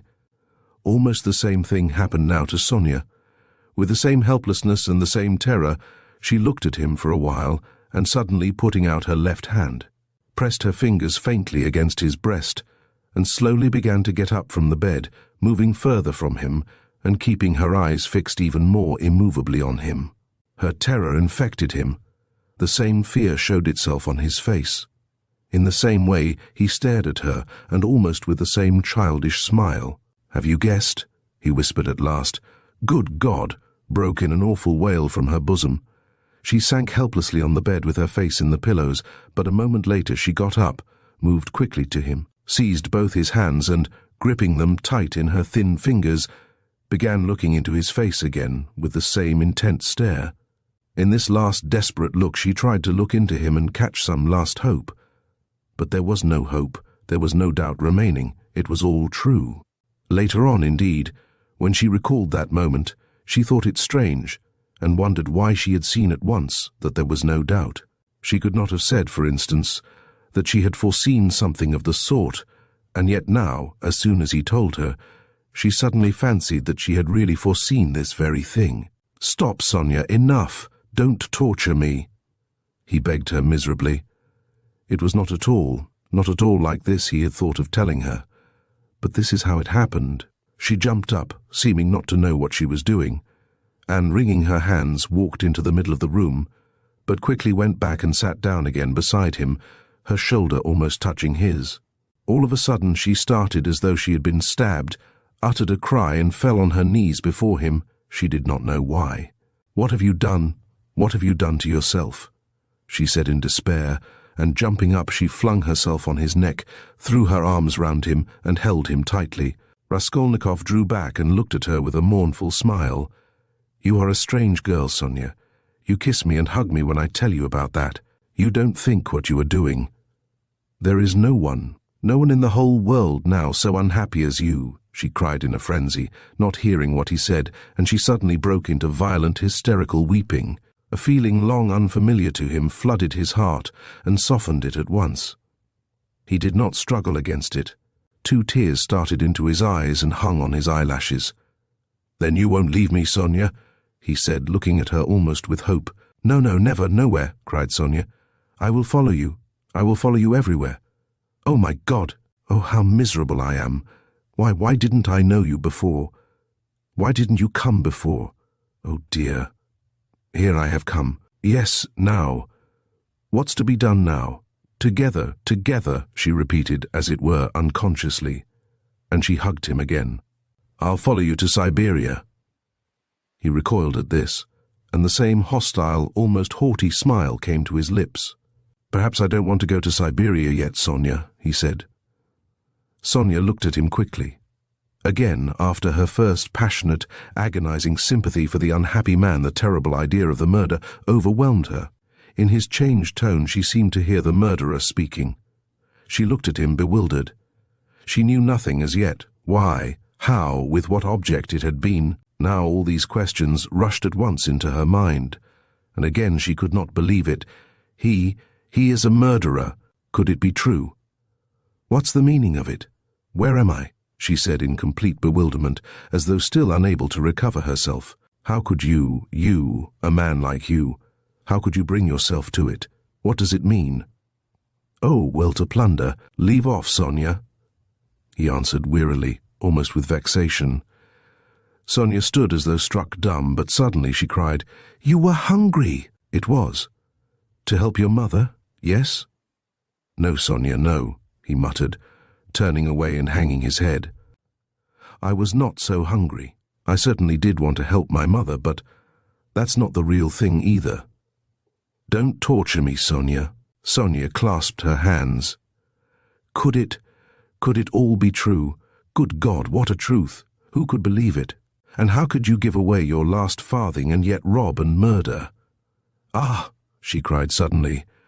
"That money you gave Katerina Ivanovna, that money, can that money—" "No, Sonia," he broke in hurriedly, "that money was not it. Don't worry yourself. That money my mother sent me, and it came when I was ill, the day I gave it to you. Razumihin saw I teat. He received it for Mum. That money was mine, my own." Sonia listened to him in bewilderment and did her utmost to comprehend. "And that money? I don't even know really whether there was any money," he added softly, as though reflecting. "I took a purse off her neck, made of chamois leather. A purse stuffed full of something. But I didn't look in it. I suppose I hadn't time. And the things, chains and trinkets, I buried under a stone with the purse next morning in a yard off the Veep Prospect. They are all there now." Sonia strained every nerve to listen. "Then why? Why, you said you did it to rob, but you took nothing," she asked quickly, catching at a straw. "I don't know. I haven't yet decided whether to take that money or not," he said, musing again, and seeming to wake up with a start, he gave a brief ironical smile. "Ach, what silly stuff I am talking, eh?" The thought flashed through Sonia's mind, wasn't he mad? But she dismissed it at once. No, it was something else. She could make nothing of it. Nothing. "Do you know, Sonia," he said suddenly with conviction, "let me tell you, if I'd simply killed because I was hungry," laying stress on every word, and looking enigmatically but sincerely at her, "I should be happy now. You must believe that. What would it matter to you?" he cried a moment later with a sort of despair. "What would it matter to you if I were to confess that I did wrong? What do you gain by such a stupid triumph over me? Ah, Sonia, was it for that I've come to you today?" Again Sonia tried to say something, but did not speak. "I asked you to go with me yesterday because you are all I have left." "Go where?" asked Sonia timidly. "Not to steal and not to murder, don't be anxious." He smiled bitterly. "We are so different. And you know, Sonia, it's only now, only this moment that I understand where I asked you to go with me yesterday. Yesterday, when I said it, I did not know where. I asked you for one thing. I came to you for one thing, not to leave me. You won't leave me, Sonia?" She squeezed his hand. "And why? Why did I tell her? Why did I let her know? He cried a minute later in despair, looking with infinite anguish at her. Here you expect an explanation from me, Sonia. You are sitting and waiting for it, I see that. But what can I tell you?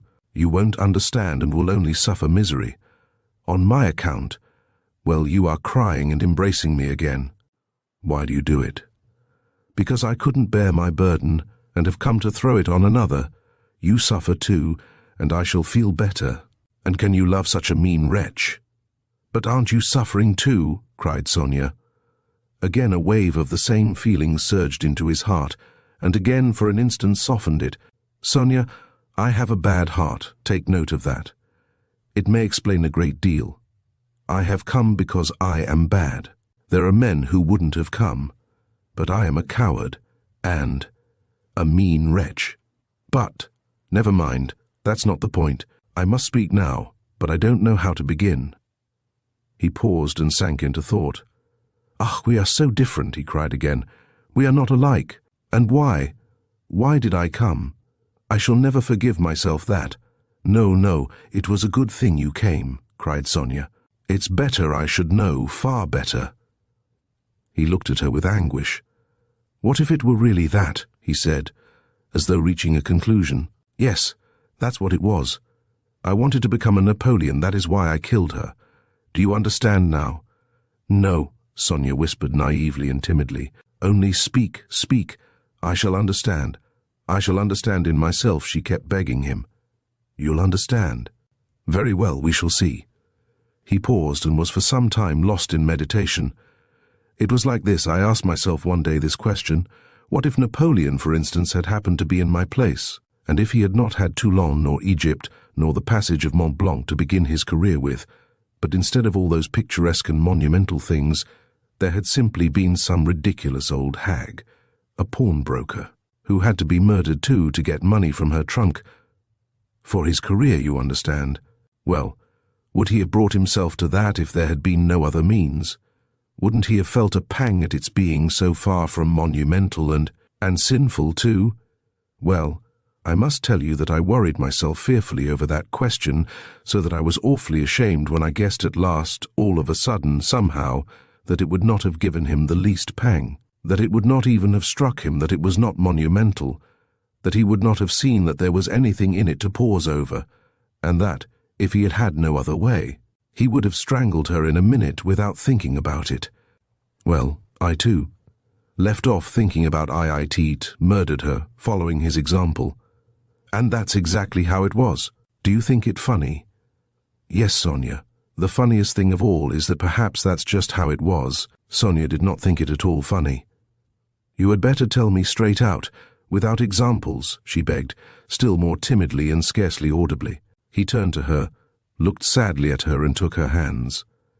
You are right again, Sonia. Of course that's all nonsense, it's almost all talk. You see, you know of course that my mother has scarcely anything. My sister happened to have a good education and was condemned to drudge as a governess. All their hopes were centered on me. I was a student, but I couldn't keep myself at the university and was forced for a time to leave it. Even if I had lingered on like that, in 10 or 12 years I might, with luck, hope to be some sort of teacher or clerk with a salary of 1,000 rubles.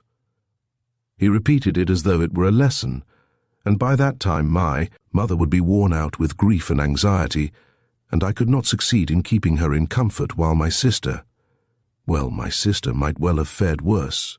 And it's a hard thing to pass everything by all one's life, to turn one's back upon everything, to forget one's mother, and decorously accept the insults inflicted on one's sister. Why should one? When one has buried them, to burden oneself with others' wife and children, and to leave them again without a farthing. So I resolved to gain possession of the old woman's money, and to use it for my first years without worrying my mother, to keep myself at the university and for a little while after leaving it, and to do this all on a broad, thorough scale, so as to build up a completely new career and enter upon a new life of independence. Well, that's all. Well, of course, in killing the old woman I did wrong. Well, that's enough. He struggled to the end of his speech in exhaustion and let his head sink. Oh, that's not it, Sonia cried in distress. How could one? No, that's not right. Not right. You see yourself that it's not right. But I've spoken truly. It's the truth. As though that could be the truth. Good God! I've only killed a louse, Sonia. A useless, loathsome, harmful creature. A human being, a louse. I too know it wasn't a louse, he answered, looking strangely at her. But I am talking nonsense, Sonia, he added. I've been talking nonsense a long time. That's not it. You are right there. There were quite other causes for it. I haven't talked to anyone for so long, Sonia. My head aches dreadfully now. His eyes shone with feverish brilliance. He was almost delirious. An uneasy smile strayed on his lips. His terrible exhaustion could be seen through his excitement. Sonia saw how he was suffering. She too was growing dizzy, and he talked so strangely it seemed somehow comprehensible. But yet... But how, good God! And she wrung her hands in despair. No, Sonia, that's not it, he began again suddenly, raising his head, as though a new and sudden train of thought had struck, and as it were roused him. That's not it! Better. Imagine, yes, it's certainly better imagine that I am vain, envious, malicious, base, vindictive, and... Well, perhaps with the tendency to insanity. Let's have it all out at once. They've talked of madness already, I noticed. I told you just now I could not keep myself at the university, but do you know that perhaps I might have done? My mother would have sent me what I needed for the fees, and I could have earned enough for clothes, boots and food, no doubt. Lessons had turned up at half a ruble. Razumihin works. But I turned sulky and wouldn't. Yes, sulkiness, that's the right word for it. I sat in my room like a spider. You've been in my den. You've seen it. And do you know, Sonia, that low ceilings and tiny rooms cramp the soul and the mind? Ah, how I hated that garret. And yet I wouldn't go out of it. I wouldn't on purpose. I didn't go out for days together. And I wouldn't work. I wouldn't even eat. I just lay there doing nothing. If Nastasia brought me anything, I ate it. If she didn't, I went all day without. I wouldn't ask, on purpose, from sulkiness. At night I had no light. I lay in the dark and I wouldn't earn money for candles. I ought to have studied, but I sold my books, and the dust lies an inch thick on the notebooks on my table. I preferred lying still and thinking, and I kept thinking. And I had dreams all the time, strange dreams of all sorts, no need to describe. Only then I began to fancy that. No, that's not it. Again I am telling you wrong. You see, I kept asking myself then, why am I so stupid that if others are stupid, and I know they are, yet I won't be wiser? Then I saw, Sonia, that if one waits for everyone to get wiser, it will take too long. Afterwards I understood that that would never come to pass, that men won't change and that nobody can alter it, and that it's not worth wasting effort over it. Yes, that's so. That's the law of their nature, Sonia, that's so. And I know now, Sonia, that whoever is strong in mind and spirit will have power over them. Anyone who is greatly daring is right in their eyes. He who despises most things will be a lawgiver among them, and he who dares most of all will be most in the right. So it has been till now, and so it will always be. A man must be blind not to see it. Though Raskolnikov looked at Sonia as he said this, he no longer cared whether she understood or not. The fever had complete hold of him. He was in a sort of gloomy ecstasy. He certainly had been too long without talking to anyone. Sonia felt that his gloomy creed had become his faith and code. I divined then, Sonia, he went on eagerly, that power is only vouchsafed to the man who dares to stoop and pick it up. There is only one thing needful, one has only to dare. Then for the first time in my life an idea took shape in my mind, which no one had ever thought of before me. No one. I saw clear as daylight how strange it is that not a single person living in this mad world has had the daring to go straight for it all and send it flying to the devil. I wanted to have the daring, and I killed her. I only wanted to have the daring, Sonia. That was the whole cause of it. Oh, hush, hush, cried Sonia, clasping her hands. You turned away from God, and God has smitten you, has given you over to the devil. Then, Sonia, when I used to lie there in the dark and all this became clear to me, was it a temptation of the devil, eh? Hush, don't laugh. Blasphemer. You don't understand, oh God, he won't understand.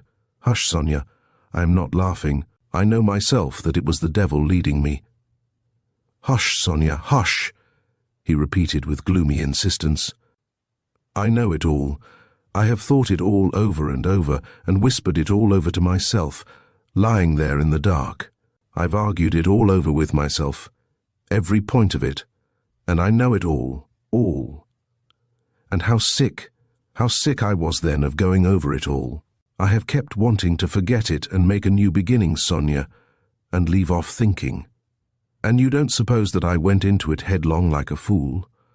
I went into it like a wise man, and that was just my destruction. And you mustn't suppose that I didn't know, for instance, that if I began to question myself whether I had the right to gain power, I certainly hadn't the right, or that if I asked myself whether a human being is a louse, it proved that it wasn't so for me, though it might be for a man who would go straight to his goal without asking questions. If I worried myself all those days, wondering whether Napoleon would have done it or not, I felt clearly, of course, that I wasn't Napoleon. I had to endure all the agony of that battle of ideas, Sonia, and I longed to throw it off. I wanted to murder without casuistry, to murder for my own sake, for myself alone. I didn't want to lie about it even to myself. It wasn't to help my mother I did the murder, that's nonsense. I didn't do the murder to gain wealth and power and to become a benefactor of mankind. Nonsense. I simply did it. I did the murder for myself alone, and whether I became a benefactor to others, or spent my life like a spider catching men in my web and sucking the life out of men, I couldn't have cared that moment. And it was not the money I wanted, Sonia, when I did it. It was not so much the money I wanted, but something else. I know it all now. Understand me. Perhaps I should never have committed a murder again. I wanted to find out something else. It was something else led me on. I wanted to find out then and quickly whether I was a louse like everybody else, or a man. Whether I can step over barriers or not. Whether I dare stoop to pick up or not. Whether I am a trembling creature, or whether I have the right to kill? Sonia clasped her hands. "Ach, Sonia!" he cried irritably, and seemed about to make some retort, but was contemptuously silent. "Don't interrupt me, Sonia. I want to prove one thing only, that the devil led me on then, and he has shown me since that I had not the right to take that path, because I am just such a louse as all the rest. He was mocking me, and here I've come to you now. Welcome your guest. If I were not a louse, should I have come to you? Listen, when I went then to the old woman's, I only went to, you may be sure of that. And you murdered her. But how did I murder her? Is that how men do murders? Do men go to commit a murder, as I went then? I will tell you some day how I went. Did I murder the old woman? I murdered myself, not her. I crushed myself once for all, forever. But it was the devil that killed that old woman, not I. Enough, Sonia, enough. Let me be, he cried in a sudden spasm of agony. Let me be. He leaned his elbows on his knees and squeezed his head in his hands as in a vice. What suffering? A wail of anguish broke from Sonia. Well, what am I to do now? He asked, suddenly raising his head and looking at her with a face hideously distorted by despair. What are you to do? She cried, jumping up, and her eyes that had been full of tears suddenly began to shine. Stand up. She seized him by the shoulder. He got up, looking at her almost bewildered. Go at once, this very minute, stand at the crossroads, bow down. First kiss the earth which you have defiled, and then bow down to all the world, and say to all men aloud, I am a murderer. Then God will send you life again. Will you go? Will you go? She asked him, trembling all over, snatching his two hands, squeezing them tight in hers and gazing at him with eyes full of fire. He was amazed at her sudden ecstasy. You mean Siberia, Sonia? I must give myself up, he asked gloomily. Suffer and expiate your sin by it, that's what you must do. No, I'm not going to them, Sonia. But how will you go on living? What will you live for? Cried Sonia. How is it possible now? Why, how can you talk to your mother? Oh, what will become of them now? But what am I saying? You have abandoned your mother and your sister already. He has abandoned them already. "Oh God," she cried. "Why, he knows it all himself. How can he live by himself? What will become of you now?" "Don't be a child, Sonia," he said softly. "What wrong have I done them? Why should I go to them? What should I say to them? That's only a phantom. They destroy men by millions themselves and look on it as a virtue. They are knaves and scoundrels, Sonia. I am not going to them. And what should I say to them that I murdered her but did not dare to take the money and hid it under a stone?" he added with a bitter smile. "Why, they would laugh at me and would call me a fool for not getting it. A coward and a fool. They wouldn't understand, and they don't deserve to understand. Why should I go to them? I won't. Don't be a child, Sonia. It will be too much for you to bear, too much," she repeated, holding out her hands in despairing supplication. "Perhaps I've been unfair to myself," he observed gloomily, pondering. "Perhaps, after all, I am a man and not a louse, and I've been in too great a hurry to condemn myself. I'll make another fight for it." A haughty smile appeared on his lips. "What a burden to bear, and your whole life, your whole life." "I shall get used to it," he said grimly and thoughtfully. "Listen," he began a minute later. "Stop crying. It's time to talk of the facts. I've come to tell you that the police are after me, on my track." "Ach!" Sonia cried in terror. "Well, why do you cry out? You want me to go to Siberia, and now you are frightened? But let me tell you, I shall not give myself up. I shall make a struggle for it, and they won't do anything to me. They've no real evidence. Yesterday I was in great danger, and believed I was lost. But today things are going better. All the facts they know can be explained two ways. That's to say, I can turn their accusations to my credit. Do you understand? And I shall, for I've learnt my lesson. But they will certainly arrest me. If it had not been for something that happened, they would have done so today for certain. Perhaps even now they will arrest me today. But that's no matter, Sonia. They'll let me out again. For there isn't any real proof against me. And there won't be. I give you my word for it. And they can't convict a man on what they have against me. Enough. I only tell you that you may know. I will try to manage somehow to put it to my mother and sister so that they won't be frightened. My sister's future is secure, however, now, I believe, and my mother's must be too. Well, that's all. Be careful, though. Will you come and see me in prison when I am there?" "Oh, I will. They sat side by side, both mournful and dejected, as though they had been cast up by the tempest alone on some deserted shore. He looked at Sonia and felt how great was her love for him, and strange to say he felt it suddenly burdensome and painful to be so loved. Yes, it was a strange and awful sensation. On his way to see Sonia, he had felt that all his hopes rested on her. He expected to be rid of at least part of his suffering, and now, when all her heart turned towards him, he suddenly felt that he was immeasurably unhappier than before. "Sonia," he said, "you'd better not come and see me when I am in prison." Sonia did not answer. She was crying. Several minutes passed.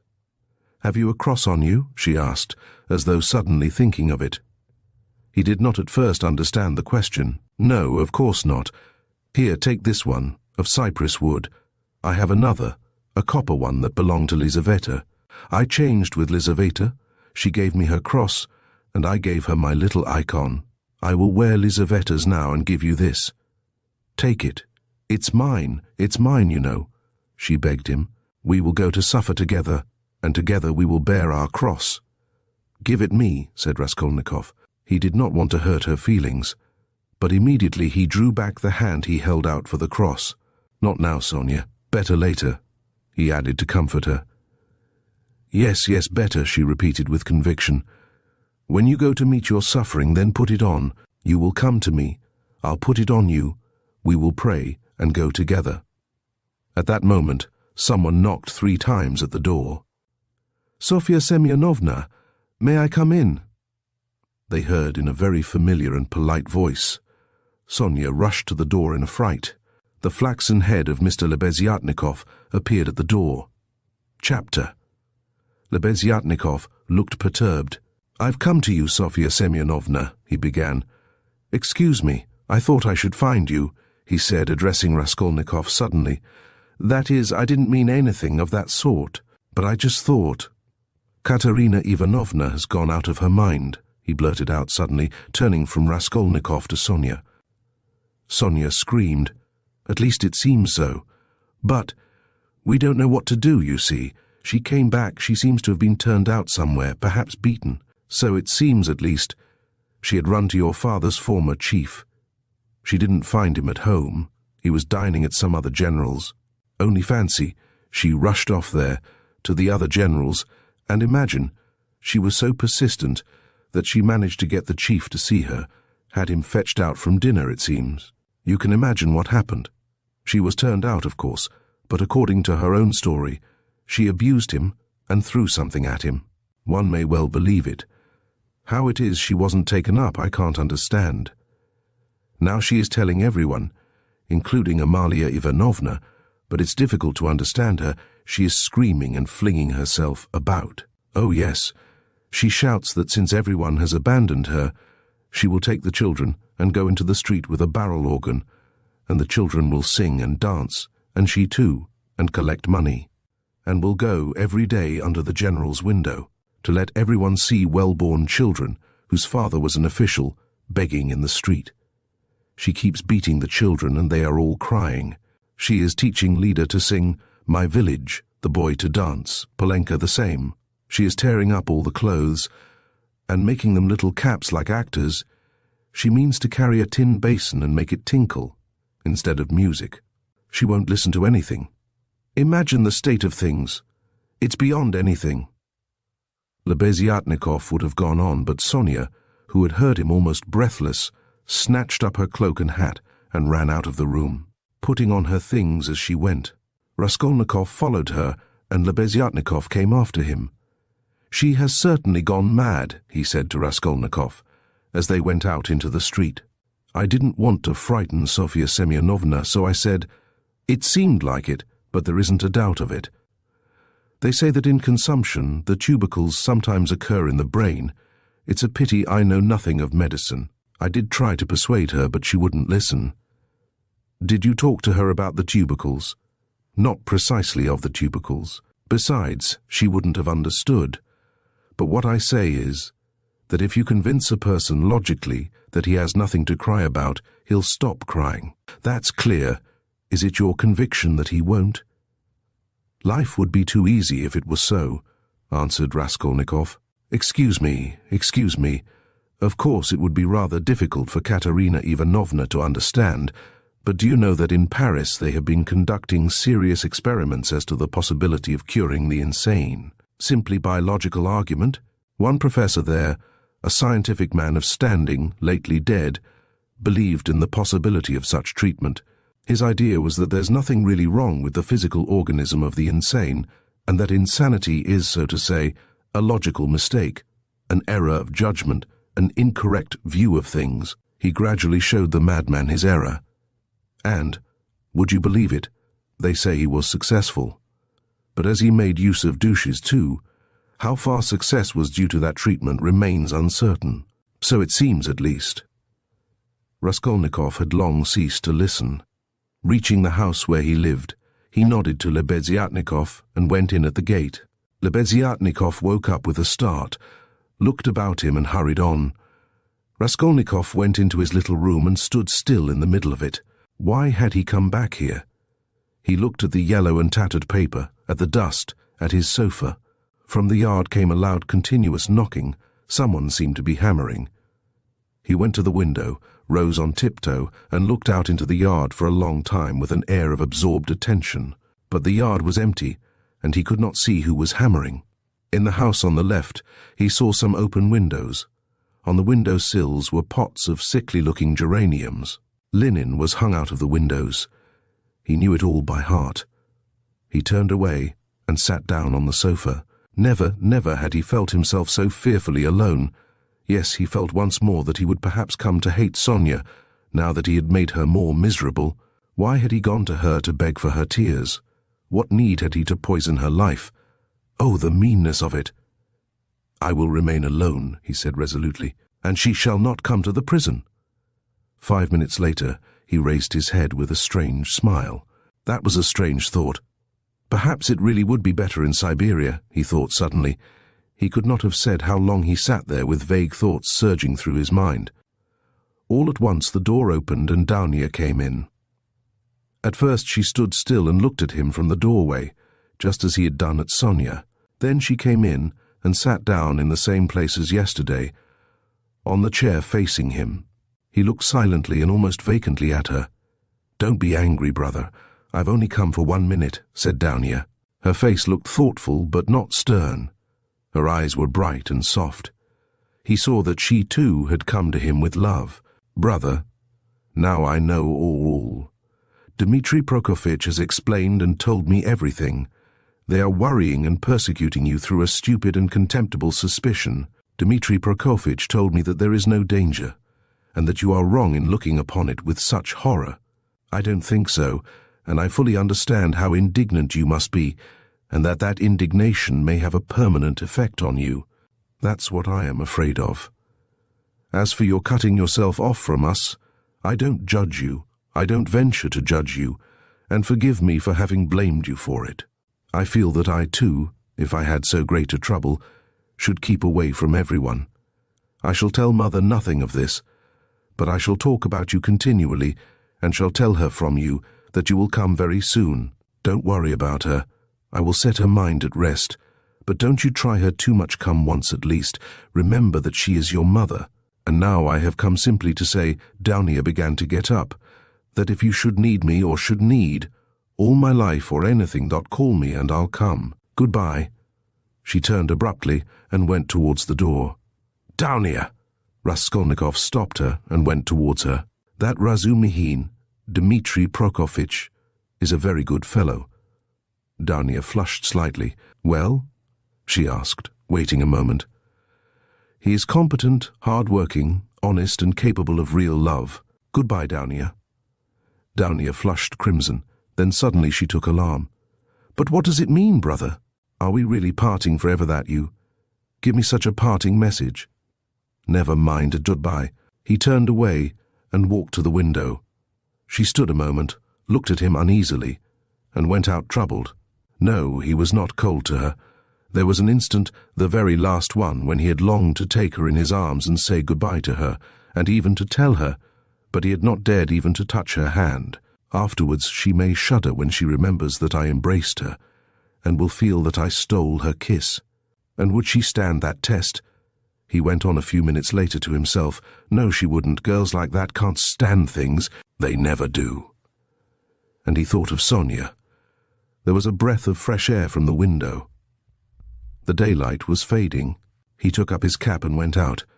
He could not, of course, and would not consider how ill he was. But all this continual anxiety and agony of mind could not but affect him, and if he were not lying in high fever, it was perhaps just because this continual inner strain helped to keep him on his legs and in possession of his faculties. But this artificial excitement could not last long. He wandered aimlessly. The sun was setting. A special form of misery had begun to oppress him of late. There was nothing poignant, nothing acute about it, but there was a feeling of permanence, of eternity about it. It brought a foretaste of hopeless years of this cold leaden misery, a foretaste of an eternity on a square yard of space. Towards evening this sensation usually began to weigh on him more heavily. With this idiotic, purely physical weakness, depending on the sunset or something, one can't help doing something stupid. "You'll go to Downia, as well as to Sonia," he muttered bitterly. He heard his name called. He looked round. Lebeziatnikov rushed up to him. "Only fancy. I've been to your room looking for you. Only fancy. She's carried out her plan and taken away the children. Sofya Semyonovna and I have had a job to find them. She is rapping on a frying pan and making the children dance. The children are crying. They keep stopping at the crossroads, and in front of shops there's a crowd of fools running after them. Come along." "And Sonia?" Raskolnikov asked anxiously, hurrying after Lebeziatnikov. "Simply frantic. That is, it's not Sofya Semyonovna's frantic, but Katerina Ivanovna, though Sofya Semyonova's frantic too. But Katerina Ivanovna is absolutely frantic. I tell you, she is quite mad. They'll be taken to the police. You can fancy what an effect that will have. They are on the canal bank, near the bridge now, not far from Sofia Semyonovna's, quite close. On the canal bank near the bridge and not 2 houses away from the one where Sonia lodged, there was a crowd of people, consisting principally of gutter children. The hoarse-broken voice of Katerina Ivanovna could be heard from the bridge, and it certainly was a strange spectacle likely to attract a street crowd. Katerina Ivanovna, in her old dress with a green shawl, wearing a torn straw hat, crushed in a hideous way on one side, was really frantic. She was exhausted and breathless. Her wasted, consumptive face looked more suffering than ever, and indeed out of doors in the sunshine a consumptive always looks worse than at home. But her excitement did not flag, and every moment her irritation grew more intense. She rushed at the children, shouted at them, coaxed them, told them before the crowd how to dance and what to sing, began explaining to them why it was necessary, and driven to desperation by their not understanding, beat them. Then she would make a rush at the crowd. If she noticed any decently dressed person stopping to look, she immediately appealed to him to see what these children from a genteel, one may say aristocratic, house had been brought to. If she heard laughter or jeering in the crowd, she would rush at once at the scoffers and begin squabbling with them. Some people laughed, others shook their heads, but everyone felt curious at the sight of the madwoman with the frightened children. The frying pan of which Lebeziatnikov had spoken was not there. At least Raskolnikov did not see it.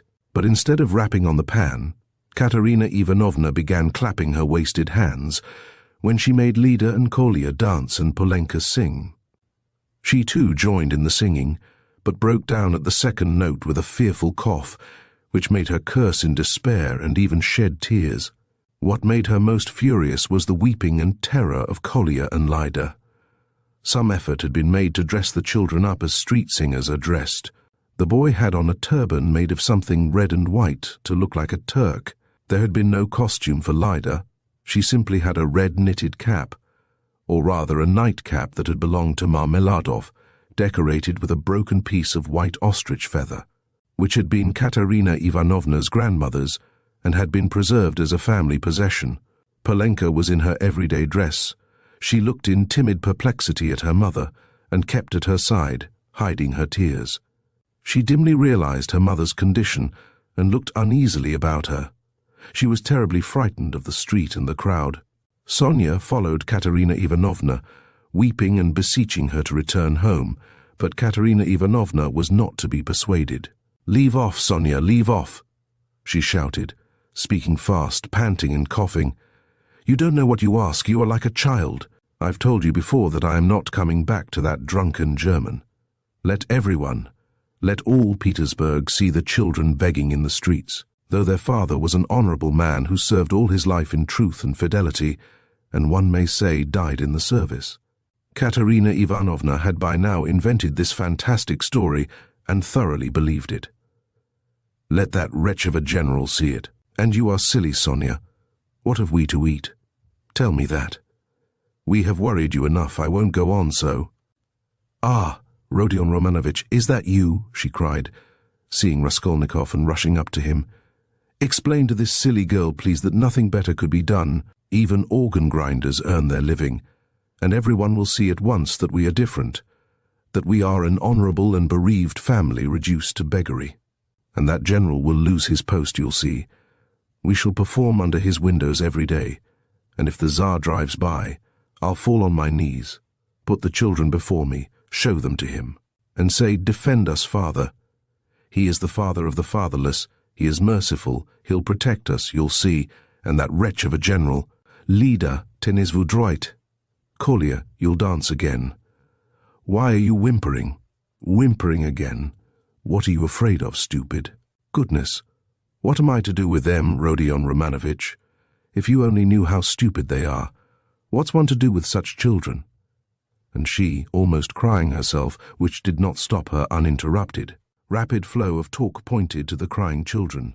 Raskolnikov tried to persuade her to go home, and even said, hoping to work on her vanity, that it was unseemly for her to be wandering about the streets like an organ grinder, as she was intending to become the principal of a boarding school. A boarding school, ha ha ha! "A castle in the air," cried Katerina Ivanovna, her laugh ending in a cough. "No, Rodion Romanovitch, that dream is over. All have forsaken us. And that general. You know Rodion Romanovitch. I threw an inkpot at him. It happened to be standing in the waiting room by the paper where you sign your name. I wrote my name, threw it at him and ran away. Oh, the scoundrels, the scoundrels. But enough of them. Now I'll provide for the children myself. I won't bow down to anybody. She has had to bear enough for us." She pointed to Sonia. "Polenka, how much have you got?" "Show me." "What? Only 2 farthings. Oh, the mean wretches. They give us nothing, only run after us, putting their tongues out. There, what is that blockhead laughing at?" She pointed to a man in the crowd. "It's all because Kolya here is so stupid. I have such a bother with him. What do you want, Polenka? Tell me in French, parlez-moi français. Why, I've taught you, you know some phrases. Else, how are you to show that you are of good family, well-brought-up children, and not at all like other organ grinders? We aren't going to have a Punch and Judy show in the street, but to sing a genteel song." "Ah, yees. What are we to sing? You keep putting me out, but we. You see, we are standing here, Rodion Romanovitch, to find something to sing and get money, something Kolya can dance to. For, as you can fancy, our performance is all impromptu. We must talk it over and rehearse it all thoroughly, and then we shall go to Nevsky, where there are far more people of good society, and we shall be noticed at once. Lida knows my village only, nothing but my village, and everyone sings that. We must sing something far more genteel. Well, have you thought of anything, Polenka? If only you'd help your mother. My memory's quite gone, or I should have thought of something. We really can't sing an hussar. Ah, let us sing in French, cinq-sous. I have taught it you, I have taught it you. And, as it is in French, people will see at once that you are children of good family, and that will be much more touching. You might sing Marlborough s'en va en guerre, for that's quite a child's song and is sung as a lullaby in all the aristocratic houses. Marlborough s'en va en guerre ne sait quand reviendra, she began singing. But no, better sing cinq-sous. Now, Kolya, your hands on your hips, make haste, and you, Lida, keep turning the other way. And Polenka and I will sing and clap our hands. Cinq-sous pour monter notre ménage. Cough, cough, cough. Set your dress straight, Polenka. It's slipped down on your shoulders, she observed, panting from coughing. Now it's particularly necessary to behave nicely and genteelly, that all may see that you are well-born children. I said at the time that the bodice should be cut longer and made of 2 widths. It was your fault, Sonia, with your advice to make it shorter, and now you see the child is quite deformed by it. Why, you're all crying again. What's the matter, stupids? Come, Kolya, begin. Make haste, make haste. Oh, what an unbearable child. Cinq-sous, a policeman again. What do you want? A policeman was indeed forcing his way through the crowd, but at that moment a gentleman in civilian uniform and an overcoat, a solid-looking official of about 50, with a decoration on his neck, which delighted Katerina Ivanovna and had its effect on the policeman, approached, and, without a word, handed her a green 3-ruble note. His face wore a look of genuine sympathy. Katerina Ivanovna took it and gave him a polite, even ceremonious, bow. "I thank you, honoured sir," she began loftily. "The causes that have induced us take the money, Polenka. You see, there are generous and honourable people who are ready to help a poor gentlewoman in distress. You see, honoured sir, these orphans of good family, I might even say of aristocratic connections, and that wretch of a general sat eating grouse, and stamped at my disturbing him. 'Your Excellency,' I said, 'protect the orphans, for you knew my late husband Semyon Zaharovitch, and on the very day of his death the basest of scoundrels slandered his only daughter. That policeman again, protect me,' she cried to the official. 'Why is that policeman edging up to me? We've only just run away from one of them.' 'What do you want, fool? It's forbidden in the streets. You mustn't make a disturbance.' 'It's your making a disturbance. It's just the same as if I were grinding an organ. What business is it of yours? You have to get a license for an organ, and you haven't got one, and in that way you collect a crowd. Where do you lodge? What, a license? wailed Katerina Ivanovna. "I buried my husband today. What need of a license?" "Calm yourself, madam, calm yourself," began the official. "Come along, I will escort you. This is no place for you in the crowd. You are ill." "Honored sir, you don't know," screamed Katerina Ivanovna. "We are going to the Nevsky. Sonia. Where is she? She is crying too. What's the matter with you all? Kolya, Lida, where are you going?" she cried suddenly in alarm. "Oh, silly children. Kolya, Lida, where are they off to?" Kolya and Lida, scared out of their wits by the crowd and their mother's mad pranks, suddenly seized each other by the hand and ran off at the sight of the policeman who wanted to take them away somewhere. Weeping and wailing, poor Katerina Ivanovna ran after them. She was a piteous and unseemly spectacle as she ran. Weeping and panting for breath, Sonia and Polenka rushed after them. Bring them back, Sonia. Oh, stupid, ungrateful children. Polenka, catch them. It's for your sakes I." She stumbled as she ran and fell down. "She's cut herself, she's bleeding." "Oh dear," cried Sonia, bending over her. All ran up and crowded around. Raskolnikov and Lebeziatnikov were the first at her side. The official too hastened up, and behind him the policeman, who muttered, "Bother," with a gesture of impatience, feeling that the job was going to be a troublesome one. Pass on," he said to the crowd that pressed forward. "She's dying," someone shouted. "She's gone out of her mind," said another. "Lord have mercy upon us," said a woman, crossing herself. "Have they caught the little girl and the boy?" "They're being brought back. The elder one's got them." "Ah, the naughty imps!" When they examined Katerina Ivanovna carefully, they saw that she had not cut herself against a stone, as Sonia thought, but that the blood that stained the pavement red was from her chest. "I've seen that before," muttered the official to Raskolnikov and Lebeziatnikov.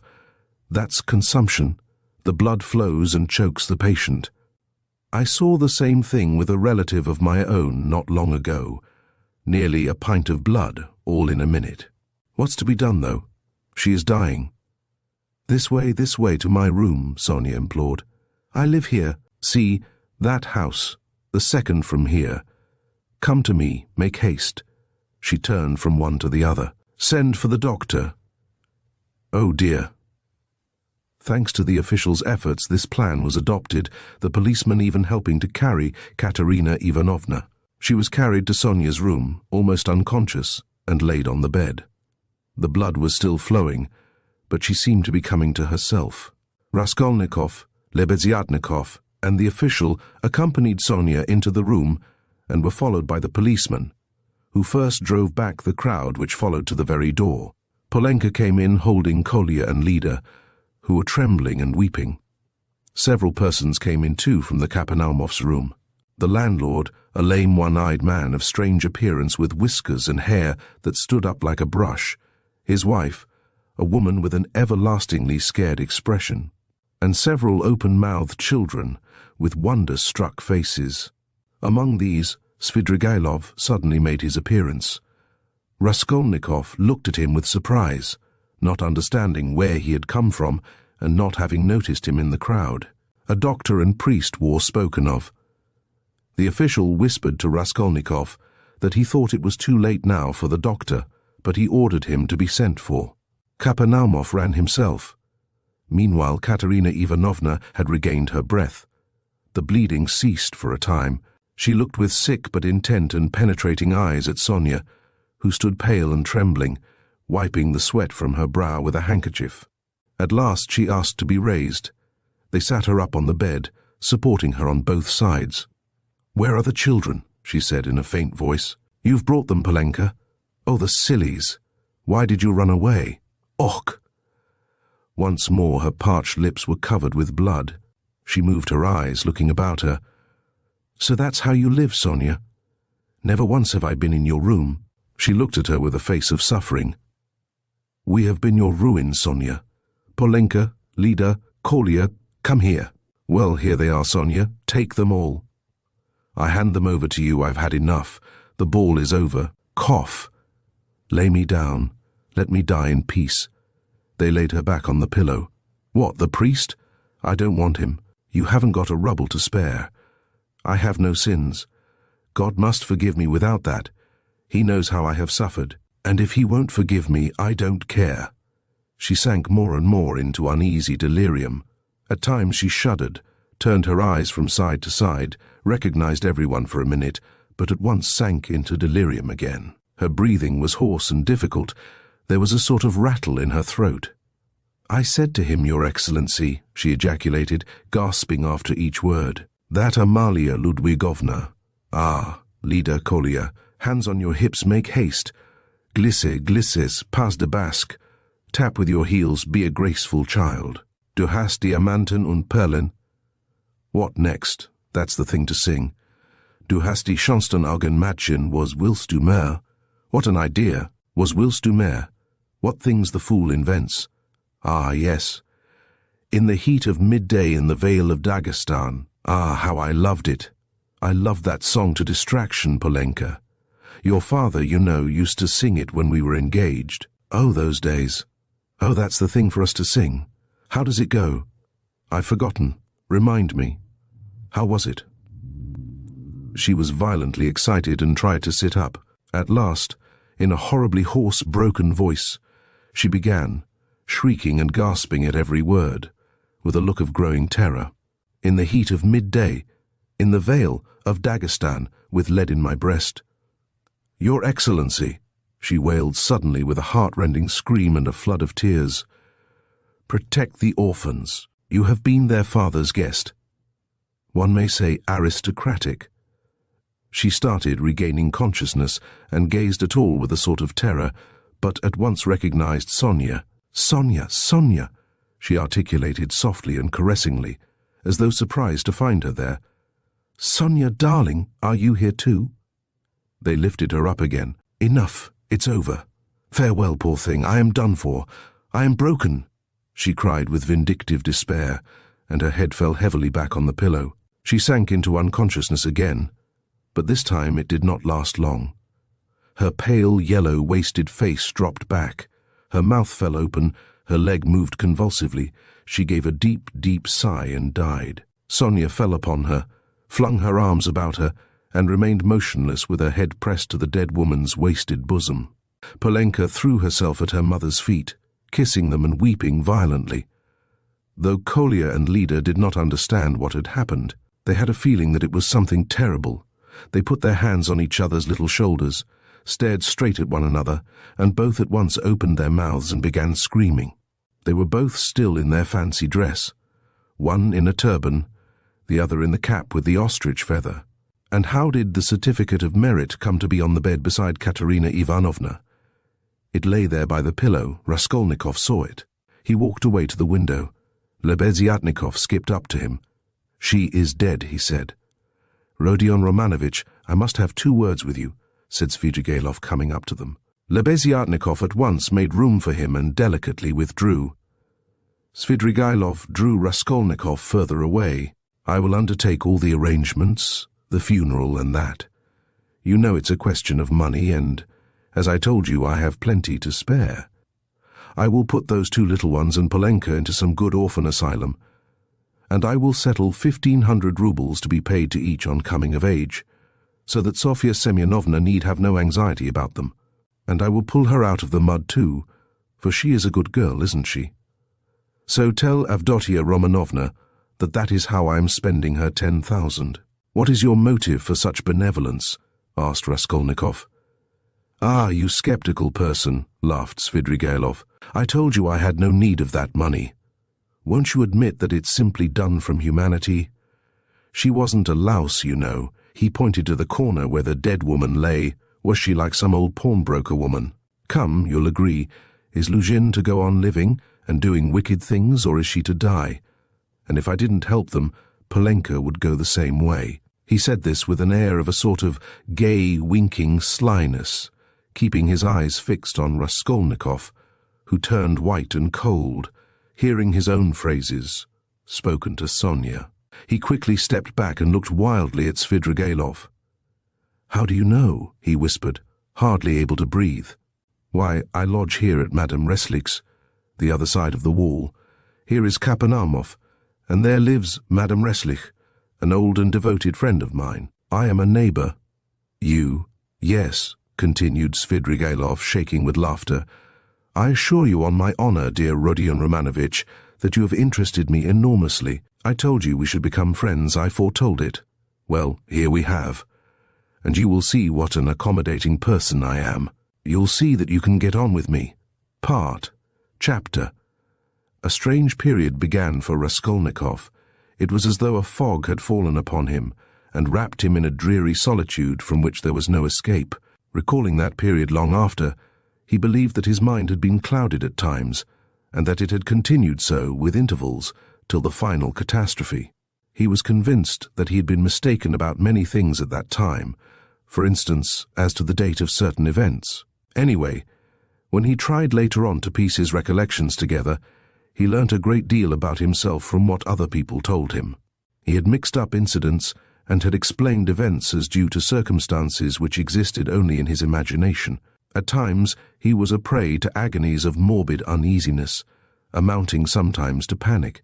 But he remembered, too, moments, hours, perhaps whole days, of complete apathy, which came upon him as a reaction from his previous terror, and might be compared with the abnormal insensibility sometimes seen in the dying.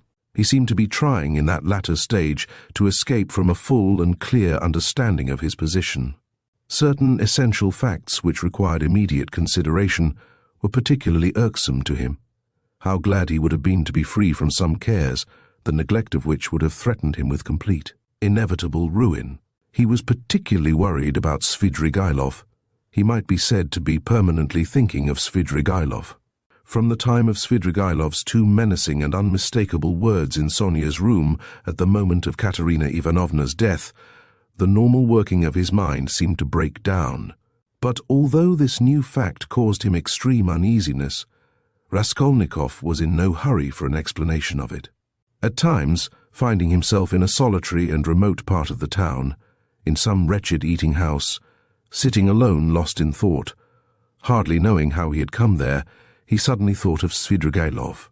He recognized suddenly, clearly, and with dismay, that he ought at once to come to an understanding with that man, and to make what terms he could. Walking outside the city gates one day, he positively fancied that they had fixed a meeting there, that he was waiting for Svidrigailov. Another time he woke up before daybreak lying on the ground under some bushes, and could not at first understand how he had come there. But during the 2 or 3 days after Katerina Ivanovna's death, he had 2 or 3 times met Svidrigailov at Sonia's lodging, where he had gone aimlessly for a moment. They exchanged a few words and made no reference to the vital subject, as though they were tacitly agreed not to speak of it for a time. Katerina Ivanovna's body was still lying in the coffin. Svidrigailov was busy making arrangements for the funeral. Sonia, too, was very busy. At their last meeting, Svidrigailov informed Raskolnikov that he had made an arrangement, and a very satisfactory one, for Katerina Ivanovna's children, that he had, through certain connections, succeeded in getting hold of certain personages by whose help the 3 orphans could be at once placed in very suitable institutions, that the money he had settled on them had been of great assistance, as it is much easier to place orphans with some property than destitute ones. He said something too about Sonia, and promised to come himself in a day or 2 to see Raskolnikov, mentioning that he would like to consult with him, that there were things they must talk over. This conversation took place in the passage on the stairs. Svidrigailov looked intently at Raskolnikov, and suddenly, after a brief pause, dropping his voice, asked, "But how is it, Rodion Romanovitch? You don't seem yourself. You look and you listen, but you don't seem to understand. Cheer up. We'll talk things over. I am only sorry. I've so much to do of my own business and other people's. Ah, Rodion Romanovitch," he added suddenly, "what all men need is fresh air, more than anything." He moved to one side to make way for the priest and server who were coming up the stairs. They had come for the requiem service. By Svidrigailov's orders it was sung twice a day punctually. Svidrigailov went his way. Raskolnikov stood still a moment, thought, and followed the priest into Sonia's room. He stood at the door. They began quietly, slowly and mournfully singing the service. From his childhood, the thought of death and the presence of death had something oppressive and mysteriously awful.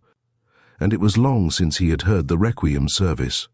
And there was something else here as well, too awful and disturbing. He looked at the children. They were all kneeling by the coffin. Polenka was weeping. Behind them, Sonia prayed, softly, and as it were, timidly weeping. "These last 2 days she hasn't said a word to me, she hasn't glanced at me," Raskolnikov thought suddenly. The sunlight was bright in the room. The incense rose in clouds. The priest read, "Give rest, O Lord."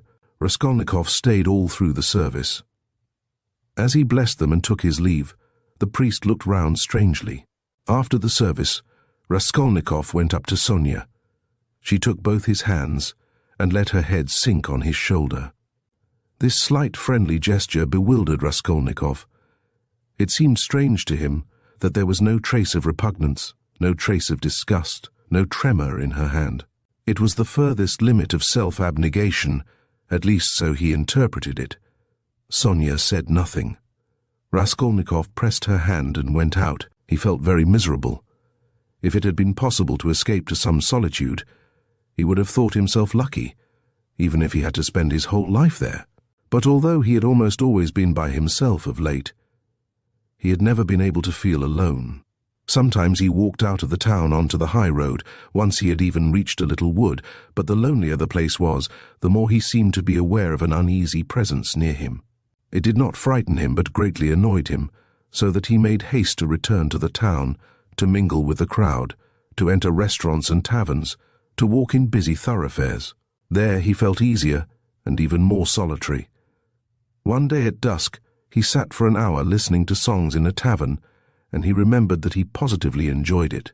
But at last he had suddenly felt the same uneasiness again, as though his conscience smote him.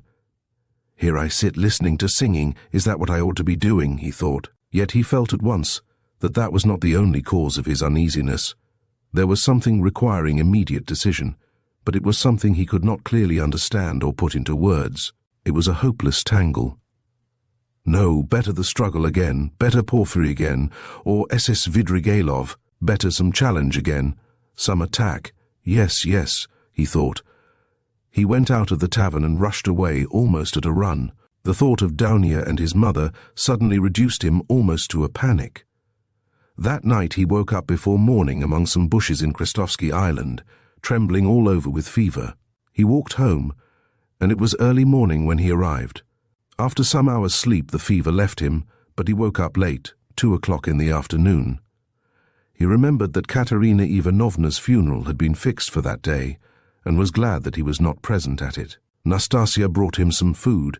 He ate and drank with appetite, almost with greediness. His head was fresher, and he was calmer than he had been for the last 3 days. He even felt a passing wonder at his previous attacks of panic. The door opened, and Razumihin came in. "Ah, he's eating, then he's not ill," said Razumihin. He took a chair and sat down at the table opposite Raskolnikov. He was troubled and did not attempt to conceal it. He spoke with evident annoyance, but without hurry or raising his voice. He looked as though he had some special fixed determination. "Listen," he began resolutely. "As far as I am concerned, you may all go to hell, but from what I see, it's clear to me that I can't make head or tail of it. Please don't think I've come to ask you questions. I don't want to know, hang it. If you begin telling me your secrets, I dare say I shouldn't stay to listen. I should go away cursing. I have only come to find out once for all whether it's a fact that you are mad. There is a conviction in the air that you are mad, or very nearly so. I admit I've been disposed to that opinion myself, judging from your stupid, repulsive, and quite inexplicable actions, and from your recent behavior to your mother and sister. Only a monster or a madman could treat them as you have, so you must be mad. When did you see them last?" "Just now." "Haven't you seen them since then? What have you been doing with yourself? Tell me, please. I've been to you 3 times already. Your mother has been seriously ill since yesterday. She had made up her mind to come to you. Avdotia Romanovna tried to prevent her. She wouldn't hear a word. If he is ill, if his mind is giving way, who can look after him like his mother?" she said. "We all came here together. We couldn't let her come alone all the way. We kept begging her to be calm. We came in, you weren't here. She sat down and stayed 10 minutes while we stood waiting in silence. She got up and said, "If he's gone out, that is, if he is well, and has forgotten his mother, it's humiliating and unseemly for his mother to stand at his door begging for kindness." She returned home and took to her bed. Now, she is in a fever. "I see," she said, "that he has time for his girl." She means by your girl Sofya Semyonovna, your betrothed or your mistress, I don't know. I went at once to Sofya Semyonovna's, for I wanted to know what was going on. I looked round, I saw the coffin, the children crying, and Sofya Semyonovna trying them on mourning dresses. No sign of you. I apologized, came away, and reported to Avdotia Romanovna.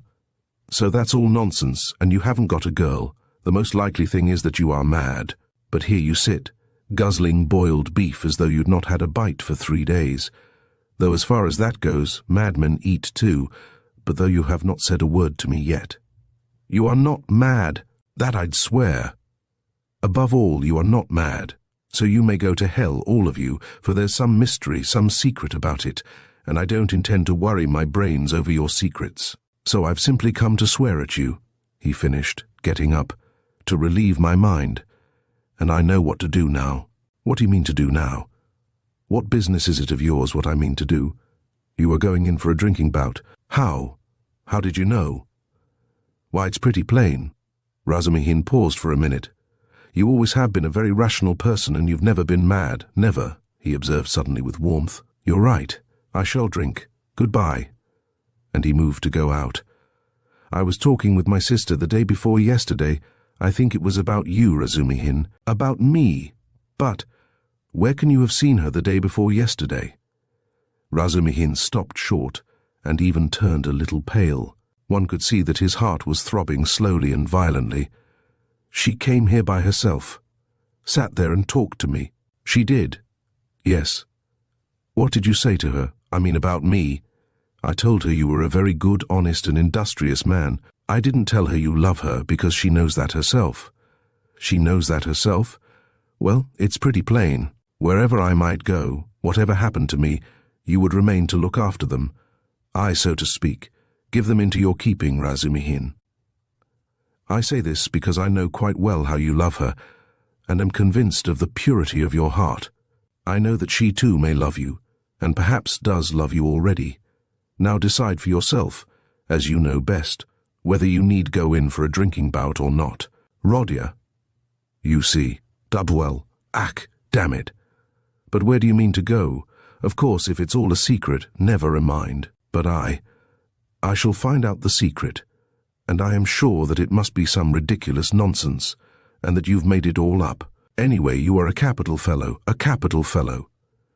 That was just what I wanted to add, only you interrupted, that was a very good decision of yours not to find out these secrets. Leave it to time, don't worry about it. You'll know it all in time when it must be. Yesterday a man said to me that what a man needs is fresh air, fresh air, fresh air.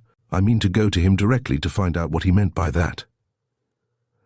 Razumihin stood lost in thought and excitement, making a silent conclusion.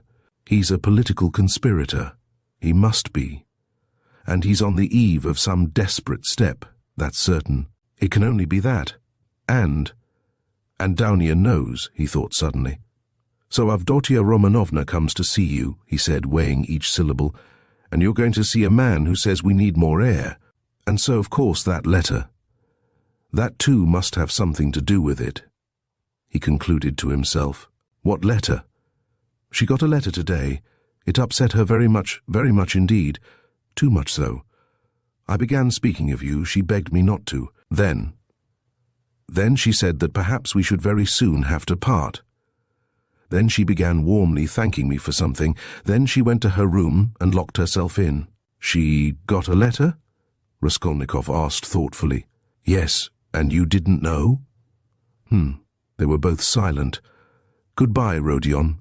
There was a time, brother, when I... Never mind. Goodbye. You see, there was a time. Well, goodbye. I must be off too. I'm not going to drink. There's no need now. That's all stuff. He hurried out, but when he had almost closed the door behind him, he suddenly opened it again and said, looking away, "Oh, by the way, do you remember that murder? You know, Porfiry's, that old woman. Do you know the murderer has been found? He has confessed and given the proofs. It's one of those very workmen, the painter. Only fancy, do you remember I defended them here? Would you believe it? All that scene of fighting and laughing with his companions on the stairs while the porter and the two witnesses were going up. He got up on purpose to disarm suspicion. The cunning, the presence of mind of the young dog. One can hardly credit it, but it's his own explanation. He has confessed it all. And what a fool I was about it. Well, he's simply a genius of hypocrisy and resourcefulness in disarming the suspicions of the lawyers. So there's nothing much to wonder at, I suppose. Of course, people like that are always possible, and the fact that he couldn't keep up the character but confessed makes him easier to believe in. But what a fool I was. I was frantic on their side. Tell me, please, from whom did you hear that, and why does it interest you so? Raskolnikov asked with unmistakable agitation. What next? You ask me why it interests me. Well, I heard it from Porfiry, among others. It was from him I heard almost all about it. From Porfiry? From Porfiry? What? What did he say? Raskolnikov asked in dismay. He gave me a capital explanation of it, psychologically after his fashion. He explained it? Explained it himself? Yes, goodbye. I'll tell you all about it another time, but now I'm busy. There was a time when I fancied. But no matter, another tea time. What need is there for me to drink now? You have made me drunk without wine.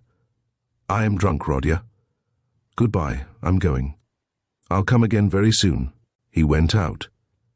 He's a political conspirator, there's not a doubt about it, Razumihin decided, as he slowly descended the stairs. And he's drawn his sister in. That's quite in keeping with Avdotia Romanovna's character. There are interviews between them. She hinted at it too. So many of her words and hints bear that meaning. And how else can all this tangle be explained? And I was almost thinking, good heavens, what I thought. Yes, I took leave of my senses and I wronged him. It was his doing, under the lamp in the corridor that day. Pooh, what a crude, nasty, vile idea on my part. Nikolai is a brick for confessing. And how clear it all is now. His illness then, all his strange actions. Before this, in the university, how morose he used to be, how gloomy. But what's the meaning now of that letter? There's something in that too, perhaps. Whom was it from? I suspect. No, I must find out. He thought of Daunia, realizing all he had heard, and his heart throbbed, and he suddenly broke into a run. As soon as Razumihin went out, Raskolnikov got up, turned to the window, walked into one corner and then into another, as though forgetting the smallness of his room, and sat down again on the sofa. He felt, so to speak, renewed again the struggle, so a means of escape had come. Yes, a means of escape had come. It had been too stifling, too cramping, the burden had been too agonizing. A lethargy had come upon him at times. From the moment of the scene with Nikolai at Porfiry's he had been suffocating, penned in without hope of escape. After Nikolai's confession, on that very day had come the scene with Sonia.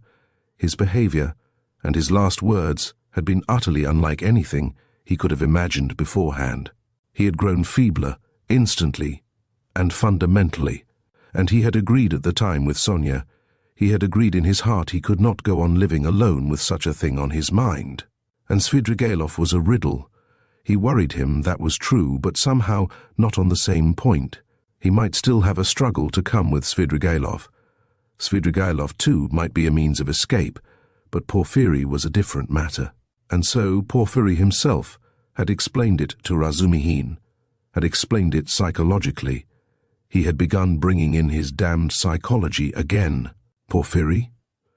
But to think that Porfiry should for one moment believe that Nikolai was guilty, after what had passed between them before Nikolai's appearance, after that tete-a-tete interview, which could have only one explanation. During those days Raskolnikov had often recalled passages in that scene with Porfiry. He could not bear to let his mind rest on it. Such words, such gestures had passed between them, they had exchanged such glances. Things had been said in such a tone and had reached such a pass that Nikolay, whom Porfiry had seen through at the first word, at the first gesture, could not have shaken his conviction. And to think that even Razumihin had begun to suspect. The scene in the corridor under the lamp had produced its effect then. He had rushed to Porfiry. But what had induced the latter to receive him like that? What had been his object in putting Razumihin off with Nikolay? He must have some plan. There was some design, but what was it? It was true that a long time had passed since that morning, too long a time, and no sight nor sound of Porfiry. Well, that was a bad sign. Raskolnikov took his cap and went out of the room, still pondering. It was the first time for a long while that he had felt clear in his mind, at least. I must settle Svidrigailov, he thought, and as soon as possible he too seems to be waiting for me to come to him of my own accord. And at that moment there was such a rush of hate in his weary heart that he might have killed either of those two Porfiry or Svidrigailov. At least he felt that he would be capable of doing it later, if not now. We shall see, he repeated to himself, but no sooner had he opened the door than he stumbled upon Porfiry himself in the passage. He was coming in to see him.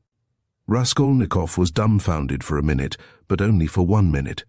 Strange to say, he was not very much astonished at seeing Porfiry, and scarcely afraid of him. He was simply startled, but was quickly, instantly on his guard. Perhaps this will mean the end. But how could Porfiry have approached so quietly like a cat, so that he had heard nothing? Could he have been listening at the door?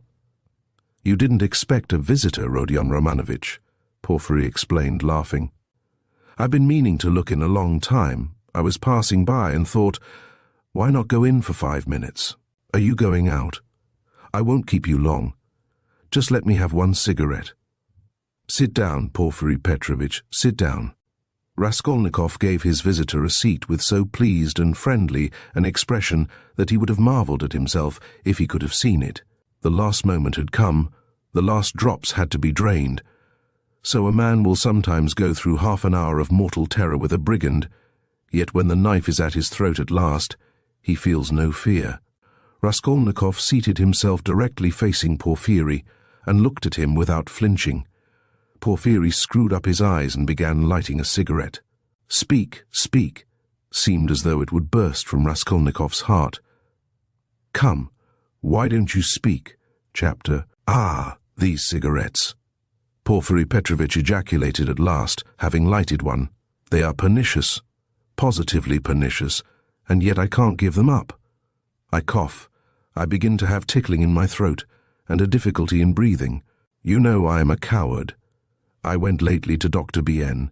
He always gives at least half an hour to each patient. He positively laughed looking at me. He sounded me. Tobacco's bad for you, he said. Your lungs are affected. But how am I to give it up? What is there to take its place? I don't drink. That's the mischief. He, that I don't.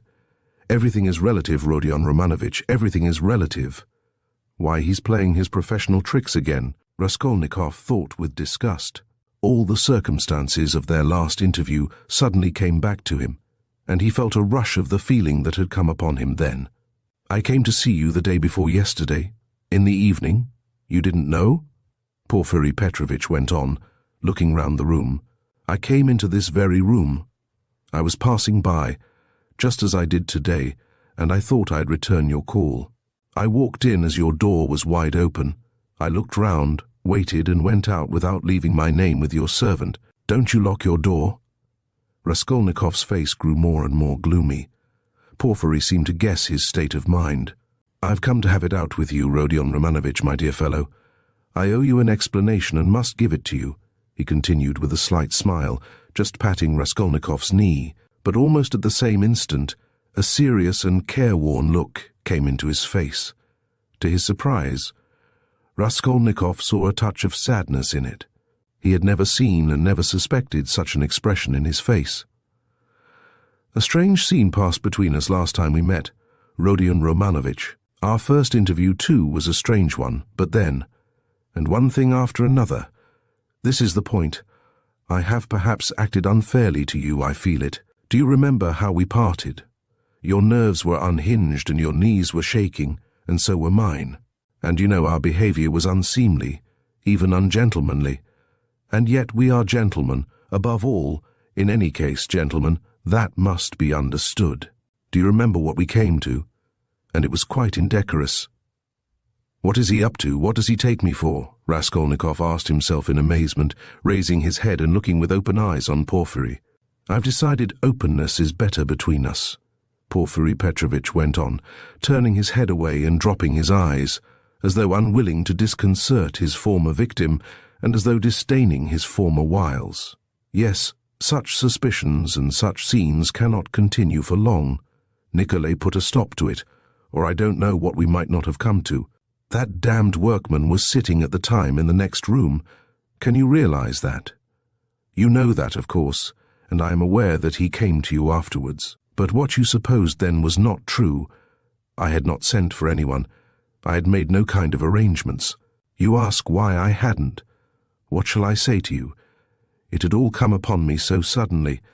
I had scarcely sent for the porters. You noticed them as you went out, I dare say. An idea flashed upon me. I was firmly convinced at the time, you see, Rodion Romanovitch. Come, I thought, even if I let one thing slip for a time, I shall get hold of something else. I shan't lose what I want anyway. You are nervously irritable, Rodion Romanovitch. By temperament, it's out of proportion with other qualities of your heart and character, which I flatter myself I have to some extent divined. Of course, I did reflect even then that it does not always happen that a man gets up and blurts out his whole story. It does happen sometimes, if you make a man lose all patience, though even then it's rare. I was capable of realizing that. If I only had a fact, I thought, the least little fact to go upon, something I could lay hold of, something tangible, not merely psychological. For if a man is guilty, you must be able to get something substantial out of him. One may reckon upon most surprising results indeed. I was reckoning on your temperament, Rodion Romanovitch, on your temperament above all things. I had great hopes of you at that time. But what are you driving at now? Raskolnikov muttered at last, asking the question without thinking. What is he talking about? He wondered distractedly. Does he really take me to be innocent? What am I driving at? I've come to explain myself. I consider it my duty, so to speak. I want to make clear to you how the whole business, the whole misunderstanding arose. I've caused you a great deal of suffering, Rodion Romanovitch. I am not a monster. I understand what it must mean for a man who has been unfortunate, but who is proud, imperious, and above all, impatient. To have to bear such treatment. I regard you in any case as a man of noble character and not without elements of magnanimity, though I don't agree with all your convictions. I wanted to tell you this first, frankly and quite sincerely, for above all I don't want to deceive you. When I made your acquaintance, I felt attracted by you. Perhaps you will laugh at my saying so. You have a right to. I know you disliked me from the first, and indeed you've no reason to like me. You may think what you like, but I desire now to do all I can to efface that impression and to show that I am a man of heart and conscience. I speak sincerely. Porfiry Petrovitch made a dignified pause. Raskolnikov felt a rush of renewed alarm. The thought that Porfiry believed him to be innocent began to make him uneasy. It's scarcely necessary to go over everything in detail, Porfiry Petrovitch went on. Indeed, I could scarcely attempt it.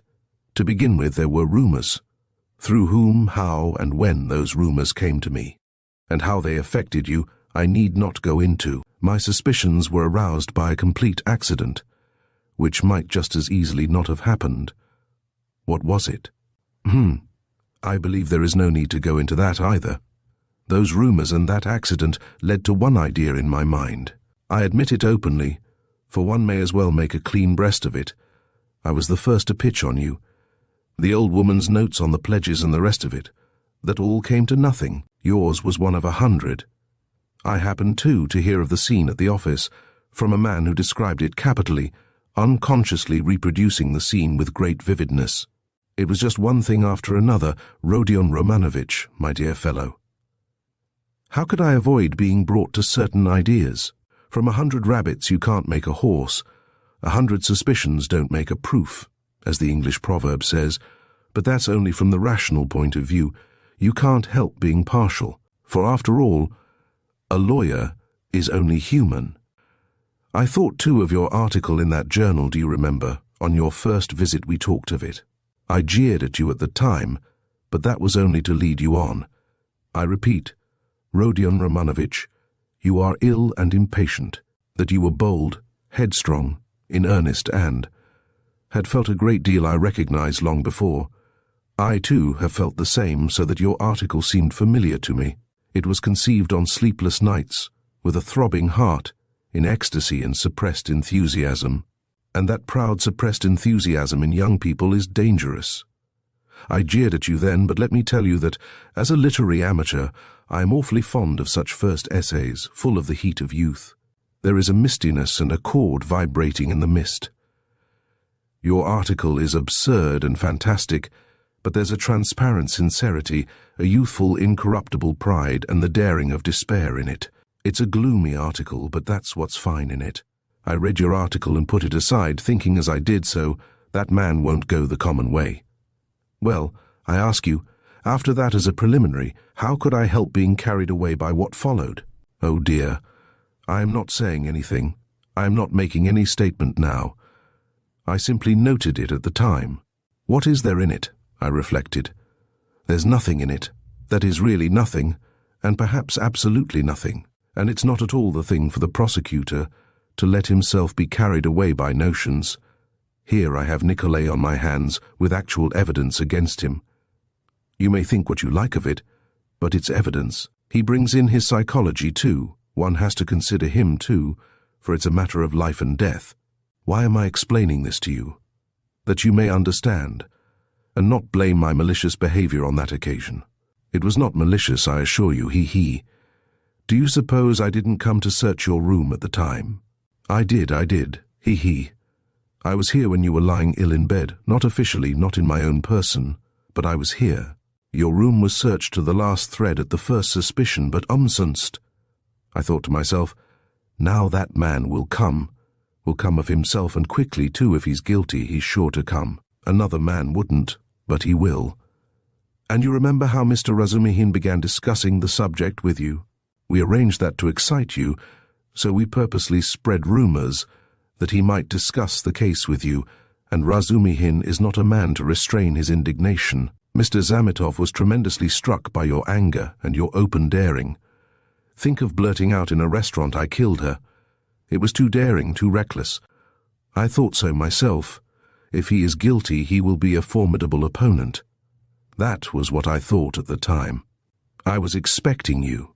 But you simply bowled Zametov over and... Well, you see, it all lies in this, that this damnable psychology can be taken two ways. Well, I kept expecting you, and so it was. You came. My heart was fairly throbbing. Ach, now why need you have come? Your laughter, too, as you came in, do you remember? I saw it all plain as daylight, but if I hadn't expected you so specially, I should not have noticed anything in your laughter. You see what influence a mood has. Mr. Razumihin then, that stone under which the things were hidden. I seem to see it somewhere in a kitchen garden.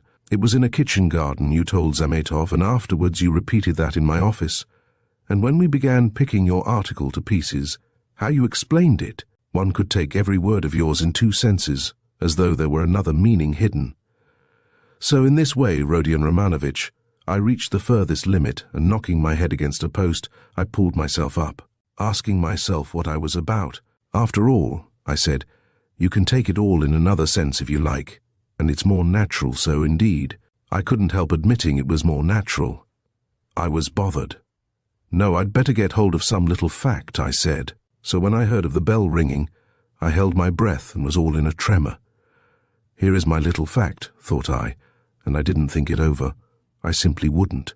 I would have given 1,000 rubles at that minute to have seen you with my own eyes, when you walked 100 paces beside that workman after he had called you murderer to your face. And you did not dare to ask him a question all the way. And then, what about your trembling?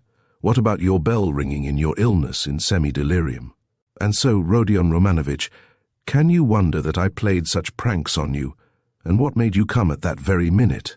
Someone seemed to have sent you, by Jove. And if Nikolay had not parted us? And do you remember Nikolay at the time? Do you remember him clearly? It was a thunderbolt, a regular thunderbolt, and how I met him. I didn't believe in the thunderbolt, not for a minute. You could see it for yourself, and how could I? Even afterwards, when you had gone, and he began making very, very plausible answers on certain points, so that I was surprised at him myself. Even then, I didn't believe his story. You see what it is to be as firm as a rock.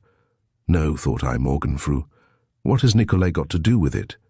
Razumihin told me just now that you think Nikolay guilty and had yourself assured him of it. His voice failed him, and he broke off. He had been listening in indescribable agitation, as this man who had seen through and through him went back upon himself.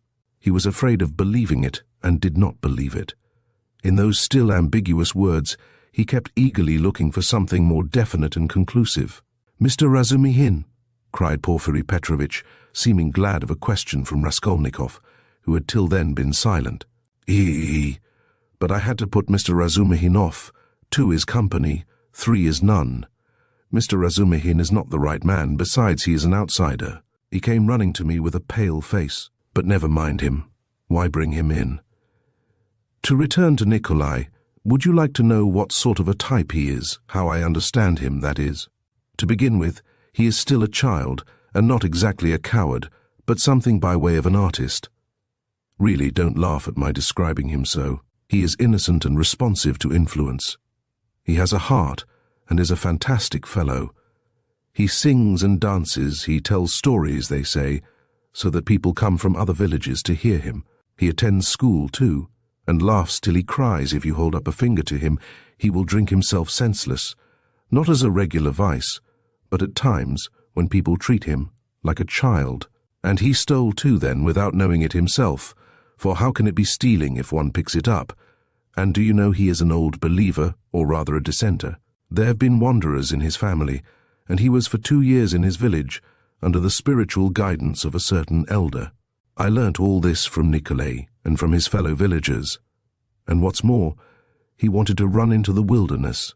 He was full of fervour, prayed at night, read the old books, the true ones, and read himself crazy. A religious sect. Translator's note. Petersburg had a great effect upon him, especially the women and the wine. He responds to everything, and he forgot the elder and all that. I learnt that an artist here took a fancy to him, and used to go and see him, and now this business came upon him. Well, he was frightened, he tried to hang himself, he ran away. How can one get over the idea the people have of Russian legal proceedings? The very word trial frightens some of them. Whose fault is it? We shall see what the new juries will do. God grant they do good. Well, in prison, it seems, he remembered the venerable elder. The Bible, too, made its appearance again. Do you know, Rodion Romanovitch, the force of the word suffering among some of these people? It's not a question of suffering for someone's benefit, but simply, one must suffer. If they suffer at the hands of the authorities, so much the better. In my time there was a very meek and mild prisoner who spent a whole year in prison always reading his Bible on the stove at night, and he read himself crazy, and so crazy, do you know, that one day, apropos of nothing, he seized a brick and flung it at the governor, though he had done him no harm. And the way he threw it, too, aimed it a yard on one side on purpose, for fear of hurting him. Well, we know what happens to a prisoner who assaults an officer with a weapon, so he took his suffering. So I suspect now that Nikolay wants to take his suffering or something of the sort. I know it for certain from facts, indeed. Only he doesn't know that I know. What, you don't admit that there are such fantastic people among the peasants? Lots of them. The elder now has begun influencing him, especially since he tried to hang himself. But he'll come and tell me all himself. You think he'll hold out? Wait a bit. He'll take his words back. I am waiting from hour to hour for him to come and abjure his evidence. I have come to like that Nikolay, and am studying him in detail. And what do you think? He answered me very plausibly on some points. He obviously had collected some evidence and prepared himself cleverly, But on other points, he is simply at sea, knows nothing, and doesn't even suspect that he doesn't know. No, Rodion Romanovitch, Nikolai doesn't come in. This is a fantastic, gloomy business, a modern case, an incident of today when the heart of man is troubled, when the phrase is quoted that blood renews, when comfort is preached as the aim of life. Here we have bookish dreams, a heart unhinged by theories. Here we see resolution in the first stage, but resolution of a special kind. He resolved to do it like jumping over a precipice or from a bell tower, and his legs shook as he went to the crime. He forgot to shut the door after him and murdered 2 people for a theory. He committed the murder and couldn't take the money, and what he did manage to snatch up he hid under a stone. It wasn't enough for him to suffer agony behind the door while they battered at the door and rung the bell. No, he had to go to the empty lodging, half delirious, to recall the bell ringing. He wanted to feel the cold shiver over again. Well, that we grant was through illness, but consider this. He is a murderer, but looks upon himself as an honest man, despises others, poses as injured innocence. No, that's not the work of a Nikolai, my dear Rodion Romanovitch. All that had been said before had sounded so like a recantation that these words were too great a shock. Raskolnikov shuddered as though he had been stabbed. Then, who then is the murderer? He asked in a breathless voice, unable to restrain himself. Porfiry Petrovitch sank back in his chair, as though he were amazed at the question. Who is the murderer? He repeated, as though unable to believe his ears. Why, you, Rodion Romanovitch. You are the murderer, he added, almost in a whisper, in a voice of genuine conviction. Raskolnikov leapt from the sofa, stood up for a few seconds, and sat down again without uttering a word. His face twitched convulsively. Your lip is twitching just as it did before, Porfiry Petrovitch observed almost sympathetically. You've been misunderstanding me, I think, Rodion Romanovitch, he added after a brief pause. That's why you are so surprised. I came on purpose to tell you everything and deal openly with you. It was not I murdered her, Raskolnikov whispered, like a frightened child caught in the act. No, it was you Rodion Romanovitch, and no one else, Porfiry whispered sternly, with conviction. They were both silent, and the silence lasted strangely long, about 10 minutes. Raskolnikov put his elbow on the table and passed his fingers through his hair. Porfiry Petrovitch sat quietly waiting. Suddenly Raskolnikov looked scornfully at Porfiry. You are at your old tricks again, Porfiry Petrovitch, your old method again. I wonder you don't get sick of it. Oh, stop that. What does that matter now? It would be a different matter if there were witnesses present, but we are whispering alone. You see yourself that I have not come to chase and capture you like a hare. Whether you confess it or not is nothing to me now. For myself, I am convinced without it. If so, what did you come for? Raskolnikov asked irritably. I ask you the same question again. If you consider me guilty, why don't you take me to prison? Oh, that's your question. I will answer you, point for point. In the first place, to arrest you so directly is not to my interest. How so? If you are convinced, you ought. Ah, what if I am convinced? That's only my dream for the time. Why should I put you in safety? You know that's it, since you ask me to do it. If I confront you with that workman, for instance, and you say to him, were you drunk or not? Who saw me with you? I simply took you to be drunk, and you were drunk too. Well, what could I answer, especially as your story is a more likely one than his? For there's nothing but psychology to support his evidence. That's almost unseemly with his ugly mug, while you hit the mark exactly. For the rascal is an inveterate drunkard, and notoriously so. And I have myself admitted candidly several times already that psychology can be taken in 2 ways, and that the second way is stronger and looks far more probable. And that apart from that, I have as yet nothing against you. And though I shall put you in prison, and indeed have come quite contrary to etiquette, to inform you of it beforehand, yet I tell you frankly, also contrary to etiquette, that it won't be to my advantage. Well, secondly, I've come to you because... Yes, secondly, Raskolnikov was listening breathless. Because, as I told you just now, I consider I owe you an explanation, I don't want you to look upon me as a monster, as I have a genuine liking for you, you may believe me or not. And in the third place, I've come to you with a direct and open proposition that you should surrender and confess. It will be infinitely more to your advantage, and to my advantage too, for my task will be done. Well, is this open on my part or not? Raskolnikov thought a minute. Listen, Porfiry Petrovitch. You said just now you have nothing but psychology to go on, yet now you've gone on mathematics. Well, what if you are mistaken yourself now? No, Rodion Romanovitch, I am not mistaken. I have a little fact even then Providence sent it me. What little fact? I won't tell you what, Rodion Romanovitch, and in any case I haven't the right to put it off any longer. I must arrest you. So think it over. It makes no difference to me now, and so I speak only for your sake. Believe me, it will be better, Rodion Romanovitch. Raskolnikov smiled malignantly. That's not simply ridiculous, it's positively shameless.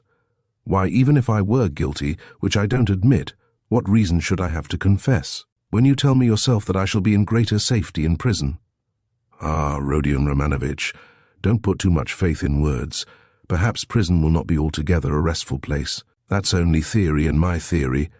And what authority am I for you? Perhaps, too, even now I am hiding something from you. I can't lay bare everything, he. And how can you ask what advantage?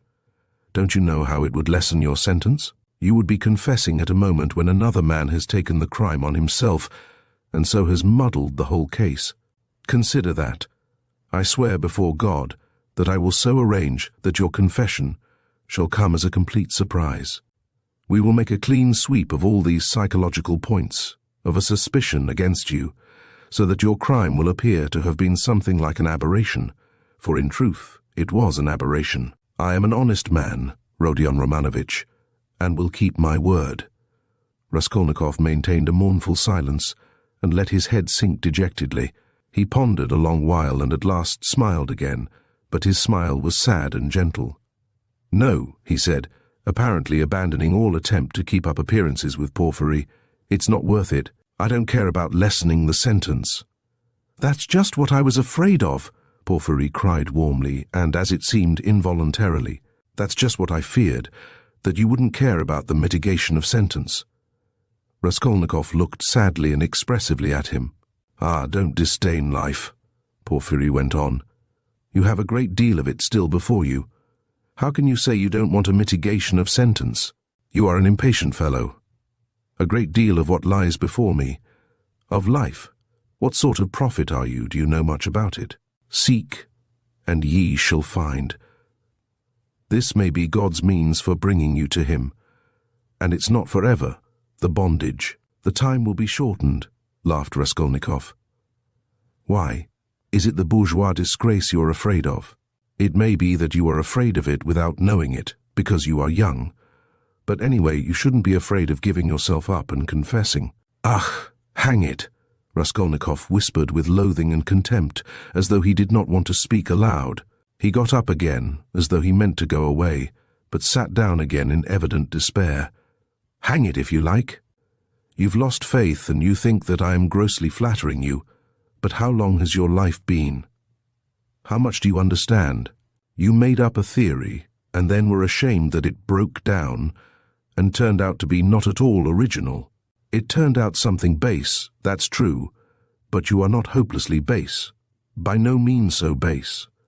At least you didn't deceive yourself for long. You went straight to the furthest point at one bound. How do I regard you?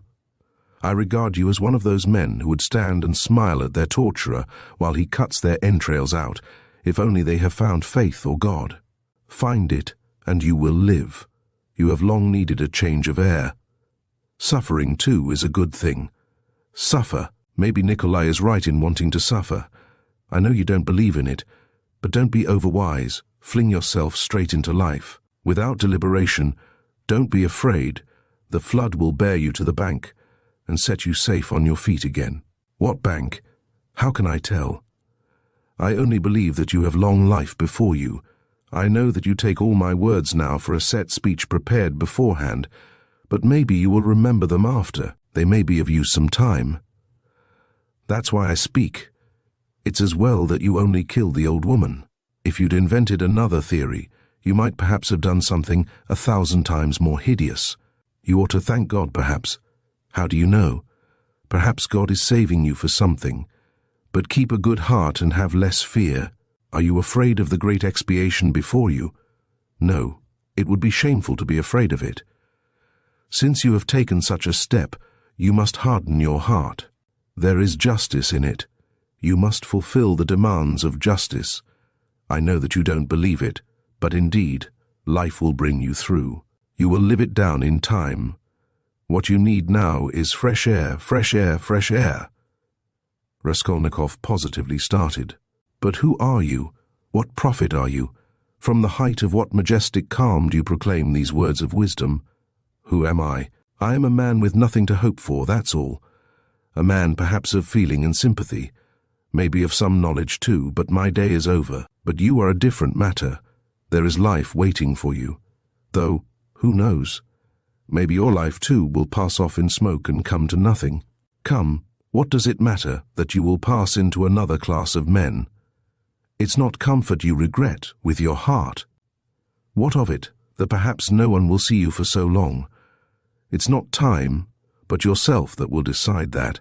Be the sun, and all will see you. The sun has before all to be the sun. Why are you smiling again? At my being such a shiller? I bet you're imagining that I am trying to get round you by flattery. Well, perhaps I am, he. Perhaps you'd better not believe my word. Perhaps you'd better never believe it altogether. I'm made that way, I confess it. But let me add, you can judge for yourself, I think, how far I am a base sort of man, and how far I am honest. When do you mean to arrest me? Well, I can let you walk about another day or two. Think it over, my dear fellow, and pray to God. It's more in your interest, believe me. And what if I run away? Asked Raskolnikov with a strange smile. No, you won't run away.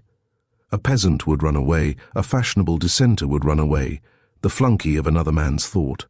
For you've only to show him the end of your little finger, and he'll be ready to believe in anything for the rest of his life. But you've ceased to believe in your theory already. What will you run away with? And what would you do in hiding? It would be hateful and difficult for you, and what you need more than anything in life is a definite position, an atmosphere to suit you. And what sort of atmosphere would you have? If you ran away, you'd come back to yourself.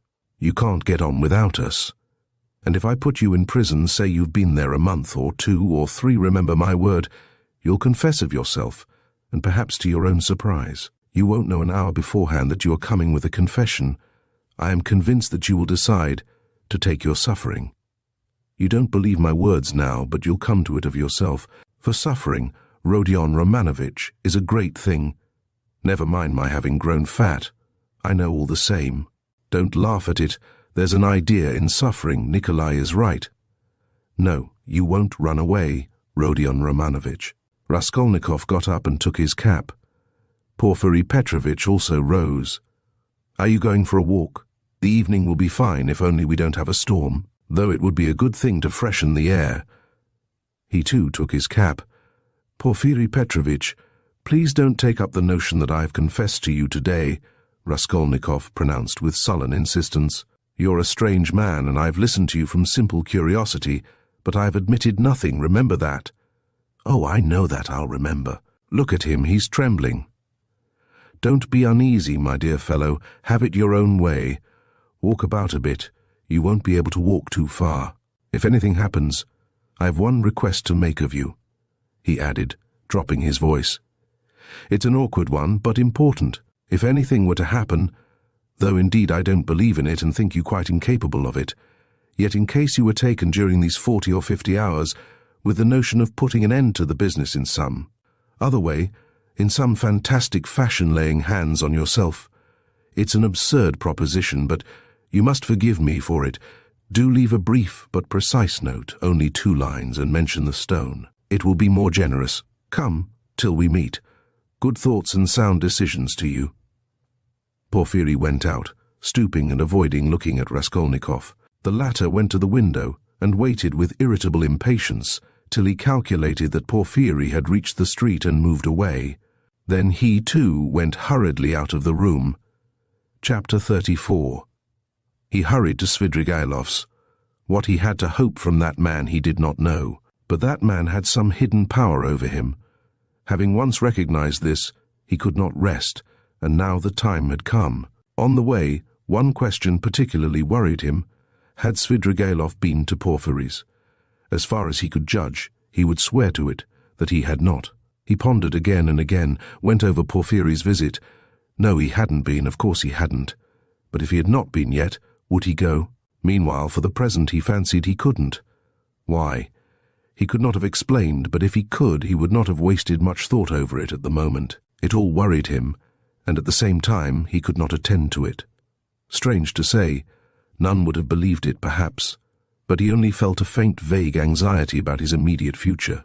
Another, much more important anxiety tormented him. It concerned himself, but in a different, more vital way. Moreover, he was conscious of immense moral fatigue, though his mind was working better that morning than it had done of late. And was it worthwhile, after all that had happened, to contend with these new trivial difficulties? Was it worthwhile, for instance, to maneuver that Svidrigailov should not go to Porfiry's? Was it worthwhile to investigate, to ascertain the facts, to waste time over anyone like Svidrigailov? Oh, how sick he was of it all. And yet he was hastening to Svidrigailov. Could he be expecting something new from him, information or means of escape? Men will catch at straws. Was it destiny or some instinct bringing them together? Perhaps it was only fatigue, despair. Perhaps it was not Svidrigailov, but some other whom he needed, and Svidrigailov had simply presented himself by chance. Sonia. But what should he go to Sonia for now? To beg her tears again? He was afraid of Sonia too. Sonia stood before him as an irrevocable sentence. He must go his own way or hers. At that moment especially, he did not feel equal to seeing her.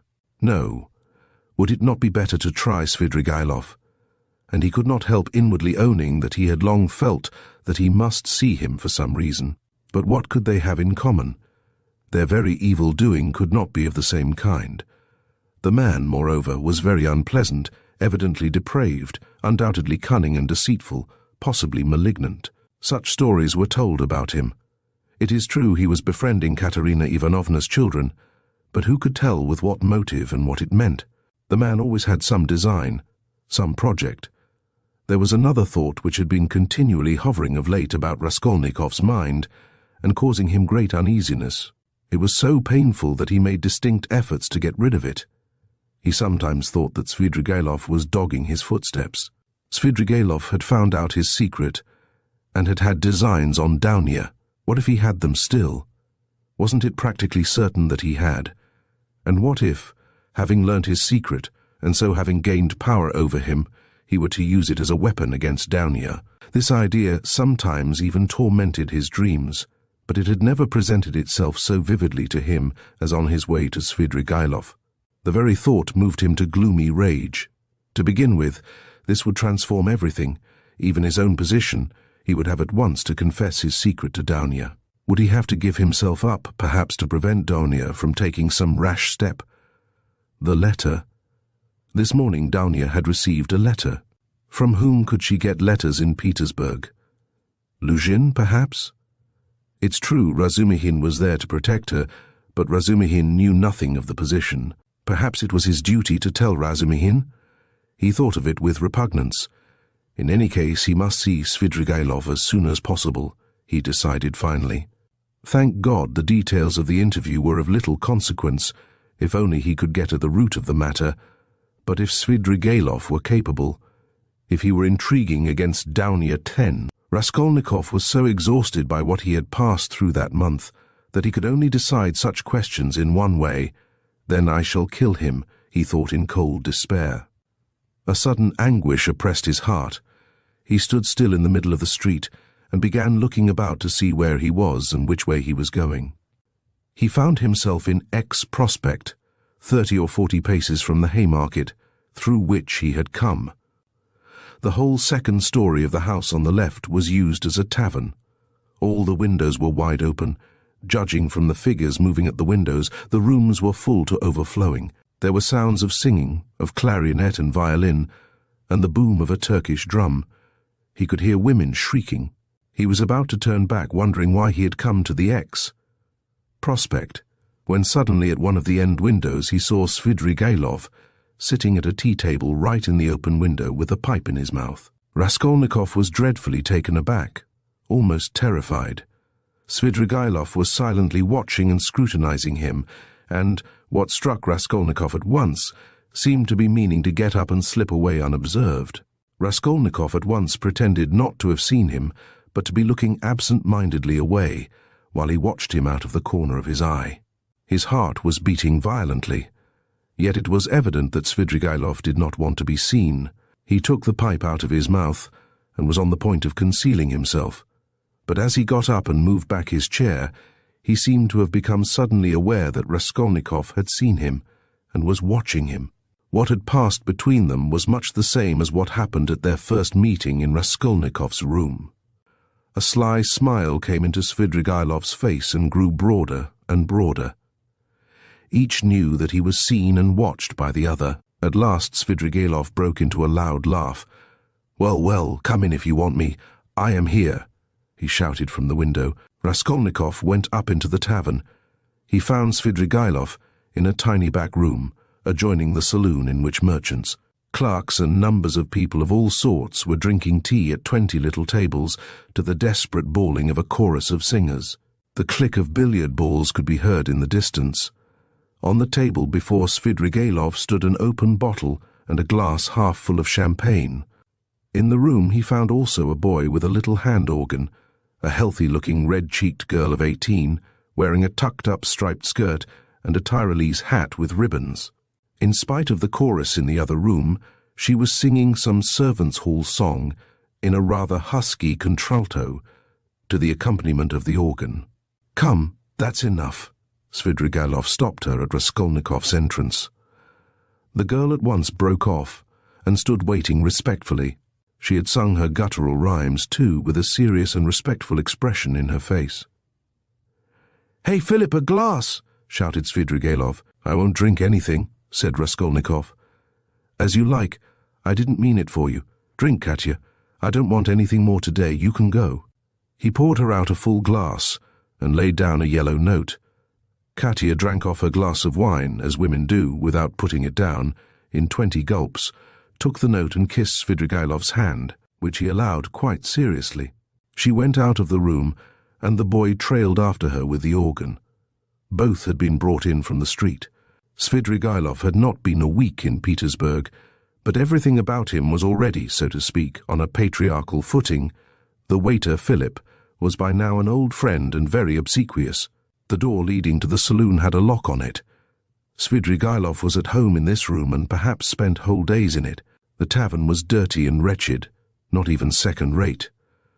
"I was going to see you and looking for you," Raskolnikov began, "but I don't know what made me turn from the Haymarket into the X Prospect just now. I never take this turning. I turn to the right from the Haymarket. And this isn't the way to you. I simply turned, and here you are. It is strange. Why don't you say at once it's a miracle, because it may be only chance?" "Oh, that's the way with all you folk," laughed Svidrigailov. "You won't admit it, even if you do inwardly believe it a miracle. Here you say that it may be only chance. And what cowards they all are here, about having an opinion of their own you can't fancy, Rodion Romanovitch. I don't mean you. You have an opinion of your own and are not afraid to have it. That's how it was you attracted my curiosity. Nothing else? Well, that's enough, you know." Svidrigailov was obviously exhilarated, but only slightly so. He had not had more than half a glass of wine. "I fancy you came to see me before you knew that I was capable of having what you call an opinion of my own," observed Raskolnikov. "Oh, well, it was a different matter. Everyone has his own plans. And apropos of the miracle, let me tell you that I think you have been asleep for the last 2 or 3 days. I told you of this tavern myself. There is no miracle in your coming straight here. I explained the way myself, told you where it was, and the hours you could find me here. Do you remember?" "I don't remember," answered Raskolnikov with surprise. "I believe you. I told you twice." The address has been stamped mechanically on your memory. You turn this way mechanically, and yet precisely according to the direction, though you are not aware of it. When I told you then, I hardly hoped you understood me. You give yourself away too much, Rodion Romanovitch. And another thing, I'm convinced there are lots of people in Petersburg who talk to themselves as they walk. This is a town of crazy people. If only we had scientific men, doctors, lawyers, and philosophers, might make most valuable investigations in Petersburg, each in his own line. There are few places where there are so many gloomy, strong, and queer influences on the soul of man as in Petersburg. The mere influences of climate mean so much. And it's the administrative center of all Russia, and its character must be reflected on the whole country. But that is neither here nor there now. The point is that I have several times watched you. You walk out of your house, holding your head high 20 paces from home. You let it sink, and fold your hands behind your back. You look, and evidently see nothing before nor beside you. At last you begin moving your lips and talking to yourself, and sometimes you wave one hand and declaim, and at last stand still in the middle of the road. That's not at all the thing. Someone may be watching you besides me, and it won't do you any good. It's nothing really to do with me, and I can't cure you, but of course, you understand me. Do you know that I am being followed? Asked Raskolnikov, looking inquisitively at him. No, I know nothing about it, said Svidrigailov, seeming surprised. Well then, let us leave me alone, Raskolnikov muttered, frowning. Very good, let us leave you alone. You had better tell me, if you come here to drink, and directed me twice to come here to you, why did you hide and try to get away just now when I looked at the window from the street? I saw it. He. And why was it you lay on your sofa with closed eyes and pretended to be asleep, though you were wide awake while I stood in your doorway? I saw it. I may have had reasons, you know that yourself. And I may have had my reasons, though you don't know them. Raskolnikov dropped his right elbow on the table, leaned his chin in the fingers of his right hand, and stared intently at Svidrigailov. For a full minute he scrutinized his face, which had impressed him before. It was a strange face, like a mask, white and red, with bright red lips, with a flaxen beard, and still thick flaxen hair. His eyes were somehow too blue, and their expression somehow too heavy and fixed. There was something awfully unpleasant in that handsome face, which looked so wonderfully young for his age. Svidrigailov was smartly dressed in light summer clothes, and was particularly dainty in his linen. He wore a huge ring with a precious stone in it. "Have I got to bother myself about you too now?" said Raskolnikov suddenly, coming with nervous impatience straight to the point.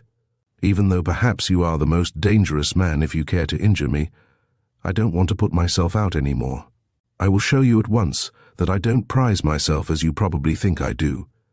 I've come to tell you at once that if you keep to your former intentions with regard to my sister, and if you think to derive any benefit in that direction from what has been discovered of late, I will kill you before you get me locked up. You can reckon on my word. You know that I can keep it. And in the second place, if you want to tell me anything, for I keep fancying all this time that you have something to tell me, make haste and tell it.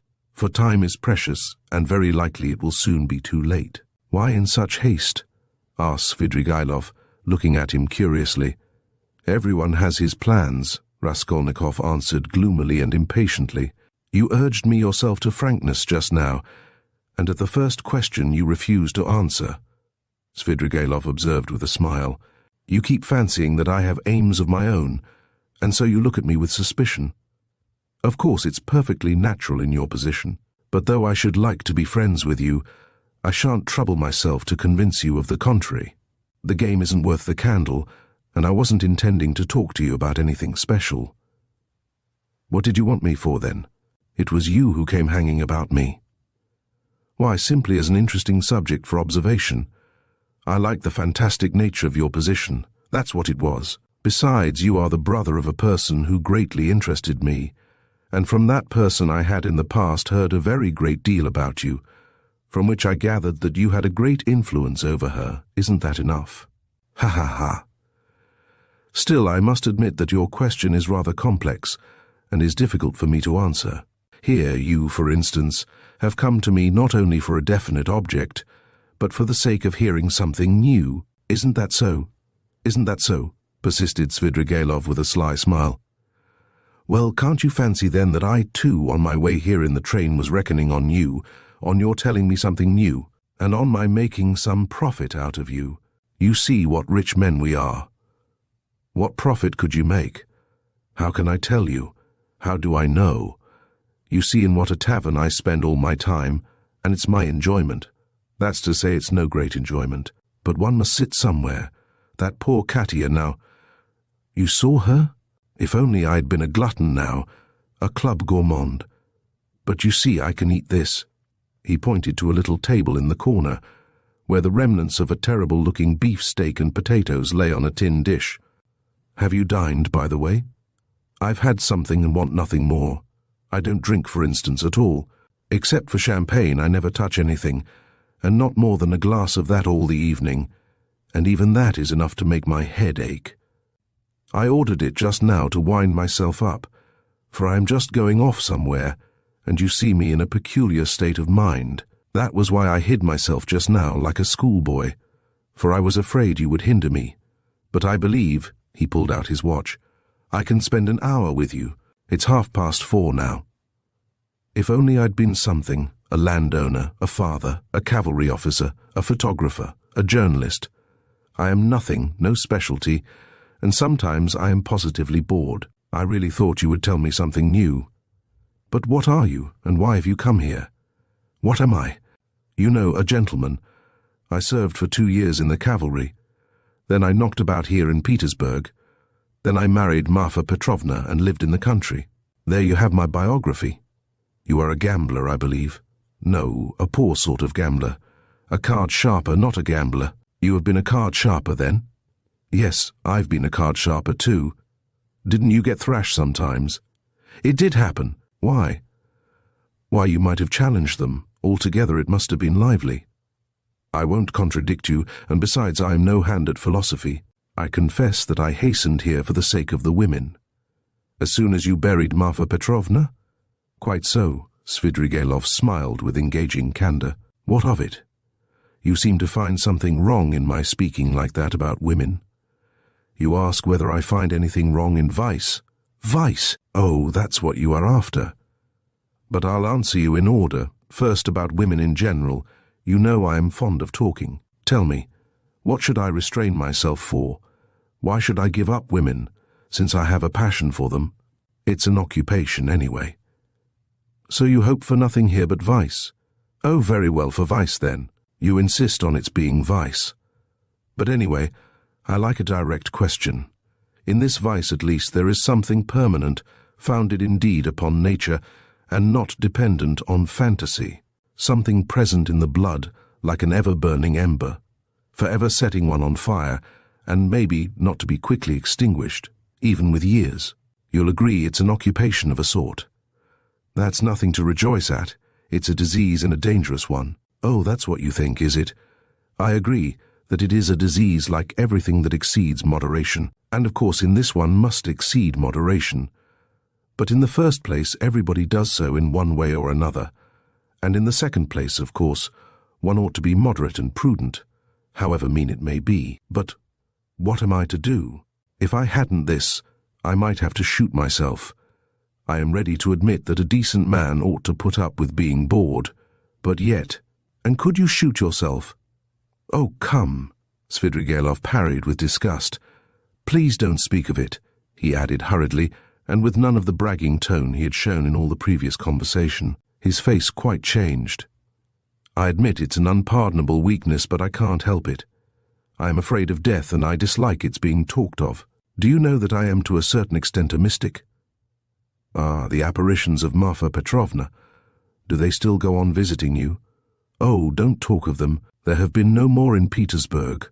Confound them, he cried with an air of irritation. Let's rather talk of that. I have not much time and can't stay long with you. It's a pity. I should have found plenty to tell you. What's your engagement, a woman? Yes, a woman. A casual incident. No, that's not what I want to talk of. And the hideousness, The filthiness of all your surroundings, doesn't that affect you? Have you lost the strength to stop yourself? And do you pretend to strength too? He. You surprised me just now, Rodion Romanovitch, though I knew beforehand it would be so. You preach to me about vice and aesthetics. You a Schiller, you an idealist. Of course that's all as it should be, and it would be surprising if it were not so, yet it is strange in reality. Ah, what a pity I have no time, for you're a most interesting type. And by the way, are you fond of Schiller? I am awfully fond of him. But what a braggart you are, Raskolnikov said with some disgust. Upon my word, I am not, answered Svidrigailov, laughing. However, I won't dispute it. Let me be a braggart. Why not brag, if it hurts no one? I spent 7 years in the country with Marfa Petrovna. So now when I come across an intelligent person like you, intelligent and highly interesting, I am simply glad to talk, and besides, I've drunk that half glass of champagne, and it's gone to my head a little. And besides, there's a certain fact that has wound me up tremendously, but about that I will keep quiet. Where are you off to? He asked in alarm. Raskolnikov had begun getting up. He felt oppressed and stifled and, as it were, ill at ease at having come here. He felt convinced that Svidrigailov was the most worthless scoundrel on the face of the earth. Ak! Sit down, stay a little, Svidrigailov begged. Let them bring you some tea anyway. Stay a little. I won't talk nonsense about myself, I mean. I'll tell you something. If you like, I'll tell you how a woman tried to save me, as you would call it. It will be an answer to your first question indeed, for the woman was your sister. May I tell you? It will help to spend the time. Tell me, but I trust that you... Oh, don't be uneasy. Besides, even in a worthless low fellow like me, Avdotia Romanovna can only excite the deepest respect. Chapter 35. You know, perhaps, yes, I told you myself, began Svidrigailov, that I was in the debtor's prison here for an immense sum, and had not any expectation of being able to pay it. There's no need to go into particulars how Marfa Petrovna bought me out. Do you know to what a point of insanity a woman can sometimes love? She was an honest woman, and very sensible, although completely uneducated. Would you believe that this honest and jealous woman, after many scenes of hysterics and reproaches, condescended to enter into a kind of contract with me which she kept throughout our married life? She was considerably older than I, and besides, she always kept a clove or something in her mouth. There was so much swinnishness in my soul, and honesty too, of a sort, as to tell her straight out that I couldn't be absolutely faithful to her. This confession drove her to frenzy, but yet she seems in a way to have liked my brutal frankness. She thought it showed I was unwilling to deceive her if I warned her like this beforehand, and for a jealous woman, you know. That's the first consideration. After many tears, an unwritten contract was drawn up between us. First, that I would never leave Marfa Petrovna, and would always be her husband. Secondly, that I would never absent myself without her permission. Thirdly, that I would never set up a permanent mistress. Fourthly, in return for this, Marfa Petrovna gave me a free hand with the maidservants, but only with her secret knowledge. Fifthly, God forbid my falling in love with a woman of our class. Sixthly, in case I, which God forbid, should be visited by a great serious passion, I was bound to reveal it to Marfa Petrovna. On this last score, however, Marfa Petrovna was fairly at ease. She was a sensible woman, and so she could not help looking upon me as a dissolute profligate, incapable of real love. But a sensible woman and a jealous woman are two very different things, and that's where the trouble came in. But to judge some people impartially, we must renounce certain preconceived opinions and our habitual attitude to the ordinary people about us. I have reason to have faith in your judgment, rather than in anyone's. Perhaps you have already heard a great deal that was ridiculous and absurd about Marfa Petrovna. She certainly had some very ridiculous ways, but I tell you frankly that I feel really sorry for the innumerable woes of which I was the cause. Well, and that's enough, I think, by way of a decorous oraison funèbre for the most tender wife of a most tender husband. When we quarrelled, I usually held my tongue and did not irritate her, and that gentlemanly conduct rarely failed to attain its object. It influenced her, it pleased her, indeed. These were times when she was positively proud of me. But your sister she couldn't put up with anyway, and however she came to risk taking such a beautiful creature into her house as a governess. My explanation is that Marfa Petrovna was an ardent and impressionable woman, and simply fell in love herself, literally fell in love with your sister. Well, little wonder, look at Avdotia Romanovna. I saw the danger at the first glance, and what do you think? I resolved not to look at her even. But Avdotia Romanovna herself made the first step. Would you believe it? Would you believe it too that Marfa Petrovna was positively angry with me at first for my persistent silence about your sister, for my careless reception of her continual adoring praises of Avdotia Romanovna? I don't know what it was she wanted. Well, of course, Marfa Petrovna told Avdotia Romanovna every detail about me. She had the unfortunate habit of telling literally everyone all our family secrets and continually complaining of me. How could she fail to confide in such a delightful new friend? I expect they talked of nothing else but me, and no doubt Avdotia Romanovna heard all those dark, mysterious rumors that were current about me. I don't mind betting that you too have heard something of the sort already. I have. Lujin charged you with having caused the death of a child. Is that true? Don't refer to those vulgar tales, I beg, said Svidrigailov with disgust and annoyance. If you insist on wanting to know about all that idiocy, I will tell you one day, but now. I was told too about some footman of yours in the country whom you treated badly. I beg you to drop the subject, Svidrigailov interrupted again with obvious impatience. Was that the footman who came to you after death to fill your pipe? You told me about it yourself. Raskolnikov felt more and more irritated. Svidrigailov looked at him attentively, and Raskolnikov fancied he caught a flash of spiteful mockery in that look. But Svidrigailov restrained himself and answered very civilly, "Yes, it was. I see that you too are extremely interested and shall feel it my duty to satisfy your curiosity at the first opportunity. Upon my soul, I see that I really might pass for a romantic figure with some people. Judge how grateful I must be to Marfa Petrovna for having repeated to Avdotia Romanovna such mysterious and interesting gossip about me. I dare not guess what impression it made on her, but in any case it worked in my interests. With all Avdotia Romanovna's natural aversion, and in spite of my invariably gloomy and repellent aspect, she did at least feel pity for me, pity for a lost soul. And if once a girl's heart is moved to pity, it's more dangerous than anything. She is bound to want to save him, to bring him to his senses and lift him up and draw him to nobler aims, and restore him to new life and usefulness. Well, we all know how far such dreams can go. I saw at once that the bird was flying into the cage of herself, and I too made ready. I think you are frowning, Rodion Romanovitch. There's no need. As you know, it all ended in smoke. Hang it all, what a lot I am drinking. Do you know, I always, from the very beginning, regretted that it wasn't your sister's fate to be born in the 2nd or 3rd century A.D., as the daughter of a reigning prince or some governor or proconsul in Asia Minor. She would undoubtedly have been one of those who would endure martyrdom, and would have smiled when they branded her bosom with hot pincers. And she would have gone to it of herself, and in the 4th or 5th century she would have walked away into the Egyptian desert, and would have stayed there 30 years living on roots and ecstasies and visions. She is simply thirsting to face some torture for someone, and if she can't get her torture, she'll throw herself out of a window. I've heard something of a Mr. Razumihin. He's said to be a sensible fellow.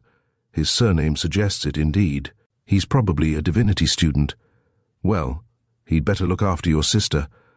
I believe I understand her, and I am proud of it. But at the beginning of an acquaintance, as you know, one is apt to be more heedless and stupid. One doesn't see clearly. Hang it all, why is she so handsome? It's not my fault.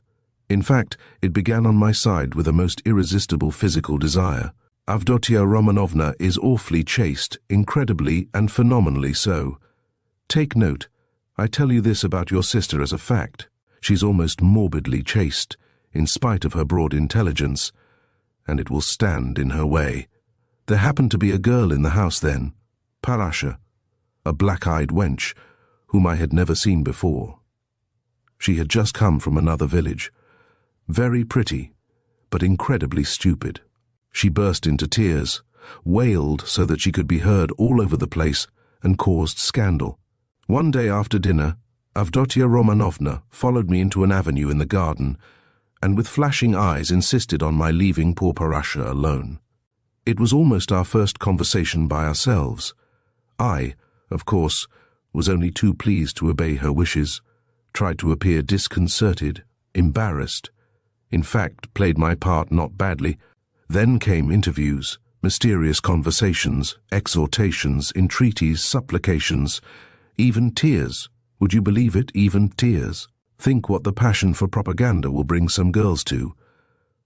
I, of course, threw it all on my destiny, posed as hungering and thirsting for light, and finally resorted to the most powerful weapon in the subjection of the female heart, a weapon which never fails one. It's the well-known resource flattery. Nothing in the world is harder than speaking the truth, and nothing easier than flattery. If there's the 100th part of a false note in speaking the truth, it leads to a discord, and that leads to trouble. But if all to the last note is false in flattery, it is just as agreeable, and is heard not without satisfaction. It may be a coarse satisfaction, but still a satisfaction. And however coarse the flattery, at least half will be sure to seem true. That's so for all stages of development and classes of society. A Vestal virgin might be seduced by flattery. I can never remember without laughter how I once seduced a lady who was devoted to her husband, her children, and her principles. What fun it was, and how little trouble.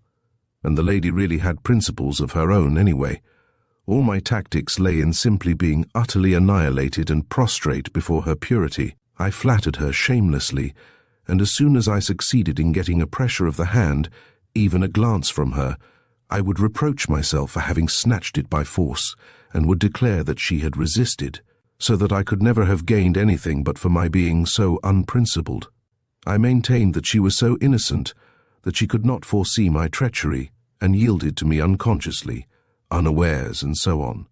In fact, I triumphed, while my lady remained firmly convinced that she was innocent, chaste, and faithful to all her duties and obligations, and had succumbed quite by accident. And how angry she was with me when I explained to her at last that it was my sincere conviction that she was just as eager as I. Poor Marfa Petrovna was awfully weak on the side of flattery, and if I had only cared to, I might have had all her property settled on me during her lifetime. I am drinking an awful lot of wine now and talking too much. I hope you won't be angry if I mention now that I was beginning to produce the same effect on Avdotia Romanovna, but I was stupid and impatient and spoiled it all. Avdotia Romanovna had several times, and one time in particular, been greatly displeased by the expression of my eyes. Would you believe it? There was sometimes a light in them which frightened her and grew stronger and more unguarded, till it was hateful to her. No need to go into detail, but we parted. There I acted stupidly again. I fell to jeering in the coarsest way at all such propaganda and efforts to convert me. Parasha came onto the scene again, and not she alone. In fact, there was a tremendous to-do. Ah, Rodion Romanovitch, if you could only see how your sister's eyes can flash sometimes. Never mind my being drunk at this moment and having had a whole glass of wine. I am speaking the truth. I assure you that this glance has haunted my dreams. The very rustle of her dress was more than I could stand at last. I really began to think that I might become epileptic. I could never have believed that I could be moved to such a frenzy. It was essential indeed to be reconciled, but by then it was impossible. And imagine what I did then, to what a pitch of stupidity a man can be brought by frenzy. Never undertake anything in a frenzy, Rodion Romanovitch. I reflected that Avdotia Romanovna was after all a beggar. Excuse me, that's not the word. But does it matter if it expresses the meaning? That she lived by her work, that she had her mother and you to keep. Hang it, you are frowning again. And I resolved to offer her all my money, 30,000 rubles I could have realized then, if she would run away with me here to Petersburg. Of course I should have vowed eternal love, rapture, and so on. Do you know, I was so wild about her at that time that if she had told me to poison Marfa Petrovna, or to cut her throat and to marry herself, it would have been done at once. but it ended in the catastrophe of which you know already. You can fancy how frantic I was when I heard that Marfa Petrovna had got hold of that scoundrelly attorney, Lujin, and had almost made a match between them, which would really have been just the same thing as I was proposing, wouldn't it? Wouldn't it? I notice that you've begun to be very attentive. You interesting young man. Svidrigailov struck the table with his fist impatiently. He was flushed. Raskolnikov saw clearly that the glass, or glass and a half of champagne that he had sipped almost unconsciously was affecting him, and he resolved to take advantage of the opportunity. He felt very suspicious of Svidrigailov. Well, after what you have said, I am fully convinced that you have come to Petersburg with designs on my sister, he said directly to Svidrigailov, in order to irritate him further. Oh, nonsense, said Svidrigailov, seeming to rouse himself. Why, I told you. Besides, your sister can't endure me. Yes, I am certain that she can't, but that's not the point. Are you so sure that she can't?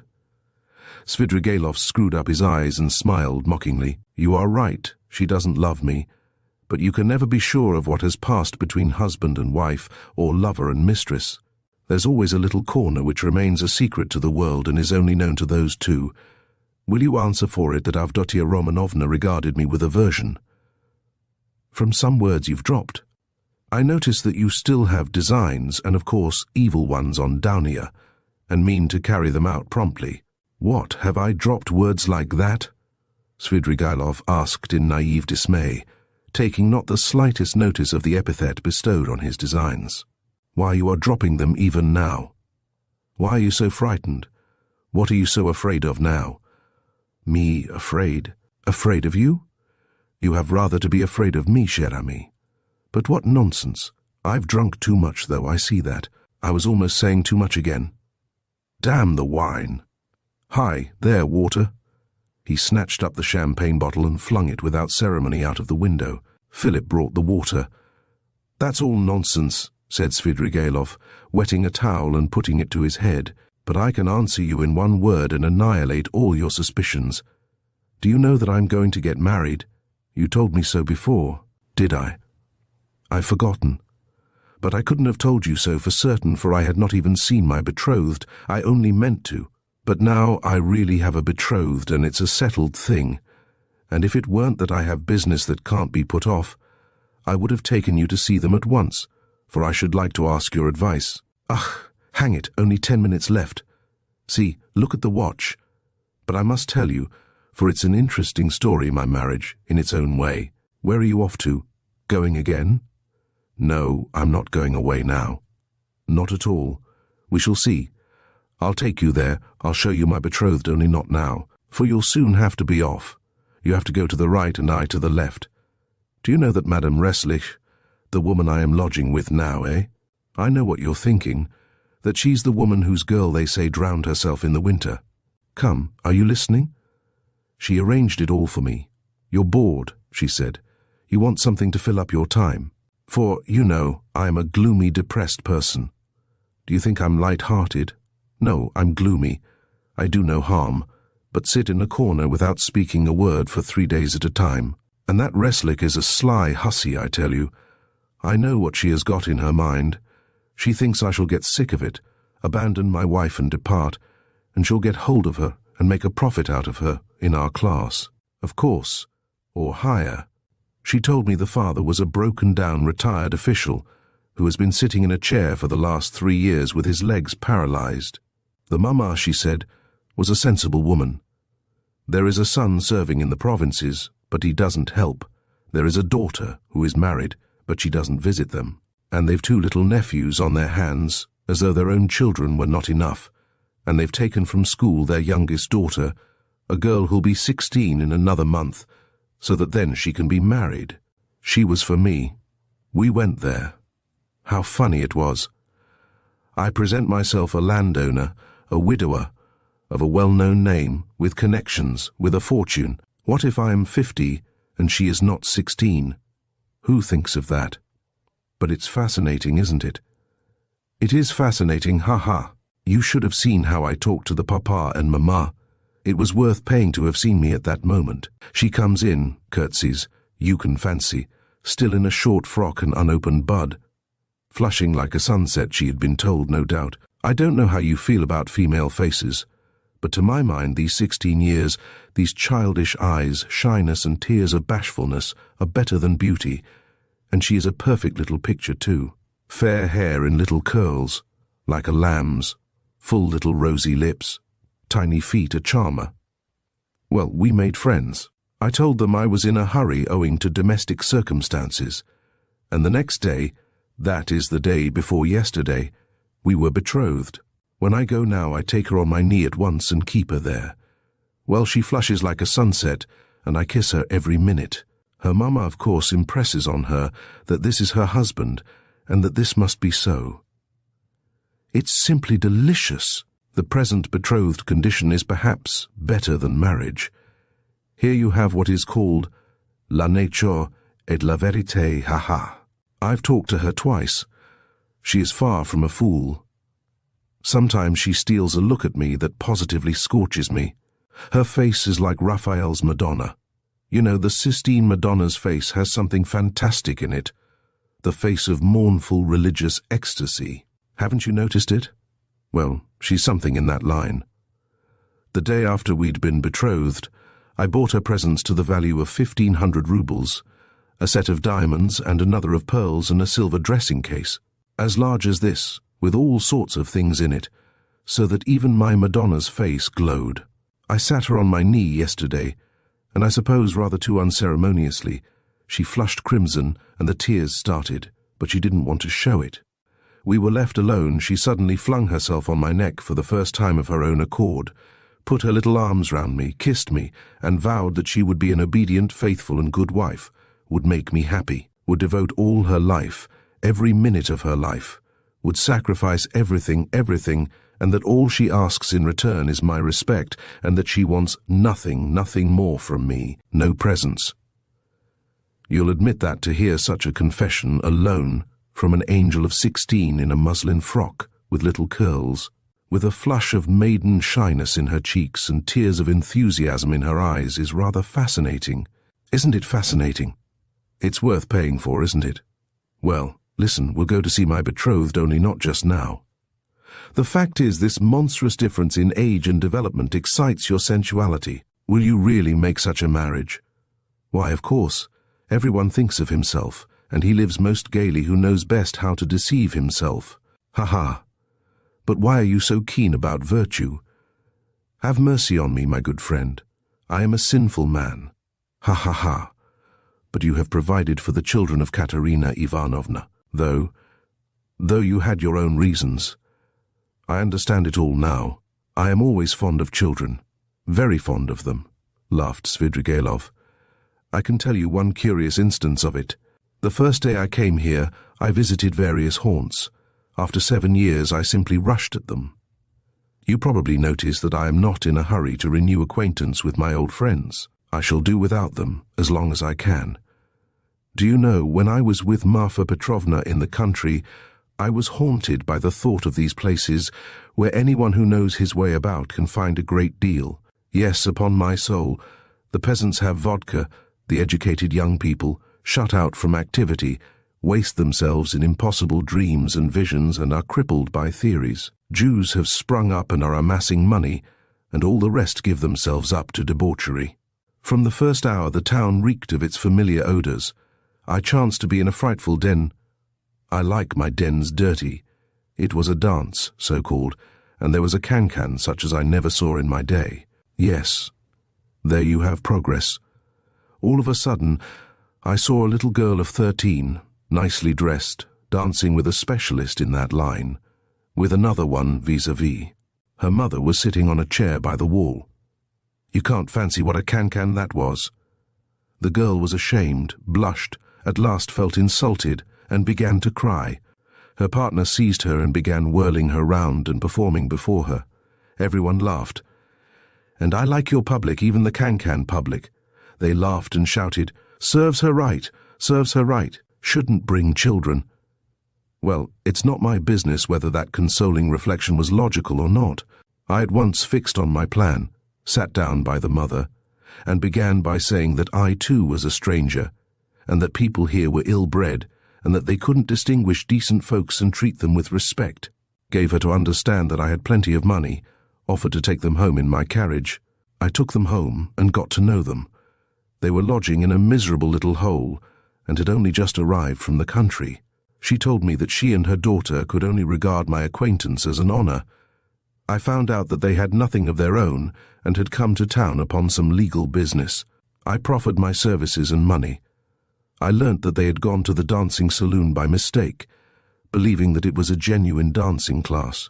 I offered to assist in the young girl's education in French and dancing. My offer was accepted with enthusiasm as an honor, and we are still friendly. If you like, we'll go and see them, only not just now. Stop. Enough of your vile, nasty anecdotes, depraved, vile, sensual man. Schiller, you are a regular Schiller. O la vertu va-t-elle senisha. But you know I shall tell you these things on purpose, for the pleasure of hearing your outcries. I dare say. I can see I am ridiculous myself, muttered Raskolnikov angrily. Svidrigailov laughed heartily. Finally he called Philip, paid his bill, and began getting up. I say, but I am drunk, Assescorzy said. It's been a pleasure.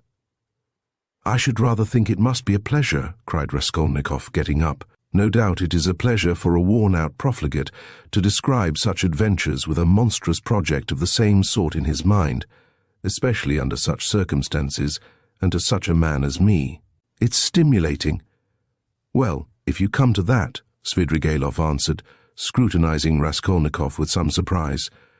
If you come to that, you are a thorough cynic yourself. You've plenty to make you so anyway. You can understand a great deal, and you can do a great deal too, but enough. I sincerely regret not having had more talk with you, but I shan't lose sight of you. Only wait a bit. Svidrigailov walked out of the restaurant. Raskolnikov walked out after him.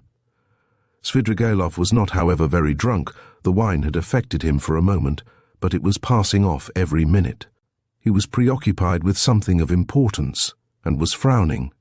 He was apparently excited and uneasy in anticipation of something. His manner to Raskolnikov had changed during the last few minutes, and he was ruder and more sneering every moment.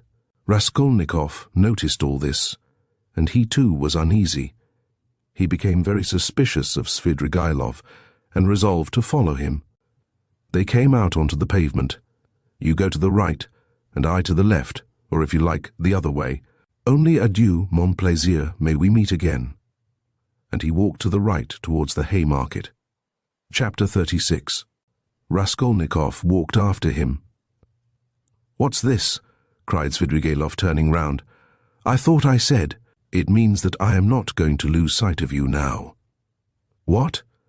Both stood still and gazed at one another, as though measuring their strength. From all your half-tipsy stories, Raskolnikov observed harshly, I am positive that you have not given up your designs on my sister, but are pursuing them more actively than ever. I have learnt that my sister received a letter this morning. You have hardly been able to sit still all this time. You may have unearthed a wife on the way, but that means nothing. I should like to make certain myself. Raskolnikov could hardly have said himself what he wanted, and of what he wished to make certain. Upon my word, I'll call the police. Call away. Again they stood for a minute facing each other. At last Svidrigailov's face changed. Having satisfied himself that Raskolnikov was not frightened at his threat, he assumed a mirthful and friendly air. What a fellow! I purposely refrain from referring to your affair, though I am devoured by curiosity. It's a fantastic affair. I've put it off till another time, but you're enough to rouse the dead. Well, let us go. Only I warn you beforehand, I am only going home for a moment, to get some money. Then I shall lock up the flat, take a cab and go to spend the evening at the islands. Now are you going to follow me? I'm coming to your lodgings not to see you but Sofya Semyonovna, to say I'm sorry not to have been at the funeral. That's as you like, but Sofya Semyonovna is not at home. She has taken the 3 children to an old lady of high rank, the patroness of some orphan asylums, whom I used to know years ago. I charmed the old lady by depositing a sum of money with her to provide for the 3 children of Katerina Ivanovna, and subscribing to the institution as well. I told her too the story of Sofya Semyonovna in full detail, suppressing nothing. It produced an indescribable effect on her. That's why Sofya Semyonovna has been invited to call today at the X hotel where the lady is staying for the time. No matter, I'll come all the same. As you like, it's nothing to me, but I won't come with you. Here we are at home. By the way, I am convinced that you regard me with suspicion just because I have shown such delicacy and have not so far troubled you with questions. You understand?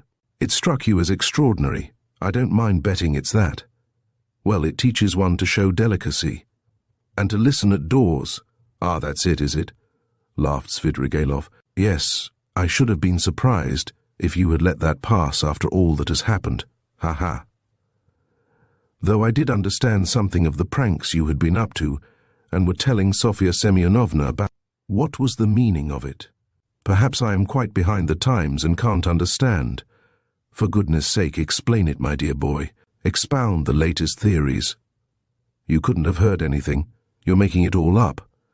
But I'm not talking about that, though I did hear something. No, I'm talking of the way you keep sighing and groaning now. The Schiller in you is in revolt every moment, and now you tell me not to listen at doors.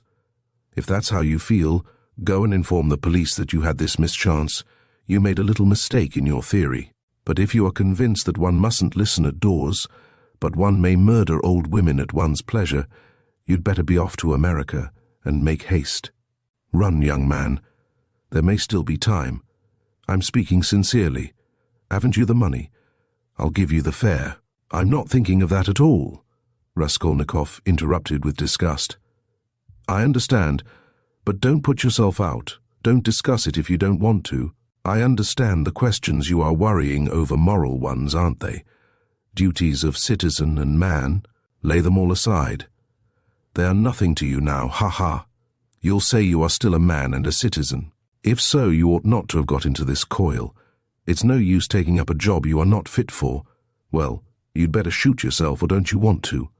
You seem trying to enrage me, to make me leave you. What a queer fellow. But here we are. Welcome to the staircase. You see, that's the way to Sofya Semyonovna. Look, there is no one at home. Don't you believe me? Ask Kapernaumov.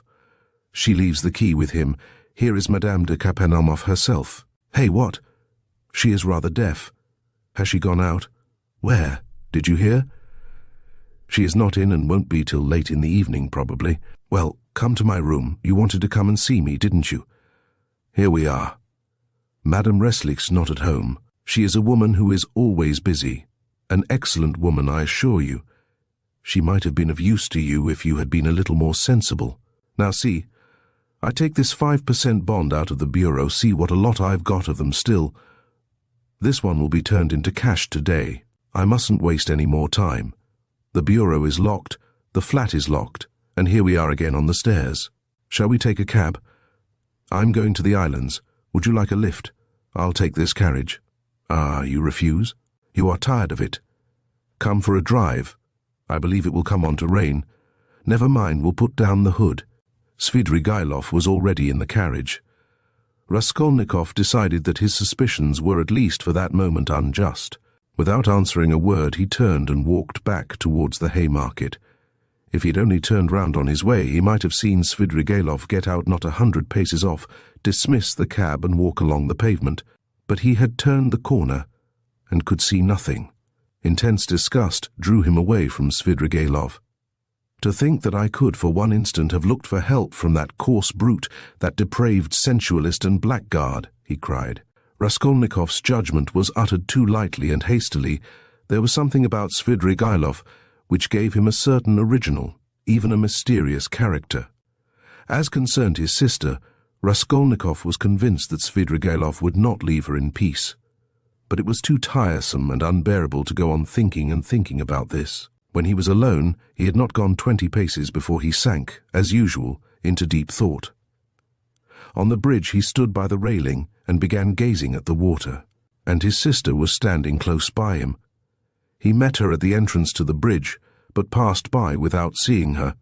Dounia had never met him like this in the street before, and was struck with dismay.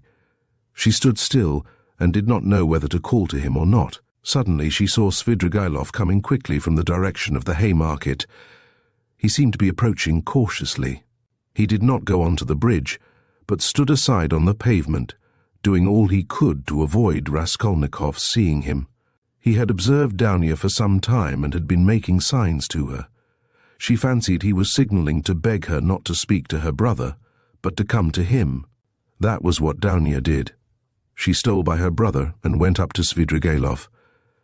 "Let us make haste away," Svidrigailov whispered to her. "I don't want Rodion Romanovitch to know of our meeting.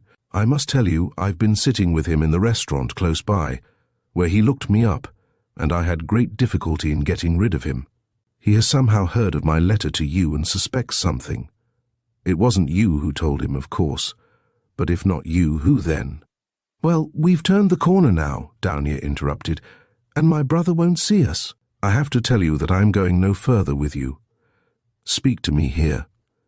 You can tell it all in the street. In the first place, I can't say it in the street. Secondly, you must hear Sofya Semyonovna too. And thirdly, I will show you some papers. Oh well, if you won't agree to come with me, I shall refuse to give any explanation and go away at once. But I beg you not to forget that a very curious secret of your beloved brother's is entirely in my keeping." Dounia stood still, hesitating, and looked at Svidrigailov with searching eyes. "What are you afraid of?" he observed quietly. "The town is not the country, and even in the country you did me more harm than I did you. Have you prepared Sofya Semyonovna?" "No, I have not said a word to her, and am not quite certain whether she is at home now, but most likely she is. She has buried her stepmother today. She is not likely to go visiting on such a day. For the time I don't want to speak to anyone about it, and I half regret having spoken to you. The slightest indiscretion is as bad as betrayal in a thing like this. I live there in that house. We are coming to it. That's the porter of our house. He knows me very well, you see. He's bowing. He sees I'm coming with a lady, and no doubt he has noticed your face already, and you will be glad of that if you are afraid of me and suspicious. Excuse my putting things so coarsely. I haven't a flat to myself. Sofya Semyonovna's room is next to mine. She lodges in the next flat. The whole floor is let out in lodgings. Why are you frightened like a child? Am I really so terrible?" Svidrigailov's lips were twisted in a condescending smile, but he was in no smiling mood. His heart was throbbing, and he could scarcely breathe. He spoke rather loud to cover his growing excitement. But Dounia did not notice this peculiar excitement. She was so irritated by his remark that she was frightened of him like a child, and that he was so terrible to her. "Though I know that you are not a man. Of honor, I am not in the least afraid of you." "Lead the way," she said with apparent composure, but her face was very pale. Svidrigailov stopped at Sonia's room. "Allow me to inquire whether she is at home. She is not. How unfortunate, but I know she may come quite soon. If she's gone out, it can only be to see a lady about the orphans. Their mother is dead. I've been meddling and making arrangements for them. If Sofya Semyonovna does not come back in 10 minutes, I will send her to you, today if you like. This is my flat. These are my 2 rooms. Madame Reslish, my landlady, has the next room. Now, look this way. I will show you my chief piece of evidence. This door from my bedroom leads into 2 perfectly empty rooms, which are to let. Here they are. You must look into them with some attention." Svidrigailov occupied 2 fairly large furnished rooms. Dounia was looking about her mistrustfully, but saw nothing special in the furniture or position of the rooms. Yet there was something to observe, for instance, that Svidrigailov's flat was exactly between 2 sets of almost uninhabited apartments. His rooms were not entered directly from the passage, but through the landlady's 2 almost empty rooms. Unlocking a door leading out of his bedroom, Svidrigailov showed Dounia the 2 empty rooms that were to let. Dounia stopped in the doorway, not knowing what she was called to look upon, but Svidrigailov hastened to explain. "Look here, at this second large room. Notice that door, it's locked. By the door stands a chair, the only one in the 2 rooms. I brought it from my room so as to listen more conveniently. Just the other side of the door is Sofya Semyonovna's table. She sat there talking to Rodion Romanovitch. And I sat here listening on 2 successive evenings for 2 hours each time. And of course I was able to learn something. What do you think? You listened? Yes, I did. Now come back to my room. We can't sit down here. He brought Avdotia Romanovna back into his sitting room and offered her a chair. He sat down at the opposite side of the table, at least 7 feet from her. But probably there was the same glow in his eyes which had once frightened Downia so much. She shuddered, and once more looked about her distrustfully. It was an involuntary gesture. She evidently did not wish to betray her uneasiness. But the secluded position of Svidrigailov's lodging had suddenly struck her. She wanted to ask whether his landlady at least were at home, but pride kept her from asking. Moreover, she had another trouble in her heart, incomparably greater than fear for herself. She was in great distress. "Here is your letter," she said, laying it on the table. "Can it be true what you write? You hint at a crime committed, you say, by my brother. You hint at it too clearly, you daren't deny it now. I must tell you that I'd heard of this stupid story before you wrote, and don't believe a word of it. It's a disgusting and ridiculous suspicion. I know the story and why and how it was invented. You can have no proofs. You promised to prove it.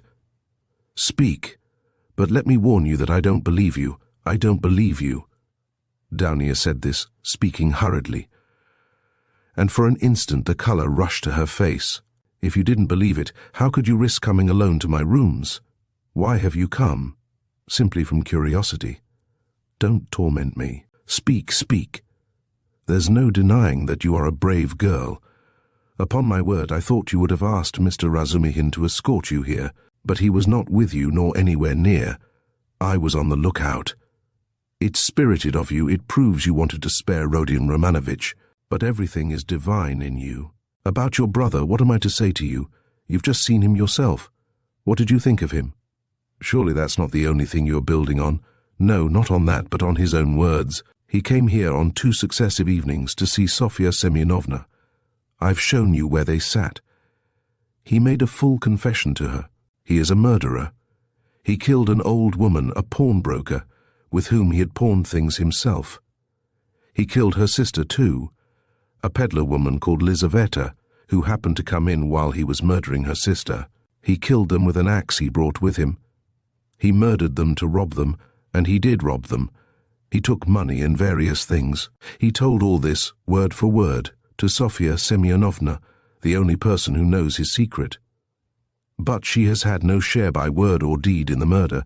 She was as horrified at it as you are now. Don't be anxious, she won't betray him. It cannot be, muttered Downia with white lips. She gasped for breath. It cannot be. There was not the slightest cause, no sort of ground. It's a lie, a lie.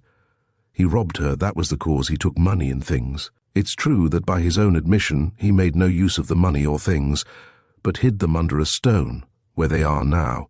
But that was because he dared not make use of them. But how could he steal, Rob? How could he dream of it? Cried Downia, and she jumped up from the chair. Why, you know him, and you've seen him. Can he be a thief? She seemed to be imploring Svidrigailov. She had entirely forgotten her fear. There are thousands and millions of combinations and possibilities. Avdotia Romanovna. A thief steals and knows he is a scoundrel, but I've heard of a gentleman who broke open the mail. Who knows? Very likely he thought he was doing a gentlemanly thing. Of course I should not have believed it myself if I'd been told of it as you have, but I believe my own ears. He explained all the causes of it to Sofya Semyonovna too, but she did not believe her ears at first. Yet she believed her own eyes at last. What were the causes? It's a long story, Avdotia Romanovna.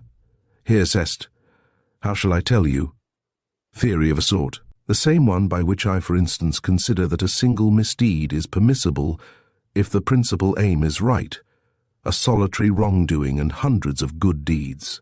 It's galling too, of course, for a young man of gifts and overweening pride to know that if he had, for instance, a paltry 3,000, his whole career, his whole future would be differently shaped, and yet not to have that 3,000. Add to that nervous irritability from hunger, from lodging in a hole, from rags, from a vivid sense of the charm of his social position and his sister's and mother's position too. Above all, Vanity, pride and vanity, though goodness knows he may have good qualities too. I am not blaming him, please don't think it. Besides, it's not my business. A special little theory came in too, a theory of a sort dividing mankind, you see, into material and superior persons, that is, persons to whom the law does not apply owing to their superiority, who make laws for the rest of mankind, the material, that is. It's all right as a theory, une théorie comme une autre. Napoleon attracted him tremendously. That is, what affected him was that a great many men of genius have not hesitated at wrongdoing, but have overstepped the law without thinking about it. He seems to have fancied that he was a genius too, that is, he was convinced of it for a time. He has suffered a great deal, and is still suffering from the idea that he could make a theory, but was incapable of boldly overstepping the law, and so he is not a man of genius. And that's humiliating for a young man of any pride, in our day especially. But remorse? You deny him any moral feeling, then? Is he like that? Ah, Avdotia Romanovna. Everything is in a muddle now, not that it was ever in very good order.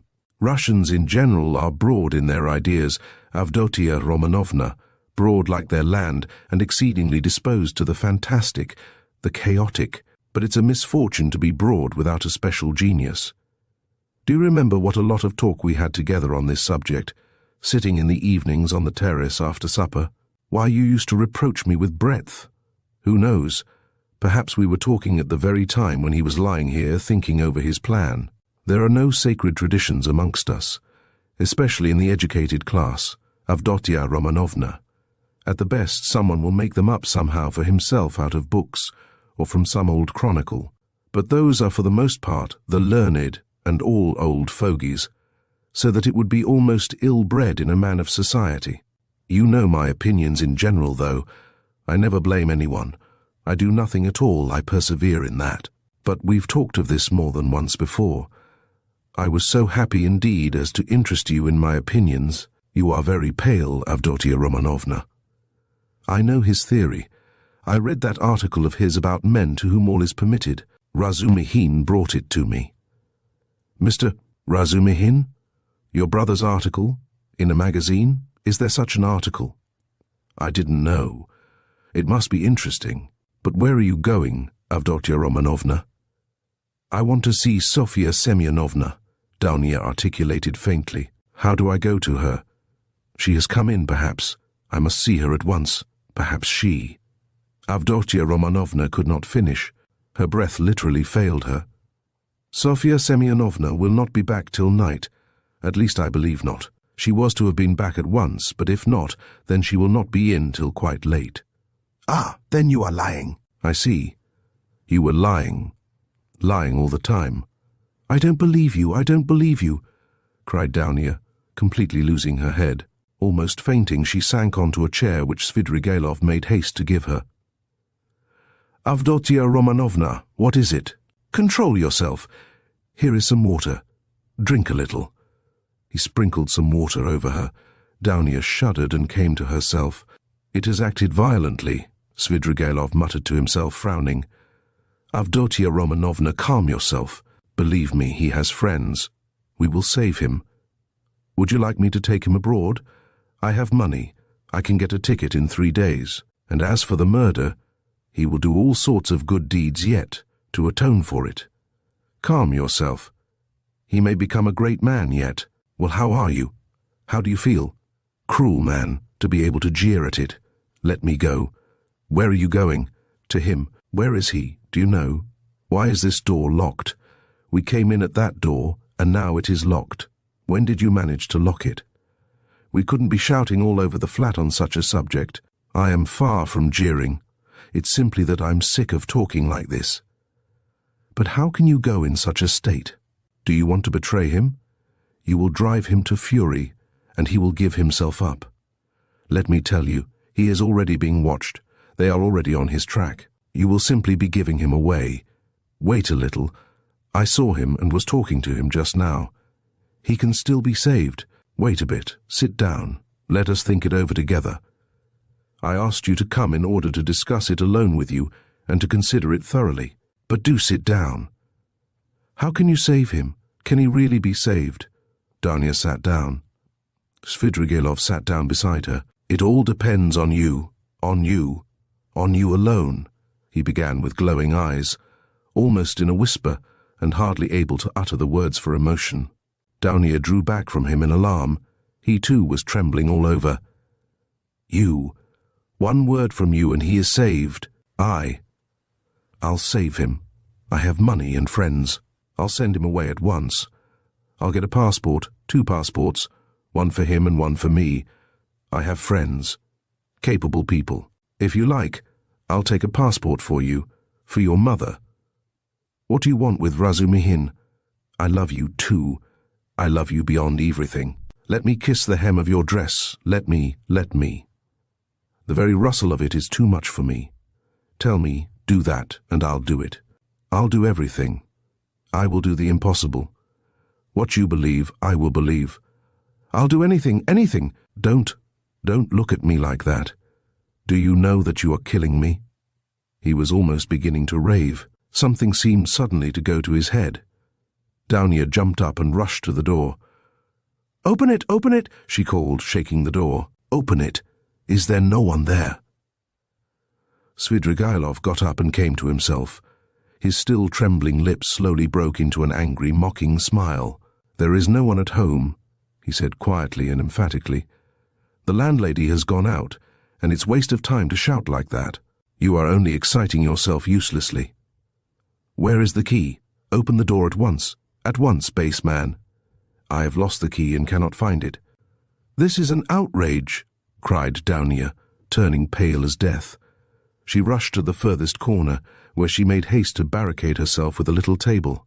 She did not scream, but she fixed her eyes on her tormentor and watched every movement he made.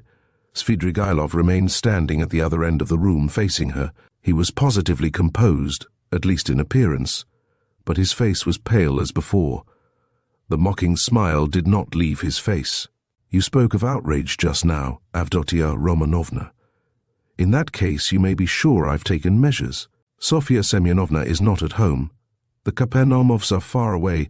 There are 5 locked rooms between.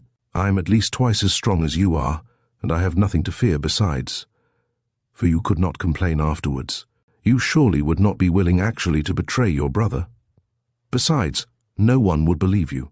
How should a girl have come alone to visit a solitary man in his lodgings? So that even if you do sacrifice your brother, you could prove nothing. It is very difficult to prove an assault, Avdotia Romanovna. Scoundrel, whispered Dania indignantly. As you like, but observe I was only speaking by way of a general proposition. It's my personal conviction that you are perfectly right. Violence is hateful. I only spoke to show you that you need have no remorse even if you were willing to save your brother of your own accord as I suggest to you. You would be simply submitting to circumstances, to violence, in fact, if we must use that word. Think about it. Your brother's and your mother's fate are in your hands. I will be your slave, all my life. I will wait here. Svidrigailov sat down on the sofa about 8 steps from Dania. She had not the slightest doubt now of his unbending determination. Besides, she knew him. Suddenly she pulled out of her pocket a revolver, cocked it, and laid it in her hand on the table. Svidrigailov jumped up. Aha! So that's it, is it? He cried, surprised but smiling maliciously. Well, that completely alters the aspect of affairs. You've made things wonderfully easier for me, Avdotia Romanovna. But where did you get the revolver? Was it Mr. Razumihin? Why, it's my revolver, an old friend. And how I've hunted for it. The shooting lessons I've given you in the country have not been thrown away. It's not your revolver. It belonged to Marfa Petrovna, whom you killed, wretch. There was nothing of yours in her house. I took it when I began to suspect what you were capable of. If you dare to advance one step, I swear I'll kill you. She was frantic. But your brother? I ask from curiosity, said Svidrigailov, still standing where he was. Inform if you want to. Don't stir. Don't come nearer. I'll shoot. You poisoned your wife, I know. You are a murderer yourself. She held the revolver ready. Are you so positive I poisoned Marfa Petrovna? You did. You hinted it yourself. You talked to me of poison. I know you went to get IIT who had it in readiness. It was your doing. It must have been your doing. Scoundrel. Even if that were true, it would have been for your sake. You would have been the cause. You are lying. I hated you always, always. Oho, Avdotia Romanovna, you seem to have forgotten how you softened to me in the heat of propaganda. I saw it in your eyes. Do you remember that moonlight night when the nightingale was singing? That's a lie. There was a flash of fury in Downia's eyes. That's a lie and a libel. A lie? Well, if you like, it's a lie. I made it up. Women ought not to be reminded of such things. He smiled. I know you will shoot, you pretty wild creature. Well, shoot away. Downia raised the revolver, and deadly pale gazed at him, measuring the distance and awaiting the first movement on his part. Her lower lip was white and quivering, and her big black eyes flashed like fire. He had never seen her so handsome. The fire glowing in her eyes at the moment she raised the revolver seemed to kindle him, and there was a pang of anguish in his heart. He took a step forward and a shot rang out. The bullet grazed his hair and flew into the wall behind. He stood still and laughed softly. The wasp has stung me. She aimed straight at my head. What's this? Blood? He pulled out his handkerchief to wipe the blood, which flowed in a thin stream down his right temple. The bullet seemed to have just grazed the skin.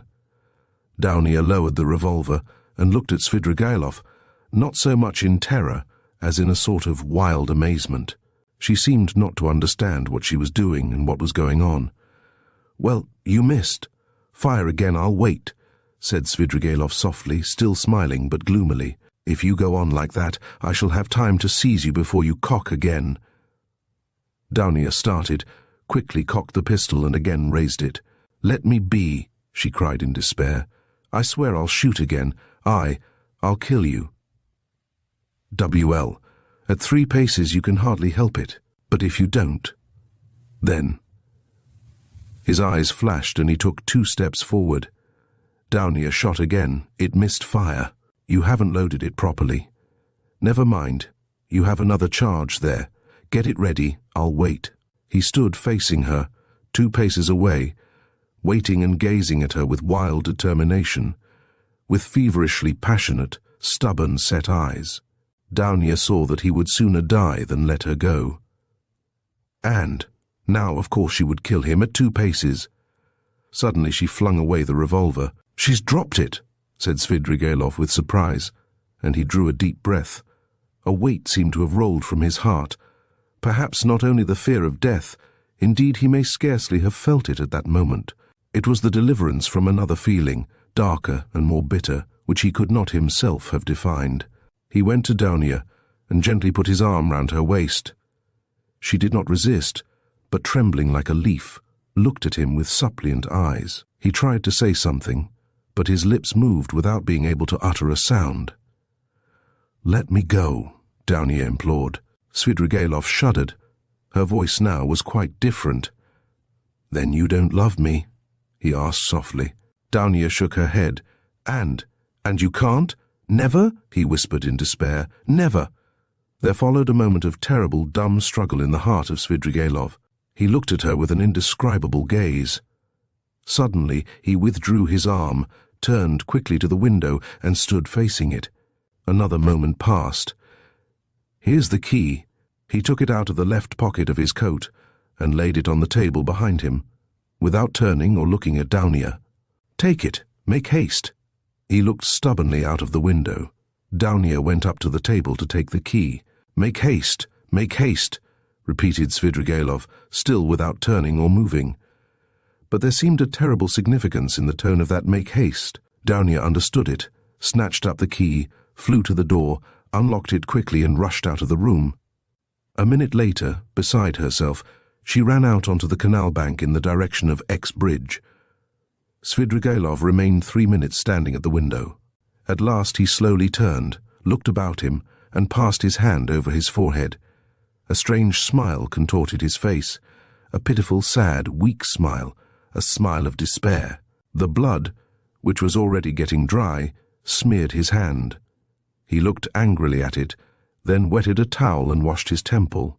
The revolver which Donia had flung away lay near the door and suddenly caught his eye. He picked it up and examined it. It was a little pocket 3-barrel revolver of old-fashioned construction. There were still 2 charges and 1 capsule left in it. It could be fired again. He thought a little, put the revolver in his pocket, took his hat, and went out. Chapter. He spent that evening till 10 o'clock, going from one low haunt to another. Katya too turned up and sang another gutter song, how a certain villain and tyrant began kissing Katya. Svidrigailov treated Katya and the organ grinder, and some singers, and the waiters, and 2 little clerks. He was particularly drawn to these clerks by the fact that they both had crooked noses, one bent to the left and the other to the right. They took him finally to a pleasure garden, where he paid for their entrance. There was 1 lanky 3-year-old pine tree and 3 bushes in the garden, besides a Vauxhall, which was in reality a drinking bar where tea too was served, and there were a few green tables and chairs standing round it. A chorus of wretched singers and a drunken but exceedingly depressed German clown from Munich with a red nose entertained the public. The clerks quarrelled with some other clerks, and a fight seemed imminent. Svidrigailov was chosen to decide the dispute. He listened to them for a quarter of an hour, but they shouted so loud that there was no possibility of understanding them. The only fact that seemed certain was that one of them had stolen something and had even succeeded in selling it on the spot to a Jew, but would not share the spoil with his companion. Finally it appeared that the stolen object was a teaspoon belonging to the Vauxhall. It was missed, and the affair began to seem troublesome. Svidrigailov paid for the spoon, got up, and walked out of the garden. It was about 6 o'clock. He had not drunk a drop of wine all this time, and had ordered tea more for the sake of appearances than anything. It was a dark and stifling evening. Threatening storm clouds came over the sky about 10 o'clock. There was a clap of thunder, and the rain came down like a waterfall. The water fell not in drops, but beat on the earth in streams. There were flashes of lightning every minute, and each flash lasted while one could count 5. Drenched to the skin, he went home, locked himself in, opened the bureau, took out all his money and tore up 2 or 3 papers. Then, putting the money in his pocket, he was about to change his clothes, but looking out of the window and listening to the thunder and the rain, he gave up the idea, took up his hat, and went out of the room without locking the door. He went straight to Sonia. She was at home. She was not alone. The 4 Kapernaumov children were with her. She was giving them tea. She received Svidrigailov in respectful silence, looking wonderingly at his soaking clothes. The children all ran away at once in indescribable terror. Svidrigailov sat down at the table and asked Sonia to sit beside him. She timidly prepared to listen. "I may be going to America, Sofya Semyonovna," said Svidrigailov, "and as I am probably seeing you for the last time, I have come to make some arrangements." "Well, did you see the lady today? I know what she said to you. You need not tell me." Sonia made a movement and blushed. "Those people have their own way of doing things. As to your sisters and your brother, they are really provided for, and the money assigned to them I've put into safekeeping and have received acknowledgments. You had better take charge of the receipts in case anything happens. Here, take them." "Well now, that's settled. Here are 3 5% bonds to the value of 3,000 rubles. Take those for yourself, entirely for yourself, and let that be strictly between ourselves so that no one knows of it, whatever you hear. You will need the money, for to go on living in the old way, Sofya Semyonovna, is bad, and besides there is no need for it now. I am so much indebted to you, and so are the children and my stepmother," said Sonia hurriedly, "and if I've said so little, please don't consider. That's enough. That's enough. But as for the money, Arkady Ivanovitch, I am very grateful to you, but I don't need it now. I can always earn my own living. Don't think me ungrateful. If you are so charitable, that money, it's for you, Sofya Semyonovna, and please don't waste words over it. I haven't time for it. You will want it. Rodion Romanovitch has 2 alternatives, a bullet in the brain or Siberia." Sonia looked wildly at him and started. "Don't be uneasy. I know all about it from himself, and I am not a gossip. I won't tell anyone. It was good advice when you told him to give himself up and confess. It would be much better for him. Well, if it turns out to be Siberia, he will go and you will follow him. That's so, isn't it? And if so, you'll need money. You'll need it for him, do you understand? Giving it to you is the same as my giving it to him. Besides, you promised Amalia Ivanovna to pay what's owing. I heard you. How can you undertake such obligations so heedlessly, Sofya Semyonovna? It was Katerina Ivanovna's debt and not yours, so you ought not to have taken any notice of the German woman. You can't get through the world like that. If you are ever questioned about me tomorrow or the day after, you will be asked. Don't say anything about my coming to see you now, and don't show the money to anyone or say a word about it. Well, now goodbye. He got up.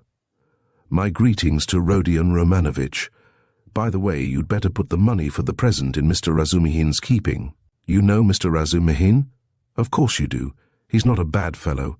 Take it to him tomorrow, or when the time comes. Until then, hide it carefully. Sonia too jumped up from her chair and looked in dismay at Svidrigailov. She longed to speak, to ask a question, but for the first moments she did not dare and did not know how to begin. How can you? How can you be going now in such rain? Why, be starting for America and be stopped by rain. Ha ha! Goodbye, Sofya Semyonovna, my dear. Live and live long, you will be of use to others. By the way, tell Mr. Razumihin I send my greetings to him. Tell him Arkady Ivanovich Svidrigailov sends his greetings. Be sure to. He went out, leaving Sonia in a state of wondering anxiety and vague apprehension. It appeared afterwards that on the same evening at 11:20, he made another very eccentric and unexpected visit. The rain still persisted. Drenched to the skin, he walked into the little flat where the parents of his betrothed lived, in 3rd Street in Vasilyevsky Island. He knocked some time before he was admitted, and his visit at first caused great perturbation, but Svidrigailov could be very fascinating when he liked, so that the first, and indeed very intelligent surmise of the sensible parents that Svidrigailov had probably had so much to drink that he did not know what he was doing vanished immediately. The decrepit father was wheeled in to see Svidrigailov by the tender and sensible mother, who as usual began the conversation with various irrelevant questions. She never asked a direct question, but began by smiling and rubbing her hands, and then, if she were obliged to ascertain something, for instance, when Svidrigailov would like to have the wedding, she would begin by interested and almost eager questions about Paris and the court life there, and only by degrees brought the conversation round to 3rd Street. On other occasions, this had of course been very impressive, but this time Arkady Ivanovitch seemed particularly impatient, and it insisted on seeing his betrothed at once, though he had been informed, to begin with, that she had already gone to bed. The girl, of course, appeared. Svidrigailov informed her at once that he was obliged by very important affairs to leave Petersburg for a time, and therefore brought her 15,000 roubles and begged her accept them as a present from him, as he had long been intending to make her this trifling present before their wedding. The logical connection of the present with his immediate departure, and the absolute necessity of visiting them for that purpose in pouring rain at midnight, was not made clear. But it all went off very well, even the inevitable ejaculations of wonder and regret. The inevitable questions were extraordinarily few and restrained. On the other hand, the gratitude expressed was most glowing, and was reinforced by tears from the most sensible of mothers. Svidrigailov got up, laughed, kissed his betrothed, patted her cheek, declared he would soon come back, and noticing in her eyes, together with childish curiosity, a sort of earnest dumb inquiry, reflected and kissed her again, though he felt sincere anger inwardly at the thought that his present would be immediately locked up in the keeping of the most sensible of mothers. He went away, leaving them all in a state of extraordinary excitement, but the tender mamma, speaking quietly in a half-whisper, settled some of the most important of their doubts, concluding that Svidrigailov was a great man of great affairs and connections and of great wealth. There was no knowing what he had in his mind. He would start off on a journey and give away money just as the fancy took him, so that there was nothing surprising about it. Of course it was strange that he was wet through, but Englishmen, for instance, are even more eccentric, and all these people of high society didn't think of what was said of them and didn't stand on ceremony. Possibly, indeed, he came like that on purpose to show that he was not afraid of anyone.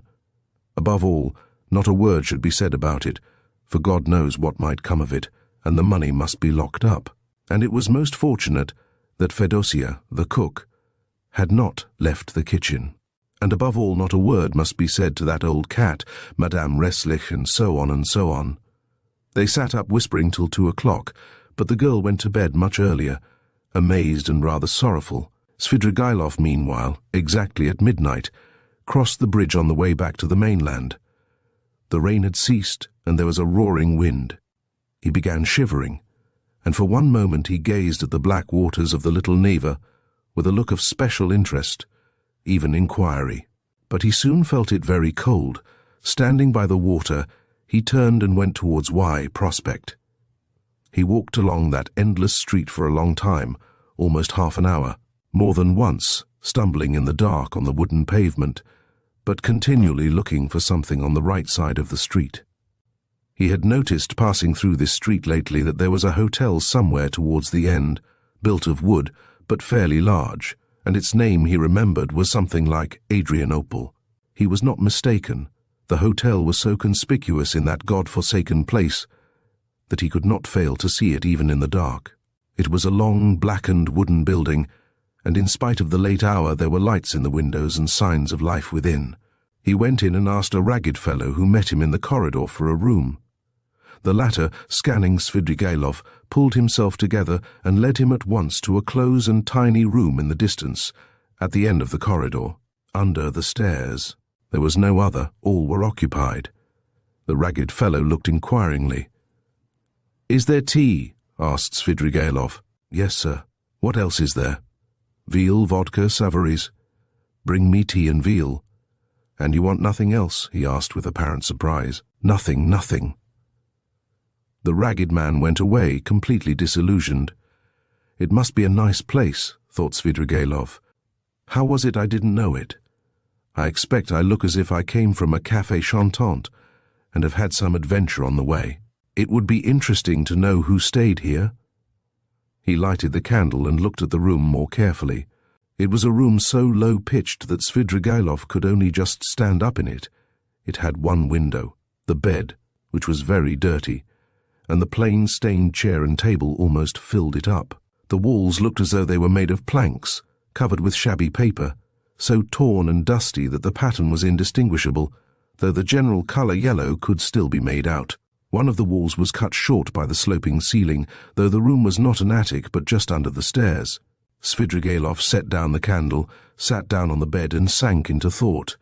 But a strange, persistent murmur, which sometimes rose to a shout in the next room, attracted his attention. The murmur had not ceased from the moment he entered the room. He listened. Someone was upbraiding and almost tearfully scolding, but he heard only one voice. Svidrigailov got up, shaded the light with his hand, and at once he saw light through a crack in the wall. He went up and peeped through. The room, which was somewhat larger than his, had 2 occupants. One of them, a very curly-headed man with a red, inflamed face, was standing in the pose of an orator without his coat, with his legs wide apart to preserve his balance, and smiting himself on the breast. He reproached the other with being a beggar, with having no standing whatever. He declared that he had taken the other out of the gutter, and he could turn him out when he liked, and that only the finger of Providence sees it all. The object of his reproaches was sitting in a chair, and had the air of a man who wants dreadfully to sneeze, but can't. He sometimes turned sheepish and befogged eyes on the speaker, but obviously had not the slightest idea what he was talking about, and scarcely heard it. A candle was burning down on the table. There were wine glasses, a nearly empty bottle of vodka, bread and cucumber, and glasses with the dregs of stale tea. After gazing attentively at this, Svidrigailov turned away indifferently and sat down on the bed. The ragged attendant, returning with the tea, could not resist asking him again whether he didn't want anything more, and again receiving a negative reply, finally withdrew. Svidrigailov made haste to drink a glass of tea to warm himself, but could not eat anything. He began to feel feverish. He took off his coat and, wrapping himself in the blanket, lay down on the bed. He was annoyed. It would have been better to be well for the occasion, he thought with a smile. The room was close. The candle burnt dimly. The wind was roaring outside. He heard a mouse scratching in the corner, and the room smelt of mice and of leather. He lay in a sort of reverie. One thought followed another. He felt a longing to fix his imagination on something. It must be a garden under the window, he thought. There's a sound of trees. How I dislike the sound of trees on a stormy night in the dark. They give one a horrid feeling. He remembered how he had disliked it when he passed Petrovsky Park just now. This reminded him of the bridge over the little Neva, and he felt cold again as he had when standing there. I never have liked water, he thought, even in a landscape, and he suddenly smiled again at a strange idea. Surely now all these questions of taste and comfort ought not to matter, but I've become more particular, like an animal that picks out a special place. For such an occasion, I ought to have gone into the Petrovsky Park. I suppose it seemed dark, cold, as though I were seeking pleasant sensations. By the way, why haven't I put out the candle? He blew it out. They've gone to bed next door, he thought, not seeing the light at the crack. Well now, Marfa Petrovna, now is the time for you to turn up. It's dark, and the very time and place for you. But now you won't come. He suddenly recalled how, an hour before carrying out his design on Dunia, he had recommended Raskolnikov to trust her to Razumihin's keeping. I suppose I really did say it, as Raskolnikov guessed, to tease myself. But what a rogue that Raskolnikov is. He's gone through a good deal. He may be a successful rogue in time when he's got over his nonsense, but now he's too eager for life. These young men are contemptible on that point. But hang the fellow. Let him please himself, it's nothing to do with me. He could not get to sleep. By degrees Dunia's image rose before him, and a shudder ran over him. No, I must give up all that now, he thought, rousing himself. I must think of something else. It's queer and funny. I never had a great hatred for anyone. I never particularly desired to avenge myself even. And that's a bad sign, a bad sign, a bad sign.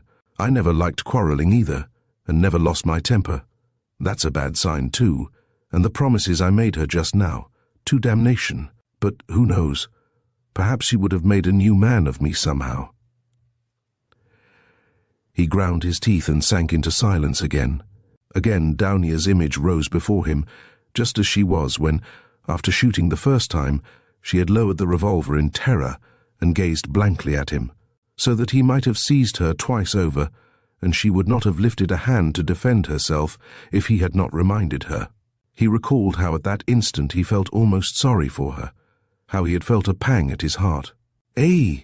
Damnation, these thoughts again! I must put it away!" He was dozing off. The feverish shiver had ceased, when suddenly something seemed to run over his arm and leg under the bedclothes. He started. "Ugh! Hang it! I believe it's a mouse," he thought. "That's the veal I left on the table." He felt fearfully disinclined to pull off the blanket, get up, get cold, but all at once something unpleasant ran over his leg again. He pulled off the blanket and lighted the candle. Shaking with feverish chill, he bent down to examine the bed. There was nothing. He shook the blanket, and suddenly a mouse jumped out on the sheet. He tried to catch it, but the mouse ran to and fro in zigzags without leaving the bed, slipped between his fingers, ran over his hand, and suddenly darted under the pillow. He threw down the pillow, but in one instant felt something leap on his chest and dart over his body, and down his back under his shirt. He trembled nervously and woke up. The room was dark. He was lying on the bed and wrapped up in the blanket as before. The wind was howling under the window. How disgusting, he thought with annoyance. He got up and sat on the edge of the bedstead with his back to the window. It's better not to sleep at all, he decided. There was a cold, damp draught from the window, however. Without getting up, he drew the blanket over him and wrapped himself in it. He was not thinking of anything and did not want to think. But one image rose after another, incoherent scraps of thought, without beginning or end, passed through his mind. He sank into drowsiness. Perhaps the cold, or the dampness, or the dark, or the wind that howled under the window and tossed the trees roused a sort of persistent craving for the fantastic. He kept dwelling on images of flowers. He fancied a charming flower garden, a bright, warm, almost hot day, a holiday Trinity Day, a fine, sumptuous country cottage in the English taste overgrown with fragrant flowers, with flower beds going round the house. The porch, wreathed in climbers, was surrounded with beds of roses. A light, cool staircase, carpeted with rich rugs, was decorated with rare plants in china pots. He noticed particularly in the windows nosegays of tender, white, heavily fragrant narcissus, bending over their bright green, thick, long stalks. He was reluctant to move away from them, but he went up the stairs and came into a large, high drawing room, and again, everywhere, at the windows, the doors onto the balcony, and on the balcony itself were flowers. The floors were strewn with freshly cut, fragrant hay. The windows were open. A fresh, cool, light air came into the room. The birds were chirruping under the window, and in the middle of the room, on a table covered with a white satin shroud, stood a coffin. The coffin was covered with white silk and edged with a thick white frill. Wreaths of flowers surrounded it on all sides. Among the flowers lay a girl in a white muslin dress, with her arms crossed and pressed on her bosom, as though carved out of marble. But her loose fair hair was wet. There was a wreath of roses on her head. The stern and already rigid profile of her face looked as though chiselled of marble, too, and the smile on her pale lips was full of an immense unchildish misery and sorrowful appeal. Svidrigailov knew that girl. There was no holy image, no burning candle beside the coffin, no sound of prayers. The girl had drowned herself. She was only 14, but her heart was broken, and she had destroyed herself, crushed by an insult that had appalled and amazed that childish soul, had smirched that angel purity with unmerited disgrace, and torn from her a last scream of despair, unheeded and brutally disregarded, on a dark night in the cold and wet while the wind howled. Svidrigailov came to himself, got up from the bed and went to the window. He felt for the latch and opened it. The wind lashed furiously into the little room and stung his face and his chest, only covered with his shirt, as though with frost. Under the window there must have been something like a garden, and apparently a pleasure garden. There too, probably there were tea tables and singing in the daytime.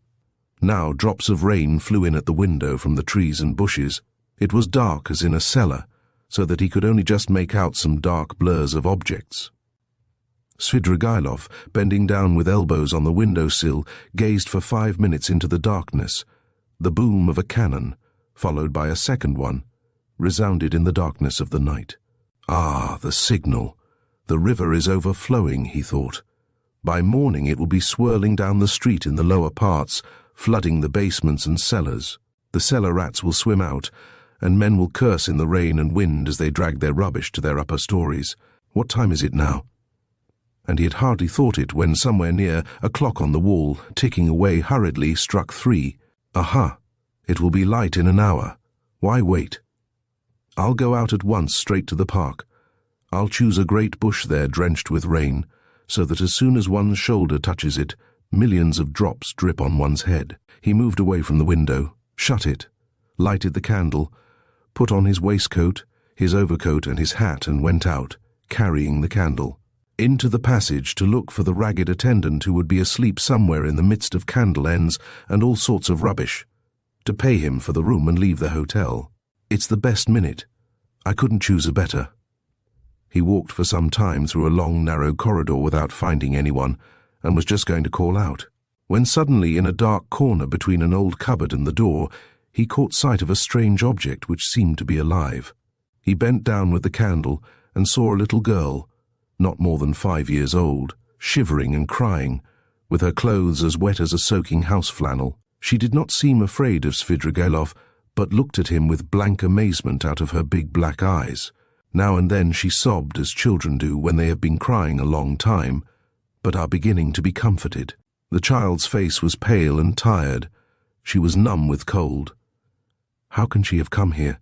She must have hidden here and not slept all night. He began questioning her. The child, suddenly becoming animated, chattered away in her baby language, something about mammy and that Mammy would beat her, and about some cup that she had broken. The child chattered on without stopping. He could only guess from what she said that she was a neglected child, whose mother, probably a drunken cook, in the service of the hotel, whipped and frightened her, that the child had broken a cup of her mother's, and was so frightened that she had run away the evening before, had hidden for a long while somewhere outside in the rain, at last had made her way in here, hidden behind the cupboard, and spent the night there, crying and trembling from the damp, the darkness and the fear that she would be badly beaten for it. He took her in his arms, went back to his room, sat her on the bed, and began undressing her. The torn shoes which she had on her stockingless feet were as wet as if they had been standing in a puddle all night.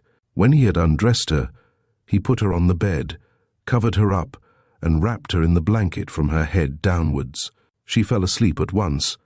Then he sank into dreary musing again. What folly to trouble myself, he decided suddenly, with an oppressive feeling of annoyance. What idiocy!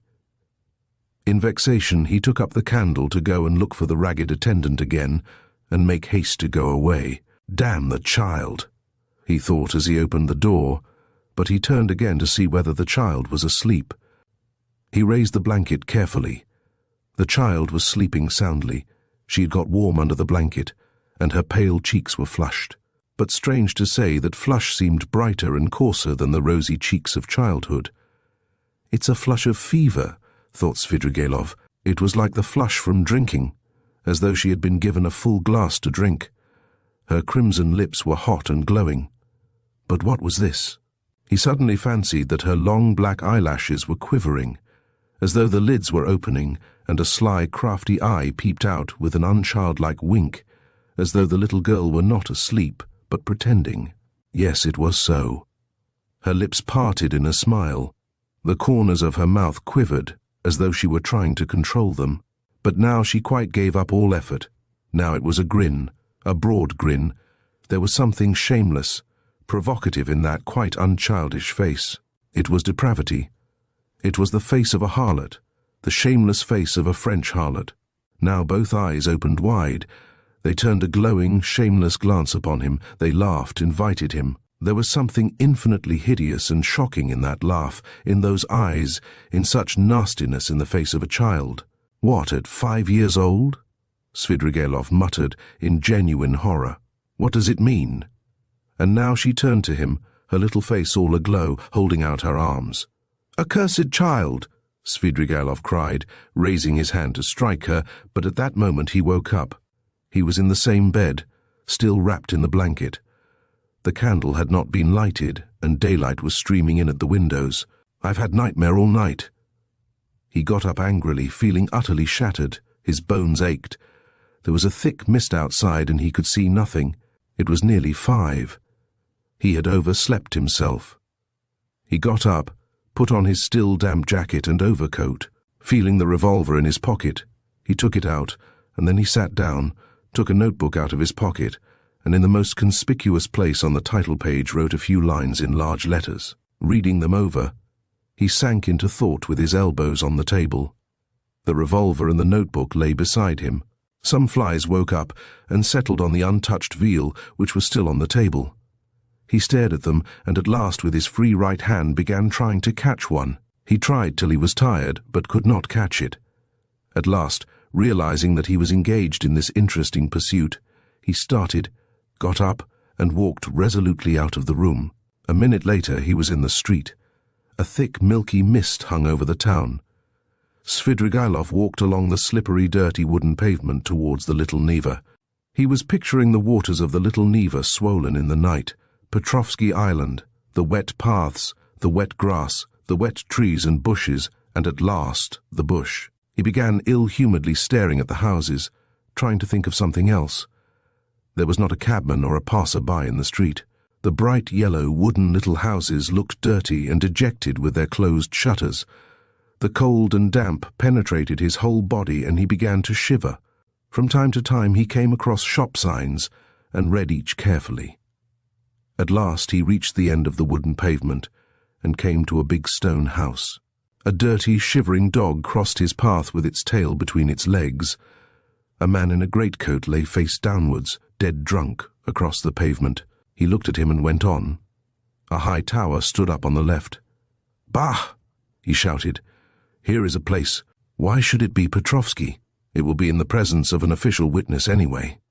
He almost smiled at this new thought, and turned into the street, where there was the big house with the tower.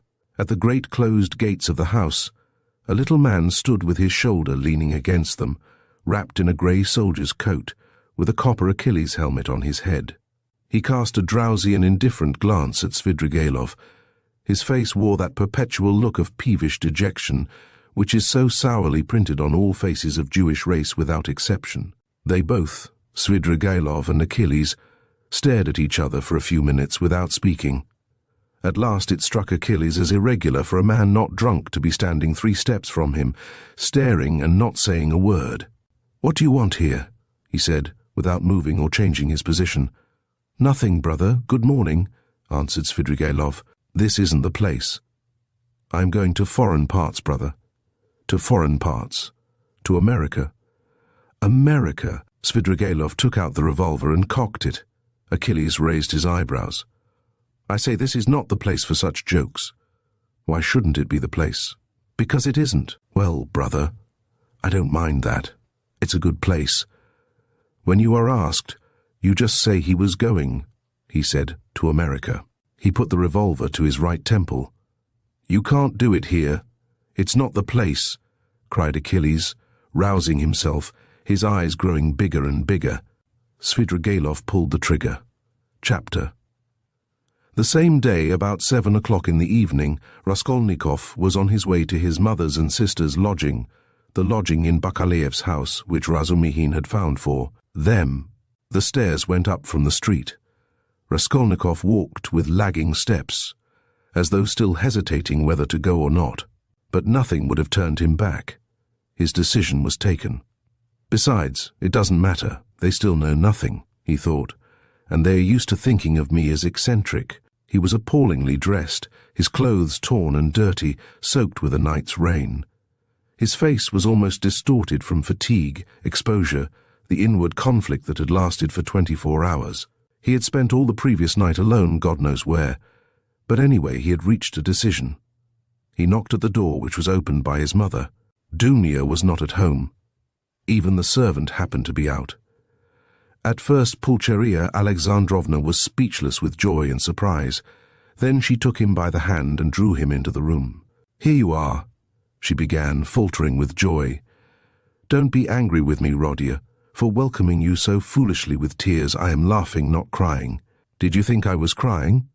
No, I am delighted, but I've got into such a stupid habit of shedding tears. I've been like that ever since your father's death. I cry for anything. Sit down, dear boy. You must be tired, I see you are. Ah, how muddy you are." "I was in the rain yesterday, mother," Raskolnikov began. "No, no," Pulcheria Alexandrovna hurriedly interrupted. "You thought I was going to cross-question you in the womanish way I used to. Don't be anxious. I understand it all. Now I've learned the ways here, and truly I see for myself that they are better. I've made up my mind once for all. How could I understand your plans and expect you to give an account of them? God knows what concerns and plans you may have, or what ideas you are hatching, so it's not for me to keep nudging your elbow, asking you what you are thinking about. But, my goodness, why am I running to and fro as though I were crazy? I am reading your article in the magazine for the 3rd time, Rodia. Dmitri Prokofitch brought it to me. Directly I saw it, I cried out to myself, 'There, foolish one.' I thought, that's what he is busy about. That's the solution of the mystery. Learned people are always like that. He may have some new ideas in his head just now. He is thinking them over, and I worry him and upset him." I read it, my dear, and of course there was a great deal I did not understand, but that's only natural. How should I? "Show me, mother." Raskolnikov took the magazine and glanced at his article, incongruous as it was with his mood and his circumstances. He felt that strange and bitter-sweet sensation that every author experiences the first time he sees himself in print. Besides, he was only 23. It lasted only a moment. After reading a few lines, he frowned, and his heart throbbed with anguish. He recalled all the inward conflict of the preceding months. He flung the article on the table with disgust and anger. But, however foolish I may be, Rodia, I can see for myself that you will very soon be one of the leading, if not the leading man in the world of Russian thought, and they dared to think you were mad. You don't know, but they really thought that. Ah, the despicable creatures! How could they understand genius? And Daunia was all but believing it. What do you say to that? Your father sent twice to magazines. The first time poems, I've got the manuscript and will show you, and the second time a whole novel. I begged him to let me copy it out, and how we prayed that they should be taken. They weren't. I was breaking my heart, Rodia, 6 or 7 days ago over your food and your clothes and the way you are living. But now I see again how foolish I was. For you can attain any position you like by your intellect and talent. No doubt you don't care about that for the present, and you are occupied with much more important matters. Daunia's not at home, Mother? No, Rodia. I often don't see her. She leaves me alone.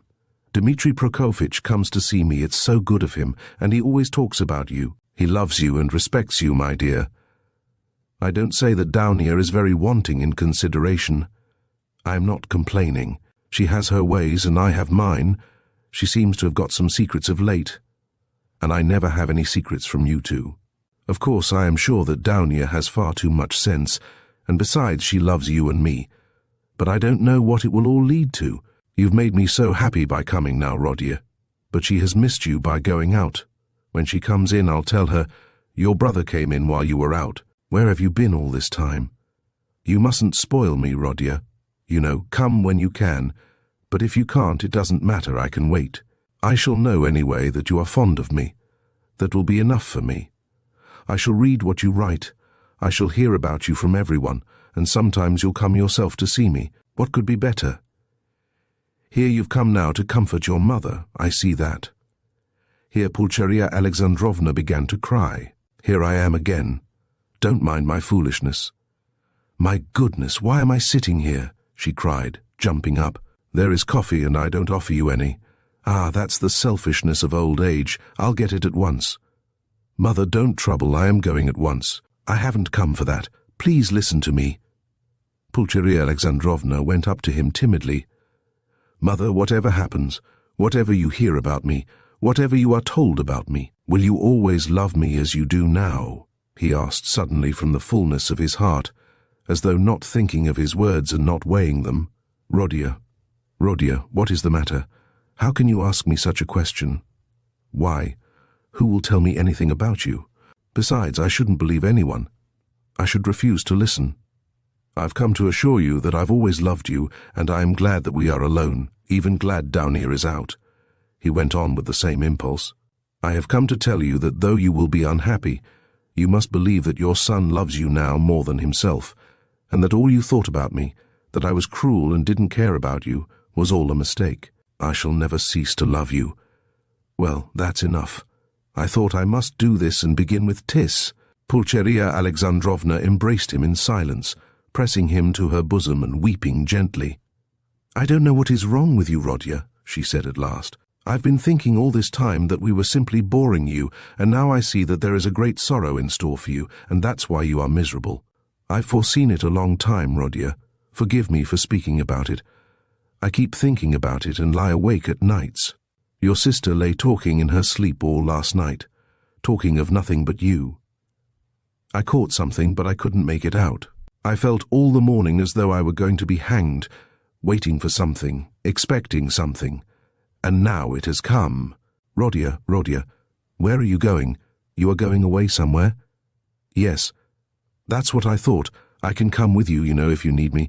And Dunya, too, she loves you. She loves you dearly. And Sofia Semyonovna may come with us if you like. You see, I am glad to look upon her as a daughter, even. Dmitri Prokofitch will help us to go together. But where? Are you going? Goodbye, Mother. What, today? She cried as though losing him forever. I can't stay. I must go now. And can't I come with you? No, but kneel down and pray to God for me. Your prayer perhaps will reach him. Let me bless you and sign you with the cross. That's right, Oh God, what are we doing? Yes, he was glad. He was very glad that there was no one there, that he was alone with his mother. For the first time after all those awful months, his heart was softened. He fell down before her. He kissed her feet and both wept, embracing. And she was not surprised and did not question him this time. For some days she had realized that something awful was happening to her son, and that now some terrible minute had come for him. "Rodia, my darling, my firstborn," she said, sobbing. "Now you are just as when you were little. You would run like this to me and hug me and kiss me. When your father was living, and we were poor, you comforted us simply by being with us, and when I buried your father, how often we wept together at his grave and embraced, as now. And if I've been crying lately, it's that my mother's heart had a foreboding of trouble. The first time I saw you, that evening, you remember, as soon as we arrived here, I guessed simply from your eyes. My heart sank at once, and today when I opened the door and looked at you, I thought the fatal hour had come. Rodia, Rodia, you are not going away today. No. You'll come again? Yes, I'll come. Rodia, don't be angry. I don't dare to question you. I know I mustn't. Only say 2 words to me. Is it far where you are going? Very far. What is awaiting you there? Some post or career for you? What God sends. Only pray for me. Raskolnikov went to the door, but she clutched him and gazed despairingly into his eyes. Her face worked with terror. Enough, mother, said Raskolnikov, deeply regretting that he had come.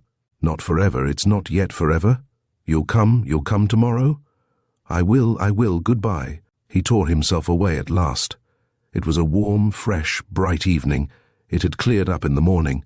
Raskolnikov went to his lodgings. He made haste. He wanted to finish all before sunset. He did not want to meet anyone till then. Going up the stairs, he noticed that Nastasia rushed from the samovar to watch him intently. Can anyone have come to see me, he wondered. He had a disgusted vision of Porfiry. But opening his door, he saw Sonia. She was sitting alone, plunged in deep thought, and looked as though she had been waiting a long time. He stopped short in the doorway. She rose from the sofa in dismay and stood up facing him. Her eyes, fixed upon him, betrayed horror and infinite grief, and from those eyes alone he saw at once that she knew. "Am I to come in or go away?" he asked uncertainly. "I've been all day with Sofya Semyonovna. We were both waiting for you. We thought that you would be sure to come there." Raskolnikov went into the room and sank exhausted on a chair.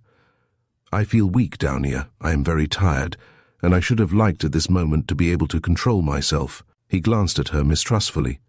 "Where were you all night?" "I don't remember clearly. You see, sister, I wanted to make up my mind once for all, and several times I walked by the Neva. I remember that I wanted to end it all there, but I couldn't make up my mind," he whispered, looking at her mistrustfully again. "Thank God. That was just what we were afraid of, Sofya Semyonovna and I." "Then you still have faith in life?" "Thank God, thank God." Raskolnikov smiled bitterly. "I haven't faith, but I have just been weeping in Mother's arms. I haven't faith, but I have just asked her to pray for me. I don't know how it is down here. I don't understand it." "Have you been at Mother's? Have you told her?" cried Downia, horror-stricken. "Surely you haven't done that." "No, I didn't tell her." "In words, but she understood a great deal. She heard you talking in your sleep. I am sure she half understands it already. Perhaps I did wrong in going to see her. I don't know why I did go. I am a contemptible person, Downia." "A contemptible person, but ready to face suffering. You are, aren't you?" "Yes, I am going. At once. Yes, to escape the disgrace I thought of drowning myself down here, but as I looked into the water, I thought that if I had considered myself strong till now, I'd better not be afraid of disgrace," he said, hurrying on. "It's pride down here." "Pride, Rodia." There was a gleam of fire in his lustreless eyes. He seemed to be glad to think that he was still proud. "You don't think, sister, that I was simply afraid of the water?" he asked, looking into her face with a sinister smile. "Oh, Rodia, hush!" cried Downia bitterly. Silence lasted for 2 minutes. He sat with his eyes fixed on the floor. Downia stood at the other end of the table and looked at him with anguish. Suddenly he got up. It's late. It's time to go. I am going at once to give myself up. But I don't know why I am going to give myself up. Big tears fell down her cheeks. You are crying, sister. But can you hold out your hand to me? You doubted it. She threw her arms round him. Aren't you half expiating your crime by facing the suffering? She cried, holding him close and kissing him. Crime? What crime? He cried in sudden fury. That I killed a vile noxious insect, an old pawnbroker woman of use to no one. Killing her was atonement for 40 sins. She was sucking the life out of poor people. Was that a crime? I am not thinking of it, and I am not thinking of expiating it. And why are you all rubbing it in on all sides? A crime, a crime. Only now I see clearly the imbecility of my cowardice, now that I have decided to face this superfluous disgrace. It's simply because I am contemptible and have nothing in me that I have decided to, perhaps too for my advantage, as that. Porfiry suggested. Brother, what are you saying? Why, you have shed blood, cried Sonia in despair. Which all men shed, he put in almost frantically. Which flows and has always flowed in streams, which is spilt like champagne, and for which men are crowned in the capital, and are called afterwards benefactors of mankind. Look into it more carefully and understand it. I too wanted to do good to men and would have done hundreds, thousands of good deeds to make up for that one piece of stupidity, not stupidity even, simply clumsiness, for the idea was by no means so stupid as it seems now that it has failed. Everything seems stupid when it fails. By that stupidity I only wanted to put myself into an independent position to take the first step, to obtain means, and then everything would have been smoothed over by benefits immeasurable in comparison. But I couldn't carry out even the first step, because I am contemptible. That's what's the matter. And yet, I won't look at it as you do. If I had succeeded, I should have been crowned with glory, but now I'm trapped. But that's not so, not so. Brother, what are you saying? It's not picturesque, not aesthetically attractive. I fail to understand why bombarding people by regular siege is more honorable. The fear of appearances is the first symptom of impotence. I've never recognized this more clearly than now, and I am further than ever from seeing that what I did was a crime. I've never been stronger and more convinced than now. The color had rushed into his pale, exhausted face, but as he uttered his last explanation, he happened to meet Sonia's eyes, and he saw such anguish in them that he could not help being checked.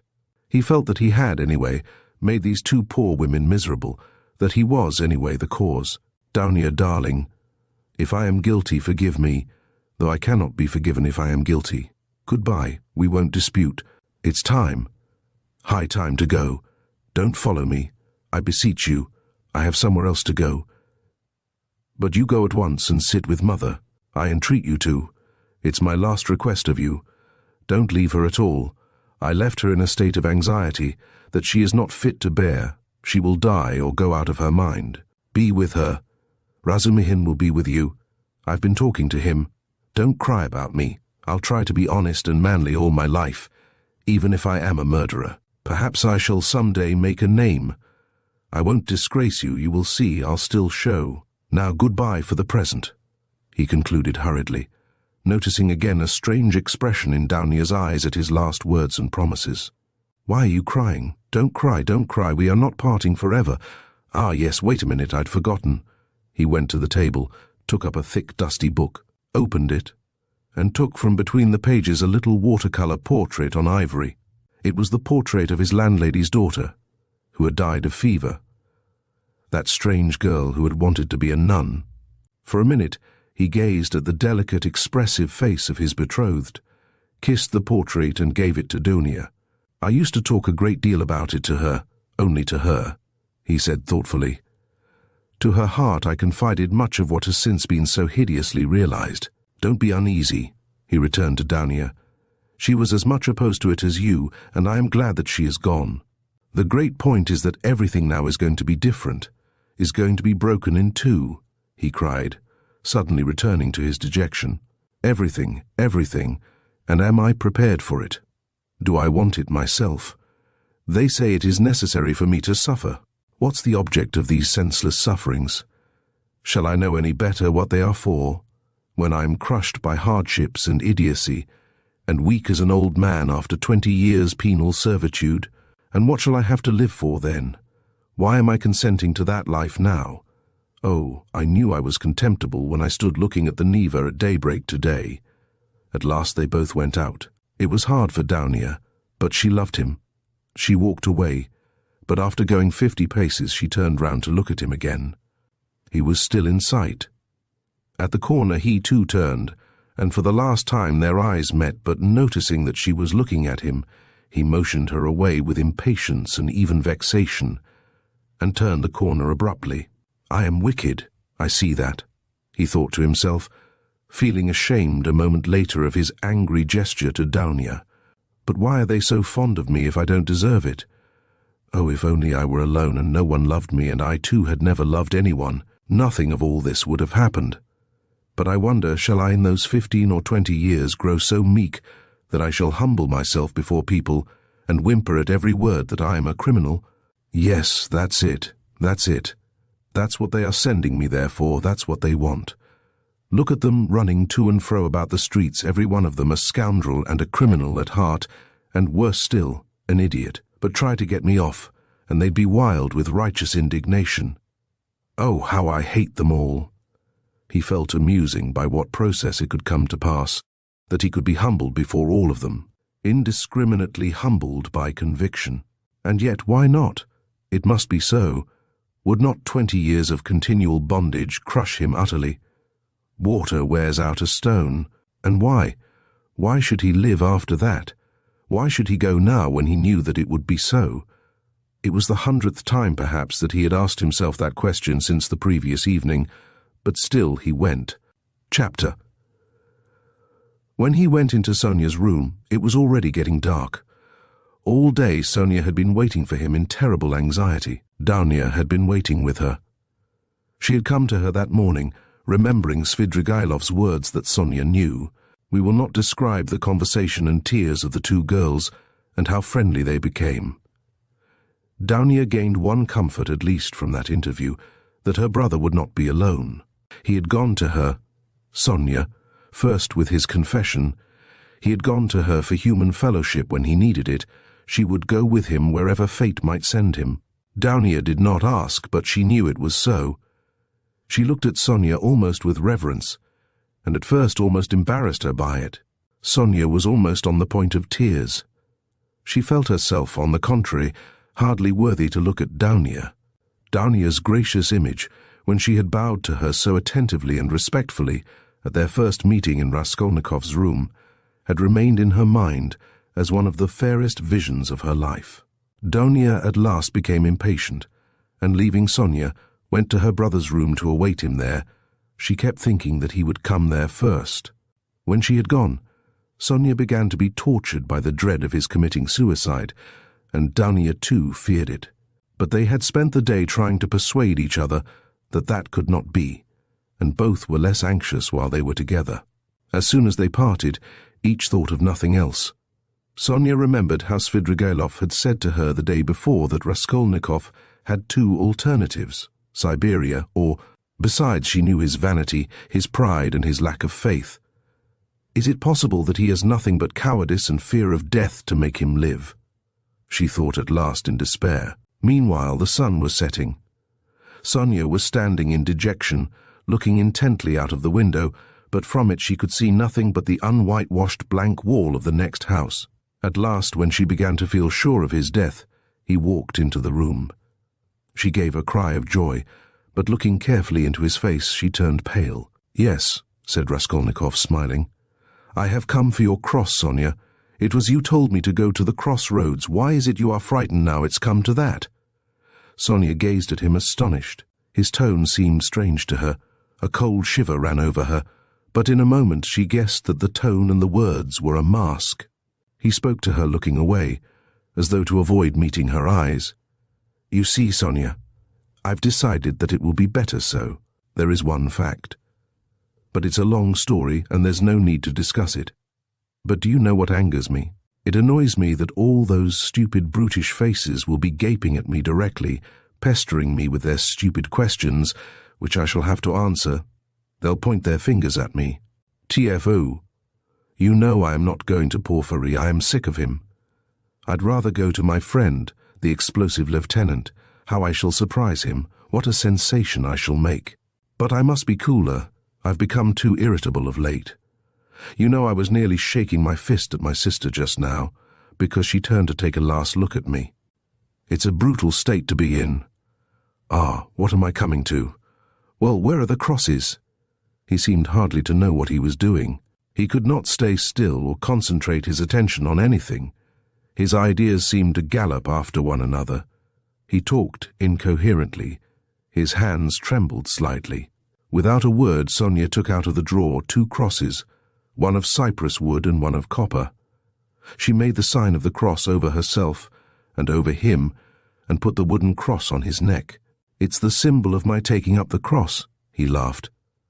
As though I had not suffered much till now. The wooden cross, that is the peasant one. The copper one, that is Lizaveta's. You will wear yourself, show me.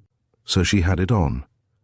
At that moment, I remember 2 things like these too, a silver one and a little icon. I threw them back on the old woman's neck. Those would be appropriate now, really. Those are what I ought to put on now. But I am talking nonsense and forgetting what matters. I'm somehow forgetful. You see, I have come to warn you, Sonia, so that you might know. That's all I came for, but I thought I had more to say. You wanted me to go yourself. Well, now I am going to prison and you'll have your wish. Well, what are you crying for? You too? Don't. Leave off. Oh, how I hate it all. But his feeling was stirred. His heart ached as he looked at her. Why is she grieving too? He thought to himself. What am I to her? Why does she weep? Why is she looking after me like my mother or Daunia? She'll be my nurse. Cross yourself, say at least one prayer, Sonia begged in a timid, broken voice. Oh, certainly, as much as you like. And sincerely, Sonia, sincerely. But he wanted to say something quite different. He crossed himself several times. Sonia took up her shawl and put it over her head. It was the green drap-de-dame shawl of which Marmeladov had spoken, the family shawl. Raskolnikov thought of that looking at it, but he did not ask.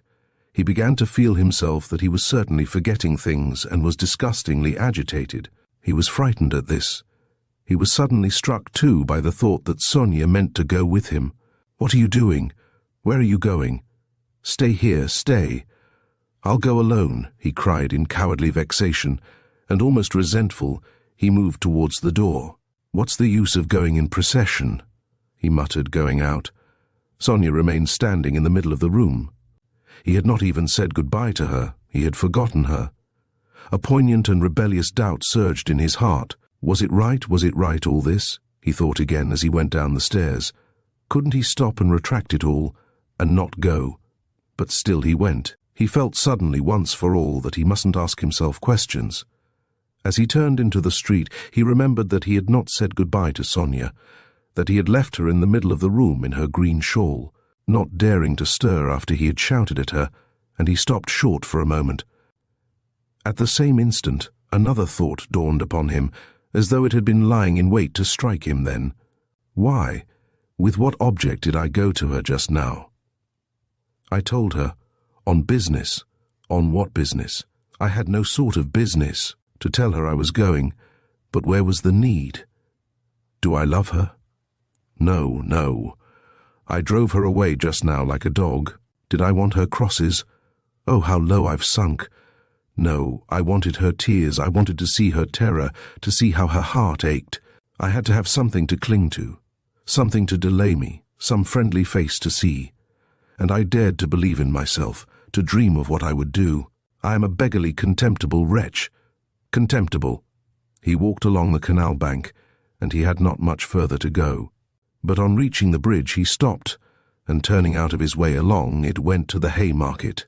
He looked eagerly to right and left, gazed intently at every object, and could not fix his attention on anything. Everything slipped away. In another week, another month, I shall be driven in a prison van over this bridge. How shall I look at the canal then? I should like to remember this, slipped into his mind. Look at this sign. How shall I read those letters then? It's written here Company. That's a thing to remember, that letter A, and to look at it again in a month. How shall I look at it then? What shall I be feeling and thinking then? How trivial it all must be, what I'm fretting about now. Of course it must all be interesting. In its way. Ha ha ha! What am I thinking about? I'm becoming a baby. I'm showing off to myself. Why am I ashamed? Phoo, how people shove. That fat man, a German he must be, who pushed against me, does he know whom he pushed? There's a peasant woman with a baby, begging. It's curious that she thinks me happier than she is. I might give her something, for the incongruity of it. Here's a 5-kopeck piece left in my pocket. Where did I get it? Here, take it, my good woman. God bless you, the beggar chanted in a lachrymose voice. He went into the Haymarket. It was distasteful, very distasteful to be in a crowd, but he walked just where he saw most people. He would have given anything in the world to be alone, but he knew himself that he would not have remained alone for a moment. There was a man drunk and disorderly in the crowd.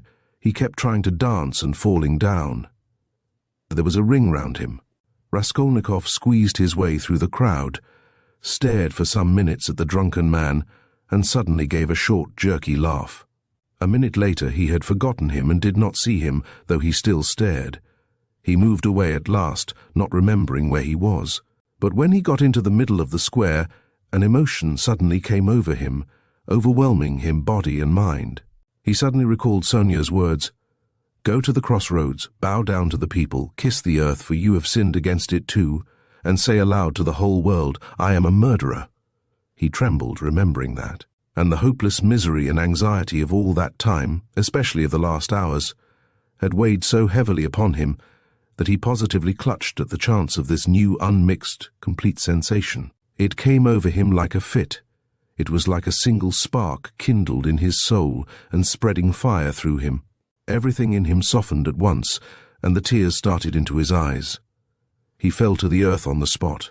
He knelt down in the middle of the square, bowed down to the earth, and kissed that filthy earth with bliss and rapture. He got up and bowed down a second time. "He's boozed," a youth near him observed. There was a roar of laughter. "He's going to Jerusalem, brothers, and saying goodbye to his children and his country. He's bowing down to all the world and kissing the great city of St. Petersburg and its pavement," added a workman who was a little drunk. "Quite a young man, too," observed a third. "And a gentleman," someone observed soberly. "There's no knowing who's a gentleman and who isn't nowadays." These exclamations and remarks checked Raskolnikov, and the words, "I am a murderer," which were perhaps on the point of dropping from his lips, died away. He bore these remarks quietly, however, and, without looking round, he turned down a street leading to the police office. He had a glimpse of something on the way which did not surprise him. He had felt that it must be so. The second time he bowed down in the Haymarket he saw, standing 50 paces from him on the left, Sonia. She was hiding from him behind one of the wooden shanties in the marketplace. She had followed him then on his painful way. Raskolnikov at that moment felt and knew once for all that Sonia was with him forever and would follow him to the ends of the earth, wherever fate might take him. It wrung his heart. But he was just reaching the fatal place. He went into the yard fairly resolutely. He had to mount to the 3rd story. "I shall be some time going up," he thought. He felt as though the fateful moment was still far off, as though he had plenty of time left for consideration. Again the same rubbish, the same eggshells lying about on the spiral stairs. Again the open doors of the flats. Again the same kitchens and the same fumes and stench coming from them. Raskolnikov had not been here since that day. His legs were numb and gave way under him, but still they moved forward. He stopped for a moment to take breath, to collect himself, so as to enter like a man. But why? What for? He wondered, reflecting. If I must drink the cup, what difference does it make? The more revolting, the better. He imagined for an instant the figure of the explosive lieutenant, Ilya Petrovitch. Was he actually going to him? Couldn't he go to someone else? to Nikodim Fomitch. Couldn't he turn back and go straight to Nikodim Fomitch's lodgings? At least then it would be done privately. No, to the explosive lieutenant. If he must drink it off at once. Turning cold and hardly conscious, he opened the door of the office. There were very few people in it this time, only a house porter and a peasant. The doorkeeper did not even peep out from behind his screen. Raskolnikov walked into the next room. Perhaps I still need not speak, passed through his mind. Some sort of clerk not wearing a uniform was settling himself at a bureau to write. In a corner, another clerk was seating himself. Zametov was not there, nor, of course, Nikodim Fomitch. "No one in?" Raskolnikov asked, addressing the person at the bureau. "Whom do you want?" Not a sound was heard, not a sight was seen, but I sent the Russian. How does it go on in the fairy tale? I've forgotten. "At your service," a familiar voice cried suddenly. Raskolnikov shuddered. The explosive lieutenant stood before him. He had just come in from the third room. It is the hand of fate, thought Raskolnikov. Why is he here? "You've come to see us? What about?" cried Ilya Petrovitch.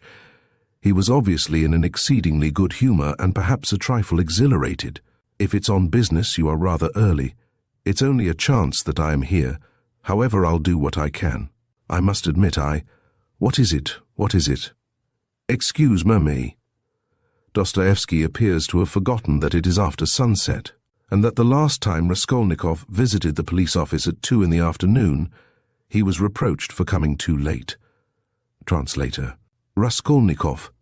"Of course, Raskolnikov. You didn't imagine I'd forgotten. Don't think I am like that. Rodion Rodionovitch, that's it, isn't it?" "Rodion Romanovitch. Yes, of course, Rodion Romanovitch. I was just getting at it. I made many inquiries about you. I assure you I've been genuinely grieved since I behaved like that. It was explained to me afterwards that you were a literary man, and a learned one too. And so, to say the first steps, mercy on us. What literary or scientific man does not begin by some originality of conduct? My wife and I have the greatest respect for literature. In my wife it's a genuine passion. Literature and art. If only a man is a gentleman, all the rest can be gained by talents, learning, good sense, genius. As for a hat, well, what does a hat matter?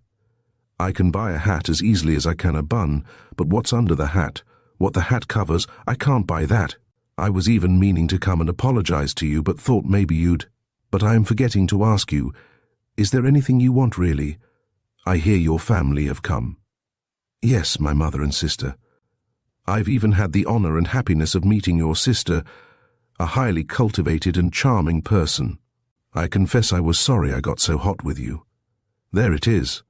But as for my looking suspiciously at your fainting fit, that affair has been cleared up splendidly. Bigotry and fanaticism. I understand your indignation. Perhaps you are changing your lodging on account of your family's arriving. No, I only looked in. I came to ask. I thought that I should find Zametov here." "Oh, yes." "Of course you've made friends, I heard." "Well, no, Zametov is not here. Yes, we've lost Zametov. He's not been here since yesterday. He quarrelled with everyone on leaving. In the rudest way. He is a feather-headed youngster, that's all. One might have expected something from him, but there, you know what they are. Our brilliant young men. He wanted to go in for some examination, but it's only to talk and boast about it. It will go no further than that. Of course it's a very different matter with you or Mr. Razumihin there, your friend. Your career is an intellectual one, and you won't be deterred by failure. For you, one may say, all the attractions of life nihil estu are an ascetic, a monk, a hermit, a book, a pen behind your ear, a learned research. That's where your spirit soars. I am the same way myself. Have you read Livingstone's Travels? No. Oh, I have. There are a great many nihilists about nowadays, you know, and indeed it is not to be wondered at. What sort of days are they, I ask you? But we thought. You are not a nihilist, of course. Answer me openly, openly. No. Believe me, you can speak openly to me as you would to yourself. Official duty is one thing, but... You are thinking I meant to say friendship is quite another? No, you're wrong. It's not friendship, but the feeling of a man and a citizen, the feeling of humanity and of love for the Almighty. I may be an official, but I'm always bound to feel myself a man and a citizen. You were asking about Zametov. Zametov will make a scandal in the French style in a house of bad reputation, over a glass of champagne. That's all your Zametov is good for, while I'm perhaps, so to speak, burning with devotion and lofty feelings, and besides I have rank, consequence, a post. I am married and have children. I fulfill the duties of a man and a citizen, but who is he, may I ask? I appeal to you as a man ennobled by education. Then these midwives, too, have become extraordinarily numerous. Raskolnikov raised his eyebrows inquiringly. The words of Ilya Petrovitch, who had obviously been dining, were for the most part a stream of empty sounds for him, but some of them he understood. He looked at him inquiringly, not knowing how it would end. I mean those crop-headed wenches, the talkative Ilya Petrovitch continued. Midwives is my name for them. I think it a very satisfactory one, ha-ha. They go to the academy, study anatomy. If I fall ill, am I to send for a young lady to treat me? What do you say? Ha-ha. Ilya Petrovitch laughed, quite pleased with his own wit. It's an immoderate zeal for education, but once you're educated, that's enough. Why abuse it? Why insult honorable people, as that scoundrel Zametov does? Why did he insult me, I ask you? Look at these suicides, too, how common they are, you can't fancy.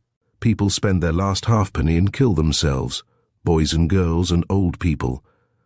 Only this morning we heard about a gentleman who had just come to town. Nil Pavlich, I say. What was the name of that gentleman who shot himself? Svidrigailov, someone answered from the other room with drowsy listlessness. Raskolnikov started. Svidrigailov has shot himself, he cried. What, do you know Svidrigailov? Yes, I knew him. He hadn't been here long. Yes, that's so. He had lost his wife, was a man of reckless habits, and all of a sudden shot himself, and in such a shocking way. He left in his notebook a few words, that he dies in full possession of his faculties, and that no one is to blame for his death. He had money, they say. How did you come to know him? I was acquainted. My sister was governess in his family. Bah. Then no doubt you can tell us something about him. You had no suspicion? I saw him yesterday. She was drinking wine. I knew nothing. Raskolnikov felt as though something had fallen on him and was stifling him. You've turned pale again. It's so stuffy here. Yes, I must go, muttered Raskolnikov. Excuse my troubling you. Oh, not at all, as often as you like. It's a pleasure to see you, and I am glad to say so. Ilya Petrovitch held out his hand. I came to see Zametov. I understand, and it's a pleasure to see you. I am very glad. Goodbye. Raskolnikov smiled. He went out, he reeled. He was overtaken with giddiness, and did not know what he was doing. He began going down the stairs, supporting himself with his right hand against the wall. He fancied that a porter pushed past him on his way upstairs to the police office, that a dog in the lower story kept up a shrill barking, and that a woman flung a rolling pin at it and shouted. He went down and out into the yard. There, not far from the entrance, stood Sonia, pale and horror-stricken. She looked wildly at him. He stood still before her. There was a look of poignant agony, of despair in her face. She clasped her hands. His lips worked in an ugly, meaningless smile. He stood still a minute, grinned, and went back to the police office. Ilya Petrovitch had sat down and was rummaging among some papers. Before him stood the same peasant who had pushed by on the stairs. Halloa, back again. Have you left something behind? What's the matter? Raskolnikov, with white lips and staring eyes, came slowly nearer. He walked right to the table, leaned his hand on it, tried to say something but could not. Only incoherent sounds were audible. You are feeling ill. A chair. Here, sit down, some water. Raskolnikov dropped onto a chair, but he kept his eyes fixed on the face of Ilya Petrovitch, which expressed unpleasant surprise. Both looked at one another for a minute and waited. Water was brought. It was I, began Raskolnikov. Drink some water. Raskolnikov refused the water with his hand, and softly and brokenly but distinctly said, "It was, I killed the old pawnbroker woman and her sister Lizaveta with an axe and robbed them." Ilya Petrovich opened his mouth. People ran up on all sides. Raskolnikov repeated his statement. As Raskolnikov's journey unfolds, he grapples with the torment of his conscience and the heavy burden of his crime. The paths he takes lead him to profound realizations about love, suffering, and the essence of humanity. In this powerful tale, Dostoyevsky not only reveals the intricacies of the human psyche, but also poses timeless questions about justice and morality. Thank you for joining us on this journey through crime and punishment, a story that resonates with the struggles of the human heart and the quest for meaning in a chaotic world.